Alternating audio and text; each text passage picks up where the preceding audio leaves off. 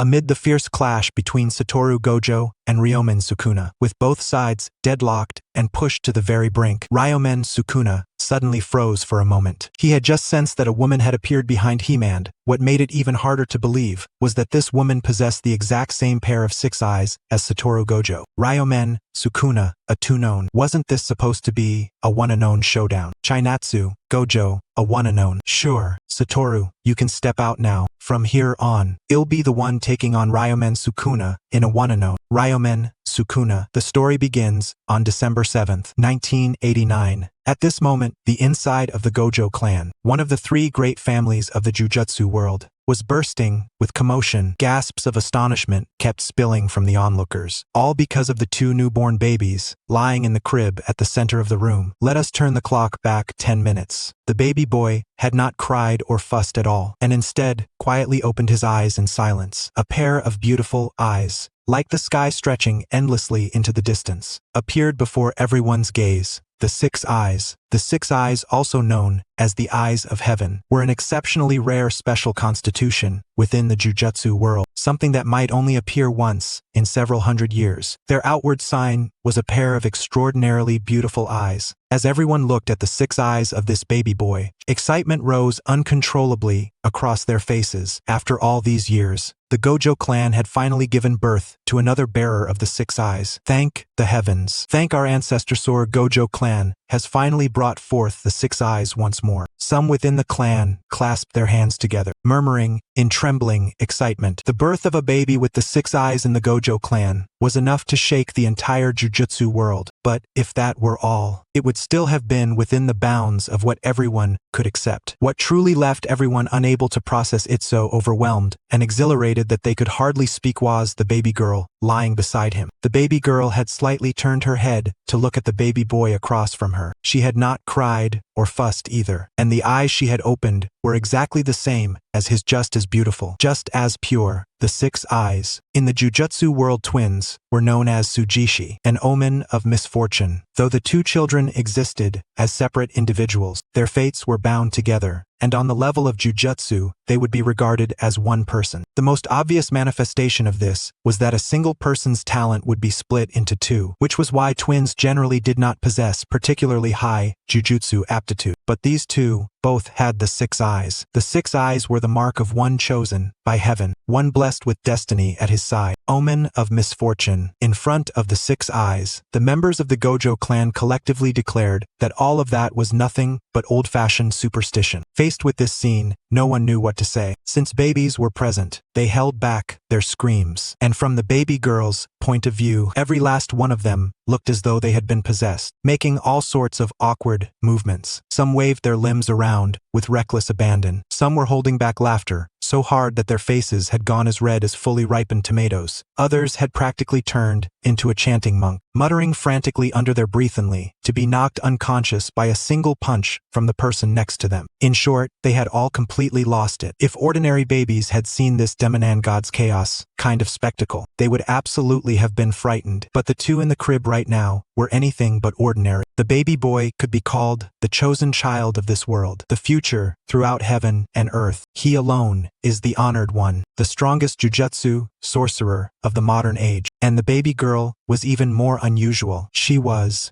well, actually, there was nothing that extraordinary about it. To put it simply, she was a transmigrator. The baby boy kept his eyes open calmly, his expression cold and detached. In the baby girl's eyes flickered a listless air that did not belong to someone of her age. She was doing her best to adapt to and accept her own changes. She was not actually that surprised about her transmigration. Though her memories were somewhat blurry, she vaguely remembered that before coming here, she had spun a massive wheel. It had been covered in many icons, each one representing a different anime world. She had not particularly cared which world she ended up in any of them. Would do so, she had simply given it a casual spin. Before spinning it, though, she had glanced over it and noticed that some of the marked mini-worlds had gone black, though she had no idea why. When the wheel finally stopped, the world of her reincarnation was decided. Jujutsu Kaisen. She had at least heard of this anime before, even though the manga's later stages became increasingly absurd in a weed-like sort of way. The early part had undeniably been exciting, and the world building of Jujutsu and curses was also quite interesting. So after reincarnating here, She accepted it almost immediately, but when she lightly turned her head and saw the baby boy beside her, she froze. Gojo, Satoru, the third male lead of Jujutsu Kaisen, invincible in the early stage, sealed away in the middle because he was too invincible. Then once unsealed in the later stage, he went straight to throwing hands with the enemy boss. If I reincarnated into the world of Jujutsu Kaisen, why didn't I end up in the main storyline of the original plot? How did I wind up in a timeline this early? And after hearing the conversations of the people around her, she became even more powerless to complain about her own identity. Satoru Gojo's twin, older sister, and according to what they were saying, she also possessed the 6 eyes, just like Satoru Gojo. Wait, why do I have the 6 eyes too?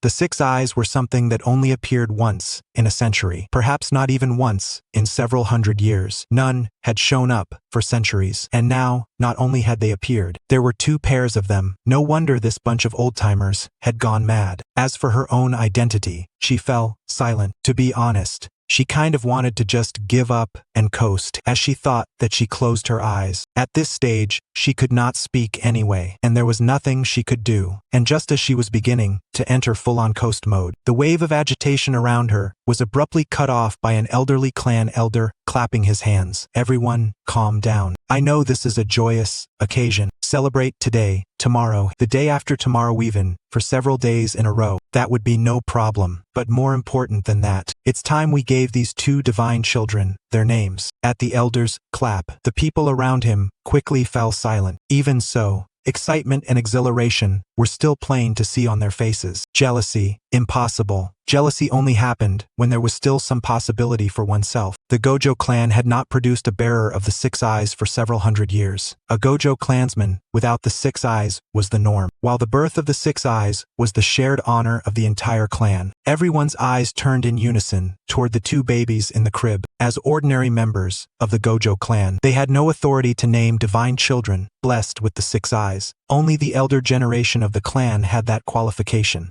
A Gojo elder walked over to the baby boy's side. With his ever-narrowed eyes, he bent down slightly and said to him in a gentle voice, "Little one, your name shall be Satoru." After saying that, he turned and walked to the baby girl's side. The same smiling, narrowed eyes, the same slight bend at the waist. "Your name shall be Chinatsu. Judging by the time of birth, you're Satoru's older sister, you know. As for who will inherit the position of clan head, you brother and sister can settle that between yourselves. After all, both of you have the 6 eyes." After saying that, he straightened his back. At last, he could no longer hold back the rich smile spreading across his face, and he turned and strode quickly outside. And the baby girl, listening to the name Chinatsu, had an even stronger sense of salted fish resignation in her eyes. It was the first time she had ever heard that name. Yet, for some reason, hearing it suddenly made her feel oddly familiar. Strange, too strange. Chinatsu lay flat on the crib, staring at the glaring white ceiling,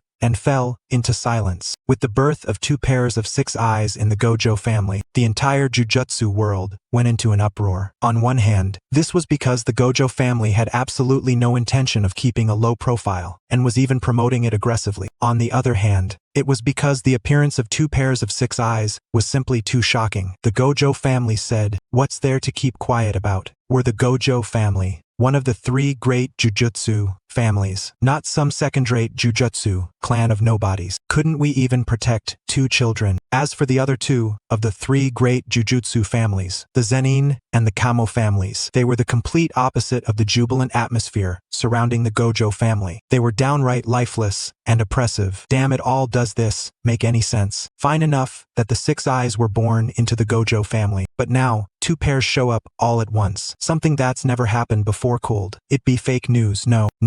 The Gojo family has no reason to spread fake news. The Zenin family's old head was already advanced in years. He had thought that a calm Jujutsu world during his final days would be nice enough. But who would have expected something like this to happen all of a sudden? Meanwhile, the head of the Kamo family was not in a good state either. The Kamo family had already been subtly weaker than the other 2 great families, and he simply did not have the power to stop the Gojo family's rise. After a fit of grinding teeth, he even waved his hand and issued a future family policy of more births, more children. Since there was no way to weaken the Gojo family, they could only find a way to strengthen their own power. Hopefully, their family could give rise to a genius, too. And as the 2 children bearing the 6 eyes came into this world, in the Gojo family, a bounty to kill them, for a high price, appeared on the Jujutsu underworld. No wonder they're the legendary 6 eyes. They're still just 2 brats, and they already have a 100 million bounty each. TSK, that's tempting all right, but Therese, no way I'm taking it. That sky-high bounty was tempting, but for top-tier Jujutsu sorcerers, it was practically a trap, because the more elite sorcerers knew the Gojo family's foundation and understood just how difficult it would be to kill the 6 eyes under the Gojo family's protection. Only those third-rate sorcerers would drool over such an absurdly high bounty. But those third-rate sorcerers wouldn't just fail to kill the 2 children, they wouldn't even be able to get through the Gojo family's front gate. Under the Gojo family's rock-solid defenses, large numbers of third-rate sorcerers were turned away, and before long, even fewer third-rate sorcerers were interested in that high-paying bounty. Of course, fewer did not mean none. 6 years later, a Jujutsu sorcerer was sneakily standing at a road corner far away, where he could catch a slight diagonal view of the Gojo family's front gate. Even though his peers had all advised him not to try taking this bounty, there was nothing he could do. The payout was just too tempting, and he still could not resist wanting to give it a shot. Just as his eyes swept over the Gojo family's vast estate, wondering where he should make his move, the doors of the Gojo residence were pushed open from within, and the 2 targets he had been eagerly waiting for suddenly appeared before his eyes. 6-year-old Gojo, Satoru, and Chinatsu walked out from inside the gate, and behind them was a row of bodyguards dressed in the standard black, often seen in film and television. Seeing this scene, the underworld assassin's lips curved slightly, revealing an extremely exhilarated smile. This is practically heaven sent. Not only can I get the bounty,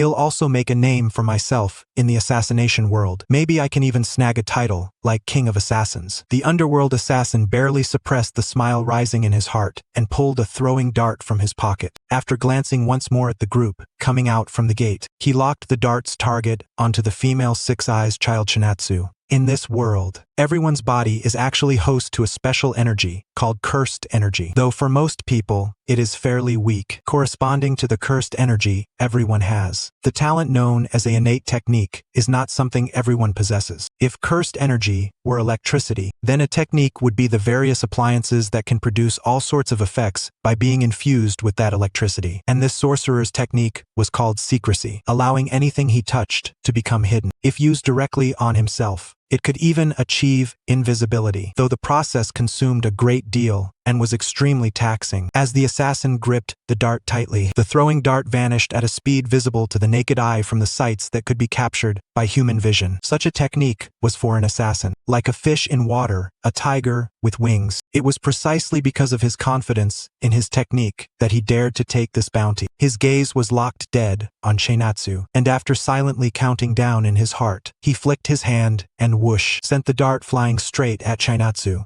Got her. The instant the dart left his fingers, the familiar sensation that came from his fingertips made him raise a champagne toast in advance. Even in his mind, scenes of Chinatsu having her head blown apart by that dart began to appear, and the already slightly upturned corners of his mouth curved even higher. The dart cut through the air at blazing speed and shot toward Chinatsu, just as the scene in the assassin's mind was about to come to pass. The dart that was about to strike Chinatsu's head suddenly stopped, hanging there motionless in midair. Chinatsu slowly turned her head to look at the dart suspended in the air, and with a symbolic puff of breath toward it, the dart fell to the ground with a clang. Infinity Defense Activation. This was the most basic application of the Gojo family's ancestral technique, Infinity Technique, and the strongest defensive skill in this world. Simply put, this defensive technique made everything slow down the closer it got to the technique user, ultimately reaching a state of complete stop, forever unable to touch the technique user's body. The assassin stared blankly at his dart, suspended in midair, and he could not help but rub his eyes hard with both hands. Just as he finished rubbing his eyes and was about to glance over there again, a burly bodyguard had already appeared before him. The assassin's eyelids twitched slightly, and under the stress response of his endocrine system, beads of sweat instantly broke out all over his face. At that moment, his brain was working frantically, thinking about what he should say next in order to save his own life. That I was just passing by. Even he did not believe those words himself. Under the stare hidden behind the bodyguard's sunglasses, the bodyguard clenched his fist, charged up, and punched the assassin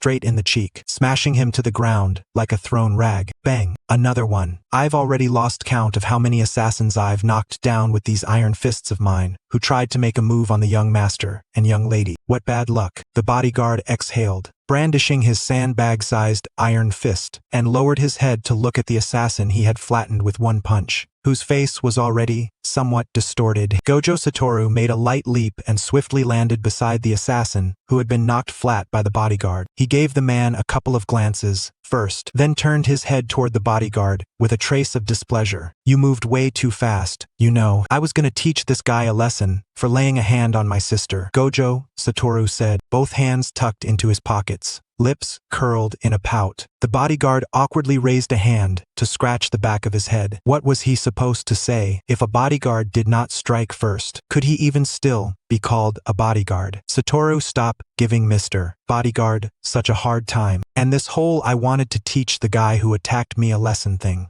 Looks to me like your hands were just itching for a fight, even though she had nearly been in danger of getting her head blown off just now. Chinatsu did not feel any lingering fear at all. Her expression remained as calm and flat as ever because, from the very beginning, getting her head blown off had never really been a possibility. Even under this assassin's concealment technique, the dart that had come flying in had turned invisible, but it still could not escape the eyes of either Chinatsu or Satoru. The 6 eyes, a special constitution so rare that one might appear only once in a century, or even after several hundred years. These beautiful, crystalline eyes granted their bearer several gifts far beyond what the vast majority of the jujutsu world could ever hope to possess. First, 360 degrees of perception, without a single blind spot. Even pitch-black sunglasses or layers of bandages wrapped around the eyes could not stop them from gathering information about everything nearby. Second, the ability to keenly observe the flow of cursed energy, just like that dart that had tried to blow Chinatsu's head off a moment ago even, though the dart itself had turned invisible. The cursed energy attached to it was laid completely bare under the observation of the 6 eyes. Third, the power to see through other people's techniques, allowing a 6-eyes sorcerer to effectively avoid being caught off guard by an enemy's unknown abilities. Fourth, it granted the holder extraordinarily precise control over cursed energy, which was also the prerequisite for activating the Gojo clan's secret, inherited limitless technique. If someone lacked the 6 eyes but still had the limitless technique engraved into their body, then it was like playing a MOBA game.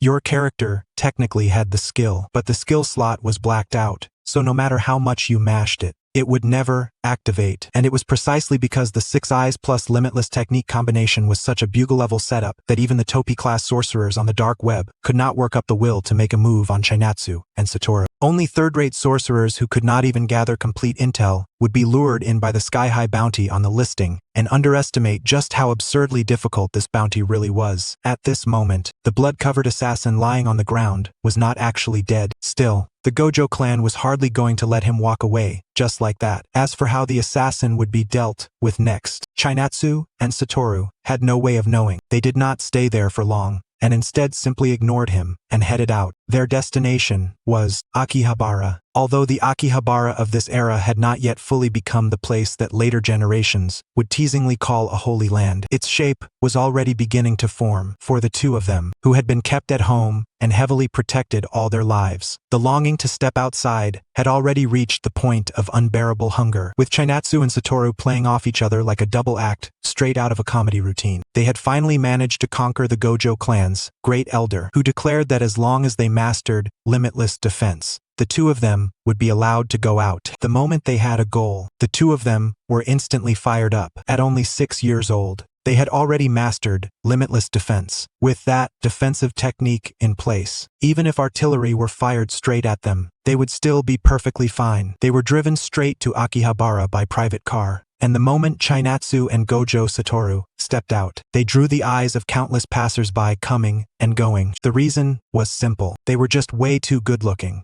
They might have only been 6 years old, but one should never underestimate the number of Shotokan and Lolicon types in an Akihabara dense with two-dimensional culture. Add to that the sacred creed of anime fandom cute is just a sand, the stream of eyes turning toward them along the way truly never stopped. Faced with all those stares, Gojo Satoru, who still carried a faint touch of cool aloofness at this point, did not wave back at the restless crowd around him. Chinatsu, on the other hand, felt that completely ignoring them would be a little rude, so she turned her head slightly toward the surroundings and gave them a small, symbolic wave in response. It would have been one thing if she had not responded, but the instant she did, those people immediately excitedly raised both hands to cover their cheeks. One could easily imagine that if there had not been a line of burly bodyguards standing behind Chinatsu, they might have rushed over and pinched her cheeks on the spot. "Sis, you really are popular," Gojo Satoru remarked flatly as he watched the scene beside Chinatsu. "Believe it or not, if you waved at those girls over there and smiled a little, their reaction would be even more intense," Chinatsu replied, giving a small wave of her hand. Hearing that, Gojo Satoru suspiciously turned his head just a little and looked toward the group of girls on his side, all of whom were already wearing eager expressions. Sure enough, the moment Gojo Satoru cast that utterly ordinary glance in their direction, a fresh wave of unmistakable commotion immediately broke out over there. Gojo Satoru instantly pulled his head back. After falling into a brief moment of thought, he turned to Chinatsu beside him and asked a question so shocking it seemed heaven-sent. "Am I handsome or something?" Chinatsu nearly burst out laughing with a PFFT the second she imagined how this current Gojo Satoru would grow up into the future greasy Satoru of the human realm. She really could not keep it together. Forcing the laughter back down, Chinatsu slowly raised one finger, her face the picture of solemn seriousness. "Not handsome." Gojo Satoru did not reply, looking thoughtful. Their group continued moving through Akihabara, glancing left and right without any clear destination in mind. Under the all-angle observation of the six eyes, both of them noticed that several people were sneaking along behind their group. Their movements were awkward and hesitant, not very assassin-like at all. And indeed, they were not assassins, but talent agents from idol entertainment companies. The instant they saw Gojo Satoru and Chinatsu, they had wanted to invite the pair to join their company as child stars. In the future, they would absolutely blow up. The dream was lovely, but unfortunately, reality was cruel. One burly bodyguard after another surrounded the two children, each of them looking very much capable of reducing the agents to dust with a single punch. As a result, the agents hesitated in trembling fear, not daring to step forward and strike up a conversation. Eyes as azure as the sky stretching into the distance,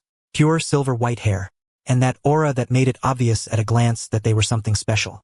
They blow up. They definitely become huge. The talent agency managers following far behind the group gave Gojo Satoru and Chinatsu incredibly high evaluations. From debuting as child stars to starring in major TV dramas and variety shows in the future, becoming idol superstars known across the whole country, and even the world wouldn't be a problem at all. It was just a shame that while the fantasy was beautiful, the fierce bodyguard beside the two of them shattered all those beautiful dreams on the spot. So many bodyguards? Children of some prestigious family? They were probably foreigners, right? At the very least mixed race, since their eyes were blue. Mixed race was good. Mixed race high visual twins, this was a pure selling point. Even if they didn't have the slightest bit of acting skill, I still believe they definitely become famous. While their legs shrank back timidly and refused to move, their teeth were clenched hard enough to almost draw blood. Their eyes filled with complicated emotions called unwillingness.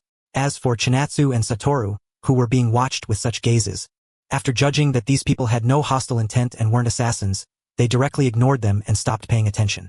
It hadn't been easy to leave home and come all the way to Akihabara, so if they didn't have a good time, that would really be too much of a loss. Although present-day Akihabara had not yet reached the Holy Land status it would gain in the near future, the trend had already begun to take shape.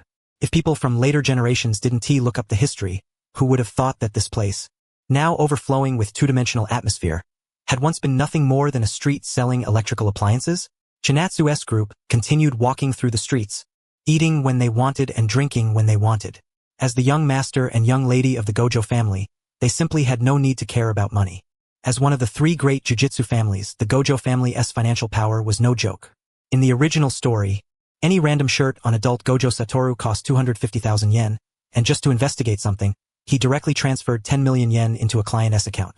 Now, both of them were candidates to become the head of the Gojo family, and with the six eyes on top of that, even if they took a fancy to some store in Akihabara and wanted to buy it outright, the Gojo family wouldn't say anything. Spoil them. Spoil them as much as possible.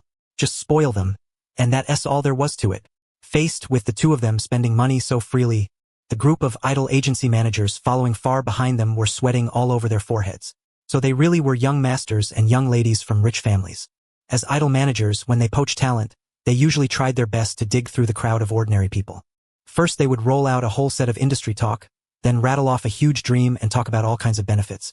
As long as the target showed even the tiniest bit of interest, they were confident they could poach them successfully. Once the contract was signed, everything would be settled. But if the target was from a wealthy family, that became tricky. After a round of inner struggle, most of the idol managers completely gave up on the idea.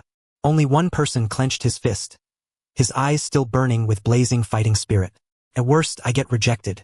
It's not like the bodyguards would really beat me up, right? I'm going for it. He clenched both fists and charged toward the group with firm resolve. The bodyguards instantly noticed the high-speed target suddenly appearing from behind, and one after another they quickly turned around and formed a human wall. Who are you?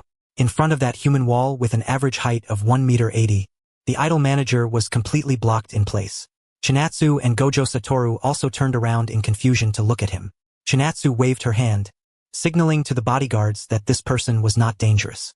With such close-up direct eye contact, the idol manager felt even more strongly that Chinatsu and Gojo Satoru had the potential to become huge stars.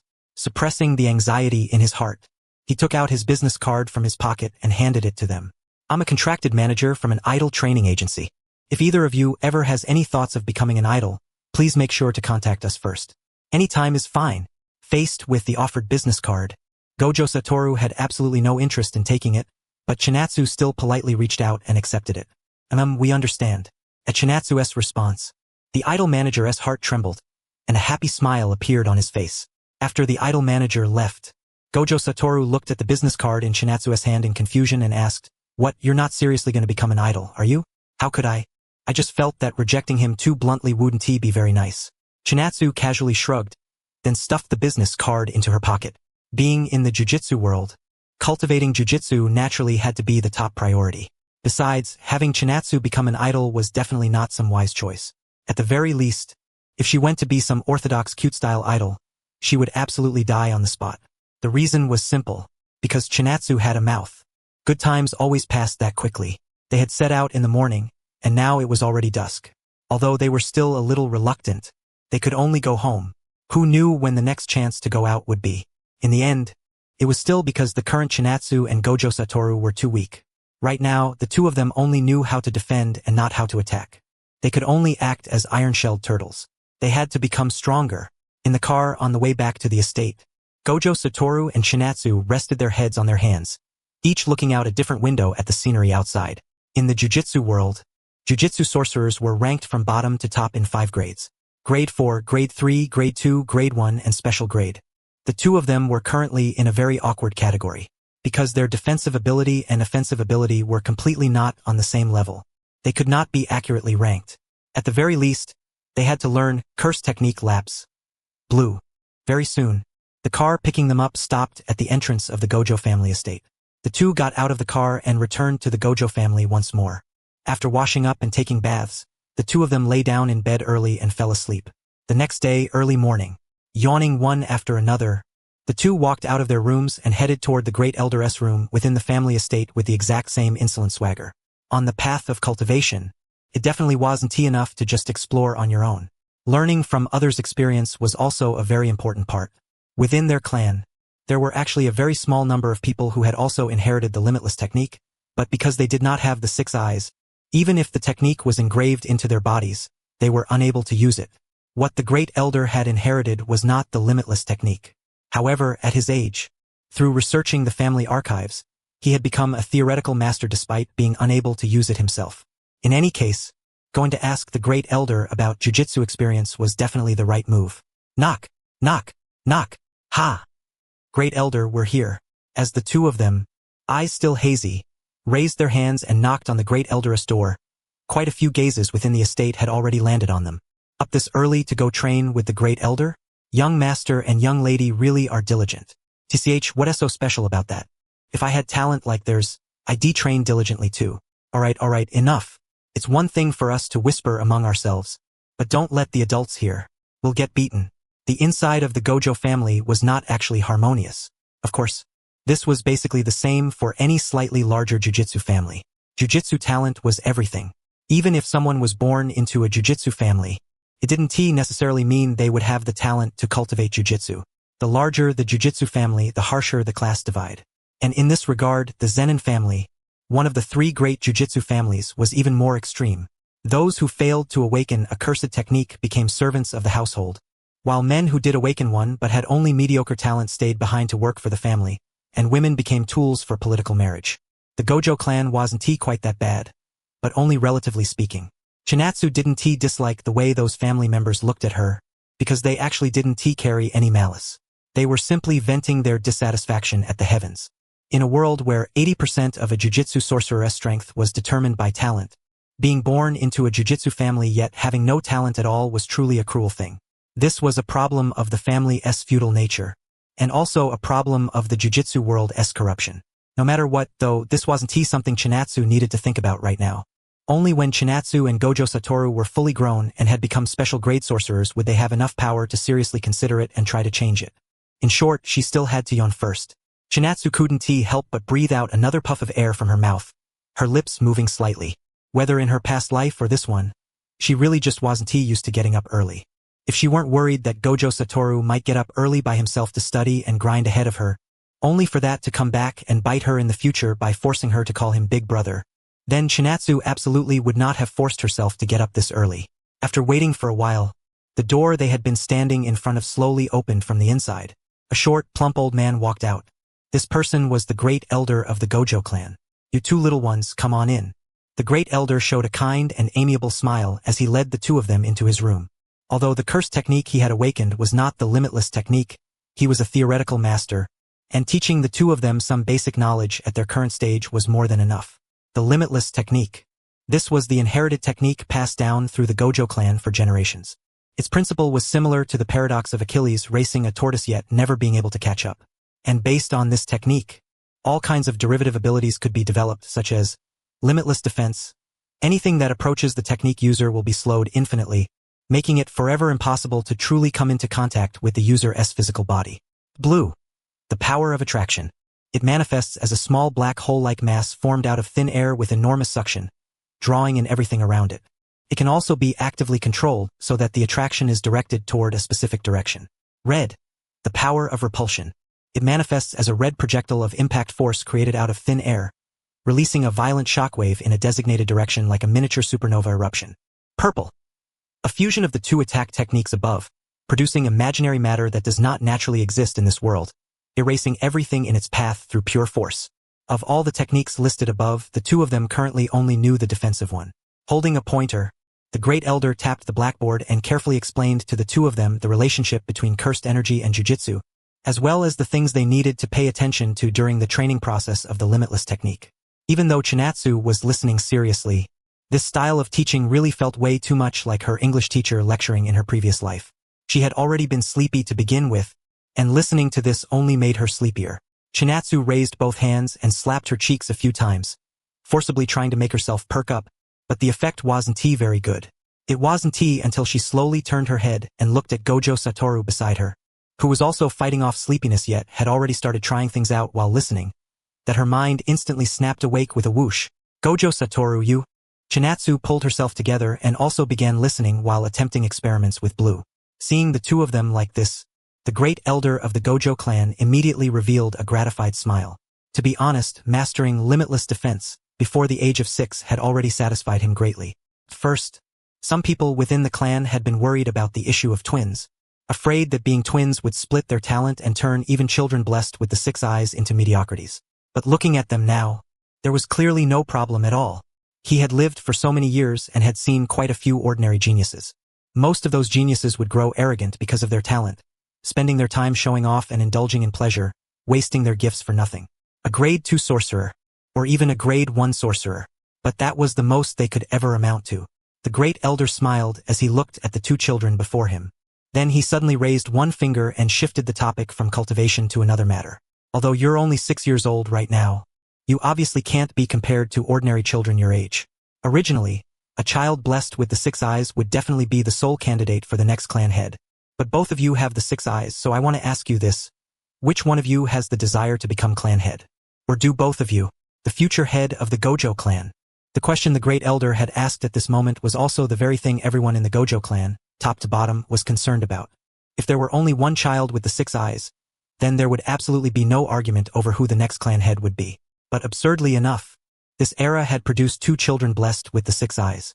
On the surface, the Gojo clan currently seemed peaceful, but in reality it had already split into 2 factions behind the scenes, one supporting Gojo Satoru and the other supporting Chinatsu. Undercurrents were surging everywhere. Hearing the great elder's words, the 2 who had been immersed in trying to cultivate blue both snapped back to attention. With almost no hesitation, they each raised a finger and pointed to the other standing on their respective sides. Chinatsu pointed at Gojo Satoru. Gojo Satoru pointed at Chinatsu. And when they saw that both of them had pointed at each other, they both wore expressions that said, "I knew it." Then they turned back around and continued their experiments with blue. The great elder awkwardly pulled out a cloth and wiped the cold sweat from his forehead. What little brats. That was the position of clan head, the position of head of the Gojo clan. How had they made it look like some kind of burdensome nuisance? The position of clan head? To others, that was a status of immense value. But in Chinatsu and Gojo Satoru's eyes, it was nothing more than asking for trouble. Chinatsu, why would I want the position of clan head? Even if I'm not clan head, I can still achieve financial freedom. If I sat in that seat, I'd just have to deal with a pile of troublesome matters. Gojo Satoru, come to think of it, I still haven't even met our current clan head. Being clan head really must mean dealing with a ton of annoying business. Huh? I'm not interested. But if Big Sis became clan head, that might actually be pretty interesting. The 2 of them had actually talked in private about who should become clan head. But their views on the position were basically identical, so nothing ever came of it. Now, because of who they supported, the many members of the Gojo clan had split into 2 factions, with more people supporting Gojo Satoru, since people were more accepting of a man becoming clan head. But in truth, all the chattering from those factions was completely useless. In the end, the final choice rested solely in the hands of Chinatsu and Gojo Satoru. Could it be that they'd have to fight it out in the end? They had both been trained in the same system, so they couldn't really break through each other's moves. Well, first they should get stronger. They could talk about the rest later. Chinatsu and Gojo Satoru worked hard on their jujitsu training, but blue was not something that could be learned in a short time. After that, the advanced technique read was even more so. In the original story, even by his 2nd year at Jujutsu High, Gojo Satoru still only knew 2 moves: Limitless Defense and Blue. But even with only those 2 techniques, Gojo Satoru had very few opponents in the jujitsu world at the time and had already reached the level of a grade 1 sorcerer. And aside from ordinary jujitsu training, as the hope of the Gojo clan, Chinatsu and Gojo Satoru naturally could not neglect their training in hand-to-hand combat either. Even though cultivation packed every day to the brim, neither Chinatsu nor Gojo Satoru had any complaints. Right now, the 2 of them couldn't even use blue, so they were basically just 2 armored turtles. Freedom had to be fought for by yourself, not handed out by others as charity. Once they were fully grown and became special grade sorcerers, if they wanted to slack off and coast, who would still be able to stop them? Chinatsu and Gojo Satoru's diligence drew the attention and praise of many adults within the Gojo clan residence. But that was only among the adults. There were also plenty of children around Chinatsu and Gojo Satoru's age in the residence. Clearly, they were all one family, yet Chinatsu and Gojo Satoru had somehow become the other people's children in their own parents' mouths. Just imagining how infuriating that was made it obvious enough. If it was only cursed technique training and martial arts training, neither of them had much to complain about. But as they got older, they were also required to start learning basic subjects like math and English. Of course, they weren't going to school. Instead, private tutors were hired. Although once you enter Jujutsu High, they will teach you this kind of knowledge there as well. They want to start from the basics. That is why studying under private tutors is very necessary. The Grand Elder said this, then pulled out 2 sheets from his sleeve and handed them to Chinatsu and Gojo Satoru. These were their upcoming class schedules. The moment her hand touched the schedule, Chinatsu trembled faintly from the depths of her soul. Training in cursed techniques was one thing, but subjects like math and English, she was genuinely scared of studying them. Still, fortunately, she had already gone through it once in her previous life. Even though many years had passed, the little bit she vaguely still remembered should be enough to let her pass as a child prodigy, right? With that thought in mind, Chinatsu's gaze continued sweeping across the schedule in her hand, until she saw the 3 words, Etiquette Class. Chinatsu fell silent. She raised her head slightly and looked at the Grand Elder in front of her. Even though she did not say a word, the emotions filling her eyes were more than enough to express what she wanted to say. The Grand Elder definitely understood her meaning in an instant, yet he still kept that warm and kindly smile on his face. Chinatsu understood that she simply had no way to resist. She took a deep breath, then let out a helpless sigh. The schedule in Gojo Satoru's hand also had etiquette class. The Grand Elder was not targeting Chinatsu alone. The Gojo clan was, after all, a great family. Learning some etiquette and the like was perfectly normal. However, Gojo Satoru paid absolutely no attention to this etiquette class. Or rather, he paid no attention to any of the classes on the schedule.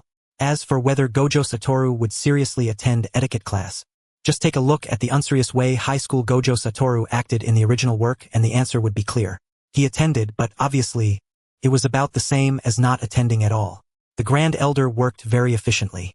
He had brought up private tutoring yesterday, and the tutors arrived the very next day. Chinatsu and Gojo Satoru studied separately in different places.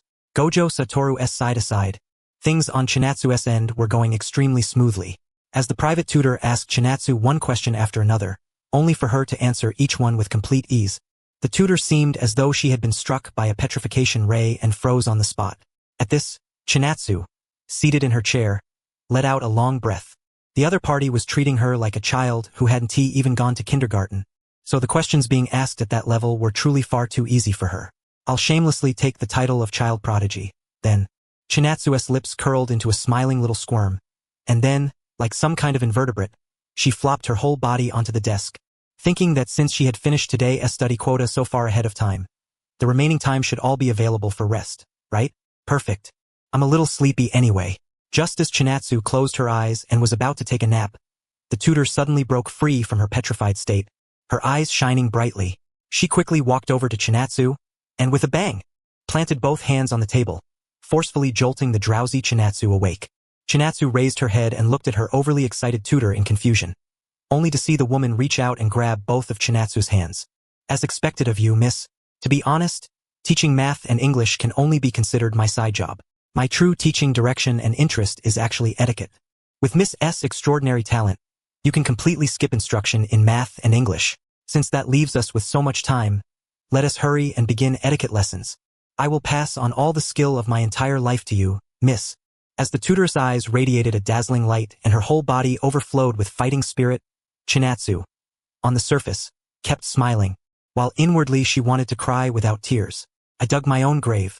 Chinatsu had originally thought that becoming a child prodigy would give her more free rest time, but her own little cleverness had instead sent her plunging into the abyss. And once she fell into that abyss, Chinatsu stayed there for 2 full months. In fact, the only reason she managed to crawl out after 2 months was because she struggled desperately to do so. Gojo clan residence, front gate. Chinatsu's tutor wore a face full of relief, because over these 2 months, she had staked everything she had as a private tutor on teaching Chinatsu etiquette. Finally, it was done. The moment the tutor thought back over all the little things that had happened during these 2 months, lines of tears began streaming from the corners of her eyes uncontrollably. At that moment, Chinatsu was standing before her, and after seeing her cry, she thoughtfully took out a cloth and offered it to her. The tutor waved her hand, indicating there was no need. With tear marks still on her face, she looked at the young lady standing before her, now filled with elegant grace, and felt nothing but deep satisfaction. Miss, my teaching task is complete. It is time for me to leave as well. If fate allows, we will meet again. As she spoke, the tutor turned around and got into the black car that had come to pick her up. Under Chinatsu's smiling wave of farewell, the black car drove into the distance and disappeared from Chinatsu's sight. And as the black car went farther and farther away, Chinatsu's elegant young lady aura vanished without a trace. She planted both hands on her waist, lowered her head, and let out a huge breath, her face full of exhaustion. 2 months. That was a full 2 months. If she weren't so exhausted right now that she couldn't even muster any strength, Chinatsu would really have wanted to raise both arms and shout again and again. If the tutor happened to pull a sudden turnaround and come back right now, then seeing Chinatsu in this broken character state would probably make her feel a sweetness in her throat and cough up a mouthful of blood. Were those 2 months of teaching wasted? Not really. Chinatsu had perfectly mastered all those skills and turned them into acting she could put on whenever necessary. If anyone's lessons were truly wasted, that would be Gojo Satoru's side. Chinatsu had already seen her tutor off, yet Gojo Satoru was still tangled up with his own teacher. But Chinatsu had no desire to stir around in the abyssal swamp on Gojo Satoru's side. Right now, all she wanted was to go back and sleep comfortably for a while. Without etiquette class tying her down anymore, the sleep Chinatsu got afterward was especially sweet. She slept for 12 straight hours and most importantly, she woke up naturally. Meanwhile, Gojo Satoru was still keeping a stiff face while tangling with his own tutor. No. At this point, it was practically turning into a war. Night, rest time. Gojo Satoru came into Chinatsu's room carrying a resentful little look in his eyes, staring at Chinatsu, who was lying on the sofa with one leg crossed over the other. From the tutor on his side, Chinatsu had already become a living example of other people as child, and all day long he kept hearing things like, "Learn from your sister." Every time he heard that, Gojo Satoru really wanted to keep a straight face and snap back. His sister had turned into a proper lady? For a mere private tutor to pull off something this terrifying, that home tutor had to be a special grade sorcerer with mental techniques, right? No. Wait, was the world about to end? Anyway, Gojo Satoru didn't believe it. The problem was that Chika acted way too convincingly in front of outsiders. Seeing the resentful little look in Gojo Satoru's eyes, Chika, lying on the sofa, couldn't help laughing out loud. "Stop looking. You won't be able to learn it. I never said I wanted to learn it. Anyway, the tutor on my side is already about to lose patience from me grinding him down. Just watch, at most, if he drags it out with me for another week. I'll be free too," Gojo Satoru said confidently with his arms crossed. At that moment, a knock came from the door to Chika's room. Thump, thump, thump. In the blink of an eye, Chika switched from lying down to sitting up, then turned toward the door and said, "Come in." The door opened from outside, and the squinty-eyed great elder walked in, carrying 2 gift boxes in his hands. When the boxes were opened, they found that each one contained a pair of sunglasses. But these were not ordinary sunglasses. They were completely blacked-out glasses that fully blocked one's vision. If a normal person wore this kind of sunglasses, they would only be making themselves suffer. Their vision would become pitch black, and they wouldn't be able to see anything. But the 6 eyes possessed the ability to capture visual information from every direction. So even with fully blacked-out sunglasses on, the 2 of them would not have their vision affected. You 2 still haven't mastered the reversed curse technique yet. The 6 eyes continuously capture visual information from every direction and feed it into your brains, which makes your brains tire more easily than ordinary people's. Although these fully blacked-out sunglasses can't truly block your sight, they can more or less relieve it a little, the squinty-eyed great elder explained kindly, raising one finger. As for the reversed curse technique mentioned by the great elder, it was an extremely difficult cursed energy control technique that could regenerate the body. At its peak, even if someone was chopped into mince, they could recover in an instant. It was an insanely powerful technique, and also insanely hard to learn. At least for a long while, neither Chika nor Gojo Satoru would be able to learn that technique, so it was more reasonable to focus on cursed technique lapse. Blue first. Just as Chika and Gojo Satoru were fiddling with the blacked-out sunglasses, the squinty-eyed great elder raised one finger and suddenly announced a piece of news. 1 month from now, the 3 great clans will jointly host an enormous banquet for the entire Jujutsu world and all its major families. Chika, Satoru, it's about time the 2 of you formally show yourselves in the Jujutsu world. 1 month from now, come with me. Chika and Gojo Satoru were only slightly surprised when they heard this. Then both said they had no problem with it. Neither of them was socially anxious. Of course, if one really insisted on talking in that direction, then social anxiety could be expanded a little. Read it as socially anxious. Write it as social terrorist. During the month leading up to the Jujutsu banquet, the other 2 clans on equal footing with the Gojo clan, the Kumo clan and the Zenin clan, had absolutely no anticipation for this banquet, because they could already guess that the stars of the event would unquestionably be the Gojo clan, not their own clans. Ever since Chika and Gojo Satoru were born, both clans had implemented an internal policy of increased childbirth. Also, they could produce children who would inherit their clan's top-tier techniques. The Zenin clan's 10 Shadows technique was a technique on the same level as Limitless. Its user could control 10 different Shikigami, and each Shikigami possessed different abilities. It was extremely powerful. The Kumo clan's blood manipulation could control blood, making the blood being manipulated undergo various transformations. It could be used at close range or long range, and could even be used to enhance the body, making it relatively all-purpose. And yet, despite having these 2 techniques, neither clan had managed to give birth to a successor who inherited them. Meanwhile, the Gojo clan had somehow produced 2 pairs of 6 eyes, 2 children with the Limitless technique. With such a contrast, how could they not be anxious? Soon 1 month passed. A banquet that, on the surface, was a harmonious gathering of many jujutsu families, but in truth was a venue for mutual comparison and struggle, officially began. On the day of the banquet, Chika and Gojo Satoru, dressed in snow-white kimono, stepped into the black car reserved for them and set off for the grand banquet jointly hosted by the 3 great clans. During the drive, Chika and Gojo Satoru each looked out through the windows on their respective sides. The world as seen by sorcerers was different from the world as seen by ordinary people.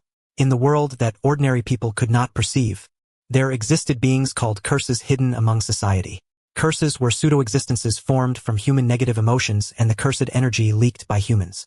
Curses could harm humans, but humans could not harm curses, and eliminating such curses was the job of jujitsu sorcerers. Both curses and sorcerers generally had their own grades as well. Ordinary human weapons could not damage curses. But assuming human weapons could damage curses, then the threat level of curses could roughly be referenced like this. Grade 4. A wooden bat is enough to handle it. Grade 3. With a handgun, you can barely feel at ease. Grade 2. A shotgun can barely take care of it. Grade 1. Even a tank can't deal with it. Special grade. Even carpet bombing with cluster missiles is useless. Under the 6 eyes, even though some low-grade curses had hidden themselves quite well, they still failed to escape the notice of Chika and Gojo Satoru. However, most of the curses on the streets were grade 4 or grade 3.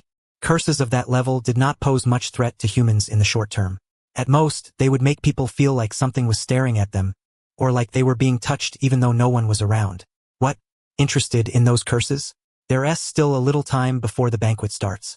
If we stop now and deal with a few low-grade curses, there'll be more than enough time. Sitting in the front passenger seat, the great elder noticed that both of them were watching the curses that appeared from time to time on the street, so he smilingly proposed stopping the car. Unfortunately, neither Chika nor Gojo Satoru approved of the idea. Chika, come on, those curses are all out on the street. I still haven't learned blue, so if I really wanted to exorcise them, I'd have to use fists wrapped in cursed energy. If pedestrians on the street see me stupidly throwing punches at thin air, they'll start questioning my intelligence. Gojo Satoru, exactly. Great elder, I suddenly have nothing to say. The great elder coughed awkwardly. It was true.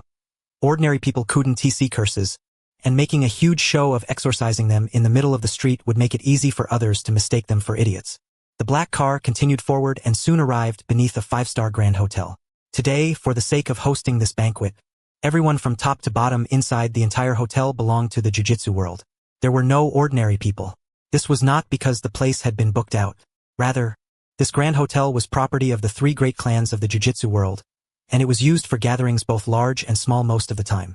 Many vehicles had already gathered below the hotel, and most of the people stepping out of them consisted of one elder accompanied by several youths. Inside the building, the head of the Kumo clan had already arrived. Even though he had no interest in this banquet, as one of the event's hosts, arriving early was a form of etiquette that had to be observed. Not long afterward, Nabito Zenin of the Zenin clan also arrived at the banquet venue from outside. As Nabito Zenin arrived, quite a few people already inside the banquet went over to greet him with smiles. But Nabito Zenin merely waved his hand and casually dismissed the group. The Zenin clan was the most feudal and the most arrogant of the 3 great clans. To them, every sorcerer outside the 3 great clans was trash. Even the Gojo clan and the Kumo clan were no exception. With a stiff face, Zenin Nabito swept his gaze across the banquet hall and quickly spotted the Kumo clan head in a corner of the banquet. At the same time, the Kumo clan head also looked toward Zenin Nabito. With a perfectly practiced smile on his face, he waved a hand at him. Nabito, long time no see. Yeah, old man Kumo. The two walked over to each other. Zenin Nabito casually picked up a bottle of red wine from a nearby table and lightly flicked it with his finger, sending the cork flying off. Want a drink? No. What a shame. Zenin Nabito poured himself a glass, then started drinking on his own. If it weren't for the fact that only a banquet of this level offered the chance to taste such rare, high-quality wine, Zenin Nabito really would have sent just anyone in his place. Speaking of which, Zenin Nabito was no ordinary character. In the official guidebook, he was rated as the strongest grade 1 sorcerer. Just from that, one could imagine how powerful he was.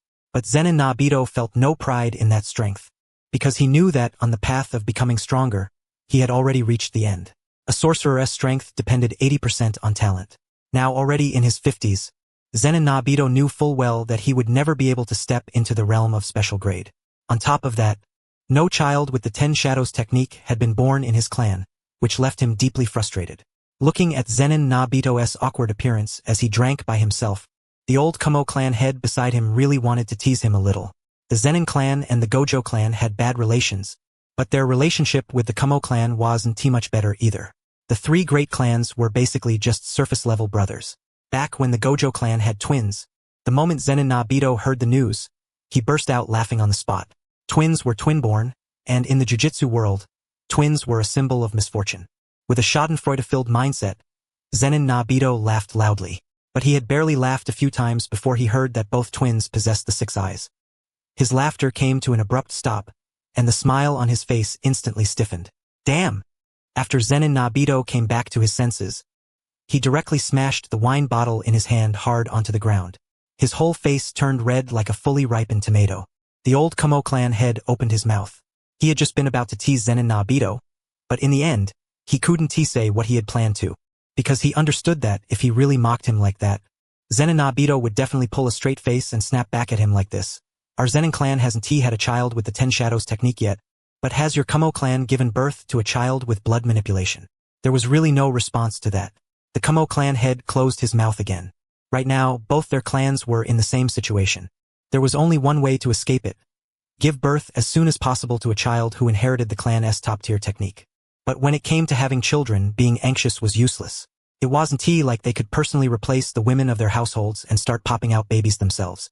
They could only swallow the frustration. As time slowly passed, the grand restaurant hall was now filled with the young talents of the major jujitsu families. On the surface, they looked like gentlemen and ladies exchanging greetings, but behind the scenes, they were secretly comparing themselves and competing with one another. For example, two smiling people might be shaking hands and chatting, while in reality they were each channeling cursed energy into their hands to strengthen their grip, seeing who would give out first. Or a group might be standing in a circle while the elders of their families introduced the younger generation with smiling faces, slipping in praise now and then about just how high their junior's talent was. There were also some lower-tier jujitsu families huddling together for warmth, discussing whether there was any way they could cooperate for mutual benefit.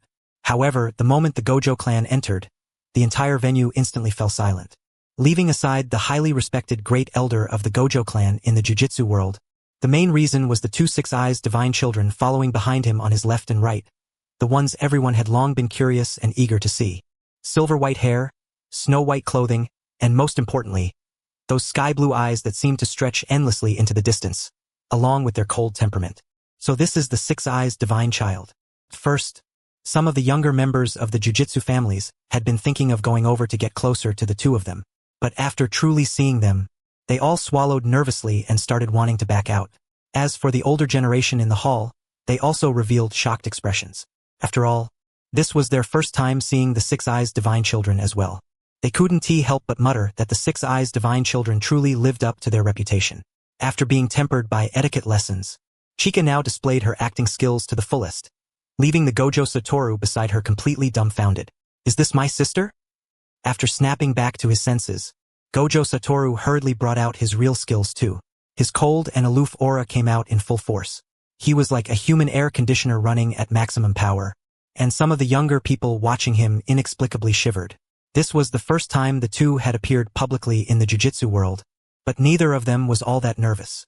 After all, the great elder was there so he could cover for them. As for all those gazes directed at them, Chika slightly turned her head and returned the gaze of one young man. The boy instantly blushed, then stiffly and quickly turned his head away. See? Those looks really weren't anything worth caring about. At this point in the timeline, things were far earlier than the main plot of the original story. In this huge venue, the number of people Chika recognized could be counted on one hand. For example, Zenin Nobito, the head of the Zenin clan, the strongest grade 1 sorcerer, someone who loved drinking very much. Even while on missions, when his companions were in the middle of battle, he could still leisurely drink off to the side. But his strength gave him the right to act that way. Even though Zenin Nobito's personality was still considered subpar by common standards, among the successive heads of the Zenin clan, he could still be regarded as relatively open-minded. Chika quietly looked toward Zenin Nobito, who was sitting in the corner of the banquet with his head lowered, drinking in silence.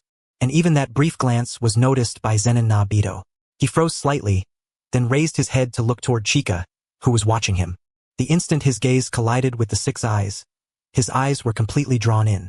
So this is the legendary six eyes. Zenin Nobito stepped forward and walked straight toward Chika without hesitation.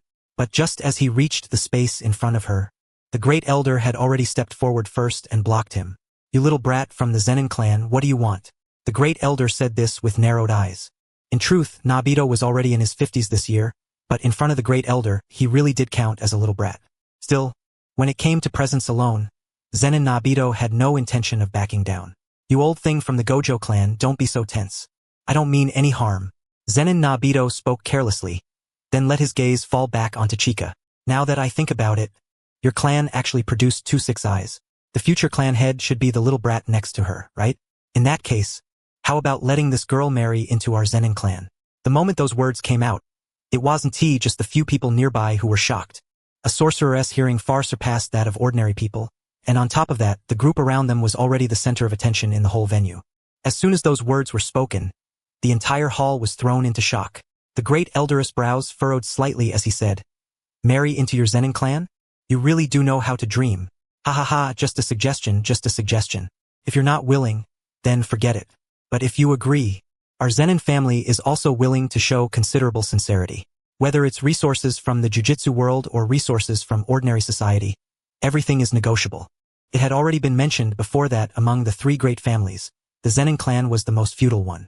Those with no talent for jujitsu were treated as servants in the family. Men with some talent but not much were treated as tools. Women were tools for the family's political marriages. So in Zenin Nobito's eyes, Gojo Satoru was bound to become the next head of the Gojo family, while Chinatsu would either be dealt with internally or married off in an alliance. And if she were to be married off, then there was room to compete for her. However, although Zenin Nobito said that he didn't actually think this matter would succeed. As for the old head of the Kumo family present at the scene, his nerves had tensed up because if this really worked out and the Zenin and Gojo families joined forces, then how could the isolated Kumo family possibly survive? Just as the atmosphere turned stiff, while Chinatsu was choosing her words in her heart and preparing to sound the horn of counterattack herself, Gojo Satoru beside her suddenly stepped forward with a serious expression.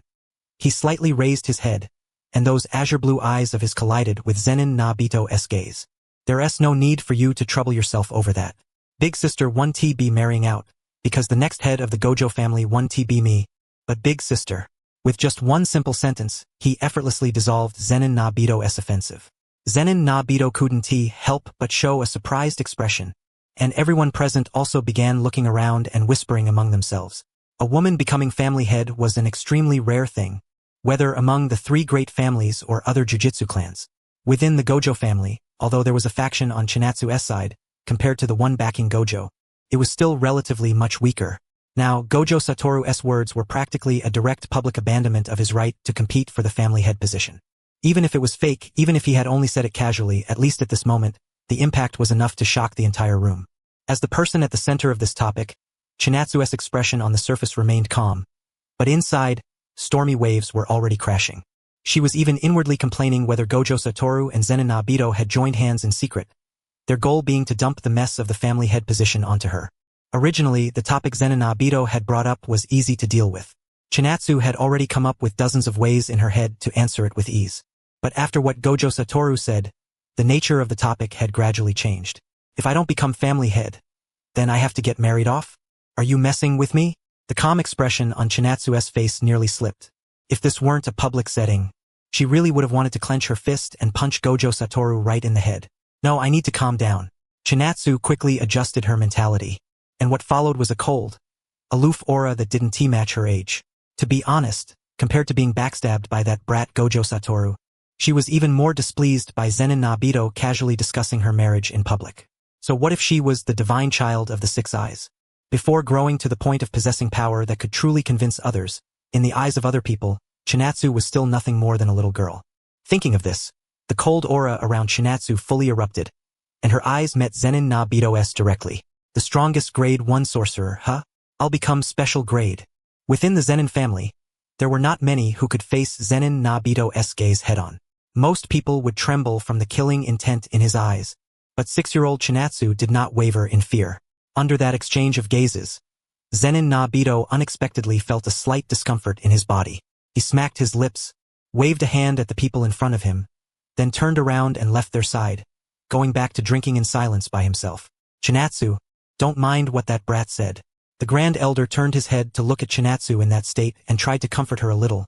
But in truth, Chinatsu didn't need any comfort. It's fine. I didn't mind. Chinatsu replied faintly, and the Grand Elder didn't notice anything unusual in her words, but Gojo Satoru heard it loud and clear. How was that tone anything like not minding it? She clearly minded it, and very, very much at that. This joint banquet of the jujitsu world actually had no real theme. It was mainly just a gathering. The elders chatted with each other about recent matters in the jujitsu world and shared information, while the more restless younger generation would spar with each other in mock battles and the like.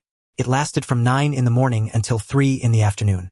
During that time, Chinatsu and Gojo Satoru just sat in a corner of the banquet like that. But because of the earlier commotion, as well as the cold and unapproachable aura the two of them gave off, no peer among the younger generation dared come near them. As a result, they became even more bored, and after exchanging glances, they started a one-on-one mock battle on their own. Although their fighting style, which could be called something straight out of a classic Hollywood battle scene, wasn't too much to look at, their techniques were somewhat interesting. Things like shooting flames or ice from one's palms counted as fairly common techniques. Techniques that strengthened the physical body with cursed energy and then further amplified it were a bit more interesting, but that kid had too little cursed energy, so the degree of enhancement wasn't ideal. At the current stage, it was still less useful in a fight than playing with fire or ice. After looking around, it was still the cursed speech user that attracted Chinatsu and Gojo Satoru's attention the most. A cursed speech user was someone who used the cursed speech technique. To put it simply, that technique meant one's words became reality. If someone shouted "die" at a cursed spirit, the cursed spirit would immediately explode and die on the spot. However, this technique also had drawbacks. It consumed an enormous amount of cursed energy, and if the gap in cursed energy between both sides was too large, the user would suffer backlash. In the original story, there was also a cursed speech user in the protagonist's group named Toji Numaki, but that was a very, very long time in the future. At the current point in the timeline, he hadn't even been born yet. While eating and watching, time passed pretty quickly. It's almost 3 o'clock. That's great. We can finally leave. Chinatsu vigorously stretched her limbs and let out a breath. Gojo Satoru did the same, both hands stuffed into his pockets as he leaned backward. Just as the two were about to stand up and make a lightning-fast retreat, both of them suddenly sensed something slightly off. Someone else's gaze. At the same time, the two turned their heads toward an unnoticed corner of the banquet, where a man in a loose kimono was leaning against the wall. Caught off guard by the two suddenly turning to look at him, the man was startled, and his pupils slightly widened. No way. And in that brief exchange of looks, a shocked expression also appeared on Gojo Satoru's face, because he discovered that this man didn't have even the slightest trace of cursed energy on him. In this world, even ordinary people who were not jujitsu sorcerers possessed cursed energy. It was just that the cursed energy in normal people was so weak that it couldn't be sensed or used voluntarily. But the person before them had not even the tiniest bit of cursed energy. This was an absolutely abnormal, unreasonable situation. Suddenly, a possibility surfaced in Gojo Satoru's mind. Just as he was about to say it, Chinatsu beside him spoke first. The physical gift brought by a heavenly restriction. Heavenly restriction could be called a blessing from heaven, or it could be called a curse. It was a restriction one was born with, and the man before them had not possessed even the slightest bit of cursed energy from birth, and because of that, he had gained an absolute body. The heavenly tyrant, Toji Zenin. At this moment, Toji Zenin was also shocked. Since the day he was born, this was the first time he had observed someone from the sidelines and been noticed without facing them directly. Was this the power of the 6 eyes? No, it was probably more intuition than that. Thinking of this, Toji Zenin grew even more surprised. Although he had secretly come here to take a look at the so-called 6 Eyes Divine Child, he actually had no interest in the 6 Eyes Divine Child at all. Toji Zenin raised a hand and helplessly scratched the back of his head. He had snuck over here by tailing someone, and if Nabito Zenin found out, it would be a real hassle. Better to avoid trouble whenever possible. Retreat. Toji Zenin let out a breath. Just as Gojo Satoru became interested and was about to run over, he had already left the banquet hall at lightning speed, and had even exited the entire Grand Hotel. So fast. Gojo Satoru couldn't help but let out a sound of amazement, while Chinatsu sighed inwardly. Of course Toji was fast. In the original story, you got stabbed in the head by him. A few seconds later, the great elder walked out from the discussion meeting among the older generation. Looking at the two of them standing there blankly, he felt slightly puzzled. Chinatsu, Satoru, did something happen? Faced with the great elder's question, both of them simply shook their heads and said nothing about Toji. Let's go back. We haven't started today's jujitsu training at all, and after we return, we'll have to hurry and make up the progress. Chinatsu let out a breath and said this. The goal was special grade. She would start by mastering blue, the top-tier inherited technique passed down through the Gojo clan for generations. The limitless curse technique was an extremely complex technique. In terms of principle, it was similar to Achilles never being able to catch up to the tortoise in the paradox. In terms of ability manipulation, It used precise cursed energy control fine enough to interfere at the atomic level to govern the surrounding spacetime. It was precisely because this technique was so complex that it had to be paired with the 6 eyes to be realized, and even with the 6 eyes, using this technique for long periods was extremely taxing on the brain. The morning of the second day after returning to the Gojo estate by private car, Chinatsu forced herself out of her bedding early despite her drowsiness. Of course, Gojo Satoru was the same. It was just that Gojo Satoru, with sleepy eyes, turned around and went to class instead. After all, he still hadn't passed his etiquette lessons. That teacher instructing him really was stubborn as hell. Judging from the look of it, those two would have to keep enduring each other for another 10 days to half a month. But Chinatsu was not going to wait for Gojo Satoru. On one hand, she wanted true freedom. On the other hand, to keep Gojo Satoru from one day becoming stronger than her and backfiring on her, Chinatsu had to become stronger as quickly as possible. Cursed technique lapse. Blue. In the early morning, 2 plastic cans were placed not far in front of Chinatsu. Chinatsu fixed her gaze on one of the plastic cans in front of her, then slowly raised one hand and made a finger gun gesture. The cursed energy in her body gradually separated bit by bit, gathering at the tip of her finger gun into a tiny cursed energy bullet. Following a rather childish pew from Chinatsu's mouth, the cursed energy bullet gathered at her fingertip shot out like a pistol round, accurately hitting one of the 2 plastic cans not far away. With a clank, that plastic can was knocked flying. At the point where it had been struck by the cursed energy bullet, a dent neither too shallow nor too deep was left behind. This was what could be done through pure cursed energy manipulation alone, but with a cursed technique even more could be done. Chinatsu's azure eyes turned toward the other can in the distance that had not been knocked away. She slowly let out a breath and raised both hands, making a motion somewhat similar to Naruto from next door forming a Rasengan. Blue! Chinatsu shouted with full concentration, but it was like crows flying overhead with cawing cries. Her first attempt ended in the awkward failure of not producing even a fart. However, Chinatsu did not lose heart. Limitless was already a complicated technique to use in the first place.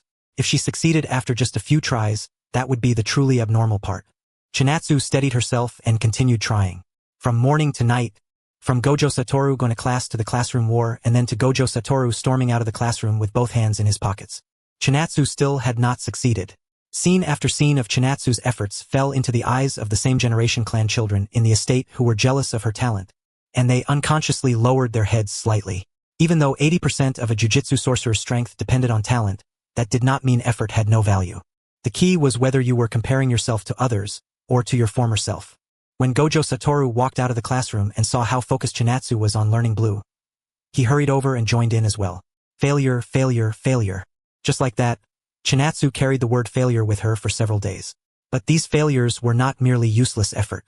During practice, she had already used incomplete versions of blue multiple times. A faint light gradually began to flicker in Chinatsu's azure eyes. Through these countless failures, Chinatsu slowly grasped the key points and core of successfully unleashing blue. Chinatsu stood in place, keeping her breathing steady.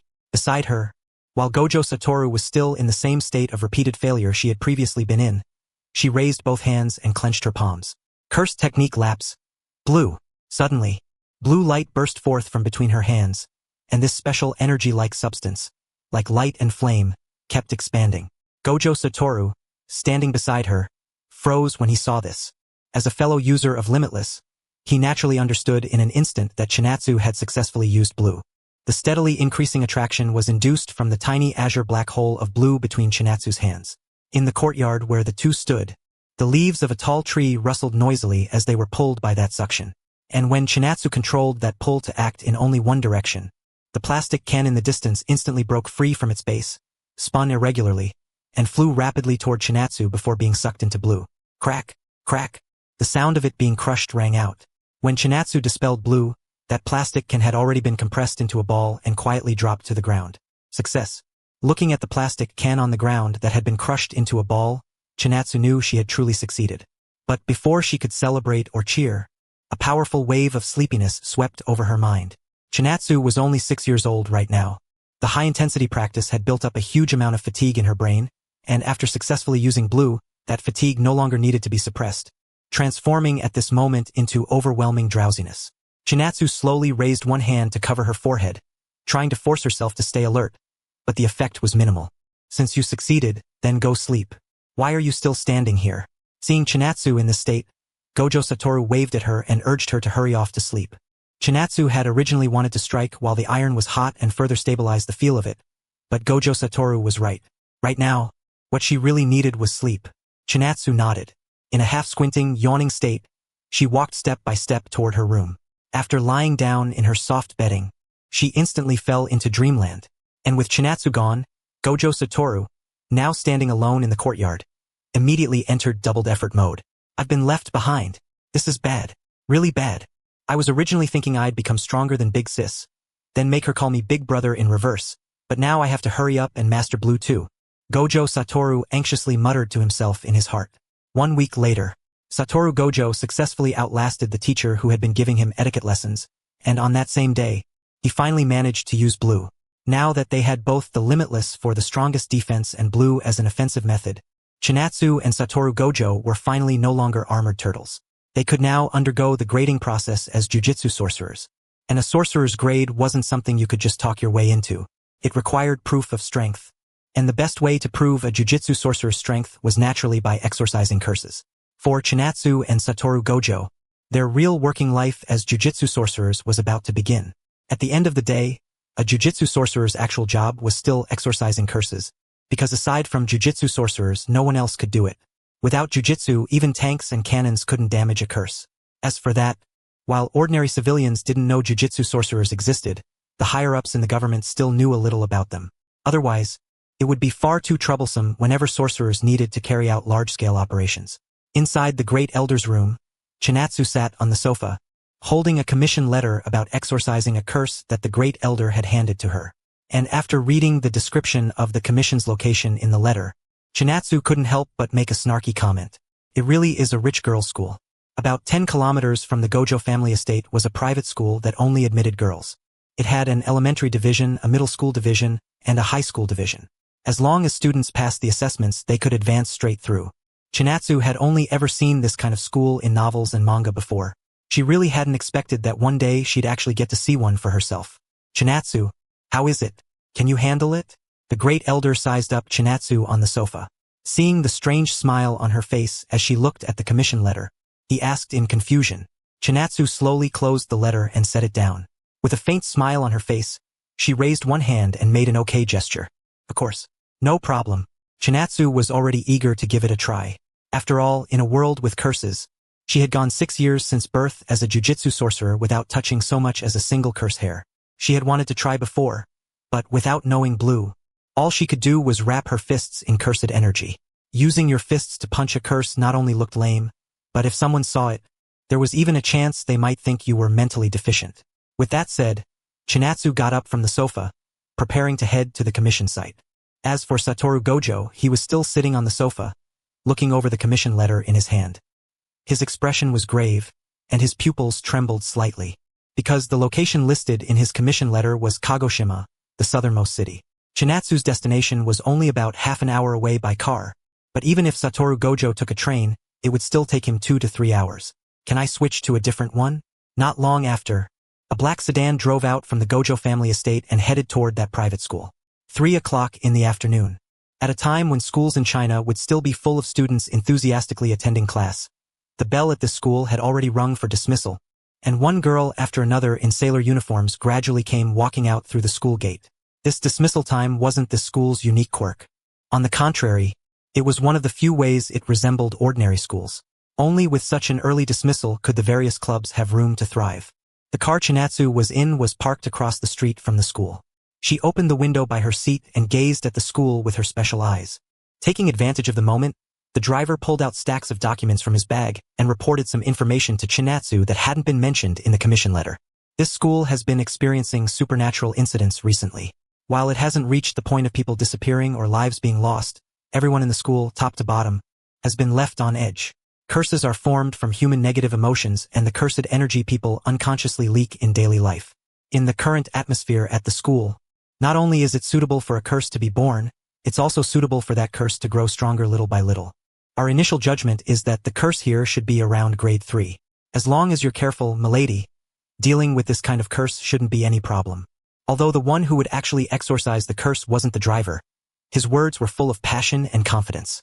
But Chinatsu rejected that initial judgment of a grade 3 curse. It should be grade 2, maybe even higher. The 6 eyes could see through the flow and traces of a curse. Even though she couldn't see the curse's actual body from this distance, the flow of its cursed energy had already given it away. Excuse me, what's over in that direction? Inside the car, Chinatsu raised a finger and pointed toward a certain location in the school. Hearing that, the driver hurriedly took out the school map he had prepared in advance and started searching through it. Found it. It's the cafeteria. When she heard that answer, the corner of Chinatsu's mouth twitched slightly, because an extremely absurd possibility suddenly flashed through her mind. Is there any chance the food in their cafeteria is so bad that a huge buildup of negative energy gave birth to the curse? That shouldn't be the case. Right? Chinatsu and the driver looked at each other, both so shaken by that possibility that for a moment they didn't know what to say. Just as Chinatsu was still thinking about saying something else, waves of commotion suddenly came from outside the car. What happened? Chinatsu muttered suspiciously to herself, then turned her head and looked out the window again. She saw a huge group of girls bending over, faces pressed close, staring excitedly at Chinatsu inside the car through the windows. So cute. So cute. Is she a foreigner? Mixed? I don't care which. I'm in love either way. Little cutie, are you here to tour our school in advance because you want to apply in the future? Then you absolutely have to come to our school. Aside from the cafeteria food becoming super awful starting 1 year ago, our school is definitely #1 in the country. Hey, why would you bring that up? What if you scare the little sister away and she doesn't come? Wouldn't that be a huge loss? The girls crowded outside the car, causing wave after wave of noisy commotion. Chinatsu's 2 fists couldn't beat 4 hands, and 1 mouth couldn't beat many mouths. In the end, she could only respond politely with a smile. But the moment she did, things exploded even more. By the time night fell, Chinatsu finally stepped out of the car looking somewhat drained. Heaven knew just how much energy she had burned through just dealing with that group of students. Seeing Chinatsu like this, the driver asked worriedly, "Milady, are you alright?" "And no big problem. Just stay here and wait for my good news." Chinatsu covered her forehead with one hand and waved at the driver with the other. Chinatsu walked to the school gate. Since the arrangements had already been made beforehand, she entered the school from outside without any trouble at all. No matter how dark the night was, it couldn't affect Chinatsu's vision in the slightest. Following the lingering fluctuations of cursed energy in the air, Chinatsu walked through the school. Worth mentioning was that, judging from the architectural style and the quality of the decor, this school really did deserve to be called a rich girl school. Even in the current darkness, the scenery of the school was still absolutely stunning. A few minutes later, Chinatsu arrived at the place in the school where the cursed energy was densest. She stopped, raised her head slightly, and looked at the signboard on the building. Good grief. It really is the cafeteria. Curses are born from human negative emotions and the cursed energy leaked out in daily life. Although a school is a place for education and nurturing people, so in theory it ought to be filled with more positive energy. The birth of a curse doesn't care whether positive energy is abundant or not. All it cares about is whether negative energy is abundant. At this moment, Chinatsu stood at the entrance of the school's cafeteria. She slightly raised her head, staring at the cafeteria while sensing the waves of chilling cursed energy coming from it.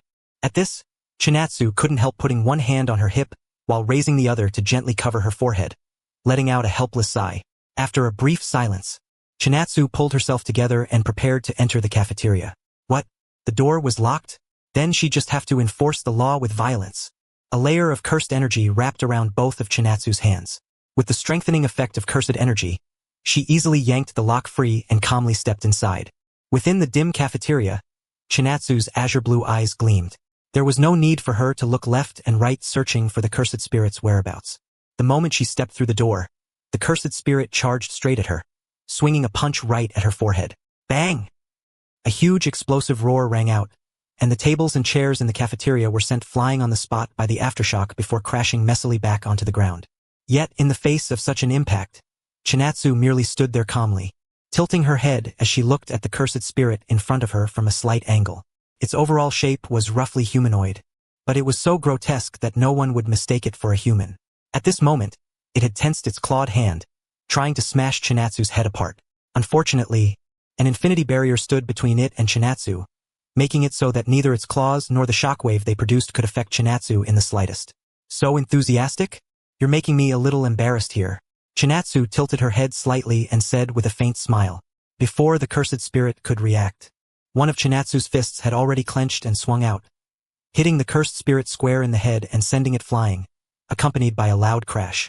At the school gate inside the security room, The guards naturally heard the commotion as well, but none of them had any intention of getting up to check, because their superiors had already instructed them beforehand. Are they doing renovations? Who cares? We don't need to bother with it anyway. True enough. The guards continued slacking off leisurely, while Chinatsu, who had just punched the cursed spirit in the head, revealed a flustered expression. Crap, why did I throw a punch? Doesn't that make the blue I just mastered look completely pointless? Chinatsu looked down at the hand she had clenched into a fist and grumbled speechlessly. Fortunately, the cursed spirit hadn't been one-shot by Chinatsu's punch. Dragging its grotesque body, it slowly climbed back up from the ground. Unlike human sorcerers, for cursed spirits, bodily healing and regeneration were basically standard abilities. If you couldn't deal enough damage to a cursed spirit in an instant, it would recover bit by bit. Chinatsu's azure blue eyes stared at the cursed spirit. Just as she was mentally assessing its grade, the cursed spirit that had stood back up suddenly let out fragmented words from its mouth. Disgusting, disgusting. This is pig slop. I want to order takeout. Those words directly left Chinatsu dumbfounded. The instant she heard the cursed spirit speak, the word special grade even flashed through her mind, but almost at the same time, she immediately ruled out that possibility. It wasn't speaking intelligently. It was simply mimicking the words of students whose negative emotions had come from how awful the cafeteria food was. This was seriously way too ridiculous. Chinatsu truly hadn't expected that the first cursed spirit she exorcised in this life would be born from such realistic yet absurd negative emotions. Come to think of it, the people who made the cafeteria food this absurd were the real culprits. But if the cafeteria wasn't fixed, a cursed spirit like this would just be born again. There were only two ways to completely erase cursed spirits from this world. The first method was to turn everyone in the world into sorcerers, because sorcerers could control the cursed energy inside their bodies and wouldn't let it leak out like ordinary humans. But that was very difficult, because becoming a sorcerer depended on talent. No matter how many resources were invested into training ordinary people, it would be useless. It might even cause panic during the spread of the idea and instead help cursed spirits grow. Compared to the first method, the second method was relatively simpler. That was to kill every non-sorcerer in the world and create a world where only sorcerers existed. But this method. Chinatsu was currently thinking about this important matter concerning the future plot, but the cursed spirit in front of her wasn't going to just stand there during the time she was thinking. Cursed spirit. Chance. A powerful surge of cursed energy erupted from the cursed spirit's entire body, like a sports car flooring the gas pedal to the limit. Normally, when someone realized their attacks had no effect on the enemy, they would either turn and run or switch to a different move. But this cursed spirit, lacking intelligence, thought only that its cursed energy output just now hadn't been enough, so it planned to increase the output. Brute force beats everything? Overwhelming strength breaks all techniques? Do you think you're the protagonist or something? The cursed spirit stomped forward and charged at Chinatsu with a ferocious grin. Faced with such a reckless cursed spirit, Chinatsu successfully restrained the urge to clench her fist and punch it again. Instead, she opened her palm and faced it toward the cursed spirit rushing at her. Cursed technique lapse. Blue. If the cursed spirit was compared to a sports car running at full throttle, then the instant Chinatsu used blue, it was like a gigantic truck suddenly appeared in front of that sports car and drove straight toward it. The cursed spirit's pupils trembled. It hurriedly tried to turn the steering wheel and change direction, but it was already too late. The cursed spirit slammed directly into blue. Like a miniature black hole, blue continuously released an enormous attractive force that compressed everything toward its center point. No matter how desperately this cursed spirit struggled, all it could do was last a little longer before it. With a swing of Chinatsu's arm, in the instant blue vanished. The cursed spirit could no longer withstand the tearing pull of gravity. Its body was ripped into fragments and turned into nothingness. Grade 2 Cursed Spirit, exorcism successful. Chinatsu raised both arms and stretched lazily, letting out a breath as she turned and sluggishly headed back toward the school gate, preparing to return home. Meanwhile, at this very moment, Gojo Satoru was still on the road to Kagoshima in his dedicated car. Riding in the car to Kagoshima, Gojo Satoru turned his empty gaze toward the scenery outside the window. At this very moment, while Chinatsu had already exorcised the cursed spirit and completed the mission, Gojo Satoru, who had left at almost the same time as her, was still on the way. 2 minutes to exorcise, 2 hours to travel. Just as Gojo Satoru closed his eyes and prepared to empty his mind and think about nothing at all, the phone in his pocket suddenly let out a beeping sound. Gojo Satoru took out his phone from his pocket in confusion and opened it, only to discover that it was actually a message from Chinatsu. Even before seeing the specific content of Chinatsu's message, an ominous premonition had already risen in Gojo Satoru's heart, and he had more or less guessed what it was. He opened the phone and checked the message.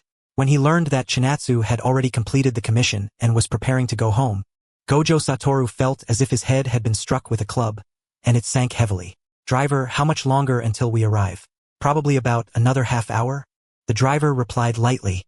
As a professional driver, driving for more than 10 hours at a stretch was a very common thing, so he didn't think anything was wrong. But Gojo Satoru was different. The moment he thought about arriving at the commission site half an hour later, spending a few minutes exorcising the cursed spirit, and then taking several more hours to return the same way, a sense of despair couldn't help but rise in his heart. If only I could teleport.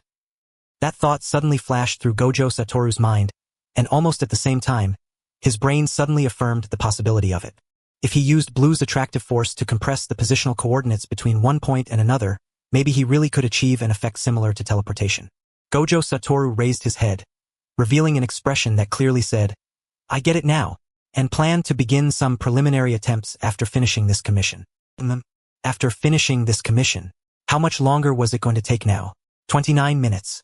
While Gojo Satoru was still hurrying along with barely contained impatience, Chinatsu had already stepped out of the school gates with an easy stride. Now that she had mastered limitless defense and Blue, it honestly didn't matter whether it was a grade 2, grade 1, or even a bottom-tier special grade cursed spirit. Chinatsu could handle it. As soon as she walked out of the school gate, the driver in the sedan parked across the road immediately spotted her. He rolled down the window and stuck his head out. Chinatsu smiled and raised one hand, making an okay sign. Mission accomplished. The driver instantly let out a sigh of relief, genuinely feeling happy for Chinatsu from the bottom of his heart.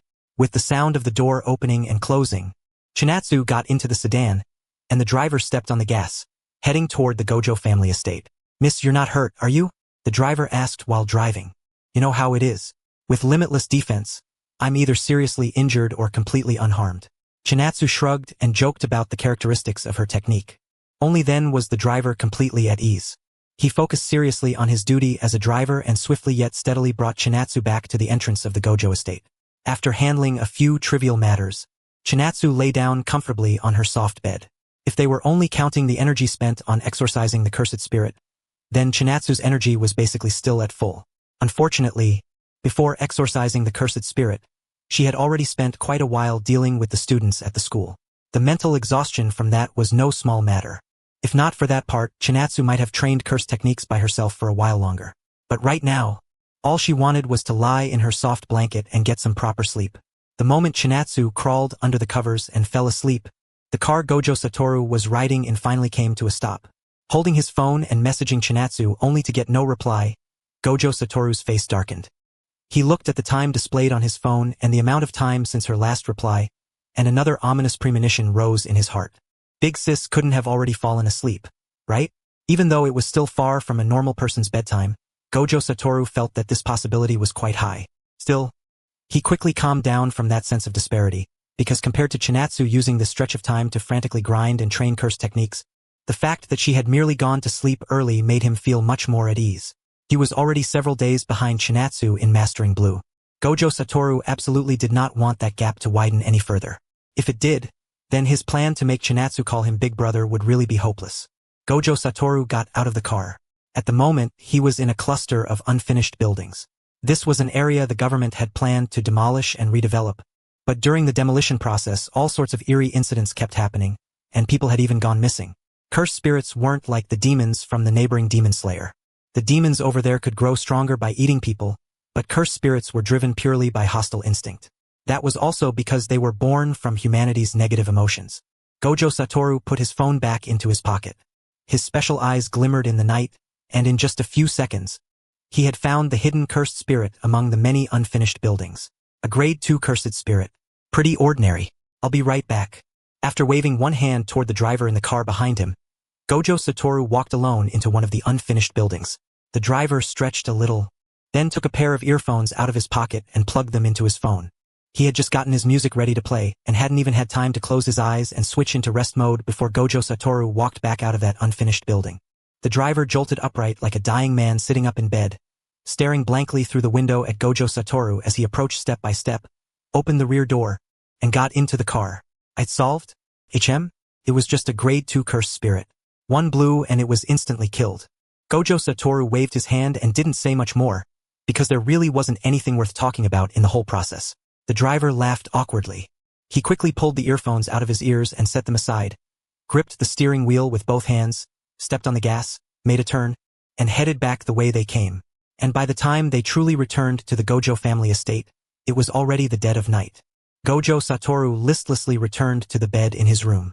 Even though exorcising the cursed spirit had taken only 2 minutes, maybe even less, he no longer had the slightest bit of energy left. I'll start training teleportation tomorrow. Gojo Satoru lay on the bed and quickly fell asleep. The next day, while Gojo Satoru was still immersed in dreams, Chinatsu had already gotten out of bed bright and refreshed. As she raised both arms and stretched lazily, she let out a long breath. Phew!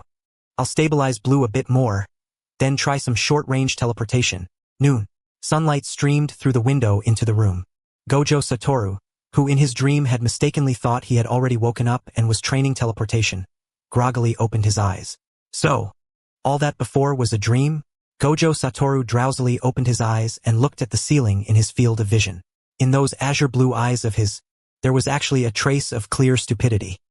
He raised one hand and pressed it to his forehead, looking slightly troubled.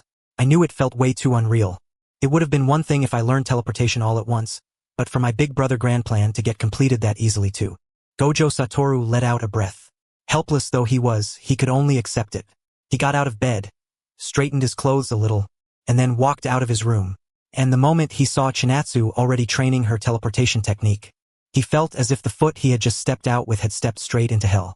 A few days later, the official announcement of Chinatsu and Gojo Satoru's rankings was formally released. At only 6 years old, the two of them had become grade 2 sorcerers, shocking the entire jujitsu world. Most children with talent for jujitsu awakened the techniques within them between the ages of 4 and 6. Some children had only just awakened their techniques and stepped onto the starting line, while Chinatsu and Gojo Satoru had already sprinted all the way to grade 2. How could that not be shocking? But to Chinatsu and Gojo Satoru themselves, this had been a foregone conclusion, so emotionally, neither of them changed much. While the outside world remained in constant uproar, the two of them were both trying to develop short-range teleportation. It was just that for them right now. This derived technique was obviously still a bit too difficult. After countless attempts, the afterimages of Chinatsu and Gojo Satoru kept flashing around all over the Gojo estate like ghosts. Even though everyone in the Gojo estate already knew the two of them were training teleportation, it still inevitably startled some people who weren't paying attention. Seeing this scene, the great elder awkwardly took out a cloth from his pocket and wiped the sweat from his forehead. Looks like I still need to find something for them to do, the great elder muttered softly. That said, the great elder actually couldn't think of a way to find a whole bunch of things for them to do right away. Jujitsu missions? But in truth, there weren't that many missions to begin with. Because cursed spirits are born from humanity's negative emotions, their numbers vary depending on factors like time, weather, season, and environment. To put it simply, cursed spirits also have an off-season and a peak season, and right now just happened to be the off-season. There weren't many piled-up jujitsu missions to begin with, and as one of the great jujitsu clans, the Gojo family couldn't exactly go snatching up the jobs that ordinary jujitsu sorcerers relied on to make a living. The great elder helplessly raised a hand and covered his head. He had seen far too many children who disliked cultivating the dull art of jujitsu and instead poured their thoughts into other things, leaving many parents with headaches. He truly hadn't expected that he would end up troubled by the exact opposite kind of problem, to the point that he couldn't think of a solution for the time being. Fortunately, Chinatsu and Gojo Satoru didn't keep at it for too long. A few hours later, both of them were lying on the lawn inside the estate, gasping for breath, feeling like their brains were about to explode. This teleportation was not a technique two children their age could casually master, and both of them understood that very clearly. It was just that they truly hadn't expected it to be this difficult when actually putting it into practice. 1 month? Half a year? 1 year? Sure enough, they still hoped they could master it as soon as possible. Lying on the lawn, Chinatsu raised one arm and rested it across her forehead. Her azure blue eyes quietly gazed at the blue sky and white clouds above as she sank into thought. She was thinking about her future, thinking about what she, a person who had never existed in the original story, could actually do after suddenly inserting herself into this world, or what she could change. There were many tragedies in Jujutsu Kaisen. In fact, the main storyline itself was formed by one tragedy after another linking together. Could those things really be changed? Yet Chinatsu, who should have felt lost over that, unexpectedly did not feel the slightest discomfort. Her eyes remained fixed on the blue sky and white clouds, and from somewhere in her chest, a warm current seemed to rise in waves, though she didn't know whether it was only her imagination. Confidence. It was a very subtle feeling, as if she had already succeeded somewhere before. Chinatsu felt no confusion at all about her future and trusted that she would definitely succeed. If one strongest in the original story wasn't enough, then there would be another strongest. And if even that still wasn't enough, then that would be my defeat. With that thought, Chinatsu, lying on the lawn, lightly let out a breath, slowly closed her eyes, and quietly drifted off to sleep amid the gentle breeze. A few days later, the academy cafeteria where Chinatsu had carried out her jujitsu commission underwent major renovations.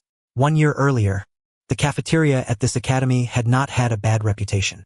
The school had adopted an outsourcing system, hiring a group of excellent chefs from outside to prepare meals for the students. But that system had not lasted. Corruption among the academy's upper management was the biggest reason. In order to cut costs as much as possible, they terminated the contracts of the original chefs and replaced them with a group of connected hires who had somewhat delicate ties to the higher-ups. Now, the academy cafeteria had already regained its vitality. The students, stuffing themselves with the cafeteria food, all said that their youth was back. The negative emotions generated around the cafeteria had visibly dropped to a safe threshold. This is the taste. It's seriously amazing. That's more like it. This is what humans are supposed to eat. What even was that stuff before? Happiness. Pure happiness. All the stress from this morning got wiped away in an instant. I feel like I can work a little harder and survive the afternoon classes now.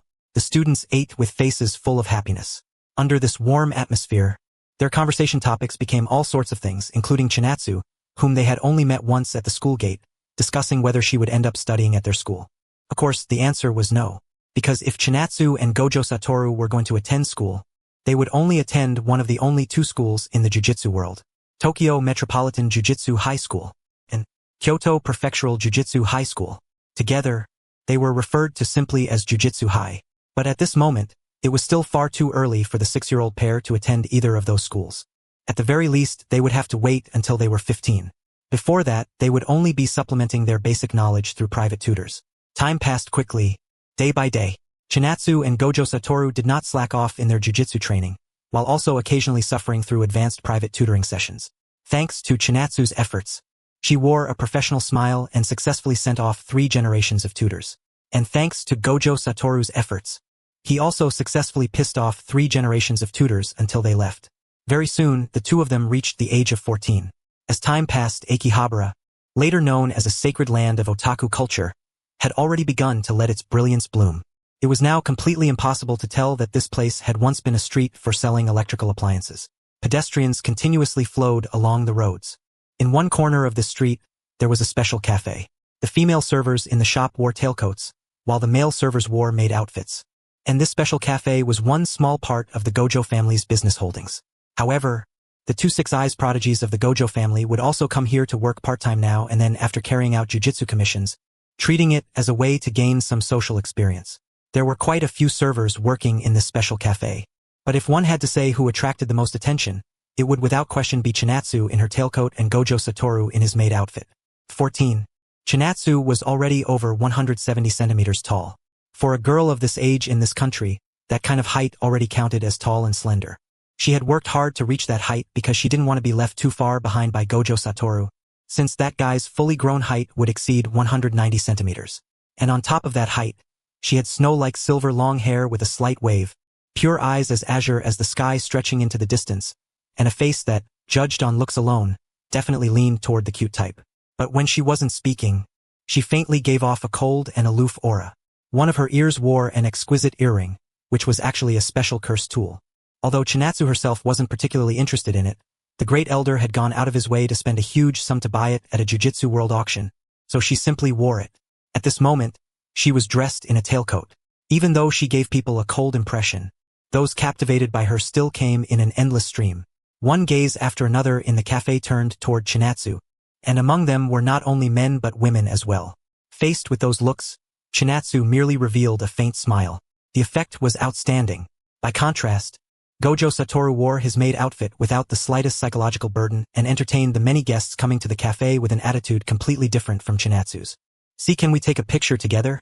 A young girl, so excited she could hardly contain herself, spoke while pulling out her phone, wanting to take a photo together with Gojo Satoru looking like that. With a grin, Gojo Satoru made an okay gesture with his hand, took the phone from her, and with a click, snapped a photo together. Seeing this, The girls who had originally been a little timid could no longer suppress the desires in their hearts. One after another, they got up from their seats and rushed over to Gojo Satoru's side. Both of them were quite popular, but at the end of the day, they were just working part-time when they had nothing better to do, so they never worked for very long. They might not even show up once a week. And even when they did work, they would not stay for that long at a time. During their break, Chinatsu and Satoru Gojo walked into the staff lounge. Both of them took out their phones.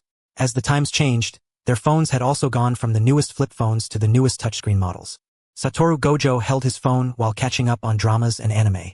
By the way, among anime, Satoru Gojo especially liked watching Digimon, but he would never watch Digimon or plenty of other anime while sitting next to Chinatsu. Because, so you're at Skullgreymon already, huh? Let me tell you, that's actually a failed evolution. It'll evolve properly later. This Edamon didn't die, you know. Not only does he come back later, he even gets coated in gold. Oh right, 2 of the main cast confused too. Spoilers are shameless. Satoru Gojo also had no idea how Chinatsu knew the future plot. At first, he had thought she was just messing with him and saying random things, but who would have thought that when he got further in, the story really did develop exactly like that. And Chinatsu had not originally spoiled things on purpose. But after seeing just how effective it was on Satoru Gojo, the corners of her lips lifted slightly, revealing a devilish smile. She had found Satoru Gojo's weakness. Of course, this ability of Chinatsu's only worked in the field of anime. When it came to TV dramas, she had no answer. Still, the psychological trauma had already been planted. Looking at the latest Japanese drama playing on his phone, Satoru Gojo edged closer to Chinatsu with the phone in hand and asked, "You haven't seen this one, right? I haven't. Just watch without worrying." Chinatsu could not help letting out a wry laugh. She really was helpless when it came to TV dramas, and she had already honestly told Satoru Gojo that, but he still felt uneasy inside. Only after getting Chinatsu's reply did Satoru Gojo finally feel somewhat relieved. He lowered his head and started watching his drama, while Chinatsu also lowered her head and looked at her own phone. But she was not catching up on dramas or anime. She was simply reading the news. In recent years, both ordinary society and the jiu-jitsu world had become increasingly unsettled. At the same time, that also indirectly signaled that the main plot of Jujutsu Kaisen was getting closer and closer. And over all these years, Chinatsu had already made a rescue plan, doing everything she could to help as many people as possible avoid tragic developments. It was just that reverse cursed technique, hailed as the core of Jujutsu, was still something neither Chinatsu nor Satoru Gojo had managed to learn. It seemed they really still needed some kind of trigger. The cursed energy driven by Jujutsu sorcerers was negative energy, so while sorcerers could use that energy to attack, they could not apply it to themselves to heal their bodies. Reverse curse technique was the principle of a negative times a negative becoming a positive applied to Jujutsu, turning cursed energy into positive energy. A sorcerer who mastered this technique could use that energy to heal the body and could further go on to grasp a new technique called curse technique reversal. However, all the mutual competition and pushing each other between Chinatsu and Satoru Gojo had not been in vain. By now, both of them had trained short-distance teleportation to perfection, and using it repeatedly had become routine for them. As for Blue, which had once been treated as a killing move when they were 6 years old, both of them could now use it as casually as a basic attack, even firing it off continuously. Even lower-end special-grade curse spirits would be easily crushed by the two of them. In the eyes of everyone throughout the Gojo estate, this kind of growth was already unbelievably amazing, but Chinatsu understood that it was still not enough. She had to become even stronger. Chinatsu let out a breath and turned off her phone screen. Beside her, Satoru Gojo keenly sensed a trace of something off about her, and slowly turned his head to look at Chinatsu. Just as he opened his mouth, about to ask what was on her mind, the lounge door was pushed open from outside. An ordinary employee who knew nothing of the jiu-jitsu world walked in from outside. With no other choice, Satoru Gojo had to forcibly swallow the words that were about to come out and let it go for now. Although ordinary people could not see jiu-jitsu or cursed spirits, if they learned of these abnormal existences, it would still inevitably cause chaos. This sense of the unknown was the easiest engine for triggering negative emotions. So jiu-jitsu sorcerers had to avoid letting ordinary people learn of the jiu-jitsu world's existence as much as possible. This was the most basic common sense of being a jiu-jitsu sorcerer. Of course, sometimes it really was impossible to avoid ordinary people finding out. When that happened, there was no need to panic. First, get those people under control, then report it to the higher-ups of the jiu-jitsu world. The higher-ups would specially send people to carry out ideological education and have them sign confidentiality agreements. In this cafe, Chinatsu and Satoru Gojo were actually not very familiar with most of their co-workers. After all, the two of them were extremely inconsistent about coming here for part-time work. Sometimes they would not come even once in an entire week. How could that kind of situation build close relationships? Still, unfamiliar did not mean bad. Maintaining the bare minimum of a good relationship was easy enough. As those ordinary employees who knew nothing of the jujitsu world entered the lounge, Chinatsu and Satoru Gojo both raised their heads and greeted everyone. Normally, everyone would just go through the motions and then return to a quiet state, but this time seemed to be a little different. Chinatsu, are you interested in becoming an idol? The girls gathered their courage and asked Chinatsu all at once. Huh? Hearing that, Chinatsu froze on the spot, thinking, how did the topic suddenly whoosh all the way over to idols? After that, they explained what had happened. It turned out that an idol agency was handing out flyers in Akihabara to promote their idol trainee program. And when they saw those promotional posters all about idols, the idol dreams in their hearts had all been awakened. But they were still a little scared to go just like that, so they wanted to bring Chinatsu along and use this great Buddha of a person to bolster their courage. This after listening to their explanation, Chinatsu could not help lowering her head and raising a hand to gently press her forehead. At the same time, beside her, Satoru Gojo leisurely tapped his finger on his phone screen, searching up the name of the idol agency they had just mentioned. This company has had quite a few formerly contracted idols and artists recently. They would rather break their contracts than stay, and they chose to leave by force. This caused a huge uproar in the idol industry. The moment Satoru Gojo said that, it was the girls' turn to freeze.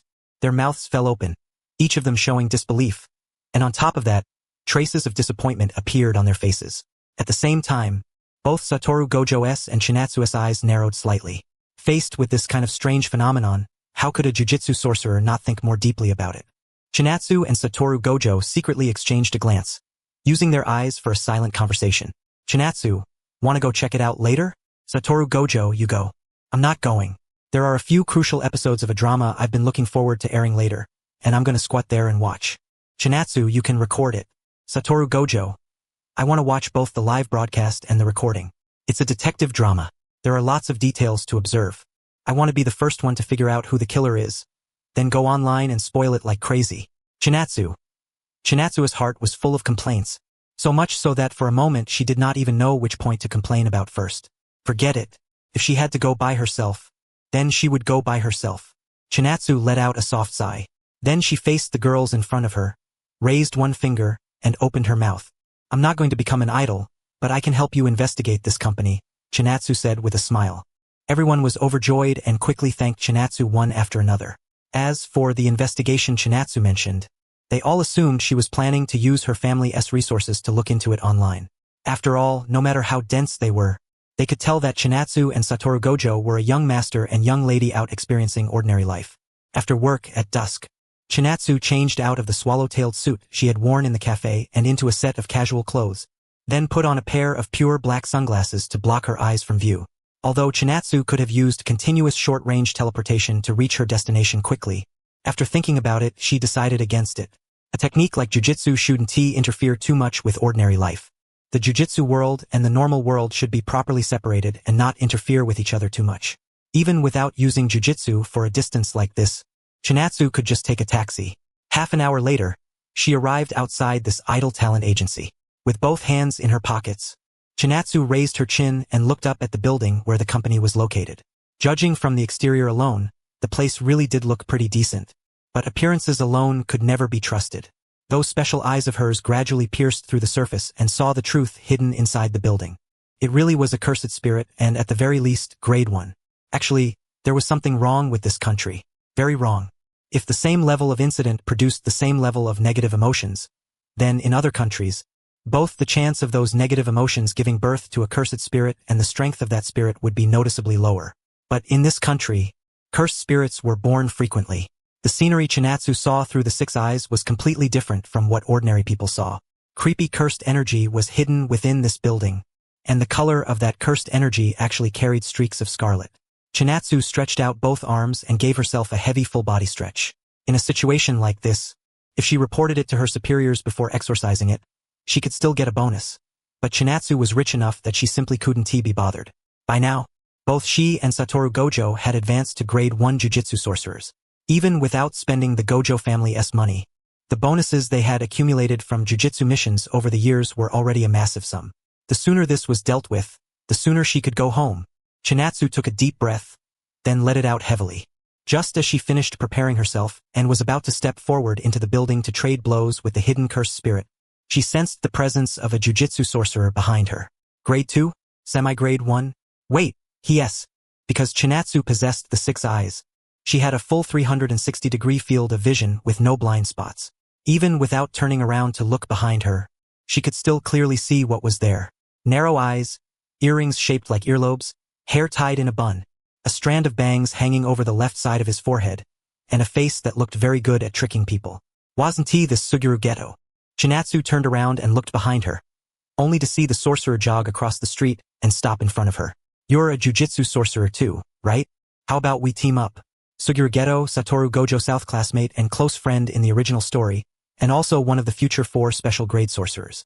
First, his beliefs made him think that protecting the weak was the duty and responsibility of the strong.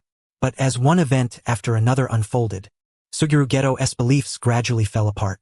The people he had originally believed he should protect became the people he despised.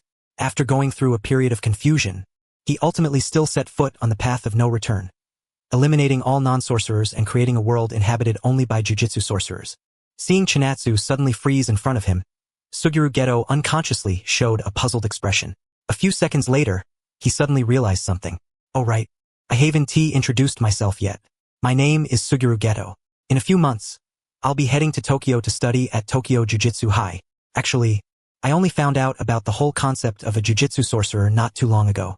Satoru Gojo's tone was very gentle. As Chinatsu looked at him, she couldn't help comparing him in her mind to Satoru Gojo. TCH. Chinatsu couldn't help clicking her tongue. 3 huge question marks practically popped up over Satoru Gojo's head on the spot, and he couldn't help wondering if he had done something wrong. Chinatsu awkwardly waved her hand, signaling for Satoru Gojo not to mind it. Then she lowered her head slightly on purpose and tilted her pure black sunglasses downward, revealing her azure blue eyes.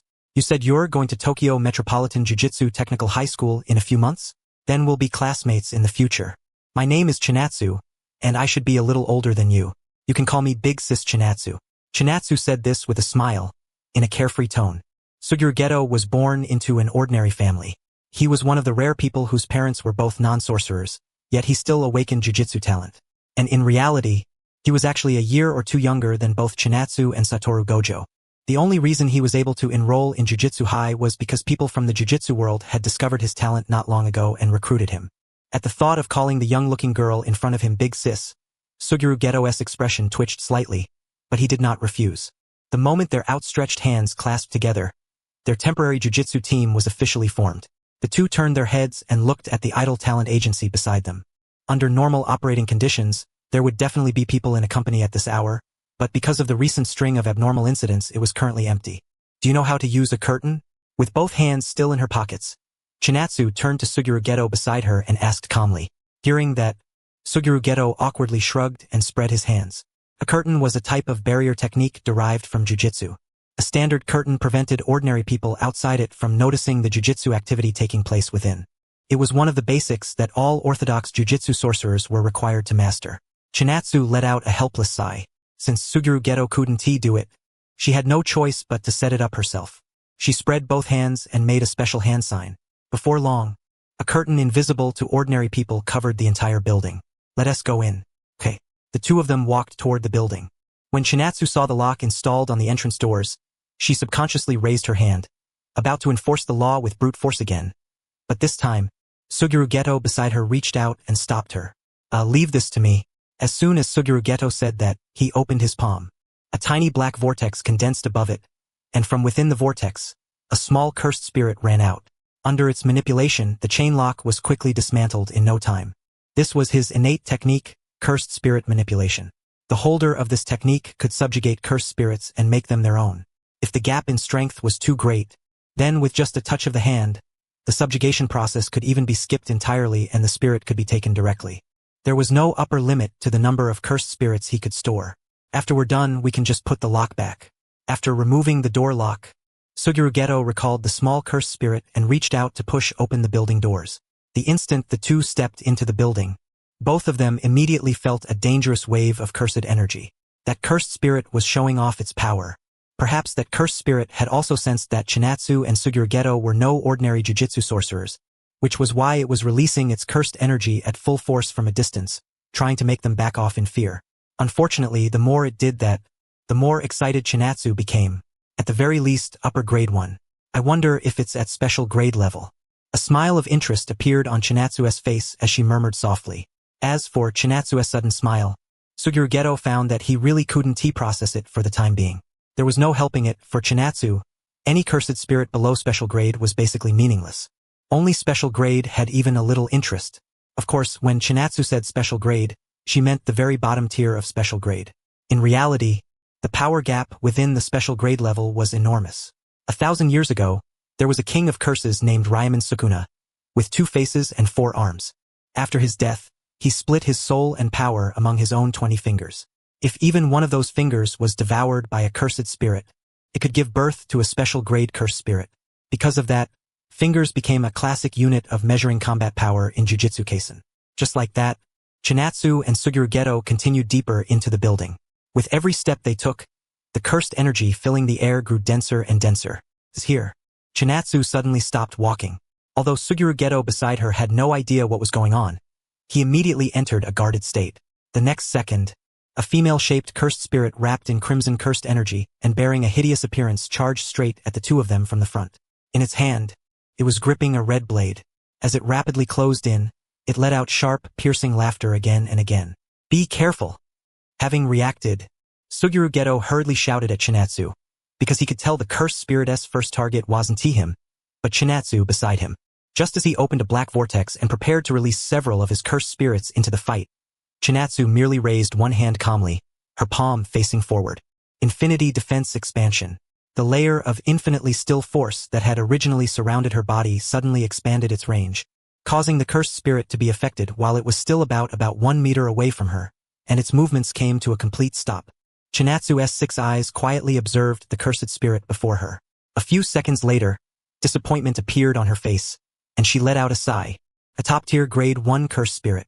It doesn't even reach the bottom tier of special grade. You really are too disappointing. Even though the cursed spirit couldn't understand human language, looking at Chinatsu in front of it and the obvious shift in her emotions, it suddenly felt offended. Watching Chinatsu effortlessly pin down a cursed spirit giving off such a terrifying presence, Suguru Geto, standing beside her, couldn't help but have his pupils tremble slightly. Even the cursed spirits he had pulled out in that instant froze in place with him. "HM? What are you standing there for? I'm your gold tier support. Just focus on dealing damage. But don't slack off." Slightly puzzled, Chinatsu turned her head to look at the stunned Suguru Geto and urged him on. Suguru Geto let out an awkward soft laugh, then walked straight up to the cursed spirit that had been trapped by the power of infinity and rendered unable to move.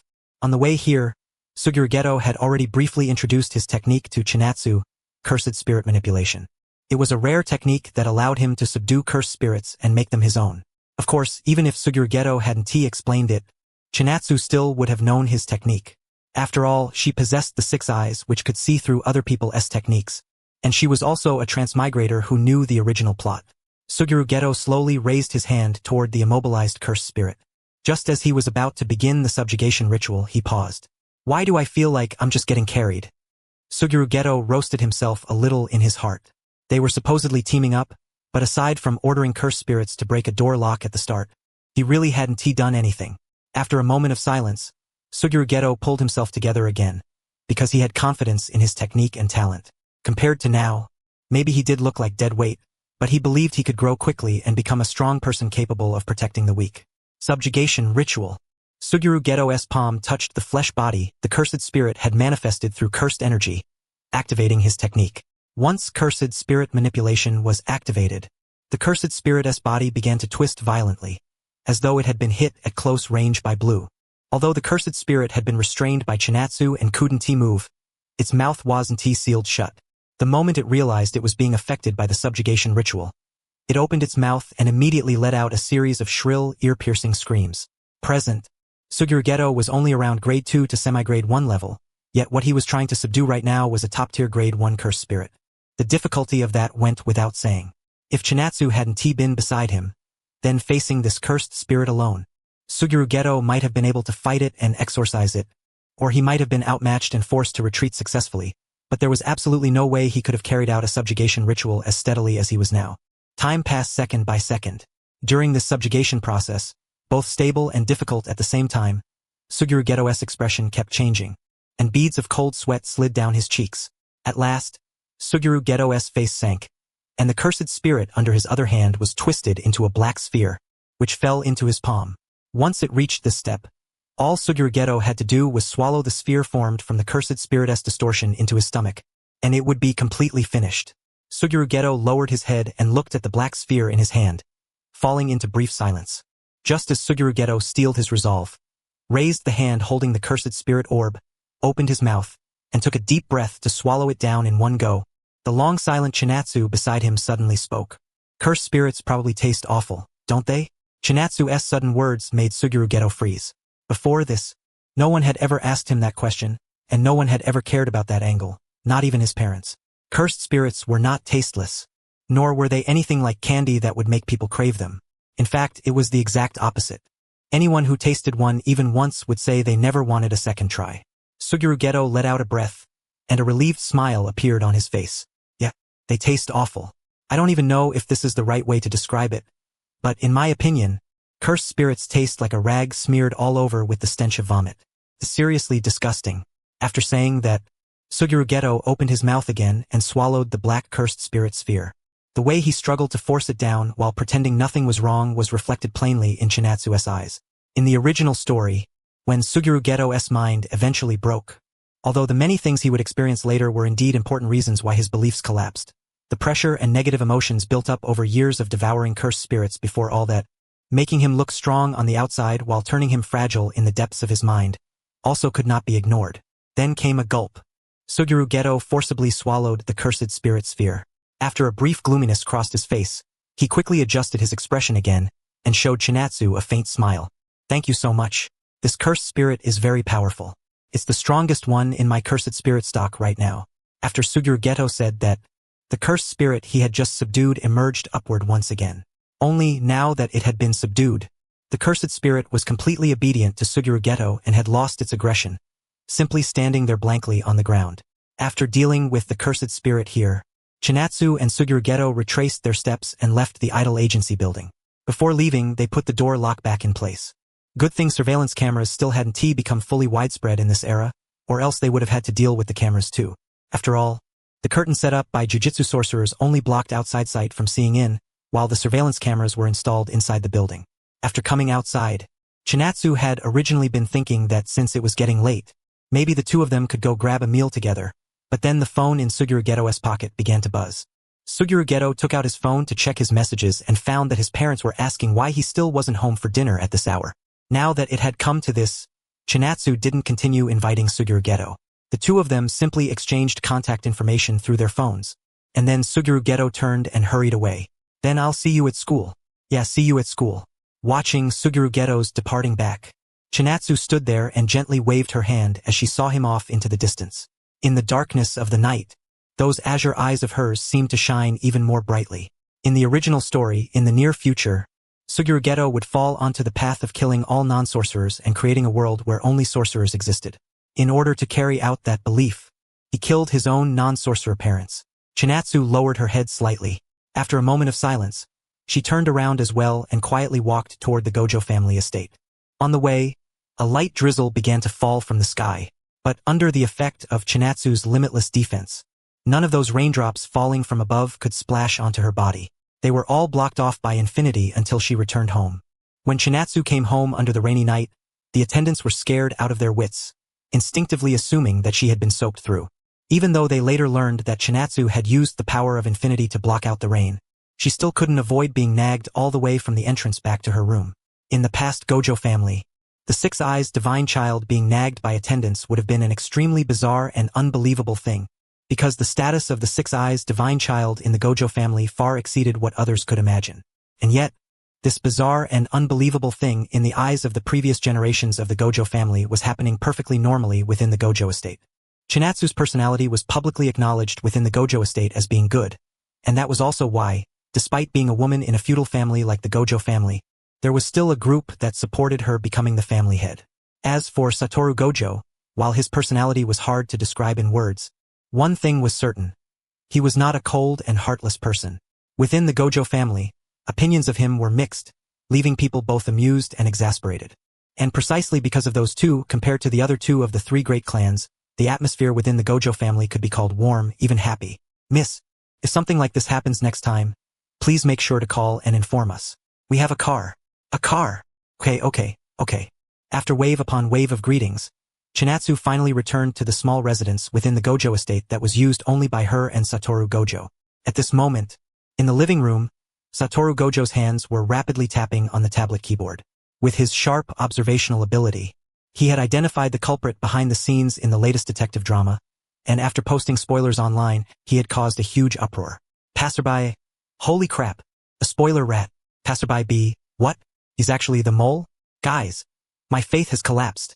Passerby C, nonsense, I don't believe it. If it's really like you said, then this show's completely ruined. Passerby D, don't panic up there. Let me panic first. Facing the uproar online, Satoru Gojo's hands flew across the keyboard at a speed beyond ordinary people, waging one internet war after another with the bearing of 1 against 10. But even if it was called a world war, the people arguing with Satoru Gojo online were no match for him at all. Even while fighting them off, he still had time to greet Chinatsu when she came in. You're back? Was there really a cursed spirit over there? Yeah. But it was only a grade 1 cursed spirit. The two only chatted briefly. Although Satoru Gojo was a little puzzled by Chinatsu's mental state, there were simply too many enemies online. After getting distracted for just a moment, he had nearly been overwhelmed by the crowd and turned around by sheer numbers. Chinatsu passed through the living room and returned to her room. After washing up and taking a shower, she flopped into her soft blanket with a thump, and her expression gradually relaxed. Though Chinatsu was, at heart, someone who longed to live a laid-back life in the future, before that she needed to build a world where she could slack off with a clear conscience. With her mind still somewhat chaotic, Chinatsu quietly fell asleep.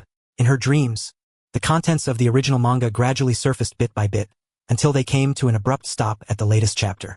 Over the next few months, Chinatsu and Satoru Gojo continued living much the same life as before. Between carrying out jujitsu missions and resting normally, they would also go work part-time in the Gojo family's businesses. That part-time work included but was not limited to the cafe. That Akihabara cafe was merely a tiny part of the Gojo family's business empire. And during those few months, Chinatsu and Satoru Gojo's progress in jujitsu remained extremely slow. Chinatsu understood that both of them had already hit a bottleneck. If they wanted to go any further, they had to master reverse curse technique. No, other than that, there seemed to be another move as well. If they could use it, it would also improve their overall combat strength to a certain extent. On a certain morning a few months later, Chinatsu and Satoru Gojo came out of their respective rooms early. Starting from this day, they would temporarily bid farewell to jujitsu missions and part-time work and welcome a new mode of life. They were about to head to Tokyo Jujitsu High. I seriously don't know why we're going there when we're already this strong. I don't think they can teach me anything over there. Satoru Gojo pouted and said lazily. Who said there isn't? Jujitsu High doesn't just teach jujitsu. It also has the same basic academic classes as other schools. Chinatsu answered casually. Jujitsu High did have academic classes, but not many, and the amount of knowledge covered didn't meet the standards of a normal school. After looking into it beforehand, Chinatsu still wasn't worried. By contrast, the moment Satoru Gojo heard that Jujitsu High also had regular classes, his face couldn't help twitching slightly. Still, he wasn't especially panicked. He had already annoyed 3 or 4 private tutors into quitting, and he believed that even after arriving at Jujitsu High, he would still be able to avoid being restrained by the teachers there. The two chatted as they walked out from their rooms to the outside of the estate. After getting into the private car that had long been waiting for them, they set off early for one of the only 2 jujitsu schools in the jujitsu world, Tokyo Metropolitan Jujitsu Technical High School. However, the car did not head straight to Jujitsu High. It stopped midway and bought a lot of delicious food from a shop that had countless positive reviews online. Not long after, the car stopped at the entrance of Jujitsu High, and as the two got out, they happened to run into a girl who had walked to school. The girl looked to be a little over 5'3" in height, with coffee brown medium short hair. She carried a temperament completely different from that of an ordinary girl, and there was even a white cigarette hanging from her mouth. Satoru Gojo only looked at the girl for a few short seconds before using the 6 eyes to sense that she was extraordinary, and naturally, the Chinatsu beside him recognized exactly who this girl was. The population of sorcerers in the jujitsu world was actually not large, because people with talent for jujitsu were rare, and among them, those whose talent was enough to meet the threshold for Jujitsu High were even rarer. Sometimes, a single grade at Jujutsu High would only have 3 or 4 students, and the girl in front of them was one of the first-year trio from the original story alongside Satoru Gojo and Suguru Geto, a natural master of reverse curse technique, a special genius regarded as a treasure by the school and even the entire jujitsu world. Shoko Yeri.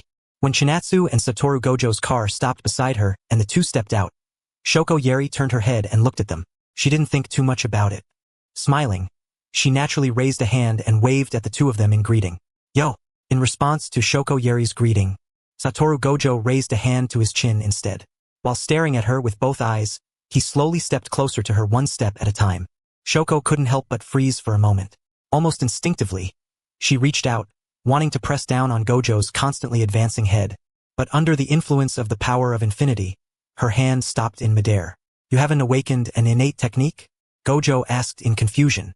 One of the talents that came with the 6 eyes was the ability to see through the curse techniques engraved within other people's bodies. With one glance, Gojo noticed the difference in Shoko's cursed energy, and with a second glance, he directly saw through the fact that she had not awakened a cursed technique. Hearing Gojo's words, Shoko merely withdrew the hand she had extended and lightly pressed it against her chest. With her other hand, she raised it and took the cigarette from her mouth. Yeah, I haven't awakened an innate technique, but I can use reverse curse technique, Shoko replied calmly. Although reverse curse technique had the words curse technique in its name, it was actually not a technique at all, but an extremely advanced method of cursed energy manipulation that could be learned and mastered later through training. And in this regard, Shoko possessed an exceptionally special talent. A technique others could study for their entire lives without figuring out, Shoko had mastered with remarkable ease. The moment Gojo heard that, he first froze, then an excited expression appeared on his face. In those azure eyes of his, it was as if dazzling little stars were sparkling brightly. Seeing Gojo like this, Shoko just smiled faintly, then said, "What? You want to learn? I can teach you." A serious expression instantly appeared on Gojo's face. He straightened his back, brought his legs together, and put his attitude at full marks. Meanwhile, Shoko gave a light cough. One arm bent slightly as she gestured, while on the other hand she raised one finger and lazily waved it a little through the air from left to right. It's like, whoosh, and then shing. Yeah, basically like that. So, you can understand that, right? Shoko said leisurely while making gestures. Watching Shoko's absurd teaching method, the serious expression on Gojo's face instantly collapsed. Veins even bulged on his forehead, and in his heart, he was complaining about what exactly he had just been so serious for. Ah, you can't understand? What a lack of talent. Faced with Shoko putting her hands on her hips and sighing after saying that, the corner of Gojo's mouth twitched slightly. It wasn't that Shoko was deliberately messing with Gojo. Of course, there was a tiny bit of that emotion mixed in. But the main reason was that reverse curse technique really was that abstract. In the current jujitsu world, there were only 2 people publicly known to have mastered such a technique. One was Shoko Yeri, standing right in front of them. The other was Yuki Tsukumo, who had only recently been given the title of special grade jujitsu sorcerer. Speaking of Yuki Tsukumo, well, that could wait for later. Chinatsu slowly walked from behind Gojo to stand in front of Shoko, smiling as she extended her hand toward her. My name's Chinatsu. His name's Satoru, from the Gojo clan. Using brief words, Chinatsu introduced herself and Gojo. Shoko then extended her own hand and shook Chinatsu's hand. Shoko Yeri. Use Tsalme Shoko. Even though all 3 of them were already standing at the school gate, they still didn't go in. Instead, they started chatting casually right there at the entrance. During the conversation, Chinatsu also brought up the big bag filled with food she had bought on the way here and asked Shoko if she wanted a little something to eat. Shoko had originally planned to refuse, but the moment she saw the food inside that bag, her body instantly answered more honestly than her mouth. Then I'll gladly accept. With a grin, Shoko took out a few pieces of food from the bag that looked delicious at a glance. Just as she was about to take a small bite, a well-built man strode out from inside the school with a fierce aura. What are you brats doing? You're already at the school gate, so why the hell aren't you coming in? At that shout, everyone's bodies jolted, and they all turned to look at the man who had yelled. Masamichi Yaga. He was the future homeroom teacher of everyone present during their time at Jujutsu High. No one kept standing around after that. Once they heard Yaga's urging, they all hurried into the school at a light jog. The instant they passed through the school gate and entered the campus grounds, everyone immediately sensed the existence of a barrier. This was Jujutsu High's first line of defense. If any unregistered outsider entered, an alarm would immediately be triggered. As for going to school, Chinatsu had thought she had already mentally prepared herself for it. She had even hypnotized herself into believing that attending Jujutsu High would be something very interesting, totally different in nature from going to school in her previous life. But when classmates appeared beside her, a figure known as a teacher appeared ahead of her, and not far away, that terrifying structure known as a school building came into view. A fear rising from the deepest part of her spirit surged up. There were definitely people in this world who loved going to school, but Chinatsu also understood very clearly that she was absolutely not one of them. Chinatsu let out a cool breath and glanced left and right, trying to find some sense of solidarity from Shoko and Gojo on either side of her. But Shoko still looked as careless and laid back as ever, not scared in the slightest. And compared to fear, what Gojo felt was more like tension. At this moment, he was adjusting his state, figuring out how to confront Yaga head-on. Chinatsu withdrew her gaze and looked forward again. Then the last first-year student, Suguru Geto, whom Chinatsu had assumed was late, entered her sight. So he hadn't been late at all. On the contrary, he had arrived very early and had already been waiting inside the school for over half an hour for Chinatsu and the others. At this, Masamichi Yaga lifted the sunglasses on his face with a look of gratification, thinking to himself that at least there was one normal student among the first years. In the future, he would use him as the standard and try to make the other problem students move closer to him. Yaga's little thoughts were caught by Chinatsu with perfect clarity. She lowered her head and let out a soft, helpless sigh, silently mourning for teacher Yaga for 3 seconds. A normal student? Yaga, just give up struggling. Among these people, only I can even be associated with the word normal. Everyone else is more abnormal than the last. That was what Chinatsu thought in her heart, completely unaware that in the distant future, someone would ask Yaga which student among those he had taught had the most troublesome personality. Yaga would immediately pick up a bottle of beer, gulp down several big mouthfuls, and then answer the question without the slightest hesitation. Do you even need to ask? It was definitely that girl. Tokyo Metropolitan Jujutsu High School. Together with the other school in Kyoto, this was one of only 2 educational institutions in the jujutsu world. To the outside world, it was recognized as a legitimate site for religious education. Here, the main focus was learning knowledge related to jujutsu, but the jujutsu world also existed on the foundation of ordinary society. Jujutsu sorcerers couldn't completely detach themselves from society, so they also had to study a certain amount of subjects like math and English, but not much. Only around 2 hours a day. At this moment, inside the classroom, Masamichi Yaga sat in front of the blackboard, holding a piece of chalk, tapping and writing on it as he taught English. His identity was that of a homeroom teacher. Teaching English was not actually part of his job scope. It was only because the person who taught English had something urgent come up, so Yaga, as the homeroom teacher, had no choice but to step in temporarily. Alright, everyone turn your English books to page 2 first. This sentence isn't difficult.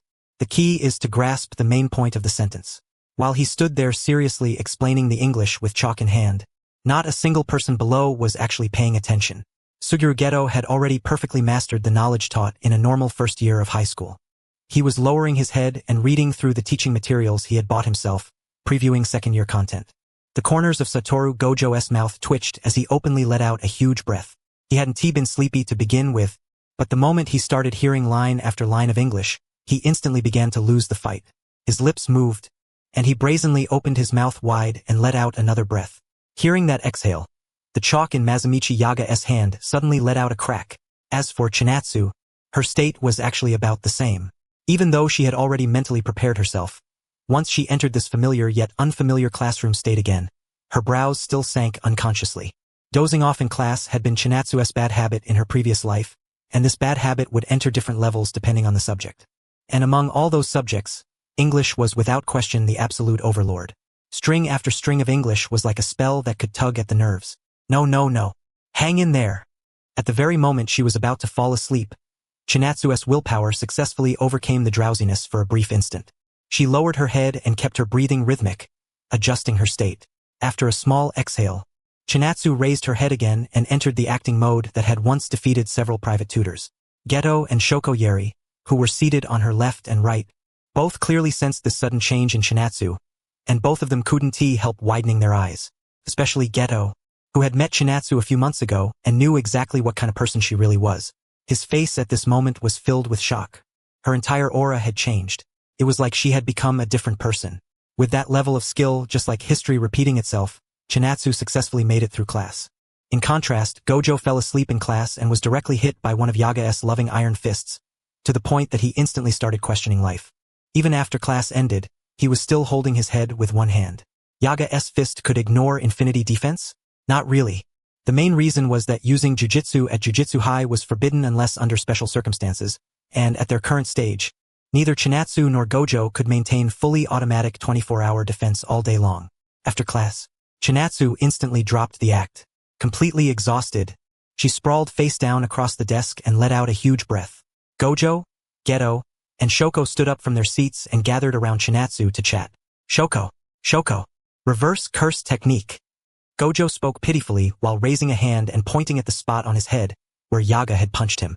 With a smile, Shoko reached out her palm toward him.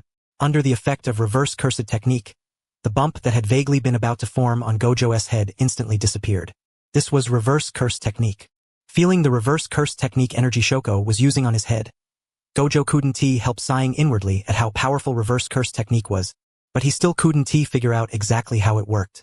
After treating Gojo's head, Shoko lightly let out a breath, and the hand she had extended gave a small wave. Reverse curse technique was powerful, but it also consumed a lot of cursed energy. As things stood now, Shoko wasn't especially high level in either cursed energy reserves or cursed energy control precision. In the future, she would be able to heal a whole crowd by herself, but right now she could only treat minor injuries, and even that wasn't especially easy. She lowered her head and looked at Chinatsu, who was still lying on the desk. The earring on Chinatsu's right ear caught her attention. Chinatsu, that earring of yours isn't just an ordinary accessory, right? Shoko asked curiously. Hearing Shoko's question, Chinatsu slowly straightened up again. She subconsciously reached a hand up to touch the earring on her right ear, then nodded. Yeah, it's a cursed tool. Cursed tools were the general term for weapons imbued with cursed energy or even techniques. Like jujitsu sorcerers and cursed spirits, they also had a strict ranking system. Proper use of cursed tools could effectively increase a sorcerer's strength.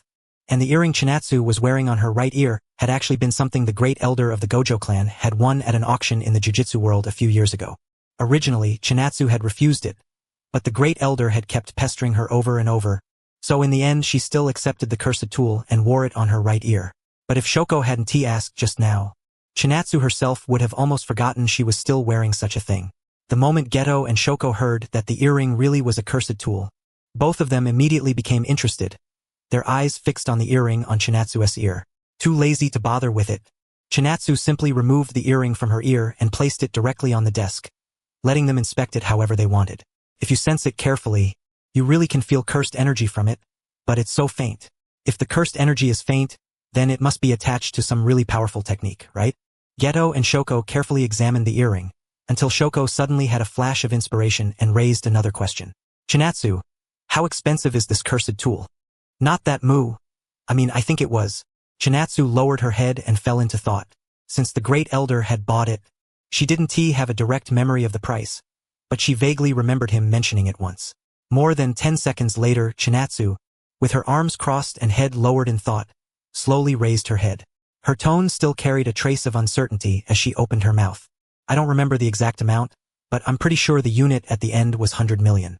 When Shoko and Geto heard that this cursed tool cost over 100 million, both of them froze, unable to believe that it was actually that expensive. In truth, cursed tools were generally expensive.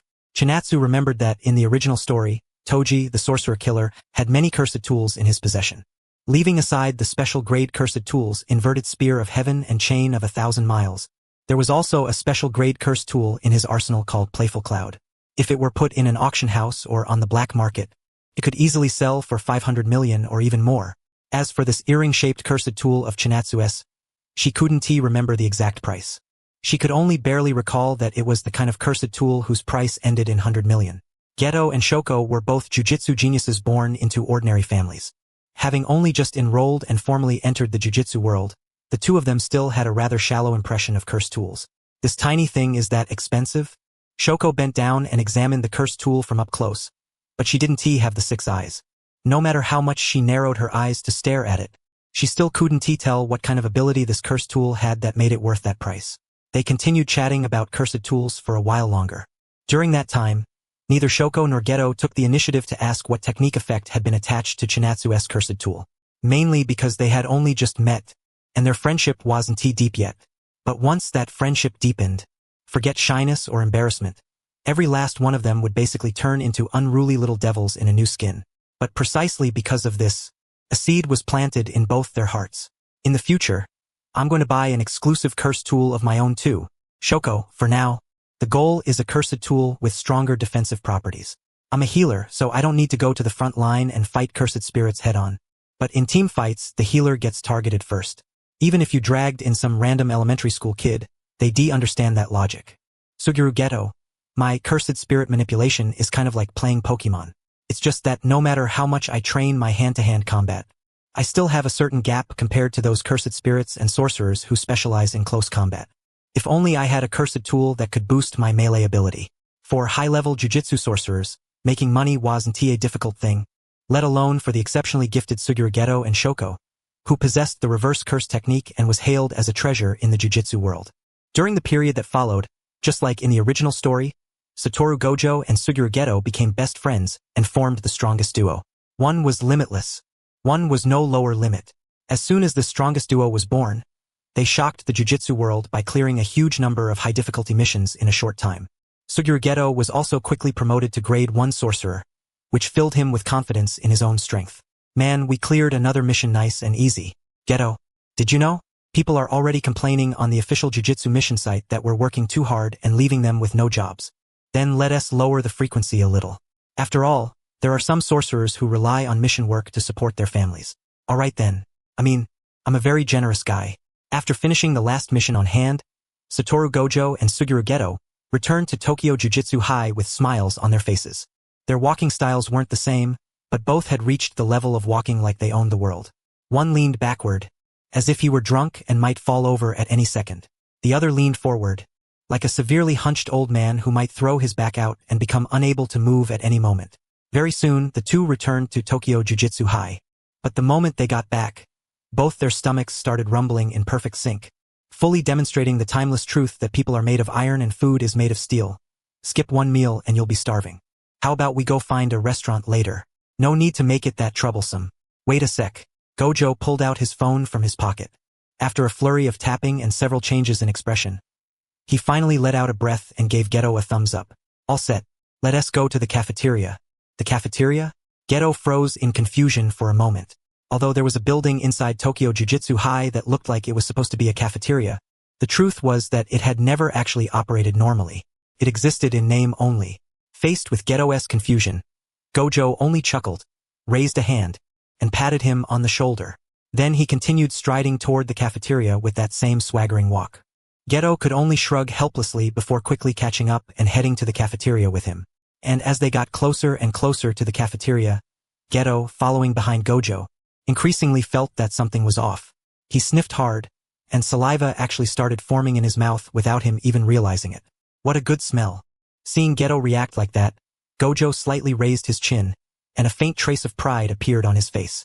When they stepped into the unlocked cafeteria, Chinatsu just happened to be coming out of the back kitchen carrying 2 steaming bowls of soba. After shooting Gojo a dirty look, she set the 2 bowls down on the table. Gojo gulped hard, then leaped forward and sat down directly in his seat. He pulled out a pair of chopsticks from the side and immediately started digging into the noodles. Geto, meanwhile, looked a little surprised. He glanced at the soba on the table, then quickly shifted his gaze to Chinatsu. Even though Geto didn't say anything, just from his expression and the look in his eyes, Chinatsu could tell that he was inwardly complaining about the fact that she could actually cook.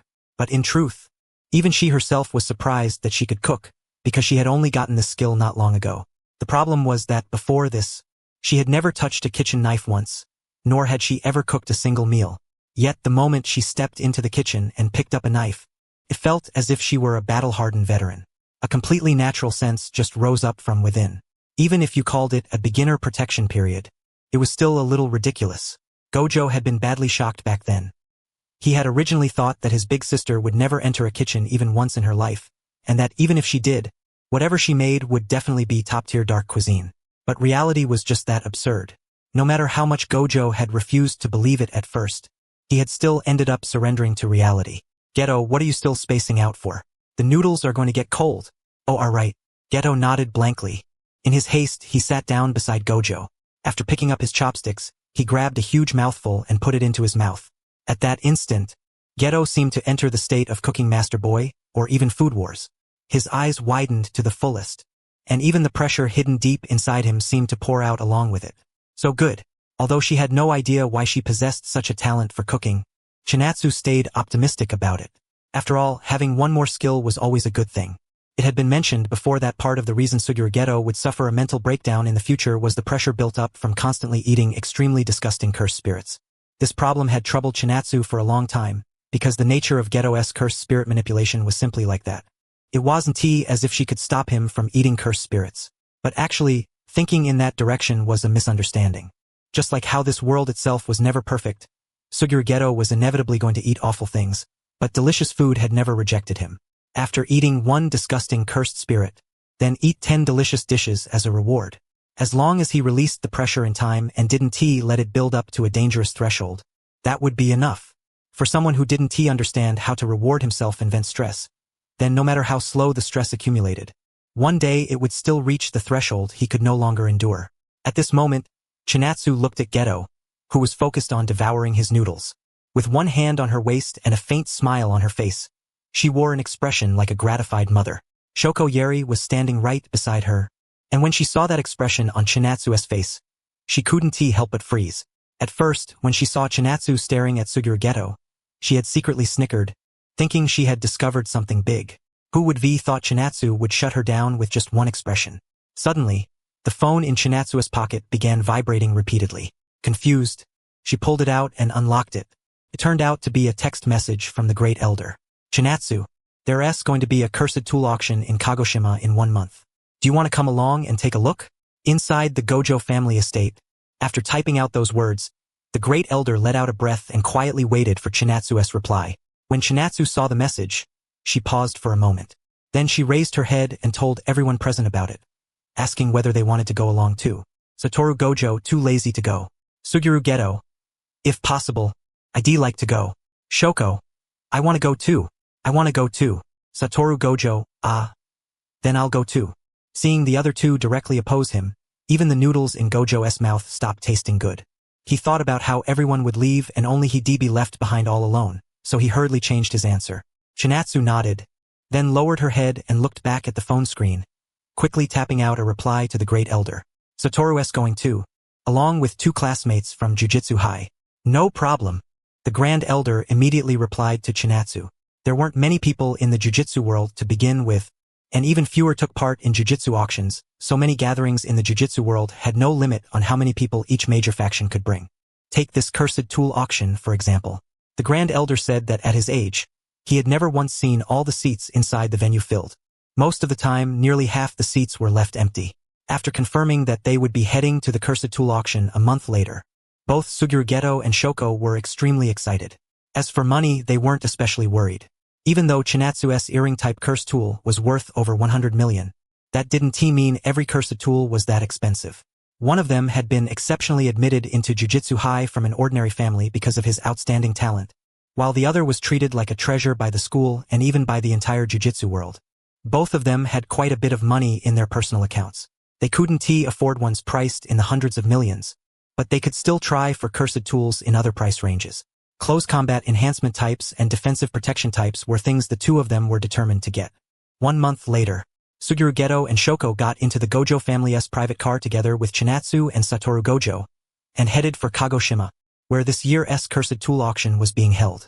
Along the way, Satoru Gojo, sitting in the car, looked somewhat uneasy, because Kagoshima was the place he had gone to for his very first jujitsu mission. That whole situation where he spent 2 hours traveling, 2 minutes exorcising the curse, and before he had even reached the destination, his big sister was already lying in bed asleep, had practically become psychological trauma for him. Meanwhile, Chinatsu quietly observed the scenery outside the window. The road looked peaceful, but in reality, cursed spirits were everywhere. Grade 4, Grade 3. In the world ordinary people could not perceive, there were simply far too many of these cursed spirits born from humanity's negative emotions. These Grade 4s and Grade 3s were manageable enough. Most of them were so weak and timid that they didn't dare directly attack humans. But once they reached the threshold of special grade, they would turn into one large-scale disaster after another. Jujutsu sorcerers silently exorcised cursed spirits for humanity in the darkness. Yet there were still some foolish humans who treated children awakened to jujutsu talent like monsters, fearing them, insulting them, and even directly laying hands on them. That was also another layer behind Suguru Geto's mental collapse. In the end, the problem lay with this country, and even with the whole world.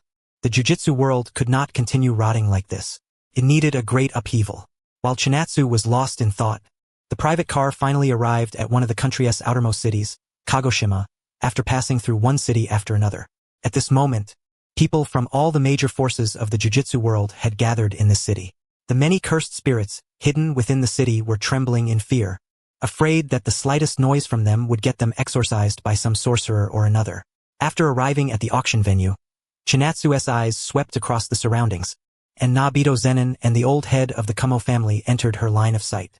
By the current point in the timeline, Megumi Fushiguro and Noritoshi Kumo, who would inherit the 10 Shadows technique and blood manipulation from their respective families, had already been born. It was just that, because they were still too young and their techniques had yet to awaken, they had not been discovered. As Chinatsu's gaze landed on Nabito Zenin, he, with his stiff expression, quickly noticed it as well and turned his head to look back at her. Their gazes collided. In that silent exchange across the distance, it was as if an intense conversation had already unfolded, sparks flying between eye and eye. What a grudge-holding little girl. Nabito Zenin let out a cold snort, then turned and headed into the auction hall. The corners of Chinatsu's lips curled up slightly, a faintly smug look appearing on her face. She was no longer the 6-year-old child she had been back then. Even though Nabito Zenin was known as the strongest grade 1, if she really went after him, that title might not necessarily remain his. Seeing Chinatsu's somewhat childish side and the sight of Nabito being driven off in irritation, the Grand Elder Kuden helped lowering his head and laughing. All right, let us head in too. With a smile on his face, the Grand Elder led everyone into the auction house. This auction house, originally used for auctioning real estate or antiques, had now been booked out by the jujitsu world and was being used to auction cursed tools. The enormous venue was filled with rows of seats, but there were already very few people in the jujitsu world to begin with, and even fewer qualified to attend a cursed tool auction. At a glance, not even half the seats were occupied.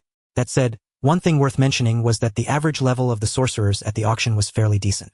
The weakest among them were all grade 2 sorcerers, with most being grade 1. Compared to using their mouths, having them raise their fists was far more deadly.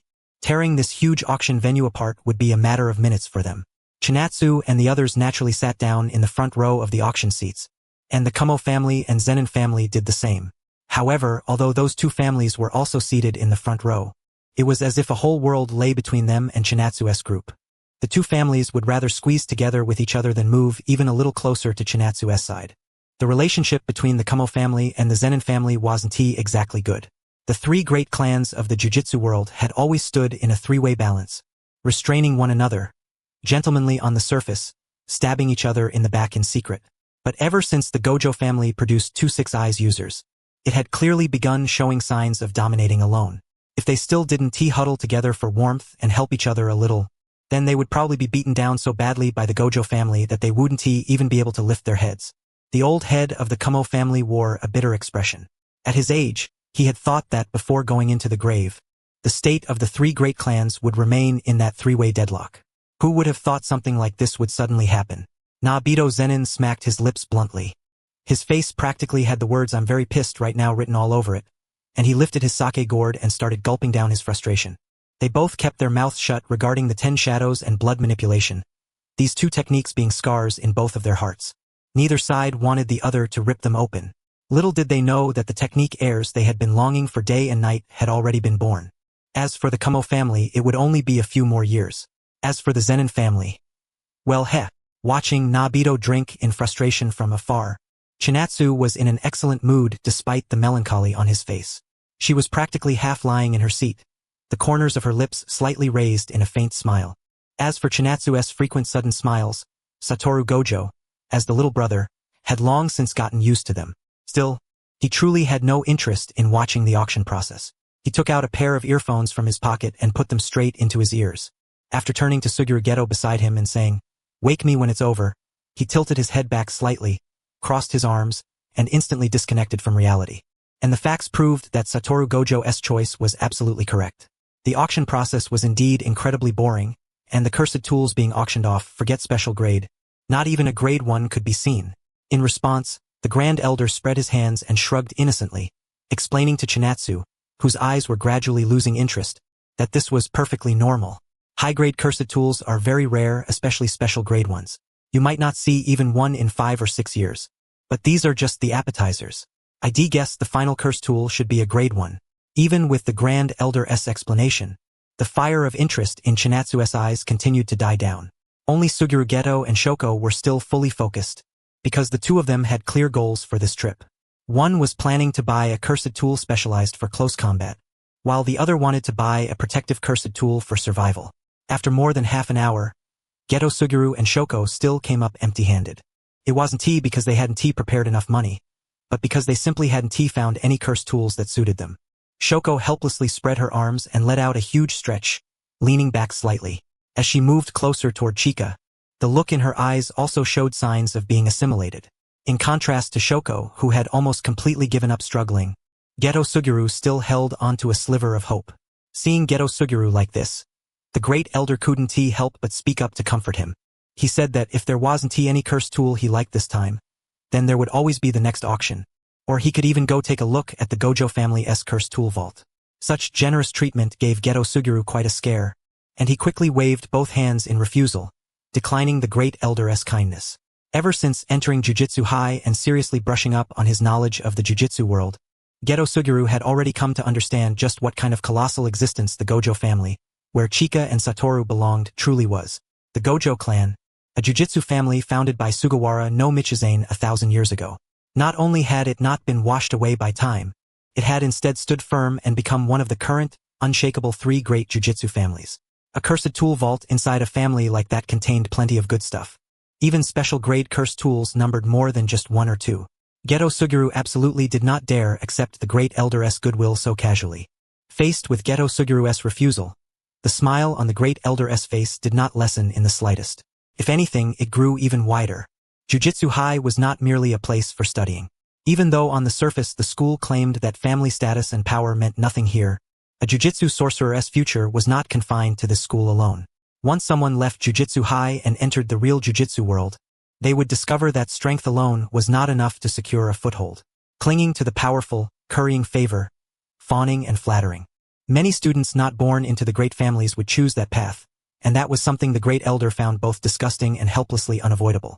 He had originally thought Geto Suguru and Shoko were the same, but now, looking at Shoko lying in her seat and rotting together with Chika, and at Geto Suguru refusing such an enormous temptation, a feeling called relief rose in the great elder's heart, and as time passed second by second, this cursed tool auction had already reached its end.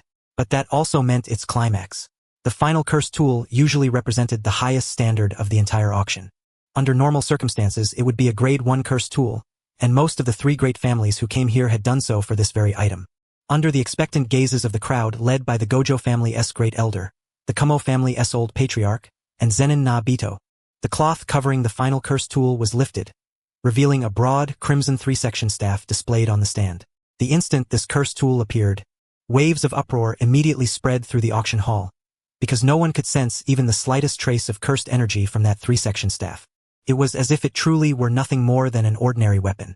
But the moment that 3-section staff appeared, Chika, who had originally been slumped bonelessly in her seat, instantly sat bolt upright like a dying man rising from his sickbed, staring at the cursed tool in shock. Special grade cursed tool. Playful cloud. Wait, if this cursed tool was here. Chika immediately turned her head and swept her gaze across the surrounding seats. Before long, she found the man sitting in a dark corner of the auction hall, suppressing his presence so thoroughly he was practically invisible. The sorcerer killer? Zenin Toji. At that moment, once Toji noticed that Chika had discovered him and was staring at him, a blank look instantly appeared on his face. He genuinely could not understand how he had been found this time. Because of the lesson from last time, after noticing the two of them, he had hidden his presence with extreme seriousness. The seat he had chosen was also a corner within a corner.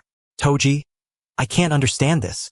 As Chika suddenly turned and looked over, Zenin na Bito, who was seated on the other side of the first row, also looked in that direction in confusion after noticing her reaction. When he discovered Toji, his eyes trembled, and he immediately raised his voice to question why Toji was here too.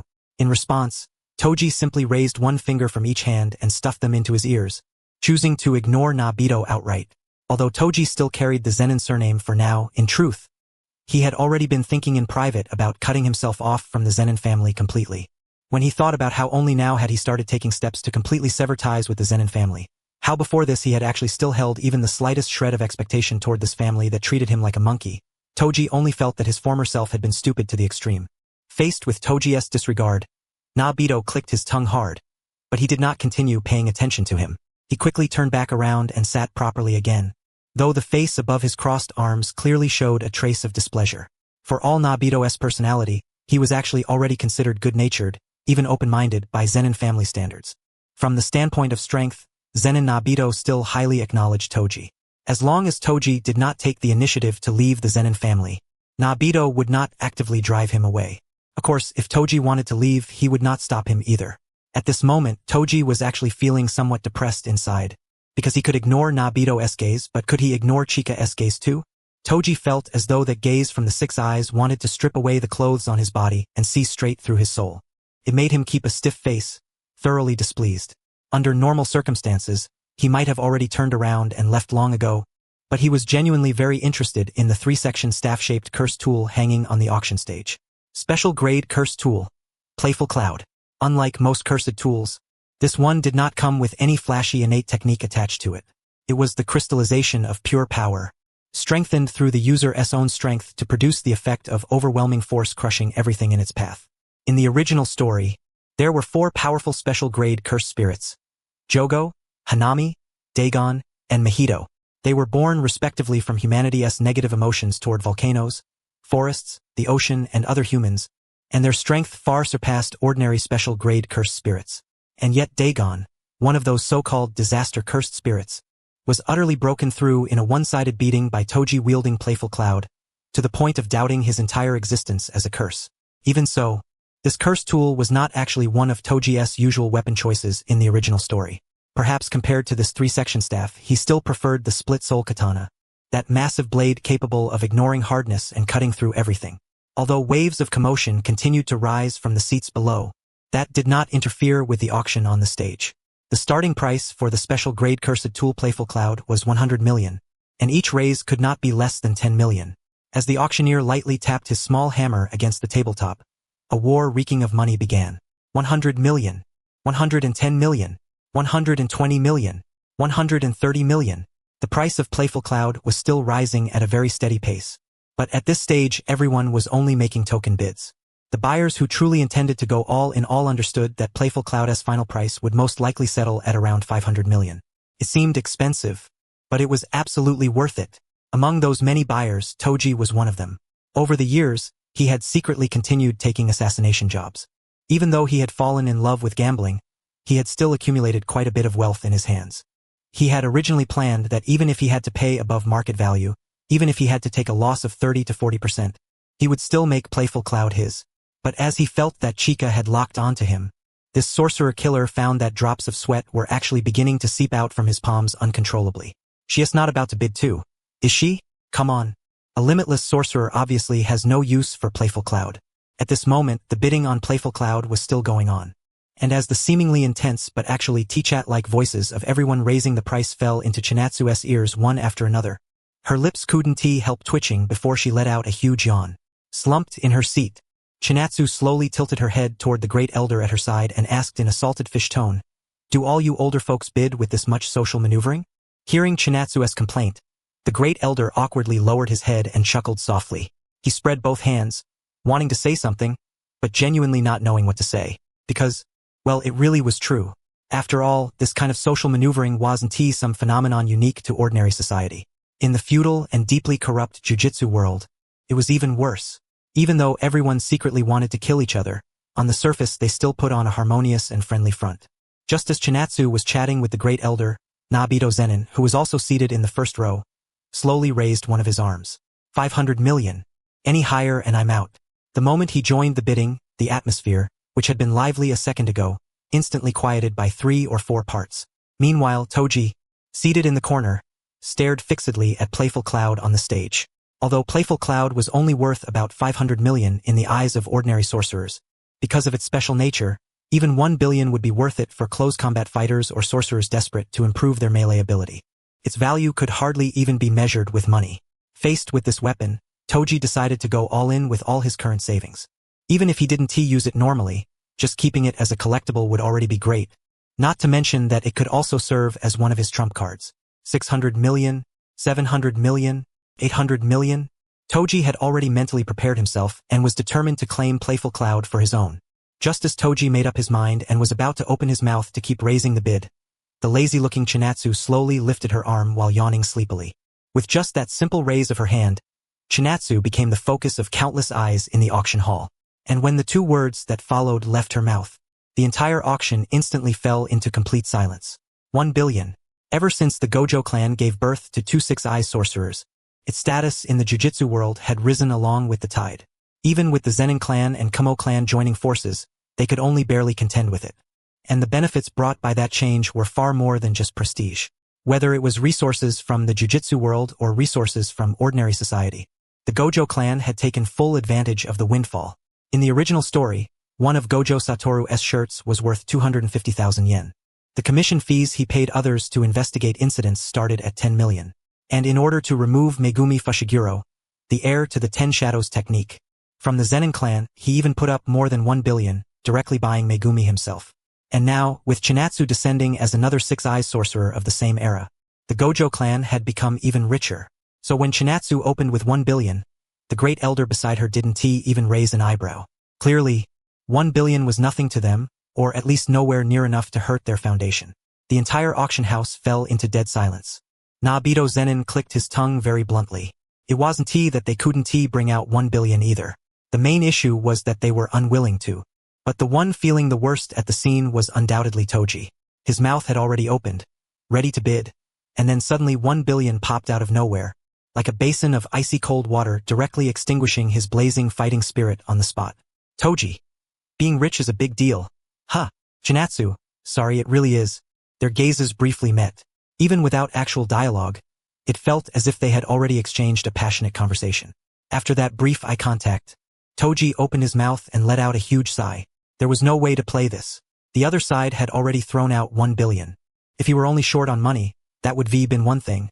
But the deadliest part was that she still looked like she hadn't even started trying yet. Damn capitalism.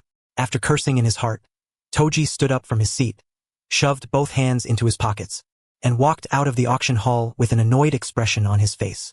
As for Playful Cloud, Chinatsu naturally took it into her possession with ease, relying on her money power. After the auction ended, Chinatsu received the 3-section staff from the backstage staff. To be honest, she had seen plenty of people use nunchaku before, but this 3-section staff really hadn't left much of an impression on her. She lowered her head and carefully examined Playful Cloud for a moment. Then she raised her head and faced the empty stretch of corridor ahead. Playful Cloud was an extremely special curse tool. Its use had nothing to do with cursed energy, and was instead directly proportional only to arm strength, in other words, physical strength. Chinatsu kept a rhythmic breathing cycle in her mouth, gathering the power inside her body as much as possible and converting it into arm strength. Her eyes sharpened, and gripping one section of the 3-section staff, she swiftly lashed it toward the empty space ahead. Bang! A deafening explosion of air-rending sound erupted. Hearing that massive blast, everyone beside her other than Gojo Satoru changed expressions and cried out in amazement, as expected of a special-grade curse tool. But unlike everyone else's shocked reaction, Chinatsu herself wasn't surprised by that level of power. Because if it was only this much, she could do the same by wrapping her fists in blue. A sorcerer who used the limitless technique could wrap blue around both fists to strengthen them. In the original story, just recalling his fists was enough to make Gojo Satoru's later students feel their heads grow heavy, bluntly saying they had nearly been beaten into throwing up. The description was that even though the hit seemed simple, it felt like being slammed by a moving heavy truck. And while using Playful Cloud properly did indeed require pure physical strength, when it came to Chinatsu's physical power. Even though she really wanted to brag about her strength, reality simply wouldn't allow it. She immediately turned her head to look at Suguru Geto beside her. In her memory, from the moment Playful Cloud had been revealed after the black cloth was lifted, his eyes had involuntarily widened like copper bells, and his butt had even left the seat, his gaze burning as he stared at Playful Cloud as if he were about to spring to his feet at any moment. Well, it was only normal for him to be interested in Playful Cloud. He had come here precisely to obtain a cursed tool that could improve his close combat strength. In the original story, the one he used was also Playful Cloud. After Toji died, the cursed tools in Toji's weapon stockpile were confiscated, and Playful Cloud ended up in Suguru Geto's hands. From then on, whenever Suguru Geto ran into close combat, He would impatiently pull out Playful Cloud and just go for it. What was this called? This was called Cursed Spirit Manipulation is only this old man's talent. But close combat is this old man's hobby. Suddenly remembering a meme from under one person, Chinatsu couldn't help laughing. At the same time, the Playful Cloud in her hand was casually tossed into Suguru Geto's hands. The moment Suguru Geto saw this, he instantly panicked. He quickly opened his mouth, wanting to return Playful Cloud, but Chinatsu only waved her hand in an easygoing manner. Don't be so nervous. Aren't you just short a close combat curse tool right now? Consider this lent to you. Of course, if you end up liking this cursed tool, you can also buy it from me. Listening to Chinatsu's words, Suguru Geto lowered his head, his gaze falling onto the 3-section staff Playful Cloud in his hands, and waves of warmth surged through his heart. Thank you. After that, Chinatsu and the others left Kagoshima in a chauffeured car. Actually, at first, Chinatsu had planned to look for Toji and have a chat with him, but unfortunately, Toji had slipped away far too quickly. Time passed day by day.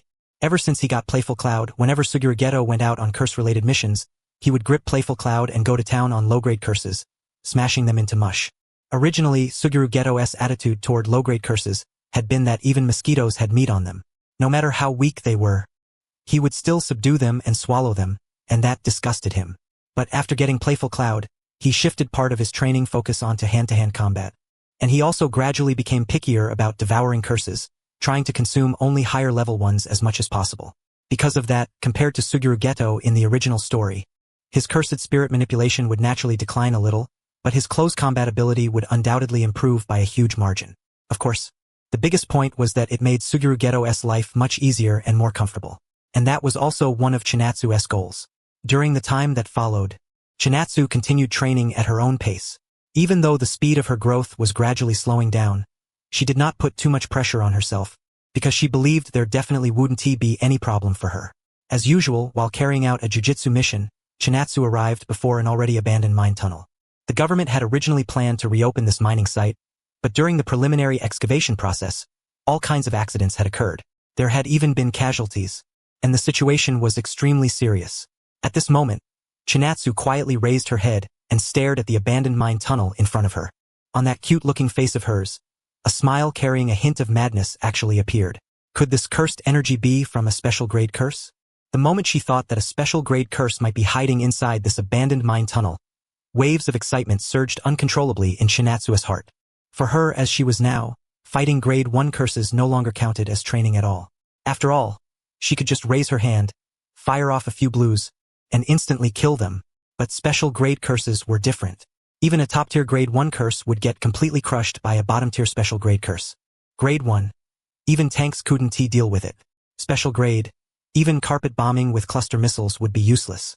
Standing outside the abandoned mine tunnel, Chinatsu let out a long breath, and a faint glimmer shone in her azure eyes. It better be a special grade. Chinatsu muttered that inwardly. Other sorcerers would all be desperately hoping not to run into a curse that was too strong. Only Chinatsu was this unconventional. Just like that, Chinatsu stepped into the mine tunnel. Inside the tunnel, visibility was extremely dim, and the terrain was very narrow as well. If not for the 6 eyes enhancing Chinatsu's perception, this terrain alone would have been enough to make an ordinary sorcerer's strength drop by a whole level. The sound of Chinatsu's footsteps echoed continuously through the abandoned mine tunnel. Because the residual cursed energy inside was distributed so evenly, she could not locate the curse's exact position for the time being. But it was precisely that unusually even distribution of cursed energy residue that made Chinatsu look forward even more to the grade of the curse hidden within. At the very least, it had to be a peak grade 1 curse. Chinatsu forcibly suppressed the excitement in her heart and continued deeper into the abandoned mine tunnel. As one pushed further and further into unknown territory, an ordinary person's heart would gradually be overcome by fear of the unknown, throwing their mind into chaos. But Chinatsu was not affected by it in the slightest. The way she looked, how did she resemble someone venturing deeper into a dangerous, dim, narrow cave? She was more like someone who had suddenly come home after not being back for a long time. Smiling the whole time, she looked left and right, checking this place and that place, that left the curse hiding in the dark and secretly observing Chinatsu feeling utterly miserable. Its body grew more and more restless until it finally snapped. Curse! This is my home, not yours. In an instant, the rock wall above and behind Chinatsu suddenly exploded apart. A non-humanoid curse, somewhat like a 4-legged beast, sprang down from above and struck straight at Chinatsu's back. However, Under the invisible barrier formed by Chinatsu's limitless defense, the beast-shaped curse's claw swipe hit nothing at all. And the moment the curse sensed that invisible barrier, its eyes shook. In the split second before Chinatsu's power of infinity could lock it in place, it suddenly pulled off a midair spin and, after landing, immediately leaped backward to open the distance from Chinatsu. The curse stared fixedly at Chinatsu. Corrosive drool dripped from its huge fanged mouth, falling to the ground and eating into it. That level of cursed energy, those reflexes. It really is a special grade curse. Looking at the ferocious beast-shaped curse in front of her, the smile on Chinatsu's face could no longer be held back, revealing a grin tinged with madness. Chinatsu longed for a breakthrough, and a sufficiently intense battle was the best fuel for breaking past her limits. Chinatsu raised her hand, shaping it like a gun. Grinning, she shouted, "Curse technique lapse." Blue. In an instant, blue light bloomed from her fingertips. A special energy substance, like light and flame, rapidly expanded, forming a tiny azure black hole that shot toward the special grade curse. Because it carried powerful attraction, although the special grade curse had thought about dodging, it was ultimately dragged back by force, and a huge hole was blasted through its body. It looked like a heavy blow, but after only a few seconds had passed, the hole in the special grade curse's body had already regenerated at a speed visible to the naked eye. Unlike human sorcerers, for curses, physical regeneration was not anything difficult, and a special grade curse's recovery speed was even more astonishing. Of course, if a human sorcerer learned reverse curse technique, they could do the same thing too, regrow severed limbs or even come back from the dead. As the special grade curse's body fully recovered, it decisively opened its huge bloody mouth, and a pure cursed energy projectile rapidly condensed.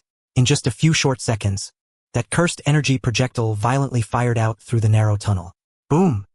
A deafening explosion resounded from inside the abandoned tunnel, and thick smoke even drifted out from the entrance, rising into the sky.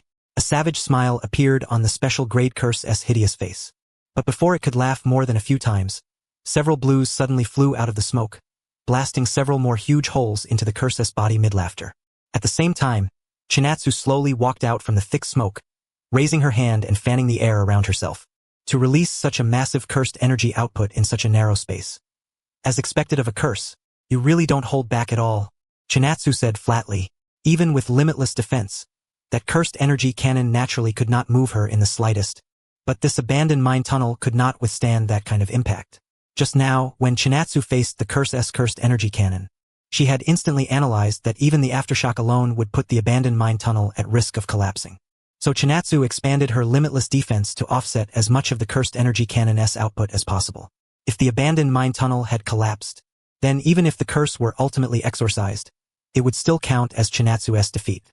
However, Chinatsu's eyes fixed on the special grade curse before her.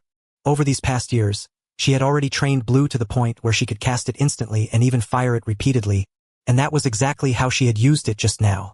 But at this moment, the special grade curse was already starting its regeneration for the second time. Overall, the effect was minimal. This was Chinatsu's current weakness. Her defense was at the highest level, but her offensive output against curses was not considered high level. Chinatsu had already been well aware of her current flaw, but now that she was facing a special grade cursed spirit's self-regeneration ability head-on, that flaw appeared even more clearly before her eyes. But compared to that, as Chinatsu stared at this special grade cursed spirit, another question suddenly surfaced in her mind. The cursed energy this cursed spirit was giving off felt a little off. Faintly, there was a second cursed energy leaking out from its body, one that did not originally belong to it. Wait, this ominous cursed energy was. In that brief instant, Chinatsu suddenly understood. She realized exactly what the hidden abnormality inside the special grade cursed spirit in front of her was. A special grade cursed object, Sukuna's finger. 1,000 years ago, during the golden age of the jujitsu world, there was an invincible curse user named Ryomen Sukuna. He had 2 faces and 4 arms. Though he bore the appearance of a demon god, he was a real human being, and was known by others as the King of Curses. At the moment of his death, he placed special secret techniques and bindings on the 20 fingers from his 4 arms, allowing them to carry his soul and cursed energy and persist from 1,000 years ago all the way to the present. Just one finger carried enough cursed energy that, if devoured by a cursed spirit, it would be enough to give birth to a special grade cursed spirit. And inside the special grade cursed spirit before Chinatsu, one of Sukuna's fingers was residing. This cursed spirit was probably already a special grade cursed spirit to begin with, and then on top of that it devoured one of Sukuna's fingers. Although the cursed spirit before her had not yet reached the level of the disaster curses of the future, it had already left behind the bottom tier of special grade. Chinatsu analyzed things calmly. Honestly, this situation made her both love it and hate it. What she loved was that this cursed spirit's level far exceeded her expectations.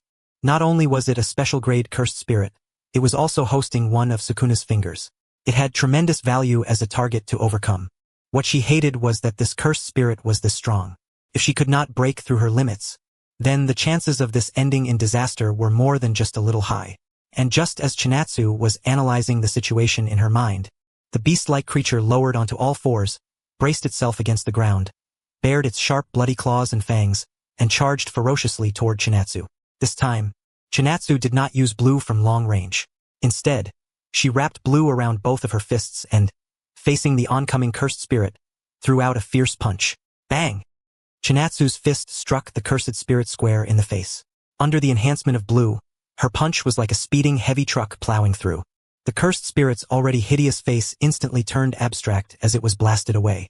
After rolling across the ground several times, the cursed spirit finally stopped, and the damage on its face began regenerating again at a speed visible to the naked eye. Watching that scene, the corner of Chinatsu's mouth twitched slightly, and she did not know whether to laugh or cry. Her damage output really wasn't enough. She did not know if it was just her imagination, but Chinatsu actually seemed to see disdain, even mockery, on the face of this beast-shaped cursed spirit. Cursed spirit. That's it? Chinatsu took a deep breath. Her hands tightened, and both fists became wrapped in blue. One had insufficient damage output but maxed out defense. The other had basically no damage output at all, but its tankiness was through the roof.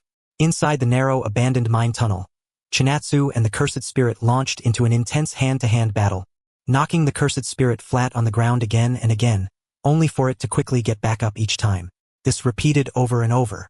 Chinatsu's face was about to twist into something that looked like a cursed spirit itself, and wave after wave was crashing through her once calm heart. Clearly, the one who kept getting sent flying was the cursed spirit, but every time she watched herself pour out everything only for the thing to get right back up, Chinatsu felt like she was throwing full-force punches into cotton. It was unbelievably frustrating. Just when Chinatsu was so furious she was about to unleash 10 blues in a row and go all out against this cursed spirit, a wave of dizziness suddenly welled up, making her body freeze for an instant. And in that very instant of discomfort, Chinatsu nearly got hit by a claw from the charging cursed spirit. She decisively activated a short-range teleport and pulled away from it. She raised a hand and pressed it against her head. Her eyes trembled slightly, and she was breathing hard over and over. The 6 eyes granted a sorcerer extremely precise cursed energy control, reducing wasted cursed energy to the greatest possible extent.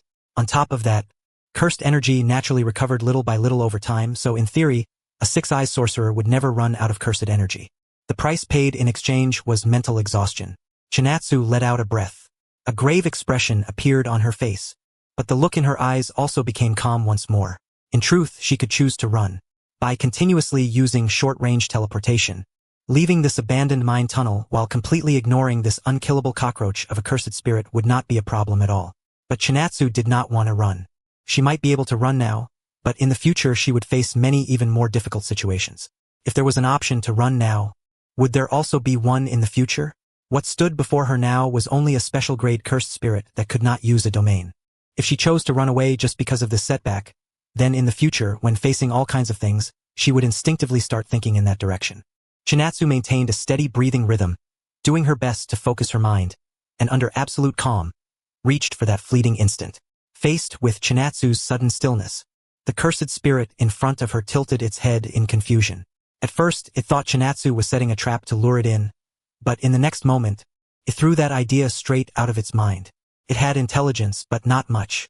The beast-like cursed spirit raised its head and let out one chilling hiss after another. The originally invisible cursed energy swelled and poured out from its body in a way visible to the naked eye. This attack would decide the winner. Bang! The beast-cursed spirit kicked off the ground with all 4 limbs and charged at Chinatsu once more, its speed like a black meteor. As for Chinatsu, she still remained motionless, as though she were leaving everything to fate and waiting for death. Of course, that was not the truth. In the jujitsu world, there was a very peculiar phenomenon. When the timing difference between cursed energy output and a physical strike was less than 0.000001 seconds, the space at the point of impact would distort. This phenomenon would cause the power of the strike to increase enormously, usually by 2.5 times the normal amount.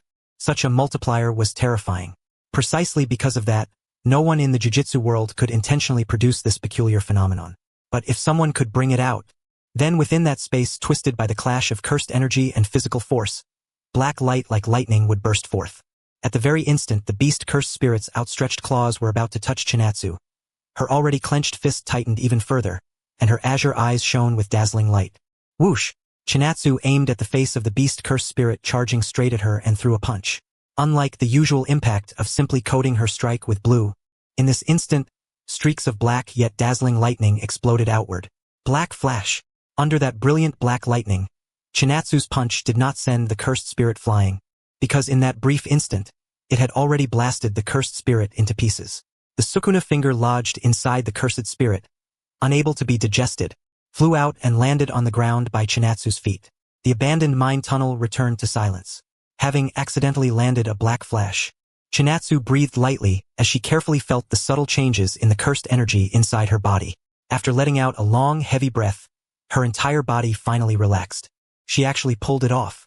Sure enough, sometimes you really do have to force yourself. Chinatsu stretched her body and muttered leisurely. No one in the jujitsu world could consciously bring out a black flash, and there was a huge gap between sorcerers who had experienced black flash and those who had never landed one. After landing a black flash, Chinatsu could clearly feel the flow of her cursed energy becoming smoother. Her whole body felt like she had gone into an invincible mode.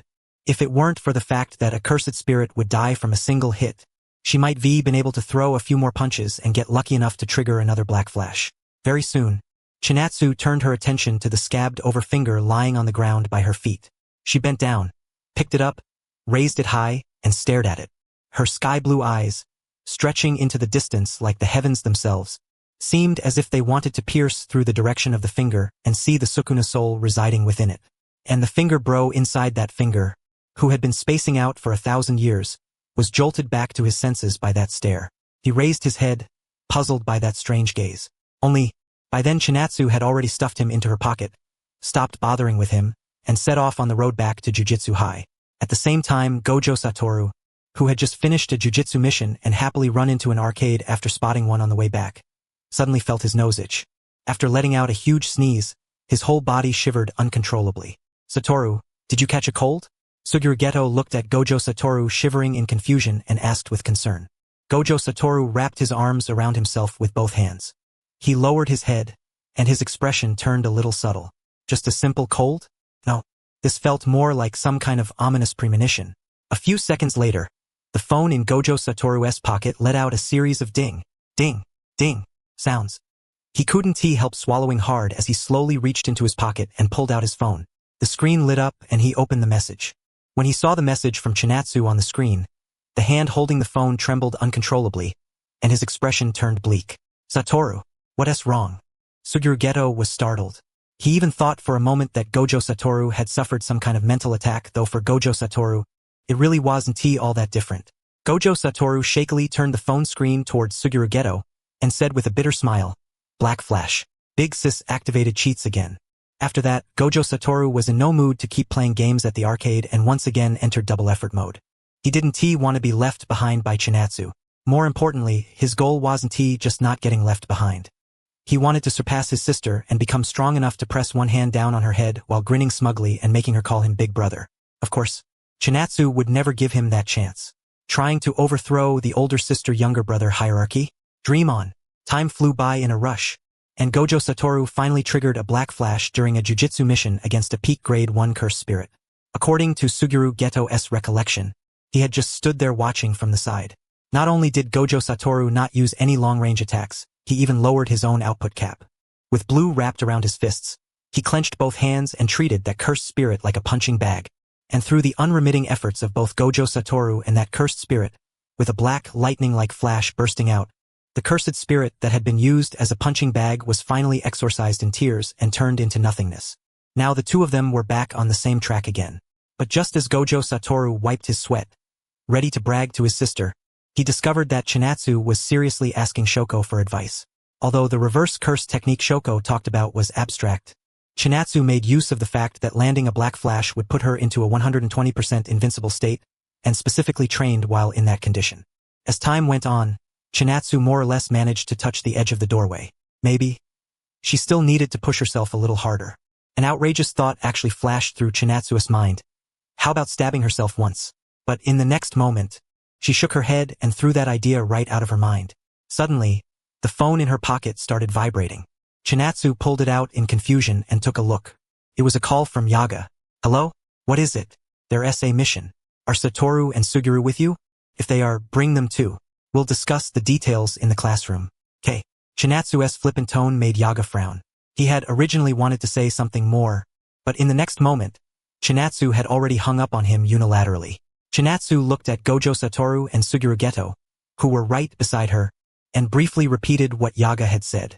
The two turned to look at each other, shrugged, and then walked with Chinatsu toward the classroom at Jujutsu High. At this moment, their homeroom teacher, Masamichi Yaga, was standing in front of the blackboard and lectern. Chinatsu and the others sat down in their respective seats just like in a normal class, waiting for Yaga to speak. Geto, Satoru, Chinatsu, a very heavy responsibility has fallen on you. It's a mission personally designated by Master Tengen. As Yaga spoke those words, Gojo Satoru remained unmoved. Suguru Geto showed a puzzled expression, while a trace of seriousness appeared on Chinatsu's face. So it was finally coming? Tengen was a figure who had existed for over 1,000 years, a jujitsu sorcerer who possessed the immortality technique. Tengen excelled in barrier techniques, and most of the barriers deployed throughout the jujitsu world were arranged and even reinforced by Tengen. Tengen was an extremely important figure in the jujitsu world. However, that technique granted only immortality, not eternal youth. The body would still age over time. Once it reached the limit of what a human could endure, the technique would forcibly make the person evolve into a higher dimensional existence. But that was by no means a good thing, because not even Tengen knew what she would become after evolving, or whether she would lose her reason and turn into a being that threatened the world. So, in order to prevent that from happening, every 500 years she needed to merge with a young human whose compatibility with her was extremely high, using that young body's information to overwrite the aging information. That kind of young human was called a star plasma vessel. Yaga looked at the three not-so-reliable people in front of him and couldn't help raising a hand to cover his forehead. But there was no helping it. The three youngsters before him were already among the very top powerhouses in the jujitsu world. In short, Master Tengen's assimilation with the star plasma vessel will take place 2 days from now, on the night of the full moon. Your task is to protect that star plasma vessel girl and escort her to Master Tengen's side. Failure is not allowed. Understood. In response to Yaga's stern words, a string of weak, listless okay came from below. The muscles on Yaga's face twitched slightly. His heart felt empty, and he had no confidence at all. Walking out from Jujutsu High, Gojo Satoru and Suguru Geto showed off their lawless swagger right in front of Chinatsu. Compared to those two, Chinatsu's own walk, which had originally looked a little cocky, now seemed extremely normal instead. Seriously, she's just some girl, and 2 organizations already want her dead. What a pain, Gojo Satoru muttered while walking with that lawless swagger, drinking from a canned beverage. Beside him, Suguru Geto, who looked like he had an incredibly severe old man's hunchback, slowly spoke up to explain things to Gojo Satoru. Right now, there are 2 organizations targeting the Star Plasma Vessel, Q and the Time Vessel Association. Q is a group of dangerous people trying to kill the Star Plasma Vessel so Tengen can't assimilate, forcing her evolution to spiral out of control and overturn the jujitsu world. The Time Vessel Association, on the other hand, is a group of Tengen's fanatical worshippers. They don't want Tengen to assimilate with the Star Plasma Vessel, because they believe doing so would defile Tengen. So they also want to kill the Star Plasma Vessel. Listening to Suguru Geto's explanation, Satoru Gojo looked completely speechless. He slowly tilted his head to the side and muttered that it was boring. After that, Suguru Geto headed alone to the apartment building where the Star Plasma Vessel girl was located according to the intel, while Chinatsu and Satoru Gojo, who had mastered teleportation, stayed on standby in the distance, ready to adapt to the situation. Plop! Satoru Gojo sat down on the wooden bench nearby like some old man. Letting out a breath, he tilted his head and looked at Chinatsu, who was quietly standing to the side, clearly thinking about something. A quiet and reserved Chinatsu was a rare sight. And precisely because this state was so rare, it made Satoru Gojo curious, wondering what exactly could make his sister show such an expression. Satoru Gojo had asked Chinatsu about it before, but she had casually waved him off and blocked him with a single line. Wait until you become stronger than me, then I'll tell you. But becoming stronger than his sister was seriously hard. Like drowning his sorrows in alcohol, Satoru Gojo thought of this and picked up the canned drink in his hand. Gulp, gulp. He took several big swigs and drained it dry. Just as Satoru Gojo was thinking that Suguru Geto should have already made contact with the star plasma vessel by now, a violent explosion suddenly erupted from the building Geto had gone to. Satoru Gojo turned his head toward the building in confusion. There was only confusion in his tone. Not the slightest worry for Suguru Geto, because he trusted Geto's strength. That was all. Then, in the next moment, countless throwing knives flew at Satoru Gojo and Chinatsu from the distance. But with infinity in place, such ordinary attacks didn't pose even the slightest threat. The Q executive who launched the attack was clearly ordinary, yet absurdly confident. Seeing that his attack had failed, not only did he not turn and run, he even prepared to stand there and talk big in front of the two of them. Satoru Gojo and Gojo Chinatsu, the two six-eyes divine children of the Gojo clan. I've long heard of your great names. They say you're strong. So let me see whether you're all reputation and no substance. Faced with the Q executive's inexplicable confidence, both Satoru Gojo and Chinatsu, who had snapped out of her thoughts, gave him a look that clearly said, "Are you an idiot?" 10 seconds later, this idiot was lying face down on the ground in a somewhat twisted posture, his limbs twitching slightly on instinct. As for what exactly he had just gone through, even if he regained consciousness, he probably wouldn't be able to remember it. Alright, only afterward did the two of them hear from his coworkers that this guy seemed to be QS strongest. But neither of them cared. Sorcerers from the Wild Path were just like this. Even their so-called strongest was only around grade 2 level. Meanwhile, Suguru Geto also smoothly rescued the star plasma vessel girl and brought her back into the apartment suite. Inside the apartment that had just gone through an explosion, Suguru Geto elegantly brewed himself a cup of tea. He sat on a chair in the apartment, drinking tea while quietly waiting to meet up with Chinatsu and Satoru Gojo. A few minutes later, Chinatsu and Satoru Gojo arrived at the scene. Looking at the star plasma vessel girl named Riko Amanai lying on the sofa, as well as her maid and bodyguard Korwa Misato, no one had any intention of waking them up by physical means. That said, just quietly waiting at the side for the two of them to wake up was pretty boring. On top of that, it was morning, and none of them had eaten breakfast yet. As Satoru Gojo's stomach let out a hungry beast's roar, he immediately reached out and covered it. Then he put on a pitiful expression and turned to look at Chinatsu. The corner of Chinatsu's mouth twitched slightly. Ever since she had awakened her cooking skill, Satoru Gojo had become more and more shameless, constantly pestering her to cook. If it had only been Satoru Gojo's offensive, that would have been one thing. But when Satoru Gojo saw that his solo assault wasn't working, he decisively stretched out both hands and dragged Suguru Geto and Shoko into his camp. In the very end, even Yaga joined his side. Over time, Chinatsu started feeling like maybe she should stop being a jujitsu sorcerer and become a chef instead. Wouldn't getting the title of special grade chef be easy? Chinatsu lowered her head, raised a hand, and lightly covered her forehead, letting out a helpless sigh. Fortunately, the area affected by the explosion inside the apartment did not include the kitchen. And since Riko Amanai and her maid Korwa Misato had been living here to begin with, the kitchen also had plenty of food stored inside. No helping it. Time to do it. Comforting herself with the thought that she'd mainly be eating it herself, Chinatsu walked step by step toward the kitchen in the apartment. Although she had lacked motivation earlier, the moment she picked up the kitchen knife, she instantly entered the zone. In just a few short minutes, wisps of enticing aroma drifted out from the kitchen, and smelling it, both Suguru Geto and Satoru Gojo unconsciously started salivating. Almost at the same time, the two swallowed. Hearing the sound of the other swallowing, they instinctively turned their heads to look at each other, and both were amused by this strange bit of tacit understanding. The fragrance spread throughout the apartment. Riko Amanai, who had still been unconscious, groggily wriggled the corners of her mouth, and the dream that had originally been part of the horror genre suddenly took a sharp turn in style. So tasty. So tasty. In her sleep, Riko Amanai slightly opened her mouth and bit and chewed at the air, her face overflowing with a blissful smile. She unconsciously tried to turn over comfortably, but unfortunately, the place she was lying on was not a bed, but a narrow sofa. If she hadn't turned, it would have been fine. But the moment she did, Riko Amanai rolled right off the sofa and hit the cold floor with a plop, letting out a rather miserable scream. Ordinary people were still a little groggy when they first woke up, but Riko Amanai's method of being forcibly woken up this time was far too overbearing. Her head instantly cleared up. Lying on the floor, she blankly blinked at the ceiling in her sight. Under the pull of those wisps of tempting aroma, she quickly calmed down, climbed up from the floor, and turned her head toward the direction the fragrance was coming from. There at the dining table in the living room, Chinatsu, Suguru Geto, Satoru Gojo, and even her maid Korwa Misato were all seated in their places, seriously digging into their food. Although Riko Amanai waking up did catch their attention, it only caught it briefly. After glancing at her once, they lowered their heads and continued eating. Riko Amanai was dumbfounded, 3 huge black question marks practically popping over her head. She could understand those 3 strangers eating, but why had even her own maid run over there too? Looking at how full of appetite everyone was as they ate, Riko Amanai couldn't help swallowing. She was so tempted she almost failed to control her steps and joined the eating squad too. She forcibly steadied herself, raised one hand and pressed it to her chest, lifted her chin slightly, and opened her mouth. Who are you people?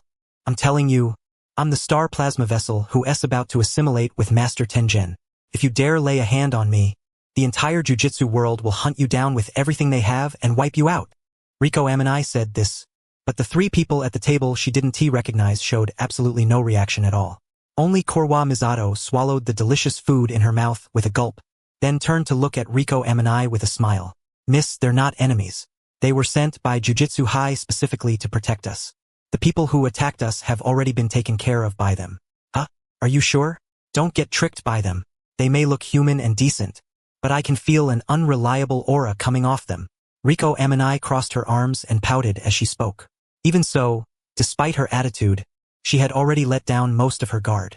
After all, if these 3 were really enemies, then forget standing around talking like this. There'd probably already be tape over her mouth, and her whole body would be tied up so tightly she couldn't move. At the same time, Satoru Gojo slowly looked over at Riko Amanai, a trace of surprise flashing through his eyes. You seem pretty energetic. I thought fusing with Master Tengen would leave you mentally drained, so it looks like the comforting words I prepared won't be needed. Hearing Gojo's words, a hint of disappointment flickered through Riko Amanai's eyes, but she quickly forced that emotion down and pulled herself together. Humph. There really are a lot of people who think like you. Listen carefully. This young lady is Master Tengen, and Master Tengen is this young lady. Fusion and death are not the same thing. My consciousness, my heart, my soul, even after fusion, they will continue to exist forever. Riko Amanai lifted her chin high, looking full of pride. Hearing that, the corner of Satoru Gojo's mouth twitched slightly, and he nearly failed to keep a straight face. Meanwhile, Chinatsu, who had turned herself into an invisible background character, simply quietly enjoyed the delicious food she had made. She had no intention of interfering with this part of the plot. Riko Amanai had been designated as a star plasma vessel since she was very young. Raised from childhood with the idea of self-sacrifice drilled into her, she had also, in her confusion, come to believe that merging with Tengen was her glorious mission. Fusion truly was not death, but the individual after fusion definitely would not be Riko Amanai. As a young girl, Riko Amanai's mind was far too weak compared to Tengen, who had lived for 1,000 years. Once the two fused, Tengen would absolutely be the main consciousness. Perhaps to Tengen, this part of Riko Amanai's existence would amount to nothing more than a set of memories spanning a little over 10 years. Riko Amanai would never again see her friends, her family, or the people she had treasured in the past, cherished in the present, and would value in the future. Beneath her outward strength, her subconscious was afraid. She hoped someone would reach out, grab hold of her before she fell into the abyss, and tell her she did not have to accept this fate. After thinking that, Chinatsu slightly turned her head and glanced at Riko Amanai, who was forcing herself to suppress her fear. Their eyes met, and Riko Amanai's cheeks reddened involuntarily. She quickly turned her head away to avoid Chinatsu's gaze. That gaze, one that pierced through the flesh and struck straight at the soul, made her uncomfortable. Riko Amanai pressed her lips together, then spoke up. School, right school. I'm still a student, and I'm late. Hearing that, her maid, Korwa Misato, said that in their current situation it would be best not to go, and that there was no need to attend school anymore. But they couldn't win against Riko Amanai's stubborn insistence. In the end, under everyone's escort, Chinatsu and the others sent her into the academy. What surprised Chinatsu, however, was that the school Riko Amanai attended was actually the exact same one she had gone to during her very first jujitsu mission. Because of that, Chinatsu remembered it very clearly. The hideous cursed spirit born from the cafeteria food being so bad instantly appeared in her mind, making the corners of her face twitch slightly. Chinatsu, is the cafeteria food good? Riko, yeah. What's wrong? Chinatsu, nothing, as long as it tastes good. At the same time, elsewhere aside from Q, the members of the Time Vessel Association who had also set their sights on Riko Amanai were itching to make a move. Unlike Q, This religion was made up of many non-sorcerer members, with almost no jujitsu sorcerers among them who possessed actual combat ability.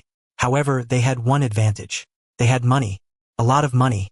If they didn't have sorcerers, couldn't they just hire sorcerers? But this time, they didn't hire a sorcerer.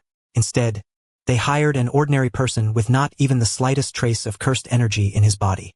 Our Time Vessel Association doesn't have the power to fight jujitsu sorcerers, but we do have money.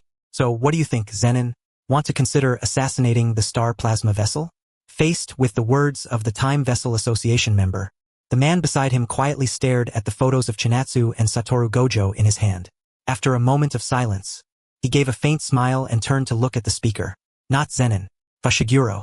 I married into the family. My name now is Toji Fushiguro. After a brief silence, the hand holding the photos loosened, and the photos slowly slipped from his fingers onto the ground. The Time Vessel Association member was overjoyed. Before he could even respond, Toji Fushiguro opened his mouth again. That's 2 6-eyes brats and 1 wielder of the rare cursed spirit manipulation technique. The price you're offering is way too low. You'll need to pay more. Inside the school, Riko Amanai spent a happy everyday life with her classmates. Skilled at hiding her true feelings, she acted as if nothing was wrong, and the students around her never noticed anything unusual about her at all. Little did they know that, in just a few days, there would no longer be a person named Riko Amanai in this world. Only the rejuvenated jujitsu sorcerer Tenjin. Thinking of this, Satoru Gojo, who was quietly waiting for Riko Amanai to finish school while sitting on a lounge chair, couldn't help but frown slightly. He hated proper-sounding principles and grand reasoning. As the strongest, he only followed his own heart. And right now, he simply thought Riko Amanai was pitiful.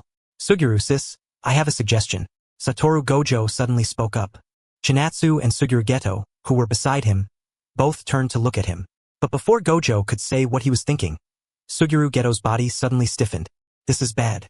We need to go back into the school. Although the 3 of them hadn't gone inside to stay at Riko Amanai's side and protect her personally, that didn't mean they had done nothing at all in terms of security. Through his cursed spirit manipulation, Suguru Geto had ordered several fairly powerful cursed spirits to follow Riko Amanai into the school and keep watch over and protect her.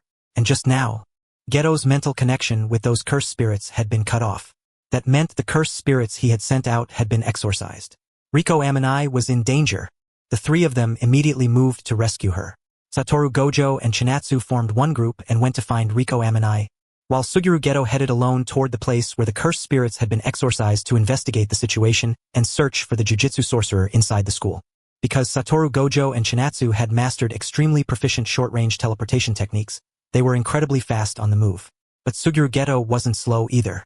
Very soon, he entered the school using the access credentials he had already applied for, running while thinking things through in his head. Is it the remnants of Q? Probably not. Didn't the strongest one in Q already get taken down by Gojo and Sis Chinatsu? And the cursed spirits I sent out weren't weak either. Could it be the Time Vessel Association? Did they use money to hire a sorcerer? If so, that could be troublesome. Thinking that, Suguru Geto rushed up flight after flight of stairs, then suddenly slammed on the brakes and stopped, his eyes fixed seriously straight ahead. He saw an old man slowly walk out in front of him, carrying ominous cursed energy. The old man looked at Suguru Geto with a smiling face, and from his school uniform, immediately identified who he was. The old man took out a talisman from his pocket. As he poured cursed energy into it, one cursed spirit after another appeared and guarded him from the front. This was a technique that used a medium to temporarily summon and control cursed spirits. It looked like the enemy was quite seasoned. But as for controlling cursed spirits in battle, Suguru Geto felt this little old man really was lucky to have run into him. The things the other party could only accomplish using talismans or other mediums, Suguru Geto did with a casual wave of his hand. One stronger cursed spirit after another crawled out from beside his feet. Looks like we're the same type of sorcerer. Geto Suguru said this with narrowed eyes, and the little old man across from him trembled violently in both eyes at the sight. Cursed spirit manipulation, an ultra-rare innate technique. Without a doubt, it was the strongest technique in the field of controlling cursed spirits. A trace of seriousness appeared on the little old man's face, but he didn't lose his fighting spirit, much less panic. He had confidence in his combat experience. After all, a jujitsu sorcerer's strength didn't depend entirely on whether their technique was good or bad. Since he had the strongest, cursed spirit manipulation, then he definitely wasn't good at close-quarters taijutsu. At this moment, the corners of the little old man's mouth rose slightly. In his mind, He had already planned out what to do next and even pictured himself successfully killing Geto Suguru in the end. But when Geto Suguru saw the smile appear on the little old man's face, he merely smiled back. Under the little old man's gaze, he waved an arm and put away all the cursed spirits he had summoned. What are you doing? The little old man was dumbfounded. He simply couldn't understand why Geto Suguru would do something like this. Under the little old man's shocked and confused gaze, Geto reached under his clothes and took down the 3-section staff coiled around his waist. As the sections of the staff collided with each other and rang out with sharp clacking sounds, the little old man's pupils contracted, and he couldn't help blurting out, "Special grade curse tool? Playful cloud." Geto Suguru's narrowed eyes showed a faint smile, but to the little old man, that smile looked like a devil's. A powerful sense of foreboding surged up in his heart. He instinctively wanted to turn and run, but Geto Suguru, whose taijutsu had already reached mastery, gave him no such chance. A single explosive step launch closed the distance between them. Then Geto swung Playful Cloud with fierce speed, and one section of the 3-section staff smashed directly into the little old man's cheek. Bang! The little old man was sent flying on the spot. He spun through a full 720 degrees in midair, smashed through the glass at the side, and fell downstairs. Geto Suguru let out a breath, looking fairly relaxed. He coiled the 3-section staff back around his waist. It was a bit inconvenient, but for now, this would have to do. Meanwhile, through teleportation and sensing, Chinatsu and Gojo Satoru quickly found where Amini Riko was. Fortunately, although Amini Riko had been targeted, no one had made a move on her yet. Good thing we got here fast. Otherwise, if that girl got taken away, we'd have to go through the trouble of saving her again. Gojo Satoru muttered lazily as he let out a breath. Chinatsu nodded at the side, relief showing on her face as well. Of course, that was fake. Even though many years had passed since her reincarnation, in order to avoid losing any of her memories, Chinatsu had long since written down the plot she knew in a notebook and reviewed it repeatedly from time to time. Gojo Satoru suddenly shoved open the classroom door, and every student inside who was in music class turned their heads at once, looking toward the doorway in confusion. Amini Riko was stunned. Her mouth opened slightly, and a whole pile of complaints she wanted to spit out got stuck because she was too dumbfounded to say them. After a brief silence, the classmates around her all went wild one after another. Who could blame them when Gojo Satoru and Chinatsu were just too good-looking? High schoolers? They're both so tall. Silver hair, blue eyes. Are they foreigners? Riko, does your family have foreign blood in it? Teacher, I request phone access. A handsome guy and beautiful girl twin combo is way too pleasing to the eye. If we miss this chance, there won't be another one. The huge music classroom was filled with noise and commotion, and while Amini Riko, mixed in among the students, blushed as she accepted everyone's teasing, her heart also sank, because the original plan was for them to pick her up and take her to Jujutsu High after school. Since they had broken that arrangement and come now, something dangerous must have happened. Amini Riko's time was up. In order to kill Amini Riko, the star plasma vessel, the Time Vessel Association had not only hired Fushiguro Toji, but also posted a bounty of 30 million on the black market. Whoever killed Amini Riko would get that enormous reward. Of course, Toji Fushiguro's price wasn't a mere 30 million. He said the other side had 2 6-eyes divine children protecting her. 30 million wouldn't do. They had to pay more. You're still not making a move? If they complete the assassination before you do, then you won't get the increased bounty. What's the rush? The other side has 2 6-eyes divine children. The once in several centuries 6 eyes and the invincible limitless technique. If they're in good condition and staying by the star plasma vessel's side, no one can kill the star plasma vessel while ignoring them. Faced with the urging from the Time Vessel Association member on the phone, Toji Fushiguro merely sat quietly in a street-side snack shop, eating takoyaki while watching the live broadcast from the casino connected to the shop. No one can kill her? Not even you? That's not necessarily true. A meaningful smile appeared on Toji Fushiguro's face.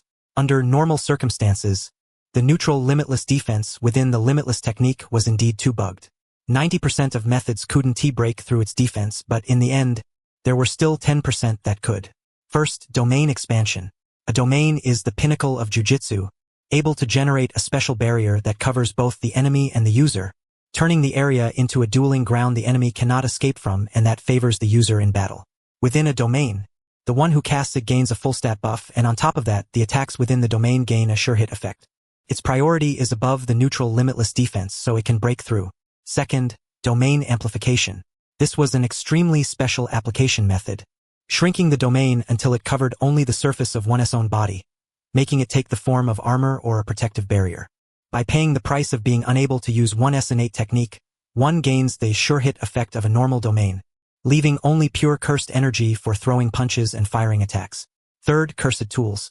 In the jujitsu world, all kinds of jujitsu existed, and cursed tools were the same. Among them, a very small number had effects so outrageous they bordered on heaven-defying. And as luck would have it, Toji Fushiguro just so happened to have one such outrageous cursed tool that could break through the neutral limitless defense. The inverted spear of heaven. Toji Fushiguro wasn't worried that he wouldn't be able to deal with Gojo Satoru and Chinatsu, but just in case, he still chose to drag things out, letting those jujitsu sorcerers who had come for the bounty wear down the two of them as much as possible. He planned to make his move only at the very last moment. Meanwhile, the moment Chinatsu and Gojo Satoru brought Amanai Riko outside, they immediately ran into jujitsu sorcerers who had come for the bounty money. Most of them were small fry who had never gone through a proper training system, with strength ranging from grade 3 to grade 2. Compared to differences in strength, the biggest gap was actually in vision. A whopping 30 million. That guy and girl are hired bodyguards? They're so young. Looks like the jujitsu world doesn't really value this so-called star plasma vessel all that much. Kill one girl who can't even use jujitsu and you can earn 30 million. Too easy. A man with something like a bread sack over his head said this while gathering strength in both legs, preparing to find a chance to launch a preemptive sneak attack and knock out either Chinatsu or Gojo Satoru first. But right at that moment, behind him appeared the maid named Korwa Misato, holding a thick long broom handle in her hands. You're one of the people hired by the Time Vessel Association, right? The people from Q dress much stranger, after all. Though with a sack on your head, you're already strange enough. The maid stared at the sorcerer in front of her with solemn eyes. She was not a sorcerer herself. Her family simply had ties to the jujitsu world, and one of the businesses their family handled was raising star plasma vessels. Originally, she had been extremely disdainful of this family business. But after meeting the young Riko Amanai, her heart softened, and she chose to raise Riko Amanai with her own hands, doing everything she could to protect her. Not a sorcerer. If you're going to fight, then fight. Don't waste my time. The sorcerer looked at the maid and lazily replied. The maid's gaze sharpened. Holding the broom handle, she charged at the sorcerer at once. Her speed was not slow, though it still could not be called fast by a sorcerer's standards. Still, while the maid's speed was less than ideal, her combat skills were far beyond the sorcerer's expectations. After closing the distance, she twisted her body to dodge the punch coming from the sorcerer, then raised the broom handle and swung it straight at his head. Even though the blow was blocked by the sorcerer's raised arm, the maid did not show even the slightest trace of panic. She twisted her body once more and dodged another punch from the sorcerer. After evading the attack, she spun the broom handle in her hands and drove it straight into the sorcerer's groin. Bang! The sorcerer's body trembled. A huge mouthful of saliva burst from his mouth. His face, covered by a cloth sack, was twisted in vicious pain, and his body went limp as he dropped to his knees. Don't even think about taking anything from Milady. Milady has nothing left that can be taken away. You bastards believe I'll kill you or not? The maid's face was full of fury. She had accompanied Riko since childhood, and to her, Riko was someone extremely special. She was already suffering over the fact that she would soon never be able to see Riko again, and now she had run into people trying to kill Riko. The tangled emotions in her heart burned like fire. When Suguru Geto arrived belatedly and saw this scene, he could not help but raise his hands and clap for the maid. He truly had not expected this non-sorcerer maid to have such good hand-to-hand combat skills. Where's Riko? She was taken away by those two. Then there's no need to worry. Calm down a little. Let's go meet up with them. The two raised their heads and looked ahead. At this moment, identical men to the one who had fought the maid had appeared in front of and behind Satoru Gojo and Chinatsu. A clone technique. It can create clones with the same combat power as the original body, and the main consciousness can switch freely between those clones. As long as even one clone remains alive, he can achieve a state of not dying and not perishing. Pretty good technique. It's just a shame the sorcerer using it is kind of trash. Faced with being surrounded from front and back, neither of them panicked in the slightest. Satoru Gojo and Chinatsu were even relaxed enough to chat and joke about the current situation. Meanwhile, Riko Amanai, who was being carried by them like a pair of people hauling a chick, blinked blankly, though she said nothing out loud. In her heart, she was crazily firing off complaint after complaint at the two of them. Take this seriously. You too. Take this seriously. Facing an enemy with a clone technique, Satoru Gojo and Chinatsu effortlessly beat him to the ground. The entire process ended so quickly that even Riko Amanai, who had just been complaining about how unreliable the two were, could only blink blankly. So you guys are actually this strong? After staring blankly for a moment, Ryomen finally blurted out a complaint. Chinatsu and Satoru Gojo did not answer. They only turned to look at her with expressions like they were pitying an idiot. Ryomen pursed her lips in embarrassment, crossed her arms over her chest, gave Sundra a huff, and turned her head to the side. But just as one wave subsided, another rose. They had only just dealt with one problem when a new one appeared. Originally, the maid had regrouped with Suguru inside the academy. But the maid believed Suguru was far faster than her, so she told him to go ahead and meet up with the others first. Yet not long after Suguru agreed and sped off, the maid, who had just been left alone, was targeted. They tried to use her as a hostage to bargain with Chinatsu and the others. It was a pretty good plan. Unfortunately, the gap between the two sides had already reached a point where no amount of strategy could make up for it. By the time the kidnappers took the initiative to contact everyone and attempt negotiations, this threat had already completely vanished. Okinawa, the beach. The rescued maid blinked in slight confusion, looking not very bright. After all, both being kidnapped and being rescued had happened far too suddenly. After being knocked unconscious, she groggily opened her eyes. Before her brain had even cleared enough to observe her surroundings, the door to the room imprisoning her had already been kicked open, and everyone rescued her. Still dazed as though her brain had crashed, her head suddenly drooped downward with a thunk. As she let out a long sigh, she murmured faintly, "I really want to find a hole and crawl into it." Hearing that, Suguru beside her could not help but laugh softly. With his usual smiling eyes, he gently comforted her. "It was a sneak attack while you were off guard, after all. And I bear some responsibility for this too, so don't take it too much to heart." The two sat on the beach and chatted, while Satoru Gojo and Ryomen ran around on the sand like children, playing. To someone who did not know the truth, this scene would probably make them think the two were siblings. Meanwhile, Chinatsu, the one who was actually related by blood, was lying on a beach chair under a parasol not far away, her eyes closed. As expected of one of the elite students at Jujutsu High. Even with her eyes closed, she can still enter an alert state and observe the surroundings. How does she do that? Can the Gojo clan's 6 eyes do that too? The maid looked at Chinatsu lying there with her eyes closed and let out an impressed sigh. She should really just be asleep. Ah? 3 huge question marks practically popped up over the maid's head. They still had not entered a safe zone yet. Playing around and relaxing was one thing, but falling asleep was way too relaxed. In response to the maid's shock, Suguru only laughed awkwardly and softly. It was only because she had not known Chinatsu for long. People who had known her for a long time were already used to it. Suguru slightly raised his head and looked at the sun overhead. Thinking that the time should be about right, he stood up and called out to the duo who were still playing, "It's about time. We should get ready to head back." Hearing that, Ryomen, who had been smiling brightly just moments ago, froze. That radiant smile faded away as quickly as the tide pulling back from the sea. The sharp-eyed Satoru Gojo noticed the change in Ryomen at once. He immediately waved a hand at Suguru and said, "Let's go back tomorrow instead." As he spoke, he walked over to Suguru. Once they were close, Suguru quietly asked about Satoru Gojo's condition, because ever since the escort mission had begun, he had been constantly maintaining Limitless in its defensive state. At his current level, he still could not automate it 24 hours a day. Maintaining Limitless required active focus and consumed a considerable amount of energy. Satoru Gojo gave a faint smile, raised a hand, patted Suguru on the shoulder, and answered, "It's fine. If I can't handle it, aren't you still here? And besides, Sis is here too. There's nothing to worry about." Hearing those words, Suguru also smiled faintly, and his heart settled down with them. That's right. There was nothing to worry about. The original plan had been to take a plane back to Jujutsu High before dusk that same day, but plans could never keep up with change. With this suddenly added time, Ryomen fully let herself go. She went banana boating, rode on a ship, strolled through gardens and shopping streets, ate a steaming bowl of udon, and watched all kinds of fish in the aquarium. Her smile was bright, but as the sky gradually darkened bit by bit, the smile on her face also visibly faded away. The next day, early morning, everyone boarded the plane and returned to Jujutsu High once more, each carrying complicated emotions. With every single stone step they took closer to Jujutsu High, the emotions in their hearts grew a little more complicated, and the atmosphere gradually became stiff. Feeling that atmosphere, Ryomen pressed her lips together, then gathered her courage and took the initiative to break the stiffness. She raised one finger and pointed it straight at Satoru Gojo, while placing her other hand on her chest.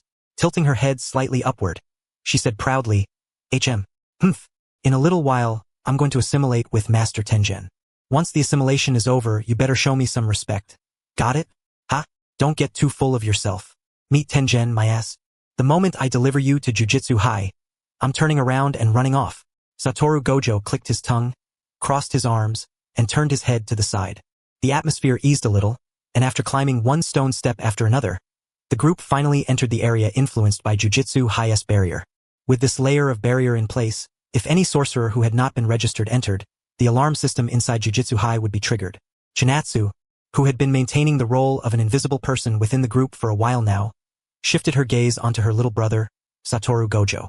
Because according to the original plot, next up Toji Fushiguro, the sorcerer killer, whose heavenly restriction granted him a body with no cursed energy and let him ignore the barrier, would appear behind Satoru Gojo and stab him directly from the back with the split soul katana. The unawakened Satoru Gojo had failed to stop Toji Fushiguro and had even been beaten half to death. After that, just when Riko Amanai had finally resolved to live her own life, Toji Fushiguro had blown her head off with a single gunshot. Riko, this time swish. Chinatsu's thoughts were suddenly thrown into chaos. Her pupils trembled as she looked down, only to see a wide, long blade stabbing through her from behind and protruding out the front. Huh? Big sis. Seeing Chinatsu beside him get violently pierced through, Satoru Gojo's eyes trembled. As he shouted, he raised his hand and instantly fired a blow at Toji Fushiguro behind her. But Toji Fushiguro was far too fast. After pulling the cursed tool out from Chinatsu's chest, he quickly leaped backward, repeatedly darting in and out of the supposedly reliable Jujutsu High barrier. Seeing that scene, Suguru Geto couldn't help showing a look of disbelief. The barrier that had always been so reliable was now no different from decoration. Satoru Gojo quickly rushed to Chinatsu's side and asked about her condition anxiously. Even though Chinatsu tried her best to act like nothing was wrong, Toji Fushiguro's stab had been way too vicious. Chinatsu had every reason to suspect that the force behind the stab was several levels stronger than the one he used on Satoru Gojo in the original plot. Did they really have that much of a grudge between them? She reached out to cover the wound that had been pierced through. While breathing faintly, a trace of blood flowed from the corner of her mouth. This sudden change in the original plot had kept her from making the best possible response to Toji Fushiguro's sneak attack. Ever since this part of the Star Plasma Vessel plot had started unfolding, Chinatsu had been focused on lowering her presence as much as possible, trying not to shatter the relatively beautiful first half of this part of the story. But Chinatsu had still underestimated the impact that a variable like herself could have on the original plot. In the end, the original plot could only serve as a reference. If her future self wanted to save even more people, then the reference value of the original plot would only continue to drop. In the end, she could only rely on herself. Caution. She had to be even more cautious. Geto, you guys go in first. Satoru and I will hold them here. Chinatsu turned her head and shouted at Suguru Geto and the others. Suguru Geto froze for a moment. At first, he had wanted to stay behind and fight as well, but after seeing Chinatsu's incomparably serious expression, he nodded in agreement. You absolutely have to be careful. After saying that, Suguru Geto took Riko Amanai and the maid Kurwa and ran toward the interior of Jujutsu High, while Chinatsu kept her azure blue eyes fixed on Toji Fushiguro in the distance. A black cursed spirit wrapped around his body like a giant fleshy worm. One of his hands held the split soul katana, while the other held the inverted spear of heaven connected to the chain of 1,000 miles. There was no need to worry too much about the split soul katana. Although it could ignore hardness and unleash slashes, Infinity's defense was rule-based. The split soul katana would still be slowed by Infinity, making it unable to touch the body. The main issue was the inverted spear of heaven. This cursed tool could forcibly nullify any technique currently in effect. The moment its blade touched the rule barrier of Infinity, Infinity would automatically be dispelled. And the chain of 1,000 miles connected to the inverted spear of heaven was also a powerful curse tool. As long as one end of the chain was not being directly observed, the chain of 1,000 miles could extend without limit. With these three cursed tools being wielded by the sorcerer killer, a man possessing the strongest human body, the level of danger was far from ordinary.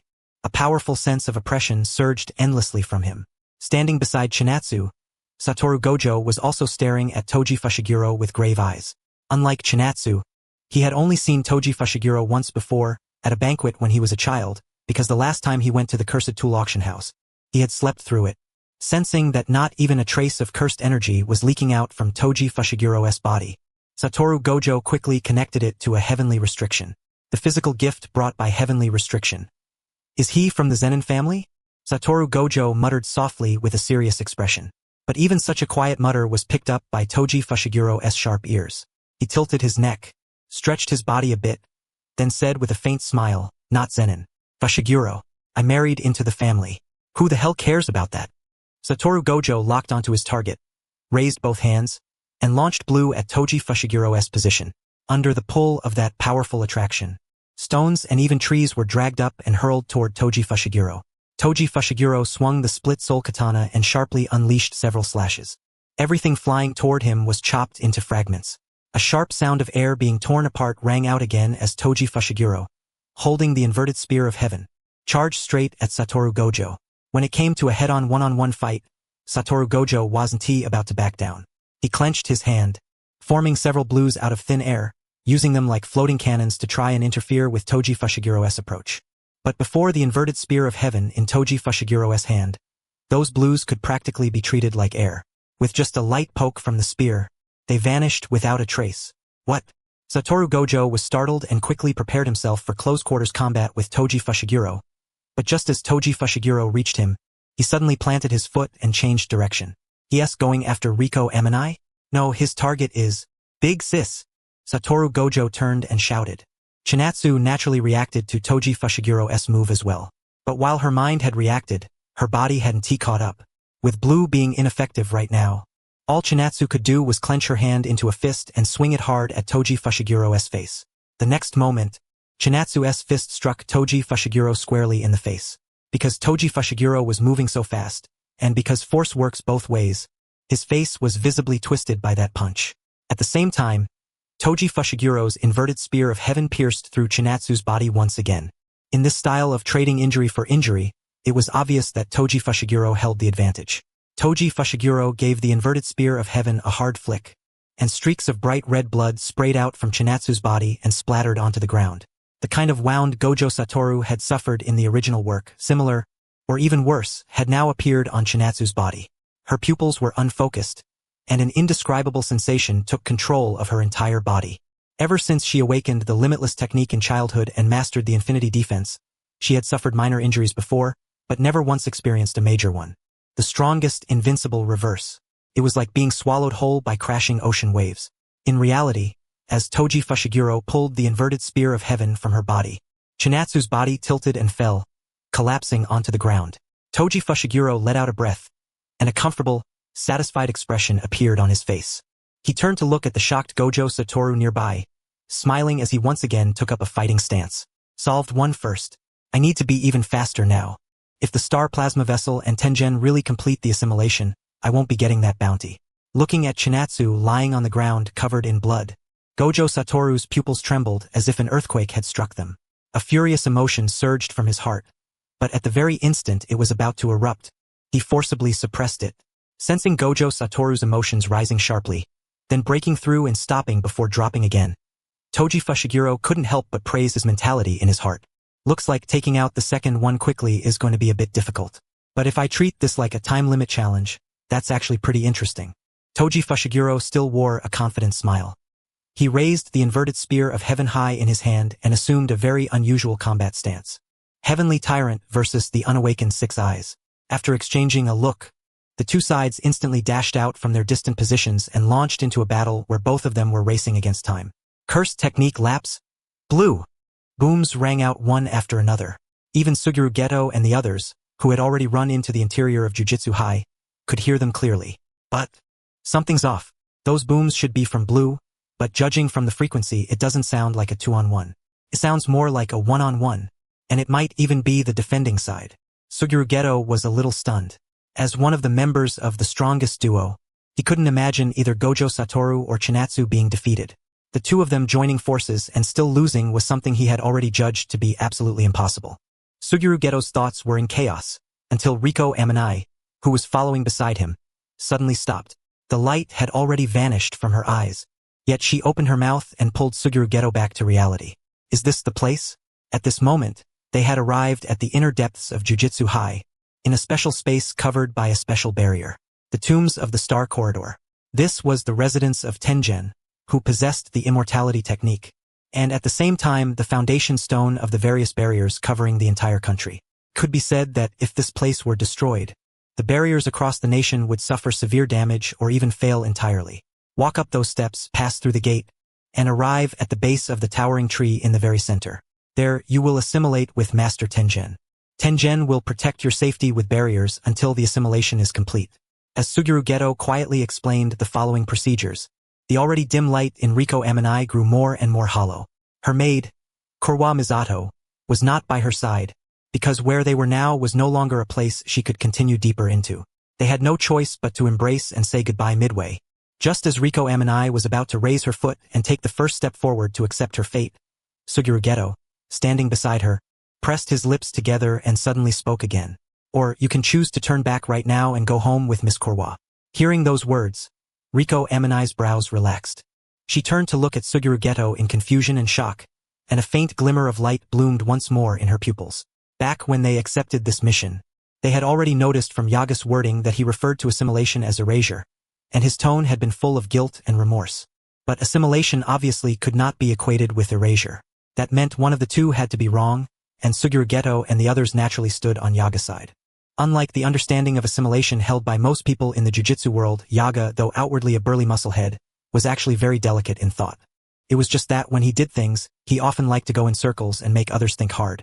After learning Yaga's thoughts and attitude, before meeting Riko Amanai, they had already discussed this very topic and come to a conclusion. What if the star plasma vessel refuses assimilation? Then no assimilation. Even if doing this might make them enemies of Tengen, they did not change that decision because of it. It's fine because we are the strongest. Suguru Geto turned around with a smile to face Riko Amanai and extended his palm toward her. No matter what kind of choice you make, we will protect your future. Riko, you have the right to choose.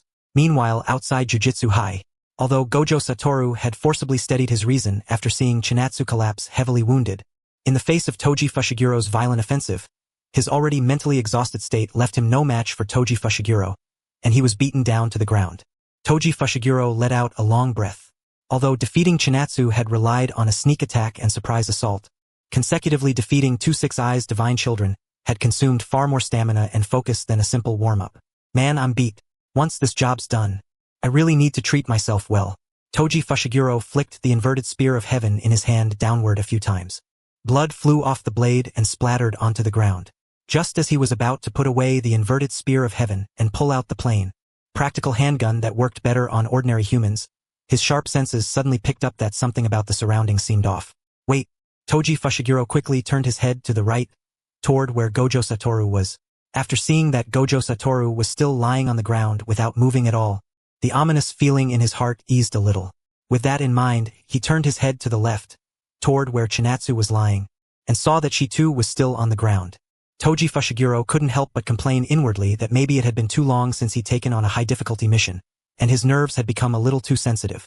He took one step toward the interior of Jujutsu High, and at that very moment, the finger of Chinatsu, who had been lying motionless on the ground, suddenly twitched. Not dead yet? Toji Fushiguro froze for a moment and revealed a suspicious expression.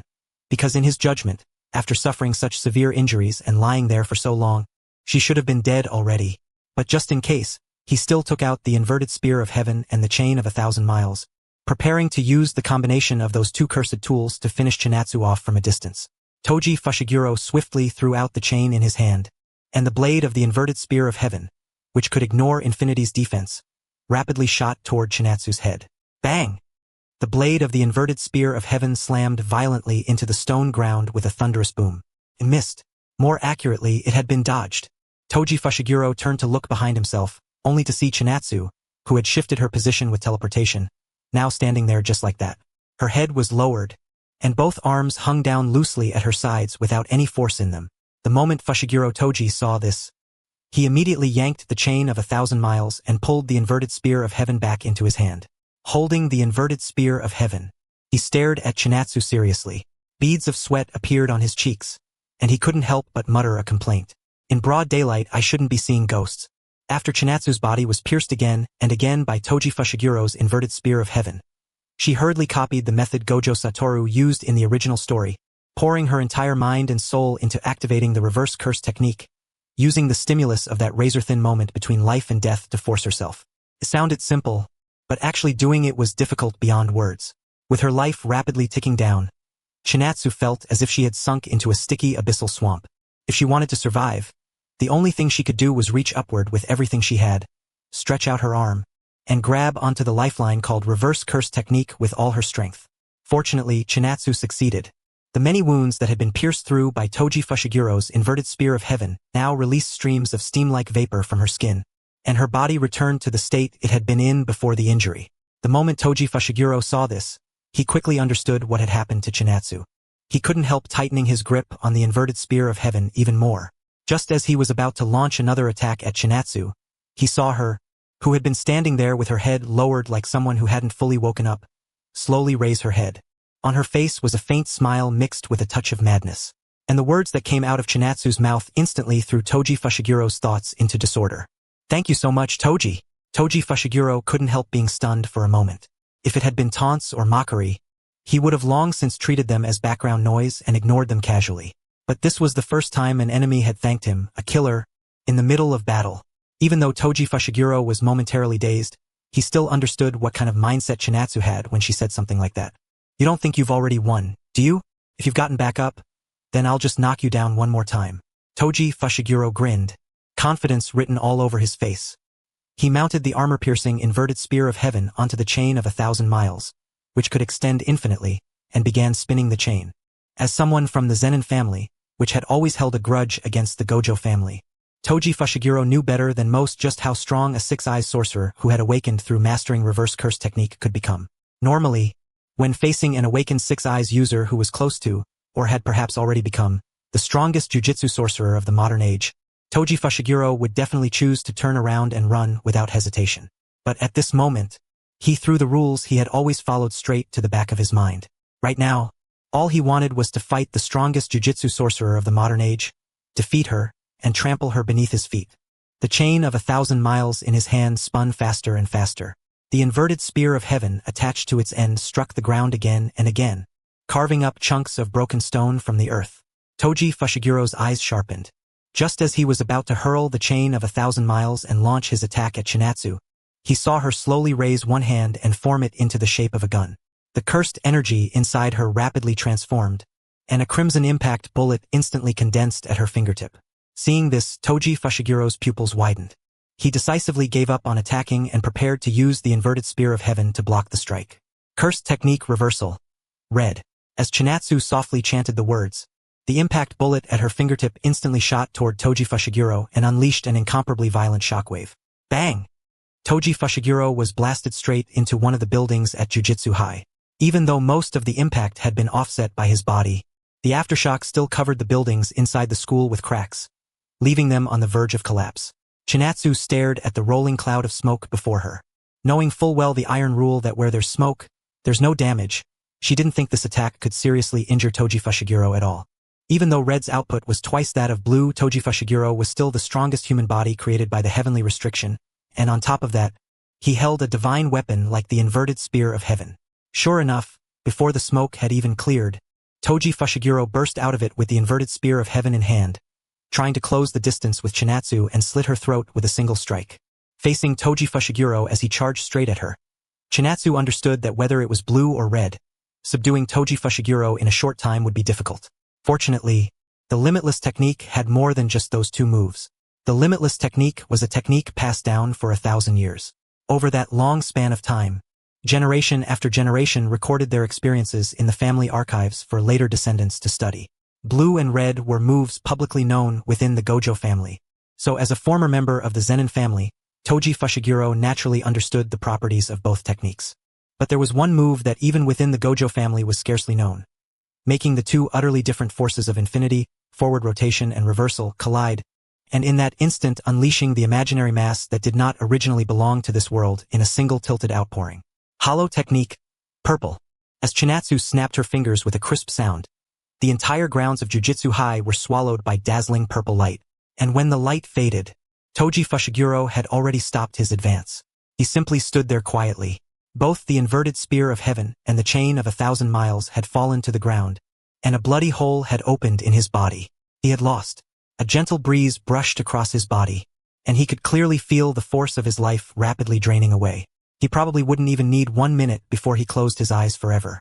Toji Fushiguro had intended to simply close his eyes like that and quietly wait for death to arrive. But the moment he did, the image of his son, Megumi Fushiguro, suddenly flashed through his mind. Even though he was usually indifferent to his son, and had even nearly forgotten his son's name, Toji Fushiguro himself hadn't expected that at this moment, the person he would think of would actually be his son. I really am a weirdo. Toji Fushiguro mocked himself inwardly. Then he opened his eyes again.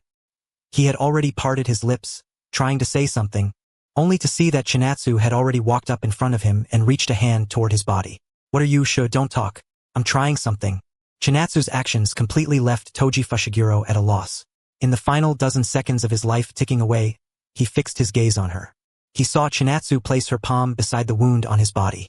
She closed her eyes and focused completely on mobilizing the cursed energy within herself. Cursed energy was negative energy. It could strengthen the body, but it couldn't heal the body, which was why reverse cursed technique was needed to generate positive cursed energy. And the healing effect of reverse cursed technique varied from person to person. Some people could only use it on themselves, while others could use it both on themselves and on other people. Gojo Satoru was the former. Chinatsu was the latter. Reverse cursed technique output. As Chinatsu poured positive cursed energy into Toji Fushiguro's body, the flesh that had been devastated and lost began regenerating at a speed visible to the naked eye. Toji Fushiguro's pupils trembled. He couldn't understand at all why Chinatsu would save him. After all, not only had he failed his mission and lost to her, but he had truly killed her younger brother. Just as that thought crossed Toji Fushiguro's mind, Gojo Satoru, who had been lying on the ground not far away, pulled a second round of the same trick and slowly climbed back up from the ground like Chinatsu had, as if resurrecting from the dead. Seeing Toji Fushiguro's stunned expression, as if he was too shocked to say a word, Chinatsu instantly guessed what he was so surprised about, and she couldn't help lowering her head and letting out a soft laugh. Facing Chinatsu's laughter, Gojo Satoru, who clearly wanted to go wild but had nowhere to vent it, slowly walked over to her with both hands in his pockets. Big sis, you beat me by one more step again. Otherwise, how could I be your big sister? Chinatsu and Gojo Satoru chatted right in front of Fushiguro Toji, as if they were completely ignoring him. Just a few minutes ago they had still been enemies, the kind who had practically been trying to beat each other to death. This wasn't some little scuffle between friends. Saint? That word suddenly popped into Fushiguro Toji's mind, but almost instantly he shook his head and passed on that possibility. In the end, he still couldn't hold back the confusion in his heart and turned to Chinatsu to ask, "Why did you save me?" Hearing Fushiguro Toji's question, Chinatsu turned to look at him, while Gojo Satoru turned to look at Chinatsu. He wasn't interested in whether Toji lived or died, but he really was curious why his sister had made this decision. Soft-hearted? Gojo Satoru didn't believe that word could ever apply to his sister. There had to be a reason.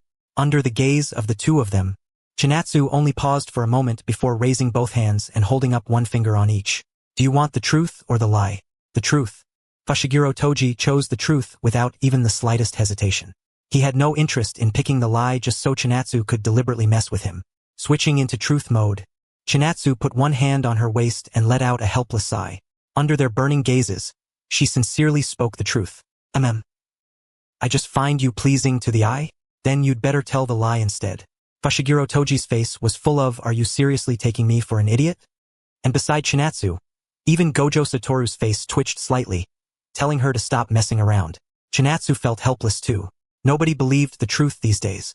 As for the lie is that in the near future, I plan to overthrow the current rotten jujitsu world and carry out a major reform. To achieve that goal, the strength of one or two people isn't enough, so I want to recruit strong people who share the same ideals. Chinatsu shrugged and casually gave the template answer from lie mode.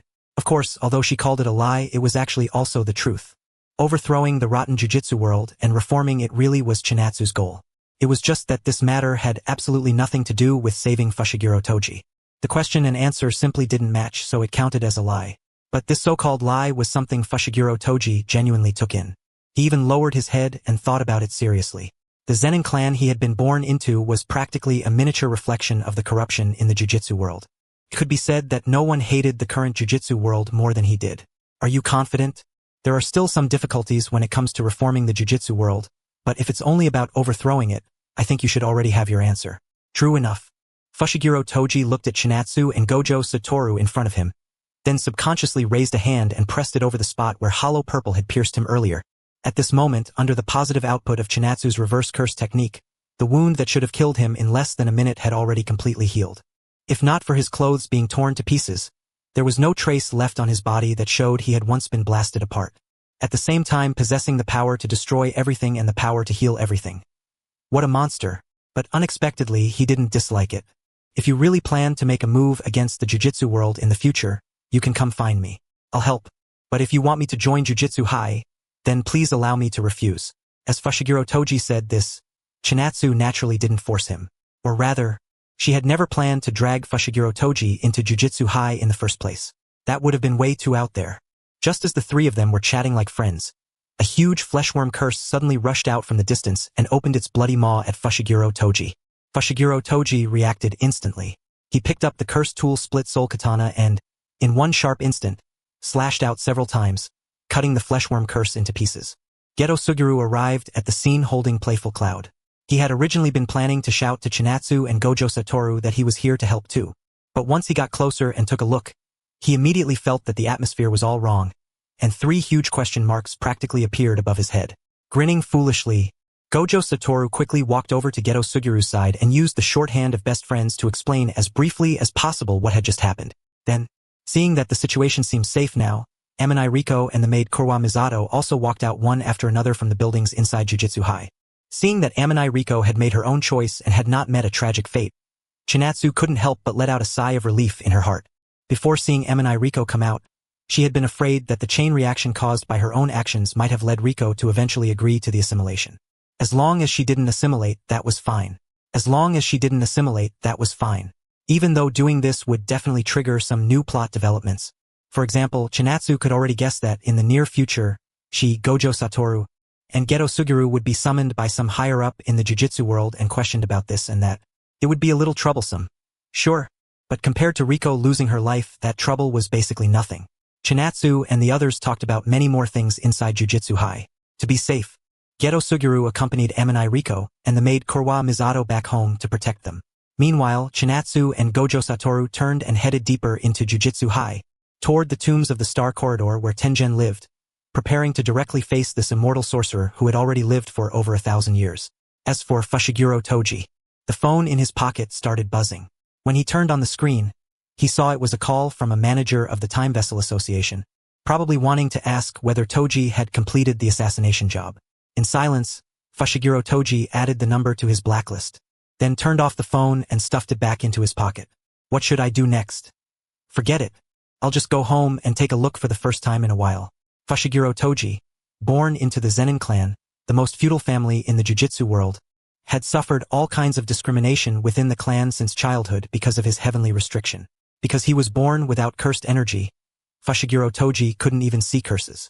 But the heightened senses granted by the strongest human body allowed him to vaguely yet clearly perceive their existence. After leaving Jujutsu High, Fushiguro Toji walked step by step toward the home he had entered through marriage, both hands in his pockets. But when he reached the door and wanted to take out his key, he realized he had been away for too long and had no idea where he had put it. A little helpless, he reached up and scratched his head. After thinking for a moment, he could only raise his hand and knock on the door. Knock, knock, knock. As the knocking sounded out again and again, footsteps immediately came from inside. After the person in the house checked through the peephole and saw that it was Fushiguro Toji, there was a moment of hesitation before the door was finally opened from within. Dad? The one who opened the door was his daughter, Fushiguro Tsumiki. But she and Fushiguro Megumi were not related by blood, because this was a blended family. Fushiguro Toji had brought the son he had with his ex-wife, while the woman had brought the daughter she had with her ex-husband. Together, they formed this family. At this moment, Fushiguro Tsumiki looked at her stepfather with some fear in her eyes. Even though he was her stepfather, there had never been any warm father-daughter bond nurtured between them. On top of that, he stayed away from home for long stretches of time, and the mother at home often complained about it. In any case, in her heart, this stepfather of hers had never scored very high. Toji Fushiguro knew that himself, so he wasn't dissatisfied with the attitude Tsumiki Fushiguro showed him. He simply reached out, rubbed Tsumiki's head, then walked straight into the house. 4-year-old Megumi Fushiguro quickly appeared in his line of sight, and the moment Megumi saw his father, a trace of disgust instantly appeared on his face. So you finally remembered to come home. Faced with his own son's sharp-tongued attack, Toji Fushiguro couldn't help smacking his lips. Although his dignity as a father was hanging by a thread, He really had no right to argue back on this matter. At that moment, what Chinatsu had said to him surfaced in his mind once again. Reform this rotten jujitsu world. Ha! Toji Fushiguro suddenly let out a soft laugh right in front of Megumi Fushiguro. Seeing this, Megumi instantly started worrying that something might be wrong with his old man's head. He walked up to Megumi Fushiguro, stretched out his hand, placed it on Megumi's head, and vigorously ruffled his hair. Megumi's hair was already naturally spiky to begin with, so after that rough treatment, his hairstyle looked even more explosive. What are you doing? Megumi stretched out both hands and used all his strength to try to pull Toji Fushiguro's hand away, but the difference in strength between them was far too great. And after Toji Fushiguro finally removed his hand from Megumi's head on his own, Megumi couldn't help wanting to complain. Yet at the same time he heard Toji mutter something softly. Megumi Fushiguro didn't catch what Toji Fushiguro had muttered, but he felt that Toji's tone had been extremely gentle, so gentle that it didn't sound like something that should have come out of his mouth at all. After that, Toji Fushiguro waved at Megumi Fushiguro and Tsumiki Fushiguro, signaling that he still had something to deal with, then turned and walked into his room inside the house. He sat on the bed, reached into his pocket, took out the phone that had already been powered off and turned it back on. The moment it booted up, a pile of missed calls popped up, all from the number of that Time Vessel Association executive. Obviously, after all this time without receiving any report from Toji Fushiguro on whether the mission had succeeded or failed, they were extremely anxious. Everyone in the Time Vessel Association was a believer obsessed with the pure Tengen. Once Tengen fused with the star plasma vessel and became something impure, then without a doubt, the Time Vessel Association would face the risk of collapse. But in the face of these urgent calls, Toji Fushiguro had no intention of answering. He simply opened his contacts and found a number he hadn't contacted in a very long time. As Toji Fushiguro's finger pressed down, the phone immediately entered a call state, and after a brief series of beeps, the call connected. The person on the other end of the phone was none other than the current head of the Zenin family, Nabito Zenin. Toji, you actually took the initiative to contact me. Has your son already awakened his curse technique? Then let us go with what we discussed before. 1 billion for an ordinary technique inherited. My son hasn't awakened a cursed technique yet. I just changed my mind and don't plan to sell him anymore, so I'm letting you know. What? A furious shout from Nabito Zenin rang out in the main courtyard of the Zenin family. But that shout didn't reach Toji Fushiguro's ears at all, because Toji had already hung up and even powered the phone off again. After smoothly finishing all that in one go, Toji Fushiguro slightly raised his head and looked at the ceiling, then let out a breath. I should have made the right decision. Meanwhile, while Suguru Geto escorted Riko Aminai and Kurwa Misato home, Chinatsu and Satoru Gojo turned and walked deeper into Jujutsu High, heading for the tombs of the Star Corridor where Tengen resided. As the one who had set up the barriers within Jujutsu High, Tengen naturally saw very clearly what had just happened, but she had not stepped in to stop it. Every 500 years, she needed the sacrifice of a star plasma vessel girl to reset her body's information and restore her body to a youthful state. Even though this matter could be whitewashed as being for the greater good of the Jujutsu world, Tengen still felt deep guilt over it. Chinatsu and Satoru Gojo passed through the deep tunnel and arrived at the outer perimeter of the tombs of the Star Corridor. Because the tombs of the Star Corridor was protected by a special barrier and those who were not invited could not enter, the two of them stopped there. Tengen was not a fool. The moment she saw the two of them arrive, she immediately understood their intentions. Because she no longer had a star plasma vessel, before long her technique would forcibly cause her body to evolve. If the evolution succeeded, then fine. But if it failed, there was a very high chance she would become something that could not distinguish friend from foe and would endanger the Jujutsu world. And now, with these two who had already awakened and become the strongest appearing here, their meaning was clear. They were telling Tengen to put her mind at ease and calmly prepare for the evolution ritual. Until the evolution ritual ended, no one would disturb her. If the evolution succeeded, then everyone would be happy. But if it failed and she turned into a monster that threatened the world, then the two strongest would do everything in their power to intercept and kill her right here. Understanding the meaning of Chinatsu and Satoru Gojo's presence, a look of relief appeared on Tengen's face, and she prepared to throw herself onto the path of choosing evolution. First, she had not thought too deeply about this. By the time she first reached the limit of her body and faced the two choices of evolution and assimilation, her status had already become that of a central figure in the Jujutsu world of that era. Many people had advised her to choose the latter, because Tengen was an outstanding barrier master and had set up excellent barriers in many places throughout the Jujutsu world. They said that if something happened to her, the entire Jujutsu world would absolutely be thrown into chaos because of it.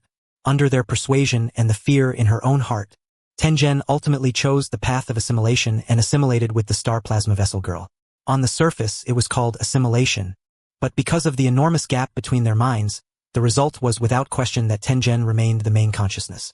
She regained a youthful body, and in her mind there was only one extra set of memories spanning more than 10 years. Those memories could not really affect Tengen. Although she did feel some guilt in her heart, the joy produced by regaining a young body completely overwhelmed that guilt. But what people fear most is overthinking. In such a long and constant flow of time, how could she possibly avoid thinking too much?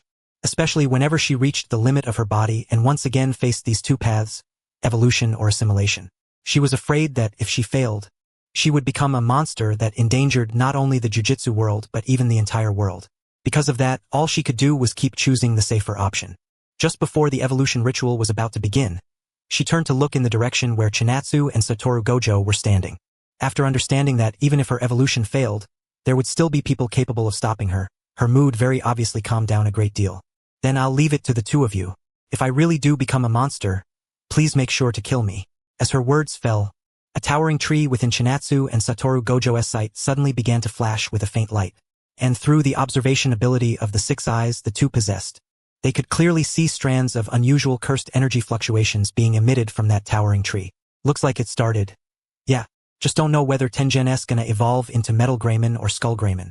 If it's Skull Greymon, then we're really gonna have a fight on our hands. Grinning, Satoru Gojo spoke while clenching both hands into fists and knocking them together once, his whole body brimming with fighting spirit. Even if he counted that stretch of time while guarding Riko Amanai, he had already gone more than 50 hours without closing his eyes to sleep. But after mastering the reverse curse technique, both he and Chinatsu could use the positive energy generated through reversal to heal physical injuries. So this mere sense of fatigue was nothing worth mentioning. Sis, do you think Tengen will succeed? Hard to say. I don't think it'll turn into Skull Greymon, but I do have a bad feeling about this. Oh, so it won't turn into Skull Greymon.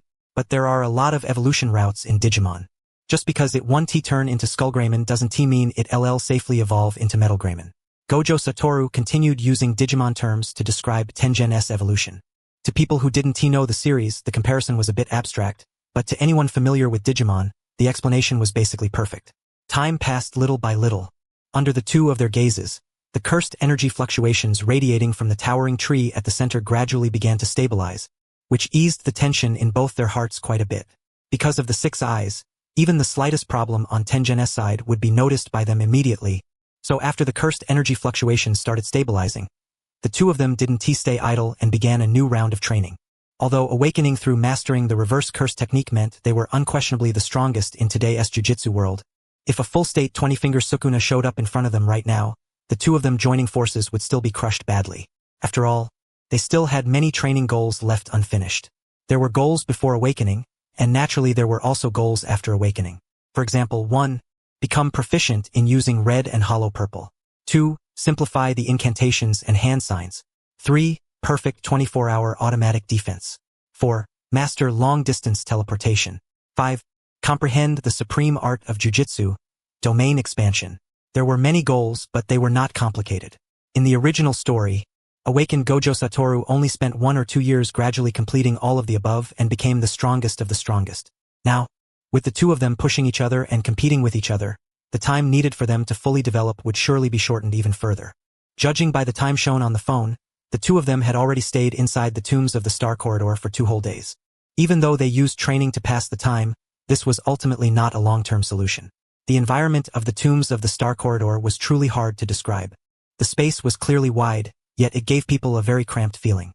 The visibility clearly wasn't bad, yet it gave off an oddly dim sense all the same. If it weren't Chinatsu and Gojo Satoru stuck here, but some more timid people staying for a few days instead, no one knew whether they would develop mental problems. But one thing was certain, they definitely wouldn't be able to sleep peacefully here. Of course, Chinatsu and Gojo Satoru hadn't slept either. These past few days, they had been immersed in training their new goals, such as 24-hour fully automatic infinity defense. If they could complete that, then it could be said they would directly eliminate the possibility of being ambushed by others, even while sleeping. Still not done? This evolution is way too slow. Don't tell me the signal's bad and it froze halfway, like when a phone loading bar gets to 99% and then just stops moving. That'd be awful. Gojo Satoru held up a phone with absolutely no signal in one hand and muttered gloomily. Beside him, Chinatsu had her arms crossed over her chest, and her mood was honestly a bit complicated too. She could tolerate an evolution taking a few days, but if it ended up taking a few months, she really didn't think she had that kind of patience. But if Tengen really did fail to evolve and turn into Skullgreymon, and they weren't on the scene when it happened, that would absolutely become a disaster for one side, and she would feel guilty about it for the rest of her life. No helping it. We keep watch. Just as Chinatsu lowered her head and let out a sigh, the towering tree in the central area suddenly changed. Strands of abnormal cursed energy fluctuations burst out from within it. Chinatsu and Gojo Satoru immediately entered a state of alert. Although they still couldn't tell what exactly had happened to Tengen, judging by common sense, there was an 80% chance Tengen's evolution had not gone smoothly. Looks like it really did turn into Skullgreymon. Using those pair of azure eyes, Gojo Satoru stared at the central towering tree in the distance, where abnormal cursed energy was spilling out. If this kind of fluctuation had been formed by a successful evolution, then it was way too bizarre. In just a few short seconds, the towering tree at the center suddenly began to deform before their eyes, transforming into a monster-like entity similar to a cursed spirit. Its branches, originally spread out one after another, had now turned into tough, razor-sharp vine whips that lashed toward Chinatsu and Gojo Satoru at astonishing speed. Bang! The ground shattered into countless chunks of stone, and dust swept into the air. If they were really to evaluate that attack by cursed spirit standards, then without question it was at the special grade level, and even a calamity level 1 among special grades. But its method of attack was only a very ordinary double strike of cursed energy plus physical force. At only that level, it still couldn't break through infinity. Amid the dust-choked air, Chinatsu and Gojo Satoru emerged completely unharmed. In Gojo Satoru's palm, an energy mass that looked like blue flames was already taking shape. Cursed technique lapse. Blue, maximum output. As that light-like, flame-like mass of energy continued expanding, the dust sweeping across the sky and the countless shattered stones on the ground were all drawn in by it and gathered together. Then Gojo Satoru swung both arms, and the maximum output blue shot toward the monster, colliding with it violently. But the damage was unexpectedly unimpressive, and the moment it was injured, it immediately began regenerating at a speed visible to the naked eye. What insane durability! Gojo Satoru couldn't help but complain. He said this was the first time he had ever seen something that could almost ignore his maximum output blue. The vine whips swung wildly in every direction. Not only was the space they were in being smashed into total chaos, even the surrounding area, including Jujutsu High, was affected, triggering a minor earthquake. After landing back on the ground from the air, the two of them didn't hesitate at all. At the same time, each raised one hand and formed a finger gun gesture. Cursed technique reversal. Red. Their nearly overlapping voices rang out, and 2 crimson pellets condensed at their fingertips before being fired precisely at the target. A deafening bang exploded from the monster's chest. The tremendous impact not only blasted a ghastly crater into what was roughly its chest cavity, but also knocked the monster backward onto the ground. That hit was super effective. But at this moment, that wasn't what the two of them were focused on. The instant red shattered the monster's chest area. Relying on the 6 eyes' incredible perception, both of them vaguely sensed a humanoid figure rooted inside the monster. Originally, the two of them had thought that this monster before them was Tengen's body after a failed evolution. But now it seemed that idea was wrong. This monster was more like a giant mecha Tengen had cobbled together using that towering tree and cursed energy, while Tengen was merely the pilot inside it. Only, that pilot seemed to have passed out.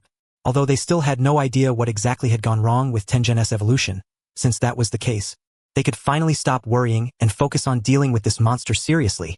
Don't use hollow purple before we drag Tengen out. The destructive power of that move is too high. Even if you lower the output as much as possible, it could still affect Tengen. It'd be a disaster if we haven't pulled the person out yet and he gets blown away first. Just using blue and red to deal with this big guy should be fine, right? Of course. No problem. As soon as he said that, Gojo Satoru flashed a confident smile. He suddenly raised both hands, focusing with all his might as his eyes locked onto the monster ahead. In the next instant, several blues suddenly appeared in all directions around the creature as the center. Under Gojo Satoru's long-range control, those blues flew through the air like floating cannons, tearing apart all the branches and vines. After doing all that, Gojo Satoru formed the hand sign for activating red. However, he didn't release it right away. Instead, he was preparing to further increase red's damage. The cultivation of jujitsu was, in essence, the pursuit of subtraction taken to its absolute extreme. How many chant lines could be omitted, how many hand seals could be skipped, and other activation steps often signified a sorcerer's level. After all, in an intense battle, who would give you time to chant incantations and go through a full cast bar? The shorter the startup, the more helpful it was in combat. But those omitted chant lines and hand seals were not completely worthless. If they weren't skipped, and the full startup process was carried out properly, the output of the technique could be raised to a level greater than instant casting. Phase. Paramitha. Pillar of Light. Cursed Technique Reversal. Red. The impact bullet condensed at Gojo Satoru's fingertips shot out with even greater speed and force than before, slamming into the monstrous body. The monster body that had previously required the two of them working together with Red to break apart was now blasted apart by him alone. But it still wasn't enough. The monster's regeneration was still continuing. In just a few short seconds, a large portion of the fleshly damage had already recovered. Because Gojo Satoru had only grasped Red not long ago, he could still manage instant cast by lowering the output. But firing it repeatedly really was something he absolutely couldn't do. However, Gojo Satoru had no intention of preparing a second Red either, because he was not alone. Chinatsu used teleportation and suddenly appeared right in front of the monster. Her gaze swept over Tengen, who was rooted inside the monstrous body. After quickly clearing away the surface obstacles with a punch imbued with blue, she reached out with ruthless precision and forcibly yanked Tengen out from inside the monster. After losing Tengen, the monster did not immediately show signs of stopping. Instead, it frantically launched attacks at Chinatsu. In response, Chinatsu merely activated teleportation once again with an indifferent expression, smoothly moving out of the monstrous assault and into a safe area. And at the very moment Tengen was rescued, Gojo Satoru, standing in the distance, raised one hand and curled his index and middle fingers together, taking the stance of a finger snap ready to be unleashed. 9 ropes. Polarized light. Crow and declaration. Between front and back. Hollow technique. Purple. At that moment, the imaginary mass born from the collision between blue and red, something that did not belong to this world to begin with, condensed into a blast capable of destroying anything in its path. The monster that could ignore blue and even withstand red instantly faded before the strike. And purple light swallowed the entire area of the tombs of the Star Corridor.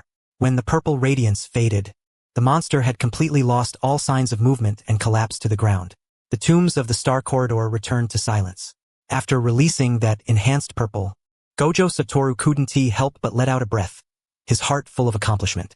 After all, he too had been forced into awakening by Toji Fushiguro. But by the time he awakened, the target had already been beaten into submission by his big sister. He had awakened with all this power but had nowhere to vent it. He hadn't even gotten the chance to say his iconic line from the original work, "Throughout heaven and earth, I alone am the honored one." The whole thing had been unbelievably frustrating. Though saying it like this might not sound too nice, thankfully, this monster Tengen had cobbled together was tanky enough and had the makings of an excellent punching bag. Right now, Gojo Satoru felt like all the pressure in his body had finally been released, and he was feeling extremely refreshed. Meanwhile, Chinatsu laid the unconscious Tengen flat on the ground. Earlier, when she had yanked her out of the monster because of the urgency of the situation, she hadn't paid much attention. But now that she looked carefully, Tengen was actually in a youthful state. In the original manga, when Tengen first appeared, she had been forced to choose evolution because Riko Amanai was killed by Toji Fushiguro. In the end, however, she had only evolved halfway, becoming neither human, nor monster, nor cursed spirit. In that neither human nor monster nor cursed spirit state, her overall outline still retained a human shape, but her head had turned into something monstrous. The 6 eyes of Gojo Satoru and Chinatsu, also known as the Azure Sky Eyes, were special eyes, not that they literally had 6 eyes. But Tengen's face had instead grown 4 eyes in a wildly overbearing fashion. 2 on the left and 2 on the right. There was no hair on top of her head, and her head itself was closer to a rectangular shape. Because of this, many people who saw Tengen's appearance in the manga found it hard to judge her gender, and instinctively assumed Tengen was male. In reality, Yuki Tsukumo had once called Tengen an old hag, and in the later stages of serialization, Tengen's character design sheet was also added, confirming that Tengen was indeed female. At this moment, young Tengen lay there flat on the ground. Her silver long hair was not smooth, but rather quite loose and disheveled. Judging from her face shape, she was absolutely not the cute type, but closer to an older sister-style beauty. Before long, Gojo Satoru also turned his gaze toward Tengen's appearance. He knew Tengen was a woman, but no one in the current jujitsu world knew what Tengen looked like in a youthful state. This is Tengen? Why did she become younger? Does this mean her evolution succeeded? Then what was that monster from before? Gojo Satoru looked down at the Tengen lying on the ground and fired off several questions in a row. Hearing Gojo Satoru casually spit out question after question like a machine gun, Chinatsu couldn't help but glance at him. After thinking for a moment, she gave the conclusion she had arrived at. I think the evolution was successful. It's just that we both made evolution sound far more mystical than it really was. She didn't ascend to godhood in a single step. Maybe if it happened a few more times in the future, there would be a possibility of becoming a god. But at least right now she isn't. As for that monster just now, I think it's possible that Tengen lost consciousness at the exact moment her evolution completed. That caused the cursed energy produced by her evolution to run wild, and it was absorbed by the towering tree that had already been nourished by cursed energy all year long, causing it to mutate. Chinatsu herself didn't know whether her guess was completely correct, but judging by the current situation alone, she felt that even if it wasn't entirely accurate, it should be pretty close. Gojo Satoru, listening from the side, was stunned again and again. It wasn't that his brain didn't work. After all, using the limitless technique was extremely complicated. Even though neither he nor Chinatsu loved studying, both of them were top students far beyond others their age. He simply didn't like using his brain when he was around Chinatsu, and gave it the grand excuse of training her intelligence in preparation for her inheriting the position of head of the Gojo clan in the future. Just as the two of them were looking at the Tengen lying on the ground and thinking about whether they should leave her there alone or use physical means to wake her up, a beeping ringtone came from Chinatsu's phone. HM? Chinatsu suspiciously took her phone out of her pocket. This place was covered by multiple barriers, some of which were specifically capable of interfering with electromagnetic waves. There should have been no signal here at all. With that doubt in mind, Chinatsu answered the call. It was a phone call from Masamichi Yaga. The instant she picked up, a roar came from the other end. What exactly happened over there? Every barrier Lord Tengen set up across the entire country has lost its effect. Did something happen to Lord Tengen? Huh? Chinatsu couldn't help but freeze in confusion. Gojo Satoru, who had been eavesdropping with his ears perked up beside her, was the same. The two of them both turned to look at Tengen, who was lying on the ground beside them. Right after that, Gojo immediately stepped forward and stretched out a finger under Tengen's nose to check whether she was still breathing. Sis, it's fine. She's still alive. Only after hearing Gojo's report did Chinatsu finally let out a sigh of relief. She thought to herself that it was probably just because Tengen had evolved and changed on a biological level, causing her previous real name authentication to run into problems. Chinatsu briefly explained the situation here to Yaga Masamichi on the other end of the phone, then hung up and looked at Tengen once more. Looks like they couldn't just leave her lying there. They had to wake her up as soon as possible. Thinking that, Chinatsu took a deep breath and was just about to roll up her sleeves and put herself through a little more trouble. But at that moment, Gojo beside her stretched out an arm and stopped her. No need to trouble yourself with this, sis. Leave it to me. The corners of Gojo Satoru's mouth curled up as he enthusiastically shook out both hands. When he walked over to Tengen's side, perhaps because of her body's subconscious instinct, the unconscious Tengen's brow actually twitched slightly, as if trying to force her mind awake. But it was no use. Compared to that frail body, her mind was clearly much tougher. After her mind completely overwhelmed her body's resistance, Gojo had already arrived at her side and cheerfully raised both hands.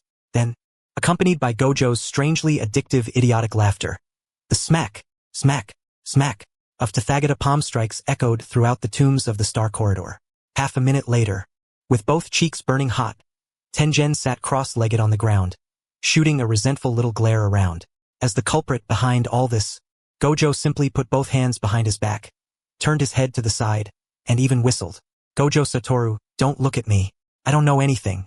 Tengen. Tengen felt the scorching pain coming from both cheeks and couldn't help shooting Gojo a resentful look. But Gojo very obviously ignored Tengen's eye attack. It even gave Tengen the feeling that if she stared at him any longer, he might counter by accusing her of having improper intentions toward him. Tengen lowered her head and let out a helpless sigh, then began to examine the state of her body. Chinatsu's guess had been correct. With Chinatsu and Gojo there to cover for her, she had chosen evolution as the direction to gamble on. Even though the process had been difficult, painful, and full of twists and turns, she had still forced herself through it. It was just that the moment the evolution succeeded, her mind relaxed and she lost consciousness, which was what had caused that little farce just now. Standing there, Chinatsu looked down at the cross-legged Tengen and repeated what Yaga Masamichi had told her earlier over the phone. She had originally thought that now that Tengen was awake, restoring those failed barriers should be something she could handle in no time. Who would have thought that the moment Tengen heard this, her expression changed drastically on the spot. What? All my barriers have failed. Tengen couldn't help raising a hand to cover her cheek, looking somewhat worn out. The various large and small barriers across the country really had all been personally set up by her, and she really did have the ability to repair them. But how could her cursed energy control range possibly be that large? It wasn't like the relationship between a computer and the internet, where she could tweak things on her end and all the barriers around the country would sync along with it. If she really wanted to fix them, she would probably have to take a trip around the entire country, repairing them city by city. Looks like I'm going to be busy for a while. Watching Tengen let out a huge sigh, Gojo couldn't help secretly snickering in schadenfreude. They had thought that after this, Tengen would be fully handling everything and it would have nothing to do with them anymore. But who would have expected that on the second day after the two of them left the tombs of the Star Corridor, piles upon piles of jujitsu missions would appear in front of them? Although Tengen was traveling around the country repairing the barriers that had lost their effect, fixing barriers was not something that could be done overnight. In many regions, because the barriers were gone, cursed spirits had clearly begun showing signs of unrest. Now, most of the jujitsu sorcerers in the jujitsu world had entered overtime mode. Fortunately, this overtime came with overtime pay, which made some sorcerers who relied on completing jujitsu missions to earn money and support their families not only unbothered by overtime, but even the main force behind it. As for the sorcerers born into jujitsu families, they weren't short on money. They continued exorcising cursed spirits at their usual pace and firmly refused to work overtime. And now that Chinatsu and Gojo had become the strongest, their work efficiency alone was enough for one to match 10, or even 100. The jujitsu world was practically begging the two of them to work harder and put in overtime. Although Chinatsu believed in refusing overtime, the barrier failure was, after all, one of the chain reactions caused by her interference in Tengen's part of the plot. She felt that she needed to take corresponding responsibility. Tokyo Metropolitan Curse Technical College. Chinatsu and Gojo were selecting and sorting the jujitsu missions they would each be carrying out next. They divided them by location information, for example, one taking everything to the east and the other taking everything to the west so they wouldn't have to run around everywhere and waste energy. And just as the two of them were discussing things back and forth in the classroom, two people walked out into the hallway and looked into the classroom through the window. Senpai are both so fired up. I want to hurry up and become a jujitsu sorcerer who can stand on his own too. You'll have a chance in the future, but not this time. The cursed spirit unrest caused by the barrier failure isn't something us first years should go and make trouble over. After Chinatsu and the others advanced into their second year, a new batch of first-year students had naturally arrived at Jujutsu High. The boy excitedly shouting about wanting to stand on his own as soon as possible was named Yuhaibara, while the blonde boy with sideswept bangs beside him was named Kento Nanami. Both of them were members on Chinatsu's list of people to save, because in the original story, both of them died. Yuhaibara died relatively early. The cause of death was that during a jujitsu mission, the higher-ups had misjudged the cursed spirit's grade, identifying a grade 1 as grade 2, and Yuhaibara was cut in half at the waist by the grade 1 cursed spirit. As for Kento Nanami, after the main story began during the Shibuya incident, he faced the disaster-cursed Jogo. With the body of a grade 1 standing before a special grade, he fought to buy time.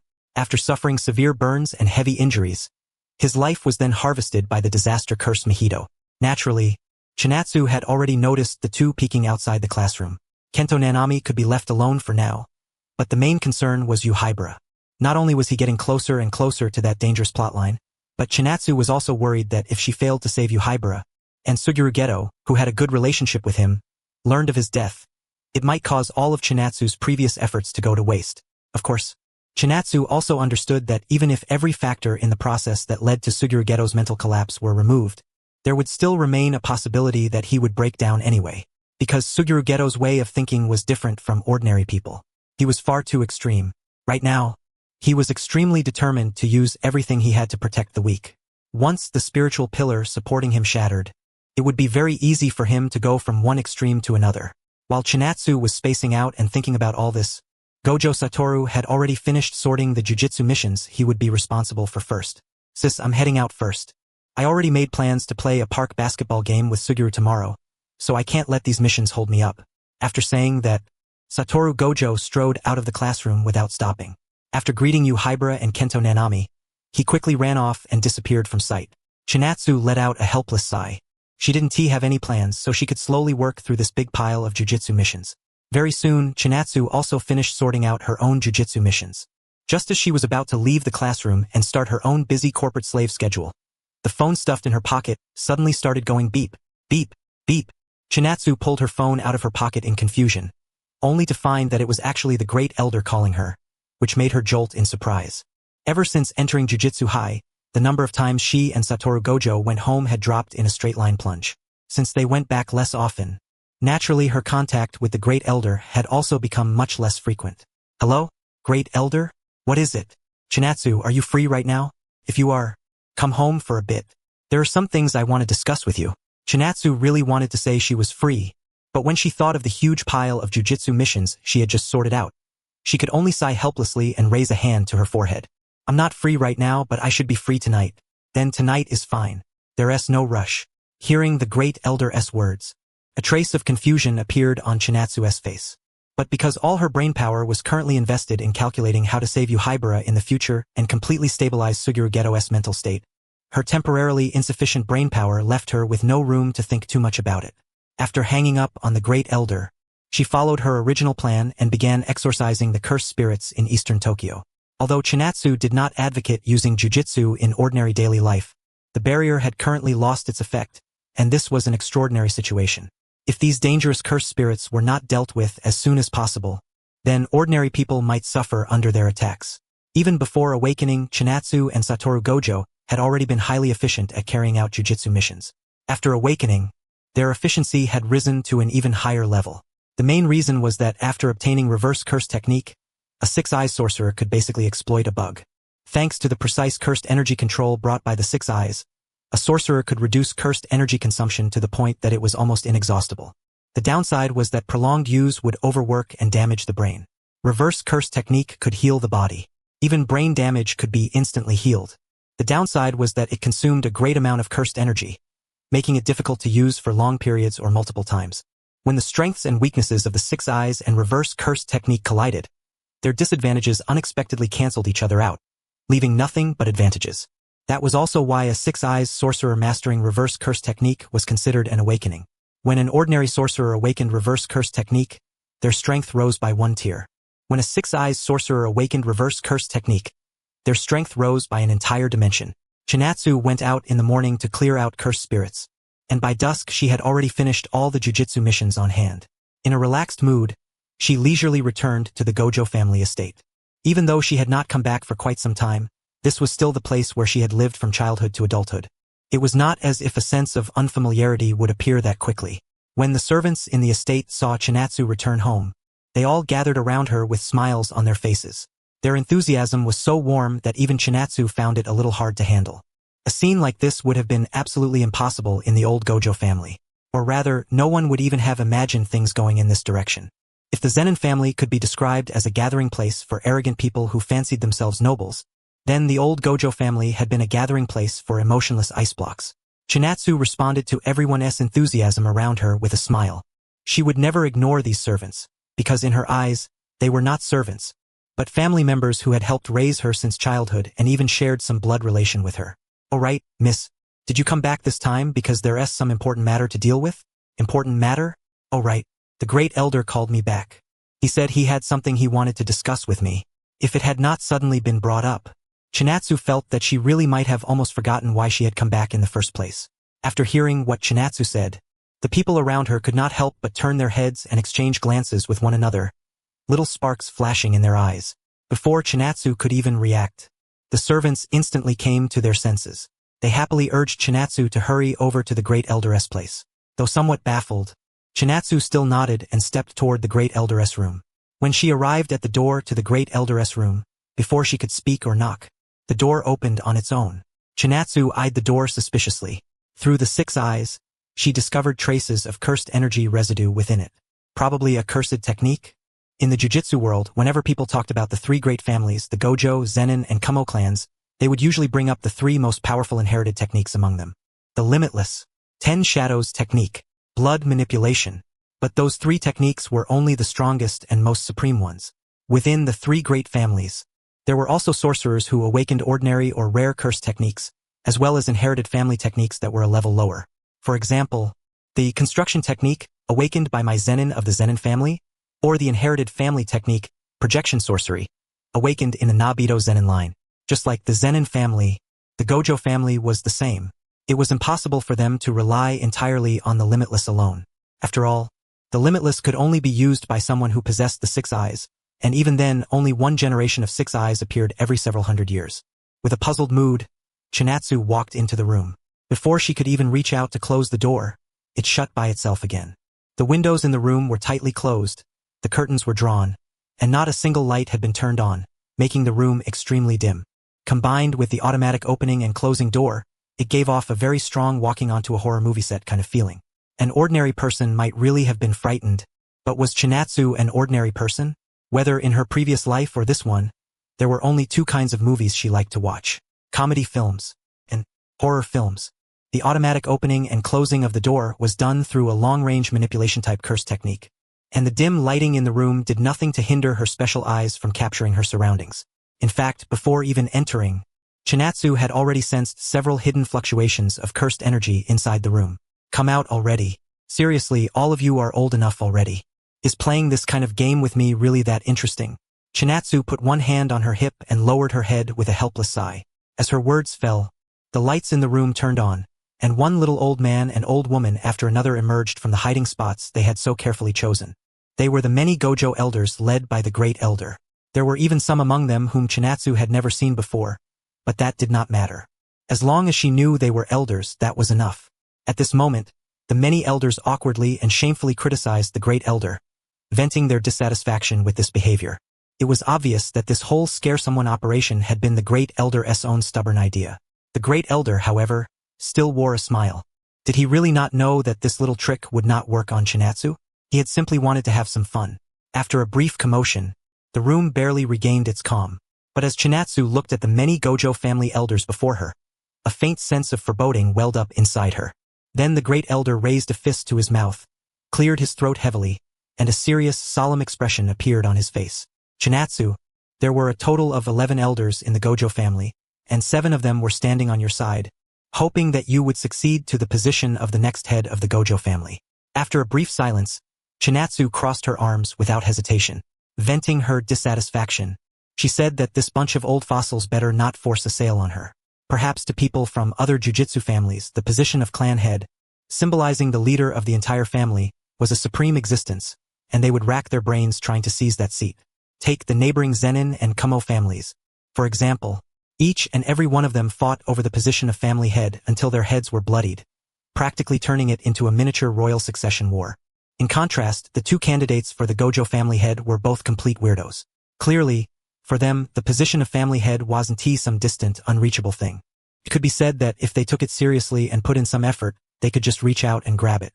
And yet, even under those circumstances, the 2 candidates for the Gojo family head had absolutely no interest in the position and even found it a little distasteful.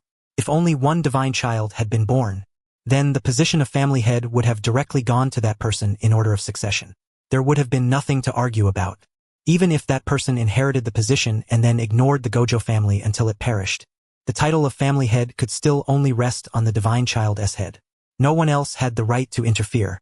But now that 2 divine children had suddenly appeared, although they had been overjoyed at first, when they heard as children that neither of them was interested in the position of family head, they hadn't taken it to heart. They had only smiled faintly. They thought it was just because the 2 were still young. Once they grew up and personally experienced the importance of power and status in this society, at least one of them would change their mind. But the result was the situation right now. Chinatsu, the position of family head is not some kind of shackle. So why are you rejecting it so much? The head of the Gojo family is closer to a symbol. The family's trivial affairs do not all need to be handled personally by the head one by one. We elders are not just for decoration. The Great Elder practically exhausted his tongue, doing his best to explain all kinds of benefits that would come with Chinatsu becoming the family head. He had actually talked this salted fish into feeling a little tempted. At the very instant she was about to be persuaded, Chinatsu suddenly shook her head hard. One hand lightly patted one side of her face, while the other rose toward the Great Elder, cutting off his offensive. She was breathing slightly through her mouth, trying hard to get the somewhat underperforming CPU in her brain running. Although the position of family head sounded so good the way the Great Elder described it, that was, after all, only the Great Elder's side of the story. It wasn't that she didn't trust him. It was mainly because this concerned her own future, so it needed to be taken very seriously. Does it really have to be one of me or Gojo Satoru? Can't you pick someone else from the Gojo family with high prestige, strong ability, and enough influence to convince everyone, and let that person take our place? Miss, This is a family rule passed down from our ancestors. And forgive me for saying so, but as for someone with high prestige, strong ability, and enough influence to convince everyone. Don't you and the young master both perfectly meet those conditions? Listening to the great elder's airtight offensive, Chinatsu's defense seemed thin and fragile. According to the figures provided by the great elder, among the current 11 elders of the Gojo family, 7 supported Chinatsu as the next family head. As for the remaining 4 elders, although they stood on Gojo Satoru's side, they were not particularly opposed to the future of Chinatsu becoming family head. It could be said they were infinitely close to neutral. Among the ordinary members outside the elders, the proportion supporting Chinatsu showed an even more obvious advantage. When Chinatsu took the documents the great elder handed over, which even came with statistical charts, her hands were trembling faintly. After inwardly complaining that the great elder was way too dedicated, Chinatsu took the papers and lowered her gaze to them. When she learned through the statistical analysis that she really was this popular, waves of warmth couldn't help but rise in her heart. The only thing she had done on the surface was act like a refined young lady. But when getting along with everyone at home, she had never been putting on an act. Being popular was within her expectations, but being this popular. Gojo Satoru, if only you were a little more reliable. A strange feeling surged up in Chinatsu's heart. Something like being disappointed that iron couldn't become steel, mixed with the old mother hope that her son would succeed. After struggling inwardly for a while, Chinatsu put down the papers in her hand, raised her head, and looked at the many elders in front of her with a complicated expression. The words of agreement were almost about to leave her mouth. If it really reaches that kind of an arrow already on the string, no choice but to fire situation, I'll take over. With one hand on her waist, Chinatsu let out a somewhat helpless sigh as she spoke. Although this was only an extremely vague answer, the implication was that this matter could be discussed later, and that she would only succeed the position if there was truly no other choice. Before that, she would work hard to think of every possible way to keep herself from sitting in that seat of family head. But even a vague answer of this level was enough to make the many elders before her reveal smiles. They actually started popping champagne on the spot. Note that popping champagne here was not a metaphor. The great elder really did pull a bottle of champagne out from his robes. Although there was no opener, he directly used curse technique in place of one. At this, Chinatsu stood with one hand on her waist and the other covering her forehead, unable to stop a helplessly amused expression from appearing on her face. At the same time, Gojo Satoru, having just finished a solo jujitsu mission, was leisurely heading back toward Jujutsu High with a swaggering, utterly lawless gait. In truth, the difference between the time he and Chinatsu finished their jujitsu missions was not that great. The reason he was only coming back now was entirely because of the bulging plastic bag full in one of his hands. Chocolate, cake, pudding, ice cream, and kikufuku. The bag was packed to the brim with sweets, especially the kikufuku, which was Gojo Satoru's favorite sweet. It was just a shame there wasn't any edamame whipped cream flavor, because only that one shop in Sendai sold it. Well, whatever. The other flavors weren't bad either. Gojo Satoru walked forward with a grin. He wasn't using teleportation, not because he was carrying a plastic bag in his hand, but simply because he had already calculated the time it would take him to get back to Jujutsu High. Shower, bed, binge-watching, sweets, pure happiness. Gojo Satoru suddenly stopped. Suspicious, he lowered his head and raised one foot. A 10,000 yen bill had been stepped on by him and was stuck to his shoe. Although 10,000 yen was nothing much to Gojo Satoru, the feeling of hard-earned money and the feeling of money picked up for free from the ground were completely different. Grinning, Gojo Satoru reached out and plucked the bill off his shoe. He held the bill between 2 fingers of one hand, while the other carried the bag stuffed full of sweets. Thinking that today really was a good day, he smiled foolishly all the way back to Jujutsu High. Although Tengen's evolution and the resulting failure of the barriers across the country had caused waves of unrest in the jujitsu world, thanks to the efforts of many overworked people, the disturbance had completely stabilized in about half a year. On the training field inside Jujutsu High, Suguru Geto was instructing the underclassmen Hibara Yu and Kento Nanami in his capacity as their senior. However, what he was teaching was not ordinary jujitsu. Weapons that were not cursed tools could not withstand a sudden infusion of massive cursed energy. But if the cursed energy was applied gently and increased little by little, attaching it to the weapon's surface rather than purely reinforcing the weapon itself, then even a non-cursed tool could gain the ability to contend with a cursed tool for a short period of time. With a smile, Suguru Geto held in his hand an unsharpened longsword of the kind easily bought on the market. He slowly poured his cursed energy onto the surface of the blade, making it incomparably sharp enough to slice through falling leaves. Of course, if conditions allow it, I still recommend that you carry 1 or 2 cursed tools, especially beginners like you who still aren't very skilled with your own curse techniques. As he spoke, Suguru Geto took out the special-grade cursed tool Playful Cloud and used it to show Hibara and Kento Nanami the difference between ordinary weapons and cursed tools. By the way, Playful Cloud had now truly become Suguru Geto's possession, because through his unremitting efforts, he had saved up 1 billion yen and bought Playful Cloud from Chinatsu. In the original story, Suguru Geto's hand-to-hand combat was on par with Satoru Gojo's, but now that he had mastered and started using Playful Cloud ahead of time, his pure physical combat had firmly surpassed Satoru Gojo's. Of course, Suguru Geto had not neglected his cursed technique, cursed spirit manipulation, either. It was just that, unlike in the original story, he no longer devoured every cursed spirit he came across without restraint. The army of cursed spirits under his command was now filled with elites.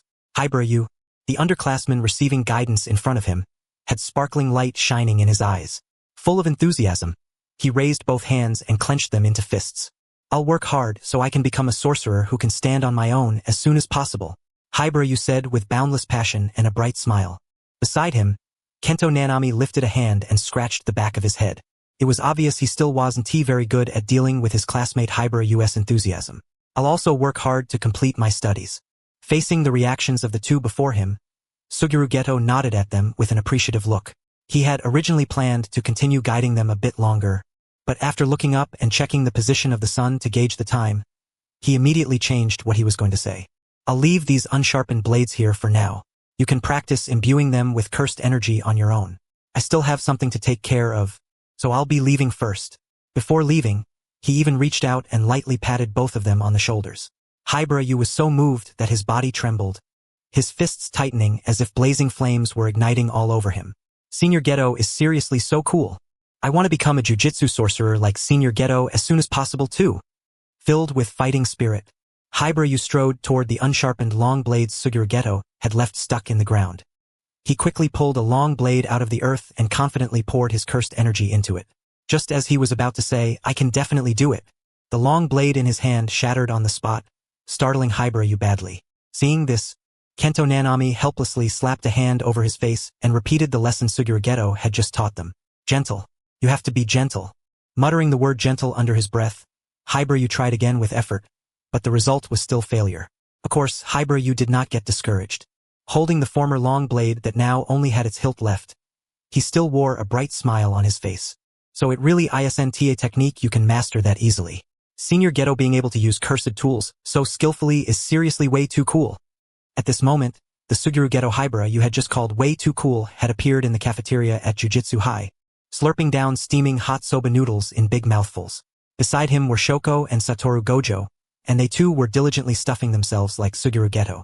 Holding her lunch tray, Chinatsu walked out from the back kitchen. Looking at everyone eating with such dedication, she couldn't help revealing a bitter smile.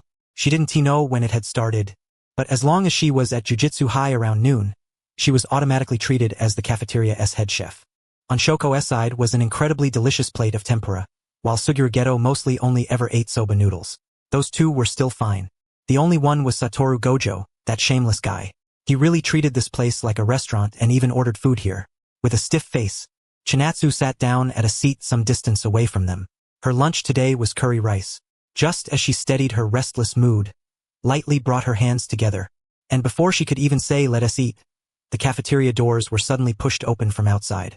Everyone instinctively turned their heads toward the cafeteria entrance. After seeing that it was Masamichi Yaga, they all lowered their heads and went back to eating as if nothing had happened. Chinatsu, meanwhile, stiffened her face again and said to Masamichi Yaga, I've already started eating. If you wanted to order, you're late. Hearing that, Masamichi Yaga couldn't help showing an awkward expression, because this was only the one time he hadn't made it. Before this, he had always made it in time and become one of the members of this grand eating army. But this time, his main purpose in coming here was not to eat. It was to find Chinatsu, Satoru Gojo, and Suguru Geto and tell them something. Masamichi Yaga raised one hand clenched into a fist and coughed heavily into it, trying to draw everyone's attention.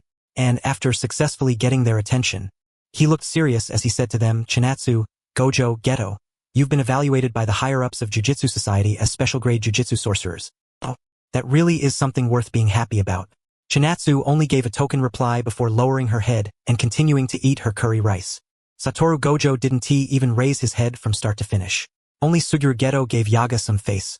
He stopped eating his noodles, turned his head to look at Masamichi Yaga, and after a brief moment of thought, raised one finger and asked with a smile, after becoming special grade, "Does the money you get from missions increase too?" There's not much difference from grade 1.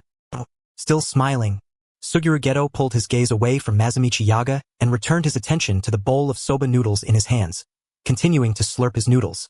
Among jujitsu sorcerers, special grade belonged to the category of beings that exceeded the norm. Because of that, compared to these exceptions, grade 1 sorcerers were the true backbone that supported the other sorcerers and even the whole jujitsu world. So the title of special grade jujitsu sorcerer really was just a special title. Sorcerers who lacked special grade strength desired it but could never obtain it, while for sorcerers who truly possessed special grade strength, even if they didn't want it, those jujitsu higher-ups would forcibly place the title on their heads. It was an honor, but also a form of restraint.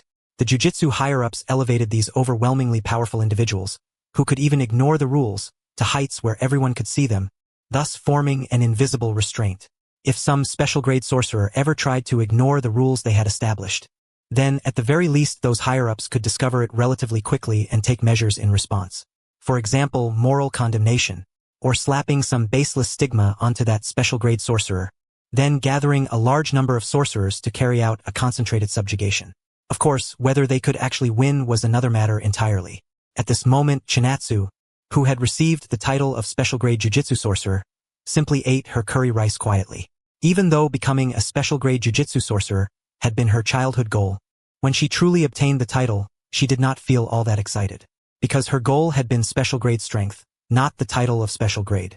That joy and excitement had already completely filled her back when she awakened after fighting Toji Fushiguro. Very soon, she finished the curry rice in her hands and walked out of the cafeteria. Even though she had been given the title of special grade jujitsu sorcerer, she still was not invincible because she still had not mastered a domain. A domain was the profound secret of jujitsu at this level. Between a sorcerer who had mastered a domain and one who had not, there was an enormous gulf. Even if, without using a domain, one side completely crushed the other in normal combat strength, if the other side opened their domain, then the balance of victory and defeat could still shift. In the original work, the domain Gojo Satoru awakened was called Unlimited Void. It was the strongest killing move in the mental control category, able to forcibly flood the enemy's brain with massive amounts of useless information, causing their brain to crash and leaving them standing there in a daze. The effect of this domain seemed simple, but it was also extremely brutal.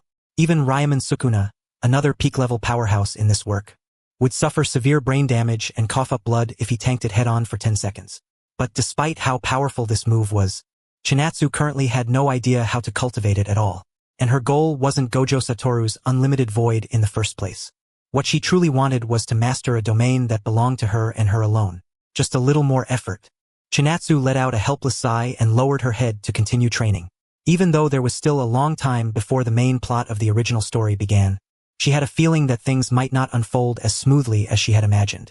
And when the news that Chinatsu, Gojo Satoru, and Geto Suguru had all become special grade jujitsu sorcerers spread through the jujitsu world, the entire jujitsu world was once again thrown into an uproar. The Gojo clan wore looks of pride and glory on their faces.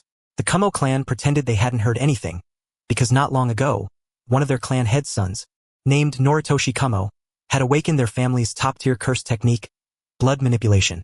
Although this Noritoshi Kumo was not the clan head's legitimate eldest son, but a child born from a concubine, because the legal wife had failed to bear a boy who inherited the technique, they publicly declared that he was the true legitimate son. The Gojo clan had 2 users of the 6 Eyes and Limitless. The Kumo clan had also gained a user of blood manipulation. At this moment, the head of the Zenin clan, Nabito Zenin, sat with a stiff expression, drinking in silence with his head lowered. Originally, when facing the Gojo clan's uniqueness, there had still been the Kumo clan to suffer alongside them. But now, their clan had become the odd one out. 10 Shadows technique, 10 Shadows technique. Where exactly are you? It was precisely because Nabito Zenin was the strongest grade 1 sorcerer that he understood just how distant a future an excellent curse technique could grant a jujitsu sorcerer. His technique was projection sorcery, one of the inherited curse techniques of the Zenin clan. It could be considered strong beneath the 10 Shadows technique. After activating this technique, moving objects within the sorcerer's field of vision would slow down, split into 24 frames per second, and form a trackable motion trajectory. Anything touched by Nobito's palm that failed to move according to the predetermined trajectory could be frozen for 1 second. Strong, very strong. But compared to the 10 Shadows technique, it was still a bit inferior. Nobito Zenin exhaled a mouthful of alcohol-scented breath, then closed his eyes gloomily and started dozing off. Meanwhile, on the other side, in the Fushiguro household, Toji Fushiguro was reclining on the sofa with one leg crossed over the other, holding a remote control in his hand and pressing buttons on the TV, watching a betting channel. TCH missed again. Looks like I really do need to quit this gambling addiction. Otherwise, the money I've saved up is almost going to run out. As Toji Fushiguro spoke, he flicked the betting slip clutched between 2 fingers onto the floor. Young Megumi Fushiguro walked out of his room just in time to hear Toji's muttering. If you could quit, you would have done it a long time ago. Ever since you came home, I'm already sick of hearing that. Megumi Fushiguro bluntly exposed him. He walked straight from his bedroom toward the kitchen, because the refrigerator was in that direction, and Megumi Fushiguro was planning to take out the little milk that was left to drink. As he moved forward, he casually glanced in his father's direction. It was just that one glance, yet he suddenly froze and stopped walking, because in his line of sight, today's Toji Fushiguro was different from before. Wrapped around Toji's body was a black thing that looked like some giant meat worm. Megumi Fushiguro's abnormal reaction was quickly caught by Toji Fushiguro on the sofa. First, he only looked over at the motionless Megumi with some confusion. He had originally wanted to ask why Megumi was just standing there, but the moment he followed the direction of Megumi's gaze through the focus in his pupils, he immediately understood why Megumi had frozen in place. A cursed spirit was wrapped around Toji Fushiguro's body. This was a cursed spirit he had raised since childhood and formed a master-servant contract with. It had storage space abilities, and most of the cursed tools he possessed were stored inside this tiny cursed spirit's body. Whenever he needed one, all it took was a thought, and the cursed spirit would spit the corresponding cursed tool out from its body. Non-sorcerers were unable to observe cursed spirits. Only jujitsu sorcerers who had awakened their innate technique possessed that ability, and basically anyone with potential would awaken between the ages of 4 and 6. Megumi Fushiguro was currently 5 years old, so no matter which day he awakened his technique, it would have been completely reasonable and normal. It was just that Toji Fushiguro had not expected it to happen so suddenly. He did not immediately explain to Megumi Fushiguro what cursed spirits were or what jujitsu sorcerers were. Instead, with a faint smile on his face, he spoke like this. Megumi, congratulations on entering the filthy jujitsu world. If possible, Toji Fushiguro would rather his son never awaken a cursed technique and never step into this filthy jujitsu world. But if he really had awakened a technique, then Toji hoped his son had awakened a powerful one, because only then would he have the strength to stand firmly in the jujitsu world in the future.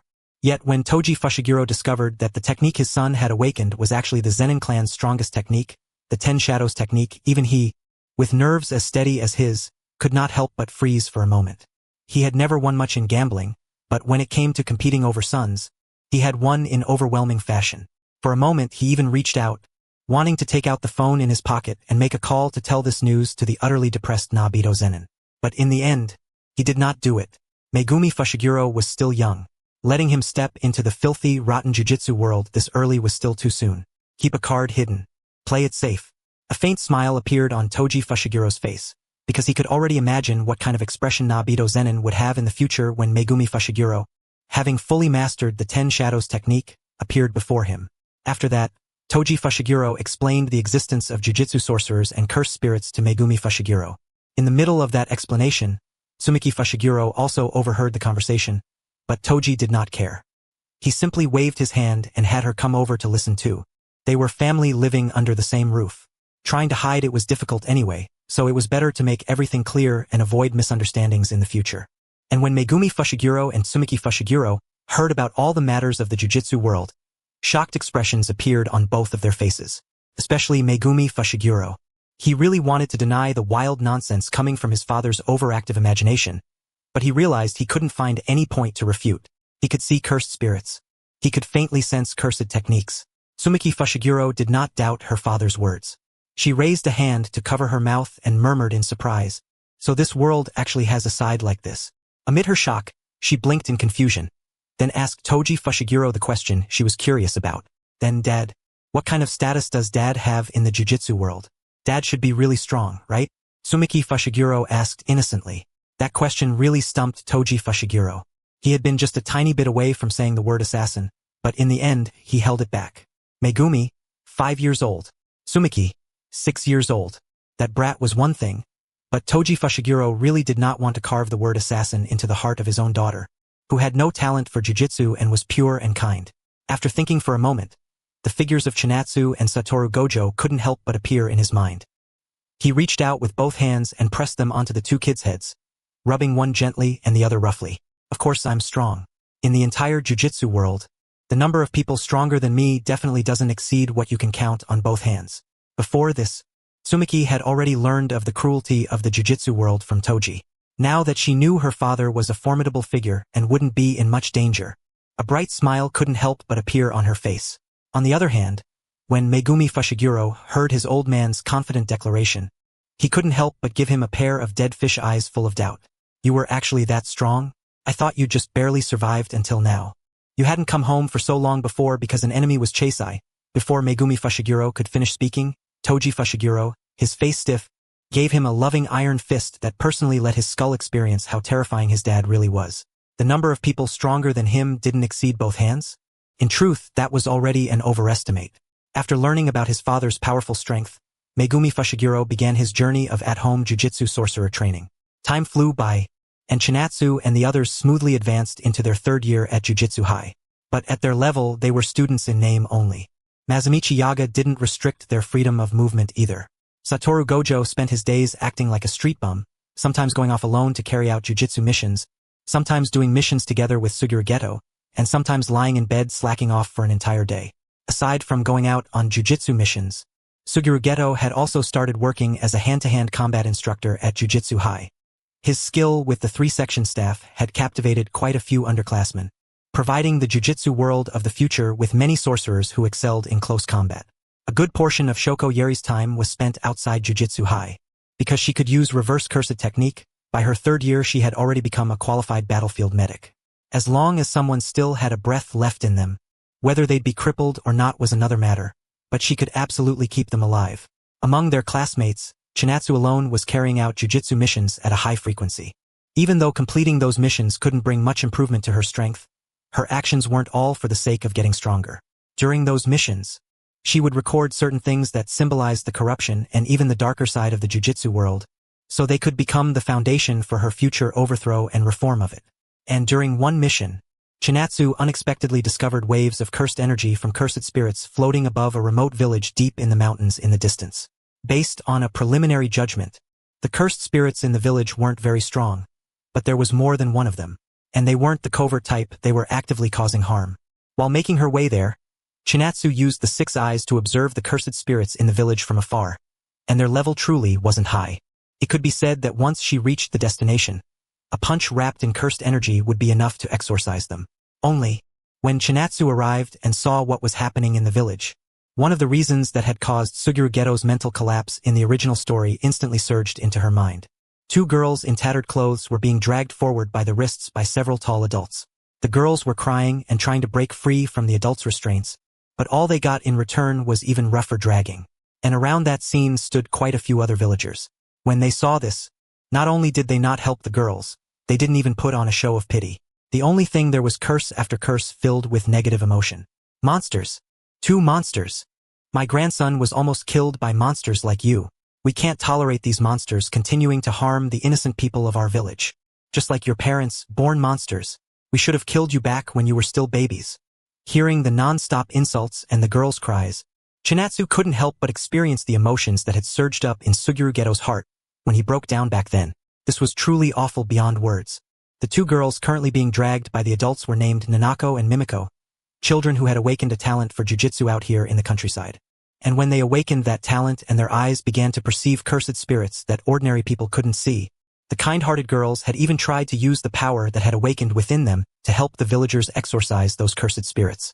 But not only did their actions fail to exorcise the cursed spirits and save the villagers, they instead made the villagers believe that all the disturbances in the village caused by the cursed spirits were their doing. Monsters. Evil monsters. When Suguru Geto carried out this jujitsu mission in the original story, these ignorant villagers had imprisoned them in an iron cage. They wore ragged clothes, and there were traces of beatings on their faces. They curled up together in the corner of the iron cage, trembling in fear.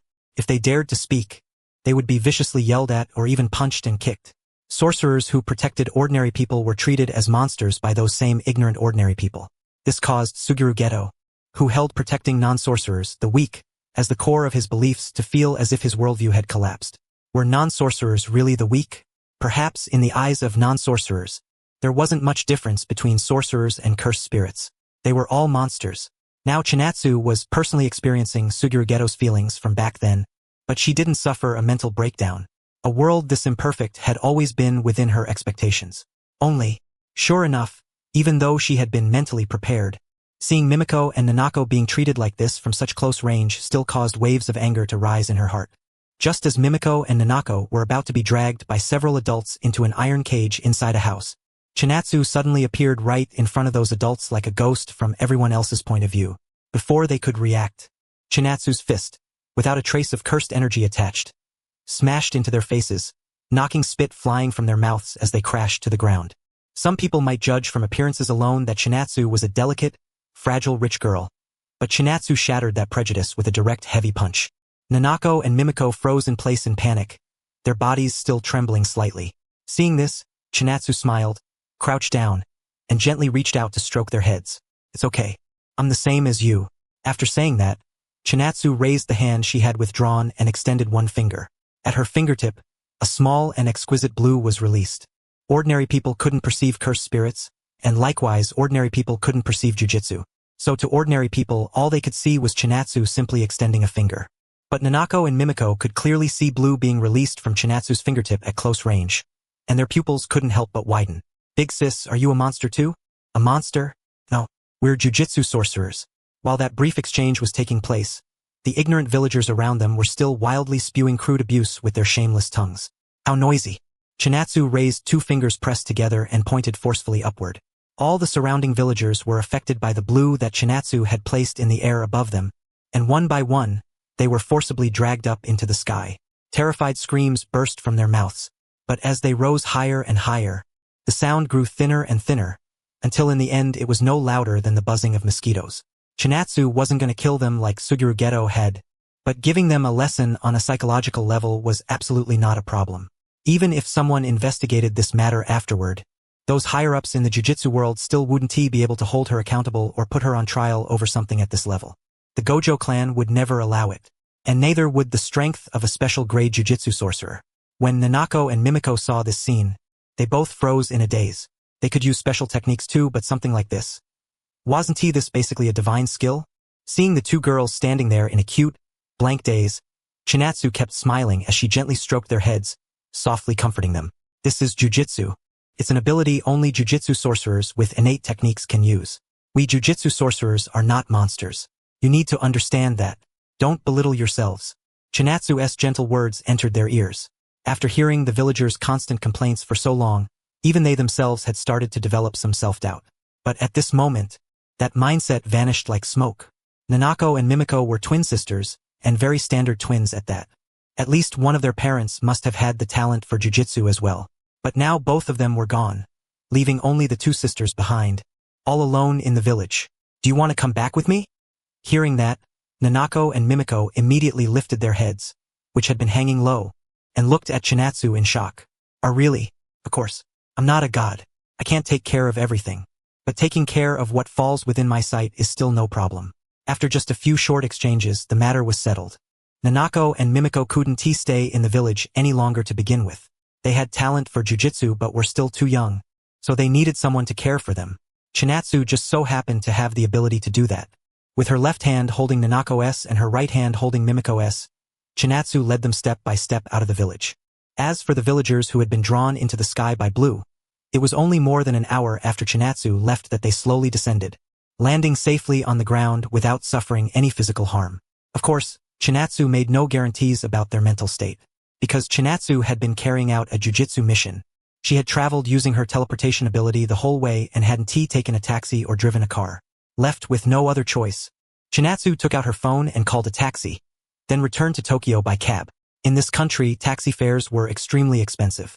Just this one ride back to Tokyo cost over 30,000 yen. If the same distance were in some other country, the cost probably wouldn't even be half of that. Nanako and Mimiko had never seen that much money before, so the two of them instantly panicked. Chinatsu only smiled lightly and told them not to worry too much about it. It was just a taxi ride. It couldn't create the slightest ripple in her financial reserves. After all, many years of carrying out high-level jujitsu missions had brought her considerable wealth. On top of her status as a member of the Gojo clan, there was even the tiniest possibility that she might become the current clan head in the future. Chinatsu led the two girls out of the taxi. They had originally thought she was going to take them to her residence. But to their surprise, Chinatsu quickly led them toward a luxury clothing store. The clothes Nanako and Mimiko were currently wearing were extremely worn out. Since they were the result of abuse, how could Chinatsu possibly let them keep wearing them? And there might not be clothes suitable for the two of them at the Gojo estate anyway. So after thinking it over, the fastest solution was obviously to buy them and put them on right away. As it happened, the luxury clothing store Chinatsu brought them into was also one of the Gojo clan's businesses in normal society. Most of the clothes purchased by Gojo clan members came from here. The moment Nanako and Mimiko stepped into the store, their eyes immediately turned into little dot-like circles, and they stood there in a daze. Sis, this feels kinda bad. Yeah. This is way too expensive. The two of them spoke timidly, not wanting Chinatsu to spend so much on them. But then Chinatsu casually said, "It's fine. This is one of my family's businesses," and instantly turned their mouths into little chickbeak shapes. Very soon, the store manager hurried out from the back room. Ordinary employees didn't recognize Chinatsu, but someone of the manager's status did. She could be considered half a member of the jujitsu world. "Miss, how may we assist you?" the manager asked politely, but her eyes had already noticed Nanako and Mimiko standing beside Chinatsu. Before Chinatsu could explain anything, she had already guessed most of the situation. A professional smile appeared on her face. With just a light clap of her hands, several more employees came out and gathered around Nanako and Mimiko. "This way, please, you two." Still completely bewildered, Nanako and Mimiko were led one after another into the fitting room by the employees, while Chinatsu and the manager picked out clothes for them in the store. It was rather strange, really. Chinatsu herself didn't usually like things like shopping, because she found them troublesome. But right now, she was full of interest, chatting away with the store manager as they discussed what kind of clothes would suit the two girls, without the slightest sign of finding it troublesome. Of course, that sense of trouble hadn't disappeared. It had just shifted from Chinatsu to Nanako and Mimiko. Inside the fitting room, the two girls were awkwardly being directed around by the employees. But when they looked in the mirror and saw their brand new selves, that troublesome feeling instantly vanished without a trace. Having grown up without parental care, the young sisters had struggled to survive in a village full of negativity. After awakening their jujitsu, they had wanted to help the villagers drive away cursed spirits. Who would have thought the villagers would misunderstand them, frame them, and even come close to capturing them? As memories of the past surfaced, the two girls could no longer hold back the emotions in their hearts. Line after line of tears flowed from their eyes. Perhaps realizing that suddenly crying in a setting like this was a little embarrassing, they raised their hands to wipe away their tears, trying to stop them from falling. But the tears showed no sign of stopping. Instead, they surged out even harder. The employees around them were at a loss when they saw the children crying, their hands hovering helplessly in the air. In the end, their gazes all fell on Chinatsu, wanting to ask for her opinion. But all they saw was Chinatsu quietly raising one finger and placing it before her lips, making a soft shushing gesture to everyone. Nanako and Mimiko were venting the emotions they had suppressed for years. This was a process no one could interfere with, and no one should cry. As long as you can keep moving forward after you're done, then crying is nothing to be ashamed of. A few minutes later, Nanako and Mimiko finally stopped crying, though their cheeks were now flushed red from it. So they wouldn't stand out too much when going outside. Two wide-brimmed hats were placed on their heads. If they went out now, they might still attract attention, but definitely not in a bad way. As the saying went, clothes make the man. Nanako and Mimiko were both little beauties to begin with. Even though they were still young, after being carefully dressed up, the word cute naturally came to mind. Mimiko shyly lowered her head and followed behind Chinatsu, while Nanako was clearly a little more outgoing.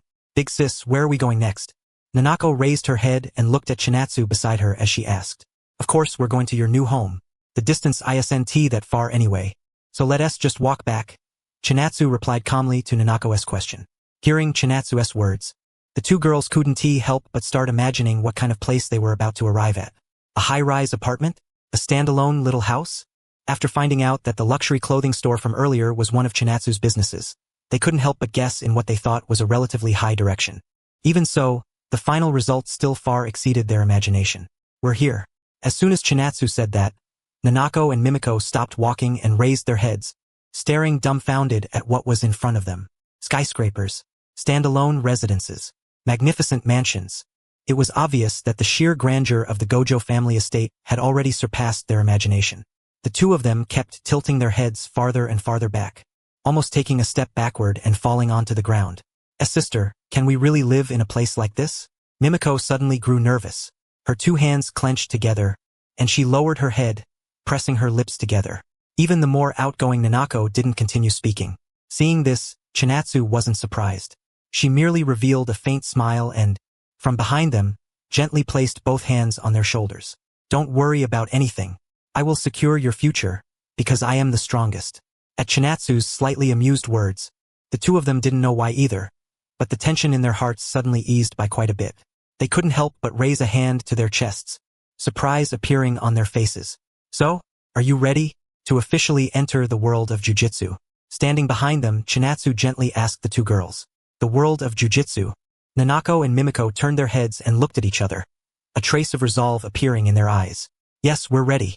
As their firm voices fell, Chinatsu pushed them forward with a faint smile and led them into the Gojo family estate. It also signified that the two of them had officially stepped into the world of jujitsu as apprentice jujitsu sorcerers. Nanako and Mimiko arrived inside the Gojo family estate. Even though they had already prepared themselves mentally, they were still shocked by the magnificent scene within the estate, and constant sounds of wow, wow, wow kept coming out of their mouths. Not long after they entered the estate, the servants cleaning the courtyards inside noticed Chinatsu and the others and slowly approached with smiles on their faces. As they drew closer, they also noticed Nanako and Mimiko beside their young miss. Although the two girls were dressed in luxurious clothes, the weak appearance caused by long-term hunger and hardship couldn't be concealed by mere clothing. Everyone immediately understood that these were investment targets their young miss had brought back from the countryside. In fact, for the great families of the jujitsu world, this kind of thing wasn't strange at all. On top of that, when they thought of their young Mrs. Saint-like nature, everyone's hearts were filled with the thought. As expected of young Miss, they had originally wanted to put on what they believed were kind and friendly smiles so Nanako and Mimiko wouldn't be afraid. Who would have thought that, after mustering their courage, the two girls took a deep breath, stepped forward, and introduced themselves to everyone. My name is Hasaba Nanako. My name is Hasaba Mimiko. Please take care of us from now on. After speaking, the two of them even politely bent their bodies slightly, startling all the servants. Their status in the Gojo family had always been at the very bottom, so when had anyone ever bowed to them before? But after receiving such polite greetings from Nanako and Mimiko, their hearts all felt warm. It wasn't because of some vanity from seeing others ranked even lower than themselves, but something much more genuine. After parting with everyone, the repressed tension in Nanako and Mimiko's hearts instantly poured out. While gasping for breath, they turned to look at Chinatsu and asked how they had done just now. Naturally, Chinatsu's evaluation was that they had done very well. Being polite was very important. Even though, in the eyes of others, those people had only been the lowest-ranking servants of the Gojo family, in Chinatsu's eyes, they were family members who had helped raise her since childhood and who also shared some blood relation with her. The feudal nature of jujitsu families was like a microcosm of the corruption of the entire jujitsu world. Chinatsu's efforts to change the Gojo family were also preparations for the near future. Afterward, Chinatsu arranged a place for Nanako and Mimiko to live within the Gojo family estate. With Chinatsu having spoken up for them, the Gojo family naturally wouldn't neglect the two of them, and there would absolutely be no problem for them to live a stable daily life. Of course, if all they wanted was a stable daily life, then relying on Chinatsu alone would be enough. But if they wanted to gain recognition from the clan members, then they would still need to work hard. However, Chinatsu wasn't too worried about the issue of their jujitsu talent. In the original story, the disaster-cursed Jogo had enough power in his basic attacks alone to defeat a grade 1 jujitsu sorcerer. Yet the two of them had forcibly withstood one of Jogo's attacks through the effects of their special curse techniques, and had done so while coming out almost completely unscathed. Mechanics monsters. Absolute mechanics monsters. In the world of jujitsu, excellent mechanics often appeared even stronger than excellent stats. If Nanako and Mimiko worked hard, their future achievements shouldn't be too bad. After settling Nanako and Mimiko in, Chinatsu didn't rush back to Jujutsu High either. As third years, they didn't really have many classes to begin with, and even returning to school wasn't a mandatory requirement. Lying on the bed in her room, which she hadn't used in a long time, Chinatsu rested both hands behind her head, her azure eyes quietly gazing at the ceiling. After a moment of silence, She suddenly raised one hand and made the gesture Gojo Satoru used in the original story when expanding his domain, Unlimited Void. Of course, this was just for show. She couldn't expand that domain in the slightest. Chinatsu let out a helpless sigh. A domain was the manifestation of an innate domain. Simply put, it was related to the mind, so even people with the same curse technique might not necessarily master the same domain. Still, if Chinatsu also trained in the direction of Unlimited Void, it would definitely save her quite a few brain cells. But she was thinking about whether she could create a domain that belonged to her alone. At the thought that she was deliberately making things hard for herself and creating trouble for herself, Chinatsu, lying on the bed, couldn't help but let out another breath and softly complain to herself. I'm really so damn fussy. The next day, early morning, Chinatsu got up from bed. Nanako and Mimiko would be settled in the Gojo family and grow up there, while she was preparing to return to Jujutsu High. However, she didn't immediately set off back to the school. Instead, she turned and headed to the warehouse inside the Gojo family estate where cursed tools were stored. The cursed tool auction house of the Jujutsu world was held roughly once every 3 to 4 years. In every session, even if there weren't any especially attractive cursed tools, the elders who attended the auction would still buy at least one fairly interesting cursed tool and place it into the warehouse. Inside the family warehouse were dazzling arrays of cursed tools. Even special grade cursed tools were not absent. After giving the place a simple sweep with her eyes, Chinatsu picked out 2 grade 1 cursed tools from among them. They were, respectively, a pair of gauntlet-type cursed tools and a cursed tool that looked very much like a kitchen knife. In the near future, her underclassmen Hibara Yu and Kento Nanami would, because of a misjudgment from the higher-ups, run into a cursed spirit far beyond what they could resist. In the end, Hibara Yu would die, and Kento Nanami would barely survive at that cost. If it were merely a simple misjudgment, then Chinatsu would only need to tell the 2 of them to be more careful and help improve their strength. But if this wasn't a misjudgment, and was instead something the higher-ups of the Jujutsu world had deliberately done to weaken the strength of the school where Satoru Gojo was, then simply being more careful and getting stronger probably wouldn't be enough to change that future. It really wasn't that Chinatsu liked thinking in the direction of conspiracy theories. The main issue was that the current rotten Jujutsu world really was capable of pulling such despicable tricks. They were afraid of special grade sorcerers forming factions, yet didn't dare make a move on them directly, so they could only target other people in secret to weaken their power. To avoid that kind of future, whether it was necessary or not, Hibara Yu and Kento Nanami both needed backup hidden energy, in other words, a trump card. Thinking that, Chinatsu left the family vault with those 2 cursed tools and headed for Jujutsu High. If she couldn't keep Hibara Yu alive, then not to mention whether Suguru Geto's mind would break. Even Chinatsu herself couldn't guarantee she wouldn't snap and start carrying out her Jujutsu world reform plan ahead of schedule. After returning to the school, Chinatsu placed the 2 grade 1 cursed tools into Hibara Yu's and Kento Nanami's hands respectively. Although both of them felt a little embarrassed about it, under Chinatsu's forceful and well-reasoned insistence, they ultimately accepted them. Under normal circumstances, do your best not to use these cursed tools. Just treat them as your hidden trump cards. That way, when you go carry out Jujutsu missions, they can still serve their purpose as training, and if you use them in a crisis, they have the greatest effect. At Chinatsu's instructions, both of them nodded in agreement.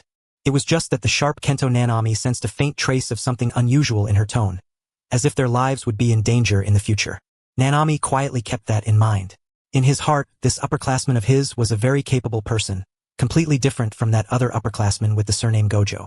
Maybe she had received some special information and was discreetly warning them. After thanking Chinatsu, Hibara Yu and Kento Nanami went off as usual to carry out their scheduled arrangements, while Chinatsu let out a slight sigh of relief, thinking that this should be enough. On the other side, Satoru Gojo and Suguru Geto, who lived in the school dorms, walked out and just so happened to run into Chinatsu as they headed toward the main building. Satoru Gojo had originally had both hands in his pockets, but the moment he saw Chinatsu, he immediately pulled one hand out and waved at her. Suguru Geto also smiled and lightly waved his hand, saying good morning. Suguru Geto's mental state was very stable now, and that meant all of Chinatsu's years of persistent ideological and moral education toward him hadn't been in vain. Of course, it was also thanks to the fact that after getting Playful Cloud, he had focused on taijutsu.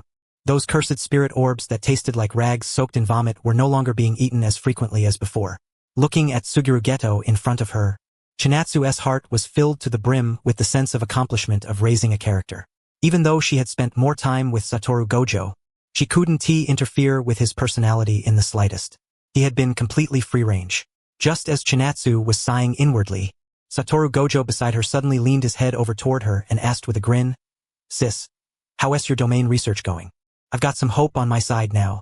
Hearing those words from Satoru Gojo, Chinatsu's expression twitched. She really wanted to pretend to stay calm and not let Satoru Gojo catch that change in her mood. But who was Satoru Gojo? Chinatsu might be able to fool other people, but she couldn't fool her adorable little brother. Satoru Gojo sharply caught the emotional fluctuation on Chinatsu's face and instantly understood the reason for it.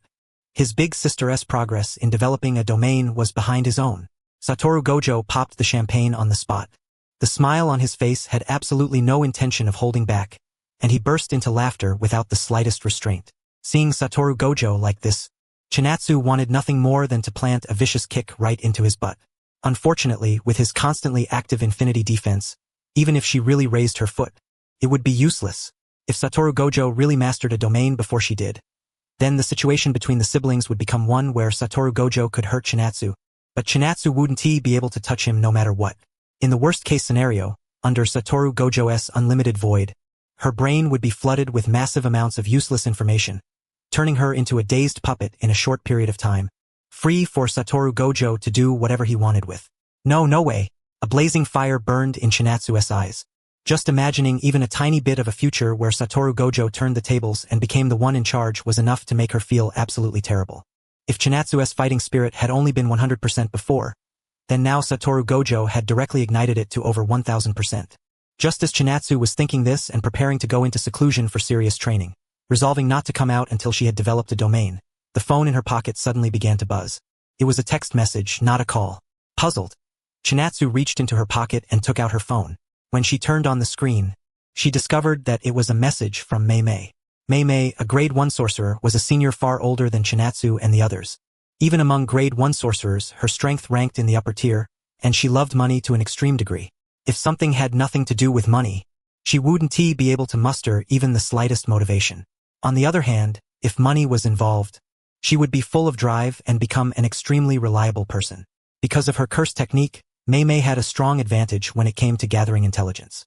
Quite a few people in the jiu-jitsu world would transfer money into her account and commission her to collect information, and Chinatsu was one of Mei's clients as well. At the end of the day, there were only two truly threatening villains in Jujutsu Kaisen. One was Ryomen Sukuna, the king of curses. He should be considered the strongest enemy, the strongest person recorded in history, said to have suppressed the entire golden age of the jujutsu world at its peak all by himself. The other was Kenjaku, a sorcerer capable of transplanting his brain and taking over other people's bodies. He had already existed 1,000 years ago, constantly changing bodies during that time.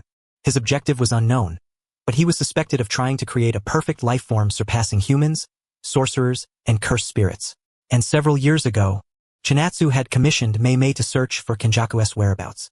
Even though Kenjaku could continuously change bodies by swapping brains, there would definitely be a horizontal scar across the head from cutting open the skull. But even so, finding the trail of an old fox like Kenjaku was still no easy matter. After several years, Mei still hadn't found even the slightest trace related to him. Mei loved money, and while the longer this dragged on, the more commission fees she could get from Chinatsu, Mei also had her principles. She said that taking money but being unable to produce even a little actual result would damage her reputation in the intelligence world. Because of that, at the beginning of the year, Mei had sent Chinatsu a message saying that this year she would go all out in searching for the target's whereabouts and telling Chinatsu not to worry. And now Mei had completed the commission.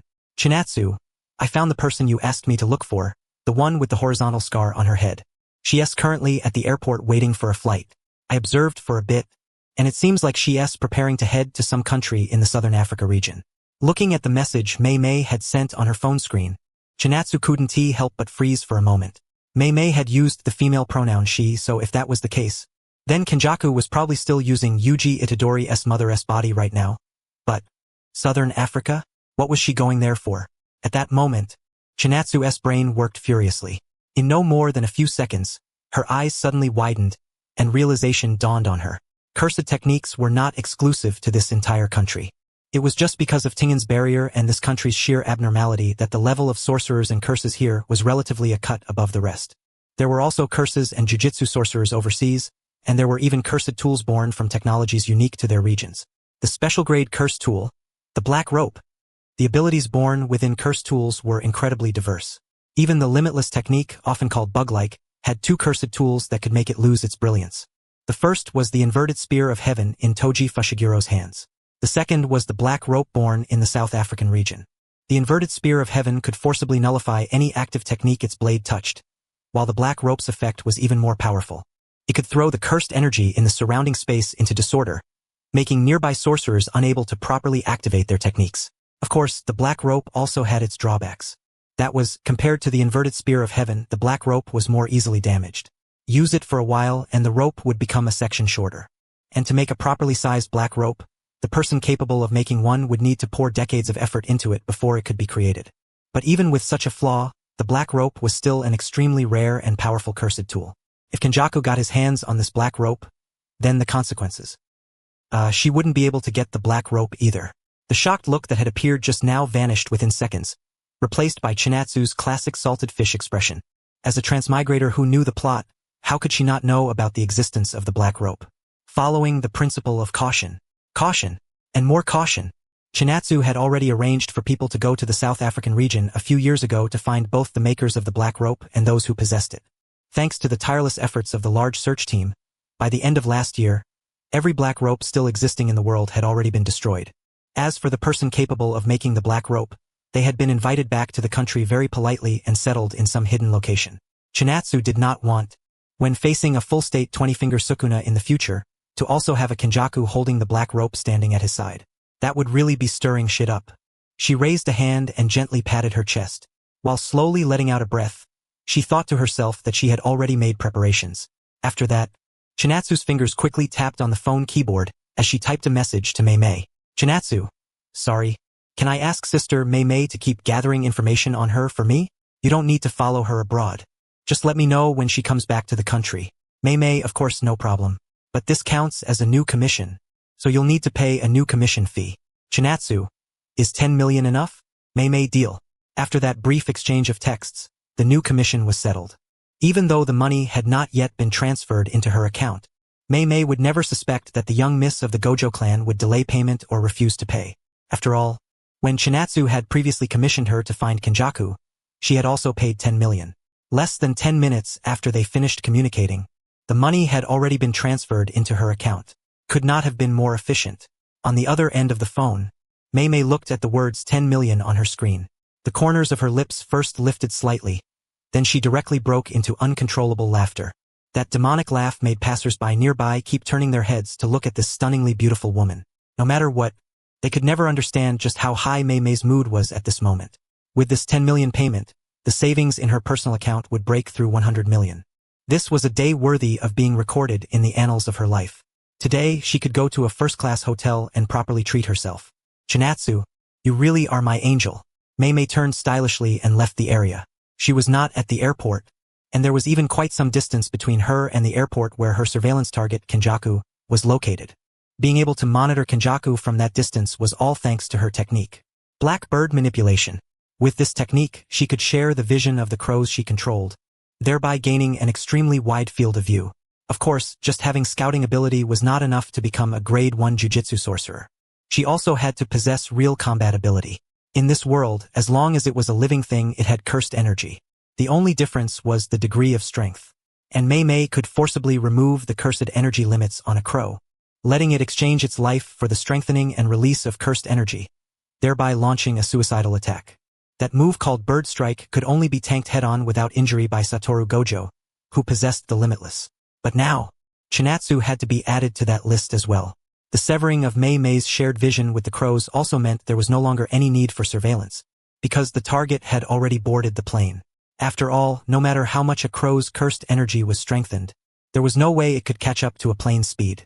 Not to mention that her cursed energy was not enough to let her control crows across countries. She merely controlled a few crows to circle near the airport and wait. If Kenjaku appeared from the airport again, the crows would immediately relay that information back to Mei. After boarding the plane, Kenjaku sat in a first-class seat. One hand propped up her head as her eyes looked out the window. That strange feeling is gone. So someone really was watching me before? But who could it have been? Could it be Tengen? Kenjaku frowned slightly, her heart full of confusion. As a body-hopping sorcerer who had existed since 1,000 years ago, she had continuously switched bodies while staying hidden. She truly could not understand who in this era, other than Tengen, who had lived as long as she had, could know of her existence, and the target of this trip really was the black rope. Naturally, she had long known of the existence of this cursed tool. It was just that before this, she had not included the black rope in her plans, believing it was not a necessity. Even after learning that 2 Six Eyes users had been born in the Gojo clan, she had still thought so. But as time passed, she gradually discovered that the situation was drifting further and further from her plans. The 2 Six Eyes users of the Gojo clan had become massive stumbling blocks obstructing her grand scheme. If she did not change the plan soon, then the carefully prepared scheme she had laid out might be directly smashed apart by the 2 from the Gojo clan through brute force enforcement. At this thought, Kenjaku could not help but let out a breath. The way she looked had none of the feeling of a final villain calmly controlling everything. Instead, she gave off the full sense of a righteous figure from a prestigious sect being tormented by villains and worrying herself sick. A bad premonition slowly welled up from her heart, and as time passed, it continued to rise little by little. After getting off the plane, she headed straight for a sparsely populated tribe in the South African region. She had originally planned to swipe 3 or 4 black ropes from there, but when she arrived at the target location, she froze on the spot in stunned confusion.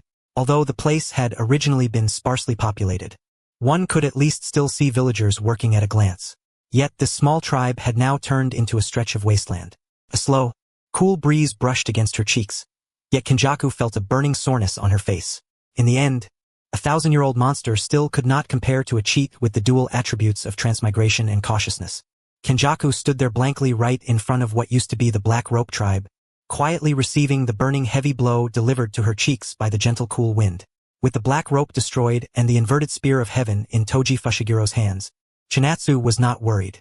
If possible, she had even wanted to take the special-grade cursed object, the prison realm, into her own possession as well. Unfortunately, she could not find it. It had probably already fallen into Kenjaku's hands. This situation looked extremely favorable for the moment, but in reality, it had only quietly shifted the future toward the perfect future she had envisioned. There was still a lot to consider, and she was also worried that Ryomen Sukuna and Kenjaku might end up going all out against each other in the future and cause something she had never anticipated. In the end, it was still because the manga hadn't finished before she transmigrated here, so she had no idea whether Ryomen Sukuna and Kenjaku had any trump cards left. And even if they did, she had no idea what they were. After passing the information on to Mei inside Jujutsu High, Chinatsu let out a breath. Beside her, Gojo Satoru looked confused. With both hands in his pockets, he still craned his neck forward, trying to peek at the phone screen in Chinatsu's hand. But before he could see clearly, Chinatsu slapped a hand against his cheek. Even though his infinity meant her palm couldn't actually touch his flesh, a clash of infinity against infinity was still enough to forcibly shove Gojo Satoru away. Don't peek at other people's phones. Ah, but I'm your dear little brother. That's exactly why you can't. Under Chinatsu's righteous rebuke, Gojo Satoru turned his head to the side and puffed out his lips, muttering something along the lines of, "Fine, I won't look then." Seeing him like this, waves of irritation rose in Chinatsu's heart. She had already decided that, until she completed her domain, she'd avoid meeting Gojo Satoru whenever possible, so she wouldn't get provoked by him every time they met. A jujitsu sorcerer's growth curve was not necessarily steady. In the right environment, with just a bit of talent and enough imagination, plus one tiny trigger, a person could undergo a transformation. Even though Chinatsu's current progress on domain expansion was only 0, that didn't mean she couldn't jump directly from 0 to 100. Because of that, Chinatsu was still full of confidence in herself. She believed she could master a domain before Gojo Satoru mastered Unlimited Void. And just like that, 1 month passed. Chinatsu walked out of Jujutsu High with a gloomy look on her face. Over the past month, she had gone into seclusion and trained at extreme intensity without meeting Gojo Satoru. She had originally thought she wouldn't come out until she mastered a domain, but in the end, she still failed to endure the loneliness and the torment of seeing her progress bar not move even a little. She didn't even dare ask about Gojo Satoru's progress. Still, since he hadn't made a huge fuss and spammed her with messages, he probably still hadn't fully mastered a domain yet. Chinatsu helplessly reached up and scratched the back of her head. In truth, she wasn't completely out of options. She already had a rough concept in mind. It was just that the concept was a little outrageous. Even someone as confident as her had doubts about whether she could really construct such a domain. I'd better let my brain relax first. I'll go take a walk. Maybe all I'm missing is the right environment. As Chinatsu walked along the street outside Jujutsu High, she stretched her arms. Even though she didn't have any real destination or plan, she still subconsciously headed toward Akihabara. Akihabara was located in Chiyoda, Tokyo, and it wasn't even a few kilometers from Jujutsu High, so Chinatsu simply decided to walk there. Before long, Chinatsu arrived in Akihabara. Ever since starting school, she and Gojo Satoru had rarely come here anymore. Before that, the two of them used to come here every now and then to work part-time at the cafe owned by their family company. She still had photos of Gojo Satoru wearing a maid outfit saved on her phone, but something like that held absolutely no threat against him. After all, to Gojo Satoru, cross-dressing was nothing. Forget photos. If someone really wanted to see it, just give him a few minutes and he wouldn't mind changing into women's clothes on the spot. While strolling down memory lane, Chinatsu unconsciously ended up in front of the cafe where she used to work part-time. She hadn't planned to go inside, but in the end, her body honestly walked in on its own. Female butlers and both male and female maids. It was still just as visually shocking as ever. The moment Chinatsu entered the shop, a girl in a butler outfit quickly walked over. She had just been about to greet her, but when she got a clear look at Chinatsu, she froze. Chinatsu? Yo! Chinatsu smiled and waved at her. The female butler in front of her was named Kana, a coworker who had joined a bit later during the time Chinatsu had still been working there. She truly hadn't expected that after all these years, Kana was still working here. Does this place really have benefits that good? Just as Chinatsu was wondering that, the enthusiastic Kana invited her into the cafe's back room. On the way, she even told a passing server that things were slow now so everyone could take a quiet break. Turns out she was now the assistant manager of this cafe. That promotion and raise were exactly why she hadn't quit. In fact, the reason she had been working as a server just now was because the shop had been extremely busy a few dozen minutes ago, so she had stepped in herself. Chinatsu, you've really moved up in the world. Kana. Not really. Kana had a great personality and was pretty too. If she had gone to be an idol, she definitely would have been considered passable. But during that whole idol flyer incident back then, she had been one of the rare few who had shown absolutely no interest. Although Chinatsu and Gojo Satoru had never been especially close to their coworkers at the time, they had still gotten along well enough. So for a while, the two of them chatted happily without much awkwardness. It was just that during the conversation, Kana kept reaching up every now and then to rub her shoulders. I don't know why, but starting a while back, my shoulders have been getting sore really easily. I guess I've just been overworking myself lately. Can't be that I've picked up something dirty or anything. Kana chuckled softly as she rubbed her shoulders and joked about her soreness. It really did look like simple overwork, with no sign of being haunted by a cursed spirit. But if this kept up and Kana really started thinking in the direction of something dirty, that wouldn't be good. Some things really did come true the more you feared them.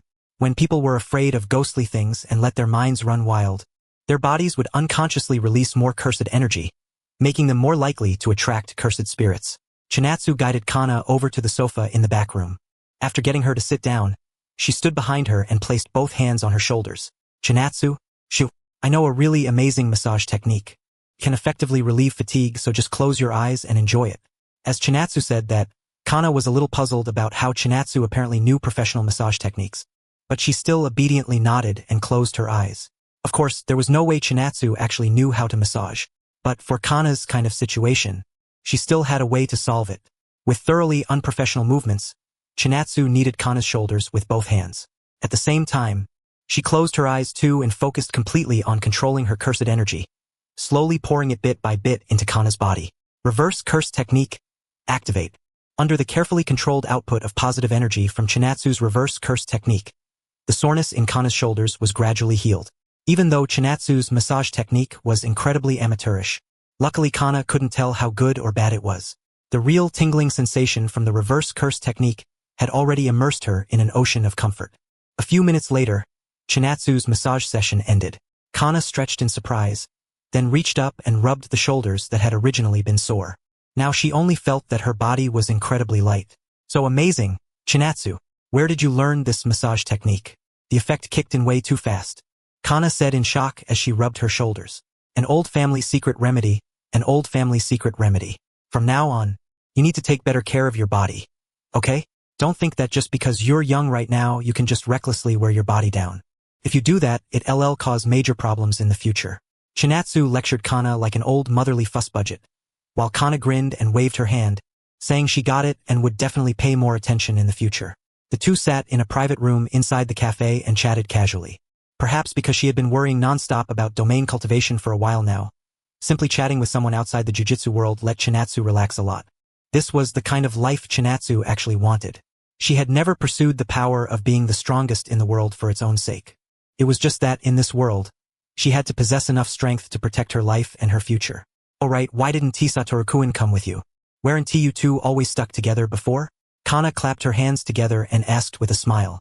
Hearing that, Chinatsu nearly choked on the spot, thinking to herself, since when could the way she got along with that brat be described as stuck together?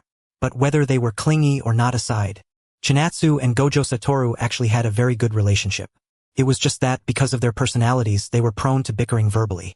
If one day their interactions ever turned into mutual courtesy, with every word and action perfectly harmonious, then don't doubt it, something would definitely be wrong. Second by second, time passed. Before they knew it, they had chatted for more than half an hour, and it was already around lunchtime. Just as Kana was about to ask whether Chinatsu wanted to have lunch together, the phone in Chinatsu's pocket suddenly started buzzing. Chinatsu took out her phone and turned on the screen. To her surprise, it was a message from the higher-ups of the jujitsu world, saying that a special grade cursed spirit had reportedly appeared in a mountainous wilderness area somewhere in Kagoshima, and telling her to head over as quickly as possible to deal with it. Seeing that message, Chinatsu couldn't help clicking her tongue. After all, she had only just managed to relax while talking with Kana. This totally counted as overtime. Kana looked at the change in Chinatsu's expression. Having dealt with all sorts of customers in the cafe, she had developed a sharp ability to read people, and she immediately realized that something had suddenly come up for Chinatsu. She swallowed the words, then let us go eat lunch together later, and instead took her own phone out of her pocket. Let us exchange contact info. If we have time in the future, we can get together with our old co-workers from back when we worked here and have a meal, catch up a little. Sure. If we have time, let us go out and eat together. My treat. After Chinatsu and Kana exchanged contact information, Chinatsu stood up from her seat and waved goodbye to her. The relaxed mood she had just been in turned heavy again the moment she left the cafe. A faint azure glow flickered in Chinatsu's eyes, and she still felt a little reluctant to let go of that leisurely kind of life. Just hang in there a little longer. That was what Chinatsu thought. Just as she was about to raise her hand to hail a taxi by the roadside and head to the place in Kagoshima mentioned in the message, where a special grade cursed spirit was suspected to have appeared, her phone buzzed again. She looked at it and found that it was another message from that same jujitsu higher-up, saying that a car had been arranged to pick her up and asking her to wait patiently for a moment. Chinatsu was a little puzzled. She had gone on quite a few jujitsu missions already, but this was the first time the higher-ups had specially arranged transportation for her. Could it be because this time the target was a suspected special grade cursed spirit? With that question in mind, Chinatsu stayed where she was and waited, until a black car drove over from the distance and stopped in front of her. Are you Miss Gojo? Please get in, the driver in the car said, sticking his head out through the window. And after Chinatsu settled safely into the car, the driver slammed the gas and sped at full throttle toward Kagoshima, the southernmost city in the country. Come to think of it, why is it Kagoshima again? Chinatsu couldn't help complaining about the location, but compared to the waves of unease welling up in her heart right now, grumbling about Kagoshima hardly mattered. She leaned back on the left side of the rear seat, tilting her head slightly to the left as her eyes watched the rapidly changing scenery outside the window. 2 hours later, Miss Weavy arrived. Got it. No more than a few seconds after Chinatsu got out of the car, the black vehicle, which by all rights should have stayed there until she exorcised the cursed spirit and then taken her back, suddenly started up again. It made a sharp turn and prepared to drive away from the area.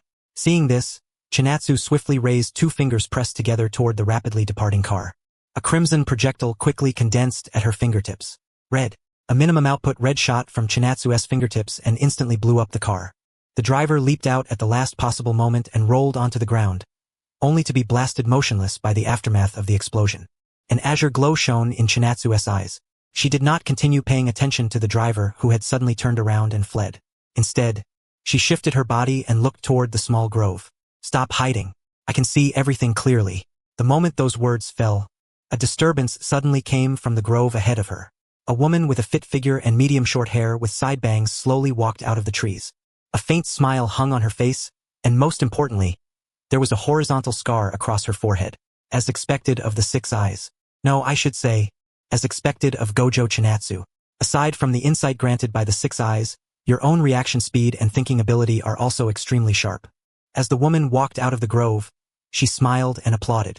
Listening to that constant clapping, Chinatsu felt discomfort all over her body. Beads of sweat even started to trickle down her face, and an unprecedentedly intense sense of danger surged up from her heart. Because the person standing before her was none other than one of the 2 ultimate villains of Jujutsu Kaisen, the 1,000-year brain-hopping sorcerer, Kenjaku. The moment she saw Kenjaku suddenly appear before her, Chinatsu immediately understood that her plan of having Mei monitor Kenjaku had failed. But Chinatsu did not feel especially confused by the failure of that plan.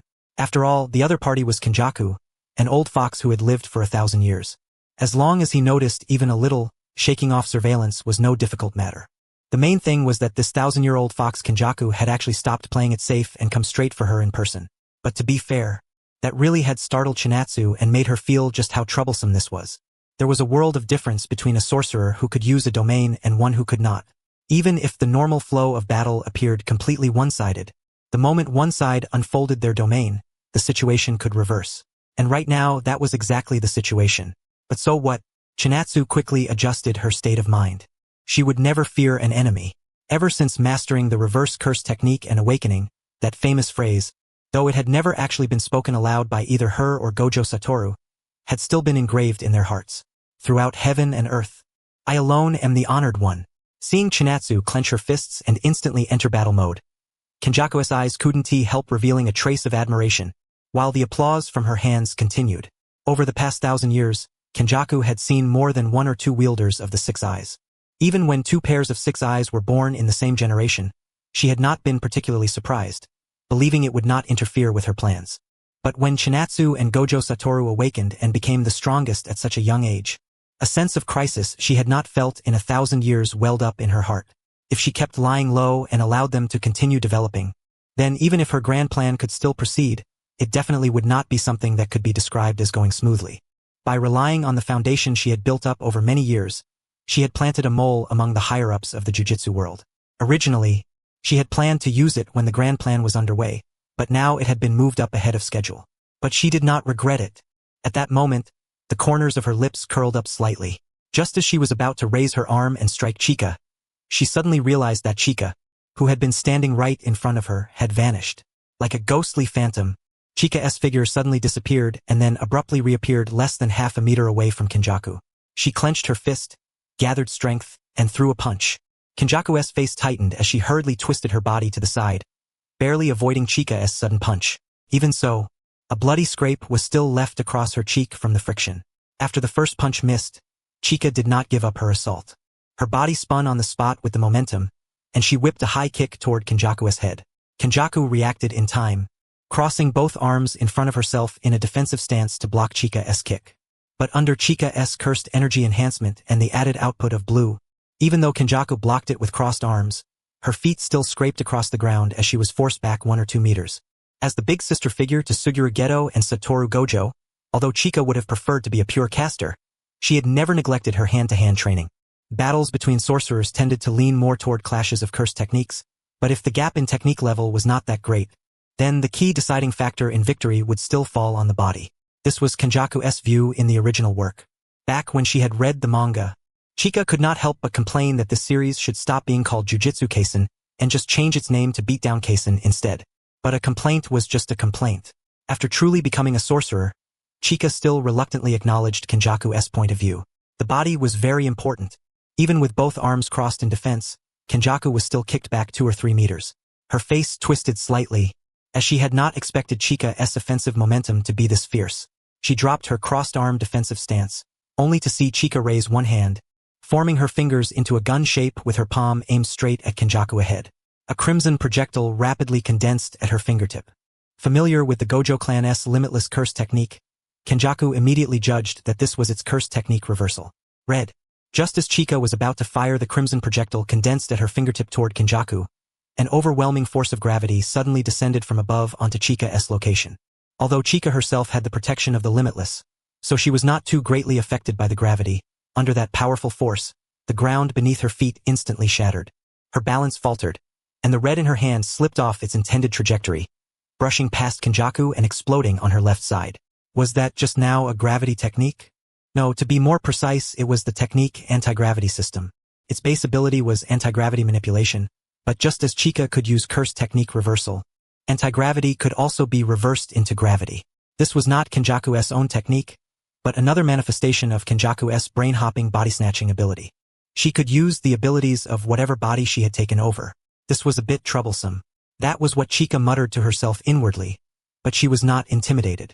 In terms of technique performance, She believed her limitless would not lose to any other technique. Blue, red, purple. 3 moves were enough to take her down. Faced with Chika's overwhelming momentum, Kenjaku, who deeply understood the performance of the limitless curse technique, naturally had no intention of continuing to clash with Chika in a normal state. She raised both hands, then flipped them front and back, making a gesture similar to the reverse crossed palms of Buddhist prayer. And a gesture like this in Jujutsu Kaisen only meant one thing: domain expansion, womb perfusion. At that moment, it was as if the sky itself darkened. A tree-shaped mass rose from the ground behind Kenjaku. From afar, it looked like a towering tree, but up close, one would discover that it had no leaves at all. In their place were one savage face after another, filling the surroundings with a bizarre atmosphere. Womb perfusion, containing all living beings. A sinister aura spread in every direction. Although Chika still did not know exactly what effects this domain had, she already felt her body and mind sink heavily. The advantage she held in a normal state vanished the instant Kenjaku expanded her domain. Under the domain's sure-hit effect, Chika's limitless defense would become like paper, and Kenjaku's attacks would be able to ignore her defense and strike Chika's body directly. But Chika did not just surrender without resistance. She lowered her body and took on a stance similar to an Iaedo draw. Within Kenjaku's domain, Chika's cursed energy created a patch of pure land that had temporarily not been tainted, neutralizing and erasing Kenjaku's sure-hit effect for a short time. This was simple domain, also known as the domain of the weak, capable of neutralizing the sure-hit effect of a proper domain for a short period of time. But it really was only for a short time. The moment Chika's simple domain opened, signs of erosion had already appeared in that patch of pure land. Maintaining that Iaedo-like stance, Chika stared at the confident Kenjaku in front of her. The pressure in her heart steadily climbed along with the continuous erosion of her simple domain. A simple domain was, in the end, only a simple domain. Just as it was called the domain of the weak, when it clashed with a proper domain. It could not quite be said to shatter on contact, but it was more or less the same. As Kenjaku watched the simple domain that had only been deployed a few seconds ago now collapse under the conflict with her own domain until only a one-step radius remained, the corners of her lips could not help but rise slightly. She had guessed right. The girl before her had only just passed the age of early youth. At such an age, she most likely had not yet awakened a domain of her own. A proper domain versus a simple domain, where the goddess of victory would stand, was something decided in only a few short seconds. After this battle ended, the higher-up she had planted in the jujutsu world would definitely come under investigation for calling Chika out and then having Chika disappear. Could be said that this chess piece was basically finished. But trading away one piece that was not especially important in exchange for a pair of 6 eyes was, in Kenjaku's view, absolutely worth it. If she did not deal with a pair of 6 eyes now, then in the future, even throwing away several pieces might not be enough to take them out. Just when even a cautious schemer like Kenjaku thought victory had already been decided, the pure land beneath Chika's feet, formed by her simple domain, was completely shattered by Kenjaku's domain. Kenjaku gathered up her cursed energy, preparing to immediately apply her domain's effect to Chika and win this battle once and for all. Who would have thought? Simple domain. At the very instant the first wave of simple domain shattered, Chika immediately renewed it with a brand new simple domain. For others, this would have been something almost impossible to do, but for a 6-eyes sorcerer, blessed with extremely high-precision cursed energy control, it was nothing special. Kenjaku's brow twitched. The feeling of popping the champagne at halftime really was awful. After her hands trembled slightly, she clenched them tightly into fists. Cursed energy wrapped around her body like armor, and her fists were like warhammers.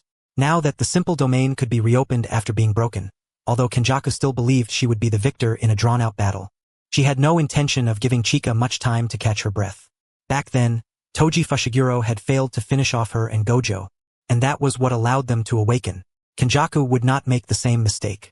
Kenjaku stepped forward and charged into the range of the simple domain at astonishing speed, launching a storm-like barrage of attacks at Chika. Even within the simple domain, Chinatsu was still protected by the infinity defense, but she had to keep an eye on the simple domain that could collapse at any moment while also fighting Kenjaku in front of her, who was deliberately trying to throw her off.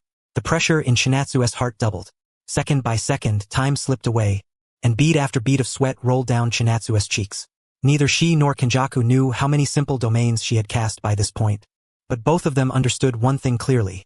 As time passed, the chances of Chinatsu turning the tables were steadily dropping.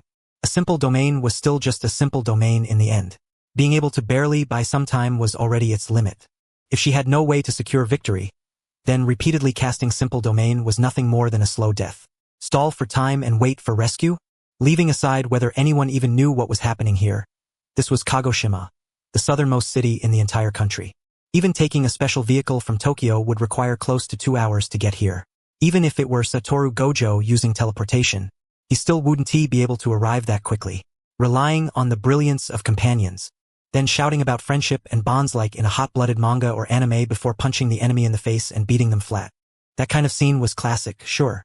But no matter how many companions one had, no matter how powerful those companions were, if one's own strength was lacking and death was right in front of them, then, at the moment of dying, would they really still be hoping for companions to be by their side? At the moment of death, all are alone. At that thought, a calm expression appeared on Chinatsu's face. In the next moment, while facing Kenjaku's punches and kicks, she actually gave up using reverse curse technique to heal herself, and she no longer paid any attention to the simple domain beneath her feet either. Her clear, azure eyes like the vault of heaven gleamed with light as she threw every last part of herself into the battle against Kenjaku. Had she gone mad? Seeing Chinatsu act like this, a trace of confusion appeared in Kenjaku's eyes. In her view, in the face of her domain, Chinatsu's behavior was no different from giving up on herself, no different from exposing her egg-like body before her stone. An egg striking a rock, shattering on contact. How stupid. Just as Kenjaku gathered cursed energy, preparing to pile both her technique's effect and her domain's effect onto Chinatsu the instant the simple domain beneath her feet shattered and crushed her. In the brief few seconds before that simple domain broke, Kenjaku was met with a torrential onslaught from Chinatsu's side. As long as the simple domain existed for even one more second, Chinatsu's infinity defense still existed. And as long as that remained, Chinatsu was still in an undefeated position. Chinatsu clawed at the air with one hand, and a powerful suction force yanked Kenjaku straight into her grasp. Grabbing Kenjaku's body, Chinatsu violently slammed her into the ground, then hurled her brutally into the distance. Curse technique lapse. Blue, maximum output. An energy mass like flame and light burst out instantly beneath Chinatsu's gesture. Although blue was less destructive than red, when it came to entangling an opponent, attraction was far more irritating than repulsion. Kenjaku was blasted back dozens of meters by that strike. Fortunately, she had already coated her entire body in cursed energy like armor, so the damage from this hit was not severe. Besides, taking a step back, for a jujitsu sorcerer capable of reverse curse technique, as long as it wasn't a fatal wound on the level of decapitation, it could heal within a few seconds. After breaking free from the maximum output blue, Kenjaku let out a faint breath. Her gaze once more turned toward Chinatsu in front of her, just in time to see the final portion of the territory generated by the simple domain beneath Chinatsu's feet also get dissolved by Kenjaku's domain. Chinatsu was now completely exposed within Kenjaku's domain. Kenjaku let out a sigh of relief inwardly. Although the process had changed somewhat from what she had imagined midway through, the result was still the same. She raised both hands once again and formed that reverse crossed palm gesture, preparing to use the effect within her domain to crush Chinatsu. Yet Chinatsu, whose expression was calm as still water, also slowly raised her own hands and formed a hand seal resembling a Buddhist mudra. How could Kenjaku, who had considerable attainments in the path of domains, fail to see what Chinatsu was trying to do? An inexplicable sense of danger surged up from her heart. Hands bound outward, both thumbs raised side by side, both index fingers standing upright and slightly bent like lotus leaves. This was the Samaya assembly seal of Vajra Jewel Bodhisattva. Chinatsu slowly exhaled a stream of breath, and soft words left her lips. Domain expansion. Flower in the mirror, moon on the water. As the seal in Chinatsu's hands was completed, a layer of mist-like cursed energy instantly spread out from her as the center, and the ground beneath their feet transformed into the image of a crystal-clear moonlit lake. A dreamlike spherical barrier completely enveloped both Chinatsu and Kenjaku. There was no doubt about it, this was an orthodox closed domain.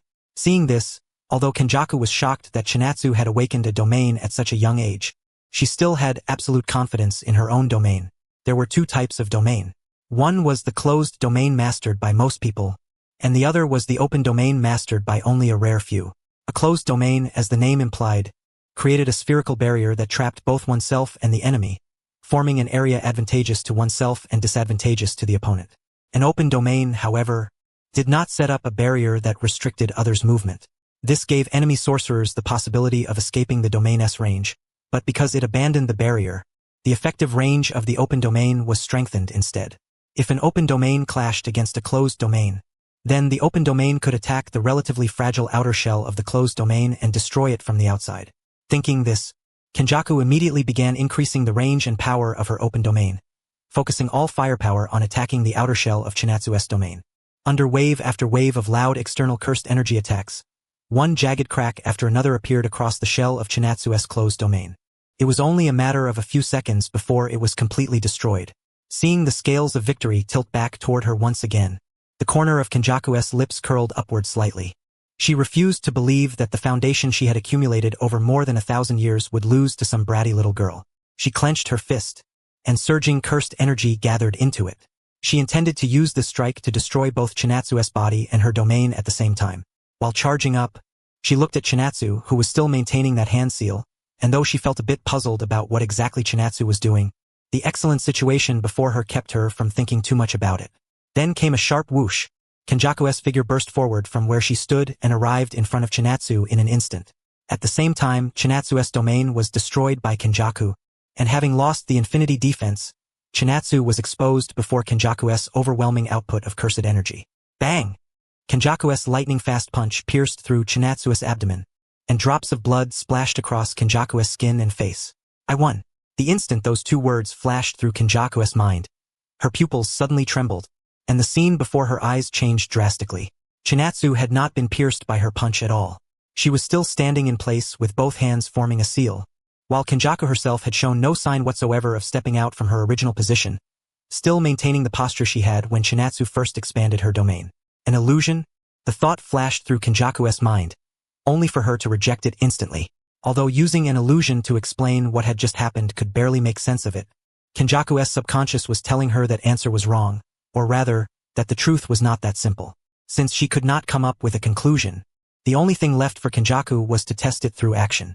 For the second time, she mobilized the cursed energy output of her open domain to attack the fragile outer shell of Chinatsu's closed domain. Crack, crack, crack. A sharp, piercing sound came from the fragile shell within Chinatsu's domain. Just like in the earlier illusion, countless cracks appeared across the outer shell of the closed domain once again. Kenjaku gathered cursed energy throughout her entire body, charging at Chinatsu like an armored rhinoceros. Just as her fist was about to pierce through Chinatsu's body, Chinatsu reacted this time, crossing her arms to block Kenjaku's attack. Seeing this change from before, Kenjaku was overjoyed, believing this round was not an illusion but reality. She immediately pressed the attack, launching relentless blows at Chinatsu. A few seconds later, the shell of Chinatsu's closed domain was destroyed, and Kenjaku took the chance to drive a fist through Chinatsu's chest. Droplets of blood sprayed from her chest, splattering across her body. This sensation, this temperature, this change. I won. Kenjaku's pupils trembled once again, and she returned to the place where she had originally been standing. Chinatsu in front of her was still standing there completely unharmed, maintaining the Buddha hand seal. TCH? The third round? Kenjaku couldn't help smacking her tongue in frustration, venting the helplessness in her heart. But after 2 rounds of testing, she roughly understood that she had definitely been caught by something. This round, too, was still just a false illusion. While Kenjaku was thinking, Chinatsu, who had been maintaining the hand seal, exhaled a breath of cold air. Sweat covered her cheeks, yet her eyes gleamed with sharp light. Looking at Chinatsu gathering cursed energy into her clenched fist, Kenjaku did not pay it much mind. She simply mobilized her own cursed energy and crossed her arms in a defensive stance. Chinatsu's eyes sharpened, and she used teleportation to instantly appear in front of Kenjaku. The fist in her hand, packed with violent cursed energy, swung straight at Kenjaku's head. Kenjaku reacted quickly, raising her crossed arm defense slightly upward, wanting to take this hit head-on before trying a new way to break this round's environment. But just as the fist kept closing in until it nearly touched Kenjaku's body, a very real and powerful impact surged forward and spread wildly through Kenjaku's body. Wait, this impact. Could this be real? Kenjaku hurriedly tried to pour more cursed energy into her defense, but at the very instant the strike connected with her body, streaks of black lightning were reflected in both their eyes. When the deviation between cursed energy output and the physical strike is less than 0.000001 seconds, the space at the point of impact distorts, causing the power of the strike to rise to the power of 2.5 of its normal strength. Black flash. Kenjaku's legs left the embrace of the ground as her whole body was sent flying by the strike laced with black lightning. Blood also burst from her mouth. At the same time, Kenjaku's domain collapsed because her body had suffered heavy damage and could no longer sustain it, while Chinatsu's domain, flower in the mirror, moon in the water, automatically dispelled due to its incomplete first expansion. The flying Kenjaku finally slammed into a large tree. Only after crashing straight through it and snapping it in half did she come to a stop. Her face was twisted in pain. Both arms she had used to defend had been broken by that black flash strike. Fortunately, with the healing of the reverse curse technique, injuries to the body were not too serious. Staring from afar at Chinatsu's excited expression, Kenjaku understood that this fight could not continue. The other side was no human at all. She was clearly a monster. Her future plans would have to be redrawn. And when she thought that this era also had a pair of 6 eyes that might be just as monstrous, she could not help but let out a long sigh. After a domain collapses, a sorcerer enters a state called curse technique burnout for a period of time. In this state, they cannot use their innate curse technique. After judging that Chinatsu would be unable to use teleportation to hunt her down in the short term, Kenjaku scrambled up from the ground and turned to flee in the opposite direction from where Chinatsu stood. A flower in the mirror, a moon in the water. True and false, illusion and reality. In a world filled with illusion, you cannot even trust your 5 senses, because even they may be deceiving you. You may think you are struggling with all your might and continuously moving toward the truth, never realizing that perhaps from the very beginning, you had not taken even half a step away from where you stood. This was flower in the mirror, moon in the water. Chinatsu breathed lightly through her mouth. Her current state was both good and bad. The good part was that she had successfully landed a black flash just now, causing her whole body to enter a 120% heightened state. If Kenjaku still wanted to fight, she could absolutely keep going. The bad part was that not only had she entered curse technique burnout, but because she had forced her domain open while on the verge of her limit and because the domain itself was incomplete, her head now felt like it was stuffed full of paste. It was pretty awful. Her gaze followed Kenjaku, who was slippery as hell and had turned to run without hesitation, and she felt somewhat willing but powerless. Judging by Kenjaku's speed and direction, she would probably reach the nearest town before long. If Kenjaku took those villagers hostage, Chinatsu would have a serious headache. On top of that, Kenjaku was still a jujitsu sorcerer who had lived for 1,000 years. Chinatsu had reincarnated before even finishing the original manga, so if that old fox still had other trump cards hidden away, that would be even more of a headache. Still, letting her run off that smoothly just didn't sit right. It was just that during the curse technique burnout phase, when she could not use her innate curse technique, the only thing Chinatsu could use was the most basic cursed energy manipulation. She formed her fingers into a gun, taking the same gesture she usually used for cursed technique reversal. Read, then gathered and compressed cursed energy into a pure cursed energy bullet. Bang! The cursed energy bullet shot out in a straight line like a laser and struck the back of Kenjaku's head. It was not enough to blow her head apart in one shot, but it still knocked her to the ground and covered her in mud. Kenjaku felt somewhat furious, but she was not so blinded by anger that she lost her head. She simply quickly climbed back up and continued fleeing. Watching this scene, Chinatsu let out a breath. Though she really did not want to admit it, capturing Kenjaku at this stage was still a bit too difficult. Still, awakening a domain through this battle with Kenjaku was something unexpected. It could not really be called fortunate, but saying it was a blessing in disguise would be fair enough. Time passed second by second. As the heightened state brought by Black Flash faded, Chinatsu only felt her eyelids growing incredibly heavy, and intense drowsiness swept through her whole body. Forcing herself to resist the sleepiness, Chinatsu slowly made her way down from the mountain wilderness and arrived at an inn in the town below. The shopkeeper immediately showed a classic smile when she saw someone enter, but before she could say welcome, the aura surrounding Chinatsu startled her badly. "Miss, are you okay?" "I'm fine. Please get me a room." Chinatsu fought against her drowsiness, narrowed her eyes, and casually pulled out a stack of bills from the wallet in her pocket. She did not even ask how much one night cost, because she was really about to hit her limit. From the front counter to the room, the first thing Chinatsu did was take off her clothes and go shower. That battle with Kenjaku had truly left her mentally and physically exhausted. Though in terms of physical danger, it had not been as serious as that time with Toji Fushiguro, that fight had at least still been within Chinatsu's control. Kenjaku's sudden appearance once again proved that the course of the original plot had already been thrown into complete chaos by her, and that meant the advantage she had from knowing the original story was shrinking more and more. However, she did not regret it. Not only did she not regret it, she had even decided to mess up the plot even more, because if she wanted to save those tragic characters, an outcome like this was unavoidable.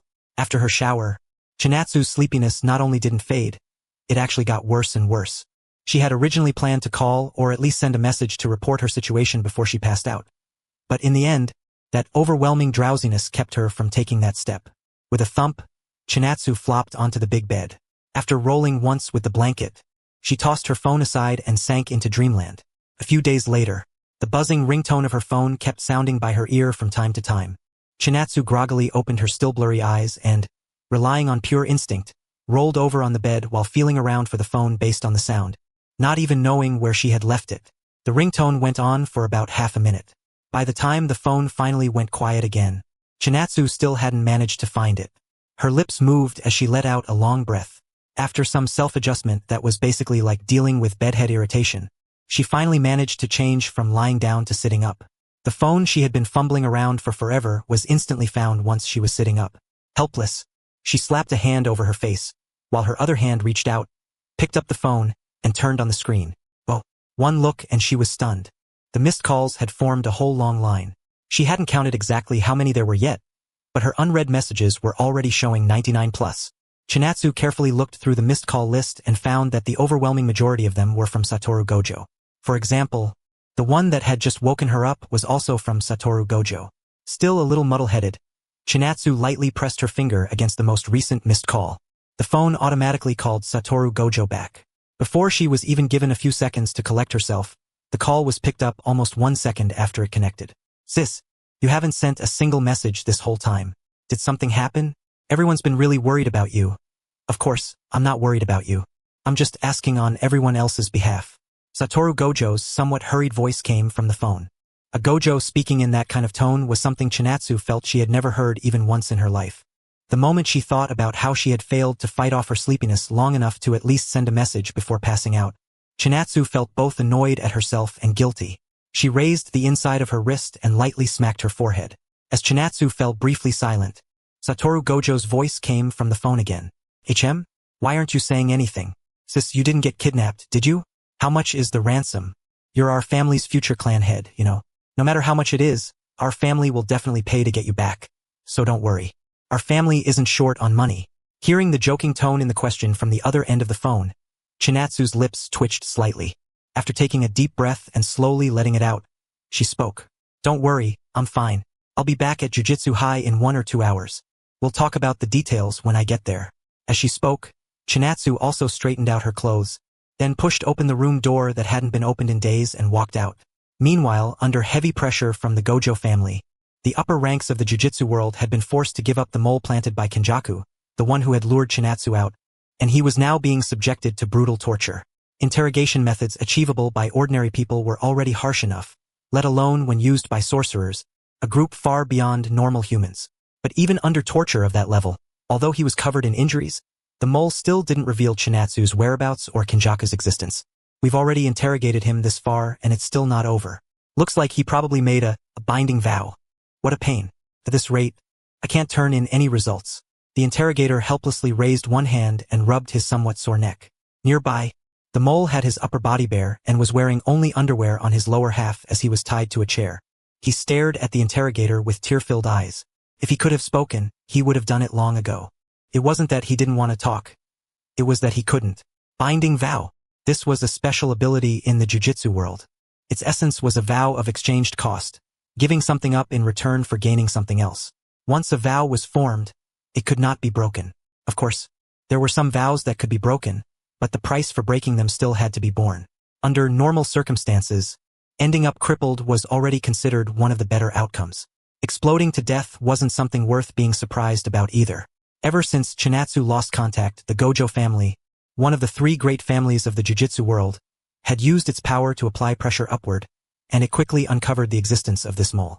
The Gojo family had demanded that the upper ranks of the Jujutsu world hand over the mole so they could interrogate him themselves, but the other higher-ups naturally thought that if they just handed him over because the Gojo family said so, then what would that make them? In the end, the interrogation of the mole was handled by them personally. They had said they would get results out of him that very day and give the Gojo family an answer, but obviously it was no longer that same day. The interrogator sat on a chair to the side with a troubled expression. Then, in a self-defeating manner, lit a cigarette and held it in his mouth.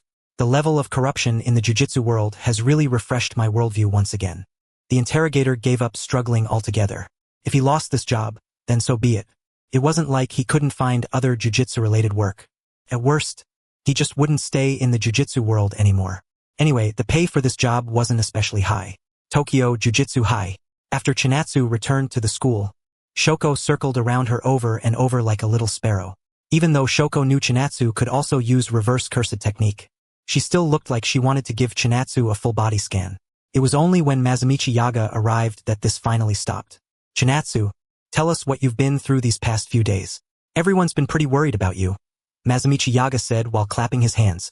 Everyone present only knew that one of the higher-ups in the jiu-jitsu world had called Chinatsu out, although they didn't know what exactly had happened after that. Anyone could tell without even thinking that it definitely wasn't anything good. Facing the curious gazes of the people around her, Chinatsu shrugged and said helplessly, simply put, I was lured out into the middle of nowhere, and then I almost got killed. The moment those words came out, the surroundings fell completely silent. Everyone had already guessed that Chinatsu had been attacked, but they truly hadn't expected it to have been so dangerous that she had nearly been killed. Even Satoru Gojo's pupils trembled. After all, among everyone present, he was the one whose strength was closest to Chinatsu's, so he could understand even more clearly just how dangerous the situation described in that sentence had been. Was the other side a curse user with a domain? The moment Satoru Gojo said that, everyone's attention was instantly drawn to him. That was true. Chinatsu was a user of the Six Eyes and Limitless technique. Aside from the inverted spear of heaven and the black rope, the only thing that could have an effect on limitless defense was the pinnacle of jiu-jitsu itself, a domain. But domains were hardly something just anyone could master. For a moment, the culprit Satoru Gojo imagined was even Yuki Tsukumo, because among the openly known figures in the current jiu-jitsu world, only the senior who had become a special grade sorcerer even earlier than they had was known to have mastered a domain. However, Chinatsu had also guessed what association had appeared in Satoru Gojo's mind. She slowly shook her head at him, denying that not entirely ridiculous guess in his heart. After that, she began recounting in detail exactly how she had been lured there and how she had fought the sorcerer named Kenjaku. As the oldest person present, before Chinatsu even started speaking, he had already very reliably taken out a small notebook and a black pen from the inner pocket of his clothes, preparing to listen while writing down everything Chinatsu said. Even though his serious expression and the way he held a pen, ready to take notes, gave Chinatsu the strange feeling that she had been hauled into a police station and was being interrogated by the police, she still cleared her throat and began her statement seriously. She started from the very beginning, from the message on her phone saying that a special grade curse spirit had supposedly appeared in Kagoshima, to the private car that came to pick her up. Then, after it delivered her to the destination, it didn't wait for her at all and immediately turned to leave.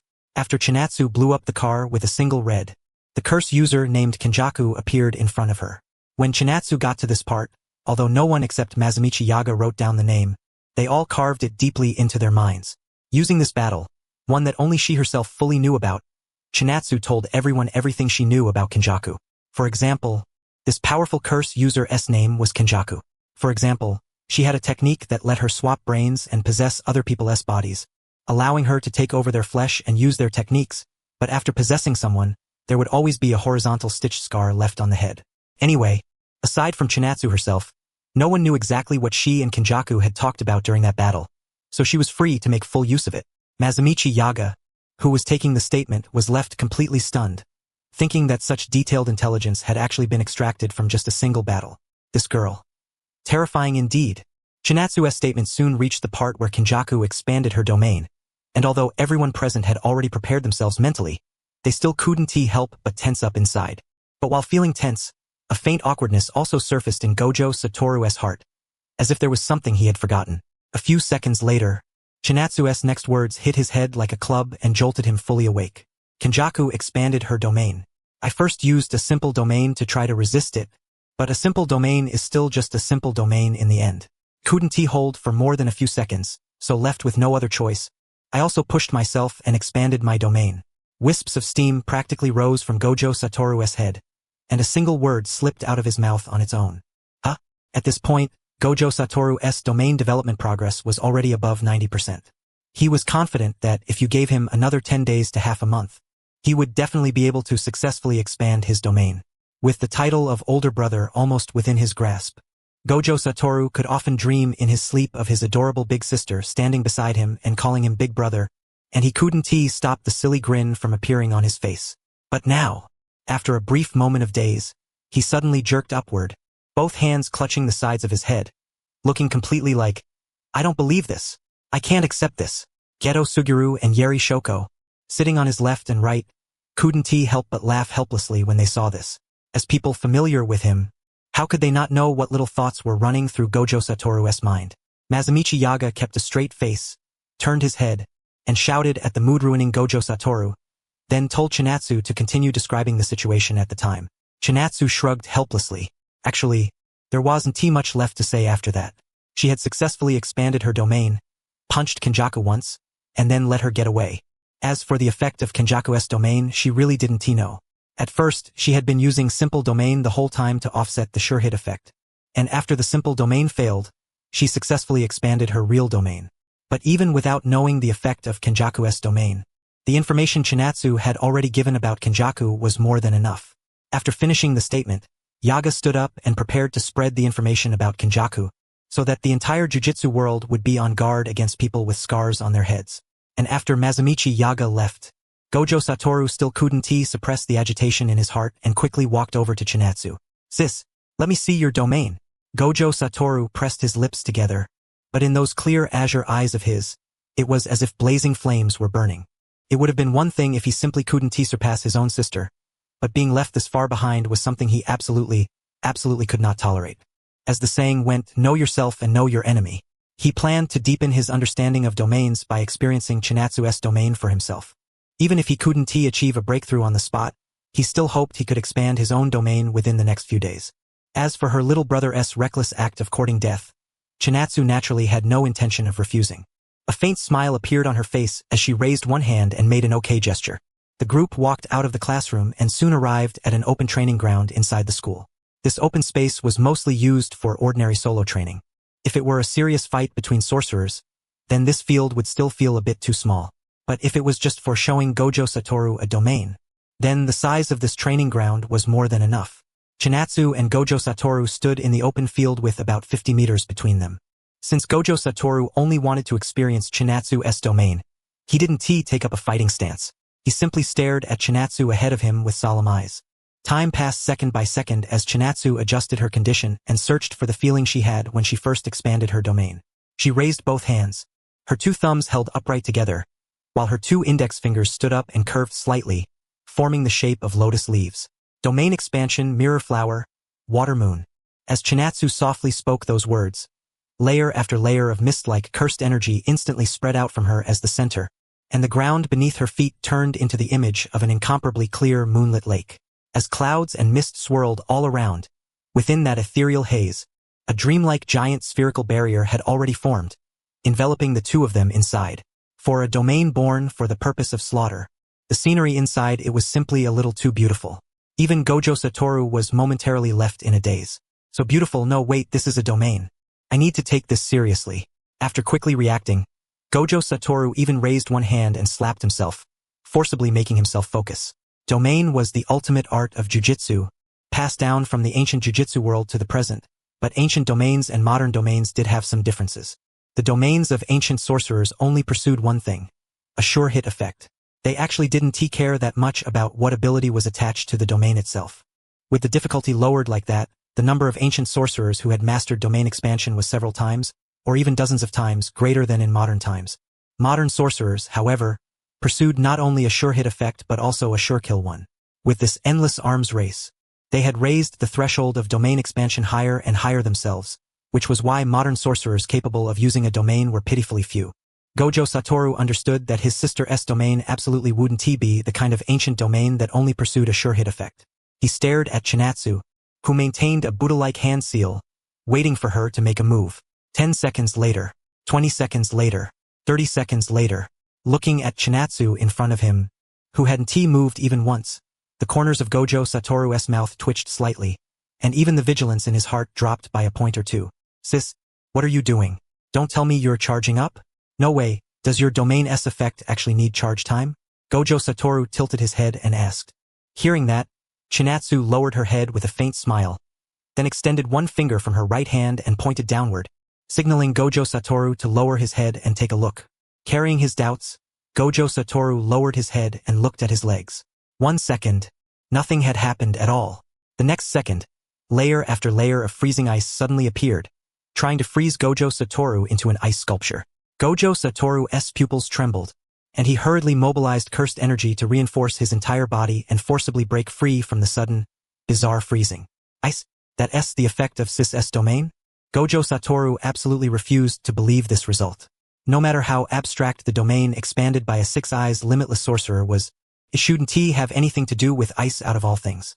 After breaking free from the ice's freezing grip, Gojo Satoru instinctively used reverse curse technique to heal the frostbite on his legs. He raised his head and continued staring straight ahead at Chinatsu. He saw her slightly lifting her chin, looking at him with a teasing expression. With Gojo Satoru's intelligence, if given a bit more time, he would surely be able to guess the true nature of her domain. But Chinatsu wasn't worried about her domain's effect being figured out. It wasn't the kind of thing that could be casually broken just because someone knew what it did. Right now, she only wanted to take advantage of the time before Gojo Satoru figured it out and have some fun with this brat. As the corners of Chinatsu's lips curled up slightly, she lightly snapped her fingers with a crisp sound. Ethereal mist with no blind spots in all 360 degrees enveloped Gojo Satoru. Satoru, what exactly made you think I wasn't using my domain's effect? From the moment I expanded my domain, you were already in my hands. At the same time, outside the barrier shell of the Kyukasuijetsu domain, Geto Suguru and the others were raising their heads, observing the outer shell of the barrier. So this really is the rumored domain, right? If I remember correctly, isn't the shell of a domain pretty fragile? Yeri Shoko asked in confusion, a cigarette hanging from her mouth as she turned to look at Geto Suguru beside her. Geto Suguru nodded. After confirming Shoko's statement, he added to the explanation of domains as a concept. Because a domain is a special barrier focused on enclosure. In order to prevent enemies inside from escaping, it usually strengthens the hardness of the inside while sacrificing the hardness of the outside. What's more, domains have a sure kill attribute. If an intruder from the outside only smashes a small hole and enters the domain, wouldn't that just be asking for trouble? Unless they can shatter the entire outer shell in one go. Geto Suguru carefully examined the shell of the domain barrier before him. No matter how much he had trained his hand-to-hand combat, at his core he was still a jujitsu sorcerer. Now that he was observing a top-tier domain expansion up close, a spark of desire to master this technique flickered in his eyes as well. His innate technique was cursed spirit manipulation, his passion was close-quarters combat, and on top of that, his inner world was quite complex. In that case, if he truly awakened a domain, what exactly would his domain look like? He felt a bit excited. While the people outside the domain were chatting and joking around inside the domain, beads of sweat were running down Gojo Satoru's face as he struggled within it. New shadow style. Simple domain. Just like the action Chinatsu had taken when fighting against Kenjaku's domain, now that he had slightly awakened to domains himself, he lowered his body, formed a sword-drawing stance with both hands, and activated the technique known as the Weakling's domain. Simple domain. This was a move he had been required to learn since childhood. But after learning it, there had never been any place to actually use it. So this was Gojo Satoru's first time activating it in real combat. Luckily, he succeeded. A pure territory, untouched and undefiled, appeared beneath Gojo Satoru's feet. He had originally thought that after expanding his simple domain, the ethereal mist surrounding him should disperse, but in reality, it did not. Gojo Satoru furrowed his brows slightly in confusion, watching things unfold in a way that didn't match what he had expected. His brain rapidly analyzed what Chinatsu's domain effect actually was. Gojo Satoru's intelligence was naturally not low. The reason he usually stayed by Chinatsu's side with that dumb-looking expression was purely because he had deliberately switched on power-saving mode, claiming it was for the sake of training Chinatsu's intelligence and preparing her to inherit the position of clan head in the future. At this moment, while thinking at full power about what effect Chinatsu's domain had, he was also considering how he should deal with it. Under normal circumstances, there were 3 methods to deal with a domain. 1. Brute force it. Use your innate technique and cursed energy reinforcement to directly fight the enemy within the domain-enhanced environment. In this case, you could only stall for time. Basically, you couldn't win. Because if you already had the strength to fight someone head-on, even while they had the advantage of domain enhancement, then there was no reason they would have a domain while you didn't. 2. Expand your own domain. There wasn't much to say here. A domain and another domain would clash and cancel each other out. The stronger domain would directly overwrite the other, while domains of similar strength would offset each other and ultimately disappear. 3. Escape the domain or destroy the domain. In order to trap the enemy, a domain strengthens the toughness of its inner shell, but that doesn't mean it is absolutely indestructible. If the output was great enough, then, in theory, it was possible to blast a hole through the domain from the inside. Gojo Satoru was preparing to try the 3rd method, because he had confidence in his hollow technique. Purple. Under the condition of charging it up and adding an incantation chant to further increase its output. He could pierce through the domain from the inside in one strike. Thinking this, Gojo Satoru took a deep breath, then brought both hands together and made a charging motion, clearly chanting the incantation. 9 ropes, polarized light, crow and declaration, between front and back, hollow technique, purple. Gojo Satoru then swung out his right hand, making the gesture of launching it with a finger flick. In the next second, what should have appeared was purple, condensed from imaginary mass, firing out with a roaring blast. But what entered Gojo Satoru's eyes was a complete dud. Hollow technique. Purple did not appear. Gojo Satoru blinked blankly. In the original story, he was always the one making other people's brains crash, but now he had made his own brain crash instead. A D-dud? Gojo Satoru couldn't believe that after all that effort charging it up, what he released was nothing but air. He thought that there had to be some mistake in one of the steps during the release process. Could it be the domain S effect? That couldn't be right. The simple domain beneath his feet had not yet been completely destroyed.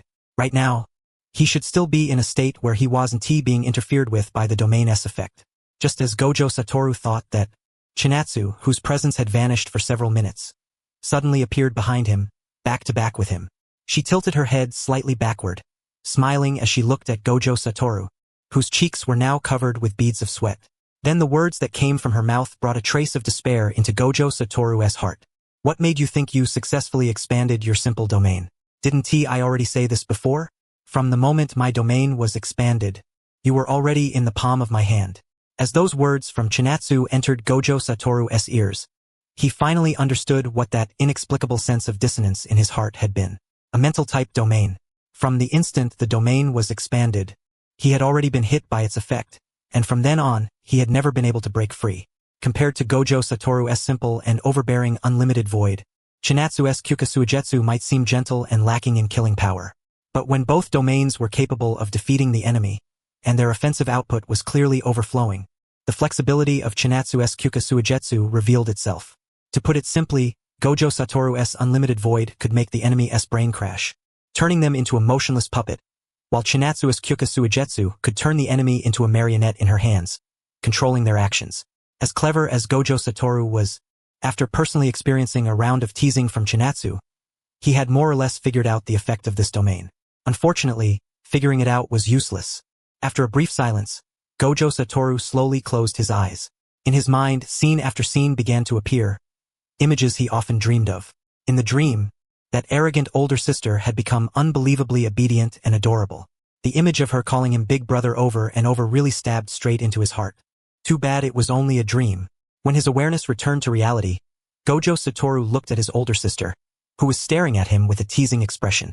He wanted to say something, but in the end, he only let out a long sigh. Sure enough, there's no way my sister could be that cute. The moment Gojo Satoru's muttering fell, Chinatsu, who had originally been standing back to back with him, suddenly appeared right in front of him, startling him. He saw Chinatsu tilt her head up slightly, a smile hanging on her face that made Gojo Satoru feel a bit scared. Sorry for not being that cute. As she spoke, Chinatsu raised one hand and aimed a finger-flicking motion at Gojo Satoru's forehead. Before Gojo Satoru could open his mouth to explain, a crisp and loud flick rang out from his forehead. Don't underestimate a mere finger flick. One had to know that with cursed energy enhancement, a jujitsu sorcerer's fists and kicks were enough to punch straight through thick steel plates. This hit was super effective, and the domain Chinatsu had deployed was released the instant that flick landed. Cracks instantly spread across the dreamy, illusion-like spherical barrier shell. Just like an exquisite crystal ornament shattering on the ground, countless glittering transparent barrier fragments scattered outward, then fully dissolved into the air after only a few seconds. The overall scene was beautiful, so beautiful that if an artist could paint this image into a picture, it would absolutely be worthy of a world-class art gallery. Too bad Gojo Satoru had no energy to appreciate this artistic masterpiece right now. His face twitching slightly, he raised both hands to cover the forehead that had just been blasted by that flick, silently circulating reverse curse technique. As for Chinatsu, she stood steadily on the ground and slowly let out a breath. She didn't know whether Gojo Satoru had managed to gain any experience from her domain, but she truly had gained a deeper understanding of her own domain. Because the first time she had deployed her domain, Kenjaku had forcibly pressured it out of her.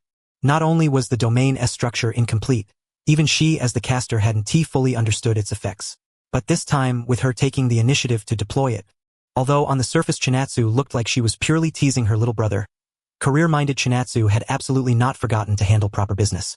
Her domain could still go a step further. It was just that, if she wanted to reach that point, she would still need many more experiments like the one Gojo Satoru had just done for her today.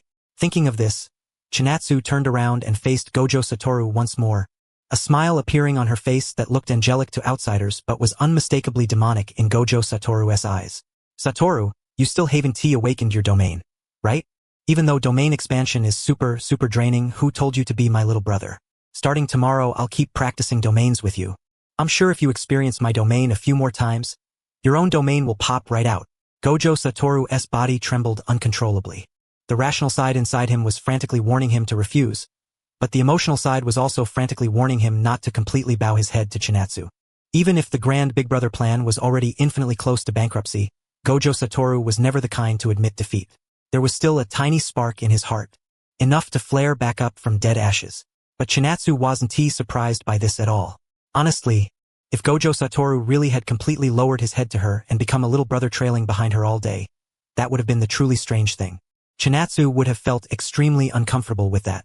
Since the training plan had been settled just like that, Chinatsu had no reason to keep staying at the school training grounds. She waved her hand, then turned and prepared to leave. She was planning to go home. Not long ago, after all, she had brought Nanako and Mimiko back home from the countryside. Chinatsu stated that she wasn't the type to only give birth and not raise them, so checking in on them from time to time was very necessary. Of course, that wasn't her only reason for going home. Gojo clan estate, inner courtyard. The elders of the Gojo clan had gathered together. Some of them Chinatsu knew and some she did not. After all, the last time the great elder had led the elders to pressure her, he had only brought those who supported her. There were also some elders who supported Gojo Satoru. And the reason so many elders had gathered at this moment was naturally because Chinatsu had called for them. Their faces did not carry the same grinning expressions they had worn during the last power struggle. Instead, they all looked solemn and serious. Chinatsu, don't worry. We've long since been fed up with what the higher-ups are doing too. We may not fight a hard war with real blades and real guns, but when it comes to a soft war that weakens their influence and actual power, old bones like us are every one of us very skilled at it. The great elder raised a fist and thumped it against his chest as he spoke to Chinatsu seriously. Back when Chinatsu had gone missing and they discovered that the matter was connected to the upper levels of the jujitsu world, they had resolutely mobilized their influence to pressure the higher-ups. After all, Chinatsu was the publicly acknowledged next head of the family. For those jujitsu higher-ups to dare lay a hand on Chinatsu was no different from provoking the Gojo clan. Chinatsu expressed her thanks to the elders. Though with her strength, charging into the center of the jujitsu world and killing all those in power would be a very easy thing. The jujitsu world had been rotten for far too long. Simply killing them would treat the symptoms but not the root cause. Just like Gojo Satoru's method in the original story, what was needed was first to cultivate fresh blood truly suited to this era, and then, once that fresh blood was capable of standing on its own, replace the foul old blood. At that time, if that group of old things could see the situation clearly and step down on their own, then fine. But if they couldn't see the situation clearly and still stubbornly clung to outdated ways, Chinatsu wouldn't mind staining the higher-ups with blood. After walking out from the inner courtyard, Chinatsu stretched her arms a little tiredly and let out a breath, then started toward the residence where Nanako and Mimiko were staying. On the way, Chinatsu also asked the clan servants about the two girls' recent condition and everyone's opinion of them.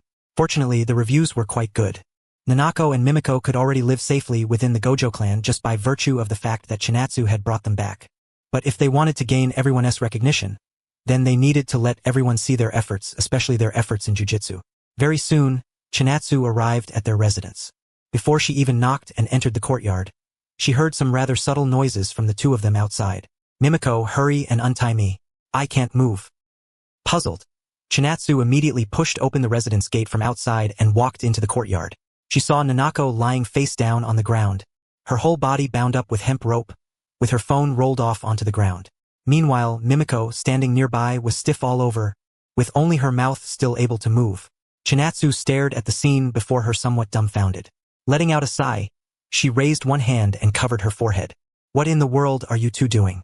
Faced with Chinatsu's sudden appearance, panic first flashed across the faces of Nanako, who was tied up with rope, and Mimiko, whose body couldn't move. Then they pursed their lips in shame. Who would want others to see them in such an embarrassing state? And Chinatsu was someone they respected. If not for the fact that they couldn't move, they really would have wanted to dig a big hole with their toes and crawl into it. Seeing this scene, how could Chinatsu, with a hand over her forehead, not understand what these two girls were up to. She even knew exactly how the two of them had ended up like this. Nanako had been hit by Mimiko's technique. Mimiko had been hit by Nanako's technique. Although neither the original work nor even the official guidebooks clearly identified the names and effects of the two girls' curse techniques, it was still possible to guess a thing or two from the scenes and their lines. Not to mention that Chinatsu had a very special pair of eyes. Though once the duration of the technique ends, or once your cursed energy is exhausted, you'll return to normal. The way you two did this was still a bit too careless. As she said that, Chinatsu walked toward the two girls. She first reached out and freed Nanako, who was bound up in ropes. After letting out a breath, Nanako picked up the phone that had slipped from her hand on the ground and, with a click, snapped a picture of Mimiko. As the shutter sound rang out, the effect of the technique placed on Mimiko also vanished, restoring her ability to move. Nanako and Mimiko looked at each other and both awkwardly smiled at the same time. In truth, they had only wanted to suddenly scare each other just now. Who would have thought the sisters would be so in sync? Both of them had made their move at the same instant. One used ropes. The other raised her phone to take a picture. And in the end, it turned into the ridiculous scene Chinatsu had just witnessed. Chinatsu couldn't really say much to the two girls. After all, it was perfectly normal for children to be playful. Taking away a young person's youth was something heaven itself wouldn't tolerate, and the same went for a child's pure childhood. Still, with the 6 eyes, Chinatsu could also tell that Nanako and Mimiko hadn't been neglecting their training just to play around. Through that perspective different from ordinary people, she could see waves of flame-like cursed energy wrapped around Nanako and Mimiko's bodies. Even if those flames weren't especially fierce, their grades had clearly risen. Generally speaking, people with the potential to become jujitsu sorcerers awakened between the ages of 4 and 6. And most sorcerers who had grasped the basic usage of their curse techniques already had the ability to deal with the lowest grade cursed spirits. Now, the two of them had smoothly advanced from being unranked to becoming grade 4 jujitsu sorcerers. They had probably asked people in the clan for guidance during their training. The cursed technique Nanako had awakened was called Shutter Window. Its basic application involved mirrors and other objects capable of reflecting images. But as times changed, this technique had actually become able to combine with a phone's camera function. After she used her phone to take a picture of a target or a scene, Nanako could interfere with the things inside the photograph through her technique. It possessed great versatility and potential.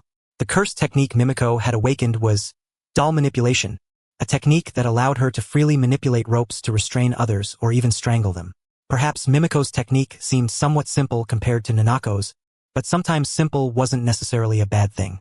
Because of the simplicity of the technique, there was no need to spend extra energy studying this or that aspect of it. All effort could be focused on a single point. Chinatsu's 2 gentle hands rested on their heads. If she wanted to reform the jujitsu world, simply killing the people currently in power would not be enough. The jujitsu world needed change from the inside out. It needed fresh blood. Nanako and Mimiko were that fresh blood. So too were future figures like Yuji, Megumi, and Nobara. In the original story, Yuji carried the fate of dying surrounded by others. Megumi Fushiguro had his body seized by Ryomen Sukuna, who toyed with both his body and soul. Nobara's life stopped at the very moment of death, her fate unknown. It was honestly hard to connect that kind of treatment with their identities as the male lead, second male lead, and female lead.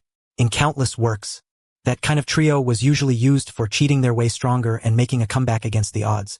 Yet here they even faced the risk of complete annihilation in the end. But such a future, Chinatsu would not allow it, nor would she accept it. In those deep azure eyes of Chinatsu's, time and space seemed to be pierced through as they declared her resolve. Meanwhile, after experiencing Chinatsu's domain, Gojo Satoru did not leave the training grounds at the school. Instead, he crossed his legs and sat down right there on the ground. She shut her eyes in frustration and tried hard to recall the feeling his elder sister's domain expansion had given him. To begin with, his progress bar in this area of domains had already been at 90%, and now it was obvious it showed signs of rising further. Seeing this scene, Suguru Geto and the others naturally chose not to disturb him. Domain expansion was the pinnacle of jujitsu. Often, a single thought or a single flash of inspiration determined whether a sorcerer could successfully unfold a domain. After putting some safe distance between themselves and Gojo Satoru, Suguru Geto also found himself unable to suppress his interest. He turned to look at Shoko beside him and voiced his question. Shoko, if I master a domain in the future, what do you think my domain would be like? Honestly, I'm completely at a loss right now. I can't find any direction at all. The moment Shoko heard Suguru Geto say that, she immediately showed a shocked expression. The cigarette hanging from her mouth nearly fell to the ground because of it. Because in her eyes before this, Suguru Geto, that monster who could probably switch careers and join the world of free fighting even now, was someone who should have had absolutely no interest in domains. Domain expansion? That wasn't hand-to-hand combat at all. But now that Suguru Geto had brought it up, Shoko couldn't help slightly raising her chin and using her little brain to think about what kind of scene it would be if he awakened a domain. Night parade of 100 demons? Thinking in that direction was undoubtedly correct according to normal logic, but Shoko just couldn't help crossing out that fantasy in her mind. Instead, she pictured Suguru Geto leading a huge pack of buff cursed spirits as they beat up the enemy with punches and kicks. Shoko sucked in a breath of cold air, then failed to hold it in and quietly laughed. Suguru Geto, standing beside her, tilted his head slightly, puzzled as to why Shoko had suddenly started laughing. With a smile on her face, Shoko turned toward Suguru Geto. She quietly rose on tiptoe and placed a hand on his shoulder. Instead of a domain, why not try developing a maximum technique first? That's simpler, and it suits you a lot better, Shoko said with a grin. If a domain was the pinnacle of jujitsu, then a maximum technique was the ultimate expression of a single curse technique. It belonged to the category of strongest moves. Suguru Geto naturally understood what Shoko meant. He also knew that if he seriously worked toward the direction of a maximum technique, he should be able to master it before long. It was just that he had no real interest in maximum techniques. Compared to practicing that, he would much rather fiddle with the playful Cloud 3 section staff he had bought back for 1 billion yen. Elsewhere, Kenjaku, who had been heavily wounded by Chinatsu some time ago and fled in a panic, arrived at an ancient ruin to recuperate. Although injuries of the flesh could be restored through reverse curse technique, whenever she recalled that battle with Chinatsu, where victory had been within reach, only for the situation to reverse and end with her fleeing in disgrace, Kenjaku would feel bursts of wrenching pain from her chest from time to time. Her original plan had been to seal 1 pair of 6 eyes in the future, but 2 pairs had been born in this era. Then she thought about eliminating 1 pair in advance, only to nearly be eliminated instead. Heaven itself is working against me. But I won't give up on a plan I've decided on for so long. Since the sorcerer side has increased their resistance, then our side only needs to increase its push. Kenjaku slowly walked through the ancient ruin, her gaze sweeping across the murals within. The murals depicted scenes from ancient times, showing jujitsu sorcerers fighting against cursed spirits. Among them, several cursed spirits stood out especially clearly. The cursed spirit of volcanoes, Jogo. The cursed spirit of forests, Hanami. The cursed spirit of the ocean, Dagon. The cursed spirit of humans, Mahito. Cursed spirits are born from humanity's negative emotions. Even if they're exorcised by jujitsu sorcerers, that only treats the symptoms, not the root cause. As cursed energy continues to accumulate over time, these powerful disaster-class cursed spirits will keep reviving again and again. Kenjaku was preparing to bring all powerful cursed spirits under her control, including the 4 great disaster cursed spirits mentioned above, in order to make up for the gap in combat power when facing Chinatsu and the others. Of course, the combat power of those cursed spirits alone was still far from enough. Even if the anomaly known as Chinatsu had never appeared, Kenjaku had still planned to take them all for herself. In the end, she still had to rely on Sukuna. In Kenjaku's original plan, Sukuna had merely been an important chess piece for achieving her final goal. But as events developed, Sukuna's importance in her plan grew greater and greater, to the point where the plan absolutely could not proceed without using him. But how could Sukuna possibly be someone who could be used so casually? Sukuna, pure evil incarnate, was like a bomb, a being with no bottom line capable of doing absolutely anything. If Kenjaku was even slightly careless, there was a real possibility that she would be the one used instead. Even so, she did not think she would fail. With that thought in mind, Kenjaku slowly clenched her outstretched palm into a fist, and a confident smile appeared on her face. After recovering her physical condition, Kenjaku walked out of the ruins and moved through the city. However, not long after exposing herself in the streets and alleys, the sharp-minded Kenjaku sensed wave after wave of strange gazes turning toward her. These were absolutely not the ordinary curious looks people gave when they saw the horizontal scar on her forehead. After so many years, she had long since gotten used to that kind of attention. Kenjaku looked up and discovered a pitch-black crow circling in the air. It was staring down at her with its deep, dark pupils. The moment the crow realized its surveillance had been noticed, it hurriedly flapped its wings, preparing to temporarily flee the area. But then Kenjaku, standing among the crowd, brazenly raised her hand and aimed her palm at the crow in the sky that was trying to escape. Reverse cursed technique, gravity manipulation. The crow, now subjected to gravity, shuddered violently. Its body plunged downward like a cannonball, crashing fiercely toward the ground, and directly below it happened to be a traffic lane. A loud bang rang out. The falling crow slammed hard onto the windshield of a moving sedan. Even the sturdy front windshield was blasted full of dense cracks. The driver was so badly startled that he jerked the steering wheel and slammed on the brakes. In the end, the sedan crashed headfirst into a nearby utility pole, causing a violent collision and setting off a burst of uproar among the surrounding crowd. Fortunately, the accident did not cause any pileup or casualties. It could be considered a blessing in the midst of misfortune. Driven by that crowd-following instinct to watch the excitement, everyone couldn't help but turn their eyes toward the accident scene, and the area was soon filled with murmurs and hushed chatter.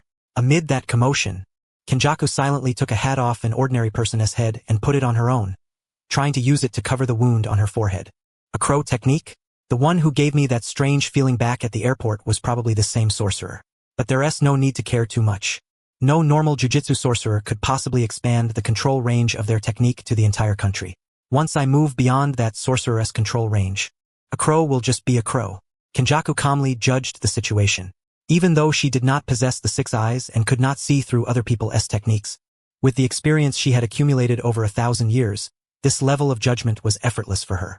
With a hat on her head, Kenjaku moved through the streets and alleys. While avoiding the sightlines of the jujitsu sorcerers monitoring her, she also planned to search for Sukuna's fingers, so she could continue building up power before her plan began, until the moment of eruption finally arrived. At the same time, Mei, whose shared vision had been cut off because the crow had been forcibly killed, lowered her head and gently covered her eyes with one hand, feeling a slight discomfort. When she recovered and raised her head again, faint flames of anger were burning in the eyes beneath her silver bangs. Earlier, she had accepted the job Chinatsu gave her. Monitor Kenjaku's movements after returning from overseas and report them to Chinatsu. The 10 million yen commission had already been transferred into her account, yet Mei had failed to complete the task. Kenjaku had secretly escaped from under her crow surveillance, and during that time had even launched an attack against her client. Humiliation. Utter humiliation. Mei felt that, after taking on so many assignments, not only had she never suffered disgrace on this level before, she had never even made a single mistake. Although Chinatsu had not blamed Mei for the failure in the end, Mei still felt deeply guilty about it. At that moment, Mei took out her phone from her pocket and reported Kenjaku's most recent location to Chinatsu. Just a few seconds later, Chinatsu quickly replied, "Sis Mei, please be extremely careful. Kenjaku is a very dangerous person. If any situation arises that you consider dangerous, please prioritize your own safety first." Looking at the reply Chinatsu had sent on her phone, Mei gave a faint smile, and her heart felt a little warm. Her fingers rested on the phone keyboard. After sending Chinatsu a brief reply, she cancelled all the other commissions she had originally planned to take. Mei let out a breath. After stuffing her phone back into her pocket, she turned around and slowly walked away from the area where she had been standing. For Mei, going after Kenjaku was actually a very dangerous act because Kenjaku was, after all, a jujitsu powerhouse who had lived for over 1,000 years and possessed an open barrier domain. Chinatsu only hoped that Mei would not pursue too deeply, because once Mei came into direct contact with Kenjaku, she absolutely would not be Kenjaku's match.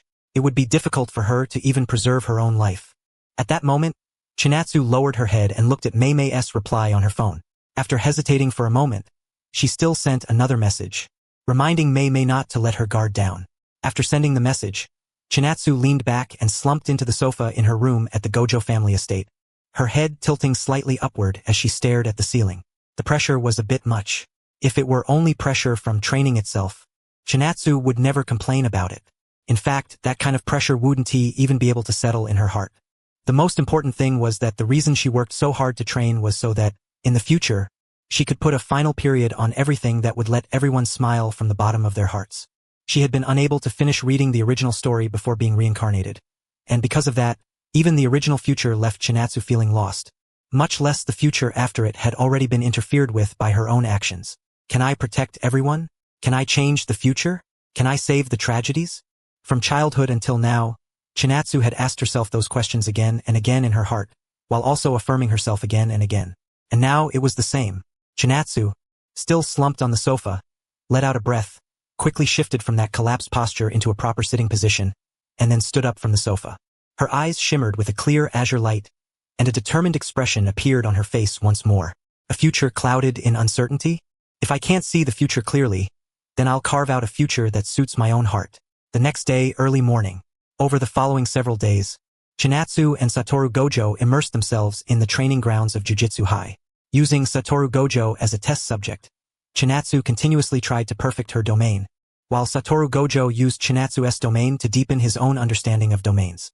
Even though the process of gaining experience made Satoru Gojo too embarrassed to tell anyone else what had happened inside the domain, the increase in experience points was absolutely real. Finally, on the 6th day, when facing Chinatsu's flower in the mirror, moon on the water, Satoru Gojo raised his right hand with a grave expression. His left ring finger and pinky curled into his palm, his index finger bent against the back of his middle finger, and his thumb slightly bent. Domain expansion. Unlimited void. The cursed energy belonging to Satoru Gojo poured out from his body. When two domains clashed, either one would crush the other, or they would contend against each other and ultimately cancel each other out. There were many factors involved in this kind of struggle, such as the effects within the domain, the amount of cursed energy inside the sorcerer's bodies, and so on. Watching the collision between the two domains, Chinatsu understood that if the struggle continued, her domain would still come out on top. After all, she had mastered domain expansion earlier, and her current flower in the mirror, moon on the water, was more complete than this first-time unlimited void. But this was Satoru Gojo's first time using domain expansion, so Chinatsu still had to give him some face. After dozens of seconds of domain struggle, both domains shattered at the same time. Fragments from the shells of the two different kinds of domains scattered through the air, looking extremely dazzling. Although Satoru Gojo also knew that his sister had gone easy on him, that didn't stop him from being happy. The reason for his happiness, however, wasn't that he had successfully used domain expansion, but that he had finally returned to the same starting line as his sister and had not been left too far behind. His domain, unlimited void, was different from Chinatsu's flower in the mirror, moon on the water. Its effect was simple and brutal, yet extremely powerful. It forcibly stuffed a massive amount of useless information into the enemy's brain, causing the brain to crash while also physically damaging it. If one only talked about domain effects, then Unlimited Void was undoubtedly the strongest in the original story. But just like flower in the mirror, moon on the water, the current Unlimited Void still had room to continue growing. Looking at Satoru Gojo, who was smiling to himself across from her, Chinatsu fell into a long silence. She quietly adjusted her condition and waited for the curse technique burnout to end. Then, Chinatsu expanded her domain once again. That dreamlike, ethereal cursed energy instantly spread in all directions. Satoru Gojo was stunned for a moment, then thought his sister was preparing to do another round of domain training on the spot. But when he came back to his senses, he was shocked to discover that this time, her domain expansion was different from before. That dreamlike, ethereal cursed energy did not stabilize around them to form barrier walls. The domain power, fluid like water, drifted through the air in an extremely unstable state. Chinatsu was conducting her experiment with utmost seriousness. She was trying to evolve her closed domain into an open domain just like Ryomen Sukuna and Kenjaku. That way, not only would it no longer have the weakness of a fragile outer shell, but the domain's range could also be increased even further. But the first experiment did not go smoothly. Chinatsu managed to hold on for about half a minute. Without a domain shell to bear that water-like domain power, the domain power spilled all over the ground and ultimately turned back into pure cursed energy. Although Chinatsu had never expected to succeed on the first try, the fact that the first experiment had only lasted half a minute still somewhat exceeded her expectations. Naturally, Satoru Gojo on the other side could tell what Chinatsu was trying to do, and precisely because he could tell, he was even more shocked, mentally estimating the feasibility of this idea. As children of the Six Eyes, Chinatsu and Satoru Gojo had already reached the pinnacle of the current jujutsu world before even turning 20. There was no outside pressure that could force them to grow stronger, and they could easily solve anything. Because of that, even if another 2 years, 3 years, or even all the way until the original story timeline passed, without goals and without pressure, their strength might not improve all that noticeably. That was absolutely unacceptable. Although Chinatsu's addition had brought a qualitative improvement to the good side strength, Kenjaku was a 1,000-year-old cunning fox. She would definitely go all out during this period of building up strength. Even if the current situation looked excellent and the odds of victory had reached 99.9%, Chinatsu absolutely did not want the remaining 0.1% to fall on her. Chinatsu let out a breath and slightly raised her head to look at the clear blue sky. Satoru, we have to become stronger. Strong enough that no matter how dangerous or unreasonable the future becomes, we can still win. Although Satoru Gojo did not quite understand what exactly his sister's words meant, he still instinctively nodded and clenched his fist. In the original story, he had become the strongest of the modern era and had no further goal or motivation to keep moving forward. But now, With someone always running ahead of him and becoming the target he kept striving to catch up to, they could still become even stronger. Time flew by. During the stage when Kenjaku was quietly farming and developing, not only was this period extremely peaceful, it could even be called leisurely. To fight over the Sukuna fingers still scattered outside, Kenjaku, this 1,000-year-old cursed sorcerer, directly transformed into a model diligent sorcerer of the jujitsu world. Many sorcerers carrying out jujitsu missions would arrive at their destination only to discover that the target cursed spirit had already been exorcised. How could Chinatsu possibly not know Kenjaku's purpose in doing this? It was just that she had no intention of competing with Kenjaku over Sukuna's fingers. Sukuna and Kenjaku were almost unavoidable powerful enemies of the future. Chinatsu had once tried to compete for Sukuna's fingers too, but the result was that even after consecutively exterminating over 100 cursed spirits, not a single Sukuna finger had dropped. In the blink of an eye, 8 years passed. In the end, Chinatsu still could not withstand the relentless pestering of those old fossils in the clan, and she ultimately became the next head of the Gojo clan. This was not only the first time the Gojo clan had produced a female clan head, but also the first time among the 3 great sorcerer families. Chinatsu was still somewhat helpless about this matter, even though she often comforted herself with the thought that managing the clan could count as preparation for managing the jujitsu world in the near future. But whenever the topic came up, and Satoru Gojo showed that secretly amused expression beside her, Chinatsu would always be unable to resist punching him in the head to vent the anger in her chest. As for cultivation, no one had been slacking off either. Even if there were no outsiders left to pressure them, they could still compete internally with each other. Under this atmosphere of intense competition, even Shoko, who was not a combat type, had improved. As the distance to that year grew shorter and shorter, the heaviness in Chinatsu's heart also deepened. Over time, she actually developed the habit of drinking coffee to keep herself alert. Akihabara inside a cafe. Now 26 years old, Chinatsu sat elegantly and properly in a more secluded seat inside the cafe, gently taking a sip of the coffee in her hand. But in the very next moment, her expression turned slightly strange as she hurriedly swallowed that mouthful of coffee and stuck out her tongue a little. This coffee tastes kind of weird. This is a new product in our shop. Customers are pretty divided on this coffee. Some think it's absolutely delicious, while others think it's completely undrinkable. Looks like, Chinatsu, you lean toward the latter. Standing beside Chinatsu was a smiling woman. She was Kana, Chinatsu's former coworker from when she had once worked part-time at this cafe. Now, she had already been promoted to the cafe's manager. Speaking of which, her road to promotion was practically legendary. From interviewing here at the beginning for a part-time server job, to later becoming assistant manager, and then reaching her current position as full manager, if she rose just one more level, she would qualify to learn of the existence of the jujitsu world. Chinatsu and Kana were chatting casually inside the cafe. Whether it was the servers working there or the customers being served, people kept glancing their way from time to time, drawn in by them. Even if Kana's looks couldn't quite place her among top-tier beauties, she was definitely above average.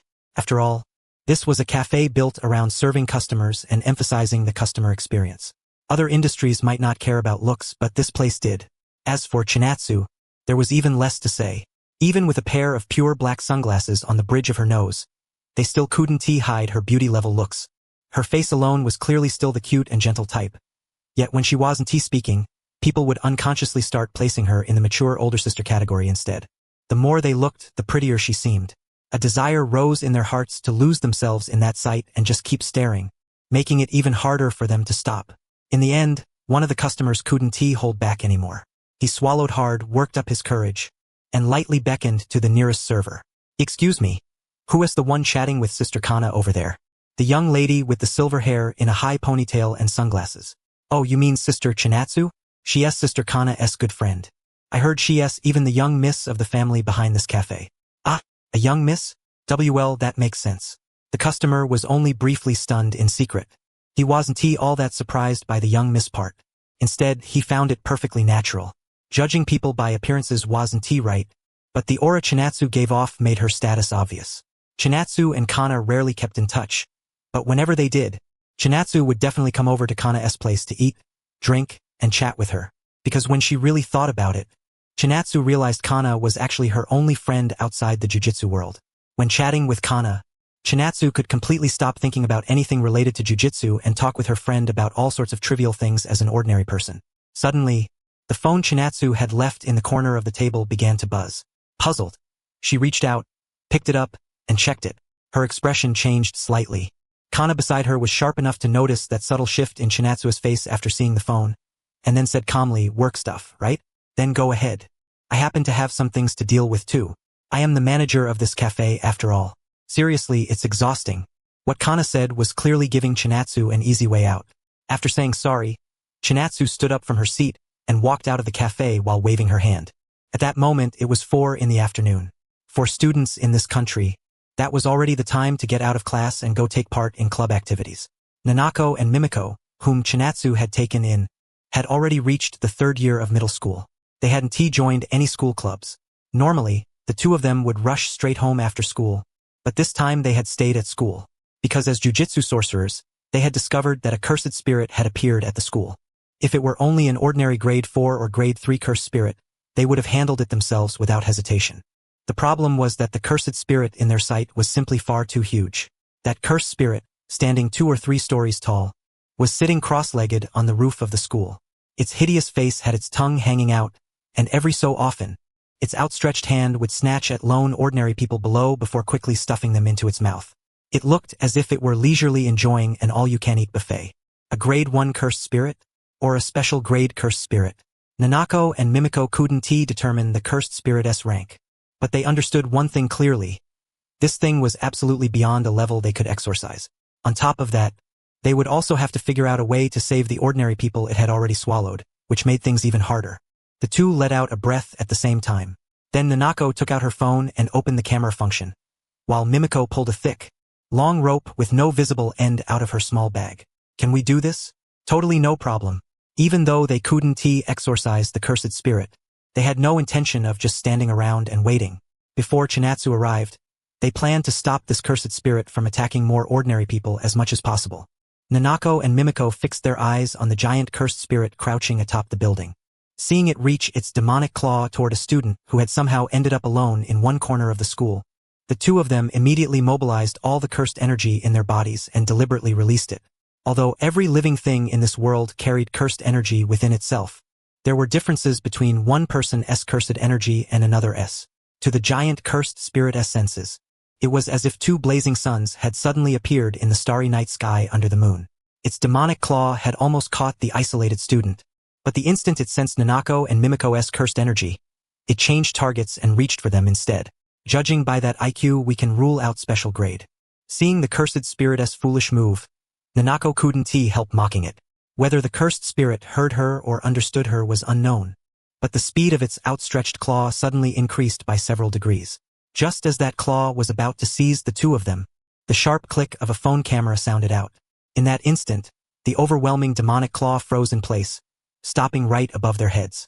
Nanako's curse technique was called Shadow Snapshot Window. It could be activated through the medium of a phone, using her technique to interfere with the scene captured in the phone's photo. Stopping objects, swapping objects, even deleting objects, all of those fell within the scope of this technique. The only problem was that this technique consumed an enormous amount of cursed energy, and against opponents whose cursed energy far exceeded hers, there was even a possibility that the technique's effect would be automatically nullified. The instant the cursed energy hand was halted, Mimiko pulled out a thick and long rope from her bag. As Mimiko swung it out with force, the rope actually revealed a length of dozens of meters. The rope quickly wrapped around the cursed spirit's outstretched hand. After Mimiko poured cursed energy into the attack to strengthen it, that hand was instantly shredded into pure cursed energy. Mimiko let out a stream of breath, and the rope, dozens of meters long, floated in the air like Neza's red armillary sash, guarding her side. This rope was a cursed tool. A few years ago, as the current head of the Gojo family, Chinatsu had attended the new cursed tool auction, and this cursed tool was something she had specifically purchased there. Its effect was quite similar to the chain of 1,000 miles in Toji Fushigiro's hands. As long as one end of the rope was not directly observed by others, the rope itself could extend without limit. Mimiko's curse technique was rope bind, a technique that allowed her to freely manipulate rope-like objects and strengthen their restraining and strangling effects. It was a perfect match with this rope curse tool. Seeing its hand twisted off, the giant cursed spirit froze for a moment, then showed an expression that was clearly anger, even with that hideous grin on its face. Unlike human jujitsu sorcerers, cursed spirits were themselves formed from condensed cursed energy, so they could regenerate their bodies with ease. As long as their bodies were not completely blown apart in a single hit, they only needed to consume cursed energy normally to restore themselves to full condition. In the blink of an eye, the giant cursed spirit's severed hand had already regenerated. It glared furiously at Nanako and Mimiko below, then leaped down from the high building and landed in front of them. It was not a special grade cursed spirit, but it still had the level of an upper-tier grade 1. Wrapped in terrifying cursed energy laced with waves of negative energy, it made Nanako and Mimiko instantly feel the overwhelming pressure coming from the cursed spirit. Even so, Nanako and Mimiko did not choose to retreat or run. They were the only jujitsu sorcerers present. If they fled, then there was no doubt this cursed spirit would immediately turn around and slaughter the ordinary people. Although this world was never a beautiful one, and the two of them had suffered through terrible things in childhood because of the villagers' ignorance, they chose to protect the little bit of beauty that remained and turn this ugly, imperfect world into the one they hoped for. Nanako seriously raised her phone high, even though this curse's true body was far too huge, and she had no idea whether pouring all of her cursed energy into it could restrain the curse. She still had to try before she would know. Mimiko, meanwhile, was doing everything she could to extend the rope's length, trying to tie up the entire curse like a bound-up package. At their current level, the two of them were around grade 2 sorcerers. Among people their age in the jujitsu world, they were unquestionably geniuses, elites. If the curse in front of them had not been a top-tier grade 1 close to special grade, but just an ordinary grade 1 instead, then forget the two of them teaming up. Even fighting alone, either of them would have had a chance to win. The giant curse lowered its head and looked down at Nanako and Mimiko. Just as it was about to stretch out its claws and strike, a huge hole was suddenly smashed through its back. Before the curse could even react, another huge hole suddenly opened in the front of its chest facing Nanako and Mimiko. The giant curse was utterly dumbfounded. A hole in front and a hole in back. While the damage still was not enough to make it collapse on the spot, it was already skimming the edge between life and death. With a bang, it tilted backward and crashed onto the ground. Standing before Nanako and Mimiko was Chinatsu, who had arrived at some unknown point, and in her hands were the students who had been swallowed into the curse's belly. Big sis! Nanako and Mimiko both revealed looks of surprise and joy at the same time. Their nerves, which had been stretched tight like drawn strings, instantly loosened, like the boulder crushing their chests had shattered in an instant. You two did very well. If you hadn't distracted this curse, these students might already have been digested and lost their lives. Chinatsu gently nodded at Nanako and Mimiko, then placed both hands on the injured students and silently used reverse curse technique to heal their physical injuries. The giant curse collapsed on the ground was also healing its own body. But before it could finish and climb back up, Chinatsu, who was using reverse curse technique on the injured students, quietly murmured one word. Blue. There was no wind-up at all, no hand signs either. Above the curse behind her, a mass of blue energy that looked like both light and flame suddenly appeared. In only a few short seconds, the giant curse's body was torn apart by that violent pulling force and ultimately turned into pure cursed energy that scattered into the air. Nanako and Mimiko's eyes sparkled brightly, and like little fangirls, they radiated pure admiration toward Chinatsu. At the same time, there was also someone at Jujutsu High thinking about Chinatsu right now. However, the expression on his stiff face was enough to show exactly what mood he was in. Due to family matters, requesting leave for the entire day. Please approve. Yaga Mazamichi, who had been promoted to principal of Jujutsu High, stared at the leave request from teacher Chinatsu in his hand and fell into a long silence. Then he pulled open the drawer behind him and stuffed the application inside. It was worth mentioning that the drawer was already packed full of these kinds of leave requests, so densely white that Yaga Mazamichi could not just shove one in casually anymore. He had to fit it in perfectly. Handling the curse took less than the blink of an eye. Handling the aftermath took one long phone call. No matter how fast that curse had acted, once those student victims woke up, they would definitely remember at least some things about the curse. This was a middle school after all. Middle schoolers were not that easy to fool. When jujitsu sorcerers carried out missions, they generally tried their best to avoid contact with ordinary people. But curse attacks were random and proactive by nature, so how could sorcerers possibly predict everything in advance and prevent each case beforehand? And when ordinary people directly suffered harm from curses and, to a certain extent, discovered the existence of the jujitsu world, then it was time for the jujitsu world's specialized cleanup department to step in and handle the aftermath. As for exactly how they operated, Chinatsu honestly did not know either. But since the jujitsu world had existed for over 1,000 years without becoming known to the public, they surely had their own methods. After dealing with the giant curse, Chinatsu dragged the group of students into an empty classroom. Leaning against the classroom wall, she held her phone and called the cleanup department, telling them to get over here quickly. Meanwhile, Nanako and Mimiko stood beside the injured students and tried to comfort them with words, but the results were not very good. Because at school, Nanako and Mimiko were anything but unknown figures. On the contrary, they were recognized as the school's two biggest celebrities, the kind of existence that made the delinquents in school bend over and greet them the moment they saw them. Nanako, in particular, was known as the Big Boss. That was a title she earned by single-handedly destroying the delinquent organization inside the middle school. Though it had been an act of goodwill, most students misunderstood it as a fight between delinquent groups over territory and status. On top of that, there had even been a few times when delinquents openly presented tribute to Nanako, which only deepened the misunderstanding. Mimiko was known as the Witch. She only received that title after Nanako was called the Big Boss, because the two of them were usually close. Some delinquents who still refused to give up thought they could not mess with Nanako, so they decided to take revenge on Mimiko instead, since she was always around Nanako. They seized the chance when Mimiko was alone and attacked quickly, but before they could even react, they were already knocked to the ground. Mimiko stepped on their faces and looked down at them with a contemptuous gaze as if she were looking at trash. As soon as that news spread, the number of people the delinquents paid tribute to increased by one more. When the two girls walked side by side through school, ordinary students kept their distance, while delinquents immediately bent over and saluted on the spot the moment they saw them. At this moment, some of the awakened student victims remembered what they had just gone through. Their pupils trembled, and then they saw the school's two biggest figures standing right in front of them. How were they supposed to stay calm? Their brains could not process things for the moment, and instinctively they just wanted to get their legs moving. But forget taking a step. Even if their bodies only twitched twice, Mimiko and Nanako would forcibly push them back down. The calm down, calm down, calm down, coming from the two girls sounded in their eyes and ears like the devil suppressing resistance itself, and their instinct to fight back was triggered on the spot. Help! Help! Help! The noisy shouting reached the ears of Chinatsu, who was leaning against the wall while talking to the cleanup department on the phone.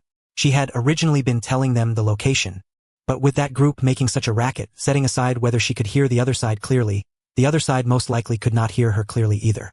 Chinatsu's brow could not help but lift slightly.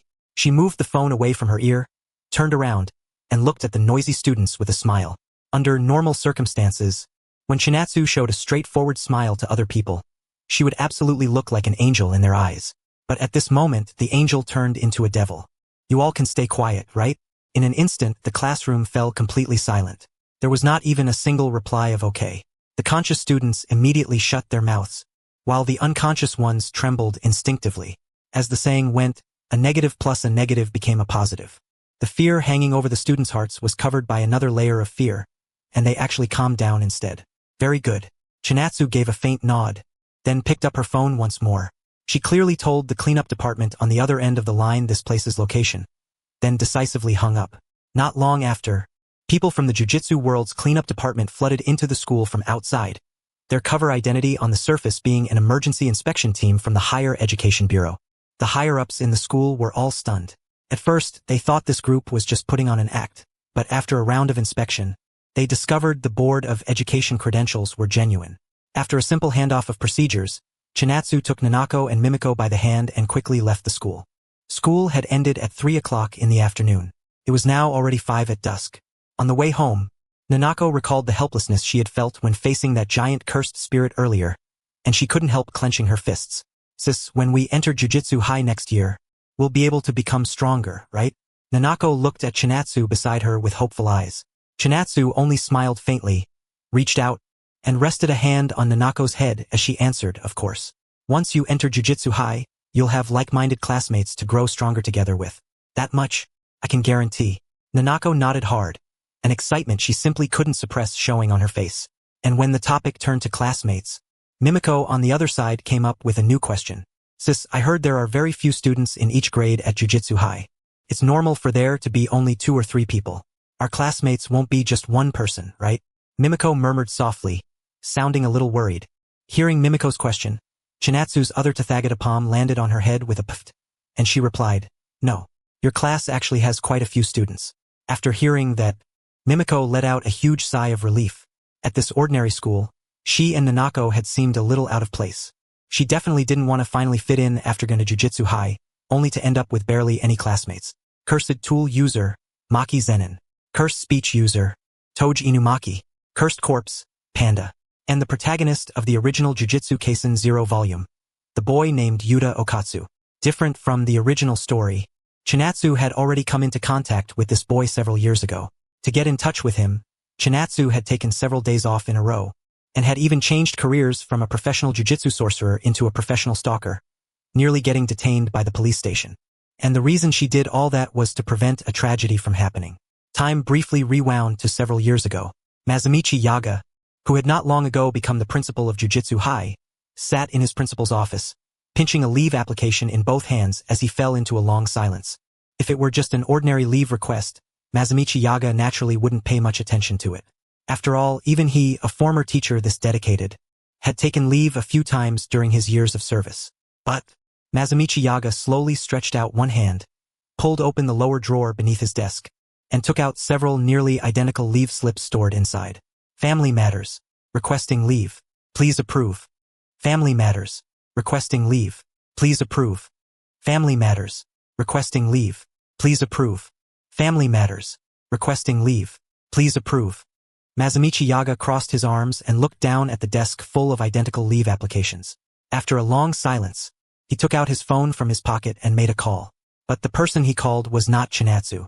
He called Satoru Gojo instead. Masamichi Yaga. Hello? Satoru?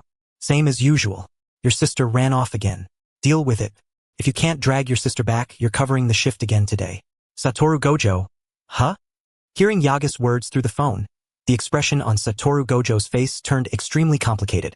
There was the pained look that came with a twitching mouth, and also a sense of expected resignation.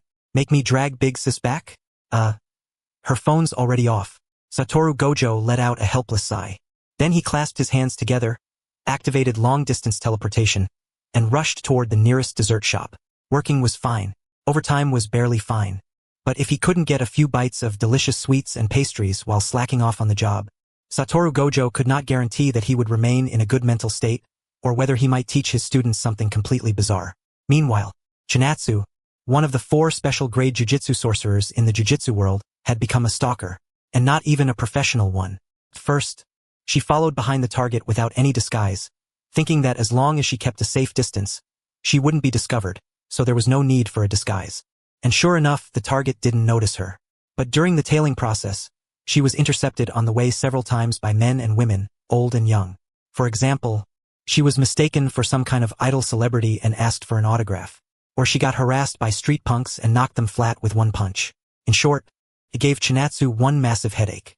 Inside an upscale clothing store, in front of a full-body mirror, Chinatsu, dressed in a hooded jacket, a black cap on her head, and a black face mask on her face, was examining herself through the mirror, nodding from time to time. MHM, very good, very good. This should make it harder for people to bother me, right? Looking at the version of herself in the mirror that she could barely recognize herself, Chinatsu felt extremely satisfied. When the clerk behind her saw this, large beads of sweat rolled down her face. Embarrassed beyond words, she wiped them off with a tissue while inwardly complaining about how every piece of the outfit on Chinatsu's body was obviously designer brand. So how had they ended up combined into something like this? Chinatsu walked out of the upscale clothing store brimming with confidence. Just as she was about to begin the second round of tailing, she was reported by passersby on the street and intercepted halfway by the police. Looking at the police surrounding her from all sides, Chinatsu, whose face could barely be seen under all that gear, had 3 huge black question marks pop above her head. We received reports from the public. We suspect you're involved in some kind of illegal activity. Please come with us, the police said seriously as they continued approaching Chinatsu. A dignified special-grade jujitsu sorcerer being taken down by the police. Chinatsu felt like every part of her, including her reputation, was about to suffer a devastating blow. In the end, Chinatsu secretly used teleportation with the police at an intersection outside the view of surveillance cameras, narrowly avoiding the fate of being taken back to the station and detained. First round, failed. Second round, failed. After 2 failures, Chinatsu, who had changed classes into a stalker, declared that her experience bar was finally full. In the third round, she displayed what she believed to be truly professional skill. Target Unit 1, Yuta Okatsu. Target Unit 2, Rika Orimoto. These 2 were childhood sweethearts with an exceptionally close relationship. At a very young age, they had already made a promise to marry in the future. They had even settled the wedding ring already. Their speed and efficiency were so terrifying that no matter where you put them, it could only be described as absurdly fearsome. But if fate followed the path of the original story, Rika Orimoto would suffer an extremely severe traffic accident at the age of 11 and die on the spot. Yuta Okatsu witnessed the birth of that tragedy with his own eyes. Rika's blood flowed across the ground, forming a pool of blood, and all kinds of negative emotions continuously surged up from within Yuta Okatsu. He was originally a distant blood relative of the Gojo family, one of the 3 great sorcerer families, and immense potential slumbered within him. Under that kind of stimulus, Yuta Okatsu erupted with enormous cursed energy and placed the curse of Don't Go on Rika Orimoto, thereby binding Rika's soul and ultimately creating the vengeful curse spirit known as the Queen of Curses. And with Rika, Yuta Okatsu, a complete novice who had never come into contact with the jujitsu world at all, was judged by the higher-ups of Jujutsu High to be a special grade jujitsu sorcerer right from the start. Even after later releasing Rika's soul, Yuta Okatsu still relied on his outstanding talent to return to the rank of special grade jujitsu sorcerer in just 3 months. Rika was Yuta Okatsu's cheat. But if Yuta Okatsu were given the choice, he absolutely would never abandon the love of his life for this kind of power, and preventing Rika's car accident was exactly what Chinatsu was preparing to do now. The only problem was, how was Chinatsu supposed to know what day Rika's accident had happened? So she could only rely on the weather descriptions from fragments of the original story and spend extra time stubbornly waiting it out. It was exhausting, but worth it. After locking onto her target again, Chinatsu continued following behind them. Yuta Okatsu at this age looked a little slow and spacey, but because he had the talent to become an excellent jujitsu sorcerer, he was extremely sensitive to reactions from cursed energy. From time to time, he would show a puzzled expression and turn around or glance back, his eyes seriously observing the area behind him. Yuta, what's wrong?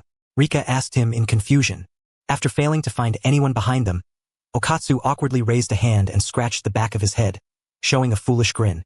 And no, it's nothing. Let us keep going. Yuta and Rika continued forward hand in hand, while Chinatsu kept a safe distance behind them. She carefully observed the 2 ahead and every traffic intersection they were about to pass, making sure nothing could go wrong. She was definitely going to save Orimoto Rika. Yuta and Rika walked along the road to school. There were not many vehicle lanes in this area. Most of it was pedestrian walkway, so even though the 2 of them were only 11 years old, under normal circumstances they would not run into any danger.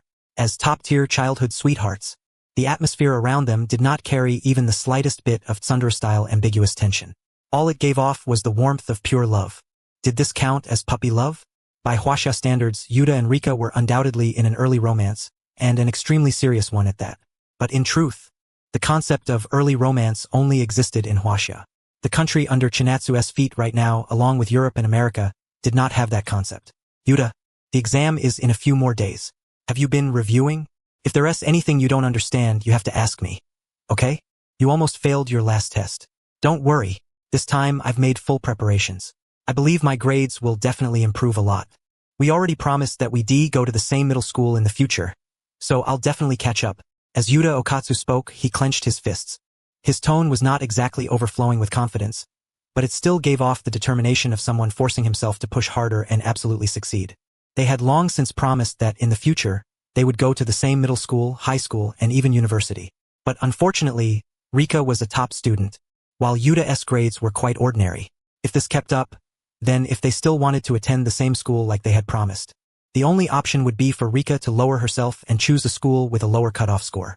But Yuta had his pride too. Recently, he had been working hard to improve himself. He listened carefully in class and worked hard on practice papers after getting home. A mysterious power called pure love surged through his whole body, filling him with fighting spirit. Looking at Yuta Okatsu like this, Rika only smiled faintly. If Yuta's grades were really too poor for him to get into a good middle school, she would definitely go with him. But from the beginning, she had never intended to do nothing. If Yuta Okatsu still could not bring himself to study seriously, Rika planned to use her own methods to push him and make him find his motivation. Compliance was not indulgence. Rika loved Yuta, and that was exactly why she hoped he could move in a better direction instead of falling behind. As usual, they walked along the road to school. Before long, they stopped in front of a traffic road. The red, yellow, and green traffic light flickered with its glow, and the 2 quietly waited for the moment the signal would turn green. Yuta Okatsu stood quietly in place. He did not know if it was because the pressure from studying had been too great lately, but recently he had been feeling like both his body and mental state were a little strange. For example, even when he was home alone, he would sometimes hear weird things. They did not quite sound like human voices, but they did not sound much like animal noises either. At one point, he suspected that something in the house was broken and making those sounds, but after wandering around the house once, he still could not find this supposedly broken thing. In the end, all he could do was conclude that it was an auditory hallucination. If it had only been that, it would have been one thing. Sometimes, he even felt like there was something wrong with his eyes too. One second it was like he saw something, and the next second, it was gone. Could it be that the pressure has been too much lately? Yuta Okatsu murmured uncertainly under his breath, his mind immersed in his own world. His eyes were clearly looking at the traffic light in the distance, yet he did not notice that it had already turned green. Come on, it's green. As Rika spoke, she habitually turned her head from side to side and checked her surroundings. This was the kind of habit elementary school teachers and parents constantly reminded children about. Rika had not treated those reminders like empty words. She had seriously put them into practice. But sometimes, danger was not something that could be avoided so easily. Rika had only just taken a few steps forward when a sedan suddenly came speeding down the road on the right. The driver's eyes were unfocused, and the smell of alcohol clung to him. Through his blurry gaze, he saw that the traffic signal in his direction had turned red.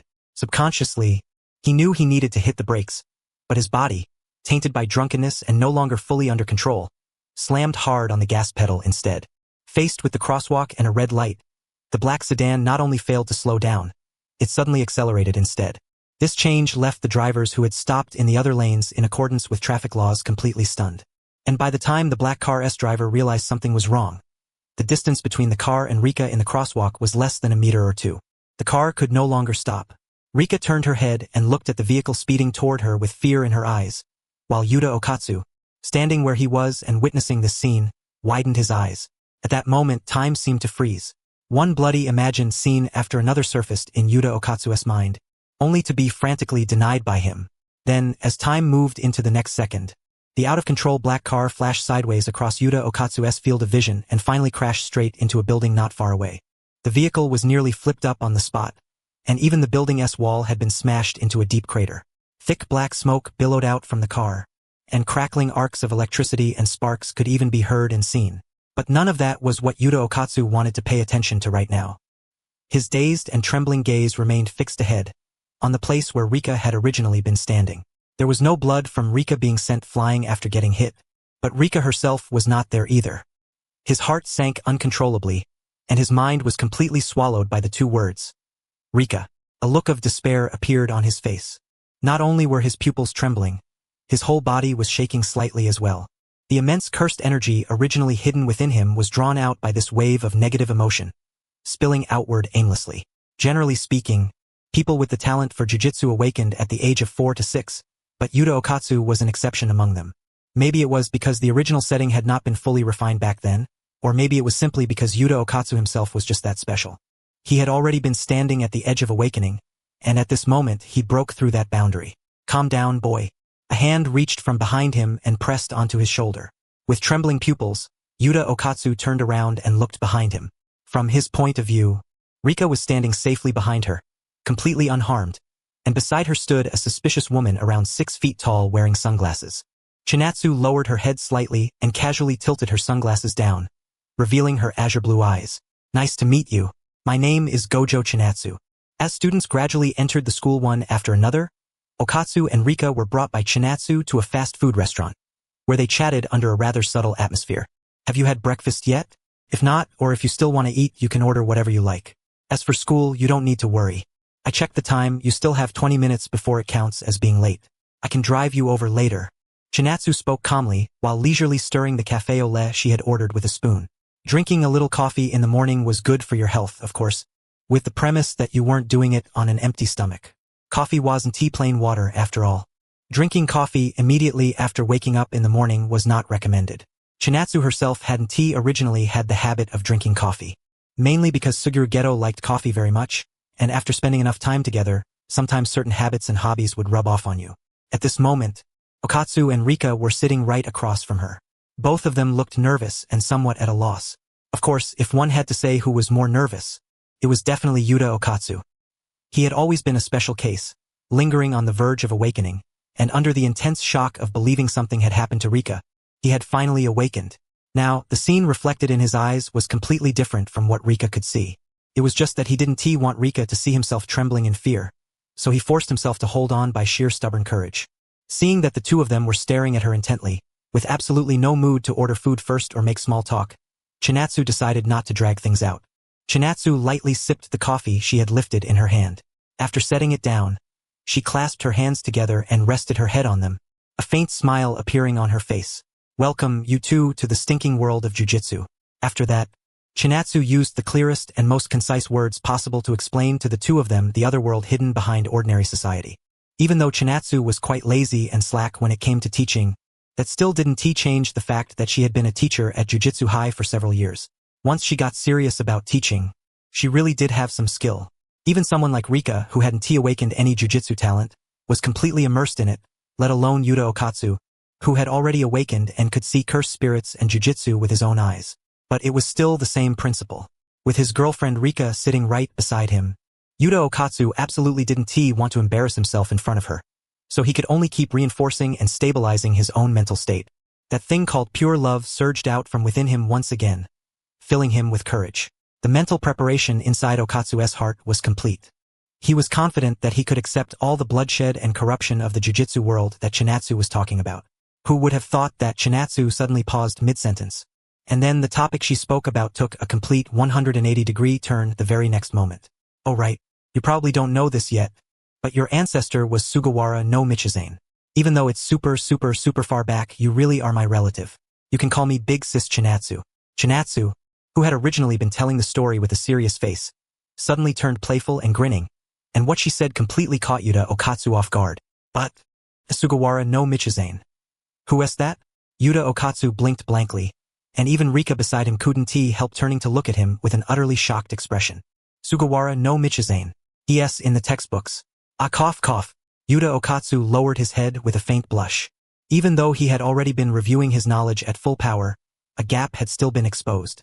Sugawara no Michizane, one of Japan's three great vengeful spirits, was a figure from 1,000 years ago with many titles such as the God of Thunder and the God of Learning. In the jujitsu world, he was also an extremely famous and powerful sorcerer. The Gojo family that Chinatsu and Satoru belonged to was descended from Sugawara no Michizane's bloodline, and after continuing on for 1,000 years, it had become one of the three great clans of the jujitsu world that still stood unshaken to this day. Yuta Okatsu's ancestors were also Sugawara no Michizane's descendants. It was just that his branch of the bloodline had not merged into the Gojo family back then and had instead taken root outside on its own. In terms of bloodline, he and Chinatsu and Satoru really were super distant relatives. Still, with that layer of blood relation in place, the sense of distance between Yuta Okatsu and Chinatsu noticeably shrank by a large margin. Be big sis Chinatsu. Can my condition return to how it used to be? Before saying this, Yuta Okatsu had clenched his fists tightly. He only spoke after hesitating for quite a while. He didn't want to enter the jujitsu world. He only wanted to live a peaceful life together with Rika in the safe, ordinary world. Chinatsu understood his thoughts, but she couldn't help him with that. On the path of jujitsu, there is no direction called going backward. You already have the talent for jujitsu. Even without Rika's stimulus, you still would have awakened in the near future because of various other factors. Is that so? If Yuta Okatsu were compared to a puppy, then right now this puppy had lowered its head, and even the ears on top of its head had drooped down along with it. If Rika's death in the original story had once shattered his worldview, then the current situation was merely his old and new worldviews clashing against each other. And the final winner would definitely be the new worldview, because he could no longer go back. Yuta Okatsu slowly turned his head to look at Rika beside him, then moved his gaze back to Chinatsu. There was now an extra trace of determination in his eyes. He didn't understand especially complicated grand principles, nor did he think he could become some incredibly special person. But after learning of the existence of the jujitsu world and realizing he couldn't escape it, he understood that he had to do something. Rika was an ordinary person. She couldn't see cursed spirits. If a cursed spirit or a curse user targeted Rika, Yuta hoped he could have the strength to protect her. Big sis Chinatsu, what should I do? Looking at the gradually more resolved look appearing in Yuta's eyes, the corners of Chinatsu's lips curved slightly upward, and she revealed an appreciative expression toward him. No need to rush.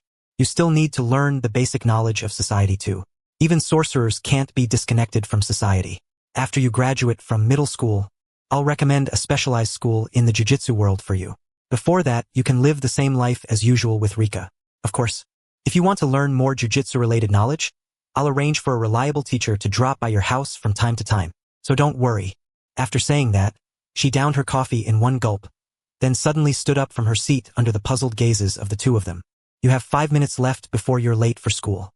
Even though being late to elementary school wasn't exactly a very serious matter, neither of them wanted to be late anyway, especially Orimoto Rika, who in the teacher's eyes was absolutely a model student.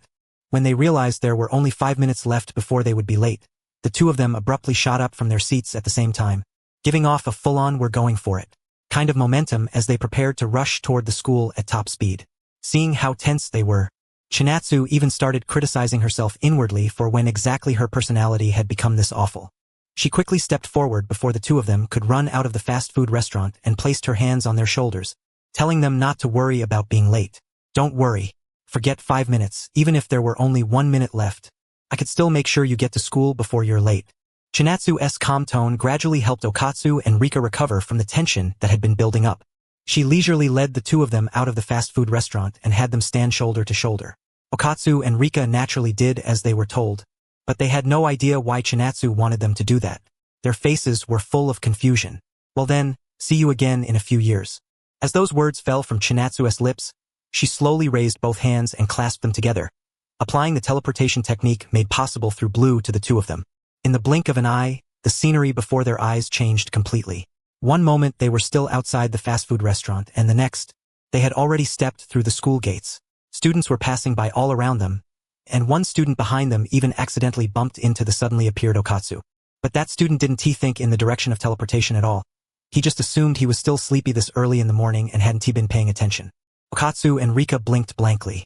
They truly hadn't expected Chinatsu to be capable of something like this. Seriously, was this even something a human could do? So amazing. Okatsu gulped down a mouthful of saliva, both of his hands trembling slightly. But in the very next moment, those trembling hands clenched tightly into fists. He had already decided to walk the path of a jujitsu sorcerer. He couldn't be afraid. He wanted to become stronger too. Strong enough that no matter how powerful the cursed spirit that appeared around him was, he would be able to protect both himself and Rika. Beside him, when Rika saw that expression on Okatsu's face, a faint smile appeared on her own. When it came to jujitsu, no matter what kind of choice Okatsu made, Rika would support him and stand by his side. Rika might not have the talent to become a jujitsu sorcerer, but that didn't mean she couldn't help Okatsu. The jujitsu world could not be separated from ordinary society, and jujitsu sorcerers could not be separated from ordinary people either. For the period of time that followed, even though Okatsu and Rika's mentality had changed, their daily lives did not actually change all that much from before. At most, after awakening, Okatsu could now see the existence of cursed spirits. But under normal circumstances, low-level cursed spirits would not actively pose any real threat to humans, while high-grade cursed spirits were even harder to come across. The jujitsu sorcerers carrying out missions across the various districts weren't just freeloaders either. At first, every now and then when Okatsu saw a cursed spirit, he would be on edge with fear, but after being frightened enough times, even someone as timid as him gradually got used to it. Even without anyone personally guiding him, jujitsu training itself was still possible. The cursed energy that continuously poured out from his abdomen was like a biological instinct for a jujitsu sorcerer. After a little fumbling around, he could already mobilize a bit of it and carry out the most basic training.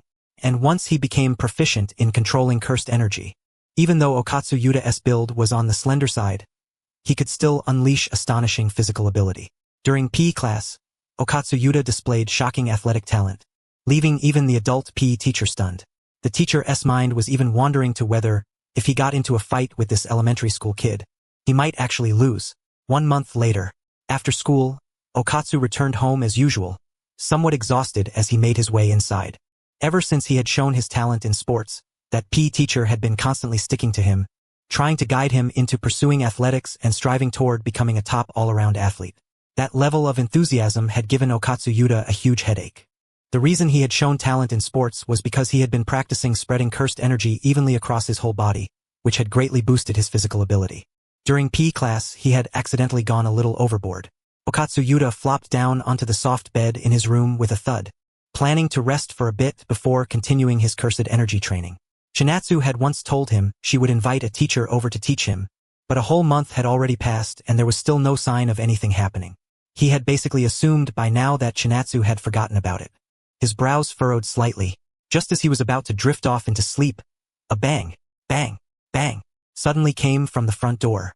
Startled awake by the knocking, Okatsu Yuta struggled up from the bed and walked toward the front door with somewhat dazed eyes. Who is it? Muttering as he spoke, Okatsu Yuta reached out and opened the door from the inside. He didn't recognize the person standing outside, but the instant he saw him, he was utterly shaken. Abundant cursed energy radiated from the person outside. The other party was a jujitsu sorcerer, and a powerful one far beyond himself. He was over 6 feet tall with a slender frame, narrow eyes, earrings shaped like ear cuffs, his hair tied up in a bun, with a strand of bangs left hanging over the left side of his forehead. Weirdo. Those were the 2 words that instantly popped into Okatsu Yuta's mind as he looked at the person in front of him.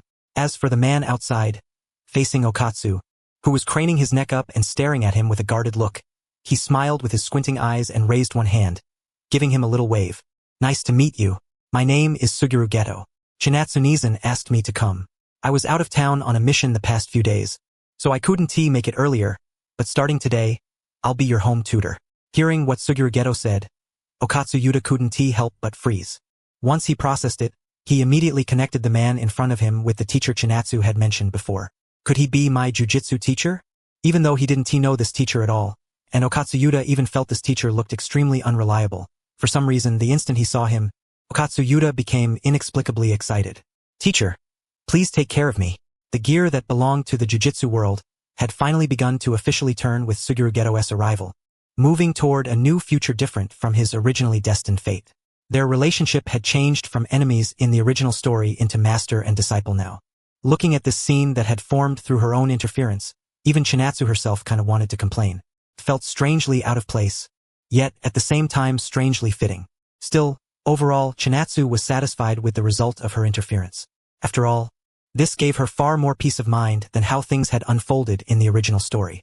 When it came to professionalism in the field of teaching, Satoru Gojo was more than capable of kicking both Chinatsu and Gojo Satoru straight out of the competition with ease. In Mazumichi Yaga's eyes, a mentally stable Satoru Gojo had been the most normal and well-behaved good student among their entire class. And under Satoru Gojo's guidance, the experience bar above Okatsu Yuta's head was rising at an astonishing speed. While Okatsu Yuta was amazed by the profound mysteries of jujitsu, Satoru Gojo was equally amazed by just how absurdly talented this kid was. This kid has the bearing of a special grade. Although Chinatsu had already told him before coming that this boy was very talented, hearing about it was nothing compared to seeing it for himself. Even after raising his expectations in advance, Satoru Gojo was still deeply shocked. And while he was shocked, the soul of a teacher within Satoru Gojo was also ignited. If such an unpolished jade passed through his hands and still failed to be shaped into a special grade, then Satoru Gojo would probably have to perform chest-smashing, stone-breaking axe and iron-head kung fu at Jujutsu High every single day to atone. For a long time afterward, Satoru Gojo trained Okatsu Yuta's jujutsu fundamentals according to extremely strict standards, such as the precise control of cursed energy. If it was only a matter of simply covering his whole body with cursed energy, then Okatsu Yuta had already achieved that. But what Satoru Gojo wanted was for Okatsu Yuta to cover his entire body with cursed energy at the exact same proportion throughout. Third-rate jujutsu sorcerers will show an obvious tendency for cursed energy to flow before using hand-to-hand attacks. That kind of clear change makes it easy for others to read the direction of the attack and defend or dodge.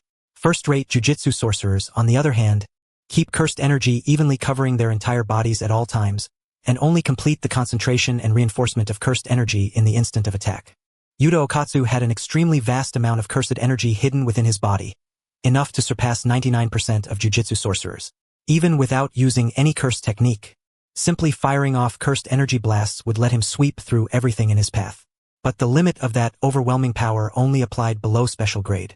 If he wanted to become a special grade jujutsu sorcerer, technique was absolutely indispensable. Although Yuta Okatsu did not really understand those complicated points Satoru Gojo was talking about, he had a lot of drive, especially after receiving Rika's comfort and encouragement. His whole person became like he was strapped to a rocket, shooting straight into the sky. This was the power of pure love. Teacher Gojo, what did you say? Ahem, it's nothing, nothing. Satoru Gojo coughed into his hand and pretended to stay calm. On the surface, he was steady as a mountain, but inside he was muttering to himself that he had finally understood what all those strange, hard-to-explain things Chinatsu had said to him before he came here actually meant. After seeing Yuta Okatsu successfully achieve even cursed energy coverage over his body, Satoru Gojo knew it was time for the second stage. He tossed an unsharpened katana into Yuta Okatsu's hands. The moment Yuta saw the sword, he froze, lowering his head and staring blankly at the katana in his hands. Teacher Gojo, this is... His train of thought did not process for a moment what exactly Suguru Geto was planning to do. In fact, Geto had already mentioned this kind of training a few days before he started dropping by to teach him. Under Yuta Okatsu's puzzled gaze, Suguru Geto pulled out his billion-yen cursed tool, Playful Cloud, in its 3-section staff form, and looked at Yuta with narrowed, smiling eyes. Starting today, all the way until you graduate from middle school and officially enter Jujutsu High, the only thing I'll teach you is how to fight with cursed tools. Feel it with your mind. Feel it with your body. Looking at Suguru Geto's smiling expression with those narrowed eyes, Yuta Okatsu could not help but gulp. A rather strained look of seriousness appeared on his face. In the original story, Yuta Okatsu had relied on the power of pure love to beat down Suguru Geto, who stood on the side of righteousness. But now, the two sides had gone from enemies to teacher and student, and the situation had undergone a complete 180-degree reversal. Suguru Geto was like he had become possessed by his original story self, launching storm-like attacks at Yuta Okatsu as if he intended to beat all the humiliation from the original story back into him. Fortunately, after graduating and becoming a teacher, Suguru Geto had already mastered the use of reverse curse technique. So even after getting beaten black and blue by the 3-section staff, Yuta could still walk out the door the next day with a normal face. But while those surface wounds could be healed with reverse curse technique, the faint aches left in his body were not so easy to get rid of. And just like that, under Suguru Geto's intermittent loving whippings, Yuta Okatsu reached the year of his middle school graduation, when he was about to head off to Jujutsu High. Already dressed in the Jujutsu High uniform, Yuta Okatsu sat on the bed in his room with his head lowered, breathing heavily as he tried hard to calm himself down. Placed on the bed where he sat was a blade-shaped curse tool that Suguru Geto had spent 100 million to buy, a gift to celebrate his upcoming enrollment. Huff! Huff! Time to go. Yuta Okatsu reached out, picked up the katana from the bed, and quickly stood up. With a serious look in his eyes, he turned and walked out of his home, setting foot on the road to Jujutsu High. At the same time, many of his classmates were also on their way to Jujutsu High just like him. At the Zenin family, a girl named Maki Zenin ignored her clan's objections and set out on the road to Jujutsu High, preparing to become an outstanding jujutsu sorcerer and make those rotten old fools in her family look at her in a new light. At the Inumaki family, a boy named Toji Inumaki walked out of his home. On his way out, he warmly chatted with his parents, except every word out of his mouth was salmon. Inside Jujutsu High, a special cursed corpse that was panda and yet not a panda lay on the school gate, lazily rubbing his belly with his paw while breathing out through his mouth as he waited for his classmates to arrive. At the Gojo family, a dark car drove out from the clan grounds. Sitting in the back seats were Nanako and Mimiko, who were about to enroll, while the one in the driver's seat was Chinatsu, who had only recently gotten her driver's license. Chinatsu kept the car moving at a strict speed of 40, maintaining safe driving practices. This left Nanako, who had a gyro streak and liked thrills, feeling that it was not exciting enough. Big sis, can you go a little faster? Nanako leaned her head forward from the back seat, hoping Chinatsu would speed up a bit. Mimiko, sitting beside her, did not particularly chase thrills, but if it was only going a little faster than 40, she had no objections either. You want even faster? Then make sure your seatbelts are on. Chinatsu spoke calmly. Mimiko immediately said that she had already fastened hers the moment she got in, so Chinatsu could feel free to speed up. Seeing that, the corners of Chinatsu's lips rose slightly. Her azure eyes quietly observed the road ahead. Once she judged that she could accelerate, she stomped on the gas and pressed it all the way down. Nanako and Mimiko in the back seat were first stunned, and then waves of miserable screaming burst wildly from the speeding car. Outside Jujutsu High, Panda, the special cursed corpse created by Principal Masamichi Yaga through his curse technique, cursed corpse manipulation, lay at the school gate while rubbing his belly and waiting for his classmates to arrive. So slow, Panda muttered lazily. In truth, even though he had not officially met his classmates yet, he already knew exactly who they were. As a special puppet created by Masamichi Yaga, Panda had been raised like a son by Yaga since childhood. Getting something as simple as the student roster was ridiculously easy for him. The Zenin family's little tyrant, the Inumaki family's cursed speech user, the genius boy who had been specially treated for years, and the two girls the Gojo family had invested in since childhood. There were actually 6 students in one grade. That number had already broken Jujutsu High's historical record. As Panda thought about this, sleepiness hit him and he let out a huge yawn. Just as he wanted to secretly doze off for a bit, the 2 people he had happened to run into on the way appeared nearby. You should be a new student too, right? I'm Zen, just call me Maki. What's your name? Maki Zenin, carrying a Naginata-like cursed tool over her shoulder, introduced herself to the person beside her. Salmon. HM? Salmon. Salmon. The boy next to Maki Zenin spoke several times in a row in growing urgency, then suddenly stopped. After that, he opened the backpack he was carrying, took out a book from inside, and flipped it open to the first page. In the lower right corner of that page were 3 words, the boy's name. Toji Inumaki? Oh, I get it now. So you're a cursed speech user. Then we'll be classmates from now on. Nice to meet you. Maki Zenin casually reached out and patted Toji Inumaki on the back. Toji Inumaki continued saying salmon. Toji Inumaki was a cursed speech user. His jujitsu turned the words he spoke into curses with direct effects. The ability was powerful, but it also came with danger. To prevent himself from accidentally cursing others while speaking carelessly, he had trained himself since childhood to communicate only using rice ball ingredients. For example, salmon meant something like affirmation, while bonito flakes meant something like negation. As for the rest of the substitute vocabulary, probably only his parents knew all of it. When the two of them reached the entrance of Jujutsu High and saw Panda lying across the gate, they both stopped in their tracks at once, their faces going blank. Papa Panda? It was a panda, but also not a panda. Seeing that the two had finally arrived, Panda let out a heavy breath, forced himself to perk up, and climbed up from the ground. And when Panda opened his mouth and spoke, Zenin Maki and Toji Inumaki were both so startled that their brains short-circuited for a moment. Panda could actually talk. Zenin Maki shouted in utter shock, while Panda speechlessly raised a paw and pressed it to his forehead. Come on, I'm a cursed corpse. See cursed corpse? After staring blankly for a second or two, the stupidity in Zenin Maki's eyes finally cleared up a little. Panda's appearance really had been outside the scope of the information she had, but she still knew that the current principal of this school, Mazumichi Yaga, was an excellent puppeteer capable of creating all kinds of cursed corpses. After learning that Panda was a cursed corpse, the two of them instantly calmed down and felt embarrassed about the shocked expressions they had shown just now. If you're a cursed corpse, then say so earlier. Salmon. Salmon. The 2 humans and 1 bear stood at the school gate bickering in a strangely awkward atmosphere. Normally, this argument would not have died down so quickly, but as a young boy gradually approached, everyone stiffly turned their heads toward the direction he was coming from. Generally speaking, the more professional a jujitsu sorcerer was, the more precisely they could control their cursed energy, making them no different from ordinary people in the eyes of other sorcerers. But there was one exception. Sorcerers whose cursed energy was so enormous that it formed something like an aura outside their bodies. Even though their cursed energy overflowed, it did not disperse, and instead remained wrapped around them at all times. The boy slowly walking toward them at this moment was exactly that type. Seeing everyone standing there stiff and dazed, Yuta Okatsu was a little stunned too. He wondered what was wrong with everyone. But before setting out, Rika had told him to be polite. So after silently psyching himself up, he seriously greeted them. Hello, everyone. My name is Yuta Okatsu. You can call me Yuta. Please take care of me from now on. Yuta Okatsu stood ramrod straight and gave his introduction with utmost seriousness. After speaking, he even bent slightly at the waist toward everyone. The atmosphere instantly fell silent. BFF. Zenin Maki was the first to fail to hold back her laughter.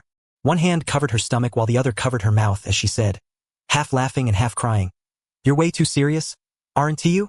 Why are you even bowing? This isn't some hellish workplace." Salmon. Salmon. Whoosh. Panda appeared behind Yuta Okatsu in an instant and casually slung one arm over his shoulder like a bro. Relax a little. We're all going to be classmates in the same class for the next 3 years. There's no teacher around right now, and even if there were, there's no need to be that serious, Panda said with a cheerful grin. Seeing everyone's reactions, Yuta Okatsu let out a sigh of relief inside. He didn't want his life at Jujutsu High to be depressing either. Before leaving home, Rika had also told him to make sure to get along well with his new classmates. Panda's gaze swept across everyone present. As the only student there who had seen the class roster, he knew there were still 2 students who had not arrived. Just as Panda was recalling the pair of twin sisters on that list, a black sedan suddenly appeared in their field of vision as if it had flown there. Jujutsu High was built halfway up the mountain.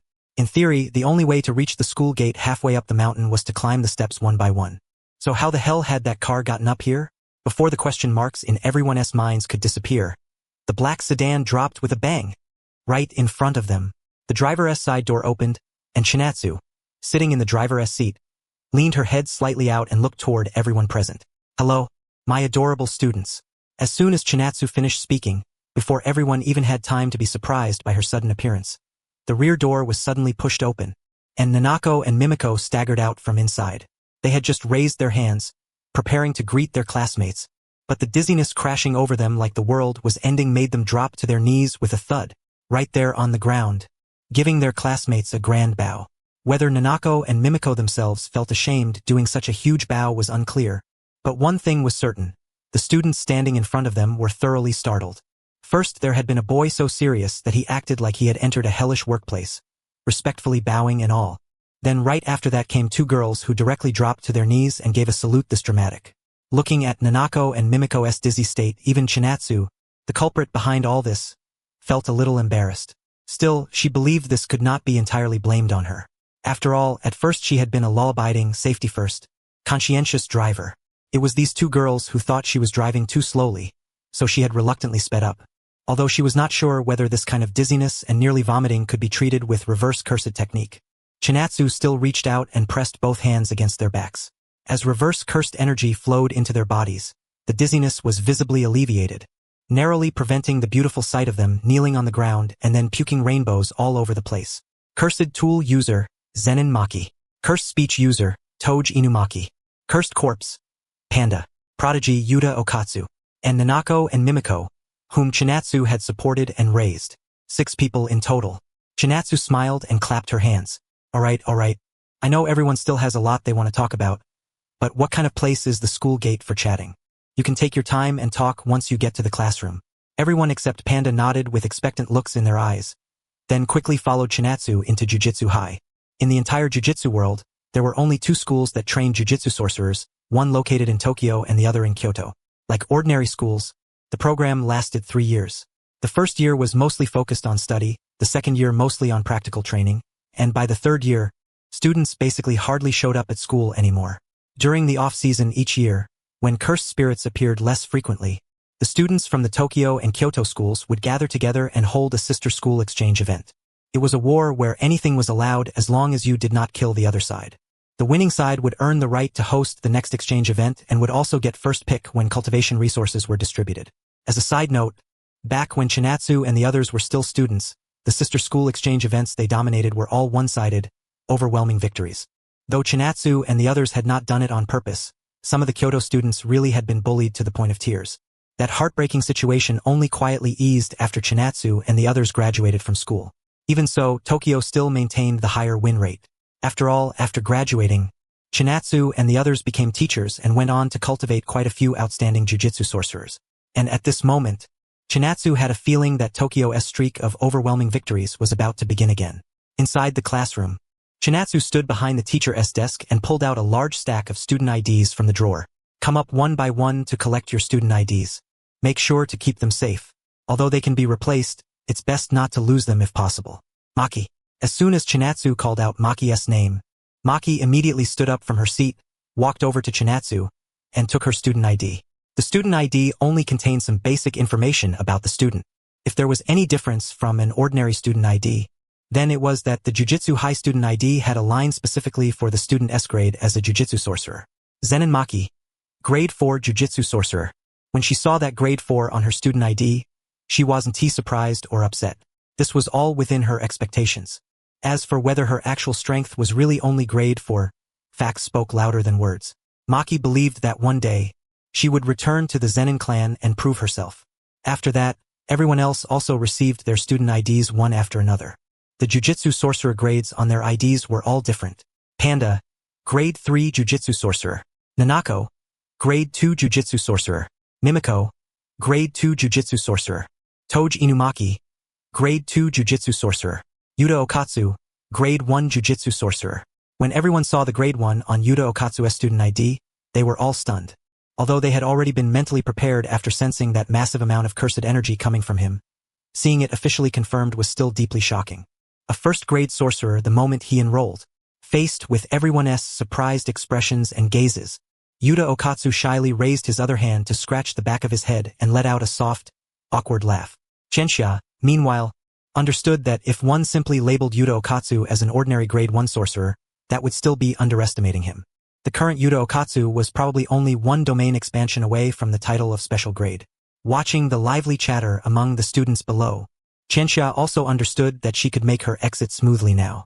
She would leave the remaining time for them to chat and get to know one another. She left early and returned to her office early as well. Once inside, Qianxia flopped down onto the swivel chair in her office with a puff and closed her eyes. After 5 or 6 seconds of silence, Qianxia let out a breath. When she opened her eyes again, the usual lazy look in them had already faded, replaced by seriousness and solemn focus. Her hand rested on the mouse, and her eyes were fixed on the computer screen as window after window kept switching. Sukuna's fingers. In the original story, Jujutsu High should have stored quite a few of Sukuna's fingers. But even after counting the one Sukuna finger Qianxia had obtained years ago, when she encountered a special grade cursed spirit, Jujutsu High currently only had 3 in storage. This change was something she had no choice but to pay attention to. To be honest, Qianxia really wanted to tie Sukuna's fingers to a small satellite rocket and launch them straight into outer space. Most of the remaining fingers should be in Kenjaku's hands, right? Yuram had probably revived too, right? He probably wouldn't wait until next year to make a move, right? Meanwhile, in a domain space formed by the domain expansion of the disaster cursed Dagon, Kenjaku, wearing Tiger Mom's body, was fiddling with Sukuna's fingers in her hand, feeling somewhat hesitant.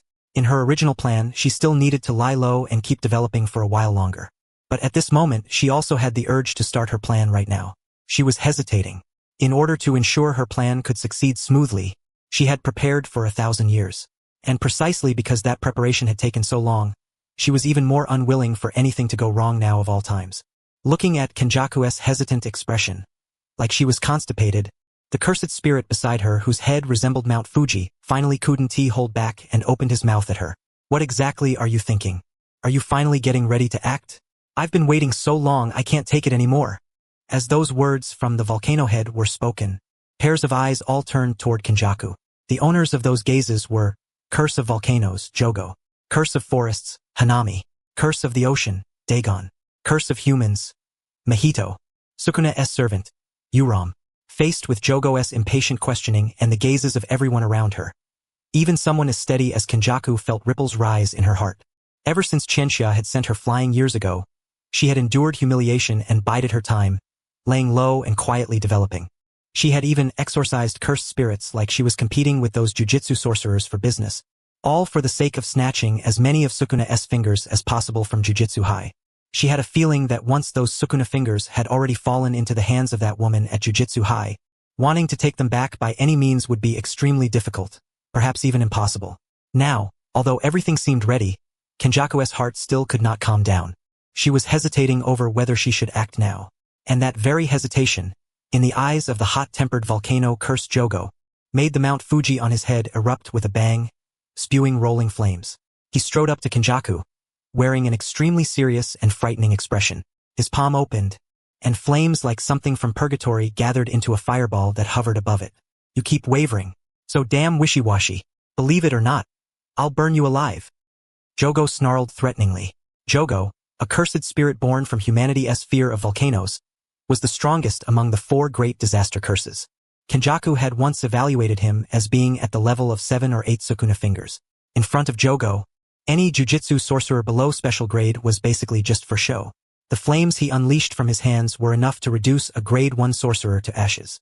Hanami, the curse of forests, slowly walked up from behind him, placed a hand on Jogo's shoulder, and tried to stop him from being too impulsive. Dagon, the curse of the ocean, and Mahito, the curse of humans, also came over one after another. Jogo was only hot-tempered and acting out of anger to begin with. He had never truly intended to attack Kenjaku. Now that everyone was giving him an out, Jogo naturally took it and gave them that face. Although cursed spirits were deeply hostile toward humans, the relationship between cursed spirits themselves was extremely good. Calling them one family would not be an exaggeration.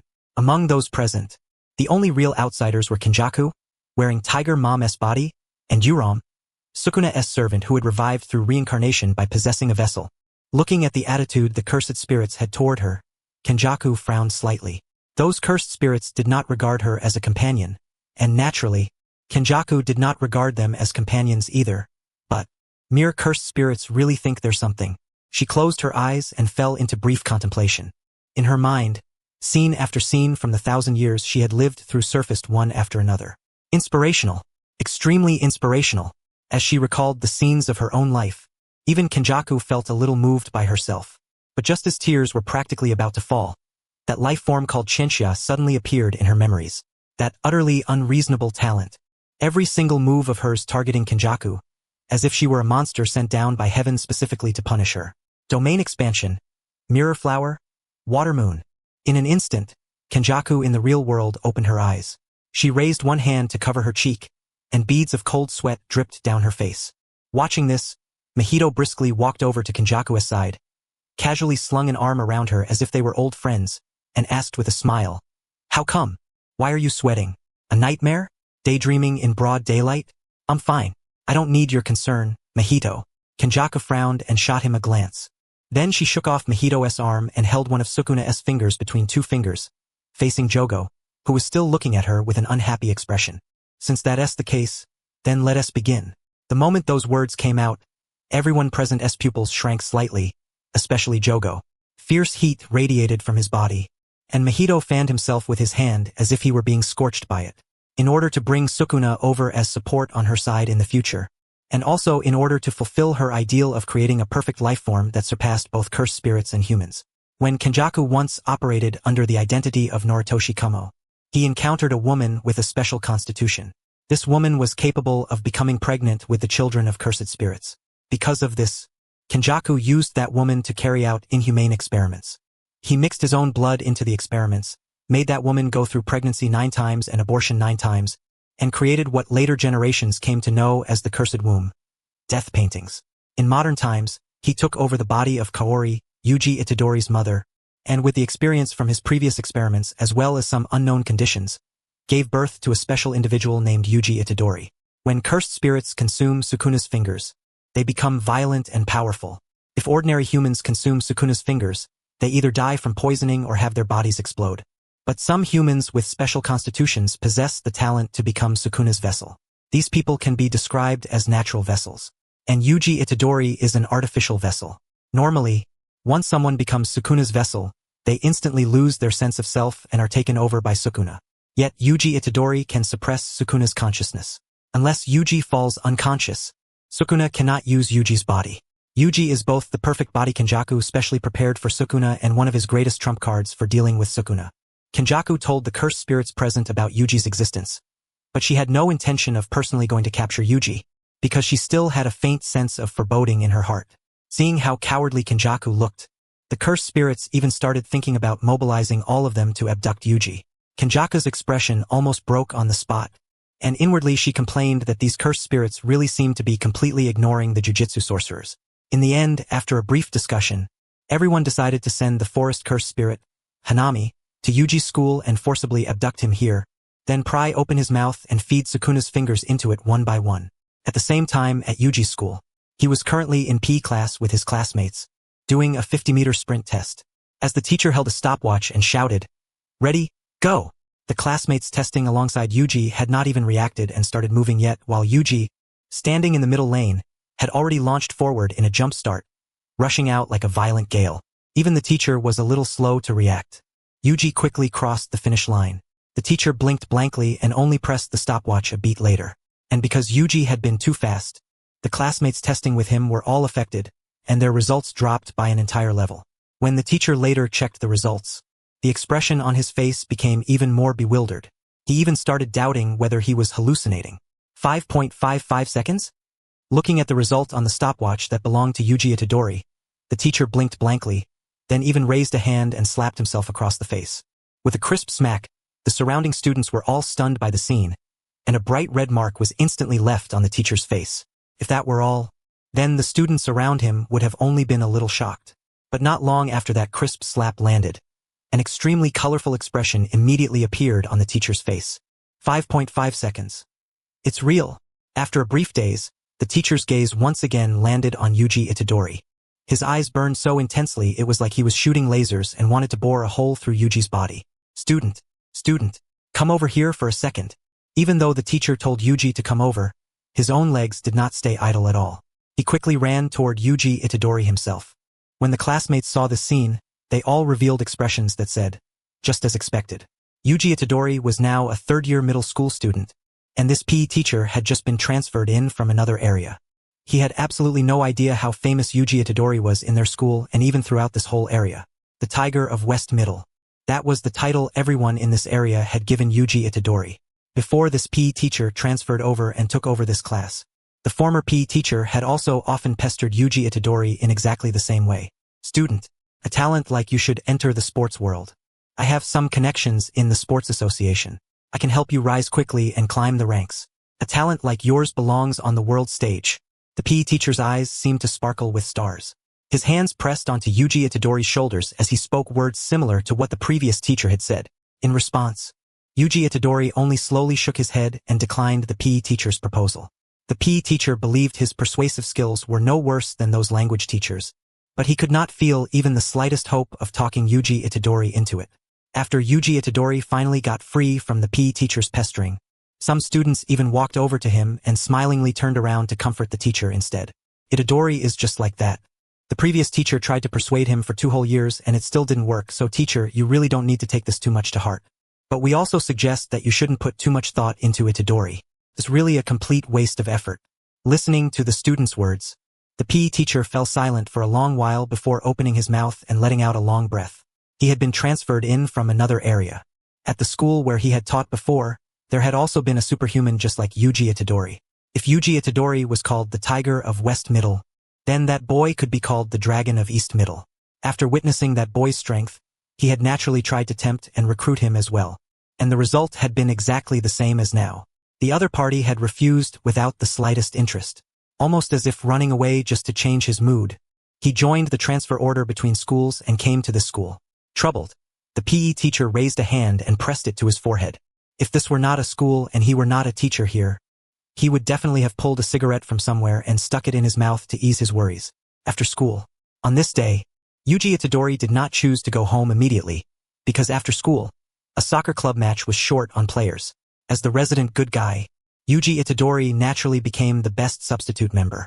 Knowing absolutely nothing about soccer, he simply relied on brute force to work miracles. In the end, the team Yuji Itadori was won by an overwhelming score. After the match ended, Yuji Itadori realized that his school bag seemed to still be in the classroom. He hoped that the classmate on cleaning duty after school had put his bag outside before locking the door, because the key to his home was also in the bag. At this moment, it was already 5 in the afternoon. Dusk. In the school hallway, where the average dismissal time was 3 in the afternoon, everything was already completely empty. Forget passing students, there was not even a single teacher in sight. Yuji Itadori ran quickly through the hallways of the school building, taking shortcuts almost like he was doing parkour. Just as he was about to make a turn at a hallway corner as quickly as usual, his rapidly advancing body suddenly trembled slightly. A strange sense of discomfort enveloped his entire body, making him instinctively slam to a stop. And it was precisely because he stopped that he avoided colliding head-on with an enormous creature. Only, this was not the kind of thing that would let Yuji Itadori breathe a sigh of relief and think, thank goodness, because the enormous thing in front of him was not human at all. Found you. From Hanami's mouth came sounds like garbled noise, not a human language. Before this, Yuji Itadori had never seen the existence of cursed spirits, because although he was an artificial vessel, he still belonged to the category of an unawakened ordinary person. But even ordinary people can have a chance to see cursed spirits under special circumstances, such as on certain nights when the Yin energy is especially dense, or when they are on the verge of death or consumed by extreme fear. At this moment, staring at the monster that had suddenly appeared in front of him, Yuji Itadori was clearly shaken. Beads of sweat formed on his face and rolled down his cheeks. Run! In that instant, that single word flashed through Yuji Itadori's mind, and he immediately acted on it. He was currently on the 3rd floor. If an ordinary person fell from that height, they would basically be severely injured, likely suffering broken bones and being crippled. But Yuji was no ordinary person. He reacted at once and jumped straight off the 3rd floor corridor, leaping down toward the back mountain behind the school. From such a height, Yuji Itadori did not even bother to roll and disperse the impact. He only bent his knees slightly. Just as he landed and was about to make his escape, thick vines suddenly burst out of the ground beneath his feet and wrapped around his hands and legs, binding him in place. Yuji Itadori looked down at the vines, restraining him in shock. At the same time, Hanami, who had summoned the vines, gracefully descended from above and slowly walked toward him step by step. Hanami planned to knock Yuji Itadori out with a chop to the neck first, then tie him up like a rice dumpling with vines and drag him away. She extended her palm toward Yuji Itadori. Just as her goal was about to be achieved, a crow circling in the distant sky suddenly flashed red in its eyes, spun on the spot in a full 360 degrees, and slammed into Hanami's arm like a cannonball. Bang! Hanami's tough arm was pierced through with a small hole. Seeing this, she immediately covered her wounded arm and quickly retreated a step, entering a guarded stance. A silver-haired woman holding a long-handled battle axe suddenly appeared beside the bound Yuji Itadori, and with just a few quick swings, she shredded the vines around him into pieces. Thanks, I'm fine. Even though I don't really understand what's going on right now. Big sis, you should be here to deal with this monster, right? Don't worry about me. I'll run. After the vines restraining Yuji Itadori were cut apart by Mei, who had hurried over, he loosened up his body and, before Mei could even speak, assumed a posture ready to run at any moment and said this to her. Looking at such a straightforward and frank Yuji Itadori, Mei forcibly swallowed back the "Are you alright?" that had already reached her throat. She turned around with a swing of her long-handled battle axe to face Hanami, who was watching the two of them with wary eyes, and the corners of her lips lifted slightly. That won't do, young man. I'm not here to deal with this cursed spirit. I came specifically to protect you. If you get hurt or even die, I'll have to pay a huge breach of contract penalty, Mei said with a smile. As a grade 1 jujitsu sorcerer, Mei mostly took on investigation-type commissions because of the advantage her technique gave her in reconnaissance. Compared to protective missions, they were easier, and the commission fees were not low either. So most of the jobs Mei accepted were scouting-related. Out of 10 missions, there might not even be one protection-type assignment. But Chika, her biggest patron, had used the sacred and invincible power of money, instantly crushing Mei's psychological defenses without meeting the slightest resistance. At the same time, the enormous commission fee also meant that if the mission failed, the breach of contract penalty would be even more enormous. Wasted time, a damaged professional reputation, the bankruptcy of her private treasury. These were all things Mei absolutely would not allow to happen. While Mei was watching Hanami, Hanami was also watching Mei. At this moment, Mei was in a fully fired-up state, and the level of cursed energy she was releasing was as obvious to Hanami as an open-book exam. Very strong, but not as strong as me. After confirming this, Hanami also used her perception ability to scout the surrounding area. Once she confirmed that there were no hidden reinforcements nearby, she understood that Mei was trying to stall for time until backup arrived. In that case, then this had to be settled quickly. Hanami opened her mouth, and a massive airflow came out from within. At the same time, she stretched both arms out to either side, and thick vines burst up from the ground one after another, charging ferociously toward Mei and Yuji Itadori. Usually, the methods used by sorcerers or cursed spirits to manipulate trees for attack involved pouring cursed energy into real trees and then controlling and reshaping them. But Hanami was different. At her level, she had no need for actual trees at all. With cursed energy alone, she could instantly manifest tough, sturdy trees. Facing the thick vines rushing straight at her, Mei poured cursed energy into the long-handled battle axe-shaped cursed tool in her hand. In Mei's hands, what was clearly a long-handled battle axe that looked difficult to wield was handled with great flexibility. Under her sharp slashes, the thick sturdy vines coming at her from the front were instantly chopped into fragments. Hanami was not surprised by this. If a grade 1 jujitsu sorcerer could not even do this much, that would be far too pathetic. Just as Mei stood in front of Yuji Itadori, continuously and rapidly dealing with the vine attacks coming from the front, a tough vine suddenly burst out of the ground behind the two of them, trying to bind Yuji Itadori and forcibly drag him away. Mei's eyes shifted slightly. The crows that had long been circling in the air and waiting instantly received Mei's command. One after another, they turned into suicide shock troopers, spinning themselves in a full 360 degrees before dropping rapidly downward. One of them struck the vine that was trying to bind Yuji Itadori, piercing through it and blasting it apart. The rest locked onto Hanami and shot fiercely toward her head. Seeing these suicide shock troopers rapidly closing in on her, a strong sense of foreboding suddenly surged in Hanami's heart. She immediately lowered the frequency of her attacks on Mei and diverted some of her vines in an attempt to intercept them in midair. But, without exception, every vine that shot upward was pierced through. Although Hanami quickly adjusted her position and avoided most of the suicide shock troopers, she was still hit by several of them. Among the 4 disaster curses, Hanami's frontal combat ability was considered the weaker type. The areas she excelled in were perception, stealth, control, and defense. Yet even a functional tank like her showed a trace of dishevelment after being hit by Mei's crow suicide shock troopers. Her tough outer body was blasted full of craters that were neither too deep nor too shallow. Hanami's face twisted ferociously. Mei was slightly surprised. This move of hers was called Bird Strike. By removing the weak cursed energy limit placed on crows as a species, it allowed them to raise their attack power without restriction at the cost of their lives. She felt she had encountered quite a few enemies and known quite a few strong allies, yet she still believed that only Satoru Gojo and Chika, who possessed infinity, could block Bird Strike head-on. But now, one more cursed spirit had to be added to that list. Mei Mei's raw strength was definitely inferior to Hanami's, but after this exchange, Hanami also understood that trying to end this quickly was impossible. Human jujitsu sorcerers really did have some skill. So, give up?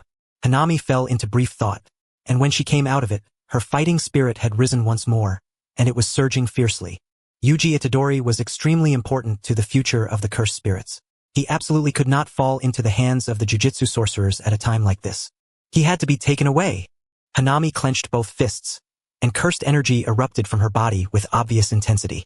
Feeling the explosive aura from Hanami's serious state, beads of sweat gradually appeared even on Mei Mei's faintly smiling face, because she understood what Hanami was about to do. After all, mobilizing cursed energy throughout the entire body either meant preparing a super-enhanced move in a normal state, or getting ready to unleash the ultimate secret art on the level of cursed techniques. And at this moment, Hanami was preparing to use both. She crouched down and pressed one palm against the ground.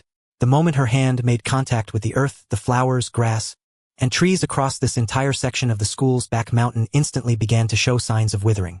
Converting the life force of flowers, grass, and trees into cursed energy was one of Hanami's abilities. The cursed energy transformed from the stolen life force would not flow back into her own body, but would instead gather into the flower bud on her left shoulder, from which she could release a golden wide area cursed energy blast. Seeing this, Mei Mei immediately prepared to have all the remaining crows circling in the air turn into self-destructing infantry and launch an attack on Hanami in one go. Unfortunately, she was one step too late. Her mental link with the crows had been isolated and cut off. Hanami, who had been pressing her hand to the ground, withdrew it. She raised both hands to the same level and formed a special Buddhist hand seal. Domain expansion. Gluttonous sea of light blossoms. As Hanami's domain expanded, the classic enclosed barrier of a closed-type domain began to spread over the surroundings, until it formed a sphere that enveloped Hanami, Mei Mei, and Yuji Itadori inside. Countless golden flowers covered the ground within the barrier. The sky above had turned into a golden dusk, and butterflies fluttered past them one after another. Everything looked so beautiful, so harmless to humans and animals alike. Her fighting spirit was weakening. Mei Mei's brows furrowed slightly. After noticing something was wrong with her condition, she decisively bit down on her own tongue with her teeth, using pain as much as possible to force her mind back into clarity. And that weakening of fighting spirit was only the appetizer. Mei Mei could clearly feel the cursed energy inside her rapidly draining away. More precisely, her cursed energy was being devoured. These golden flowers? Mei Mei quickly noticed the anomaly, and at the same time discovered that Yuji Itadori behind her had not been affected at all. It looked like the domain's entire effect had been stacked onto her alone at full power. Just as Mei Mei was thinking of a countermeasure, the garbled sounds that came from Hanami's mouth entered her mind and were converted into human language. This is my domain. Gluttonous sea of light blossoms. Within this domain, both my cursed energy output and cursed technique effects will be enhanced. Its domain effect is to greedily devour the cursed energy of the target unit. If the target unit's cursed energy is completely devoured, it will automatically begin absorbing that target's life force. As Hanami's voice fell, Mei Mei could clearly feel the flowers devouring her cursed energy even faster. This was the revelation of one's technique. Whether cursed spirit or jujitsu sorcerer, both could increase the effectiveness of certain abilities by publicly revealing the effects of those abilities. This was a type of binding vow. Although Yuji Itadori behind Mei Mei was not affected by the domain's effect, he wasn't blind. Naturally, he could tell that something was wrong with Mei Mei's condition, and that the overall battle situation had turned unfavorable. A closed domain had extremely sturdy inner walls. Trying to break the domain from the inside and escape was already far from realistic. Yuji Itadori gulped down a mouthful of saliva with a gulu sound. Then he raised and clenched both fists, putting on a posture that basically said, "Dead horse or not, I'll treat it like it's alive and jump into the fight too. Sis, let me help, don't move. If you move, I'll get scared." Mei Mei raised one arm sideways, stopping the eager Yuji Itadori, who was ready to rush in like a reckless brute.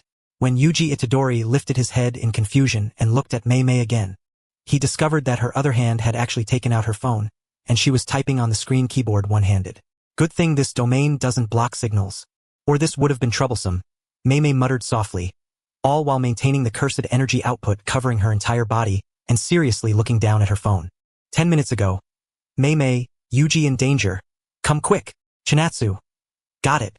Now, Mei Mei, I'm in danger. Come quick, Chinatsu. Mei-Mei's fingers tapped the phone screen with extreme seriousness. This sight left both Hanami in front of her and Yuji Itadori behind her dumbfounded. Yuji Itadori blinked blankly, completely unable to make sense of things. The situation, which had originally seemed clear, had instantly become impossible for him to read. Was this a disadvantage now or an advantage? Hanami's face tightened. She also couldn't understand where Mei-Mei's current calmness was coming from. But compared to that, what she wanted more right now was to win back her dignity. Within the domain, Hanami's attacks would possess the effect of guaranteed hit. No matter how Mei-Mei dodged, they would continue tracking until they struck her body. And within the flower bud on Hanami's left shoulder, which had absorbed and devoured the life force of plants and converted it into cursed energy, a ferocious eye opened. This signaled that Hanami's strongest strike had fully finished charging. Just as she locked onto Mei-Mei and prepared to fire her flowerbud cannon, a series of buzzing sounds came from Mei-Mei's phone. "Chinatsu, don't worry, I'm already here." Just as Mei-Mei saw that text message, part of the outer shell of Hanami's domain behind her suddenly cracked apart, blasted open from the outside into a hole. Hanami's pupils contracted, and she abruptly turned to look behind her. She saw a silver-haired woman walking step by step into Hanami's domain range. Silver hair, blue eyes, human female. Could it be? In an instant, Hanami recalled a sentence Kenjaku had stopped her to tell her before she set out. If you run into a silver-haired, blue-eyed human woman who looks arrogant, absolutely do not think about fighting her. You are not her opponent. Turn around and run immediately, and you might still have a chance to live. This was Kenjaku's warning to Hanami. Hanami had listened to it back then, and she remembered it now as well. But at this moment, those words were completely useless. Under normal circumstances, strong fighters could distinguish each other's level through the pressure and aura of the cursed energy released from the other person. But Gojo, Satoru, and Chinatsu, who possessed the 6 eyes and had thus reached an extremely precise level of cursed energy control, were usually almost like actual ordinary people, with no cursed energy pressure at all. Just like Jogo's first fight against Gojo in the original story, before getting beaten up, he had no way of understanding the gap in strength. And now, with Yuji Itadori practically already within reach, Hanami had no intention of giving up. Hanami turned to face Chinatsu. Clenching her teeth, she glared at her and fired her fully charged cursed energy cannon straight at Chinatsu. Judging by sight alone, this attack looked like a laser cannon, but the instant it was unleashed, the sheer force of it felt closer to a traditional artillery cannon. Now that Chinatsu had stepped into Hanami's domain herself, Hanami's cursed energy cannon could ignore her infinity and strike her flesh directly. But Chinatsu obviously wasn't just going to sit there and wait for death. Her hands and feet weren't tied up. She simply raised her right hand and lightly waved it to the right. The cursed energy cannon rushing straight at her instantly changed trajectory and slammed headfirst into Hanami's own barrier wall. Gluttonous sea of light blossoms completely collapsed. Hanami's mouth fell wide open. Before she could even react to what absurd thing had just happened, Chinatsu had already used teleportation to arrive beside her. "You're Hanami, right? If I remember correctly, you seem to be the tankiest one in your group. In that case, play with me for a while." Chinatsu stood on Hanami's right side, a faint smile on her face. As her words fell, both her hands had already risen and formed her own hand seal. Domain expansion, mirror flower, water moon. Hanami died. 3 to 4 hours had already passed since Hanami left Kenjaku and the others. In the silence among the group, Kenjaku, who had been keeping track of the time in his heart, suddenly spoke those words, instantly detonating the emotions of all the cursed spirits present. Especially Jogo. Jogo's Mount Fuji-like head instantly erupted with a stream of scorching magma shooting upward. Gritting his teeth, he strode up to Kenjaku and grabbed him by the collar with one hand. If his body had been big enough, he definitely would have yanked Kenjaku off the ground. "What the hell are you saying?" Jogo glared at Kenjaku viciously. Dagon and Mahito also slowly walked over, surrounding Kenjaku on all sides. Seeing this scene, Kenjaku leisurely raised both hands in a gesture of surrender and let out a helpless sigh. "What's the point of getting mad at me? I'm not the one who killed Hanami. Hanami has been gone for this long and still hasn't come back. Either she died or she was captured. If you want to believe she was captured, that's fine too. It's good to leave yourself something to hold on to." Kenjaku's words drifted into everyone's ears, neither too heavy nor too light. Although before Hanami had set out, Kenjaku had already said that kidnapping Yuji Itadori would not be an easy task. Their arrogance had kept them from ever imagining they would fail this badly. Jogo's hand loosened from Kenjaku's collar. His pupils dilated, and he stumbled back 2 steps as if he had lost his soul, softly muttering Hanami's name.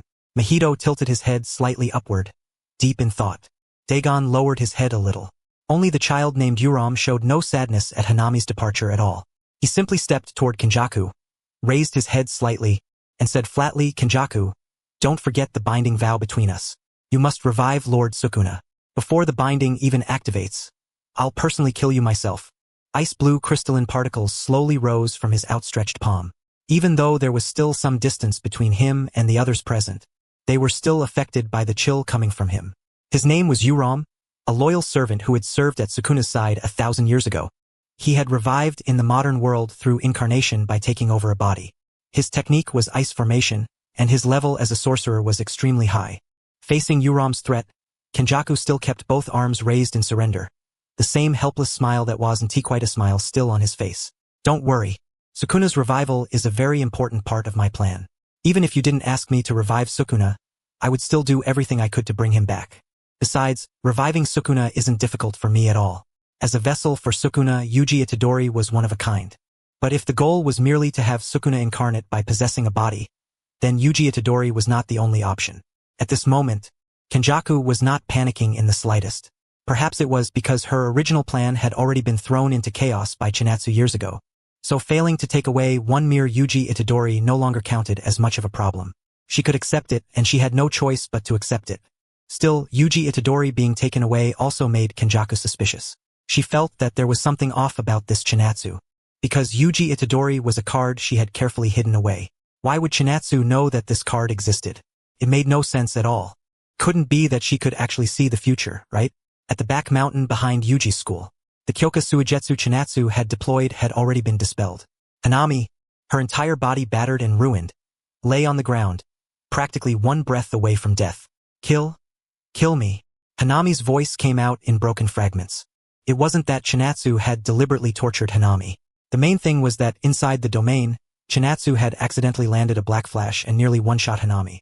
"If I said I didn't do it on purpose, would you believe me? Kill me." Listening to Hanami's faltering voice, Chinatsu felt a little helpless. If not for the fact that humans' reverse curse technique had no effect on cursed spirits, she would have fully healed Hanami on the spot. Squatting halfway beside Hanami, who lay on the ground, Chinatsu actually placed a hand on Hanami's body and silently sent a bit of cursed energy into her, helping her recover on her own. Hanami's face was full of confusion, but Mei only looked puzzled for a moment before realizing what was going on. Crossing her arms over her chest, she leisurely walked to Chinatsu's side. "Saving her for Geto? Chinatsu snapped her fingers crisply. She did not answer directly, yet it was as good as an answer. Although Suguru Geto mainly specialized in hand-to-hand combat, his technique was cursed spirit manipulation after all. He did his best to choose powerful cursed spirits to devour, and Hanami, as one of the disaster curses, naturally qualified as a powerful cursed spirit. Hanami did not really understand what they meant, but a bad feeling had already surged up in her heart. Unfortunately, even with Chinatsu feeding her cursed energy, she was only barely hanging on to life and could not move at all. Besides, even if she really could move and run, could she outrun Chinatsu, who could teleport, and Mei, who had crow vision? After Chinatsu applied Limitless to Hanami, Hanami's body gradually floated up from the ground. That meant Chinatsu no longer needed to carry this old thing over her shoulder like a sack. After doing that, Chinatsu and Mei finally turned to look at the blinking, dumbfounded Yuji Itadori standing nearby. From the bottom of his heart, the boy known as the Tiger of West Junior High still had not processed why something this bizarre had happened to him. Am I dreaming? Yuji Itadori subconsciously reached up and pinched his own cheek. And he definitely did not go easy on himself. He pinched so hard that tears welled up in his eyes. Ow, that hurts. It really hurts. I'm not dreaming. Yuji Itadori looked toward Chinatsu and Mei again, only to see that the two of them had suddenly started chatting among themselves. Chinatsu, big sis Mei. A normal protection mission usually wouldn't go up to special grade difficulty, right? How about I pay extra? Mei, even though I really want to accept that money, allow me to show a bit of restraint. After all, the protection fee you offered back then was already far above an ordinary protection mission. While Chinatsu and Mei were chatting, Yuji Itadori just stood there blankly. Only after they finished did the two of them turn their attention back to him. Yuji Itadori? Yes. Yuji Itadori subconsciously straightened his back and answered seriously. With a faint smile, Chinatsu slowly walked over to his side, lightly patted one of his shoulders with one hand, and said, Yuji, interested in taking a trip with your big sisters? A black sedan was parked outside Yuji's school. It was the car Chinatsu had driven over in. Question. Didn't Chinatsu teleport here? Answer. Chinatsu had been sitting inside the car and teleported together with the car to a spot near the school. She had been in a hurry on the way over, so she could only use teleportation to travel. But now that this matter was handled, there was no need to keep using teleportation. Chinatsu sat in the driver's seat. Mei sat in the front passenger seat. Yuji sat in the back seat and, out of habit, fastened his seat belt.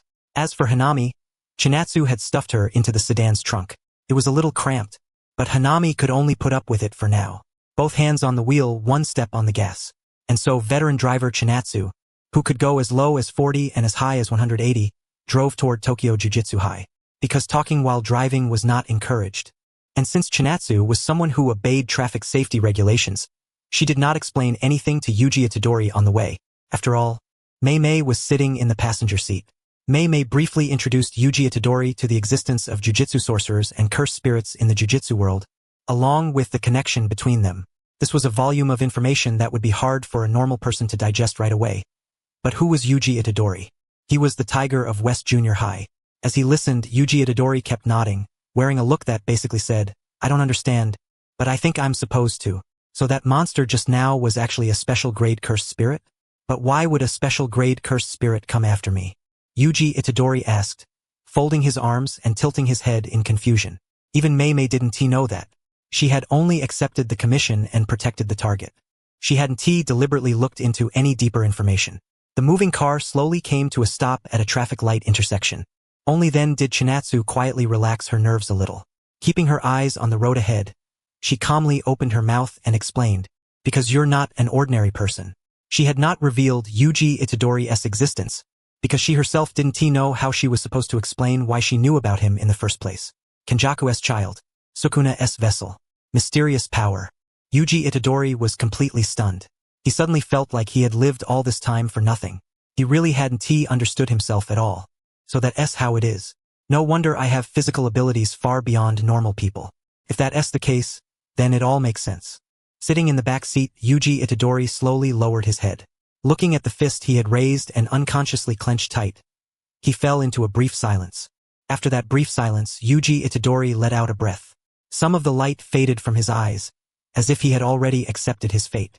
So next, am I supposed to eat Sukuna's fingers and then be executed? Yuji Itadori said in a low voice. Even Mei, who in the front passenger seat was usually only interested in money, couldn't help but frown at the mood in the car. That was right. If Yuji Itadori swallowed all 20 of Sukuna's fingers and then Yuji Itadori, the host, was killed, then Sukuna could be killed along with him. This was the safest and fastest path to a world peace ending. But this method had never once entered Chinatsu's consideration from beginning to end. Before the car started moving again, Chinatsu took a card out of the bag by her feet and tossed it toward Yuji Itadori in the back. When Yuji Itadori saw the card land on his lap, a bit of light gradually returned to his eyes. Jiu-Jitsu High first-year student ID. You're in your third year of junior high right now, right? That's close enough. Just skip a grade and come straight to Jiu-Jitsu High. Even though you don't have an innate technique, you should still have some potential if you just throw punches. After saying that, Chinatsu continued driving toward Jiu-Jitsu High, leaving only Yuji Itadori silently lowering his head and staring at the student ID in his hand as his hands slowly tightened around it. More than 10 minutes later, the car Chinatsu was driving arrived at the foot of the mountain where Jiu-Jitsu High was located. Normally, by this point, ordinary people would have to get out of the car and climb the rest of the way on foot. But Chinatsu didn't even bother slowing down. She slammed the gas all the way down, and in that heart-pounding moment of acceleration, she coated the entire car with the power of infinity and activated teleportation. With only a whoosh, Mei and Yuji Itadori had not even recovered from that thrilling sensation when the scenery before their eyes had already changed. They had already arrived at the entrance to Jiu-Jitsu High, yet Mei in the passenger seat and Yuji Itadori still didn't get out of the car for quite a while. It was a completely different experience from ordinary motion sickness, but Chinatsu, who used teleportation often, had long since gotten used to this level of discomfort. And when the two of them finally recovered and got out of the car, Yuji Itadori was instantly stunned by the school gate. This is Jiu-Jitsu High. It was completely different from the kind of higher education school style Yuji Itadori had imagined. Rather than a school, it looked more like a special school established to study various religious cultures. On the surface, that's what our Jiu-Jitsu High is. Roughly guessing what Yuji Itadori was thinking, Chinatsu spoke in advance and cleared up the confusion in his heart. After that, Chinatsu acted as Yuji Itadori's guide around the school. showing him the various facilities on campus. In the logistics room at Jujutsu High, he saw Shoko Yeri dissecting a corpse. In the teaching building at Jujutsu High, he saw Satoru Gojo slacking off in class. At the training grounds at Jujutsu High, he saw Suguru Geto seriously teaching a class, along with Yuta Okatsu listening just as seriously. Of course, this class was a practical lesson. Maki Zenin and the others stood to the side somewhat dumbfounded, because the practical sparring currently taking place in the training grounds was already at a level they couldn't interfere with, or even really draw useful experience from. Suguru Geto, wielding Playful Cloud, versus Yuta Okatsu, wielding a cursed tool katana. It was like a reenactment of the life and death clash between enemies from Volume 0 of the original story, except the difference was that the two of them were no longer enemies, and this battle was not to decide life or death. The two of them did not use any flashy cursed techniques. They relied only on the surging cursed energy inside their bodies to strengthen themselves, then clashed with pure close combat using the cursed tools in their hands. The sharp sounds of weapons colliding rang out again and again, along with the air-bursting explosions caused by residual waves of cursed energy crashing in midair. Their speed was such that even ordinary jujutsu sorcerers could hardly track it. Then, with a bang, the katana and the three-section staff crashed together. The airflow produced by their colliding cursed energy swept through the surroundings, while their faces drew incredibly close. Not bad. You've improved a lot. That's because the teacher taught well. After meeting each other's eyes, the two smiled calmly. Almost at the same moment, they both took a large step back to open the distance, then charged at each other once more after gathering power. Watching the inhuman-level battle between Yuta Okatsu and Suguru Geto, even Yuji Itadori, who was often called a superhuman by others when it came to athletics, couldn't help but stare with his mouth hanging open. Yuji, I'm a superhuman? So what are they? Seeing Yuji Itadori so shocked, Chinatsu raised a hand to cover her face, not knowing whether to laugh or cry. Yuji Itadori was the protagonist of Jujutsu Kaisen, but his lack of presence was famously severe. If it were only his lack of presence, that would be one thing, but the problem was that his strength was also stuck in an awkward middle ground. More than 200 chapters into the manga's later storyline, going by the standards of other hot-blooded battle manga protagonists, the protagonist should either be the strongest on the good side or at least force his way into the top tier. But Yuji, as Chinatsu silently complained in her heart, the battle between Yuta Okatsu and Suguru Geto in the training grounds finally reached its conclusion. Yuta Okatsu's hand-to-hand combat was excellent, but Suguru Geto had been training his physical combat ever since getting Playful Cloud. In exchange for slightly weakening his cursed technique level, he had gained extremely cost-effective physical combat ability and mental condition. Then came a boom. Suguru Geto swung Playful Cloud and blasted Yuta Okatsu, who was holding the katana, flying backward. Their practical training class came to an end there. Okatsu, you're still lacking a bit when it comes to defensive counterattacks. For the next few days that'll be your training focus. Understood.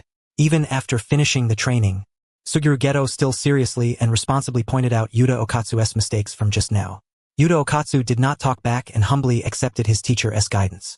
Seeing this warm scene, Chinatsu couldn't help raising a hand to cover her mouth. At that moment, Suguru Geto, who was in the middle of teaching, also noticed Chinatsu and the others watching from not far away.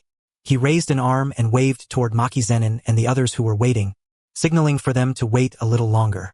It just so happened that Zenin Maki and the others still hadn't recovered from the intense battle between Yuta Okatsu and Suguru Geto. Giving them some time to settle down could also prevent them from embarrassing themselves by going up in poor condition. After making the arrangements, Suguru Geto quickly walked over to Chinatsu. There was a trace of confusion in his heart, because Yuji Itadori beside her was a complete stranger to him, and he couldn't sense any particularly strong cursed energy from him either. But compared to Yuji Itadori, there was something else Suguru Geto wanted to comment on even more right now. Big sis Chinatsu, did you take leave again? No, wait. How many days did you even work this month? Suguru Geto asked, sounding rather baffled. Normally, Chinatsu could ignore most questions, but Suguru Geto's question hit too hard. She instantly looked like someone who had choked while eating, and awkwardly gave a light cough. It's fine. Didn't I work a few days at the beginning of this month? And when I do work, I'm very serious about it. I'm not like that brat Gojo Satoru. Suguru Geto smiled and didn't continue the conversation, but that only made Chinatsu's expression even harder to hold together. Gojo Satoru was the type who basically never took leave, but once he was at work, he could very easily slip into slacking mode. Chinatsu, on the other hand, was the type who would be extremely serious when she actually went to work, but whose leave applications had already piled up all over Masamichi Yaga's office cabinet. Chinatsu's slightly guilty face turned faintly red. Even though she had a clear conscience about the period she took leave, because she hadn't been sneaking off to slack around and sleep, when it came purely to neglecting her duties as a teacher, she really had no good rebuttal. And in fact, everyone at Jujutsu High knew that Chinatsu hadn't spent her leave time slacking off and sleeping. For example, Masamichi Yaga understood very well that Chinatsu definitely wasn't taking leave just to sleep and be lazy. What left him speechless was that every single one of her leave applications was the exact same line. Requesting leave due to family matters. Please approve. It made it very hard for Masamichi Yaga to keep a straight face. Suguru Geto didn't continue talking about Chinatsu taking leave. Instead, he slowly turned his head and looked at Yuji Itadori beside her. Big sis Chinatsu, who is this? Ah, my name is Yuji Itadori. Before Chinatsu could explain Yuji Itadori for him, he enthusiastically took the initiative himself, rising slightly onto his toes, raising one arm high, and shouting out his name. Itadori, huh? So you're the boy big sis Chinatsu mentioned before. Nice to meet you. Suguru Geto revealed an expression of sudden realization, lightly smacking one fist into the other palm, then smiled with his usual narrow eyes and waved at him. Chinatsu had kept Yuji Itadori's existence as confidential as possible, but she hadn't hidden it from Suguru Geto, Shoko Yeri, or Gojo Satoru. Suguru Geto's interested gaze landed on Yuji Itadori. First, Yuji had thought he might receive strange looks from others, but he didn't feel that kind of discomfort from Suguru Geto's gaze. Weirdo. Good guy. Yuji Itadori's favorability towards Suguru Geto shot up in a straight and obvious line, just like in an RPG game. Originally, Yuji Itadori should have enrolled next year together with Megumi Fushiguro and Nobara Kujisaki as part of the new first-year class. But right now, there was probably no better option than letting Yuji Itadori enroll early to receive Jujutsu highest protection and training, especially since that group had already reached their claws toward him. Ah, right. Chinatsu froze for a moment and finally remembered something she had almost forgotten. Geto, didn't you complain to me a while ago that your stock of cursed spirits was starting to fall behind? I don't recommend swallowing those rookie cursed spirits, and I won't give you any, but there's definitely a need to absorb a disaster class 1 among the special grades, right? Chinatsu said this with a grin, while Suguru Geto instantly showed a shocked expression when he heard a disaster class 1 among the special grades. For top-level sorcerers like them, ordinary special grades were basically rookie level. After all, if the rating standard was based on Sukuna's 20 fingers, then even a cursed spirit at the level of just 1 finger would already be crowned a special grade among cursed spirits. But disaster cursed spirits were special grades among special grades. If they continued using Sukuna's 20 fingers as the rating standard, then on average they would all be above the strength of 5 fingers. They were already quite powerful. Big sis Chinatsu, where's that disaster cursed spirit? Suguru Geto clenched his fists with interest. Black swirling currents that appeared when he activated cursed spirit manipulation were already faintly spilling out from within his fist, as if he wanted to subjugate it right this instant.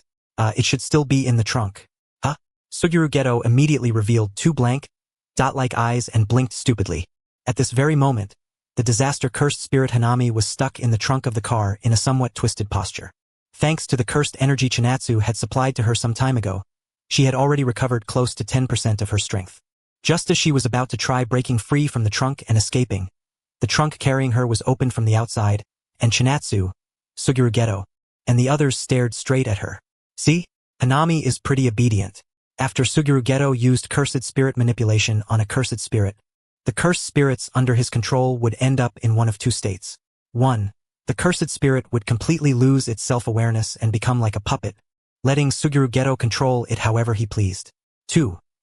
The cursed spirit would retain its self-awareness, but a binding would be placed in its heart, forcing it to obey Suguru Geto's orders. Under normal circumstances, the first method was definitely the easiest and safest. But the higher level a cursed spirit was, the more it needed its intelligence attribute. If it was directed purely by Suguru Geto, it would be hard to bring out the true strength of a high-level cursed spirit.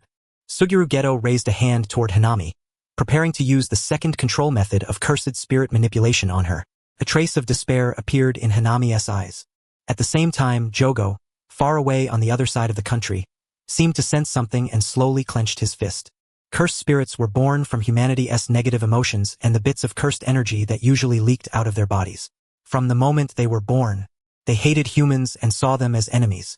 These high-level cursed spirits were no exception.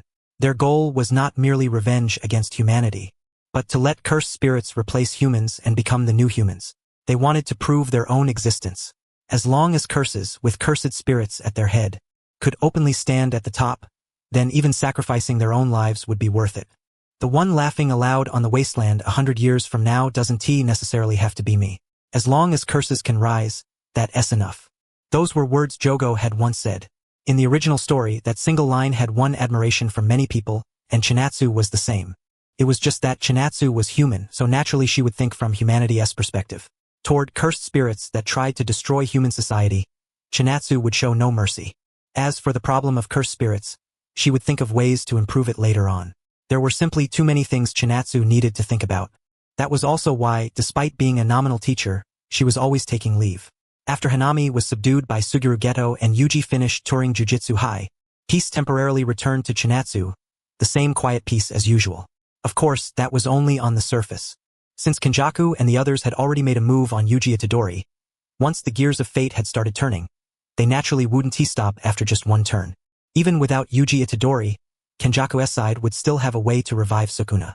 And most of Sukuna's fingers were also in Kenjaku's hands.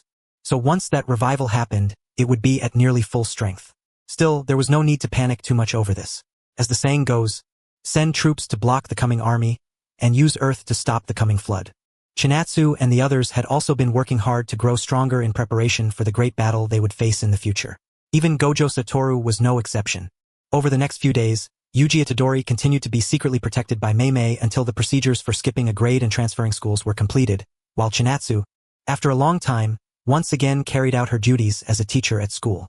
Even though Chinatsu didn't teach very often, the students unexpectedly liked her classes. And because she had so few classes, they were especially attentive whenever they got to attend one of her lessons. It was just that when it came to jujitsu, even what a professional jujitsu teacher could teach was actually very limited and effective only to a certain extent. Jujitsu wasn't like magic, spiritual energy, or battle aura, where as long as your innate talent met the standard, you could learn all kinds of techniques and use them later. Innate technique. This was a jujitsu sorcerer's personal talent. Chinatsu couldn't possibly teach the students the limitless technique. And Suguru Geto couldn't possibly teach other students his experience with cursed spirit manipulation either, so the only thing they could teach was hand-to-hand combat. Chinatsu explained the basics and essence of jujitsu to the students below, and hoped they could work toward landing a black flash. Black flash was a spatial distortion formed when the gap between cursed energy output and a physical strike was within 0.00000001 seconds, accompanied by black lightning that caused the attack to rise to the power of 2.5 of its original strength. This wasn't just an offensive technique. It was also a crucial point that allowed a third-rate sorcerer to transform into a first-rate sorcerer. After landing one, a person's own cursed energy could be elevated. In fact, among the current generation of jujitsu sorcerers, the vast majority of grade 1 sorcerers had landed a black flash at least once. At the podium, Chinatsu seriously taught this part of the material, while her younger brother, Gojo Satoru, had just finished his class on his side and was walking out of the classroom with both hands in his pockets. However, he didn't return directly to the teacher's office. Instead, unlike the impression students usually had of him, his expression was grave and silent. He wasn't too sure what stage his sister's jujitsu training had reached by now, but on his side, his own jujitsu training progress had fallen into a bottleneck. What the students mistook during class as Gojo Satoru slacking off was actually only because he had been thinking about this matter the whole time. Have I already reached my limit? That question inevitably surfaced in Gojo Satoru's heart, but in the very next moment, he crushed it in his mind. As he walked through the school corridor, he suddenly stopped. One hand, already clenched into a fist, slowly lifted, and those azure blue eyes stared at his own fist. Under his gaze, that fist slowly opened and formed the hand sign for his domain expansion, Unlimited Void. Looking at that domain expansion hand sign, he recalled the scene of his sister using her own domain expansion. Domain expansion. Kyoka Suijetsu. The siblings' domain expansion hand signs gradually overlapped, and the words Chinatsu had once said to him suddenly surfaced in his mind. Satoru, we have to become stronger. Strong enough that no matter how dangerous or unreasonable the future becomes, we'll still be able to win. Gojo Satoru lowered his head and stared at the hand sign for Unlimited Void. Suddenly, his pupils trembled slightly. A direction he had never deeply considered or explored before now erupted with new possibilities like the spring head of a hot spring gushing wildly outward. Unlimited Void was a one-handed domain sign. This was a one-of-a-kind exception in the original work. Whether it was other people in the original work who used domain expansion or Chinatsu, all of them formed signs with both hands. Had Gojo Satoru simplified the domain hand sign? In truth, that wasn't the case. At the instant Gojo Satoru comprehended unlimited void. That unique one-handed sign had been formed and used by him as naturally as instinct. In the past, Gojo Satoru had never thought about how unusual his one-handed sign was. But now that he did, he felt as if he had opened a door leading toward a new path.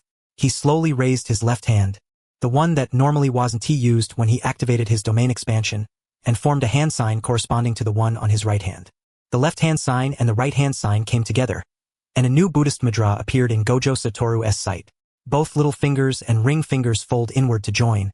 Both index fingers and thumbs stand together with their fingertips touching, and the two middle fingers wrap around the two index fingers, imprinting upon the body's 5 places. This is the Hashifukuren. The mudra is called the Marisai Fundamental Seal, and it possesses the power to break virtue and eliminate all obstacles. The hand sign of unlimited void was half of the Marisai Fundamental Seal. When the corresponding left and right hands were combined, this complete Marisai Fundamental Seal was formed. Marisai, one of the 24 devas. She possessed the great divine power of invisibility and freedom, along with the ability to break virtue. She could eliminate all obstacles and save the countless masses from danger and suffering. Even though simply forming the hand seal didn't mean Gojo Satoru had instantly perfected his unlimited void, this breakthrough alone had already allowed him to vaguely see the direction of his future. Ecstatic, Gojo Satoru released the hand sign and clenched both fists. With the intense urge to show off to someone, he quickly strode toward the classroom where Chinatsu was teaching. At this moment, Chinatsu was still diligently explaining the theoretical knowledge of jujitsu, and everyone below was listening very seriously, especially the two sisters Nanako and Mimiko, whom Chinatsu had invested in and brought into the fold. When a teacher called on students to answer questions, most students would lower their heads slightly, afraid of being picked. But when that teacher was Chinatsu, Nanako and Mimiko were unusually enthusiastic, both raising their hands and competing to answer. Me, big sis. I know this one. Pick me. Nanako and Mimiko excitedly raised their arms. Their agitated appearance startled the classmates around them, especially Zen and Maki.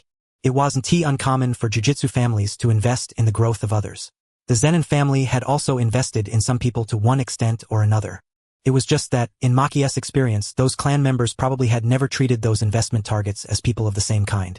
Of course, Maki didn't think she herself was that much better than them either. Now, after seeing Nanako and Mimiko, who had been invested in by Chinatsu and had grown up in the Gojo family since childhood, Zen and Maki genuinely felt the difference between one family and another. The Zenin family should just be destroyed. Zen and Maki abruptly lowered her head. As she let out a sigh, she also inwardly mocked her own rotten family. Seeing Nanako and Mimiko so actively raising their hands, Chinatsu, standing at the front desk, couldn't help but feel a warmth in her heart. She thought that this was what it felt like, from a teacher's perspective, to see students below so enthusiastically raising their hands to answer questions.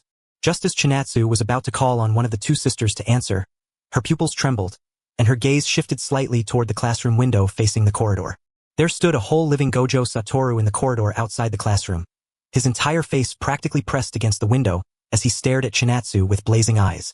Because his face was pressed so close to the glass, even his fairly handsome face looked a little funny, and Chinatsu let out a pft and couldn't help laughing. She casually waved at the students below to signal to them, then slowly walked out of the classroom. What is it? Need something? Look at this. Unable to suppress the excitement in his heart, Gojo Satoru quickly formed the unlimited void hand signs with his left and right hands respectively. But before he could combine the left hand and right hand signs together, Chinatsu had already formed the hand sign for her own domain, Kyoka Suijetsu. The two of them looked at the domain hand signs the other had formed, and for a moment, the atmosphere became a little subtle. When Chinatsu saw Gojo Satoru make the hand sign for unlimited void, she instinctively thought her little brother was about to rebel, so by reflex she had formed the hand sign for her own domain to keep herself from getting trapped. But now, seeing the way Satoru Gojo had frozen up, Chinatsu realized things didn't seem to be the way she had imagined. Her gaze fell on the hand seal Satoru Gojo was about to close with both hands, and the Marisai root seal instantly surfaced in her mind. So that was it? Chinatsu was a little surprised. To be honest, before this, she had always thought the hand seal for Gojo's unlimited void was a slightly altered Taishikuten seal. But if she switched her line of thinking and treated it as half of the Marisai seal instead, then the resemblance of the hand sign couldn't just be described as identical. It was exactly the same. Chinatsu and Satoru Gojo's eyes met once more. In that moment, both of them could see a blazing spark in each other's eyes. Although Chinatsu and Satoru Gojo were in a competitive relationship, and if Satoru Gojo became stronger than Chinatsu, She might even suffer backlash. That did not mean Chinatsu wanted him to stay weak, much less stop him from becoming stronger. To avoid backlash, the only thing she would choose to do was cultivate even harder, then forever run ahead of Satoru Gojo. We are the infinite, which means we have no limits. Let us go. To Principal Yaga. Chinatsu brought Satoru Gojo with her and quickly ran to the principal's office where Mazumichi Yaga was. Knock first? Excuse us. With a bang, the principal's office door was shoved open from outside. Inside, Mazumichi Yaga, who had already become the principal, was sitting seriously in his chair, using needle and thread to poke at what looked like a plush cursed corpse. HM? Chinatsu and Satoru, what brings you two here? Wait, Chinatsu, shouldn't you be in class right now? As he spoke, Mazumichi Yaga put down the sewing work in his hands and looked at Chinatsu and Satoru by the door in confusion. The moment he saw the two of them together, a strong premonition rose in his heart that something big was coming. Using her superb speaking skills, Chinatsu directly made Mazumichi Yaga ignore the fact that she was technically still in class right now. Principal Satoru suddenly had an epiphany. He's going to be busy training his jujitsu for a while, so please approve a long-term leave for him. Pretty please, Chinatsu said with a grin. When Mazumichi Yaga heard that Satoru Gojo had gained a new insight into jujitsu, naturally he wouldn't refuse to approve a long leave request for him. Only, he slightly raised his head and looked at Chinatsu beside Satoru Gojo. Looking at her smiling face, that ominous premonition in his heart still hadn't gone away. Chinatsu, you have something to say too, right? Mazumichi Yaga asked somewhat carefully, and when he saw that the smile on Chinatsu's face didn't fade at all, he became certain that this ominous feeling in his heart was real.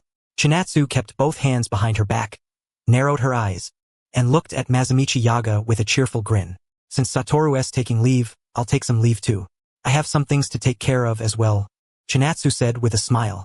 The moment those words came out, Mazumichi Yaga immediately coughed a few times.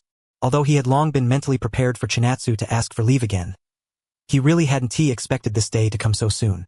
Take the reason? Mazumichi Yaga forced out this question, but the instant he said it, he regretted it because he could already guess how Chinatsu would answer him. Requesting leave due to family trivialities. Please approve. Satoru Gojo was taking leave to break through the limits of his jujitsu. Naturally, Chinatsu wasn't taking leave to slack off either. Approved or not, though, the reason for her leave still deserved some complaining. As for what Chinatsu was actually going to do during this leave, naturally, it was to go see an old friend she hadn't met in a very long time.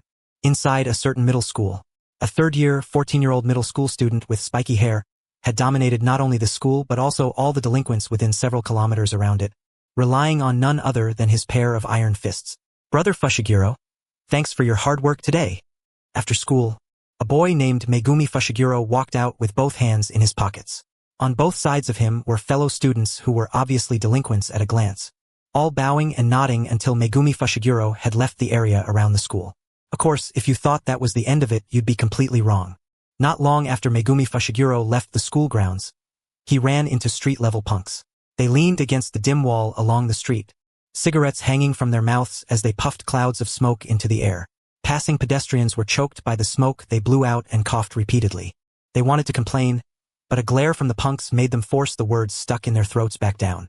With both hands in his pockets, Megumi Fushiguro saw this scene, frowned slightly, and walked over to stand in front of the group. The gang had just lifted their heads, ready to mouth off, but Megumi Fushiguro's glare, clearly on a whole different level, scared them so badly their legs nearly gave out. Be brother Fushiguro, I told you not to call me that. And stop doing pointless crap like this. If I catch you again, you'd better. Understood. Before Megumi Fushiguro could even finish speaking, the group of street punks turned and ran for their lives, quickly disappearing from his sight. Seeing this, the passers-by all revealed shocked expressions. Megumi Fushiguro merely turned his head casually, yet the pedestrians on the road immediately quickened their pace, afraid that their eyes might meet his. Although he had originally destroyed the delinquent groups around the area out of good intentions, once he was done, compared to those individual delinquent groups, it was actually the much larger general public that feared him more. Megumi Fushiguro couldn't help smacking his tongue in annoyance, then turned and continued walking home. Before long, he returned to his house. I'm home. As Megumi Fushiguro opened the front door from outside, he symbolically said the phrase. It was a habit in this country, whether anyone was home or not, you said it first. Of course, Megumi Fushiguro knew someone was definitely home. Although that old man who wandered all over the place had suddenly come back a few years ago and never disappeared again, he had only gone from one extreme to another. Megumi Fushiguro saw him almost every day now, and he seriously suspected his dad had become unemployed. Still, even that idea was hard for him to fully believe, because Megumi Fushiguro had observed certain details about his father and discovered that his dad might actually be rich. Possibly extremely rich. Megumi Fushiguro walked calmly from the entrance toward the living room. Before he even got there, he sensed someone sitting on the sofa inside, and naturally assumed it was his dad. But when he stepped into the living room and looked toward the sofa, he couldn't help freezing for a moment. It wasn't his dad. Megumi, nice to meet you for the first time. Chinatsu, lounging on the sofa, smiled and waved at the stunned Megumi Fushiguro. The person Megumi Fushiguro had been expecting, Toji Fushiguro, then slowly walked out from the kitchen carrying 2 cups of hot coffee. Megumi, where is Tsumiki? Club activities. I came back first by myself. Megumi Fushiguro quickly recovered and, as usual, answered his father's question in a cold voice. Then he politely gave Chinatsu a small bow, greeted her, and went straight into his room. Watching Megumi Fushiguro, whom he had already judged to be in his rebellious phase, Toji Fushiguro let out a somewhat helpless sigh. Sorry to make you see that. Carrying the 2 cups of hot coffee, Toji Fushiguro sat down on the sofa opposite Chinatsu and handed one of the cups to her. And after completing that most basic surface-level courtesy, Toji Fushiguro's expression instantly sank, revealing a serious look. Did you come to find me now because of something? Don't tell me you're finally getting ready to start cleaning out the higher-ups of the jujitsu world? Toji Fushiguro asked in a low voice. Chinatsu waved her hand, rejecting Toji Fushiguro's guess. It still wasn't time yet, and besides, if she really were going to start the purge, she actually wouldn't need Toji Fushiguro at all. Chinatsu had even better methods to wipe out the entire upper echelon of the jujitsu world in an instant. Even though it's not time for us to overturn the jujitsu world yet, a group of guys who want to overturn jujitsu, or rather, the entire world, have finally started making moves lately. Chinatsu crossed her hands in a Chuyuni pose and tilted her head slightly downward, actually quite enthusiastically giving herself the persona of some cryptic riddle speaker. But while Chinatsu was clearly in the mood for it, Toji Fushiguro showed absolutely no appreciation. He stared straight at Chinatsu as she played the mysterious act, and in the end, he successfully broke her composure to the point she couldn't keep it up anymore. You really have no sense of romance at all. If you've got something to say, say it. I'm listening. Chinatsu leaned back on the sofa, all interest gone, looking at Toji Fushiguro across from her. After that, she could only tell him about Kenjaku's side of things as briefly as possible.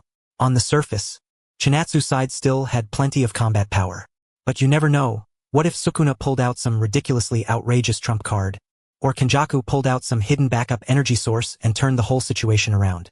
In short, Chinatsu had no choice but to be cautious. After hearing Chinatsu out, Toji Fushiguro merely curled his lips slightly, wearing a look that said, "So that's all?" Then, just like Chinatsu, he slouched into the sofa in an almost reclining position. Don't worry. Helping you is also helping myself. Besides, I owe you 2 favors already, Toji Fushiguro said lightly. 2 favors.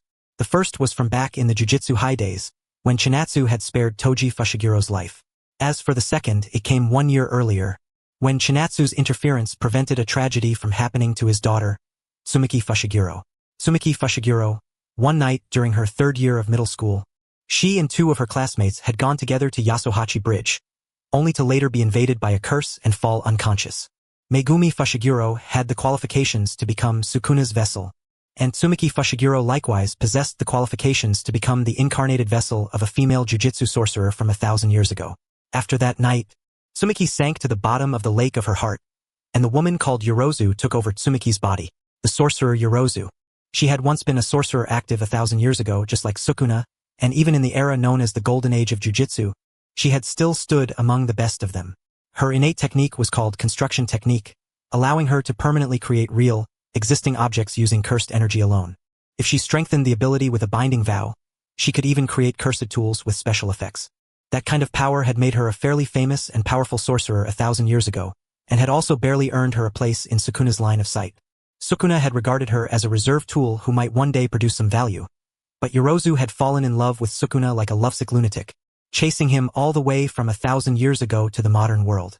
According to the original plot, Tsumiki Fushiguro would end up cursed because she went to Yasuhachi Bridge, and would ultimately be eroded by Yorozu and become her incarnated vessel.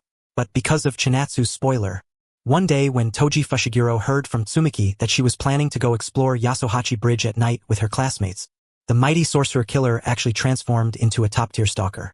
Inverted spear of heaven in his left hand, split soul katana in his right, When Tsumiki and the others encountered the cursed spirit carrying Yorozu's incarnated cursed object, the spirit had only just scared them and hadn't even had time to make a move before Toji Fushiguro cut off one of its arms. Inverted Spear of Heaven cancels curse techniques, utility, and control. Split Soul Katana ignores defense when slashing damage output. Tsumiki and the others were stunned by everything happening before their eyes. When they found out Toji was Tsumiki's father, they all called him a superhero. Still, Toji ultimately failed to keep Yorozu's incarnated cursed object, because a special cursed spirit suddenly appeared halfway through and, at the cost of being heavily wounded, forcibly rescued it and fled. Honestly, if I didn't know you were the young lady of the Gojo clan, and that you used Limitless against me back then, I'd seriously suspect your innate technique was future foresight, Toji Fushiguro said jokingly. If I really could foresee the future, that'd be great. Then I wouldn't have to be on edge every single day. Even when I sleep, I never sleep soundly. As Chinatsu reclined on the sofa, she spoke while slightly raising her head. As she talked, an involuntary bitter smile appeared on her face. To outsiders, she looked like some overpowered heroine steamrolling the whole game. But in reality, Chinatsu was under a lot of pressure. People said she knew how the plot would go. But the truth was that she had reincarnated before even finishing the manga. On top of that, she didn't have anything like a system or any transcendent existence beyond the world itself. Her only cheat was a pair of 6 eyes, same model as Satoru Gojo's. Satoru Gojo usually slept very little. Chinatsu slept even less, because whenever she often fell asleep, she would enter a dungeon-like simulation within a system. Either she was on the road to slaughtering Sukuna and Kenjaku, or Sukuna and Kenjaku were suppressing her and driving her into a desperate corner. The former was one thing. The latter, though, would often jolt Chinatsu awake from her dreams, beads of sweat running down her cheeks. Toji Fushiguro, sitting across from her, also noticed the subtle change in Chinatsu's expression, but he didn't say anything. He was a rough man, and he truly wasn't good at comforting people. Chinatsu worked hard to steady her mentality. From beginning to end, there were only 3 things she could do and had been doing. First, save people as much as she could. Second, take precautions before disaster struck, constantly building up strength in preparation for the chaotic battles of the future. Third, adjust her mindset well. Don't be arrogant, and don't panic. Stay calm, and maintain confidence in certain victory. Still looking up at the ceiling, Chinatsu took a deep breath. Her hands, which had seemed to be resting casually, slowly clenched into fists. Come on, Kenjaku. Come on, Sukuna. The words in Chinatsu's heart, like a declaration of war, seemed to cross hundreds and thousands of kilometers and echo straight into Kenjaku's mind. Kenjaku's nose twitched, and he almost couldn't stop himself from sneezing, but he didn't have any extra attention to spare, mocking that sudden urge to sneeze. At this moment, all of his focus was on the man bound up in front of him. Kenjaku had lived for over 1,000 years by constantly switching bodies, and during that time, while changing bodies to conduct experiments, he had also traveled across the country carrying out all kinds of investigations. Yuji Itadori was a perfect artificial vessel. Not only could he let Sukuna instantly recover his power after incarnation, he could also suppress Sukuna's consciousness. Kenjaku had specially created that kind of unique individual, and there wasn't a second one to be found. But if the standard were lowered, then after traveling all over the country, Kenjaku still remembered a few people who could make do, and the man before him was one of them. This man had once been a company employee. As for why it had to be said he once was one, that was because by the time Kenjaku captured him, he was no longer a company employee, but an unemployed drifter. A few years ago, he had developed a gambling addiction. It had started just because he got interested on a whim and thought he'd casually give it a try. After winning some money early on, things spiraled completely out of control, and he threw all his money into gambling. The result was that now, his wife had left him, his family had fallen apart, and all the friends around him had abandoned him as well. Seeing this, Mahito, born from humanity's negative emotions, looked him over with great interest, mocking how bottomless human desire truly was. Kenjaku merely gave a light smile. In his eyes, it made no difference whether this man was a company employee or a gambler. They were all just spare vessels for Sukuna, nothing more. Mahito, bring the fingers over. Got it. Mahito excitedly took out all the fingers he had collected and stored away. There were as many as 16 of them. The remaining 4 should all be over at Jujutsu High, right? Come to think of it, would a Sukuna at the level of 16 fingers really have that big an impact on our side's combat strength? Mahito teased innocently. This time, Kenjaku really couldn't hold it in and laughed out loud. A disaster curse whose average level was only around 5 fingers was actually questioning a Sukuna at the level of 16 fingers. A big impact? It's a difference as vast as heaven and earth. One of Kenjaku's hands took Sukuna's fingers from Mahito, while the other forcibly pried open the man's mouth and stuffed the fingers into it one after another. If someone without the qualifications of a vessel ate Sukuna's fingers, they would either die of poisoning within moments or explode and die. Even someone like the man before them, who only had half-baked qualifications, would still suffer immense pain. The man's eyes rolled back in agony, foam spilling from his mouth as scream after scream came out. But Kenjaku had already set up a barrier beforehand to block sound transmission, so those screams could not reach the outside world.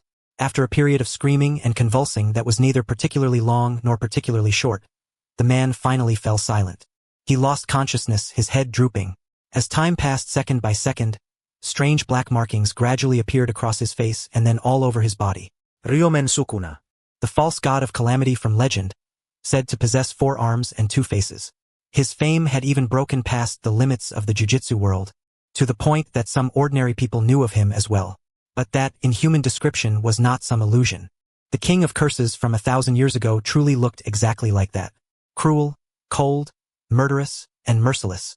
He delighted in slaughtering women and children, doing everything only according to his own whims. And at this very moment, Sukuna was about to awaken from the long river of time and descend upon the modern world once more as a calamity. As one sinister black marking after another appeared on the man's body, overwhelming cursed energy pressure and negative emotions burst forth from him. This is the king of curses. At the side, Mahito felt an aura far beyond anything he had ever witnessed before. Even someone as fearless as him had beads of sweat appear on his face. Sukuna slowly opened all 4 eyes. Bursts of excited laughter came from his mouth. The ropes originally used to restrain the incarnated man naturally had no way of holding Sukuna down, and were instantly snapped apart by his cursed energy pressure. As expected, you still need a real flesh and blood body. This sense of release is completely different from when I was parasitizing those curses. Women, children. I'm going to slaughter to my heart's content. Sukuna spoke excitedly as his human hands transformed into sharp beast-like claws. Not to mention an ordinary human body, even a concrete building would be split in 2 by them. Watching this scene, Kenjaku somewhat helplessly raised a hand and lightly rubbed her forehead. That was exactly why she had prepared the separate individual known as Yuji Itadori, to prevent herself from losing control of Sukuna. This makeshift vessel could not restrain Sukuna at all. But if they wanted to rely on the combat power of the people present to hold him down, that would be even more impossible. Sukuna, calm down. The modern world 1,000 years later isn't as simple as you imagine. I can say with certainty that even if you've now reclaimed the power of 16 fingers, that alone still doesn't qualify you to run rampant in this era. The moment Kenjaku said that, Sukuna merely frowned slightly, but his loyal servant Uram could no longer stand it. Uram immediately raised both hands, about to freeze Kenjaku in ice. What nonsense are you spouting? How could the mere trash of this era possibly threaten Lord Sukuna? With a face full of anger, Uram finished speaking and was just about to activate his technique against Kenjaku when Sukuna, still frowning, raised one hand to signal Uram to stop. His gaze remained fixed on Kenjaku. Are there some interesting people in this era? Go on, tell me. Sukuna spoke with interest, prompting Kenjaku to introduce the current era to him. He was a fiendish god active 1,000 years ago, not someone like Kenjaku who had lived continuously for over a millennium. During those 1,000 years as a finger-cursed object, although he had consciousness, he had no ability to actively interfere with the outside world. Because of that, he had basically used spacing out as his way of passing the time. Over those 1,000 years, his fingers had been scattered to all sorts of places, fallen into the hands of all sorts of people, and been swallowed by all sorts of curses. His experiences were many, but they were not interesting. It wasn't that there had been absolutely nothing capable of pulling Sukuna slightly out of his dazed state. There had just been very little. The most recent time Sukuna had slightly snapped out of it, he remembered, was not long ago, when a young girl defeated a curse carrying one of his fingers and stared at that finger with a pair of special eyes. Although that girl's strength had not been impressive at the time, in Sukuna's eyes, she had even been very weak. He had sensed astonishing potential from her. After that, Kenjaku used the most concise words possible to inform Sukuna of the more troublesome existences in this era.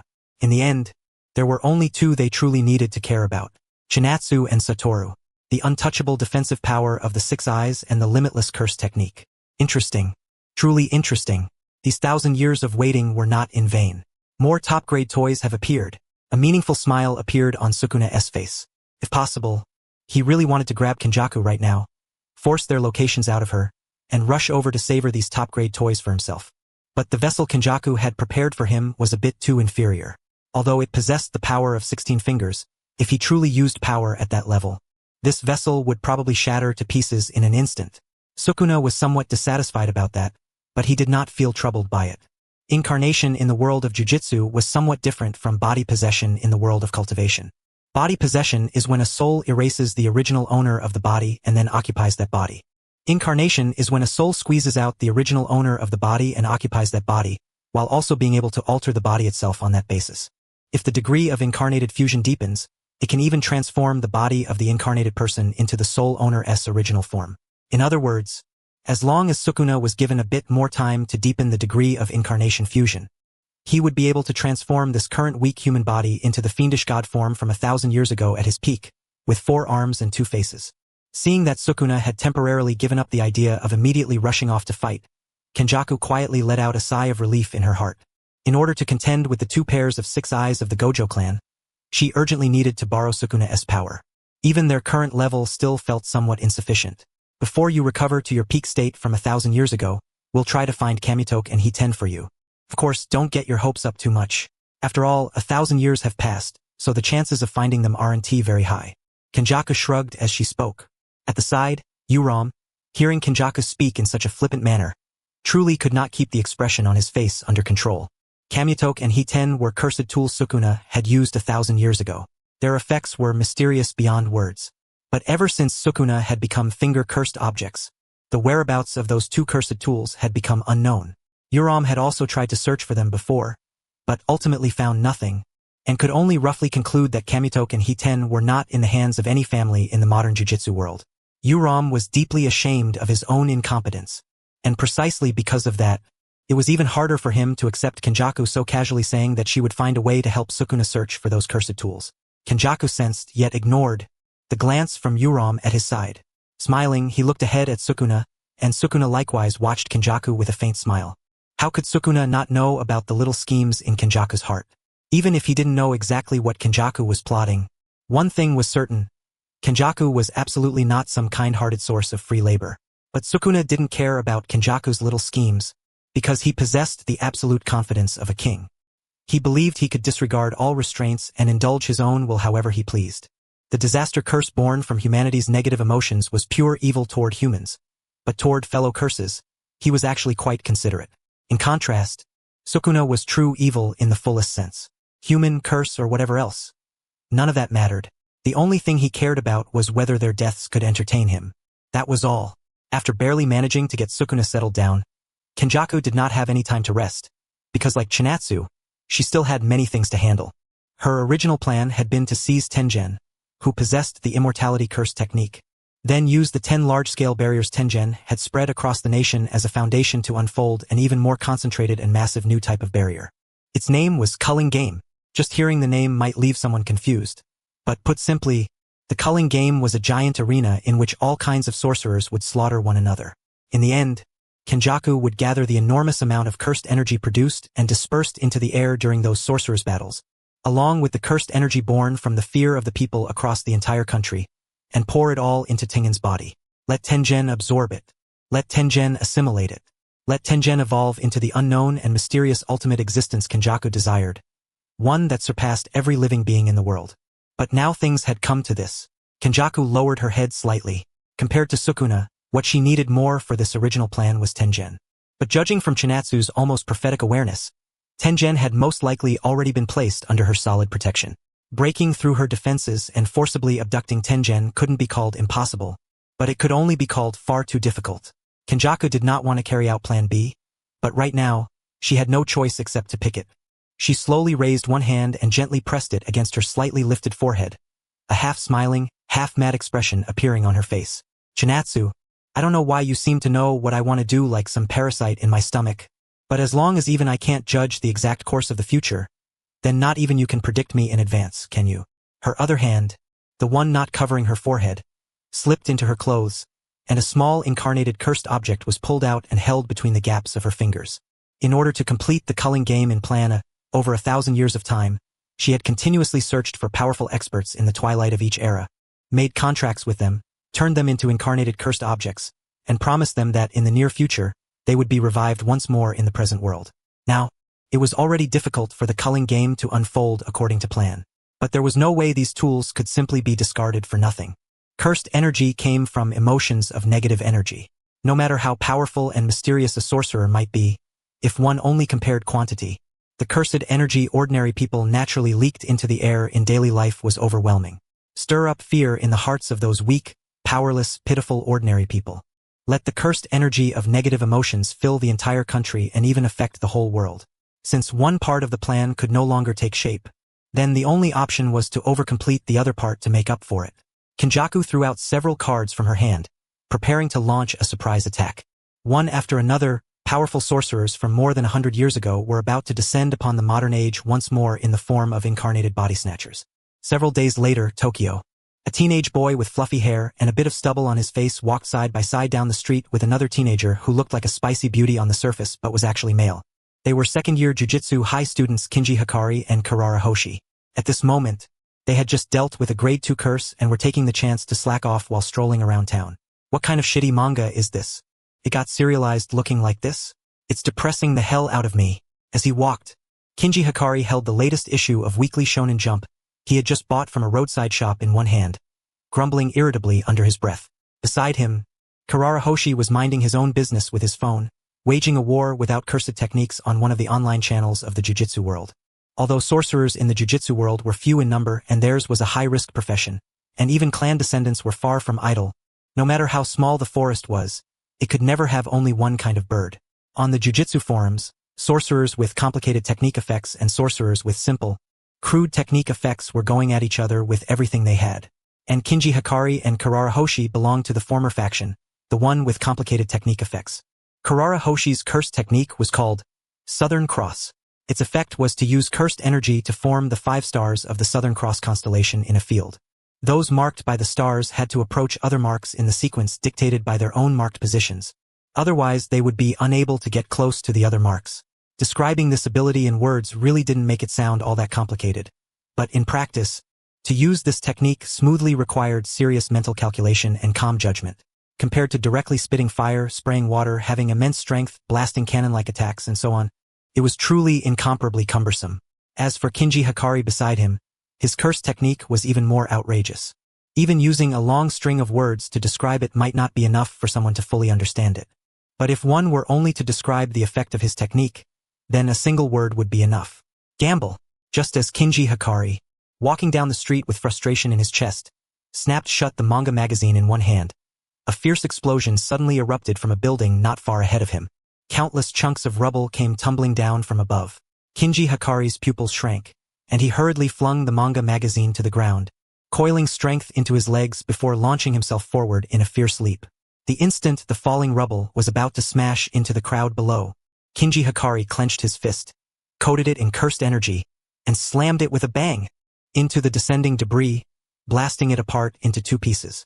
"You guys okay?" Kinji Hikari had just lowered his head to ask about everyone's condition when a wild, unrestrained surge of cursed energy suddenly burst out from the collapsed corner of the building where the explosion had happened. In the blink of an eye, a nearly naked woman flew out from inside the crumbling building. An orgasmic expression was on her face, and the sky was like an ocean as she swam through it freely. "My second life is here. It's here. It's here." The woman swam through the air and shouted excitedly. Panic spread through the hearts of the people below, and any sorcerer could clearly sense that the concentration of cursed energy in the surrounding air had risen by far more than just a little. Her name was Yuro Takako, a sorcerer from several hundred years ago. Her cursed technique was called sky manipulation, allowing her to turn space into something like flat sheets of paper and twist and fold it. As Karara Hoshi looked at the woman in the sky, his mouth unconsciously formed an O. Beside him, Kinji Hikari frowned and turned his head toward Karara Hoshi. "It's dangerous here. Karara, help evacuate the crowd and call Jujutsu High to get a teacher over here," Kinji Hikari shouted. Karara Hoshi froze for a moment, then hurriedly nodded. After saying that he should be careful too, he started dialing a number while quickly running off into the distance. Kinji Hikari turned his gaze back to the suddenly appeared woman in the sky and slowly clenched his fist. "Come on then, let me take you on." Karara Hoshi ran quickly in the opposite direction. While calling Jujutsu High to report the current situation, she also helped the nearby civilians evacuate. In the process of clearing out the crowd, there were inevitably times when people wouldn't listen because her image didn't seem imposing or intimidating enough. When that happened, Karara Hoshi would just throw a few solid punches straight into their stomachs. Some people were just stubborn, hit them a few times and they behave. Inside Jujutsu High, Suguru Geto, who had originally been teaching Okatsu and the others, heard the buzzing of the phone in his pocket. Before he even answered, a bad feeling welled up in his heart. After picking up the call and hearing what Karara Hoshi had to say, his face instantly sank. He took a deep breath, doing his best to stay calm. He said that Kinji Hikari was very strong and probably wouldn't be in danger in the short term, then told Karara Hoshi to keep helping with the evacuation. He would head back to provide support immediately. Once the call ended, although the students around him hadn't heard Karara Hoshi's voice from the other side, just from what Suguru Geto had said, they could tell that something serious had happened. A very powerful curse user is rampaging in the streets. Second-year student Kinji Hikari is currently fighting them. Stay where you are and await orders. I'm heading over now. Before Suguru Geto could finish speaking, Principal Mazumichi Yaga rushed into everyone's view from afar. Beads of sweat were visible on his cheeks, and his expression was extremely grave. Geto, I just received word. Tokyo, Kyoto, Osaka, Kobe, and Yokohama have all seen riots caused by curse users and cursed spirits of unknown identity. Hearing Mazumichi Yaga's words, everyone present revealed shocked expressions. Even without seeing it with their own eyes, they could already imagine how severe the situation was. The destruction caused by curse users and cursed spirits was not the key issue. The real problem was that the delicate balance between ordinary society and the world of jujitsu had been broken. Cursed energy, symbolizing negative emotions, was pouring endlessly out of ordinary people's bodies. To normal people, all they saw was chaos in society. But to sorcerers who could see cursed energy, the abnormal concentration of cursed energy in the air was enough to describe as hell. Right now, every sorcerer in the country capable of moving had been mobilized. In order to reduce the difficulty of cleanup as much as possible, they had to resolve this disaster as quickly as they could. Teacher, let us go. Yuta Okatsu raised one hand and pressed it against his chest, his face full of seriousness. The classmates behind him were the same. They all wanted to do their part. Suguru Geto was actually struggling a little inside.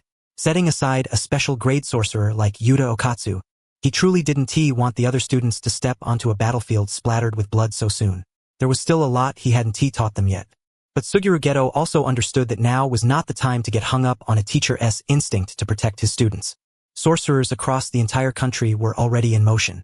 His students were still students, yes, but they were strong, and they could protect many civilians. Be careful. I hope that after this incident is over, everyone can return here safe and sound. Understood. Tokyo Jujutsu High had taken action, and Kyoto Jujutsu High was doing the same. In a direct clash, there was no doubt that the sorcerers held the advantage. But the key wasn't who would win in the end. The key was when that final victory could be achieved. The enemy was in the dark, while we were in the open. The enemy hidden in darkness could act without any regard for moral boundaries and held the initiative. At this moment, Tokyo Metropolitan Jiu-Jitsu High School second-year student Kinji Hikari was fighting the sky-manipulating sorcerer named Yuro Takako. One side could fly, the other side could not. One side acted without restraint. The other wanted to stop her.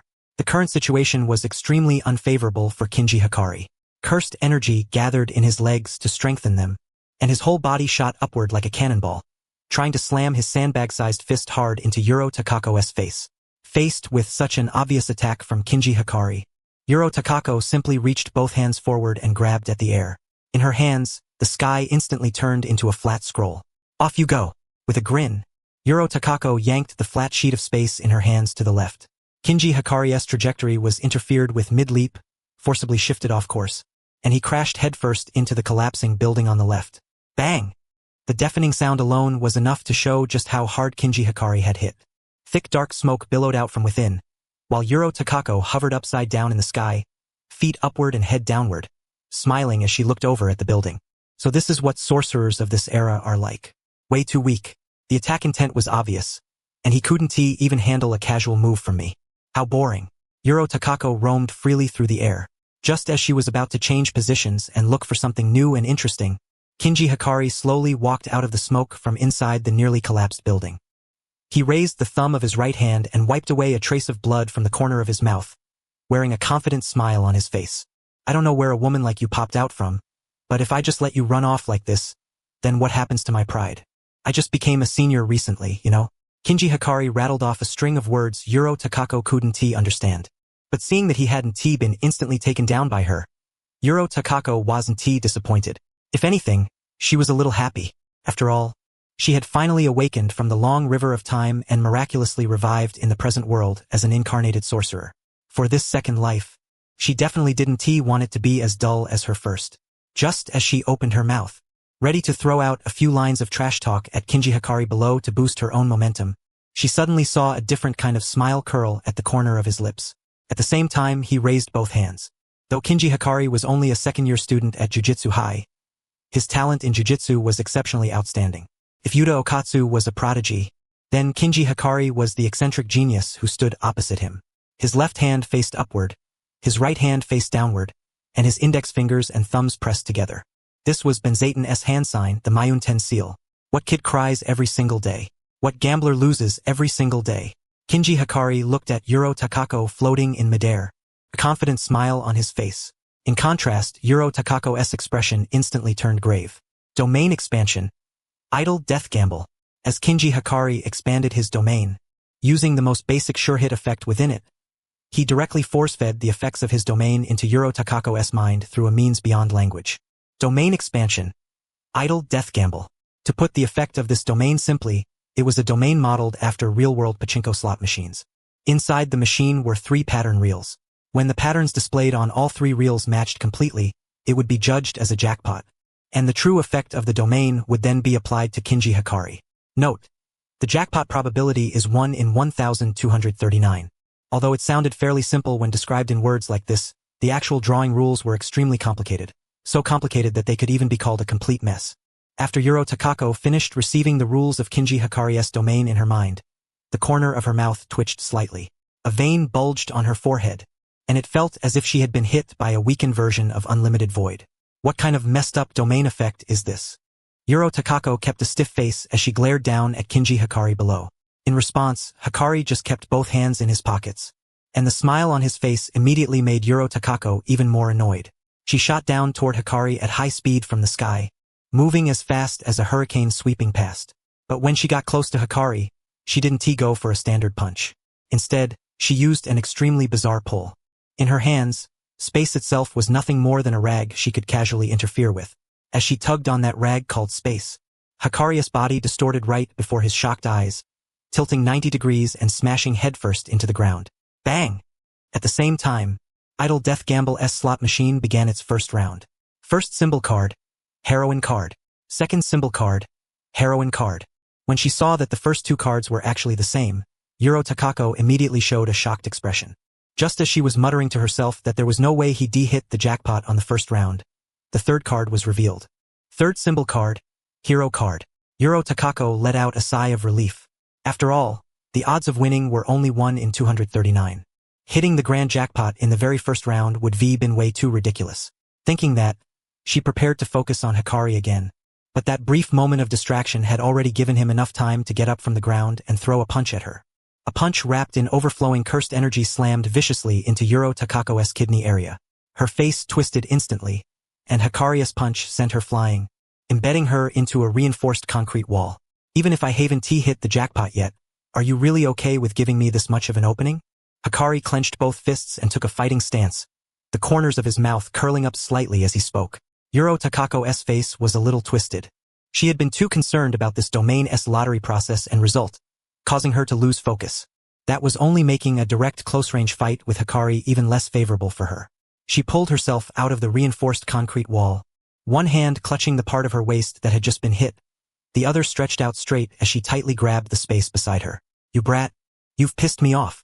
A powerful surge of cursed energy erupted from Yuro Takako's entire body, but when Hikari felt that fluctuation, the smile on his face didn't fade at all.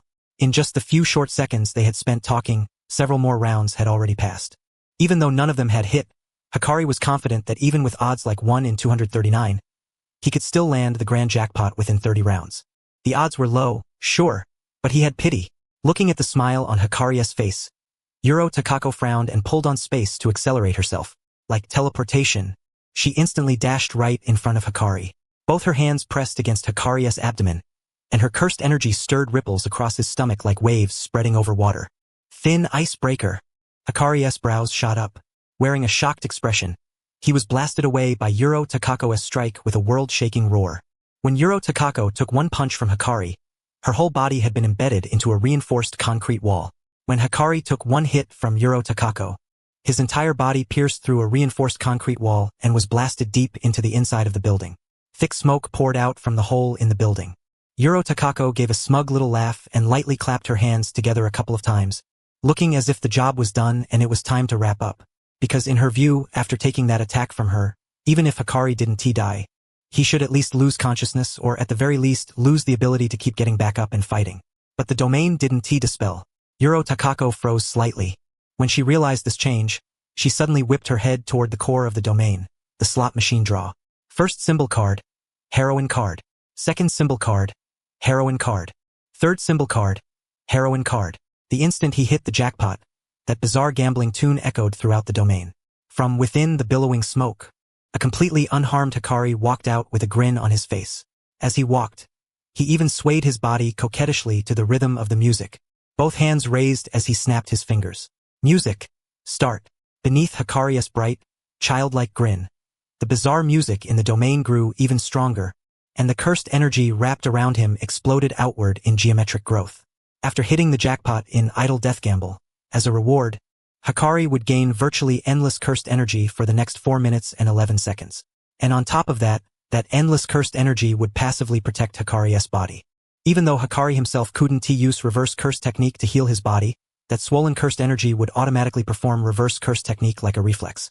In other words, during those 4 minutes and 11 seconds of reward time, Hikari would become immortal. Hikari reached up, grabbed the collar of his shirt, and yanked hard, nearly tearing it off before tossing it to the ground at the side. Half-naked man versus half-naked woman. Looking down from above at Hikari below, Yuro Takako frowned slightly. She really hadn't expected that the domain ability granted by this messed up domain effect would also be this messed up. But compared to being surprised by the domain ability, what irritated her even more was the music that had inexplicably started playing in her head ever since the jackpot was hit, making it impossible for her to concentrate. She had originally wanted to ignore it, but after trying, she realized it was something she simply couldn't do no matter what. Keeping a stiff face, she raised her palm and smacked her own head hard, then looked down at Hikari with a rather twisted expression. "I'm going to kill you." Hearing that, Hikari only wore a confident smile as he took up a fighting stance toward Yuro Takako. Yuro Takako's strength was not weak. Otherwise, she wouldn't have become one of the tools Kenjaku had searched for over 1,000 years of wandering, one of the strong from ancient times. Naturally, she could also use domain expansion, but she wasn't stupid. Now that she was inside Hikari's gambler domain, she could naturally sense the extraordinary refinement of this domain. There were very few modern sorcerers who could use domain expansion, but that didn't mean modern sorcerers were weak. The reason so few modern sorcerers had domains was because modern sorcerers had raised the threshold of domains to absurd heights. Ancient domains pursued guaranteed hit effects. Modern domains pursued guaranteed hit, guaranteed kill. Although Hikari's domain was a strange outlier and didn't have a guaranteed kill effect, because it imposed absolutely no direct damage on the enemy inside, its domain clash capability had instead been strengthened. If Yuro Takako expanded her domain, she had a feeling her domain probably wouldn't last long before being overwritten or shattered. And once an expanded domain was overwritten or shattered, Yuro Takako would enter curse technique burnout and be unable to use her innate technique. That would only make the current situation even more disadvantageous for her. Yuro Takako quickly understood what the current situation was.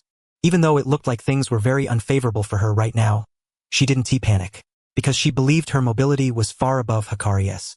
As long as she stalled until the 4 minutes and 11 seconds of invincibility ended, she could attack then. She refused to believe Hikari would hit the second round that quickly too with odds that outrageous. That was 1 in 239, after all. Thinking that, Yuro Takako immediately began her kiting tactics. She flew rapidly through the air while Hikari ran quickly across the ground, occasionally leaping up suddenly with a clenched fist to throw a punch at her. Because his entire body was overflowing with an endless stream of cursed energy, Kinji Hikari's speed and strength had both been enhanced. Yuro Takako had absolutely no confidence in facing Hikari head-on in this state. Though she was in a sorry state, Yuro Takako still successfully stalled Hikari just as planned. Time passed bit by bit, and soon the 4 minutes and 11 seconds of invincibility had run out. Hikari immediately formed the hand sign for his domain expansion again, and the slot machine that symbolized the start of the gamble reappeared before their eyes. Yuro Takako's eyes sharpened. Seizing the instant before Hikari re-entered his invincible state, she went all out and charged at him at astonishing speed. Thin icebreaker. She pressed both hands flat against Hikari's abdomen and, like a repeat performance, unleashed her strongest attack against him once again. Ripples spread outward from Hikari's abdomen like waves rolling across the sea's surface. This was an attack that could not be defended against, and the violent impact slammed directly into his stomach. A bloody hole was blasted through Hikari's waist, and the splattering blood even sprayed onto her face. Seeing this, the corners of Yuro Takako's lips lifted slightly into a smile. I won. But just as those two words appeared in Yuro Takako's mind, the eerie music that had vanished along with the end of the 4 minutes and 11 seconds of invincibility rang through her mind once again. What? Yuro Takako's expression froze. On the slot machine behind her, which she hadn't turned to look at, the 3 symbol slots had already refreshed once more, and 3 new image cards rose up. First image card, female second lead. Second image card, female second lead.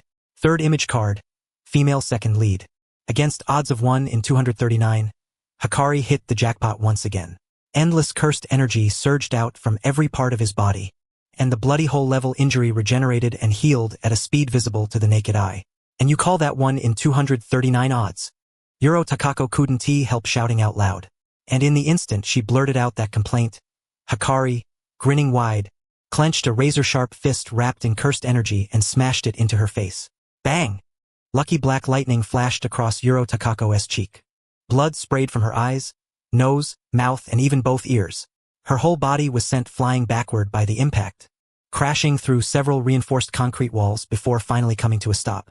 Hikari also lowered his head and looked at his own fist with slight surprise. Then the smile on his face grew even wider, and he raised his chin a little. Looks like my luck is pretty good today.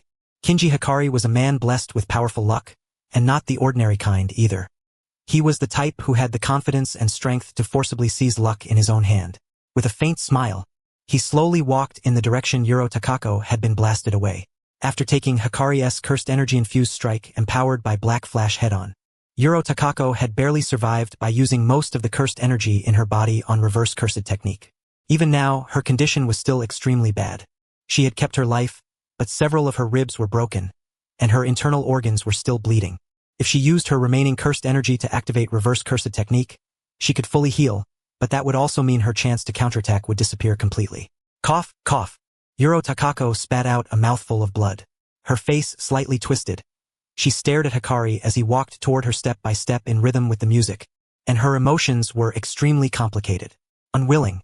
She was unwilling. Just as Yuro Takako was thinking this, a deafening explosion erupted far away from where she and Hikari were.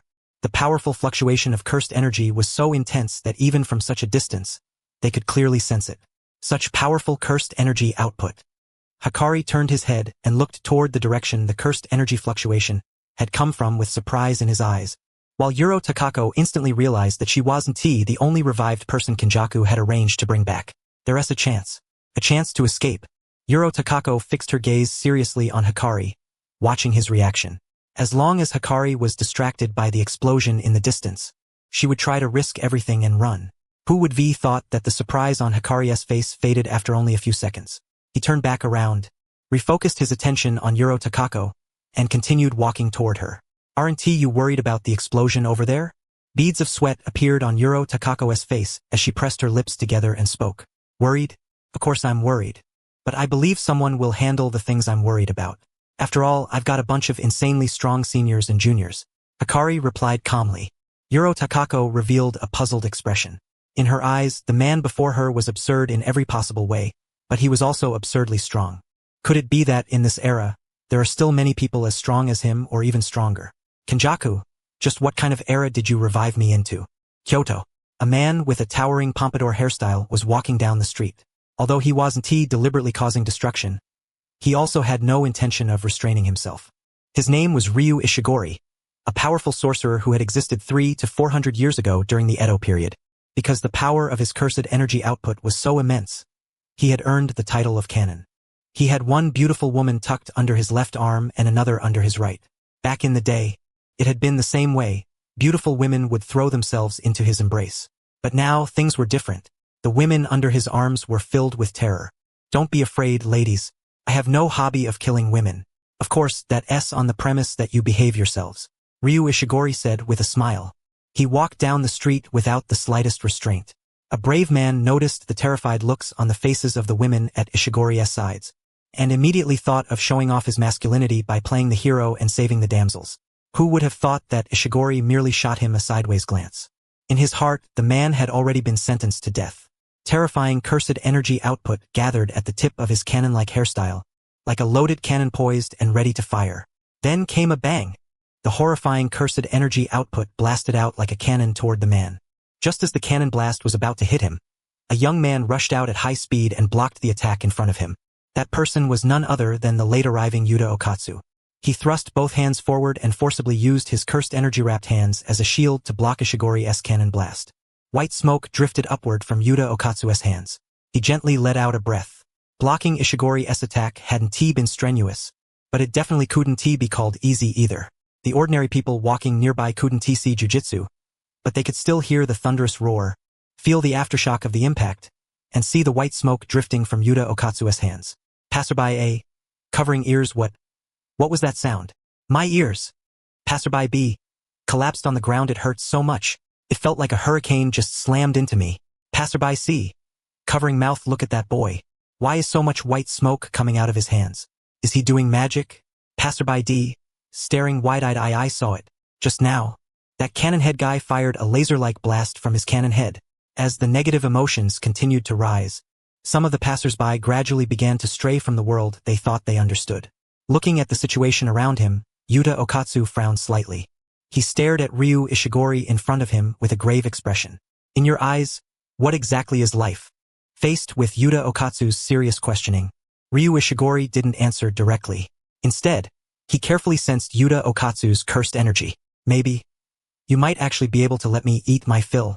Grinning wide, Ryu Ishigori flung the women at his left and right aside and took up a fighting stance toward Yuta Okatsu.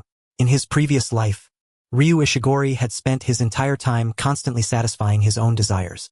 Whether it was fighting strong opponents with backbone or having chance encounters with beautiful women. Although he couldn't really say he had any regrets, he still felt like something was missing.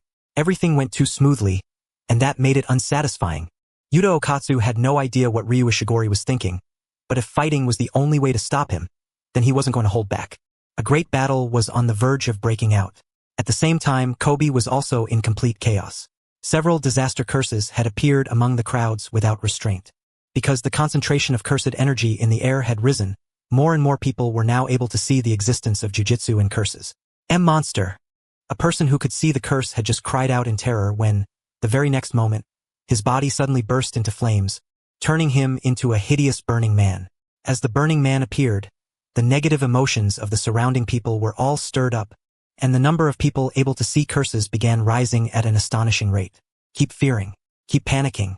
The negative emotions you produce will only become nourishment for us curses, making us stronger. The facts have already proven that we curses are the superior existence. Walking down the road step by step with a cane in hand, Jogo admired the miserable state of humanity. But this situation didn't last long. Suguru Geto, riding a dragon-type curse, rapidly flew over from the distance above him. Sorcerer. Jogo frowned slightly. He released the cane in his hand, his expression turning grave as he assumed a charging posture. Maximum. Meteor. Jogo swung both arms, and cursed energy poured out like a volcanic eruption as he unleashed his maximum technique. Domain expansion was the pinnacle of jujitsu. A maximum technique was the pinnacle of a single curse technique. Jogo's maximum technique was called Meteor. It could condense cursed energy high in the sky into a giant blazing meteor and send it crashing down. Whether in attack power or attack range, it was an exceptionally strong move. The meteor shot towards Suguru Geto, who was riding the Rainbow Dragon curse. Although Geto could easily dodge it in terms of speed, there were ordinary people below him, so he had no choice but to take the hit head-on.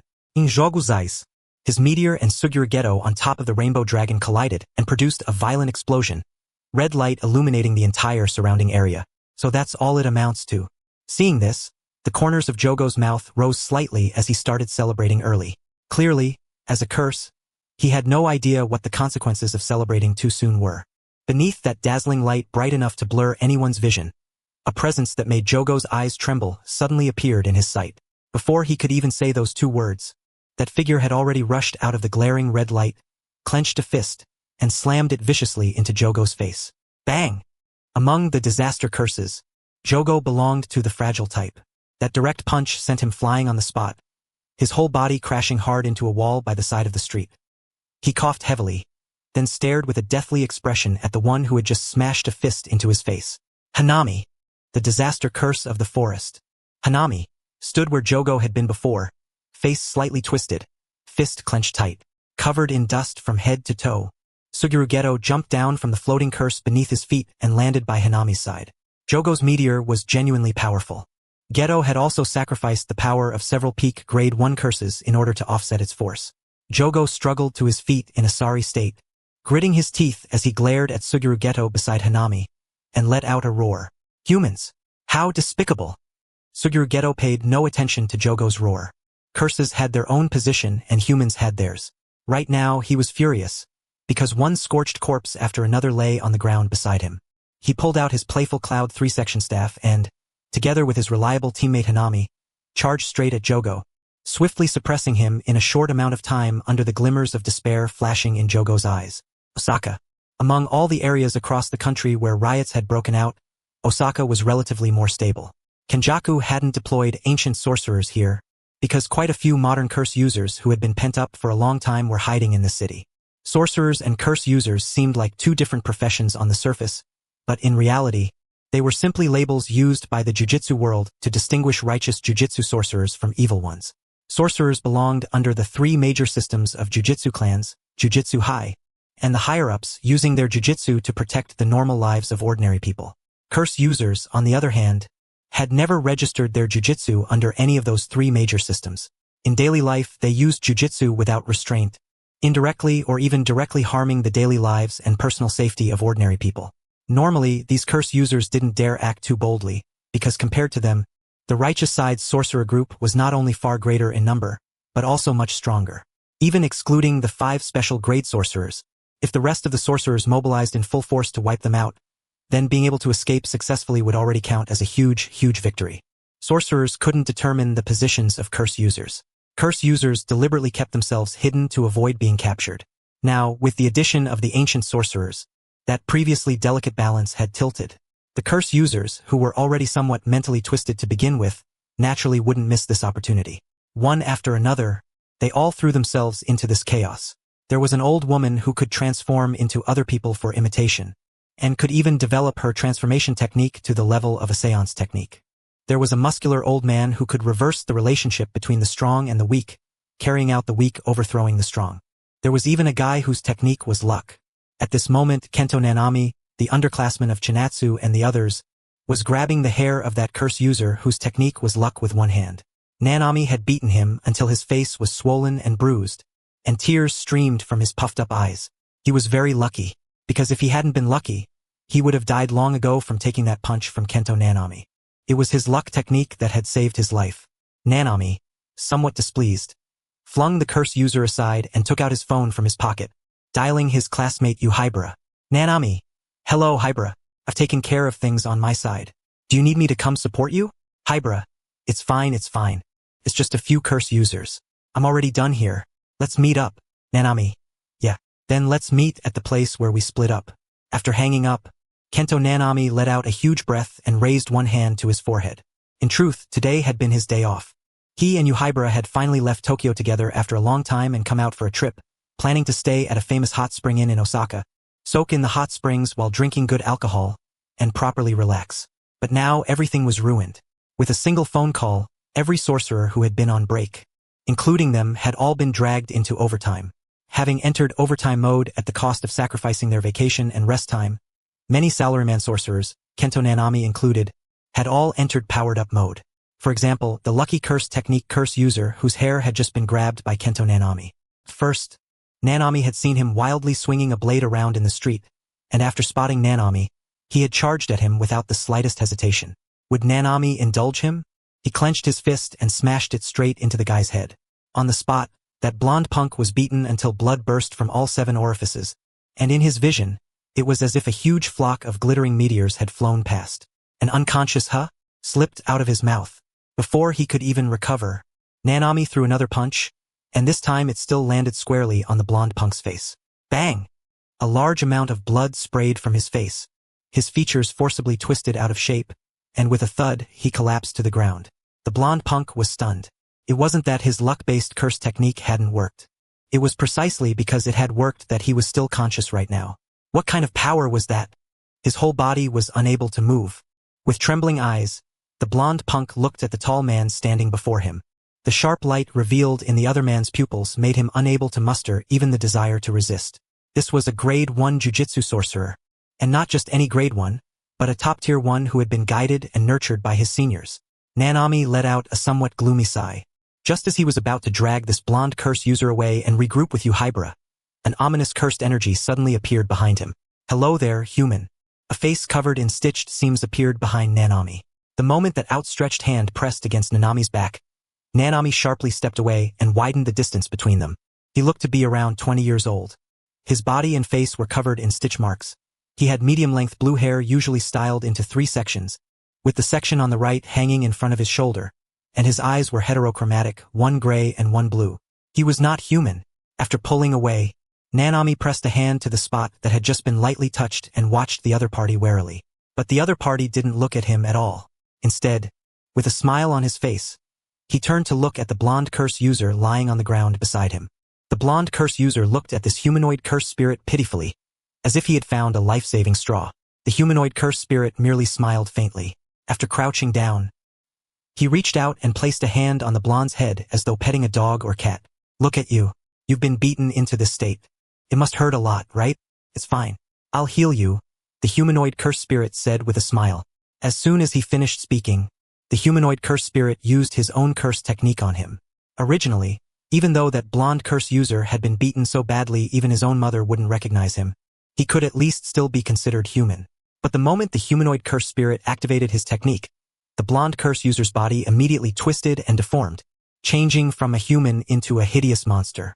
Well, it doesn't hurt anymore now, right? Looking at that monster, the humanoid curse spirit let out a light laugh, then turned around to face Nanami, who had already entered a guarded stance.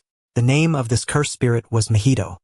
He was a disaster curse born from the negative emotions humans held toward one another, and among all curse spirits, he was publicly recognized as the one with the greatest potential.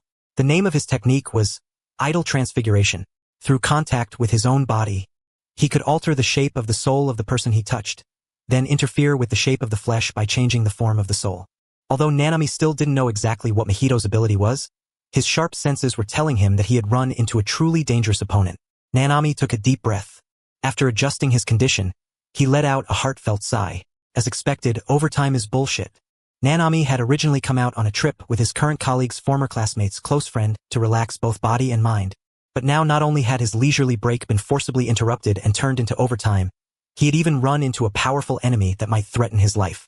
After bluntly complaining aloud about overtime, and work in general, and the plain fact that labor was complete bullshit, Nanami tightened his grip around the cleaver-shaped grade 1 curse tool in his hand.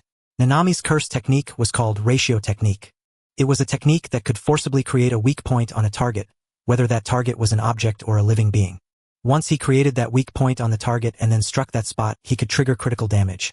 Every strike hit hard, every strike was a crit, and the damage was terrifying. At this moment, he stared solemnly at the cursed spirit Mahito before him. Mahito wore a bright, easygoing smile.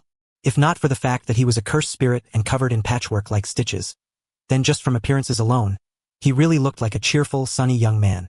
Nanami stared at Mahito seriously, while Mahito, wearing the confident expression of a predator certain of its kill, slightly raised his head and looked down at Nanami. My friend, let's go. As Mahito's frivolous words fell, the former blonde curse user beside him, who had been transformed from a human into a monster through Mahito's curse technique, quickly charged toward Nanami. Although after committing such grave crimes, that blonde curse user would surely have met his death after being captured and brought back by Nanami anyway. Seeing the criminal turned into a monster and made to dance around before him, forcing him to kill the other man with his own hands, was truly a feeling hard to describe with words. Sympathy? Pity? Sadness? At the instant the monster rushed in front of Nanami and raised its monstrous claws and fangs to strike at him. The cleaver in Nanami's hand stabbed sharply into the monster's body and pierced straight through it. Even though he had turned into a monster, the blood flowing out of him was still as red as a human's. Specks of blood splattered across Nanami's face. His expression was already full of anger, and seeing him like this, Mahito smiled. In less than a single breath, Mahito changed the shape of his own soul and turned his legs into those of a horse, then burst forward toward Nanami at high speed. Mahito's curse technique was a bug-level ability that directly interfered with the soul. As long as his physical body could make contact with Nanami's body for even a certain amount of time, that alone would be enough to declare the battle won. As Mahito rapidly closed in, Nanami gripped his cursed tool and slashed out with speed and precision. To Mahito's surprise, before both of his arms could even touch Nanami's body, they were cut clean off and sent flying. So strong. Mahito did not hold back in the slightest when praising Nanami's strength. However, because Mahito had long been restricted by Kenjaku's plans and had been unable to go out and act freely, Kenjaku had once guided him in the direction of developing his technique, lest Mahito get too pent up. Idle transfiguration. A human arm suddenly extended out from Mahito's abdomen and shot toward Nanami at high speed. An attack coming from such an inhuman angle caught Nanami off guard. I can't dodge. Nanami gritted his teeth. Just as he rapidly decided in his heart to cover the surface of his body with cursed energy to reduce the effect of Mahito's technique, a familiar voice sounded from behind Mahito. Get away from Nanami. A figure appeared behind Mahito.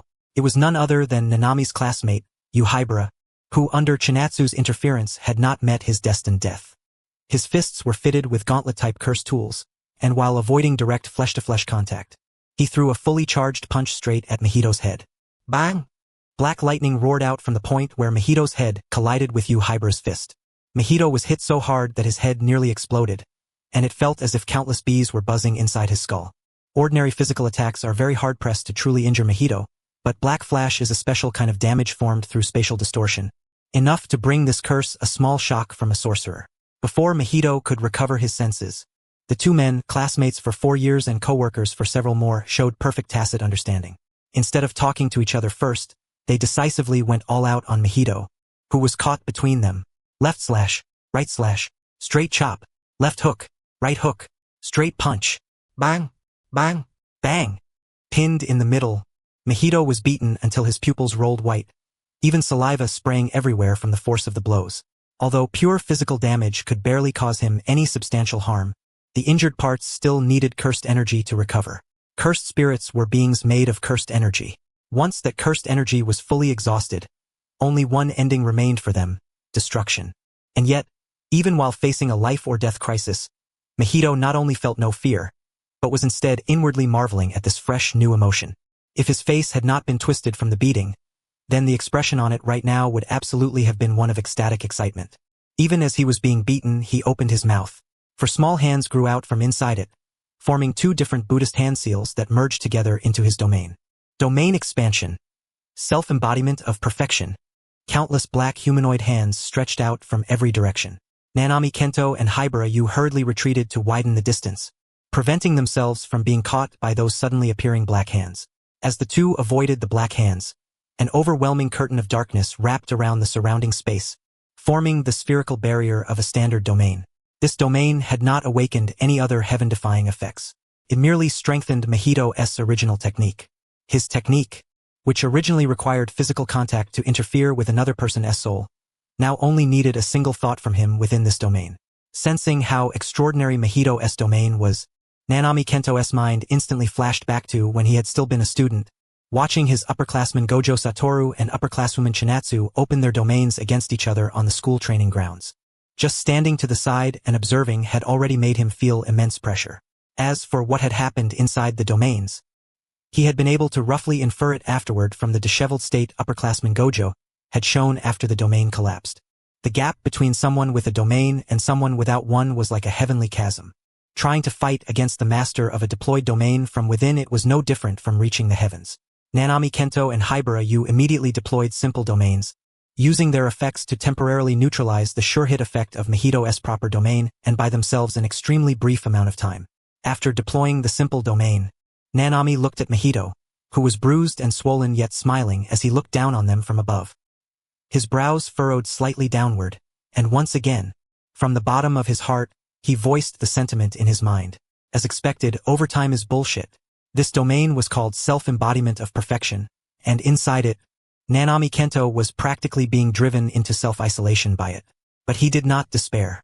Instead, he threw all of that overflowing negativity onto his hatred of overtime. Put an end to overtime, and if overtime really had to happen, then pay double wages. Nanami Kento had already decided that once he got back, he would have a proper talk with Mei Mei. If overtime couldn't be prevented, then at the very least he had to apply for some compensation. Seeing the gloomy look on Nanami Kento's face, Hibarayu quickly smiled and comforted him, saying that on the way here, he had already called Jujutsu High to request reinforcements. Nanami Kento nodded. Even if Hibarayu had not spoken up to comfort him, he had no intention of simply waiting here for death to descend. Mahito, beaten until his face was bruised and swollen, looked down at the two of them from above. He had thought he would see despair on human faces, but instead, he pouted in disappointment. How boring. He raised one hand and pressed it against his swollen, bruised cheek. In just an instant, that puffy face returned to normal, and the bright, cheerful smile of a sunny young man once again appeared on his face. Then I'll just have to finish you off quickly. I'm going to find even more interesting humans. Mahito slightly raised his chin, both arms slowly spreading outward. The cursed energy inside the domain began to gather, and the speed at which the simple domains under Nanami Kento and Hibarayu's feet were shattering rapidly increased at a geometric rate. Nanami Kento and Hibarayu exchanged only a glance, yet instantly understood each other's intent. They were preparing for one of them to focus fully on maintaining the simple domain, while the other devoted everything to attacking Mahito. After all, if both of them kept using simple domain, it would only amount to a slow death in the end. Better to seize that brief moment of safety and make one all-out gamble. Mahito seemed to have seen through their plan. The smile on his face grew even wider as he prepared to unleash his full strength and make these two humans before him experience despair. Both sides stared at each other, gathering power and waiting. But at the very instant they were all about to move, countless cracks suddenly spread across the barrier wall of the domain behind Mahito. Mahito turned his head back in confusion.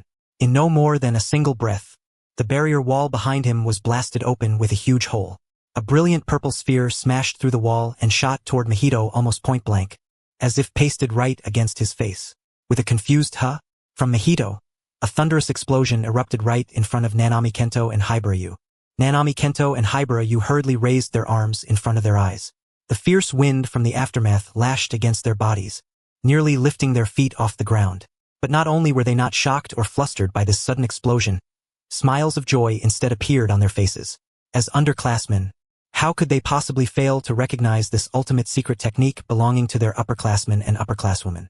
The only question was whether the one who had come was upperclassman Gojo Satoru or upperclasswoman Chinatsu. They hoped it was upperclasswoman Chinatsu, because in their eyes, she was more reliable than upperclassman Gojo. As the explosion died down, the thick smoke hanging in the air gradually dispersed. Dressed in casual clothes, Gojo Chinatsu stepped in through the hole blasted open in Mahito's domain, one step at a time. Her expression was serious, and the emotions in her heart were incomparably complicated. The one leading them all was anger, chaos across the nation, the spread of fear. The wicked had no moral restraints, hiding in the shadows and doing whatever they pleased. To achieve their goals, even innocent people could be sacrificed at will. Those azure-clear eyes, pure like the sky itself, now seemed to have turned into a deep, profound blue. With furious eyes, she stared through the filthy smoke at Mahito, the disaster curse, who was supporting his ruined body within it. The reason she had failed to kill him in one strike was because Chinatsu had launched the attack from outside the barrier. In order to avoid dragging Nanami Kento and Hibarayu into it, she had deliberately controlled both the attack's power and its area of effect. The emotion called death once again surfaced in Mahito's heart. This time, it was even more intense than when he had been violently beaten from both sides by Nanami Kento and Hibarayu. Death, this is death, I'm gonna die, is this really the end? This is too awful, I don't want to die. Mahito twisted upright while supporting his mangled body. A cursed spirit born from the negative emotions humans held toward other humans. He possessed monstrous potential surpassing every other cursed spirit. Driven by the threat of death, he broke through his own limits once again like the protagonist of a hot-blooded battle manga, using his soul-interfering technique to frantically remodel his own soul. Idle transfiguration. Instant spirit body of distorted killing. Mahito's human body transformed into something inhuman. The skin on its surface was like a layer of tough armor. At the cost of losing the ability to freely reshape his flesh, he gained a massive boost in physical strength and defense, as if he had been elevated on a biological level and become a higher dimensional existence. A breath of hot air left his mouth. After the smoke dispersed, his sharp eyes fixed on Chinatsu, who was leisurely walking into his domain. A simple domain spread out beneath his feet, like Kento Nanami's and Yuhibara's, except its range was enormous. Even if the areas beneath the two of them were added together, they still wouldn't be as large as Chinatsu's alone. If it were the old Mahito seeing this scene, he definitely would have mocked Chinatsu for being a monster. But at this moment, he felt power filling his entire body, and he no longer feared anyone. He spread his arms and clenched his fists. Cursed energy of a completely different caliber from before surged endlessly from his body. Kill. Kill all humans. I have to thank you, human. It was you who helped me grasp the true form of my soul. This is the complete form of a cursed spirit born from humanity's pure malice. The complete me. Come, celebrate it. Celebrate the burr. Smack. Before Mahito could finish speaking, Chinatsu, who had still been some distance away just a moment ago, used teleportation and appeared right in front of him. Before he could finish his grand speech, Chinatsu coldly swung out a slap, and it landed crisply and loudly across his face. Mahito, who 1 moment ago had viewed himself as invincible, as the ultimate life form, was sent cleanly to the ground by a single sharp slap the next. He raised one hand to cover one side of his cheek, looking like a bullied dazed girl as he blinked blankly at the Chinatsu who had hit him. In his eyes, Chinatsu stood there with her left hand gripping her right wrist, looking down coldly at the Promax version of Mahito sprawled on the ground. What did you just say? Celebrate the birth of what? Chinatsu was angry, and the consequences were severe. Originally, Chinatsu had always treated cursed spirits with a kind of pity before exorcising them, because cursed spirits came from humans and were born with intense hostility toward humanity. But in the end, Chinatsu was only human, not a saint. When she saw these cursed spirits with high intelligence wantonly slaughtering humans, she still couldn't suppress the sorrow and fury in her heart. Although if she captured Mahito and handed him over to Suguru Geto so Geto could control him, she might be able to use Mahito as a breakthrough point and learn about Kenjaku's arrangements. But on second thought, how could Kenjaku possibly tell his plans to this group of tool-like cursed spirits? Thinking that, Chinatsu decided to indulge herself for once after a long time. She coldly looked down at Mahito below. Although in her eyes Mahito had already been judged a dead man, she still asked symbolically, "Do you know Kenjaku's plan? If you tell me where Kenjaku is, I'll exorcise you in the quickest way I can," Chinatsu said coldly. How could Mahito know Kenjaku's plan? And not just him. None of the disaster curses knew what Kenjaku's true objective was. They were only cooperating with Kenjaku because they believed he could help them to a certain extent, even though they knew perfectly well he was using them. A bleak smile appeared on Mahito's face. The gap in strength was so vast that he could hardly summon any thought of resisting. Death and fear had truly settled into his heart.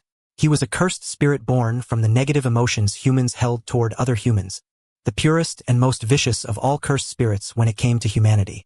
From the moment of his birth, he had lacked most human emotions.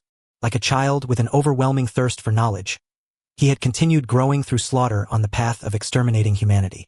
Humans are the source of all evil. Humans should not exist. That was what Mahito thought. The bleak smile on his face deepened, to the point that even Chinatsu felt disgusted. As expected, I still don't want to die. As soon as Mahito said this, his state as instant spirit body of distorted killing rapidly receded, returning him to his original form. Although instant spirit body of distorted killing gave him far greater strength and defense than his normal state, even with his body strengthened, he could not muster the slightest desire to believe he could defeat the woman before him. So what he needed more was the original body's plasticity over its physical form. After returning to his original flesh, which could be reshaped almost like clay at will, he chose to self-destruct. Countless chunks of flesh splattered in all directions. For Mahito, as long as his true soul core was unharmed, it didn't matter how much flesh he lost. Under the cover of the many chunks of flesh, the one piece hiding Mahito's complete soul fled in a panic, trying to escape Chinatsu's grasp. Chinatsu watched all of this calmly. Then she raised 2 fingers held together and slowly pressed them downward. Limitless defense expansion. The force of stillness that had originally surrounded Chinatsu for defense instantly expanded its area of influence. As one chunk of flesh after another came under the effect of that force of stillness, they became like things clenched in someone's palm, frozen in place and unable to move. Her azure eyes swept across the countless chunks of flesh. Very quickly, with the power of her 6 eyes, she saw through which piece of flesh was hiding most of Mahito's soul. As Mahito's soul trembled in fear, Chinatsu walked to his side step by step. Very clearly, you don't know. When her clear eyes turned deep, it was a sign that killing intent had risen in Chinatsu's heart. She lifted one foot and stomped down hard on that chunk of flesh. What surged out with it was wave after wave of incomparably pure limitless pressure. If Mahito were still in his instant spirit body of distorted killing state, maybe he could have withstood this pure pressure release for a bit. But he had voluntarily cancelled that state and split his body into this form. At this moment, Mahito no longer had the power to resist the pressure Chinatsu released. Amid the violent trembling of the flesh chunk, it turned into countless bits of minced meat, and in the end transformed into pure cursed energy, vanishing from the world. Disaster curse Mahito exorcised. Seeing this scene, Chinatsu only let out a faint breath. She did not feel relieved because what truly made her upset was still the chaos now spreading across the entire country. The chaos among ordinary civilians throughout the nation, along with the disasters caused in many regions by cursed spirits and curse users. Even though Chinatsu could use teleportation, she still couldn't handle everything perfectly. She was not a god. Chinatsu lowered her head and looked at the hand she slowly raised and clenched into a fist. Her seemingly smooth-sailing second life actually carried the pressure Chinatsu had built up day and night. At that moment, the image of Ryomen Sukuna, unbound by morality, surfaced in Chinatsu's mind. If she became a devil king who ran wild like him, things would definitely be much easier. Thinking that, Chinatsu lightly patted her forehead with her hand, trying hard to keep a calm mind. Kento Nanami and Yuhibara at the side also walked over, looking at the somewhat unwell Chinatsu with concern. Chinatsu waved her hand at them, indicating that she was fine, and asked whether there were any especially troublesome enemies left in this area. If not, she was preparing to teleport to other regions to provide support. Kento Nanami and Yuhibara shook their heads. Compared to areas like Kyoto and Yokohama, this place could already be considered relatively peaceful. Most of the ones causing trouble here were modern curse users who had been holding themselves back for too long. If not for the appearance of the disaster curse Mahito, then with the efforts of the many jujitsu sorcerers, they would have been more than enough to suppress the situation steadily. Hearing the two of them, Chinatsu nodded. She then raised both hands, preparing to clasp her palms together and use teleportation once again to head to the next area for support. But at that moment, not only Chinatsu's phone, but also the phones in Kento Nanami's and Yuhibara's pockets suddenly rang. The group pulled out their phones in confusion and turned them on. To their surprise, the sound wasn't from some message someone had sent, but from a nationwide live broadcast issued at the government level to the entire population. At this moment, although the civilians suffering under the chaos were still crazily spilling out negative emotions and cursed energy, they still briefly turned their attention to this broadcast and entered the live stream through the web link. Inside the live stream, they did not see the head of state or any famous politician they were familiar with. Instead, an old man with an unusual aura stood there, with a man behind him who had golden hair, earrings in his ears, his chin slightly raised and a grin spread across his face. The old man was one of the higher-ups of the jujitsu world. The man was Nabito Zenin's son. His name was Naoya Zenin. Before the old man sitting in the seat could speak, Naoya turned his head and asked the staff outside the live stream who were operating it whether the connection was already live. After learning that the connection had been completed, and that quite a few people had already flooded into the live stream, the arrogant smile on his face grew even more intense. Welcome from the fake world into the real one, you trash who know nothing and have only ever been protected by us jujitsu sorcerers. Naoya Zenin. He was the son of Nabito Zenin, the current head of the Zenin clan. Like Nabito Zenin, he had inherited the clan's inherited technique, projection sorcery, and had long since been established within the clan as the successor to the next clan head position. His looks could be considered handsome. His naturally black hair had been dyed gold, and both ears were pierced.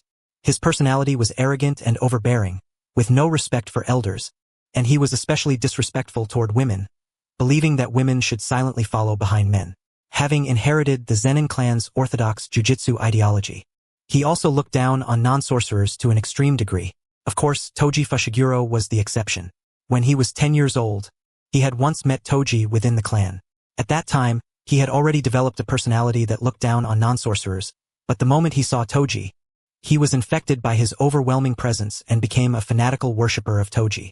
Aside from that, he also showed a fair amount of respect toward special grade sorcerers, such as Satoru Gojo. In his eyes, Toji ranked first, and Satoru Gojo ranked second. He longed to stand shoulder to shoulder with them at the same height, so that he too could look down on everything below from above. With the entire country in chaos, Naoya Zenin had not gone out like the others to fight enemies. Instead, he had approached the higher-ups of the jujitsu world and declared that this was the perfect opportunity for the jujitsu world to openly step into the spotlight and let the people know them and worship them. This was undoubtedly a rotten idea, but the corrupt higher-ups of the jujitsu world happened to love this sort of thing. After only a brief silence and consideration, they agreed to Naoya Zenin's proposal and used their authority to set up this live stream. Under Naoya Zenin's words dripping with arrogance, The hidden worldview of the jujitsu world lurking in the darkness beneath ordinary society was dragged out into the open. Even the usually Chiyuni youths found it hard to accept for a while, let alone the office worker crowd whose imagination had long been ground away by society. They did not want to believe it, but the chaotic situation outside was forcing them to accept reality. For thousands of years, the jujitsu world and ordinary society had always remained in a delicate balance, like a scale. But now, that scale had been sent flying with absurd ease. The things placed on both sides crashed to the ground and mixed into one tangled mass. This indescribable mixture was already beyond words, and what kind of chemical reaction would happen in the future was impossible to predict.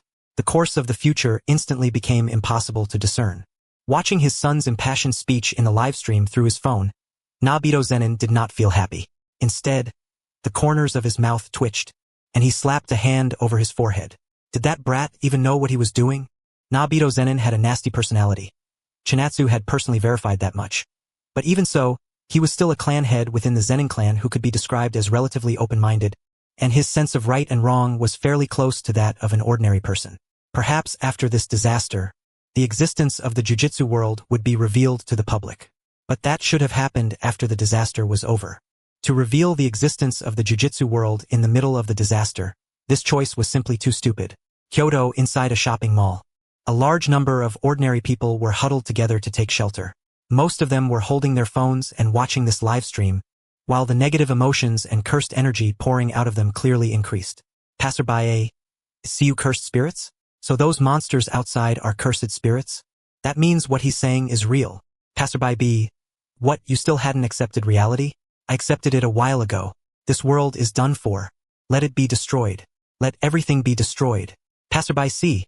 What are you arguing about? Didn't the live stream say jujitsu sorcerers are dealing with the cursed spirits and protecting us? I bet this disaster will be over before long. Passerby D. Still, the way that guy in the live stream talks is seriously begging for a beating. If he talked that smug in front of me, I think I wouldn't be able to stop myself from punching him. The tightly packed crowd chattered and clamored noisily. At this point, no manager could possibly keep a situation like this under control. It was already impressive enough if the managers could keep themselves under control. Suddenly, a violent explosion drew all of their attention over at once.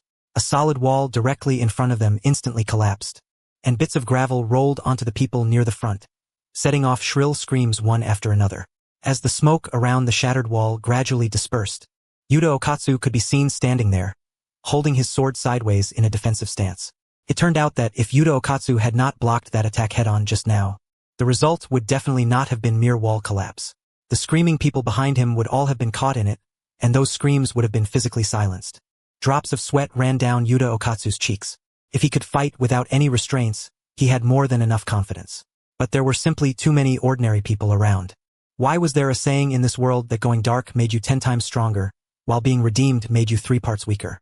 Because under different moral bottom lines, a person places different degrees of restraint on himself. Ryu Ishigori, a powerful fighter from the Edo period who had been revived into this era through Kenjaku, wore a rather depressed expression on his face. He had not deliberately aimed at those weak people, but because Yuta Okatsu was trying to protect them, he was unable to properly fight him. That left him somewhat gloomy and annoyed. Forget those weaklings and fight me properly. I can tell that if you get serious, you'll be an extremely delicious feast. After all, I've never seen anyone your age who has mastered reverse curse technique. Ryu Ishigori's gaze swept over the faint mist drifting from Yuta Okatsu's body. This was the effect produced when reverse curse technique was activated to restore the body's condition. As the core of jujitsu, reverse curse technique was extremely difficult to learn. Most powerful people only managed to comprehend it in their declining years. But even after learning reversal, it still could not stop the signs of the body's aging, which was truly frustrating. Yuta Okatsu stared at Ryu Ishigori with solemn eyes. He could tell that Ryu Ishigori had not intentionally targeted the area where the ordinary people were. But it was precisely because of that pure indifference that Yuta Okatsu found it even harder to understand. These were all living, breathing human lives. Just what did he think life was? The expression on Yuta Okatsu's face grew more and more serious, and that made Ryu Ishigori across from him extremely happy. He definitely didn't want a feast this grand to go down cold. He raised both hands and crossed them in a reverse gesture, forming the Buddha Mudra. Seeing that, Yuta Okatsu's pupils trembled, and he instantly understood what Ryu Ishigori was trying to do.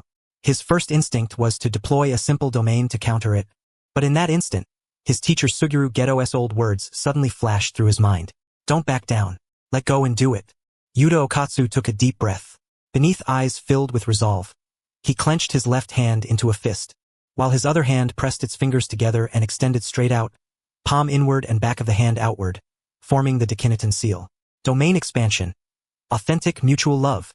Not every ancient sorcerer had an open barrier domain like Kenjaku and Sukuna. In fact, it was normal for ancient domains to be slightly weaker than modern ones. As Ryu Ishigori and Yuta Okatsu expanded their domains at the same time, the constant friction and collision between the two actually produced a brief state of coexistence, though Ryu Ishigori could tell that his domain would probably collapse first. Good, kid. I knew I wasn't wrong about you. Not only can you use domain expansion, your precision is even faintly above mine. I'm already 7/10 full. You really are a supreme delicacy. Ryu Ishigori's face was overflowing with excitement. In his era, he had practically stood invincible above the world. He had heard there was a man named Kashimo Hajime who might have been stronger than him, but by the time he had reached his peak, that man was already old and frail, not far from dying of old age. Looking back on his entire first life, Ryu Ishigori could only barely say he had eaten to about 7/10 fullness. But now, after only a few exchanges with Yuta Okatsu, he felt that this second life had already been worth it. He bared his teeth in a grin and raised both hands, taking a charging stance. Dense and powerful cursed energy gathered at a speed visible to the naked eye, like an ancient cannon being loaded with a shell and primed to fire. Ryu Ishigori's domain didn't impose any special effect, because ancient domains were just like that. They pursued only one thing, a sure hit effect. But it still had straightforward attribute boosts. Ryu Ishigori had also placed a binding vow on himself, converting every enhancement his domain gave him into amplification and release of his maximum cursed energy output. 100%. 110%, 120%, 200%, 210%, 220%, 300%. Ryu Ishigori grinned, a confident smile spreading across his face. He had never raised his cursed energy output to this level before. All of this was so he could taste a peerless dish like Yuta Okatsu. Just as he was fully charged and about to fire at Yuta Okatsu, he saw that Yuta on the other side was actually making the same gesture as him, also gathering cursed energy. He's actually built up cursed energy on the same level as me? No, wait, it's still increasing. Just how much cursed energy does this guy have? Drops of sweat ran down Ryu Ishigori's cheeks. Looking at Yuta Okatsu charging up across from him, he hurriedly tried to push his cursed energy output even higher. At the brink of the limit, then break past the limit. Cursed energy drained dry? Then squeeze out tomorrow's cursed energy too. 300%, 310%, 320%. 400%, 410%, 420%, 500%. Blood flowed from both Ryu Ishigori's eyes and ears from overexertion. Gritting his teeth, he let out a full-force roar and fired that 500% cursed energy cannon straight at Yuta Okatsu. But even as Ryu Ishigori fired his cannon, Yuta Okatsu was still charging. And compared to Ryu Ishigori's gruesome state of blood pouring from all 7 orifices, Yuta's expression still looked far from having reached his limit. Yuta Okatsu's eyes sharpened as he blasted out a 600% cursed energy cannon, smashing it head-on against the other one. Boom! The terrifying impact directly swept the exhausted Ryu Ishigori off the ground and slammed him hard against the inner shell of his domain. The violent air currents pressed his face so hard it twitched wildly. A few seconds later, both domains shattered at the same time. Yuta Okatsu only staggered a few steps backward, while Ryu Ishigori was sent flying straight back, crashing through a reinforced concrete wall and plunging into the rubble. Cough, cough. Lying atop the ruins, Ryu Ishigori kept coughing as both his body and mind were pushed beyond their limits.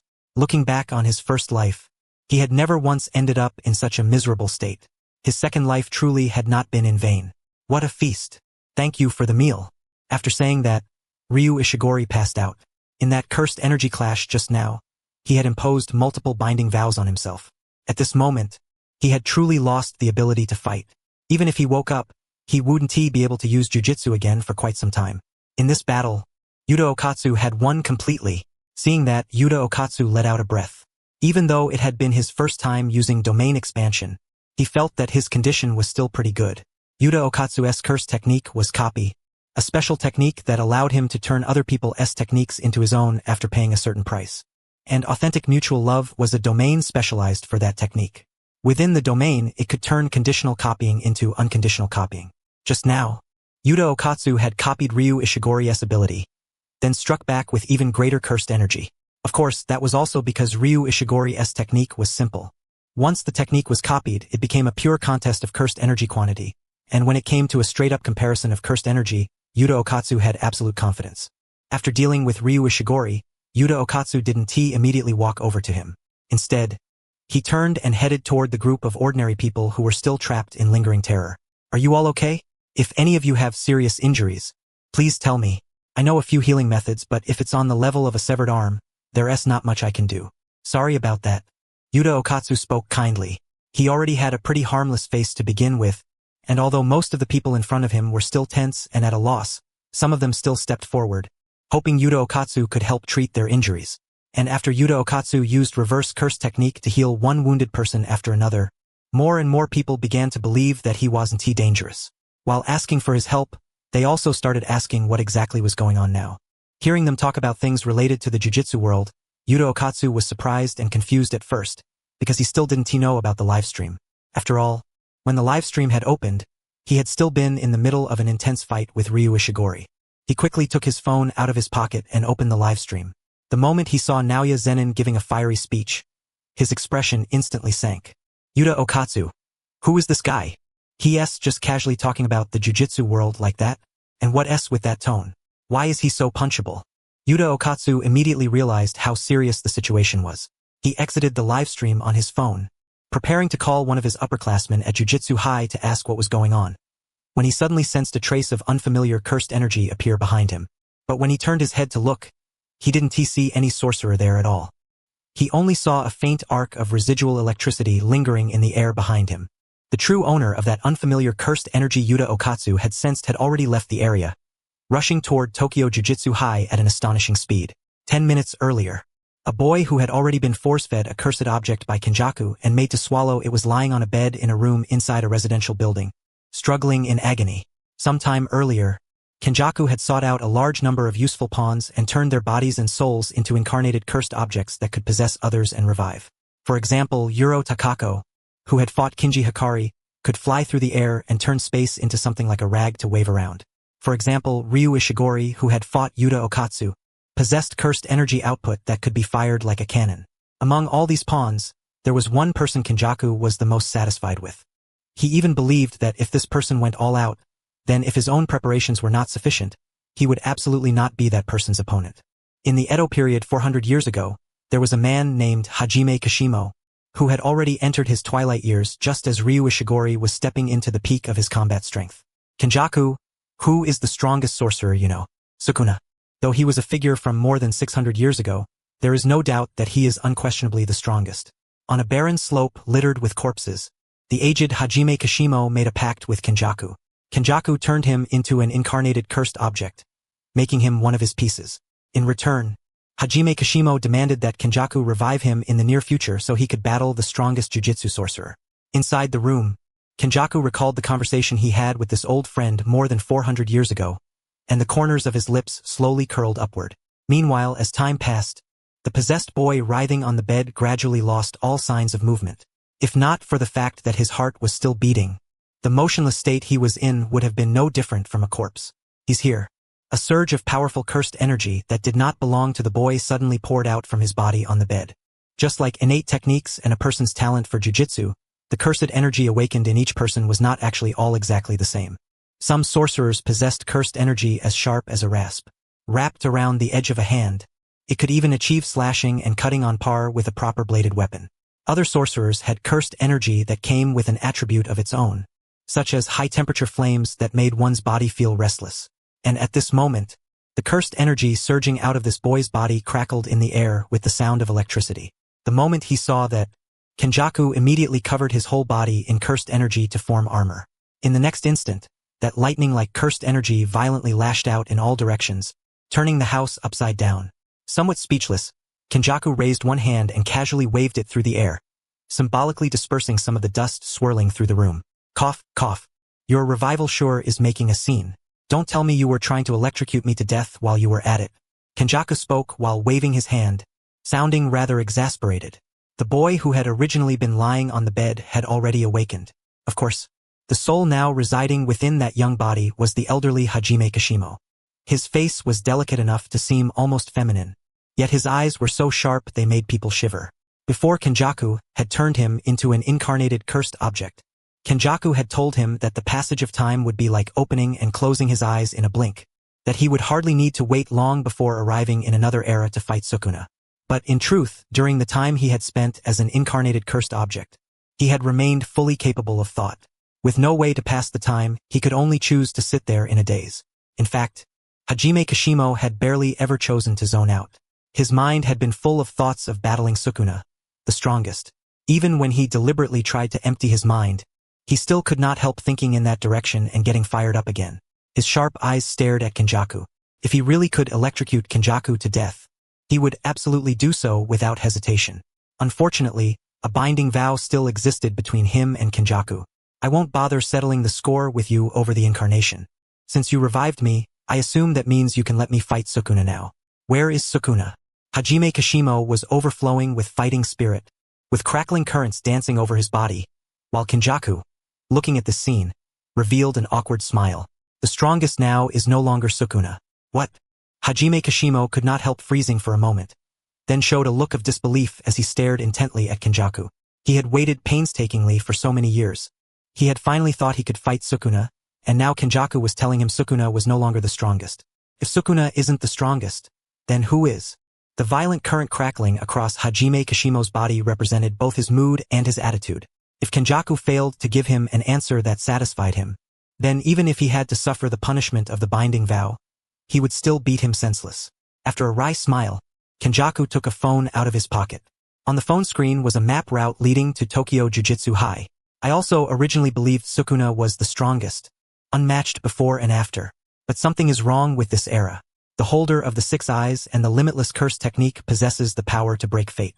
In the place shown on this map, there is a man named Satoru Gojo. He is the strongest person I was talking about. You can go take a look. I believe his strength will not disappoint you.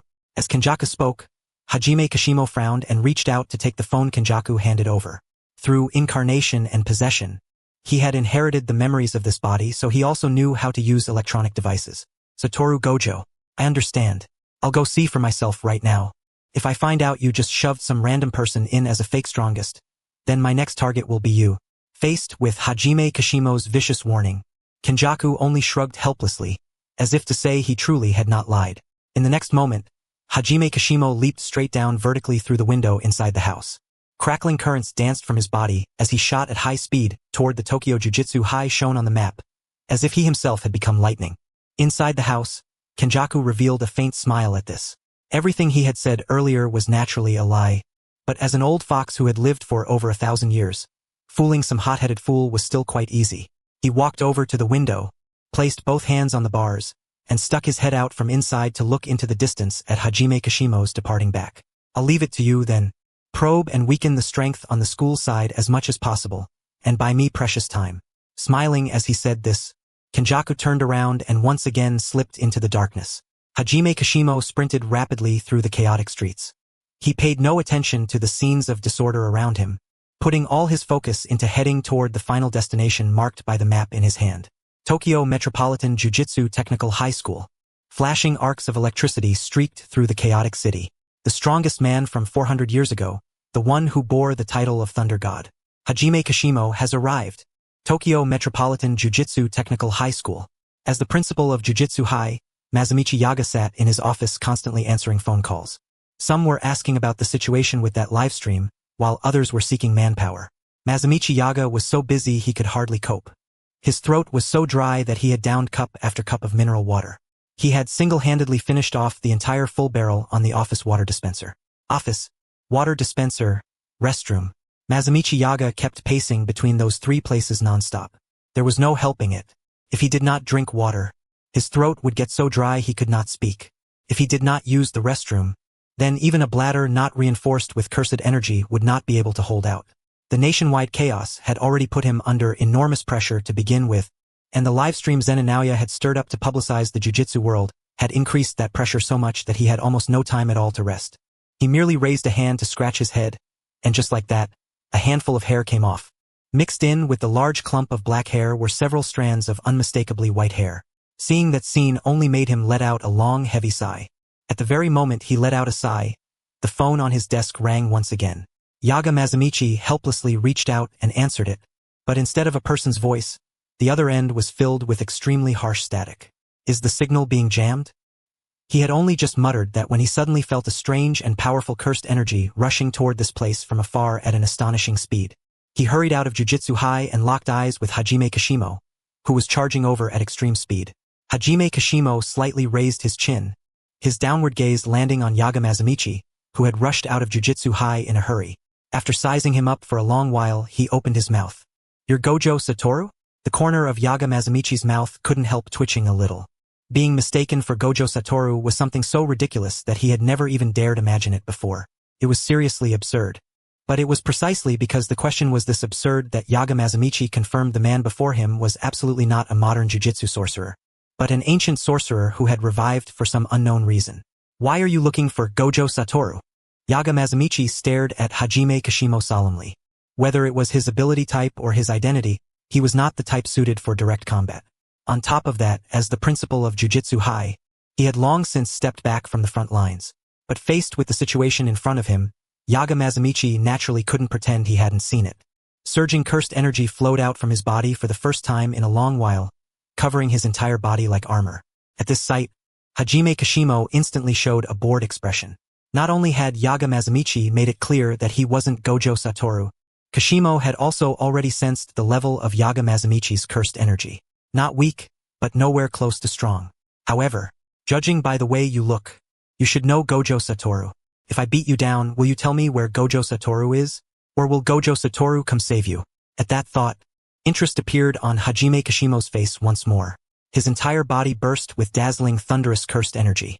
From the level of that cursed energy alone, he displayed strength that was clearly on a completely different level from Yaga Mazamichi. Yaga Mazamichi naturally felt that as well. He stared at Hajime Kashimo with utmost seriousness, until the instant Kashimo burst forward toward him. Countless stitch dolls suddenly rushed out from inside Jujutsu High behind him. Cat dolls, kappa dolls, grub dolls, rabbit dolls, bear dolls. All kinds of dolls charged at Hajime Kashimo like living sorcerers, surrounding him layer upon layer and even swallowing him whole. This was Yaga Mazamichi's cursed technique, cursed corpse manipulation. Through handcrafting and a special output of cursed energy, he could easily mass-produce cursed corpses capable of outputting cursed energy and fighting in actual combat.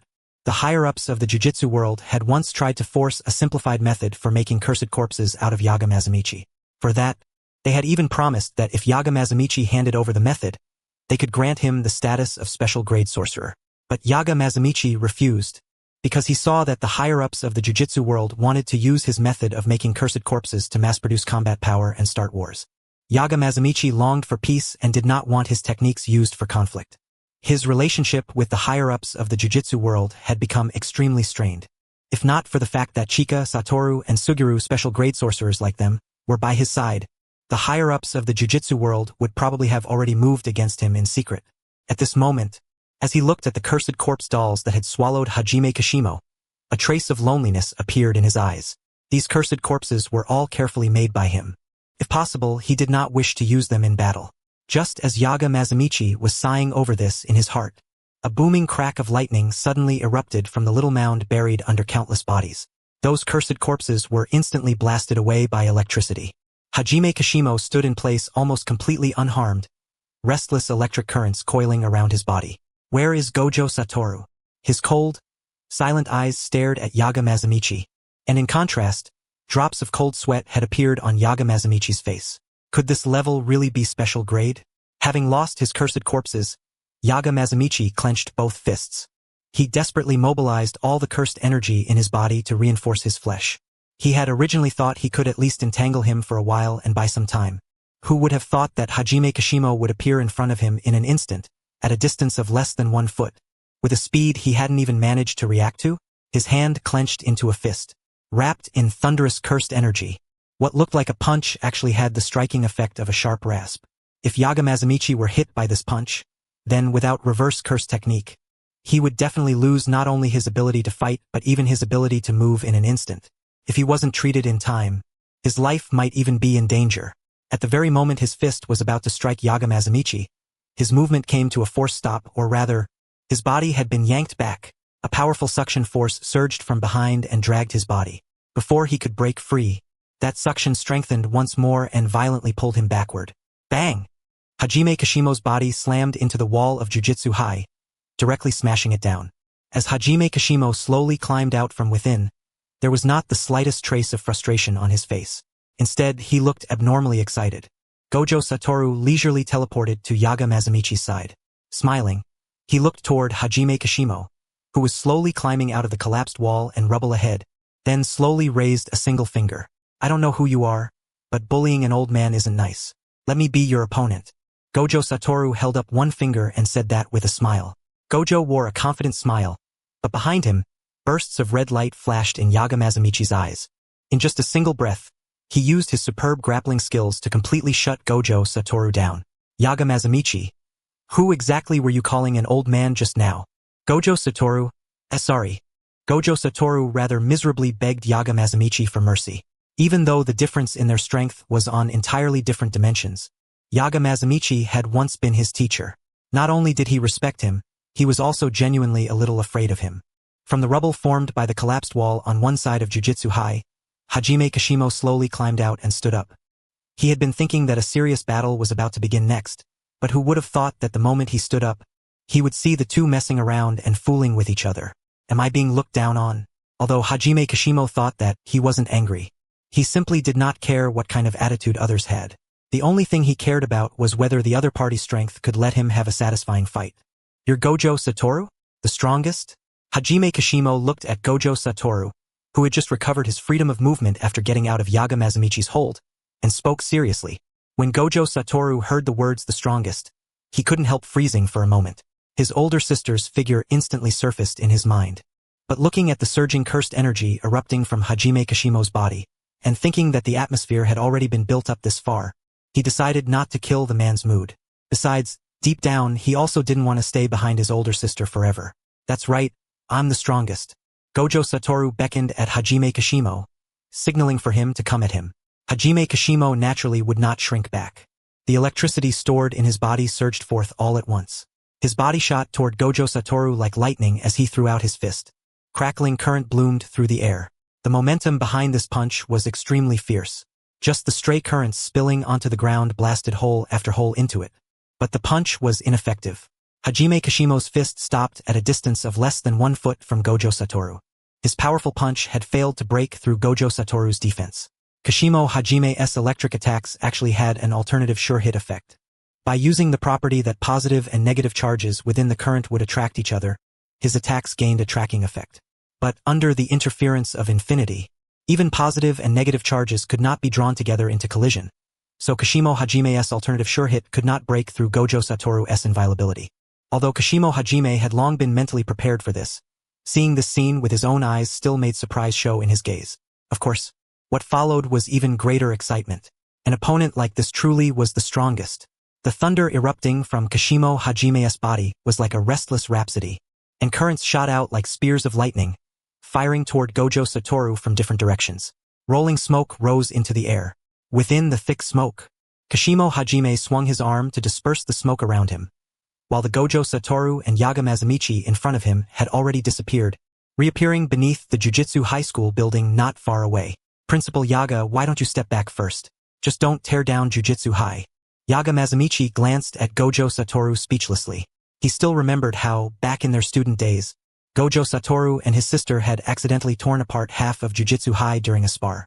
Although the reconstruction costs had been covered by the Gojo clan, and Jujutsu High had been rebuilt in no time, Yaga Mazumichi believed one thing was one thing. He had no doubt that if Gojo Satoru really got worked up, he could tear down the entire school by himself. After sending Yaga Mazumichi away, Gojo Satoru finally focused and looked toward Kashimo Hajime across from him. If it had been the original Gojo Satoru, standing so high that loneliness came with his strength, then he really might have gotten too fired up after fighting a powerful opponent. But the one standing here now would not let that happen, because his mindset had long since been tempered by his own sister. The Gojo Satoru who once stood atop the peak looking down on everything had raised his head and seen his sister standing on the clouds above him. Gojo Satoru then assumed a battle stance. Although from their earlier exchange he had realized that Kashimo Hajime seemed to have no means of breaking through his defense.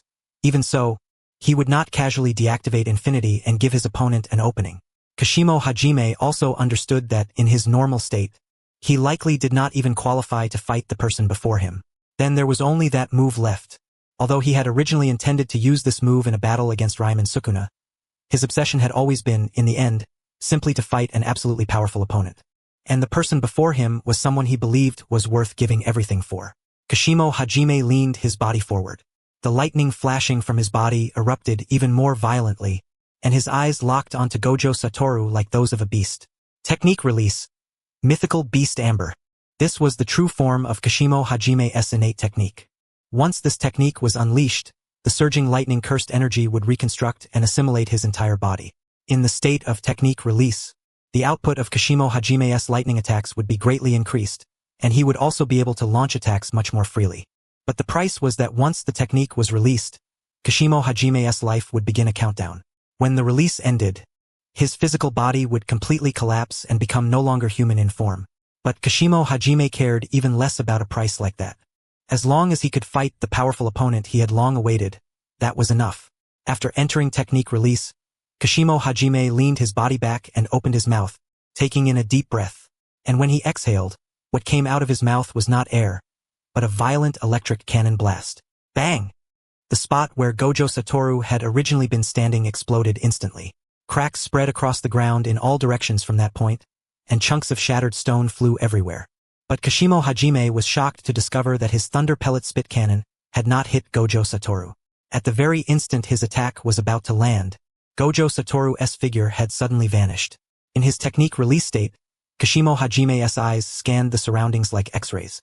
But before he could locate Gojo Satoru, the man appeared on his own, suddenly showing up beside Kashimo Hajime like something out of a horror movie. Kashimo Hajime instantly sensed that something was wrong.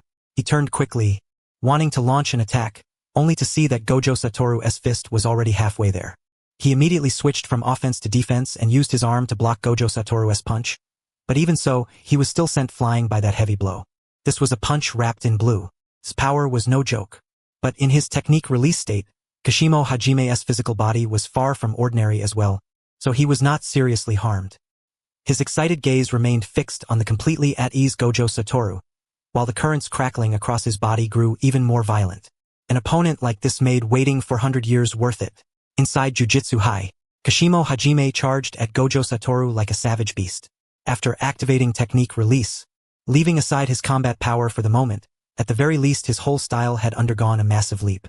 Shining thunder wrapped around his entire body. At this moment, every part of him was a weapon. Every movement of his hands and feet could unleash fierce lightning attacks. It was extremely powerful. Seeing Kashimo Hajime so full of fighting spirit, Gojo Satoru's own battle spirit gradually ignited as well. While taking up a martial arts opening stance, he attached blue to both fists. Although his hand-to-hand combat was not as good as his sister S or his best friend Geto S, that did not mean his close combat skills were weak.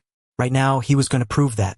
As their eyes met and locked onto each other, the two of them moved almost at the same time with a single step. One side was pure speed, fast as lightning. The other side moved like a ghost with teleportation mixed in. Their figures constantly appeared across the open ground within Jujutsu High as afterimages. In this close-quarters battle, one that ordinary people could hardly follow with the naked eye, both sides threw their punches without the slightest restraint. Kashimo Hajime's fist struck Gojo Satoru's infinity, but failed to deal any effective damage. Gojo Satoru's fist struck Kashimo Hajime's body, but because of his monstrous physical toughness, it dealt almost no injury. Seeing this, Gojo Satoru decisively curled his fingers, forming them into a finger gun, and without hesitation activated Cursed Technique Reversal, whose power was twice that of a normal lapse technique. Kashimo Hajime, on the other hand, did not back down at all. He leaned his body back, took a huge deep breath, and looked exactly like a pea shooter that had popped out of Plants vs. Zombies next door, spitting out one pea after another, except each pea was a lightning cannon blast.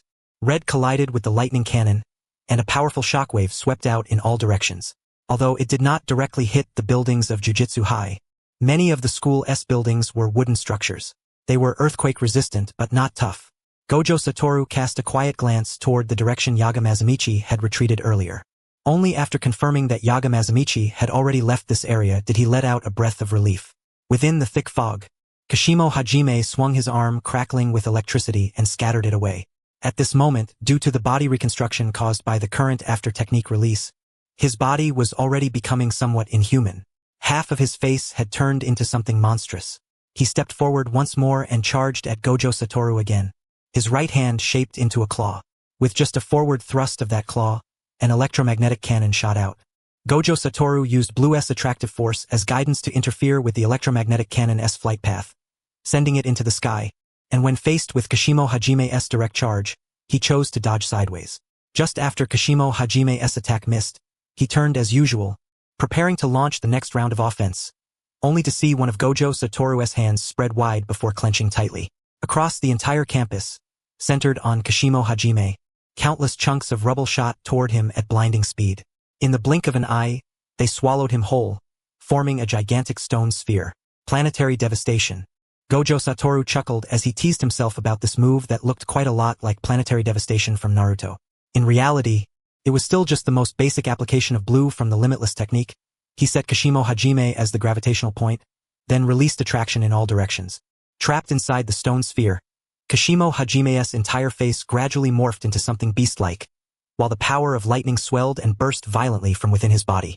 Even before the stone sphere was broken apart, the electric current he released had already started spilling out. Then, with a thunderous explosion, Kashimo Hajime forcibly blew the sphere apart and landed on the ground on all fours like a wild beast. A trace of surprise appeared on Gojo Satoru's face. Even if it had just been a spur-of-the-moment move, that planetary devastation wasn't something that could be escaped so casually.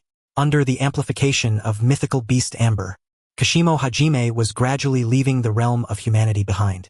Even the view in his eyes had taken on an X-ray-like effect. So strong. Really, truly strong. Back in Kashimo Hajime's first life during the Edo period, let alone a sorcerer who could force out this form of his, there were barely even a few who could push him into a hard fight in his normal state. So the world of jujitsu could actually be this vast. Kashimo Hajime had already greedily begun hoping that he could have a third life.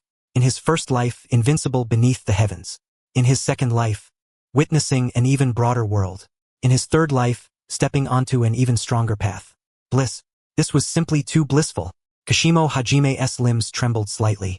This was not a sign of fear, but proof that his excitement had reached its absolute peak. Just as he was about to launch yet another beast-like assault on Gojo Satoru, the Gojo Satoru in his sight lowered his martial arts opening stance. That made Kashimo Hajime pause as well, confusion rising in him. What's wrong? Kashimo Hajime asked in confusion. Gojo Satoru merely shrugged, a faint smile hanging on his face. Let us stop the first round here. We both already personally felt each other's level in hand-to-hand combat. You can't do anything to me, and I can't instantly kill you with blue or red either. There's no point in dragging this out, especially in your current state. With the observational power of the eyes of the heavens, the moment Kashimo Hajime released his technique, Gojo Satoru understood what kind of ending awaited him next. He could stall for time. Kashimo Hajime could not. Kashimo Hajime frowned slightly. He understood what Gojo Satoru meant, yet at the same time he didn't understand it. Not fighting anymore? I've already activated a life-burning technique here. This isn't something I can just stop whenever I want. Once I've had my fill of this fight, I'm going straight to my next reincarnation, alright? Kashimo Hajime continued staring at Gojo Satoru. Then he saw Gojo Satoru slowly raise his right hand, forming half of Marisai's Mudra, the Buddha hand seal. The first round counted as both a martial arts battle and a jujitsu battle. Then naturally, the second round will be a domain battle. A domain is the pinnacle of jujitsu, so let us each experience the other's domain. As Gojo Satoru spoke, he had already completed the hand sign for his incomplete domain and expanded it. Domain expansion. Unlimited void. The sky, the ground, the very world they stood in. It was as if everything had been forcibly sucked into a black hole, yet also stained over by cloud-like ink. Within the world of the domain, a gigantic pupil appeared faintly, staring at Kashimo Hajime. Kashimo Hajime was instantly dumbfounded, frozen stiff on the spot. A massive flood of useless information was forcibly poured into his mind. Even a nearly monster-like brain CPU could not withstand this kind of devastation. In just a moment, it was already showing signs of burning out. Gojo Satoru had expanded his domain. Kashimo Hajime had failed to expand his. It was not because Gojo Satoru had been too fast and given Kashimo Hajime no chance. Nor was it because Kashimo Hajime was too proud and arrogant, believing he could tank Gojo Satoru's domain head-on. The main reason was simple. He didn't know how to use a domain. During his lifetime, Kashimo Hajime had never once released his own technique. Every enemy had been dealt with through his own combat instincts and his control over cursed energy infused with lightning effects. Because of that, Kashimo Hajime had never met the conditions needed to pursue domain training. On top of that, ancient domains only sought a sure hit effect, while Kashimo Hajime's lightning attacks already naturally came with something close to guaranteed hits against ordinary enemies, so there had never been any need for him to pursue an ancient-style domain. The strongest of 400 years who didn't know domains had run into the modern strongest mechanism monster. Under the ravaging effect of unlimited void, Kashimo Hajime's brain instantly crashed. All kinds of bizarre things rushed into his head, whipping up layer after layer of spiraling storms in his mind. Kashimo Hajime had never suffered this level of mental assault before. He stood there completely dazed, even drool dripping from the corner of his mouth. Seeing this, even Gojo Satoru was a little stunned. No matter how smart he was or how sharp his insight was, he truly had not expected a figure like this to be unable to use domain expansion. The second round, the domain battle, had already ended before it truly began. Gojo Satoru's deadfish eyes looked at the stupefied Kashimo Hajime. He slowly walked up to him and waved one hand back and forth in front of his face. Kashimo Hajime, no response. Although the result itself matched Gojo Satoru's expectations, the process had gone a little too fast. Wake up, wake up. Gojo Satoru placed one hand on Kashimo Hajime's shoulder, while his other hand kept waving up and down in front of him. Inside Gojo Satoru's unlimited void, its effect would apply indiscriminately to every individual within the domain. Only Gojo Satoru himself, and anyone physically touched by his body, could avoid its influence. At this moment, under the touch of Gojo Satoru's hand, unlimited void was no longer continuing to pour junk information into Kashimo Hajime's brain. But 0.2 seconds of unlimited void was enough to leave an ordinary non-sorcerer paralyzed for several months. 10 seconds of unlimited void was enough to make the king of curses, Ryomen Sukuna, bleed from all 7 orifices and suffer brain damage. Although the amount of time Kashimo Hajime had just experienced in unlimited void had not reached 10 seconds, it was still asking far too much for him to recover quickly. Gojo Satoru let out a helpless sigh. The domain of unlimited void collapsed and dispersed on its own, while Kashimo Hajime remained standing there blankly. His mind was stupefied. His body was collapsing. Gojo Satoru understood that every second Kashimo Hajime spent like this was an enormous loss for him, but there was nothing he could do. His deadfish eyes looked at the opponent who had been burning with fighting spirit just moments ago, but was now standing there dumbly with drool still hanging from his mouth. One hand rose and began repeatedly smacking one side of his cheek. Hey, wake up, wake up. Your body's about to crumble into scraps. Do you have any way to save yourself? If not, you're seriously about to croak. Just so we're clear, the healing effect of my reverse curse technique only works on myself. I can't use it on others, so don't pin your hopes on me. Gojo Satoru muttered while patting Kashimo Hajime's cheek with one hand, but the effect was poor. Even in his dazed state, Kashimo Hajime's brain was still going through wave after wave of spiraling storms. If the human brain were compared to a computer, then right now the fan inside this computer case was spinning furiously, while all kinds of windows and pages were piled together across the screen. You try dragging the mouse to click the X and close those large and small windows, only to discover that the mouse won't move at all. System crash. Frozen. EXE not responding. Of course, Gojo Satoru had never experienced those computer-related analogies on his own computer before, because the computer setup he used was always top of the line. Situations like the ones mentioned above, the kind that could easily make your blood pressure spike, basically never happened to him. After letting out a quiet sigh, Gojo Satoru took his phone out of his pocket and opened the group chat created by his circle of friends. Gojo Satoru, Chinatsu, Suguru Geto, Shoko Yeri, Mazumichi Yaga, Kento Nanami Yuhaibara Yudaheim, Mei. This group chat, where someone would usually pop in almost every moment to spam a bubble-blowing meme, had now gone several hours without a single new message. Like a libero on a sports field, Chinatsu was continuously using the high mobility brought by teleportation to shuttle back and forth between the major battle zones, providing support everywhere. With the controlled Jogo on his left, the controlled Hanami on his right, and an army of cursed spirits averaging grade 1 following behind him, Suguru Geto himself was like a mafia boss as he swept through the area under his responsibility. As for Shoko Yeri, she relied on her innate reversed curse technique to work within the support organization behind the front lines. Originally, only jujitsu sorcerers whose innate techniques had healing effects were allowed into this support organization, but because the situation had become so urgent, the government had also sent quite a few highly skilled doctors and nurses to assist them. This move couldn't really be called entirely good or bad. The bad part was that these doctors and nurses were not people from the jujitsu world, so there was a considerable barrier when both sides worked together. The good part was that no matter how much of a barrier there was, they still eased the pressure on the support group to a certain extent. Having just dealt with the wounded in a small section, Shoko Yeri leaned her tired body against a wall, skillfully lit a cigarette, held it between her lips, and slowly exhaled a cloud of smoke. 1 minute. I should at least be able to rest for 1 minute, right? Shoko Yeri muttered tiredly to herself in her heart. Just as she was about to close her eyes and sneak in a brief nap, a member of the Jiu-Jitsu World's support group hurried over in a panic. Ms. Yeri, a severely injured casualty was just brought in from Area B. We need your help. The moment Shoko Yeri heard that, she immediately opened her eyes. She pinched out the cigarette she had only taken 2 drags from and revealed a serious expression. Area B, right? I'll head over now. Shoko Yeri walked quickly through the temporary treatment area, where the injured lay everywhere. As a doctor, she had sworn that, with her own hands, she would pull every wounded person she handled back from death's door. When she arrived at Area B of the temporary medical zone, the large cluster of ordinary doctors and nurses gathered together made it easy for her to identify the location of the severely injured person. Please move aside, Ms. Yeri is here. To the people in the Jiu-Jitsu support group, the words Ms. Yeri is here were incredibly reassuring. The ordinary doctors and nurses didn't understand the weight those words carried, but they could read the atmosphere well enough and made way for Shoko Yeri. The wounded person was practically a man made of blood by now. Even though the doctors and nurses had tried to use hemostatic bandages to ease his condition, it had been useless. Shoko Yeri only gave him a calm glance. After confirming in her heart that she could treat him, she extended her hand and pressed her palm against the injured man's skin. Reversed cursed technique activated. Shoko Yeri was a special kind of talent. Honestly, it was enough to leave people dumbfounded. Compared to the students from other years or even every class in history, the students from her year were simply absurdly strong.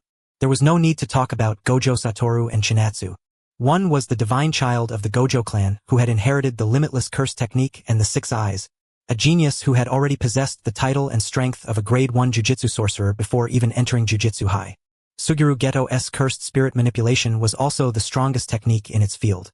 If others wanted to control cursed spirits or Shikigami to fight, they needed some kind of medium to establish a connection. But the user of cursed spirit manipulation not only didn't need one, it was also more forceful and safer. Although Shoko Yeri did not shine with the same brilliance as those few, she was still a rare talent. Even though she had not awakened the gift of an innate technique, she was born able to use the high-difficulty jiu-jitsu skill of reversed cursed technique as naturally and effortlessly as a fish in water, and was regarded by the higher-ups of the jiu-jitsu world as a national treasure. 1 grade, 3 special grades, 1 national treasure. That lineup was just ridiculous. It was unique in the history of Tokyo Jiu-Jitsu High, and the same was true in the history of Kyoto Jiu-Jitsu High. At this moment, Shoko Yeri had both hands pressed against the heavily wounded patient's skin. Through reversing the negative cursed energy within her body into positive energy, she infused it into the injured man. A faint light subtly spread from where her hands touched the patient's body. Even though it wasn't directly acting on anyone else, just looking at that faint glow made the people around her inexplicably feel lighter and more comfortable. The injured man had multiple fractures all over his body, and the severe blood loss had soaked his entire body in blood, making him look like a blood-covered figure. But for Shoko Yeri, as long as it wasn't a special kind of injury like a severed arm or leg, she was confident she could heal it completely.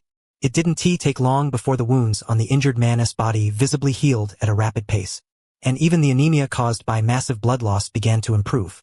The watching doctors and nurses were all stunned. Earlier, the healing-capable jiu-jitsu sorcerers in the support group had already shattered their understanding of the world. What Shoko Yeri had just shown them now directly overturned their entire worldview. So amazing. A young nurse couldn't help but murmur softly under her breath. Perhaps thinking that praising the excellence of jiu-jitsu might hurt the morale of her own side, she quickly shut her mouth. But shutting her mouth didn't mean the words she had already spoken could be swallowed back. The doctors and nurses around her had all heard what she said, and some of them lowered their heads slightly in dejection. At the same time, Shoko Yeri's treatment had already reached its end. Wisps of white mist rose from the injured man's body. Although he was still unconscious, there was no doubt that he had passed out of the danger zone. She gently let out a breath. Sharp as she was, she immediately sensed the dejected mood on those doctors' and nurses' faces. But unlike Chinatsu, she wasn't the type to carefully choose her words to comfort them. Medical skill isn't something meant for comparing against each other, is it? After leaving behind that sentence, she turned and left, because the area she was actually responsible for was Area A, not Area B. The time she had spent coming to Area B had in fact taken up the rest time she had squeezed out between treating people in Area A. The doctors and nurses who had originally been shaken by reversed cursed technique quickly realized they had fallen into a misunderstanding. One by one, they pulled themselves together again and threw themselves back into the rescue efforts across the various temporary medical zones.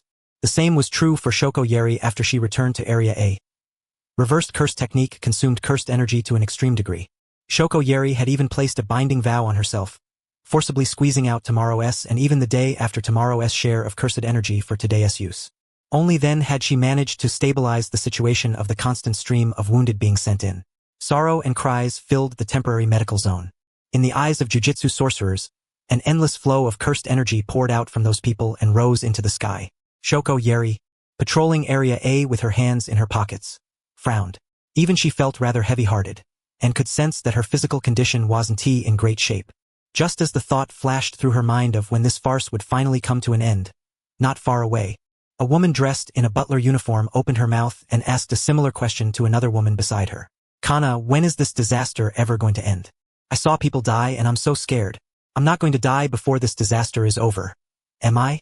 The woman in a maid outfit had tear droplets the size of beans all over her face. Before coming to this temporary medical area, which was also a temporary shelter, she had personally witnessed a stranger being attacked by another stranger. Outside, it was as if the end of the world had descended. For ordinary people, it was truly hard to endure this kind of mental pressure. A breakdown was only normal. The other woman she was crying to for comfort was named Kana.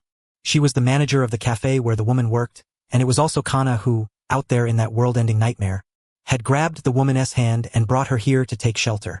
The calm Kana displayed far surpassed that of an ordinary person. She did not have any talent for jujitsu, and before this, she had not even known that the jujitsu world existed. She really was just an ordinary civilian, ordinary to the extreme. One of her hands rested on the woman's shoulder, while the other gently brushed across the woman's tear-covered cheek as she kept comforting her. This disaster will definitely end soon. Didn't you watch the live stream too? Even though that guy talking was a bit punchable, there really are jujitsu sorcerers protecting us. We'll definitely be fine. Kana comforted the woman in front of her like that, perhaps because they had heard her words. The cursed energy being generated by the people in the surrounding area also dropped ever so slightly. This was the power of words. Shoko Yeri also knew about the livestream. She thought to herself that if the person who had started the livestream had not been that guy Naoya Zenin, but someone with a slightly more normal attitude who said slightly more normal things, then maybe the current situation would have improved quite a bit for the better. Although Shoko Yeri found Kana rather interesting, she did not stop for long. Instead, she quickly continued forward, patrolling and inspecting the A area she was responsible for. She had no combat ability, so she could only stay behind the front lines and handle logistics. Since that was the case, then she had to do the things she could do well and become a solid support behind the frontline team. This disaster would end soon. It definitely would. Osaka. By using teleportation to constantly move between the major battle zones, Chinatsu was working at high intensity to stop the chaos from worsening further. As one curse user after another fell and cursed spirits were exorcised, she appeared and vanished like a phantom. At this moment, Chinatsu had stopped moving after nearly 1 hour. She lowered her head slightly, breathing softly yet somewhat hurriedly. Although reverse curse technique could heal physical injuries, mental exhaustion was difficult to reverse. After operating under non-stop high pressure, signs of fatigue appeared in her clear, pure eyes. Miss Gojo, are you okay? The jujitsu sorcerer Chinatsu had just rescued looked at her current condition with some concern. Even someone like him, who was not very familiar with her, could tell that Chinatsu was not in good shape. After hearing the concern directed at her, Chinatsu merely shook her head, quickly adjusted her condition, and showed the person who had asked a faint smile. I'm just a little tired, that's all. Once this battle is over, I'm definitely going to get some proper rest. But before that, I still need to work a little harder. On the surface, Chinatsu was answering someone else, but in reality, she was also trying to cheer herself up. Seeing her like this, the people around her did not say anything more. They also did not know what to say. She took her phone out of her pocket and opened the group chat created by her circle of friends. At a time like this, when no new messages had appeared for several hours, she was the first to send one. Chinatsu, the area on my side is pretty much dealt with. How are things on your ends? Do you need me to come provide support? The moment Chinatsu's message was sent, an emoji sticker from Satoru Gojo popped up almost at the exact same time beneath it. A few seconds later, the formerly dead-silent group chat regained a trace of life. The others, stealing a moment amid their busyness, All took out their phones from their pockets and tapped away on their screens. Suguru, my side is fine. It's mainly cursed spirits here. And my technique happens to be pretty effective against cursed spirits, so I can basically suppress everything here by myself. Shoko Yeri. It's a little busy, but there's no need for support. The number of injured being sent over is already gradually decreasing. Chinatsu should go somewhere that needs you more. You Hybra. The number of troublemakers in the area Nanami and I are responsible for ISNT that high. We basically handled most of it already. If there's anywhere that still needs support, we can head over too. May. Then how about coming to my side? Even though I really want to solo them and push the bounty on these heads to the highest possible amount, there are just too many of them after all. I'm a little overwhelmed. Chinatsu. Okay. Be there right away. Chinatsu even sent an okay emoji afterward. Then she turned off her phone screen and was just about to put it back into her pocket when she suddenly seemed to remember something and picked it up again. She found the number in her contacts labeled Megumi's dad. Then dialed it. Beep, beep, beep. After the call connected, Chinatsu opened her mouth, ready to ask about how things were going on Toji Fushigiro's side. But before the words could leave her mouth, she heard a series of noisy sounds coming from the phone. Toji, are you fighting? Chinatsu asked tentatively. But what answered her immediately was not Toji's voice. It was the ripping sound of a cursed spirit being sliced open. The split soul katana was buried in a cursed spirit's body. Toji Fushiguro held the inverted spear of heaven in his left hand and his phone in his right, slaughtering cursed spirits all around him while speaking to Chinatsu through the phone. If I'm not fighting, then what, watching TV? I was just lying on the couch at home, watching television, when a cursed spirit suddenly barged in through my balcony like it had a death wish. It scared the hell out of my daughter. As Toji spoke, he gripped the inverted spear of heaven and unleashed a sharp slash at the cursed spirit charging at him. The cursed spirit that Toji cut through and pierced collapsed to the ground, gradually turning into pure cursed energy and dispersing into the air. After dealing with the cursed spirit in his hands, he turned his head and shouted at Megumi Fushiguro and Tsumiki Fushiguro, who were huddled to one side. Megumi, you'd better protect your sister. I know. Worry about yourself. Megumi Fushiguro shielded his sister behind him. Beads of sweat ran down his face as he crossed both hands into a special hand sign. 10 Shadows Technique. Divine Dogs. 2 giant Shikigami hounds, 1 black and 1 white, rose up out of the darkness and stood guard firmly in front of the 2 of them. Seeing this, Toji Fushiguro nodded in satisfaction and turned his attention back to the cursed spirits around him. He put away the inverted spear of heaven, replacing it with a tight grip on the split soul katana, which could ignore defenses and strike directly at the soul. The surrounding cursed spirits were like cabbages under a kitchen knife. Toji Fushiguro was practically cutting down one with every slash, and if one slash did not finish the job, then he would simply add another.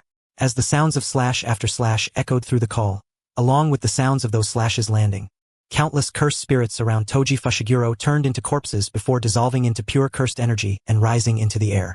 Just as the matter in front of him had been dealt with and Toji Fushiguro was about to chat with Chinatsu on the other end of the line for a bit, his overwhelmingly sharp senses as the heavenly tyrant suddenly sounded an alarm in his mind. Fushiguro Toji immediately turned to look behind him, only to see a short cursed spirit appear in his sight. Its whole body was crimson red, and its face looked like some kind of red octopus. Judging from its appearance alone, this cursed spirit didn't seem strong, but Fushiguro Toji trusted his instincts. Anything that could make alarm bells blare in his head definitely wasn't some ordinary nobody. A first-grade, special-grade cursed spirit? Just as that thought crossed Fushiguro Toji's mind, the short red octopus suddenly underwent a grotesque transformation right in front of him. It changed from a short red octopus into something with a more human-like outline overall, yet the details looked like some buff monstrosity straight out of the Cthulhu mythos. The ocean calamity cursed spirit. Dagon. At the sight of that form, Fushiguro Toji was briefly stunned. Then the corners of his mouth curled up slightly, revealing an expression that finally looked satisfied. Chinatsu, if there's nothing important, I'm hanging up first. A somewhat decent opponent just showed up on my side. After hanging up, Fushiguro Toji stuffed the phone into his pocket. His left hand gripped the inverted spear of heaven. His right hand held the split soul katana. His stance lowered slightly, and he stared at Dagon with burning eyes. Dagon was staring back at Fushiguro Toji as well. He had personally witnessed his cursed spirit friends being cruelly cut down one slash after another by Fushiguro Toji, and the anger in his heart surged wave after wave like the sea itself. Human. My name is Swish. Before Dagon could finish introducing himself, Toji grinned and vanished from where he stood with a sudden burst of speed, completely shameless as he raised the blade in his hand and stabbed straight at Dagon. Seeing Toji charge at him before even letting him finish his introduction, Dagon became furious from embarrassment. He clenched his fist and swung it at him at once. Among the 4 disaster curses, he was the last to fully take shape. If Jogo was the father figure and Hanami was the mother figure, then Mahito was the eldest child, while he was the youngest second son. He had a timid personality, yet he cared deeply about the friendship between cursed spirits and was extremely straightforward about the image cursed spirits had in people's eyes. "My name is Dagon." Dagon straightforwardly shouted out the words he hadn't finished while throwing his punch. But Toji didn't care in the slightest what he was saying. His body shot forward like an arrow loosed from a fully drawn bowstring and arrived right in front of Dagon. With an effortless tilt of his head, he dodged Dagon's painfully honest straight punch. Then, with the split soul katana in his right hand, he followed up with a sharp upward slash from below. Swish! Dagon's face twisted as he stumbled back 2 steps. If he hadn't hurriedly pulled back at the critical moment, that slash might have taken his life. Dagon suddenly stomped both feet against the ground. Using the recoil from that stomp along with the mutant wings on his back, he floated up into the air, then waved one hand urgently at Toji below.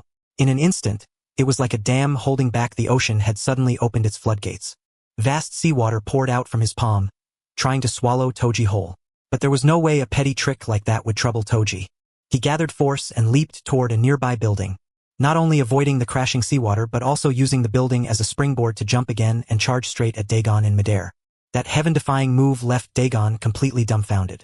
He had no idea what heavenly restriction even was. All he knew was that Toji had just pulled off a movement that most sorcerers couldn't achieve even with cursed energy. And he had done it without relying on any at all. Human? Cursed spirit? What the hell is this guy supposed to be? Dagon screamed that in his heart in sheer terror, then hurriedly mobilized all the cursed energy in his body to reinforce his surface defenses. He had thought that with this level of defense up, even if he couldn't block this unknown species attack, at worst he'd only be sent flying or something. But just as that thought crossed Dagon's mind, the crossed arms he had raised in front of himself were cleanly chopped off and sent flying into the air to either side by Toji's sharp twin slashes. Huh? The vicious look in Dagon's eyes instantly turned into a clear, vacant daze, and 3 huge question marks practically popped up over his red octopus head. Before his brain could react, his body instinctively sounded the alarm and mobilized all the cursed energy in him across his body surface, trying to block Toji's next attack. Unfortunately for him, the cursed tool in Toji's right hand wasn't playful cloud, a physical damage weapon. It was the split soul katana, which could ignore defense and cut through all things. A cold gleam flashed from the blade. Dagon's crossed arm guard was instantly torn apart by brute force, and both of his hands went flying into the air on either side. Dagon's pupils shrank. Reflected in them was Toji, grinning with a somewhat crazed smile. Dagon immediately chose the cowardice path and let out a loud scream. "Why you? Don't come over here." A massive amount of ocean water erupted in an instant. This wasn't water merely shaped from cursed energy, but water materialized by it.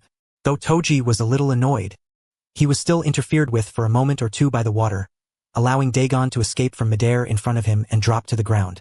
Dagon gasped in terror, taking huge breaths. Although the damage he had taken could be rapidly regenerated with cursed energy, he was timid by nature, and Toji had genuinely scared him just now. What a monster! Still a little shaken, Dagon stared at Toji as he slowly landed in front of him. Unlike Dagon's terrified expression, Toji looked completely at ease. Off to the side, where they were huddled and hiding, Fushiguro Megumi and Fushiguro Tsumiki watched the scene with shock in their hearts. They had known before that their dad was strong, but they hadn't expected him to be this strong. Megumi! Megumi! Dad is so strong! Fushiguro Tsumiki excitedly whispered to the Fushiguro Megumi in front of her, while repeatedly smacking his shoulder with rapid pats. Facing the barrage of slaps from his big sister behind him, Fushiguro Megumi felt a bit speechless, but he didn't show any rejection. He just kept watching his dad seriously as he carried the entire fight.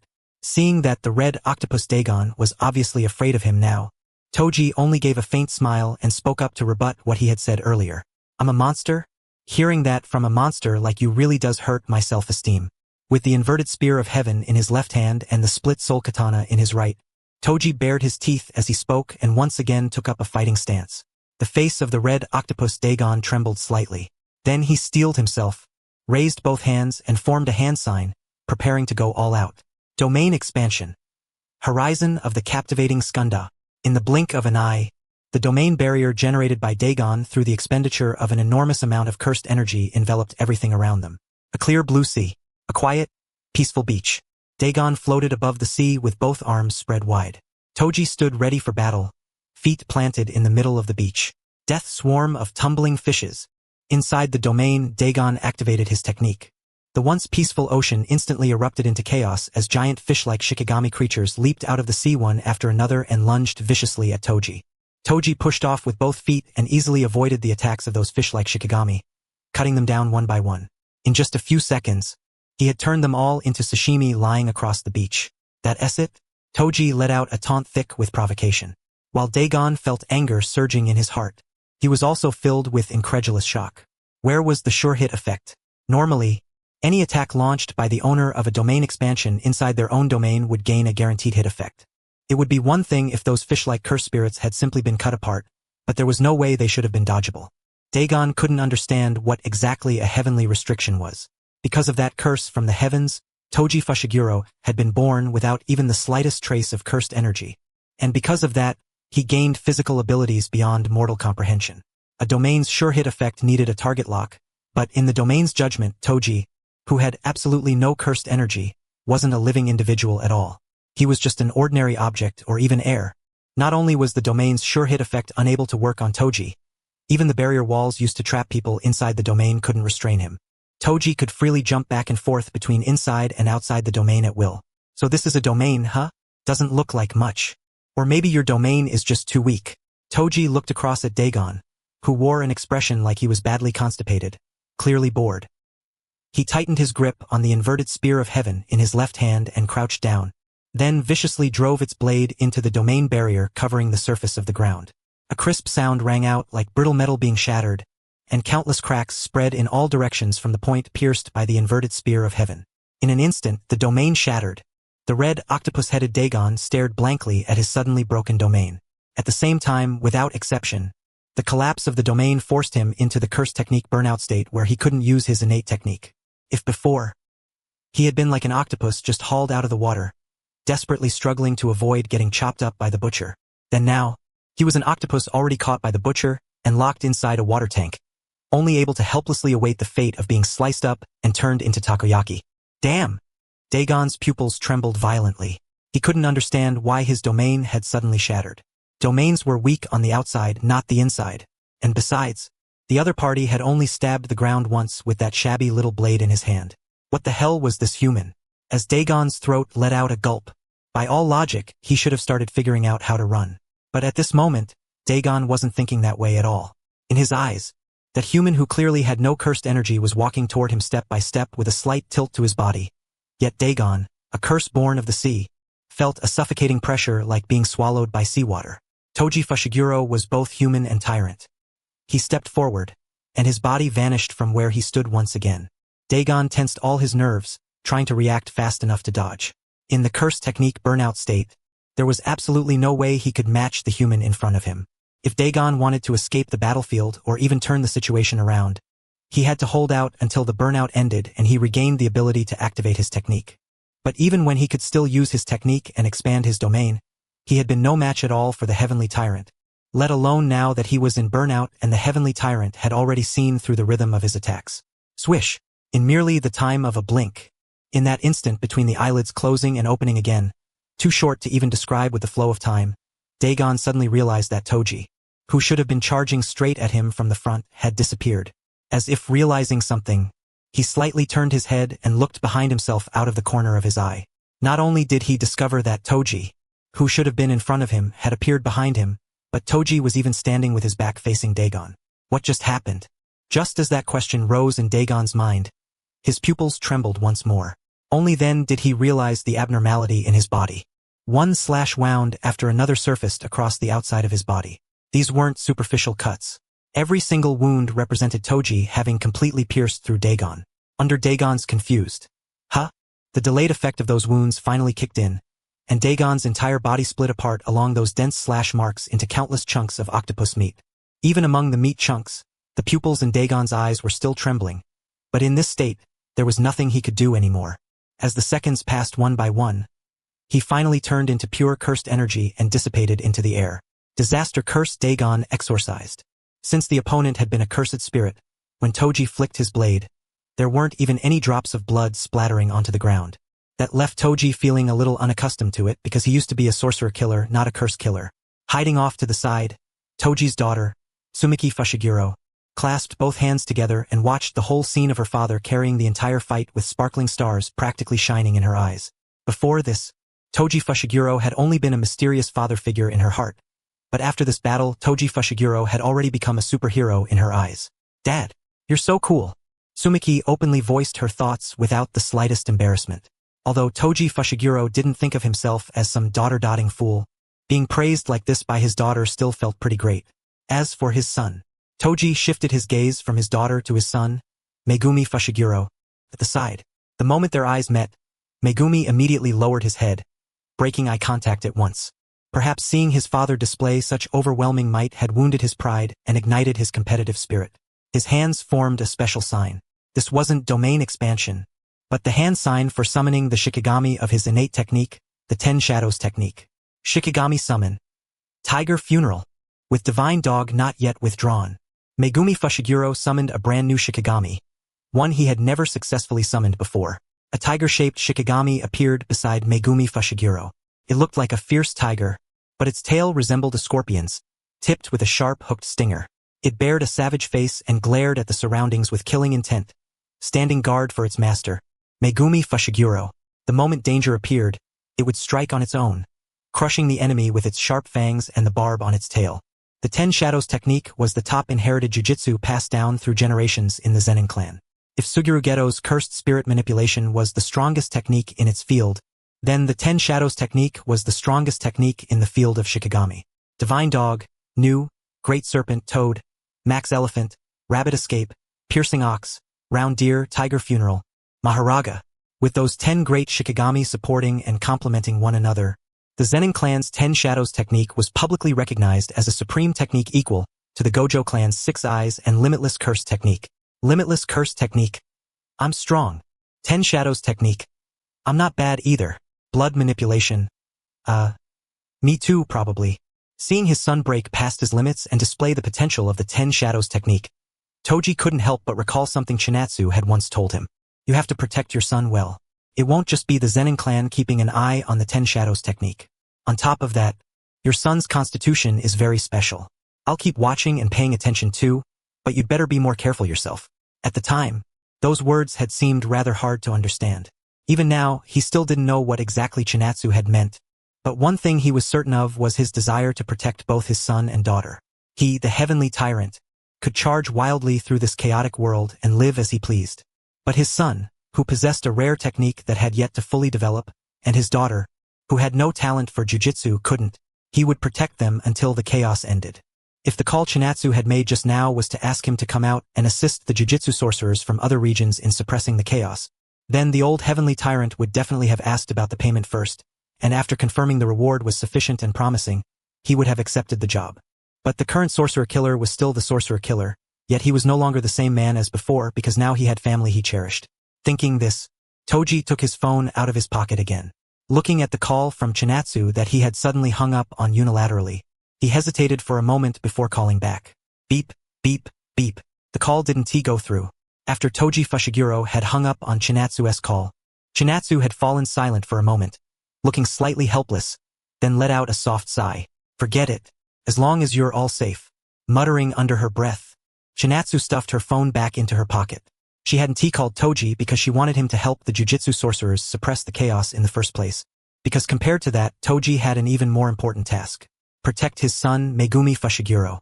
Because of Ryomen Sukuna's special nature as the king of curses, vessels capable of containing his power were extremely rare.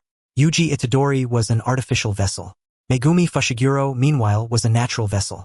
On top of that, Megumi Fushiguro's innate technique was the 10 Shadows technique, the one said to rival the Limitless technique. If Ryomen Sukuna ever got the chance to seize Megumi Fushiguro's body, troublesome, extremely troublesome. That was true both on the physical level and the mental level, so Chinatsu was doing everything she could to stop that from happening. Before transmigrating into this world, Chinatsu had not come here after finishing the original manga. After all, the manga had still been ongoing, and the strongest battle between Gojo and Sukuna had dragged on for more than 10 chapters without ending. Based on the plot Chinatsu knew, the 10 Shadows technique really was an incredibly powerful technique, fully qualified to stand shoulder to shoulder with the Limitless technique. Not only could it summon 10 powerful Shikigami, each with different curse technique abilities, but among them, the Shikigami Maharaga could practically be called the biggest bug in the entire series. Its ability was simple, but precisely because it was simple, it was unbelievably crude and overpowered. Adapt to all phenomena. The Shikigami Maharaga could adapt to any attack or technique and ultimately nullify it. Even Infinity S defense, when placed before it, only needed a certain amount of time for analysis and adaptation before it could be directly ignored. Chinatsu desperately searched through the manga content she had read before transmigrating. Even though more than 10 years had passed, she had been reborn with an adult soul, and from the very moment of her reincarnation, she had been working toward the ending that was now about to arrive. Because of that, those memories that should have long since become blurry were still clear at this moment. Phew! I can do this. Chinatsu took a deep breath and silently encouraged herself. She raised both hands, and just as she was about to use teleportation to make another run for it, her eyes suddenly trembled slightly, and she nearly collapsed to the ground. She slowly reached up and pressed a hand to her forehead. Even though she had told the jujitsu sorcerers traveling with her earlier that she was fine, that had only been forced words to keep them from worrying. Physical wear and tear could be restored with reverse cursed technique, but mental exhaustion was much harder to recover from. Ever since the nationwide chaos had begun, Chinatsu had been under non-stop high pressure, rushing around all over the country and doing everything she could to contribute more. Just hold on a little longer. It'll be over soon. Covering her forehead with one hand, Chinatsu muttered softly. After adjusting herself a bit, she decided to take her phone back out of her pocket and reply to Mei, telling her she might arrive a little later to support them. But before she could even type the message onto the screen, an emergency video notification suddenly appeared throughout the entire Jujutsu world circle. A bad feeling surged up in Chinatsu's heart. She quickly reached out, tapped into the video and played it. The southern border of the country, Kagoshima. A towering murderous aura surged upward from somewhere, rolling into the sky. Even with the nationwide chaos causing cursed energy in the air to greatly increase, this ominous fluctuation of cursed energy was still exceptionally conspicuous. Modern jujitsu sorcerers, modern curse users, ancient incarnated sorcerers, cursed spirits. Any living individual with even a certain amount of cursed energy felt the hair on their body stand on end after sensing this ominous cursed energy. Some cowardly people immediately chose to flee in the opposite direction, while others chose to approach the center where the sinister cursed energy was coming from. And when they arrived at the center of that ominous cursed energy, what appeared before them was a building covered in clear, glittering ice, and standing outside it like a guard dog was a young man with a bowl cut and a childish face as tender as a child's. He was Ryomen, the king of curses. Ryomen Sukuna was inside the frozen building behind him, carrying out the ritual to transform his incarnated body. If it were an ordinary incarnated person, transforming the flesh wouldn't require a ritual like this at all. The main reasons were Sukuna's own special nature and the fact that the body Kenjaku had found for him was far too weak. No Itadori, no Megumi Fushiguro, a body that was only barely capable of carrying Sukuna's soul and power. If he did not use a special ritual to transform that body, then even if Sukuna obtained enough power, he still wouldn't be able to use it, because the body would shatter and collapse. During the transformation ritual, Ryomen stood guard outside with the loyalty of a faithful hound, resisting all outsiders and ensuring that his master could safely pass through the process of this incarnation transformation ritual. At this moment, the ritual had entered its final stage. Ryomen frowned tightly as he stared at the people approaching from every direction. Although most of them were modern jujitsu sorcerers who had come to investigate, there were also quite a few bold modern curse users. When they saw Ryomen, none of them took him seriously at first. Ryomen had hidden his cursed energy fluctuations very well, and just from appearances alone, he really did look harmless. Some had even thought Ryomen was a little girl, and that mindset was exactly what Ryomen wanted. Little miss. Why, before the modern jujitsu sorcerer could finish asking Ryomen a gentle question, blasts of razor-sharp freezing wind erupted outward with Ryomen at the center. Frost calm, maximum output. If one looked only at cursed energy output, Ryomen had unquestionably reached special grade level. A massive frost tornado suddenly formed and charged toward the jujitsu sorcerers in all directions. In merely the time of a single breath, the ground within a radius of 1 kilometer centered on Ryomen had been covered in a layer of crystal-clear ice armor. As for those jujitsu sorcerers, they were instantly frozen into ice statues, unable to move at all. If they failed to break out from the inside within 10 minutes, then their lives would be over. Yuram let out a heavy breath, strands of white mist spilling from his mouth, and disgust flashed through his eyes. The jujitsu sorcerers of this era really are just a bunch of small fry. That guy Kenjaku was clearly exaggerating things. How could there possibly be anyone capable of threatening Lord Sukuna?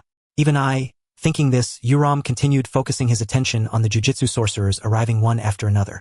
Before his refined and powerful curse technique output, one sorcerer after another was frozen into ice statues, or else didn't he dare approach any closer. Standing atop the frozen ground, Yuram watched those approaching and trying to approach with sharp, icy eyes, quietly waiting for the completion of Sukuna's incarnation ritual.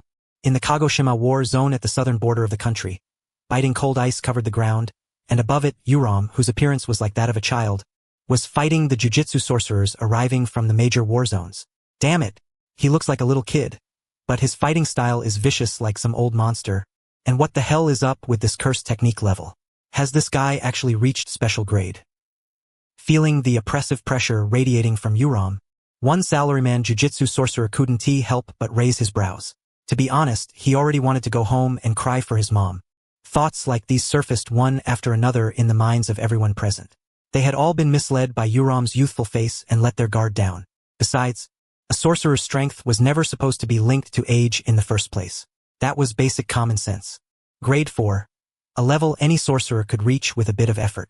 Grade 3. Where unaffiliated rural sorcerers who had awakened but never received systematic training usually hovered. Grade 2. If someone had a certain amount of talent and put in persistent effort, then with proper systematic education, they would have a high chance of reaching this realm. Grade 1. The true backbone of the jujitsu world. Compared to diligence and hard work, innate talent mattered even more here. Anyone who reached this level would generally open up a clear gap between themselves and other sorcerers. Special grade. Abnormal existences. A single person possessed enough power to overturn the normal functioning of an entire country. If such a being cast aside the restraints of morality and law, they would become a massive disaster. In the field of cursed energy output, Yuram had undoubtedly reached the benchmark of special grade. A biting, bone-chilling wind swept across the battlefield.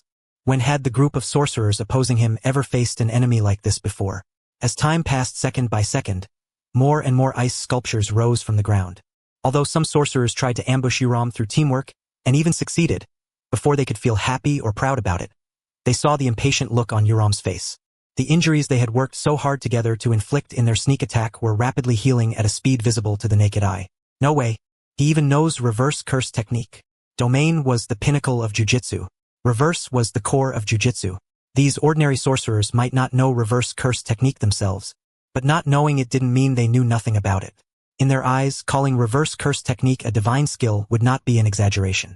Quite a few among them had once tried learning it, but without exception, every attempt had ended in failure. Yuram frowned tightly and swung his arm after gathering force. The freezing wind instantly slammed into the sorcerers who had ambushed him, and several more crystal-clear ice sculptures formed at once. Humph! By trash standards, that wasn't bad. Yuram twisted his nose and wrist with some impatience, his words full of disdain for the sorcerers around him. On the ice-covered ground stood sculptures completely encased in ice, and others only partially covered. Miserable wails filled the air, making Yuram increasingly irritated. Seriously, annoying. As he spoke, he raised his right hand. Cursed energy condensed into freezing wind, ready to smash those wailing people together with their frozen bodies into powder. At that moment, the sound of a phone receiving a call suddenly rang out from somewhere to his right. Yuram froze slightly, then decisively shifted his target. The freezing wind gathered in his hand surged toward the spot on his right where the ringtone had sounded. Ice formation. Frost calm. In an instant, it was as if a waterfall had been frozen on the spot. This ice was no longer limited to clinging to objects and freezing them into sculptures. The overwhelming cold rapidly condensed into solid ice, swallowing up a huge area. After unleashing this attack, Yuram opened his mouth, and mist laced with ice crystals drifted out. Continuously releasing cursed energy at maximum output like this had left even him somewhat tired. But the moment he sensed the cursed energy fluctuations of his master inside the building behind him rising higher and growing stronger without pause, he regained his spirits. A flushed smile appeared on his face. Looks like Lord Sukuna is about to recover his original form. I need to work harder too. I can't let Lord Sukuna come out and still have to look at this trash. Ruining his mood, brimming with enthusiasm, Yuram spoke while once again raising his arm, trying to put in more effort and wipe out all the nearby sorcerers. Suddenly, from the area that had just been frozen by his thrown-out ice formation. Frost calm. Crisp cracking sounds rang out one after another. Yuram's attention was instantly drawn over. Right before his eyes, the ice formed from his cursed energy was shattering rapidly at a speed visible to the naked eye. Within the icy mist formed by countless tiny shards falling to the ground, the silhouette of a person holding a phone gradually emerged. Trash? Who are you calling trash? Before Chinatsu even stepped out of the icy mist, her voice had already reached Yuram's ears. Yuram's pupils widened slightly. That attack just now had undoubtedly been his maximum output. In this era, there was actually some trash that could take his full power head-on? No, that's not right. It should be some special technique. Some special techniques could nullify or evade damage.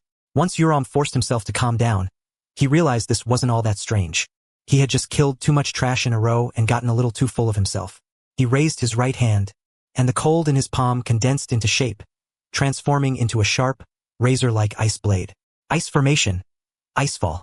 He quietly exhaled twice, lowering his cursed energy output while converting the reduced portion into physical reinforcement.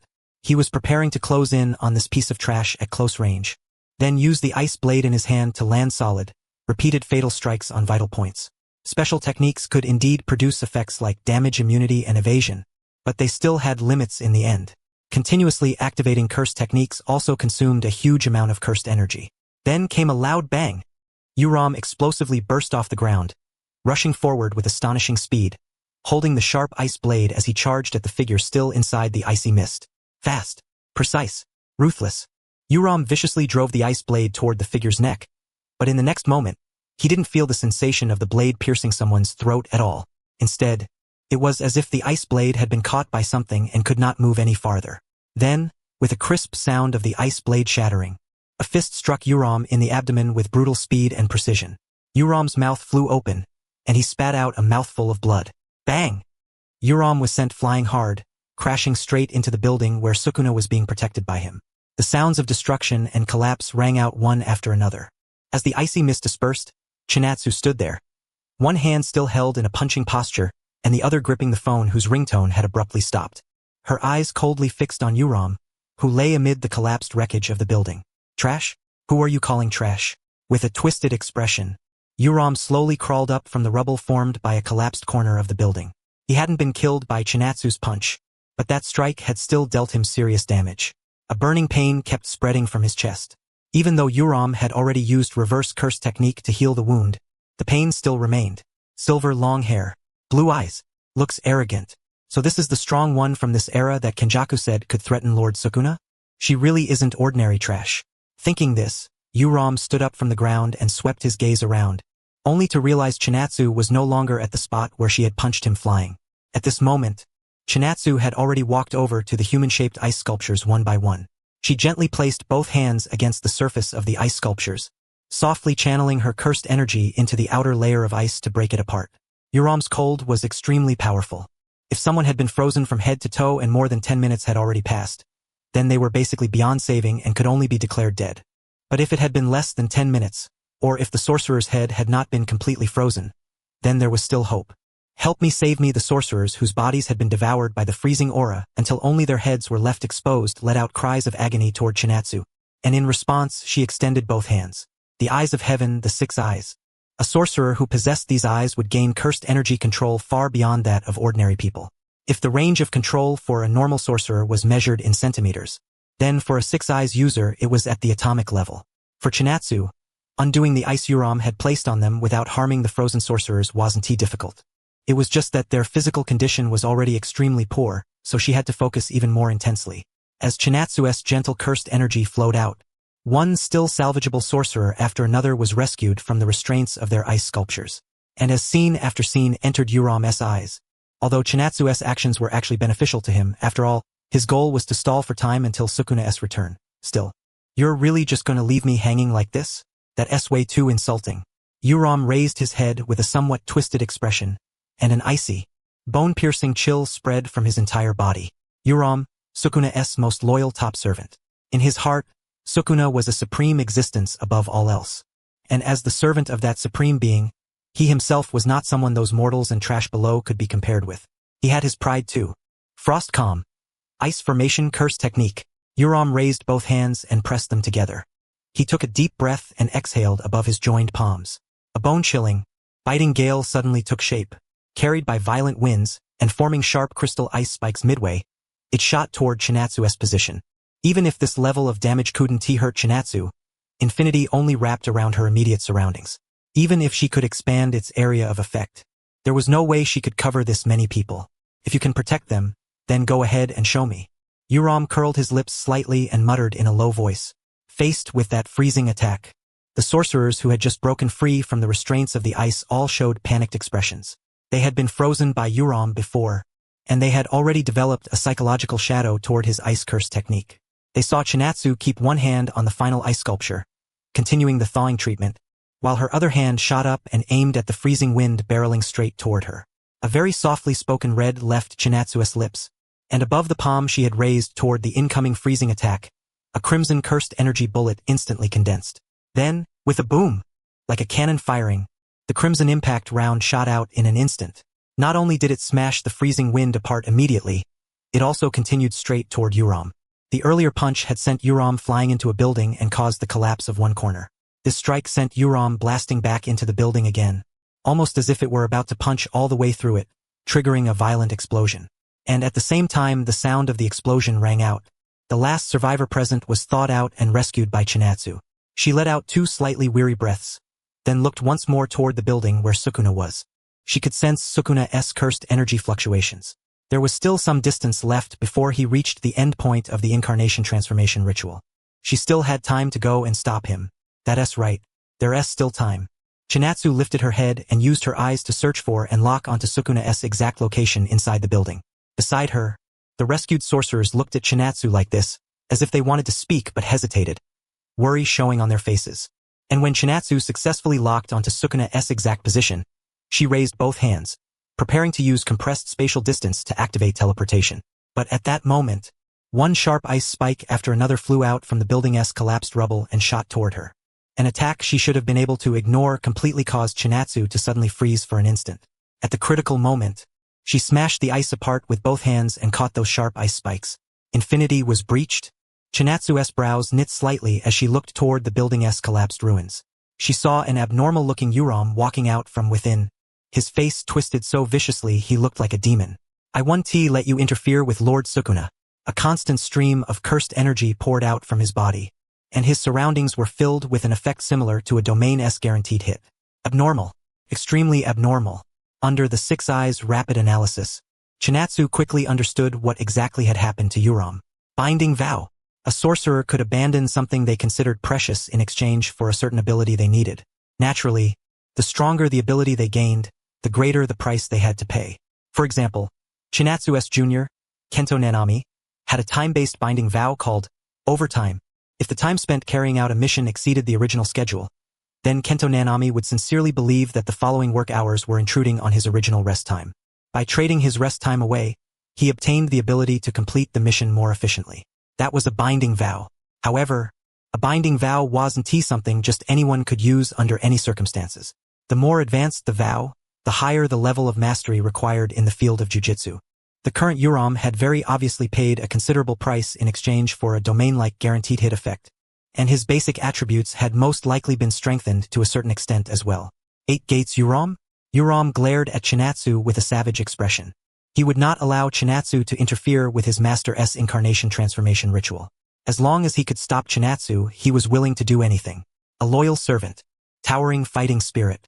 Yuram had brought out the highest level of his resolve. Setting aside Might Guy from the neighboring Naruto side, with his 8 gates released formation, when Chinatsu looked at Yuram with this binding vow wrapped around him, she couldn't help but think of Kashimo Hajime on her side after his technique release. P-shooter? Snow P? The moment Chinatsu thought that, the Yuram in front of her really did look like a reenactment of technique-released Kashimo Hajime. He leaned backward, opened his mouth wide, took a deep breath, and then fiercely spat toward Chinatsu. The freezing, bone-piercing aura didn't condense and shoot out like a smooth round projectile, but it still formed countless crystalline, razor-sharp ice crystals. From afar, they looked like innumerable tiny bullets. It wasn't a domain expansion, but Chinatsu suddenly had the feeling that she had entered a domain called Plants vs. Zombies. Yuram was the Snow Pea, guarding Sukuna behind him. Chinatsu was the assault zombie, trying to take Sukuna out. With the binding vow S enhancement, infinity was forcibly breached, making it impossible for Chinatsu to directly ignore Uram's attacks. But Chinatsu was hardly someone who became useless the moment she lost infinity's defense. Against Uram's attacks, she could still deal with them easily and launch a rapid counterattack. Cursed technique reversal. Red. Chinatsu formed her fingers into a gun, and a crimson bullet rapidly condensed into shape before firing straight at Uram. Just as the bullet reached Uram's vicinity and was about to strike him, a freezing aura instantly created a sturdy ice wall in front of him. The impact round crashed into the wall and exploded early, letting out a thunderous roar. Uram staggered backward several steps in a somewhat bedraggled state. But after he steadied himself, he revealed a proud, smug expression toward Chinatsu, as if to say that the current him was no longer inferior to her. This advanced binding vow, obtained through great sacrifice, had not only given him a domain-like guaranteed hit effect, but had also strengthened his technique reinforcement and even his physical power. If the earlier Uram had been quasi-special grade, then the current 8 Gates Uram would, without question, be worthy of being rated special grade in the modern jiu-jitsu world. A smug smile spread across his face. Bitter cold wrapped around his entire body as he strode toward Chinatsu with surging fighting spirit. 1 minute later, with a bruised and swollen face, Uram dropped to the ground with a thud. The high fighting spirit that had filled him moments ago had completely vanished, and his face was now full of life-doubting confusion. What just happened? His memory was a little blurry and jammed up. The only thing he could clearly remember was charging toward Chinatsu full of fighting spirit. She hadn't taken a fighting stance, nor had she launched any cursed energy attack. She simply raised both hands and formed a hand sign. A domain? Uram tried hard to recall everything he had experienced inside her domain, only to realize that what he had gone through in there could only be described as a complete mess. It was impossible to put into words what exactly he had experienced. Just what was the effect of her domain? Uram knew he could no longer stop Chinatsu from advancing, but if there was still a chance, he hoped he could analyze the effect of her domain and pass that information on to his master. But he couldn't figure it out. He really couldn't figure it out. He was so distressed he was practically about to cry, yet he still couldn't come up with even the slightest clue. Panting as she dispelled her domain, Chinatsu ignored the weakened Uram lying on the ground, already beginning to bear the price required after forcing open a binding, and walked step by step toward the building. Even though she had entered cursed technique burnout, her 6 eyes weren't blind. In her sight, Sukuna was still some distance away from fully completing the incarnation transformation ritual. She still had time to stop him. Just as Chinatsu stepped forward, preparing to stop Sukuna's incarnation transformation ritual, in the observation of her 6 eyes, the ominous cursed energy coming from Sukuna suddenly surged. If it were described as a progress bar out of 100, it was like it had been around 80% just a moment ago and suddenly jumped to 99%. That was seriously ridiculous. Though Chinatsu could roughly guess how Sukuna had pulled off something like this, it had to be that all-purpose setting patch of the jiu-jitsu world again. Binding vow. He had probably increased the risk of failure or something in exchange for speeding up the physical transformation. If it really failed, that would be one thing, but how could that old bastard Sukuna possibly fail at a moment like this? You had to know, in Jujutsu Kaisen, the halo over the villains' heads was not necessarily any weaker than the protagonists. In the original story, the villains had been eating well and living well the whole time, while the protagonists kept taking losses all the way through. It really made people wonder whether the final ending would be Sukuna and Kenjaku, through their unremitting efforts, successfully taking down the protagonists who had kept getting in their way. One slaughtered all of humanity. One sacrificed all of humanity. Jujutsu Kaisen bad END. If it were some other manga author, Chinatsu really wouldn't believe it. After all, this was a manga published in Weekly Shonen Jump, where most series were standard hot-blooded shonen. But if it was the mangaka of Jujutsu Kaisen, Chinatsu's inner complaints kept going, but no matter how dissatisfied she felt, she still had to face the reality that she was in the world of Jujutsu Kaisen and in a dangerous situation at this very moment. Suddenly, an almost invisible sharp slash cut through the wall of the building from the inside. Countless massive chunks of reinforced concrete collapsed from one corner of the building and crashed down from top to bottom. A burly figure with 2 faces, 4 arms, and a fanged mouth growing from his abdomen walked out from the ruins at one corner of the building. This person was Sukuna. Sukuna completing his physical transformation was still within Chinatsu's expectations, but 2 of his 4 arms were actually holding special cursed tools. In his right hand, Kamutoke. In his left hand, Hiten. These were the 2 cursed tools he had wielded on the battlefield 1,000 years ago during his undefeated reign. Chinatsu had almost no impression of them, because before she transmigrated here, the manga had not yet reached the point where these cursed tools appeared. She had only vaguely seen their silhouettes on a manga cover page. Sukuna spread his forearms and slightly raised his head, using his original body to feel what it meant to be alive. Though he knew his servant Uram was burdened with an important task and not far from death, that did not affect his extremely good mood in the slightest. Sukuna looked down from on high. Chinatsu looked up from below. Which side was the challenger? Which side was the victor? Would this battle even have an ending? In poor condition, Chinatsu forcibly raised her spirits.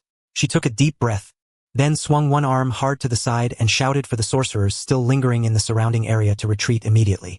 Because in the coming battle, Chinatsu would not be able to spare any attention for them. She had to devote herself completely and face the Curse King known as the strongest jujitsu sorcerer in history.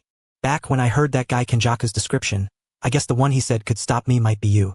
Now that I've seen it really is you, I'm actually quite happy. But what's with your condition right now? Looking down from above at Chinatsu, whose state was somewhat poor, Sukuna slightly furrowed his brow, feeling a bit displeased. And when he noticed the ordinary sorcerers nearby, each one weak and trembling in the legs as they fled this place, the crease in his brow deepened, and he understood why Chinatsu was so exhausted. So you ended up in such a sorry state because you went to protect those weak little trash? How greedy.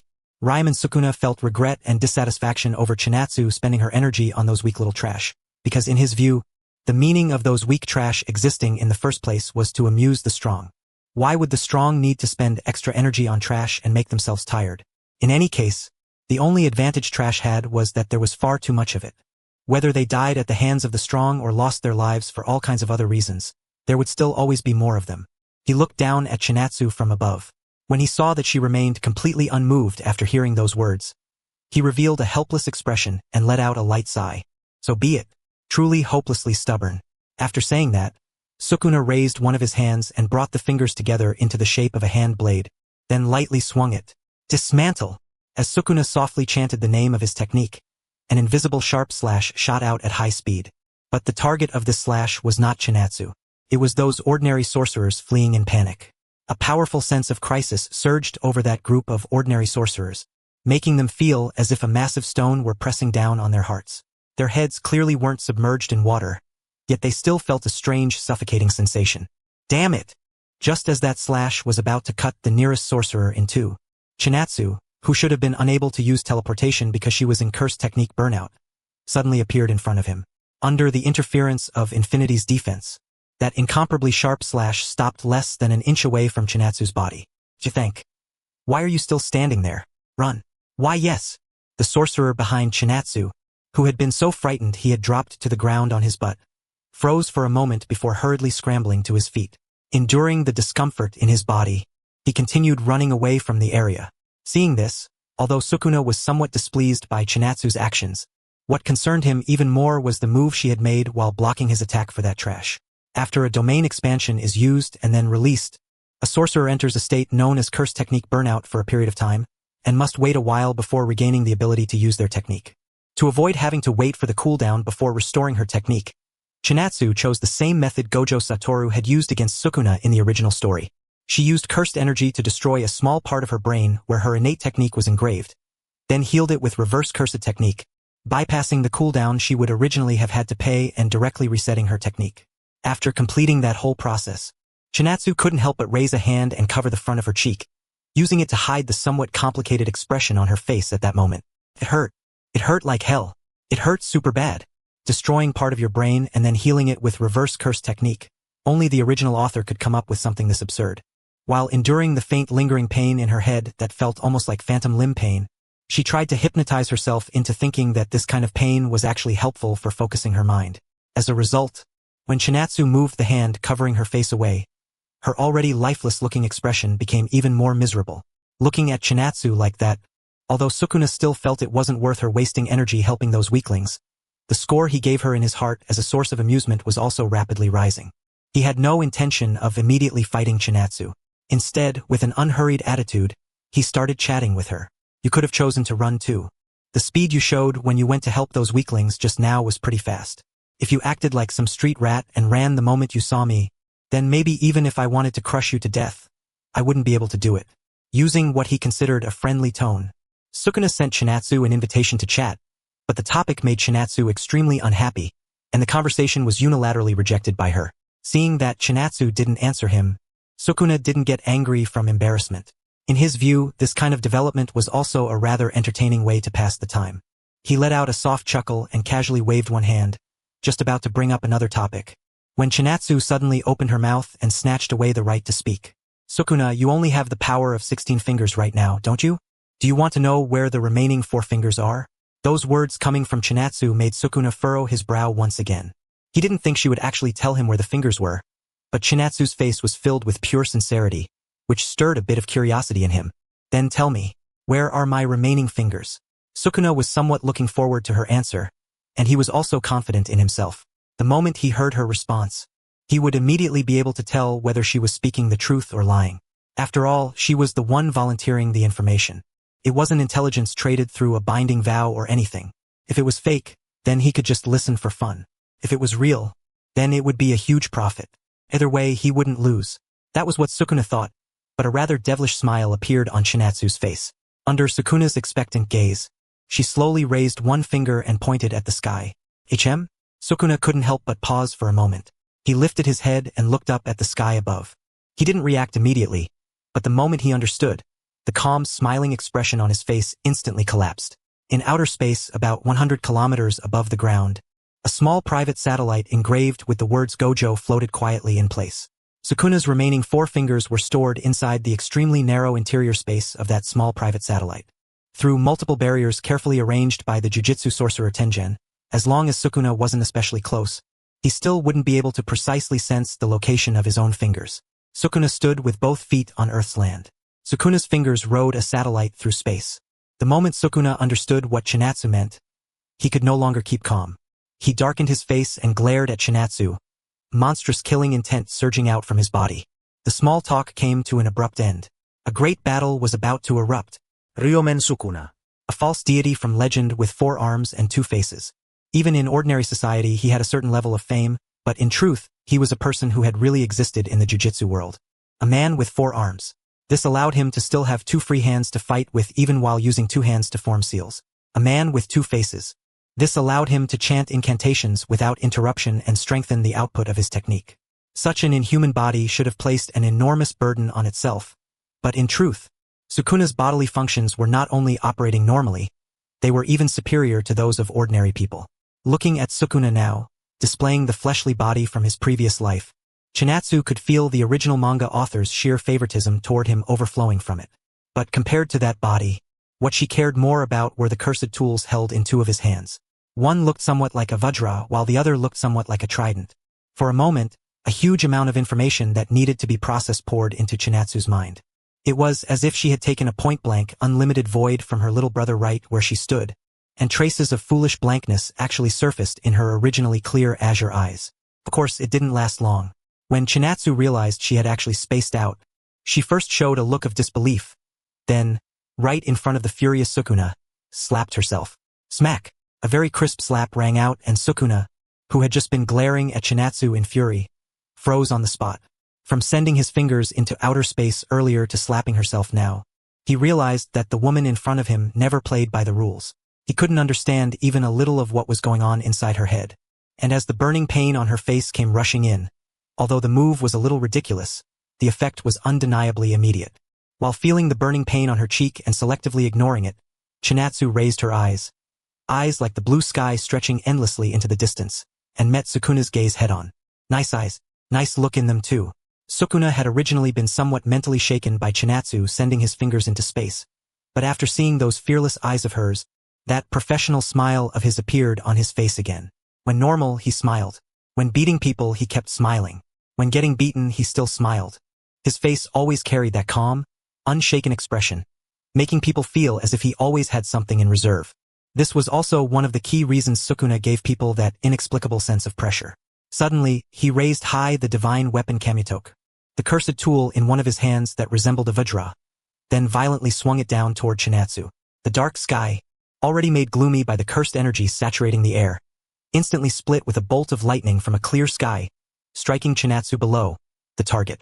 For a moment, the dust torn up by the lightning strike spiraled upward. Of course, Chinatsu was unharmed. Keeping a calm mind, she analyzed the sudden lightning strike from just now. To be honest, it had startled her, because this was an ability outside of what she knew about Sukuna. Was it the cursed tool's ability? The moment Chinatsu thought that Sukuna, who should have still been standing on the high-rise right in front of her, suddenly appeared behind her at astonishing speed. He didn't attack with his fists. Instead, he raised high the other cursed tool in his hand, one that looked both like a spear and like a trident, and swiftly chopped down toward Chinatsu. But in the end, it was still interfered with by Chinatsu's limitless defense, obstructing the advance of Sukuna's attack like continuous heavy seawater surging in wave after wave. So this is the inviolable defense formed by the limitless technique. So this is what it feels like. Sukuna wasn't shocked by it. After all, Kenjaku had already briefed him before the battle, and when he had gone after those ordinary fodder just now, Chinatsu had also shown him how she could block the slashes he launched himself. Hearing about it is nothing compared to seeing it, and seeing it is nothing compared to trying it yourself. Feeling how his cursed tool could not push any deeper, the corners of Sukuna's mouth curled up slightly. Then, he used a high-level curse technique. Domain amplification. In an instant, a hollow domain that existed only for neutralization spread across the surface of Sukuna's body. Through the effect of this neutralizing domain, all of Sukuna's following attacks would gain a sure hit effect. The cursed tool Hiten in Sukuna's hand instantly broke through the limitless defense around Chinatsu. Chinatsu had already been mentally prepared for this, so she simply turned to the side at high speed and easily avoided Sukuna's attack. But although she dodged it, she was still startled by the strike. The trident-shaped cursed tool chopped downward onto the ground, and a razor-sharp blade wave, as sharp as Sukuna's slashes, extended along the ground and kept cutting through the earth.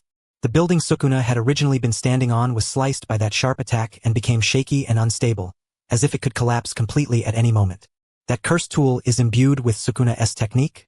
Chinatsu cast a sidelong glance at the building behind her, but most of her attention remained on Sukuna. Blue! Chinatsu quickly clenched one hand tightly. With Sukuna as the center of attraction, countless large and small chunks of rubble swept in from all directions, trapping Sukuna inside a sphere piled together from endless broken stone. But the sphere of rubble didn't even last for a few seconds. Dense slashes spread out like a spiderweb, rapidly carving through it and reducing the stone sphere into even smaller grains of dust. The moment he burst out of the sphere, he immediately charged straight at Chinatsu without stopping for even an instant. But Chinatsu had long since formed her fingers into a gun shape and was already waiting for him to break free. Phase. Paramitha. Pillar of Light. Cursed technique reversal. Red. At the fastest speed she could manage and with words as clear as possible, Chinatsu completed the incantation.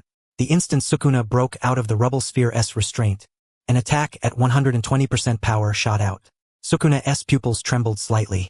He immediately planted both feet on the ground and crossed all forearms in defense. In the end, that 120% strike only pushed him back less than 1 meter, and the damage it caused was swiftly healed by reverse cursed technique. You've got quite a few little tricks, keeping so much distance from me. Are you afraid to fight me head-on in close combat? Sukuna raised his head slightly and spoke with mocking contempt. Chinatsu paid no mind to Sukuna's taunt at all. She merely shrugged and responded with a soft laugh. Well, I'm only human and you're a monster. For arms, 2 faces, good thing the one fighting you is me. 1,000 years ago, you probably scared quite a few girls into tears, didn't you? As she spoke, Chinatsu shook out her hand and resumed her fighting stance. Her soaring fighting spirit blazed like raging fire within her clear azure eyes. In this battle you will lose. Insignificant fodder. Insignificant Sukuna. The two stared at each other. In this exchange of trash talk, Sukuna, who had stood undefeated in this regard 1,000 years ago, discovered that he had actually met an opponent who could match him. Now that he thought about it, Sukuna realized he simply couldn't see through the woman before him at all. He had no idea what was going on inside her head. From sending his finger into unreachable outer space at the very beginning, to slapping herself before the battle had even started, to now exchanging trash talk with him with that carefree look on her face. Interesting. Sukuna was full of interest in Chinatsu. That interest had already surpassed every sight he had experienced 1,000 years ago. After all, those fodder he could effortlessly chop into minced meat had never been worthy of entering his sight. He stomped on the ground. As the earth cracked and countless chunks of rubble flew up, Sukuna once again rushed toward Chinatsu at astonishing speed. The moment Chinatsu saw that, she immediately attached blue to her right fist and threw it forward at high speed. But just as her fist was about to strike Sukuna in the face, Sukuna braked midway with extremely agile movement, shifted his position, and appeared behind her. So fast. Chinatsu frowned slightly. She didn't believe that kind of speed came purely from physical power alone. Most likely, It was one of the effects extended from the two cursed tools in his hands.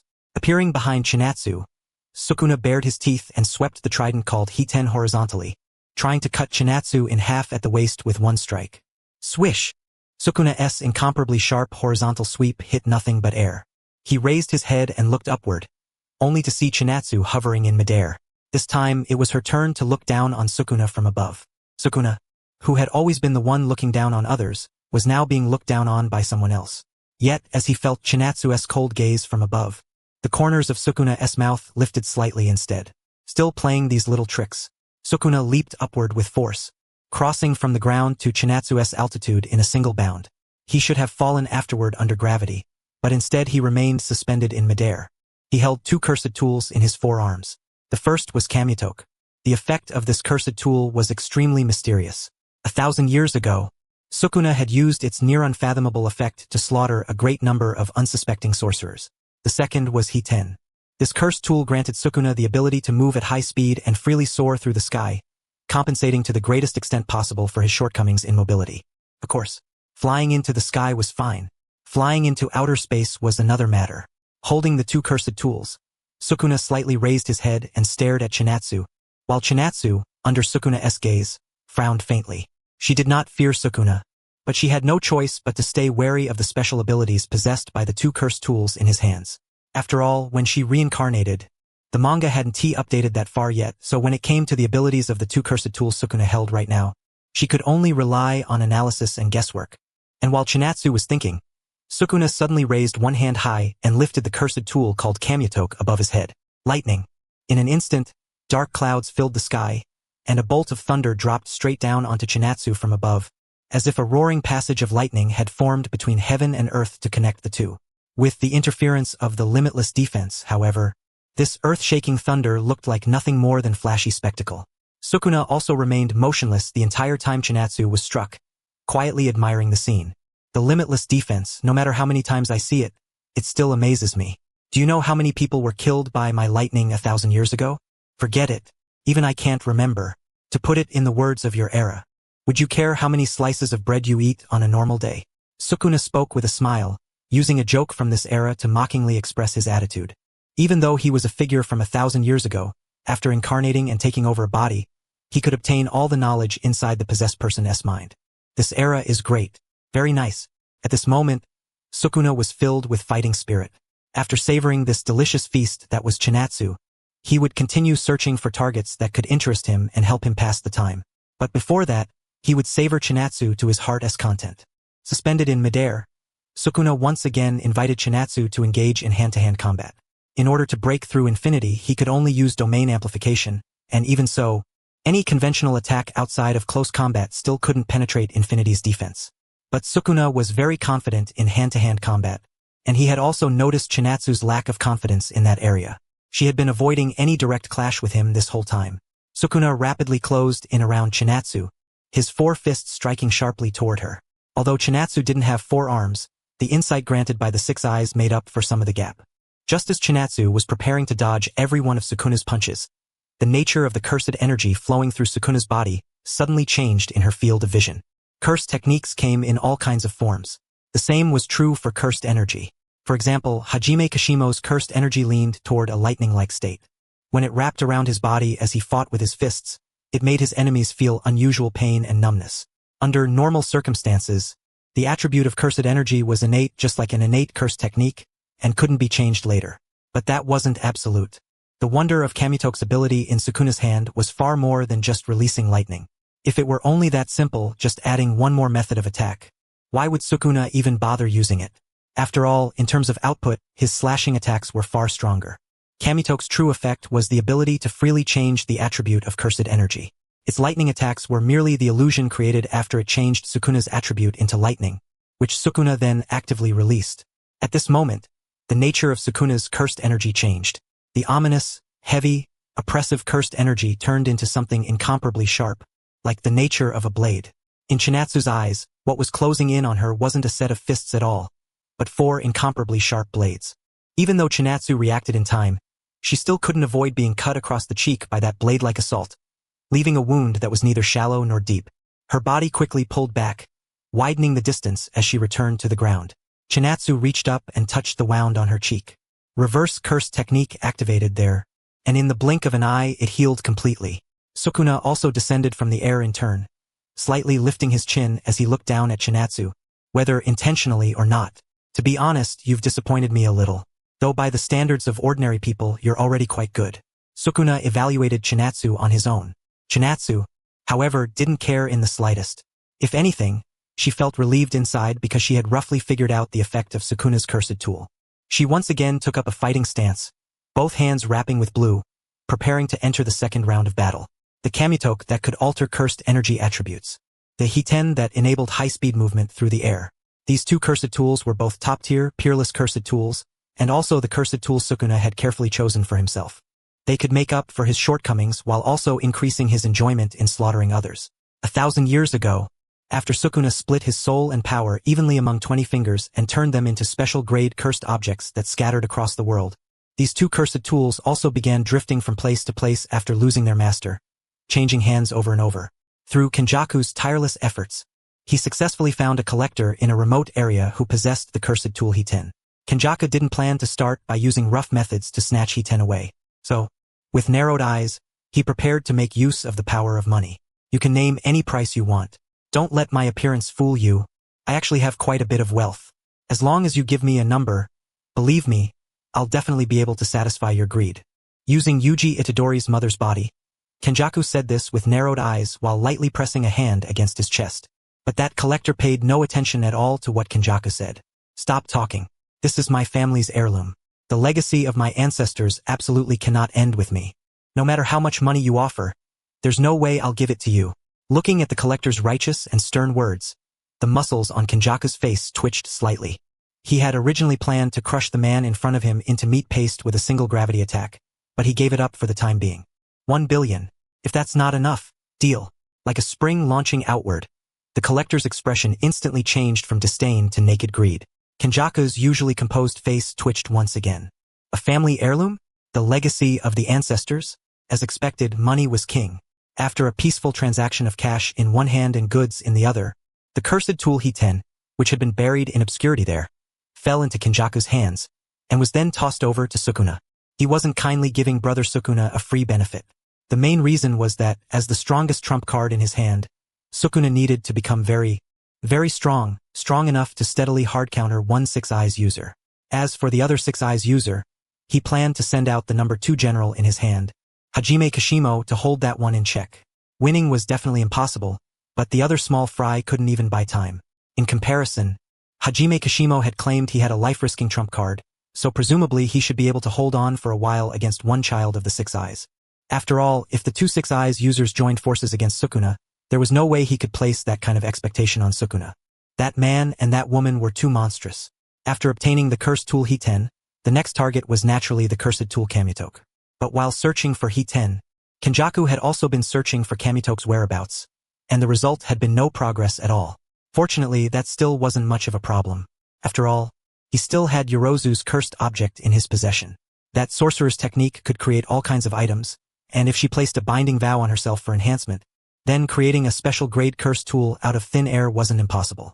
With the plot reopening from the original story, the sorcerer Yorozu, who super loved Sukuna, descended into the modern era once again.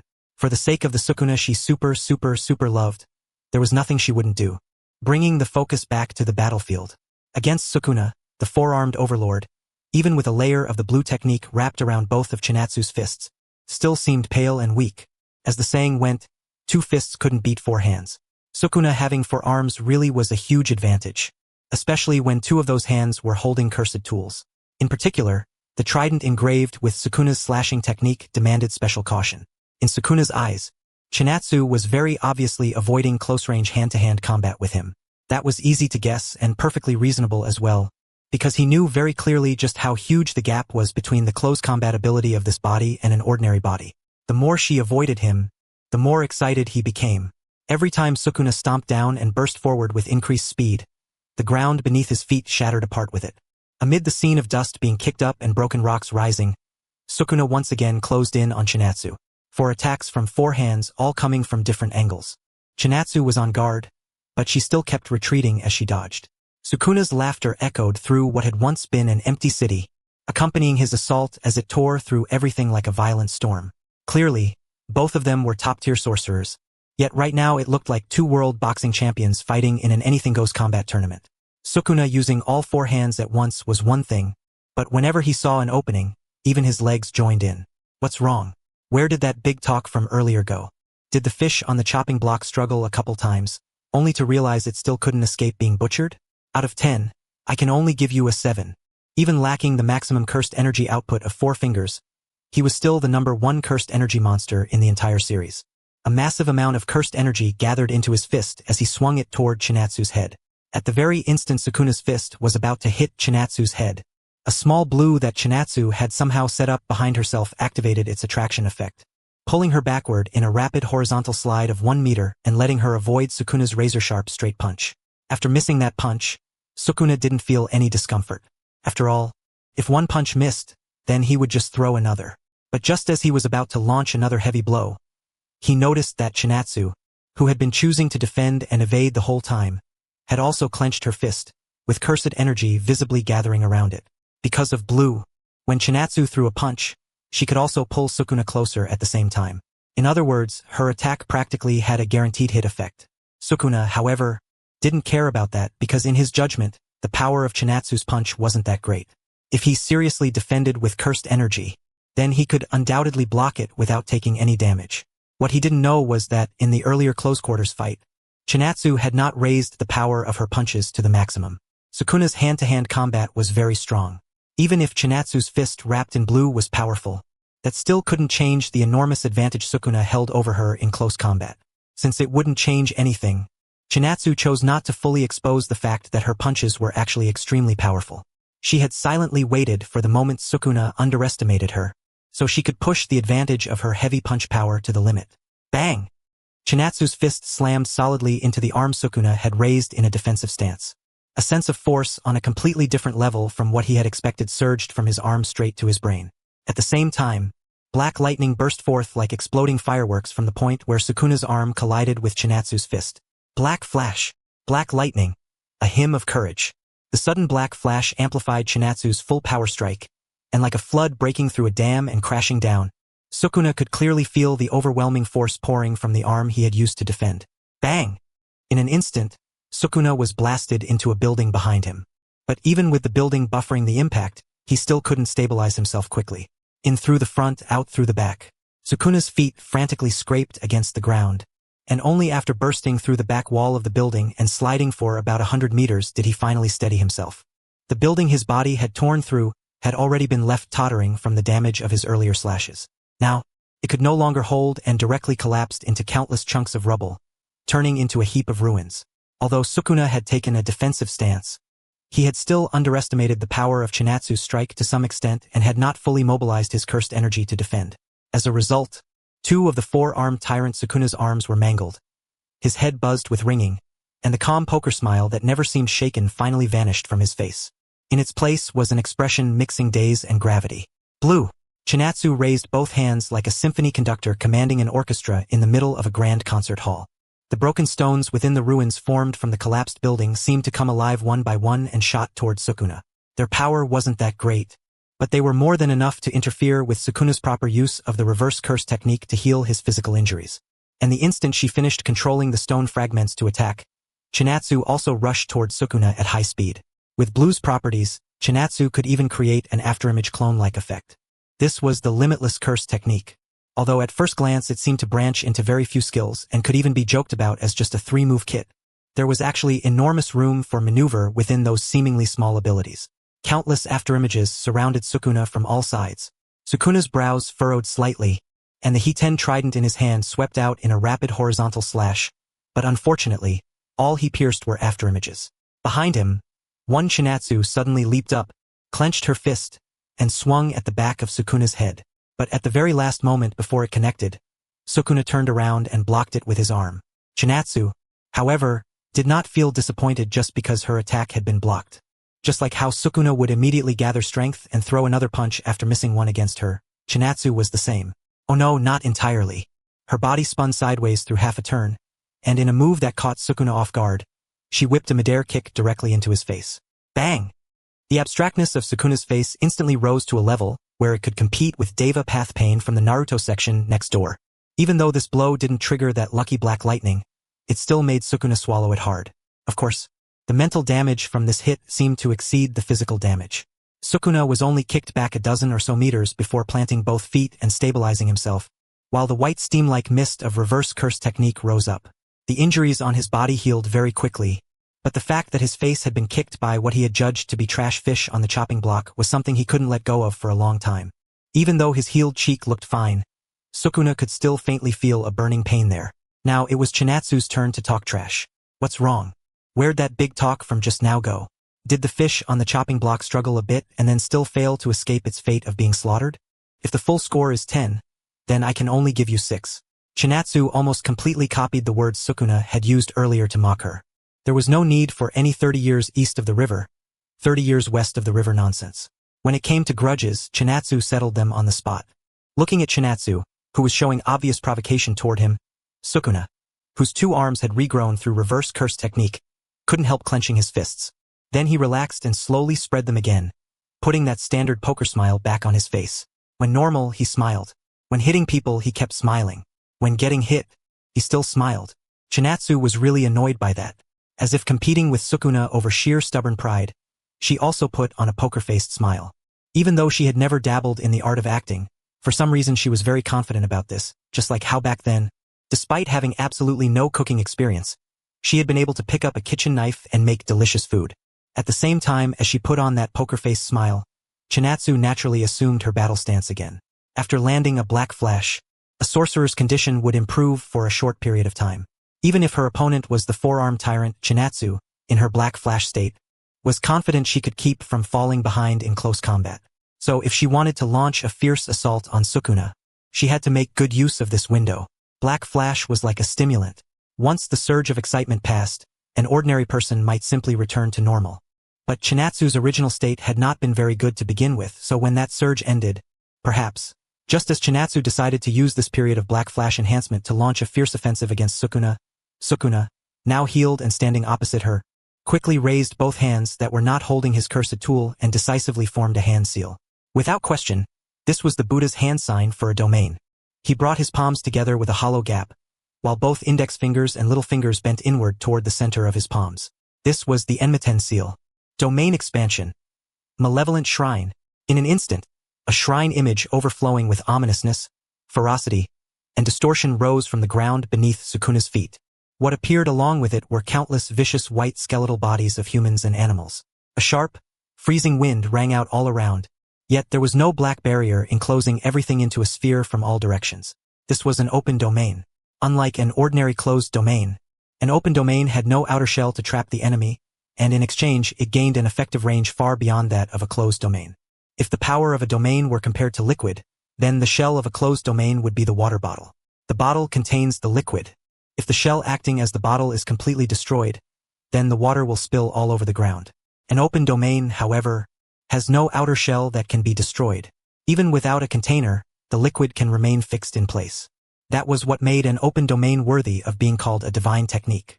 Within the effective range of Sukuna's malevolent shrine, Sukuna's slashes would go off in a frenzy, cutting everything other than Sukuna himself into fragments.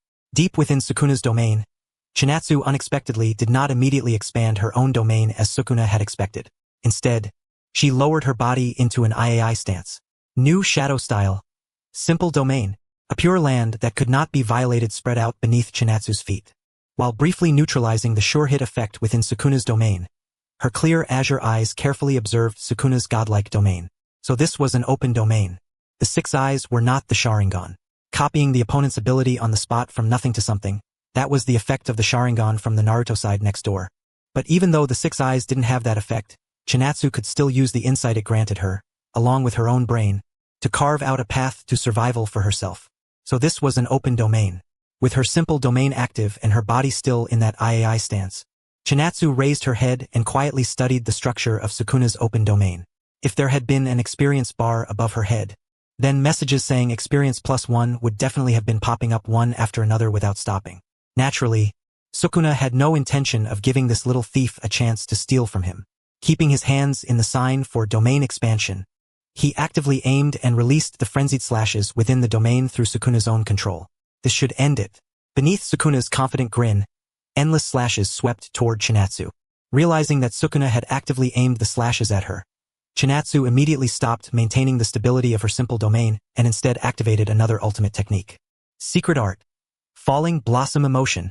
Chinatsu shifted from her crouched IAI stance into a special martial opening stance. Those slashes that were enough to cut refined steel to pieces landed on her body, yet they could only barely leave some wounds on the surface of her skin. Unlike New Shadow Style, Simple Domain, this move was a different kind of cursed energy application technique that only the three great sorcerer families of the jujitsu world could learn. It involved constructing an extremely even and highly sensitive membrane of cursed energy over the surface of the body. The instant it was struck by an outside attack, cursed energy would be released outward, reducing the power of the incoming attack through a mechanism similar to knocking it away. A technique like this was completely useless against a mental-type domain like Unlimited Void, but against a simple and brutal output-type domain like Sukuna's, it brought out its advantageous traits to the fullest. Sukuna couldn't help but pause for a moment, confused by the damage his slashes had produced, because he was extremely confident in their power. Seeing the surprise on Sukuna's face, if this hadn't been a domain battle, Chinatsu definitely would have shown a mocking expression and ridiculed him mercilessly. But at this moment, Chinatsu had no such mood at all. She was fully focused, pouring all of her energy into observing Sukuna's open domain, and the experience bar above her head was continuing to rise at a remarkably steady pace. So that's how it is. Mutter after mutter escaped softly from Chinatsu's mouth. She had already researched open domains before, and now, in the state brought by Black Flash, she was in excellent condition.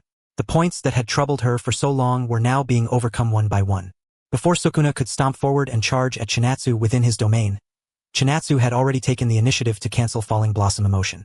Her two hands slowly rose upward and began to form a hand seal. Both hands bound outward, both thumbs standing upright together, and both index fingers raised while slightly bent into the shape of lotus leaves. This was the Samaya Mudra of Vajra Treasure Bodhisattva. Domain expansion. Mirror Flower. Water Moon. As the seal in Chinatsu's hands was completed, layer upon layer of cloud-like cursed energy instantly burst forth from her as the center within Sukuna's domain, which was filled with ominousness, chaos, and savagery. The ground beneath her feet even transformed into the image of an incomparably clear moonlit lake. The domain changed boundaryless. The power of the domain, which would normally expand and then quickly form into a fixed sphere, was manipulated by Chinatsu so that it did not disperse even without any container to hold it. The misty clouds symbolizing Chinatsu's domain and the ominous aura symbolizing Sukuna's domain collided fiercely. While each invaded the other, each was also being forced back by the other. Inside the domains evenly matched. Outside the domains evenly matched. At the sight of this, Sukuna's brows furrowed heavily. This was the first time he had seen a situation like this. Not only had she comprehended an open domain just like his, but the inner density of her domain was also not inferior to his in the slightest. Looks like we'll have to start over again. Sukuna spoke in annoyance, because with the two domains evenly matched, opening the domain was almost no different from not opening it at all. After Sukuna's poker face was cracked, slight ripples finally appeared in his previously calm state of mind, and a faint sense of tension emerged. The last time he had felt tension was 1,000 years ago, during a carefully prepared, multi-layered siege against him. At the time, the vast majority of the jujitsu world's strongest had participated in it, trying to surround him and kill him. Unfortunately, tension was one thing, but in the end, Sukuna still killed all of the sorcerers who had come to suppress him without any real danger. Not a single one managed to escape, displaying his hidden Jujutsu Kaisen male lead halo to the fullest. Last time, it was a close call without danger. This time, it would be the same. As Sukuna thought this, he also began planning in his mind how he should deal with Chinatsu next. After all, infinity was too troublesome for him. Only domain expansion and domain amplification were effective against it. But now neither of those two methods could produce any obvious advantage, especially domain expansion. From the looks of it, he could only continue using the tactic of domain amplification. Sukuna believed that he still held the advantage in close-quarters combat. Although the opponent had improved some of her hand-to-hand combat ability after landing Black Flash, that boost had a time limit. This abnormal body of Sukuna's gave him physical abilities and stamina beyond normal people. On top of that, Sukuna had the number 1 total cursed energy reserve in the entire series, so he still had the advantage in a prolonged battle. While Sukuna was planning what kind of situation to create next, Chinatsu had already long since decided exactly what she was going to do next. After all, She had thought about this battle at this very moment for far too long. It could basically be said that from the instant she reincarnated into this world, she had been considering this fight. For Kinjaku, for Sukuna, for everyone, Chinatsu breathed calmly. She could feel the state enhancement granted to her by Black Flash gradually declining bit by bit, but fortunately, there should still be enough time. Her eyes, dead silent, stared at Sukuna. Those originally sky blue, clear as the heaven's eyes seemed as if they had changed color, becoming indescribably deep. Being stared at by Chinatsu like this, an unknown sense of unease welled up in Sukuna's heart. His 4 eyes were fixed tightly on her body, observing everything about her from top to bottom. What is she trying to do? Sukuna focused and observed Chinatsu. Although a skilled sorcerer could reduce hand signs and chants when activating a technique, the surging cursed energy rising within a sorcerer's body during the activation of a technique could never be completely erased. When activating a high-level technique, there would even inevitably be movements similar to an opening stance. Whenever Chika showed any sign of activating her technique, Sukuna would always move first and counter her. But what Chika did next was completely beyond his expectations. She merely opened her mouth and said the following. The name of my domain is Kyoka Suijetsu, a mental-type domain. Any target infected by my domain's power will have their 5 senses controlled by me. Real scenes and illusory experiences will continuously alternate, trapping them in between. Technique disclosure. This was a type of binding vow. By revealing the effects of one's technique to others, the technique's power would be strengthened. Chika's domain effect was an extremely special mental type. Basically, as long as its effect landed, even if it only influenced the target for a very brief instant, the scales symbolizing victory would still tilt toward Chika. Feeling the balance inside the domains being broken, and sensing the power of Chika's domain gradually eroding the current state of his own domain, Sukuna first gritted his teeth, then prepared to open his mouth and perform a technique disclosure as well, just like Chika. But the name of Sukuna's domain is Malevolent Shrine. The domain is engraved with a complete slashing technique. Once the domain is expanded, everything other than the user will be attacked by the 2 types of slashes: dismantle and cleave, destroying all surrounding things until the area becomes a barren wasteland. Chika calmly recited the effects of Sukuna's domain. Her tone did not need to be especially fast, because from the moment she spoke the first word, Sukuna already understood that Chika had completely grasped all the information about his domain. Technique disclosure, enhanced power. The premise for this binding vow was that before the disclosure, the other party did not know what was about to be revealed. After all, if the other party already knew the content beforehand, then it was no longer disclosure, but merely an ordinary statement.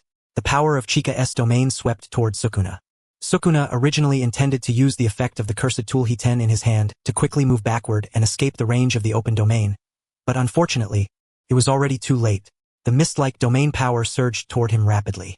Before he could even make that move, the domain power had already infected him. Kyoka Suijetsu, direct hit.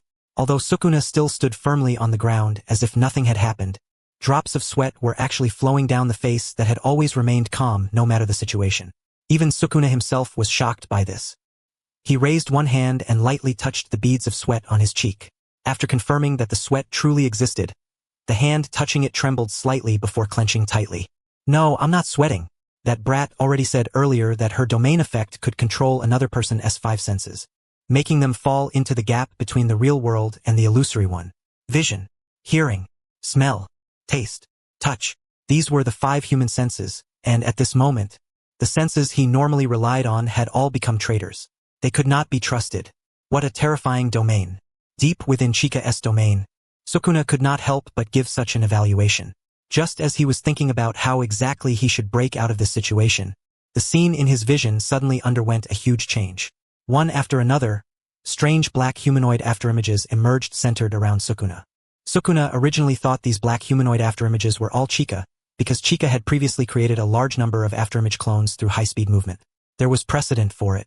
But when those black humanoid afterimages revealed their true appearance, all 4 of Sukuna's eyes widened involuntarily. They were not Chika. They were Sukuna. One bootleg Sukuna after another surrounded him from all sides. If that were all, it would have been one thing. The real problem was the exact same sinister expressions on their faces. They looked so punchable that even though it was his own face, he personally wanted to rush over and slap each of them immediately. At the same time, however, he was muttering to himself whether Chika's move was a bit too childish. If the ones surrounding him were all Chika, then he would have to think about which one was real.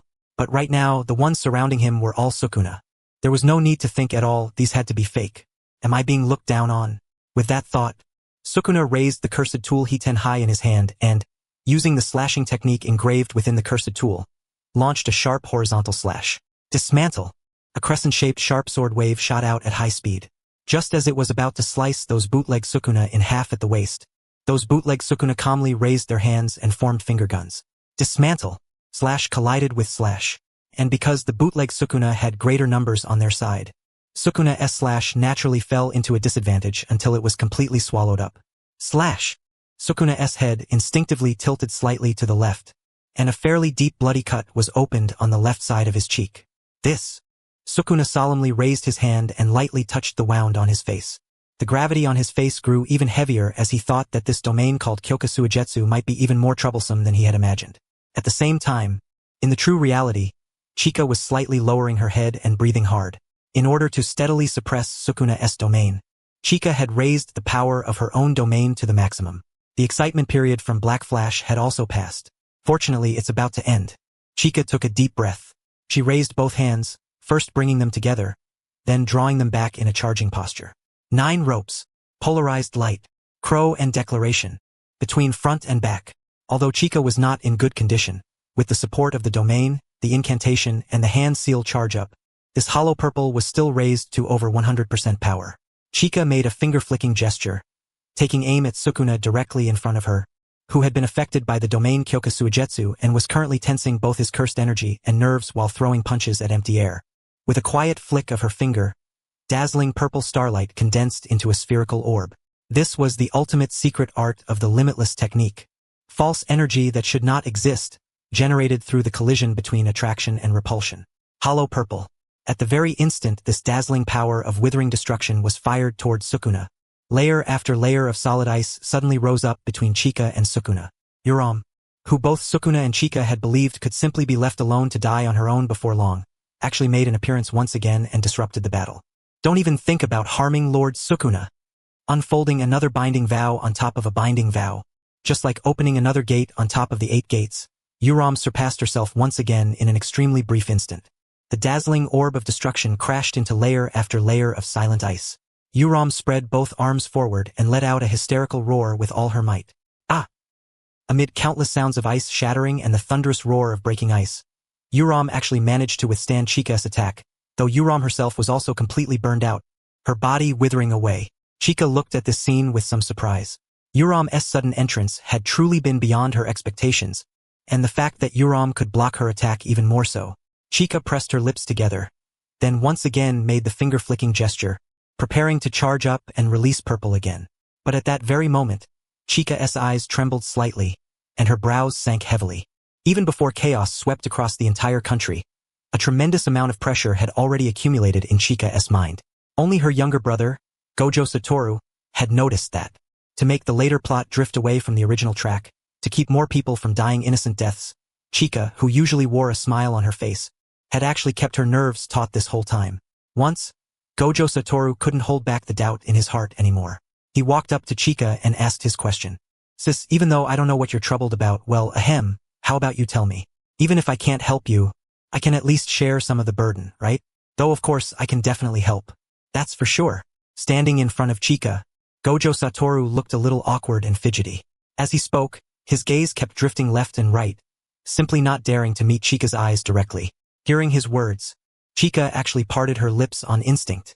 The things he wanted to hear nearly slipped right out, and the first sound had even already formed on her lips.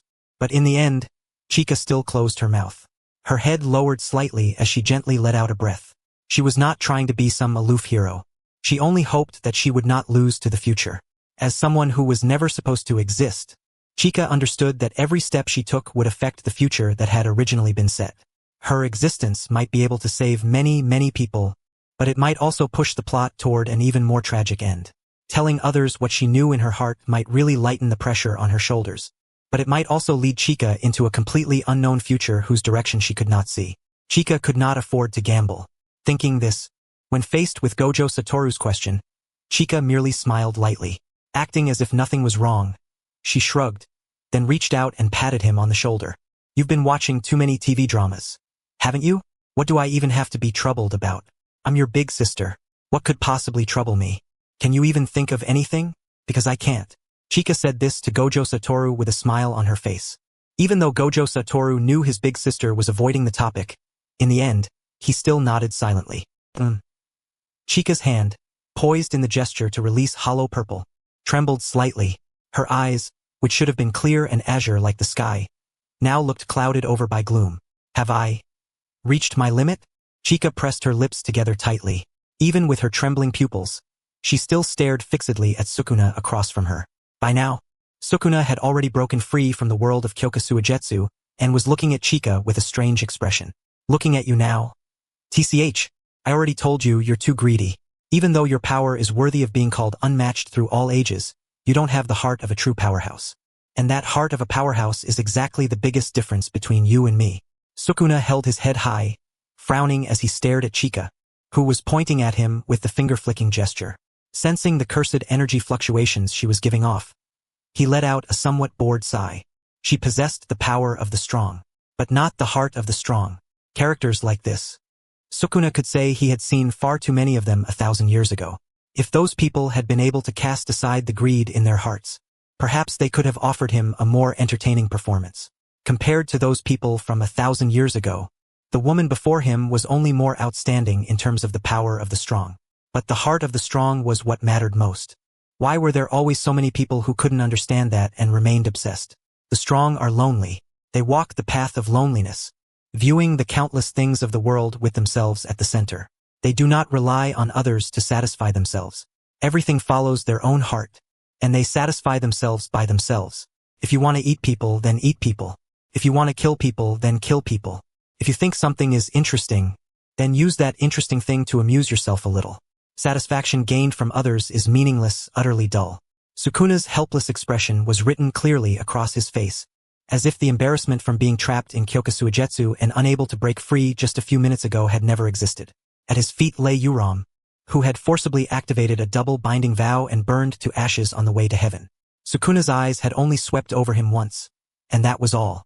Under normal circumstances, he might have smiled and praised Uram for a job well done. But he was not in the mood for that now, because right now he was very disappointed. He only wanted to kill Chika as quickly as possible and then search for some other amusement. Open. That single word came calmly from Sukuna's mouth. He raised both hands and took the posture of drawing a bow and firing an arrow. A flaming arrow immediately condensed into shape. Their gazes met. Sukuna, who had been frowning, eventually relaxed his expression and gave Chika his final evaluation. Be happy. At the very least, I acknowledge that in terms of the power of the strong, you are incomparably outstanding. Even among all the people I met 1,000 years ago, you are unquestionably first. I will remember a character like you. Sukuna's words fell into Chika's ears like a declaration of the end of the world. Chika still maintained the finger-flicking stance, but her hand was still trembling. Be happy? Outstanding? First?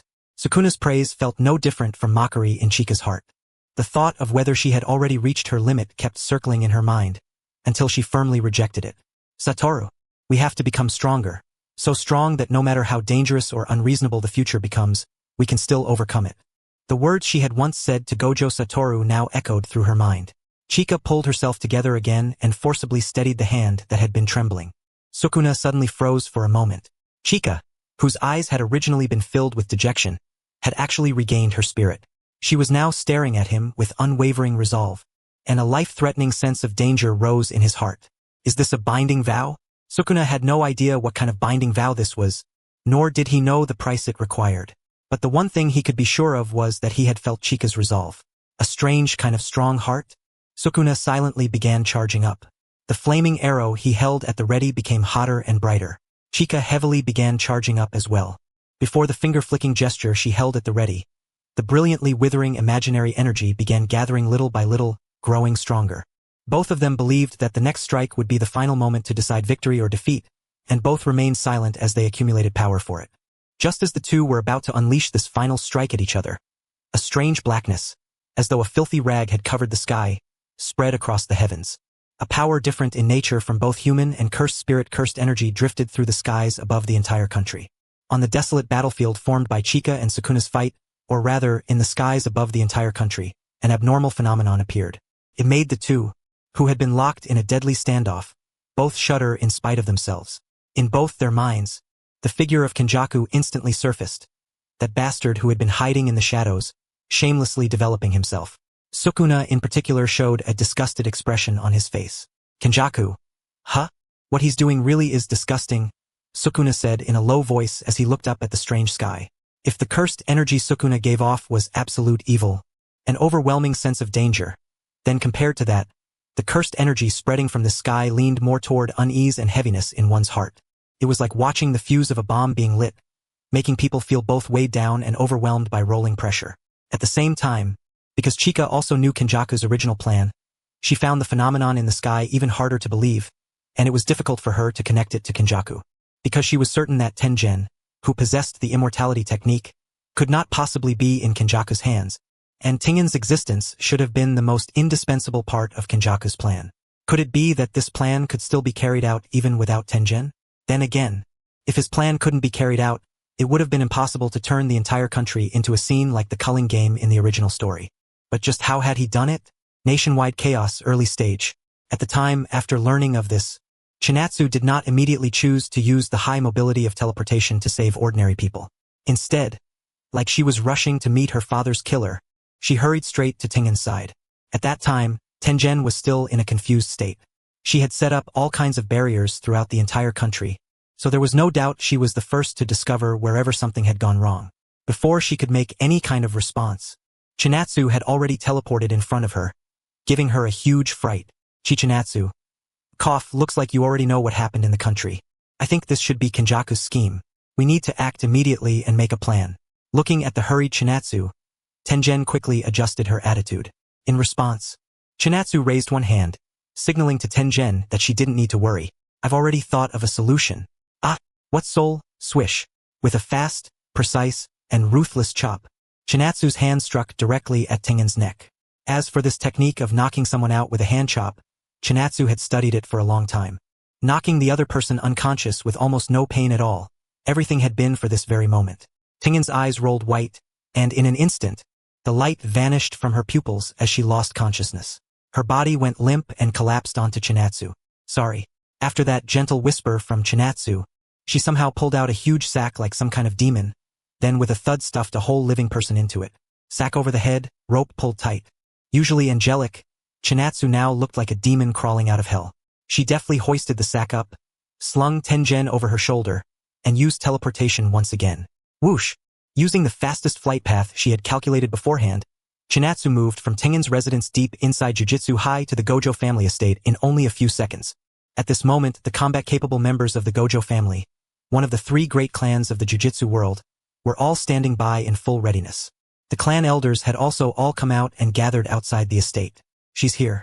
The moment after the grand elder's low voice sounded, Chinatsu, carrying a huge sack over her shoulder, suddenly appeared before all the elders like a ghost. Everyone, I'm counting on you. Don't worry. We're not so old that we can't handle this much. Like some kind of important handover ceremony, Chinatsu passed the heavy sack on her shoulder into the hands of the elders. Feeling the weight of it, they exchanged solemn nods with one another. In silent understanding, the elders lifted the sack high and carried it toward the depths of the Gojo estate. As one of the 3 great clans of the Jujutsu world, the architectural history of its estate far surpassed that of Jujutsu High, and many internal structures hidden within it were known only to those who inherited the clan's legacy. For example, within the Zenin family, another of the 3 great clans, there was a special structure that imprisoned a large number of cursed spirits. The scar at the corner of Toji Fushigiro's mouth had been left there when he was injured inside it as a child. This special structure could be called a natural bath. In the original story, in order to completely take over Megumi Fushigiro's body, Sukuna chose to carry out the incarnation ritual there, ultimately causing Megumi Fushigiro's soul to fall completely into the abyss. And naturally, the Gojo family also had a similarly special structure. It just wasn't a forbidden place for imprisoning cursed spirits, but a prison used specifically for confining criminals. Not only had Tengen once laid down her barrier techniques there, but over the years the Gojo family had also continuously invited all kinds of outstanding barrier users to set up barriers there, turning it into an absolute domain that the Gojo family's internal members took pride in. It was just that, with the changes of the times and the establishment and rule of the central upper echelons of the Jujutsu world, This absolute domain once used by the Gojo family for interrogating and judging criminals had long since fallen into disuse. And now, with a lot of heave-ho effort, the elders carried Tengen, still inside the sack, and threw her into it. Although this was a little unfair to Tengen, her existence was simply too important. As for apologizing, that could wait until after this incident was over. Outside, utter chaos. Inside the clan, full alert. Inside the prison, the sack wriggled. When she drowsily woke up from the unconsciousness caused by Chinatsu's hand chop, she first used every bit of strength she had, almost crawling along the ground, to struggle out of the sack. Aya! What on earth happened? Tengen muttered as she raised a hand and rubbed the spot on her neck, where Chinatsu's chop had landed. In her dazed state, she looked left and right, only to realize there truly wasn't the slightest bit of light around her.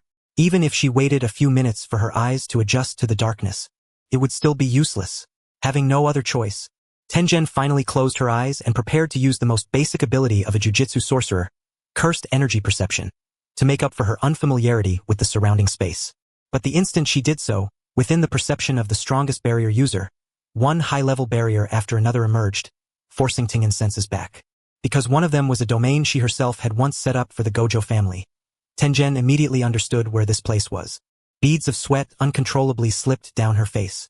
Quite helplessly, Tengen opened her eyes in the darkness. She blankly stared at the endless black around her, the corners of her mouth twitching slightly. At least turn on a light for me. Meanwhile, because Kenjaku knew just how absurdly overpowered Chinatsu was, he had long since judged the option of taking Tengen back into his hands as impossible. Even though he wasn't familiar with Chinatsu, from their first meeting, when she comprehended a domain through him and then punched him flying, to all the later times his originally planned operations had been blocked by Chinatsu as if she could foresee the future. Kenjaku understood that there was not just a tiny bit wrong with Chinatsu as a person. There was something very, very wrong with her. As an existence capable of changing bodies through brain swapping and thus living forever, she had always been the one others called disgusting. Yet for the first time, she experienced what it felt like to find someone else disgusting. Precognition, omniscience, chosen heroine, with so many outrageously broken buffs. That girl called Chinatsu had to at least be carrying one of them, or Kenjaku simply couldn't calm the anger and resentment in her heart. But even in the face of such a predicament, as one of the two hidden true male leads of Jujutsu Kaisen, Kenjaku did not give up hope. Instead, as if throwing away his brain, he came up with Plan B.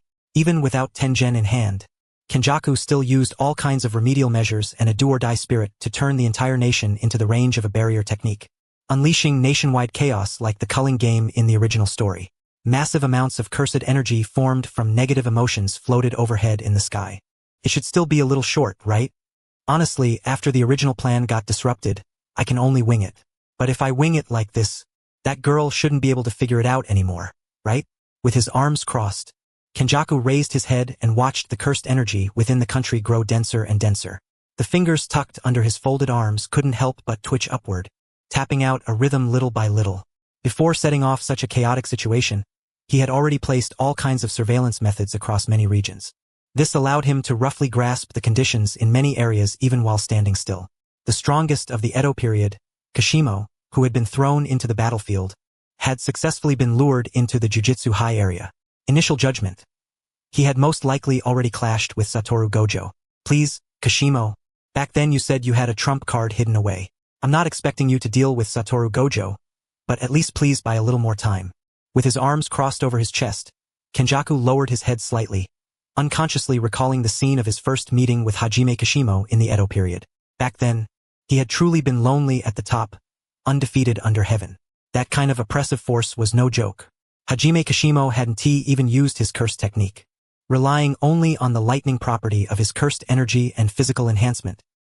He had turned the encirclement by a crowd of elites into a mountain of corpses and a sea of blood.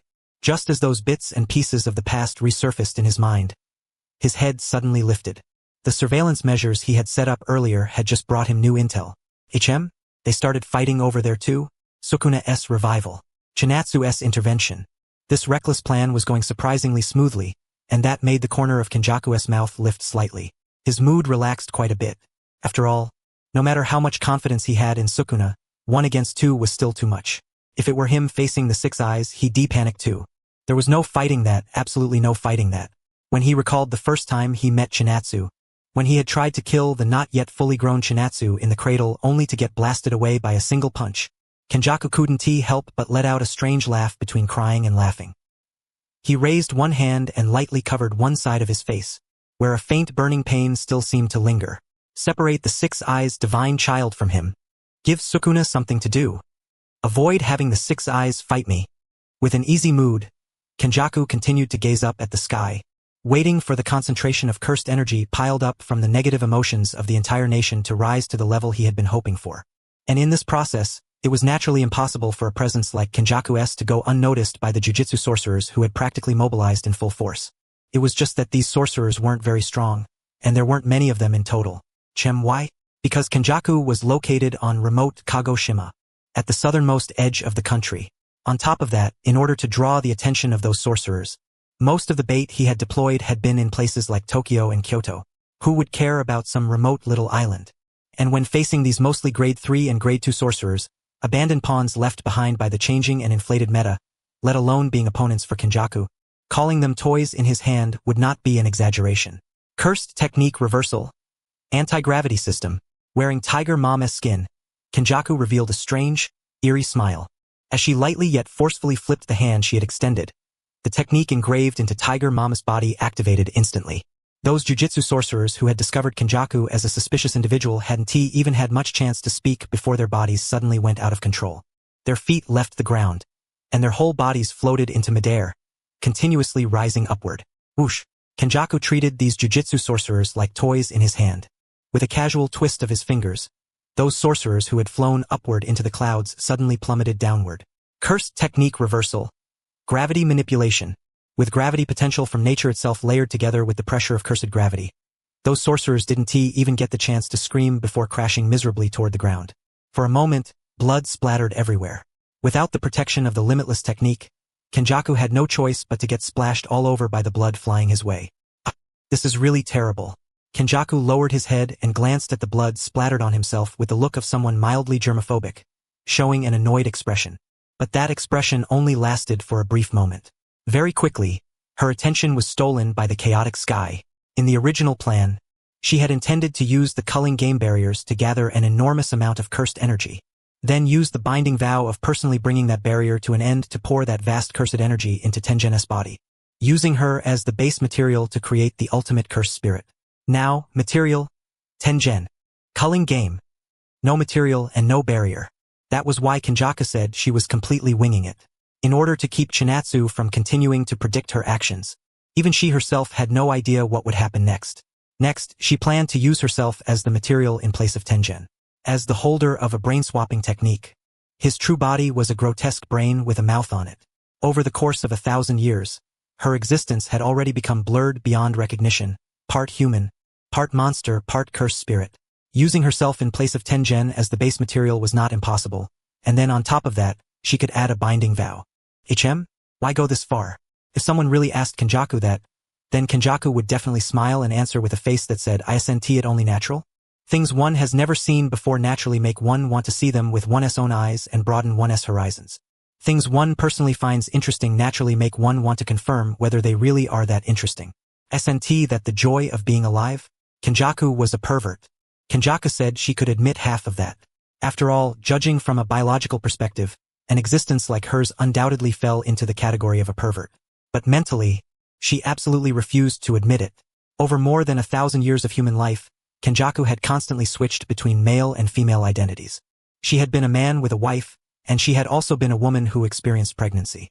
If someone really wanted to discuss what the joy of being alive was with her, then setting aside whether what she said was correct or not, at the very least, her argument carried an authority no one could match. Honestly, I originally wanted to use Tengen as the material to create a new life form, but now I can only do it myself. I don't even know if it'll work. If I lose consciousness, haha. Well, no matter how big the risk is, I'd still do it anyway. Kenjaku lowered her head and muttered to herself with a soft laugh, shrugging her shoulders upward and then spreading both hands, looking completely helpless. In her original plan, there had been a high probability that Tengen, after becoming the ultimate existence, would also lose consciousness. After all, that would mean assimilating with the power of 100 million humans. The shock to the original consciousness would be enormous. Human consciousness would dissipate. Most likely, a new consciousness would be born. A demon? An angel? A god? Kenjaku said she had no way of judging. But if she really had to make a hard choice, then she would say that turning into one of those monsters from Ultraman wasn't impossible either. Kenjaku thought with great interest about what kind of form she would take after devouring that power. She didn't care whether her own consciousness would disappear. If she could experience a transformation of consciousness, if she could even feel the body of a brand new life form for even 1 second, she would already be more than satisfied. If I really turn into one of the monsters from Ultraman, I hope it's a cool one. Like the second generation Kyrialoid from Tiga, or Hyper Zeton would be nice too. Something like Gilvalis would be pretty interesting as well. Just as Kenjaku was thinking this with considerable interest, a group of uninvited guests was rapidly charging toward her. And among those uninvited guests, one in particular surprised her greatly. Kenjaku stopped thinking, turned around in puzzlement, and looked into the distance with vision enhanced by cursed energy.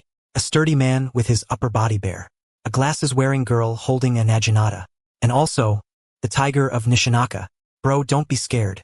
This is a disaster, but it's also a trial. You'll shed your beginner shell because of this and become much stronger. And with me here, you don't need to worry about anything happening. I'm not scared. But thanks for saying that. Still, why does it feel like our relationship suddenly got so much closer? What are you talking about? We're best friends who've known each other since we were kids. As this absurd exchange kept coming out one after another, the glasses-wearing girl beside them holding the Naginata, Maki Zenin, couldn't help but twitch the corner of her mouth slightly, feeling that this conversation was unbelievably ridiculous. At this moment, the entire country was in chaos. Basically, every sorcerer the jujitsu world could mobilize had already been sent out. Don't let the fact that they were just students fool you. At a time like this, even professional-grade sorcerers had been deployed. Though they were still just a group of students, if one judged by strength and status, they had already surpassed more than 90% of the professional sorcerers.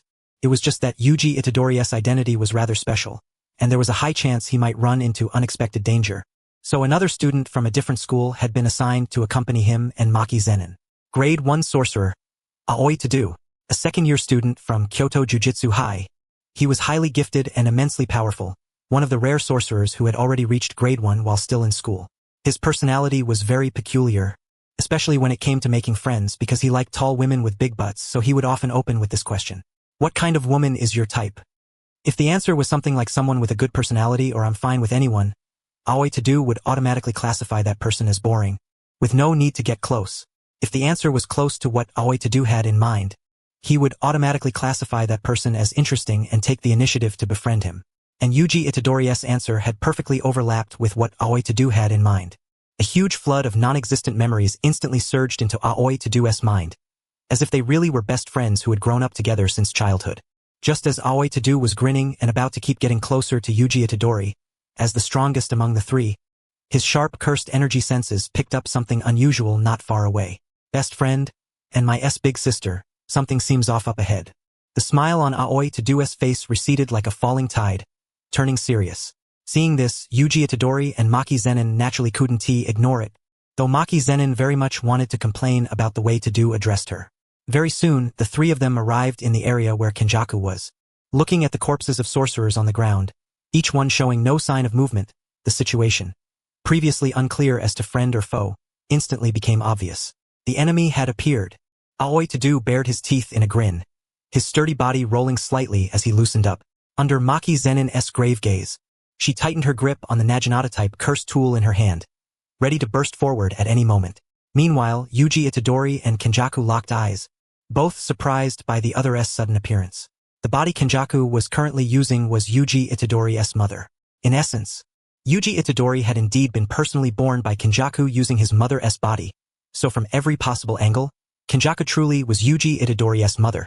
Although Yuji Itadori had never met his mother, there were still photos of her at home. On top of that, his grandfather, who had still been alive back then, had mentioned his mother to him more than once, so Yuji Itadori's impression of her was still very deep. Yuji, something is wrong with your mother. Your father was bewitched by her.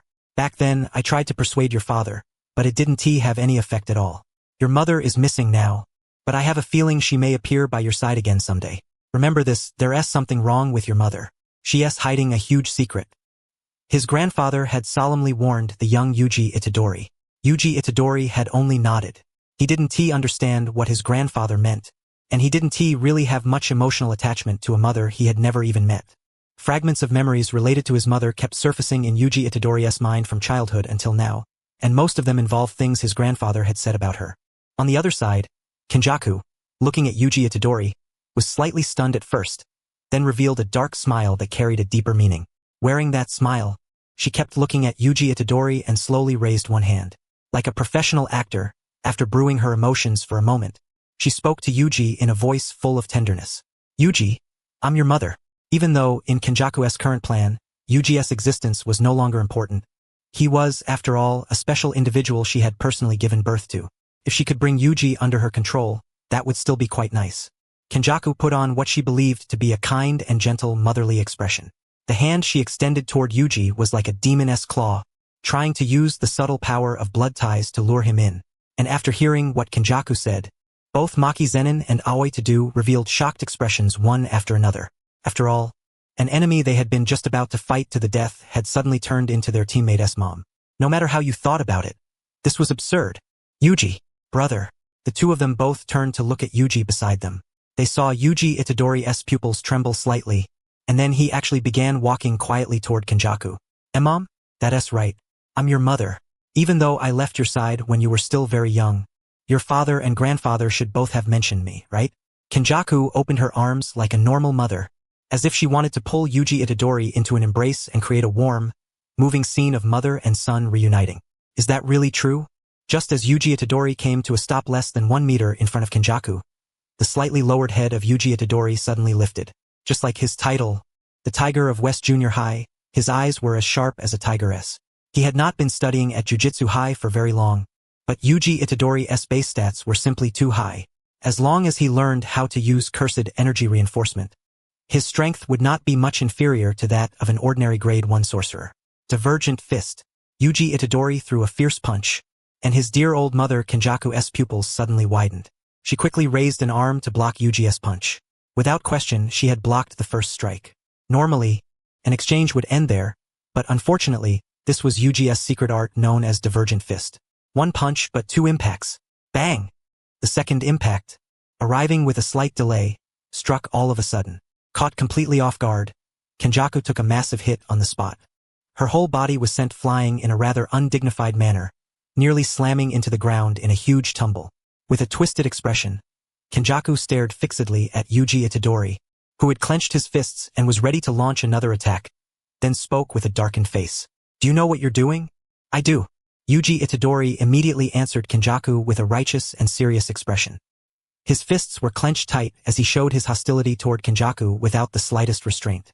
Grandpa told me more than once that you were extremely dangerous, and that if I ever saw you in the future, I had to be extra careful. And the jujutsu teachers already told us too, the person with the horizontal scar across the forehead is the #1 enemy of the jujutsu world. If Kenjaku was family, then Yuji would uphold justice and cut down his own kin. After hearing Yuji Itadori's declaration, the corners of Maki Zenin's and Aoi Tadu's mouths rose slightly, though they hadn't believed Yuji Itadori would suddenly defect to the enemy in the first place. That sharp punch after pretending to approach really was satisfying. The person with a horizontal scar across the forehead. This was important information Chinatsu had proposed back then and had spread throughout the entire jujutsu world. Anyone with that trait was the #1 enemy of the jujutsu world, and if the target was discovered, it had to be reported upward immediately. Because this information had been made public, no matter how much Kenjaku could change bodies, she had no way to remove the horizontal scar on her forehead, leaving her in an extremely awkward position. Frowning deeply, Kenjaku looked at Yuji Itadori, who had entered a state of righteously killing his own kin. Then she quickly raised one hand and, without hesitation, entered the exact same state. Can't be helped. I can only uphold justice and kill my own kin too. Cursed technique reversal. Gravity manipulation. Kenjaku pressed her outstretched palm downward with force, and an overwhelming gravity crashed down onto Yuji Itadori. The ground beneath his feet split apart at once, and countless chunks of rock burst and shattered outward. Yuji Itadori gritted his teeth. Even though the gravity Kenjaku was imposing on him had already reached an inhuman level, once Yuji Itadori brought out the resolve of the Tiger of West Junior High, he declared that this level of gravity was nothing much. Enduring the crushing pressure of the gravity, he forced himself to step toward Kenjaku 1 step at a time, and that sight left Kenjaku feeling quite troubled. The special body she had prepared in order to carry out her original plan had now become an obstacle preventing her from carrying it out. She clenched her fist and wrapped a considerable amount of cursed energy around it, preparing to give this bratty son of hers a real beating. her fist tightened, and her foot stomped down. The target locked in her eyes was extremely clear, Yuji Itadori's face. Even though she was supposed to be the final big villain, sometimes she really was like a child.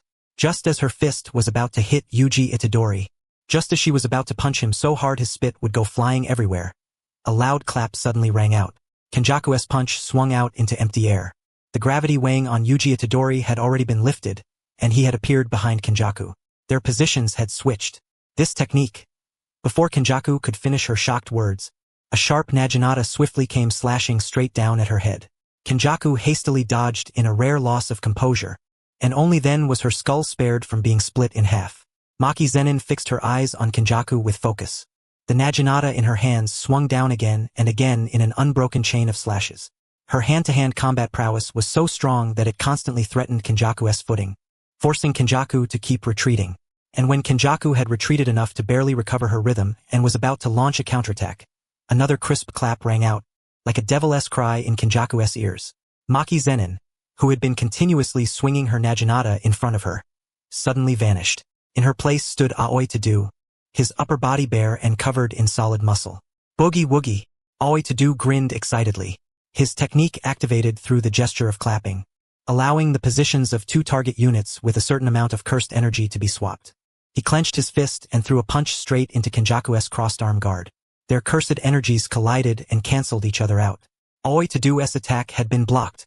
However, brother, Aoi Tadu shouted excitedly. Kenjaku froze for a moment with a bad feeling rising in her chest, only to see Yuji Itadori charging toward her from behind with rapid steps. Divergent fist.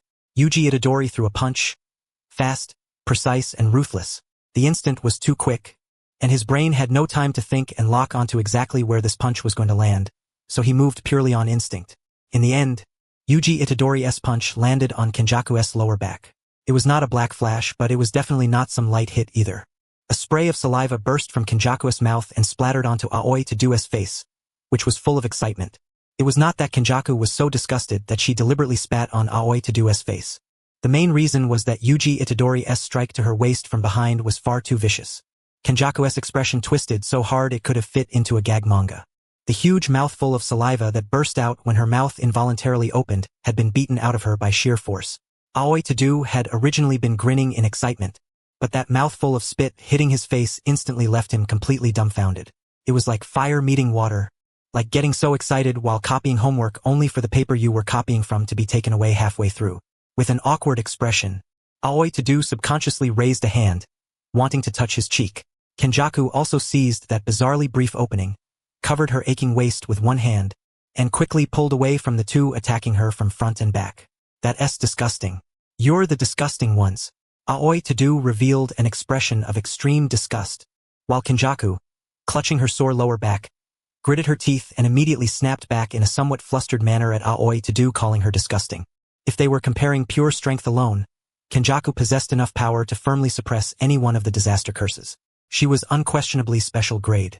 On the other hand, her opponents were Aoi Tadu grade 1, Yuji Itadori grade 2, Maki Zenin grade 2. With a lineup like this, Kenjaku should have been able to handle them easily. But just now, due to lacking information, Kenjaku had fallen into the rhythm of the three of them, and that was why she had been beaten into such a sorry state by their combo. That really hurts. Kenjaku felt at the spot on her waist her palm was covering. Getting hit there should have been much better than getting hit in the head or somewhere like that, yet she did not know why she found getting hit there so humiliating and so painful. And after calming herself down, her eyes fixed heavily on the three of them.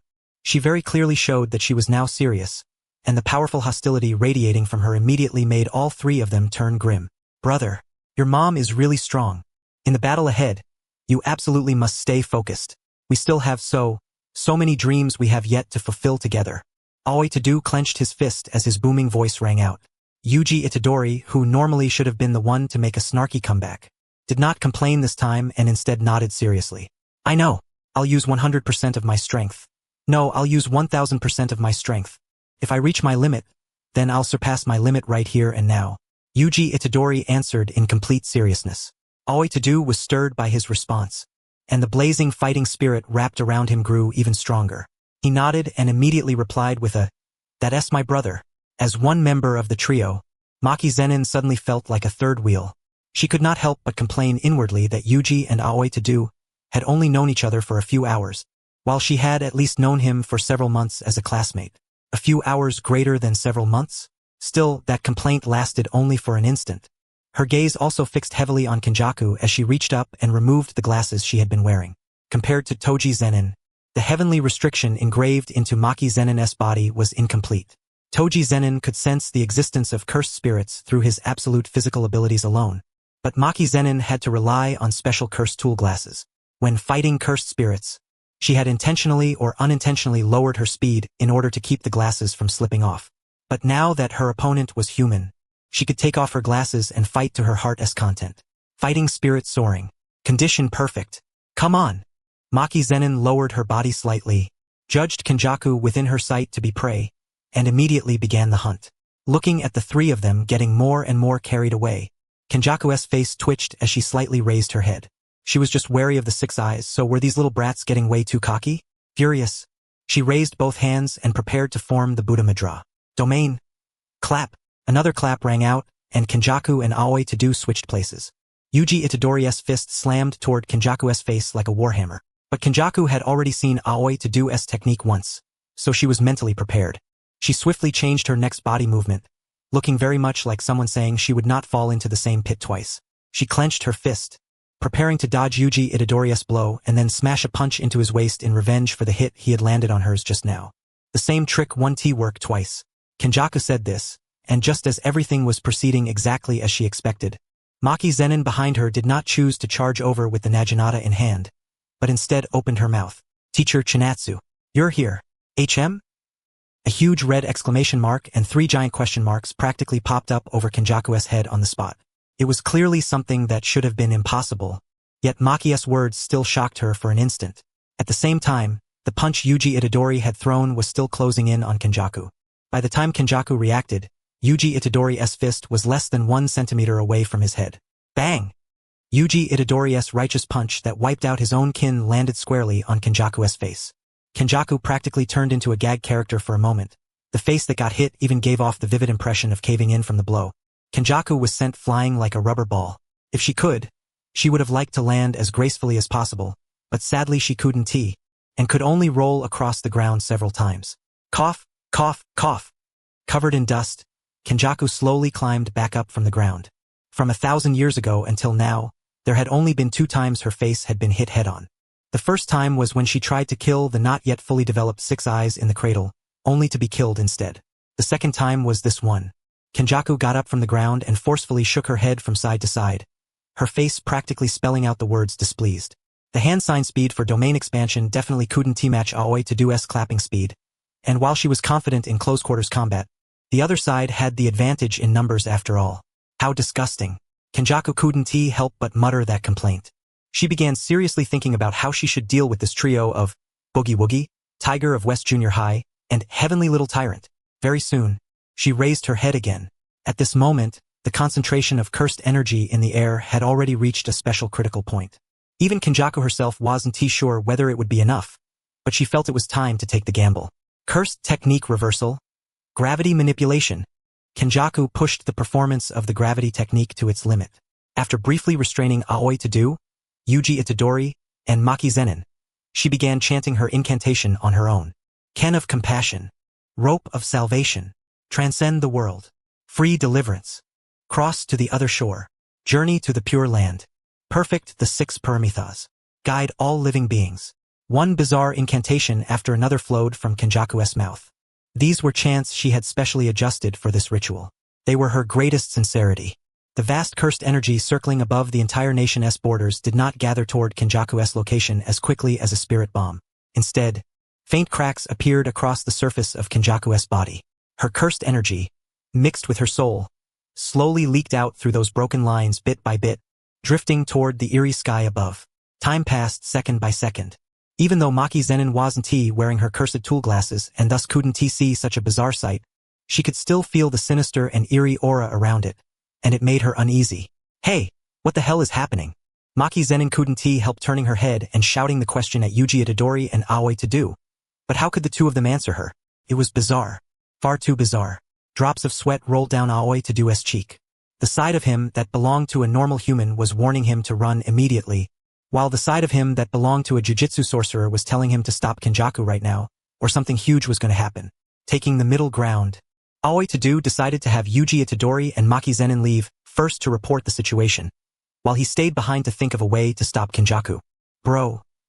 Aoi to had only managed to say that one word when he realized that beside him, Yuji Itadori had already gritted his teeth and stepped toward Kenjaku while enduring the crushing pressure of gravity. 1 step, 2 steps, 3 steps. The gravitational pressure coming from Kenjaku was immense pain even for a superhuman high schooler like Yuji Itadori. Cracking noises kept coming from the bones all over his body, and blood even began seeping out through his skin, yet he did not stop moving forward. Still Kenjaku, and advancing Itadori. More than 10 seconds later, Yuji Itadori reached a position less than an arm's length away from Kenjaku. Gritting his teeth, he clenched his fist and, with a furious roar, slammed one punch straight into Kenjaku's face. Bang! The scene they had imagined, Kenjaku being sent flying with a comically distorted cheek and spit spraying out, did not happen. Instead, Yuji Itadori's punch hitting Kenjaku's face felt more like striking some kind of fragile object. Kenjaku's body instantly broke apart along those cracks, and together with her soul, her cursed energy turned into a vast, chaotic black mist that surged straight upward. Yuji Itadori unconsciously raised his head. He didn't know whether it was just his imagination, but as he looked at that pillar of cursed energy shooting into the sky, he seemed to hear Kenjaku's crazed laughter. Finally, I succeeded, even if the heavens do not favor me, even if they do not stand on my side. So what? I, Kenjaku, can still defy the heavens and change my fate. Kenjaku's soul and cursed energy mixed into the cursed energy swirling in the sky. It was not one side forcibly taking over that immense power. Rather, self and the masses were being assimilated equally as two separate units. Under normal circumstances, that should have been impossible. But if a binding vow strong enough could build a sufficiently sturdy bridge between both sides, then that impossibility could become possible. A chaotic vortex expanded in the sky, and the chilling aura turned into wave after wave of shockwaves that swept in all directions. Yuji Itadori and the others were almost blown off their feet by those shockwaves. After steadying themselves, they gave up on rushing in any further and instead reached into their pockets and pulled out their phones. Call Chinatsu. Beep, beep, beep. No answer. Teacher Chinatsu didn't pick up. Then call her little brother S. Another call was made, this time to Chinatsu's little brother, Satoru Gojo. But just like when they called Chinatsu after a string of beeps, the answer they got was that the other side did not pick up. Now this was really bad. Left with no other choice, Aoi raised his phone, switched to camera mode, and prepared to take a picture of the abnormal scene ahead, then send it to the temporary group chat the Jujutsu world had set up. Those ordinary sorcerers were completely unreliable. Honestly, aside from Chinatsu and Satoru Gojo, he didn't think any other sorcerer could be counted on. But since the calls weren't going through, this was all they could do for now. But before he could press the shutter button, the scene in front of them changed again. And this time, what appeared was so shocking that he froze on the spot. They saw chaotic cursed energy begin spiraling inward, gathering and taking shape. It kept shifting through all kinds of savage outlines before finally turning into a form close to humanoid. When quantitative change causes qualitative change, that qualitative change will in turn cause quantitative change. Following that principle, the cursed energy circulating in the sky began undergoing a fundamental transformation. In the original story, Sukuna summoned the Shikigami Maharaga and used its adaptation and analysis ability to find a way to break through infinity. And after Maharaga adapted and analyzed for the first time, the action it took was to mutate the form of its own cursed energy, turning it into a new kind of energy different from cursed energy, thereby bypassing the infinity defense built on cursed energy. And at this moment, something similar was happening on Kenjaku's side as well. When such an enormous amount of cursed energy mutated into a brand new form of energy, then the life born within it was, without question, an ultimate individual that transcended both humanity and cursed spirits. Under Yuji Itadori and the others' gaze, the brand new Kenjaku finally began to gradually reveal her new form, looming over the world with a gigantic body. A heavenly crown sat atop her head, and a tasseled necklace hung over her chest. Her entire body shone with golden light, with 3 faces and 8 arms. Her face was kind and compassionate, and the pendant between her brows glowed red. It was hard to connect this form with the role of a villain. If one placed this appearance into Buddhist lore and took a closer look, one would even find that this was practically the descent of a divine Buddha. Amagapasha Kenjaku Avalokitesvara Bodhisattva, Kenjaku of compassion, the rope of salvation, delivering all living beings. No wish left unfulfilled. Aoi to-do couldn't help but mutter the relevant information about the rather famous Samagapasha Bodhisattva from Buddhist lore. Even though he had long known that this dangerous figure was called Kenjaku, if it was just a simple name overlap that meant nothing at all. But now, seriously, I'm getting less and less able to understand what's even happening. Is she an enemy or an ally? Is she really a living Buddha? How is that even possible? Aoi to-do murmured in a low voice. At the same time, the body of that enormous Buddha form gradually turned transparent. Under the dazzling radiance of that Buddha light, Yuji and the others had already lost the will to fight. And at the very last moment before that Buddha form completely disappeared, the originally kind and benevolent smiling face suddenly revealed a sinister trace of something strange, making her smile instantly change from that of a benevolent Buddha into that of a demon. Meanwhile, on Chika and Sukuna's battlefield, two resounding explosions rang out one after the other. It turned out that Chika's hollow purple had collided with Sukuna's fire arrow. On one side, countless sparks danced through the air. On the other, countless shattered stones were blasted upward into the sky. Chika waved her hand and scattered the sparks in the air. Sukuna was blasted backward nearly 10 meters. But where there was smoke, there was no injury. The white smoke produced by the reverse curse technique gradually drifted from Sukuna's body. And that meant all the battles they had gone through earlier had only served to consume energy. Even now, both sides were still uninjured. That was exactly why reverse curse technique was called the core of cursed energy. Sorcerers who could reverse and sorcerers who couldn't weren't even in the same dimension. The scale of battle was heaven and earth apart. Looks like we're going to be fighting a while longer. As Sukuna stretched his monstrous body, he spoke with ease. After all, he was someone who lived for fun, and Chika had given him the greatest fun he had ever had, so naturally he wouldn't miss it. Every single second was enjoyment. Sukuna once again took up a fighting stance. Seeing that, Chika quickly raised her fists as well. She felt that she had already figured out Sukuna's attack patterns. As long as she stayed focused, she would definitely be able to seize the moment to defeat Sukuna once again. The two stared at each other. Just as they were both about to burst forward and charge at one another, a powerful sense of incongruity surged up behind Chika. Through the all-directional visual ability granted by the six eyes, Chika could clearly see what that intense sense of wrongness behind her was without even turning around. The divine Buddha Kenjaku that had been gradually disappearing over by Yuji's side was actually appearing bit by bit behind Chika instead. And on the face that should have borne the standard compassionate gaze of a Buddha, there hung a demonic smile. Kenjaku. Kenjaku's figure instantly flashed through Chika's mind. She understood that Kenjaku's plan had most likely succeeded. Though she had no idea how she had done it, perhaps she had paid some tremendous price. That thought lasted only an extremely brief moment. Sukuna, who stood in front of Chika, suddenly burst forward and launched a fierce assault on her with all four of his fists. That bastard Kenjaku is disgusting. Sure, but spacing out right in front of me? Aren't you looking down on me a little too much? Sukuna bared his teeth in a grin as he launched a direct frontal assault in broad daylight. Chika immediately snapped back to herself and swung both fists to fight him head-on. Though two fists were hard-pressed against four hands, Chika wasn't inferior by much in close combat. With this set of punches alone, if she gave up being a jiu-jitsu sorcerer and went to compete in an international boxing match, the referee would probably barely finish saying begin before the match was already over. Kenjaku, transformed into a divine Buddha, looked down on all of this from above. In her eyes, whether it was Chika or Sukuna, both were no different from ants. The current me can do anything. Kenjaku could feel that her original consciousness was changing. Perhaps in just a few more minutes, she would no longer be herself. But she didn't care about that at all. Her consciousness might deteriorate, but the will within that consciousness would continue on forever, in all kinds of different forms. She slowly raised one of her palms. That palm shone with golden light, so enormous that skyscrapers could be treated like toys in her hand. What looked slow was in fact swift as that palm swung downward, preparing to personally teach a lesson to the disgraceful war criminal who had once punched her in the face. Gojo Chika. Below, Sukuna also sensed that this attack, which looked plain and unadorned, actually carried the rule of an unavoidable sure-hit effect. That left him both surprised and irritated, because judging by the size of Kenjaku's slap, if it came down he would get hit too. You're really asking to get dealt with. Since you've already done what you wanted, then the binding between us is settled too. Once I deal with the girl in front of me, you're next. That was what Sukuna thought. Then, as he leaped backward, he raised both hands and once again drew the bow and loosed the arrow. Open. In front was Sukuna's fire arrow. Behind was Kenjaku's Buddha palm. Chika's eyes sank. Just as she was thinking that she had no choice but to go all in and use that move, someone familiar beyond familiar suddenly entered her range of perception. The heaviness in her eyes eased at once.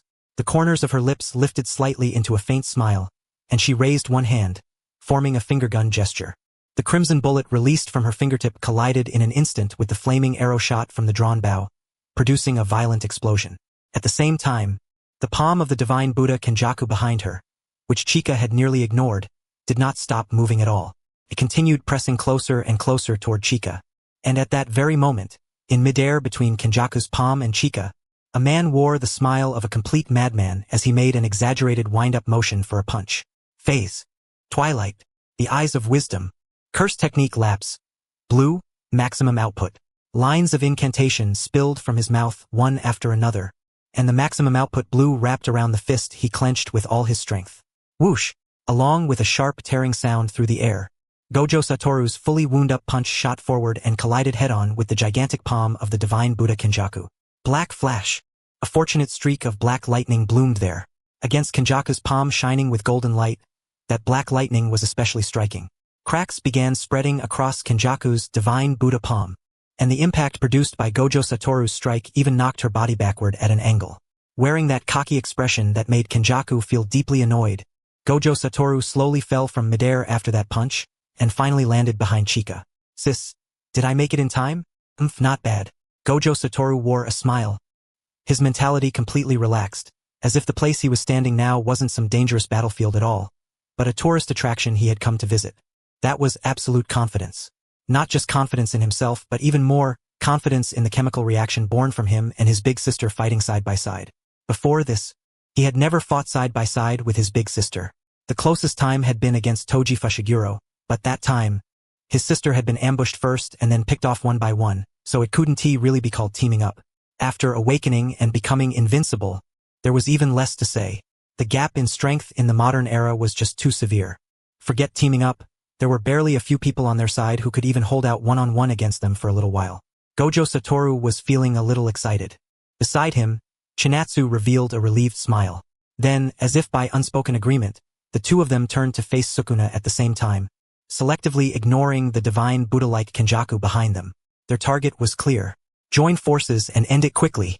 Chinatsu and Gojo Satoru stood shoulder to shoulder and clenched their fists. Across from them, Sukuna furrowed his brows, a bad premonition surging up from his heart. The hand of divine Buddha-like Kenjaku that had been struck by Gojo Satoru's black flash was still trembling faintly. A body formed from the cursed energy of over hundreds of millions of people had actually been shaken by the attack of a mere single person. The Six Eyes. No, that wasn't the only reason. Even in the history of the Six Eyes, they were both beyond standard. Like obstacles heaven itself had specially arranged just to stop me. Damn it! Damn it! Damn it! Kenjaku slowly but forcefully clenched the hand that had gone numb from the impact of Gojo Satoru's black flash. The small cracks and injuries on his palm from that collision were visibly healing at a speed the naked eye could track. Yet there was no rising mist from the activation of the reverse curse technique. At the same time, Chinatsu and Gojo Satoru temporarily ignored Kenjaku behind them and launched a joint surprise attack at Ryomen Sukuna. Even though the two had never fought together before and had never done any sort of practice or rehearsal, they were unbelievably in sync. They didn't even need body language to signal what the other wanted to do. Everything flowed as naturally as if it had always been that way. Curse technique lapse.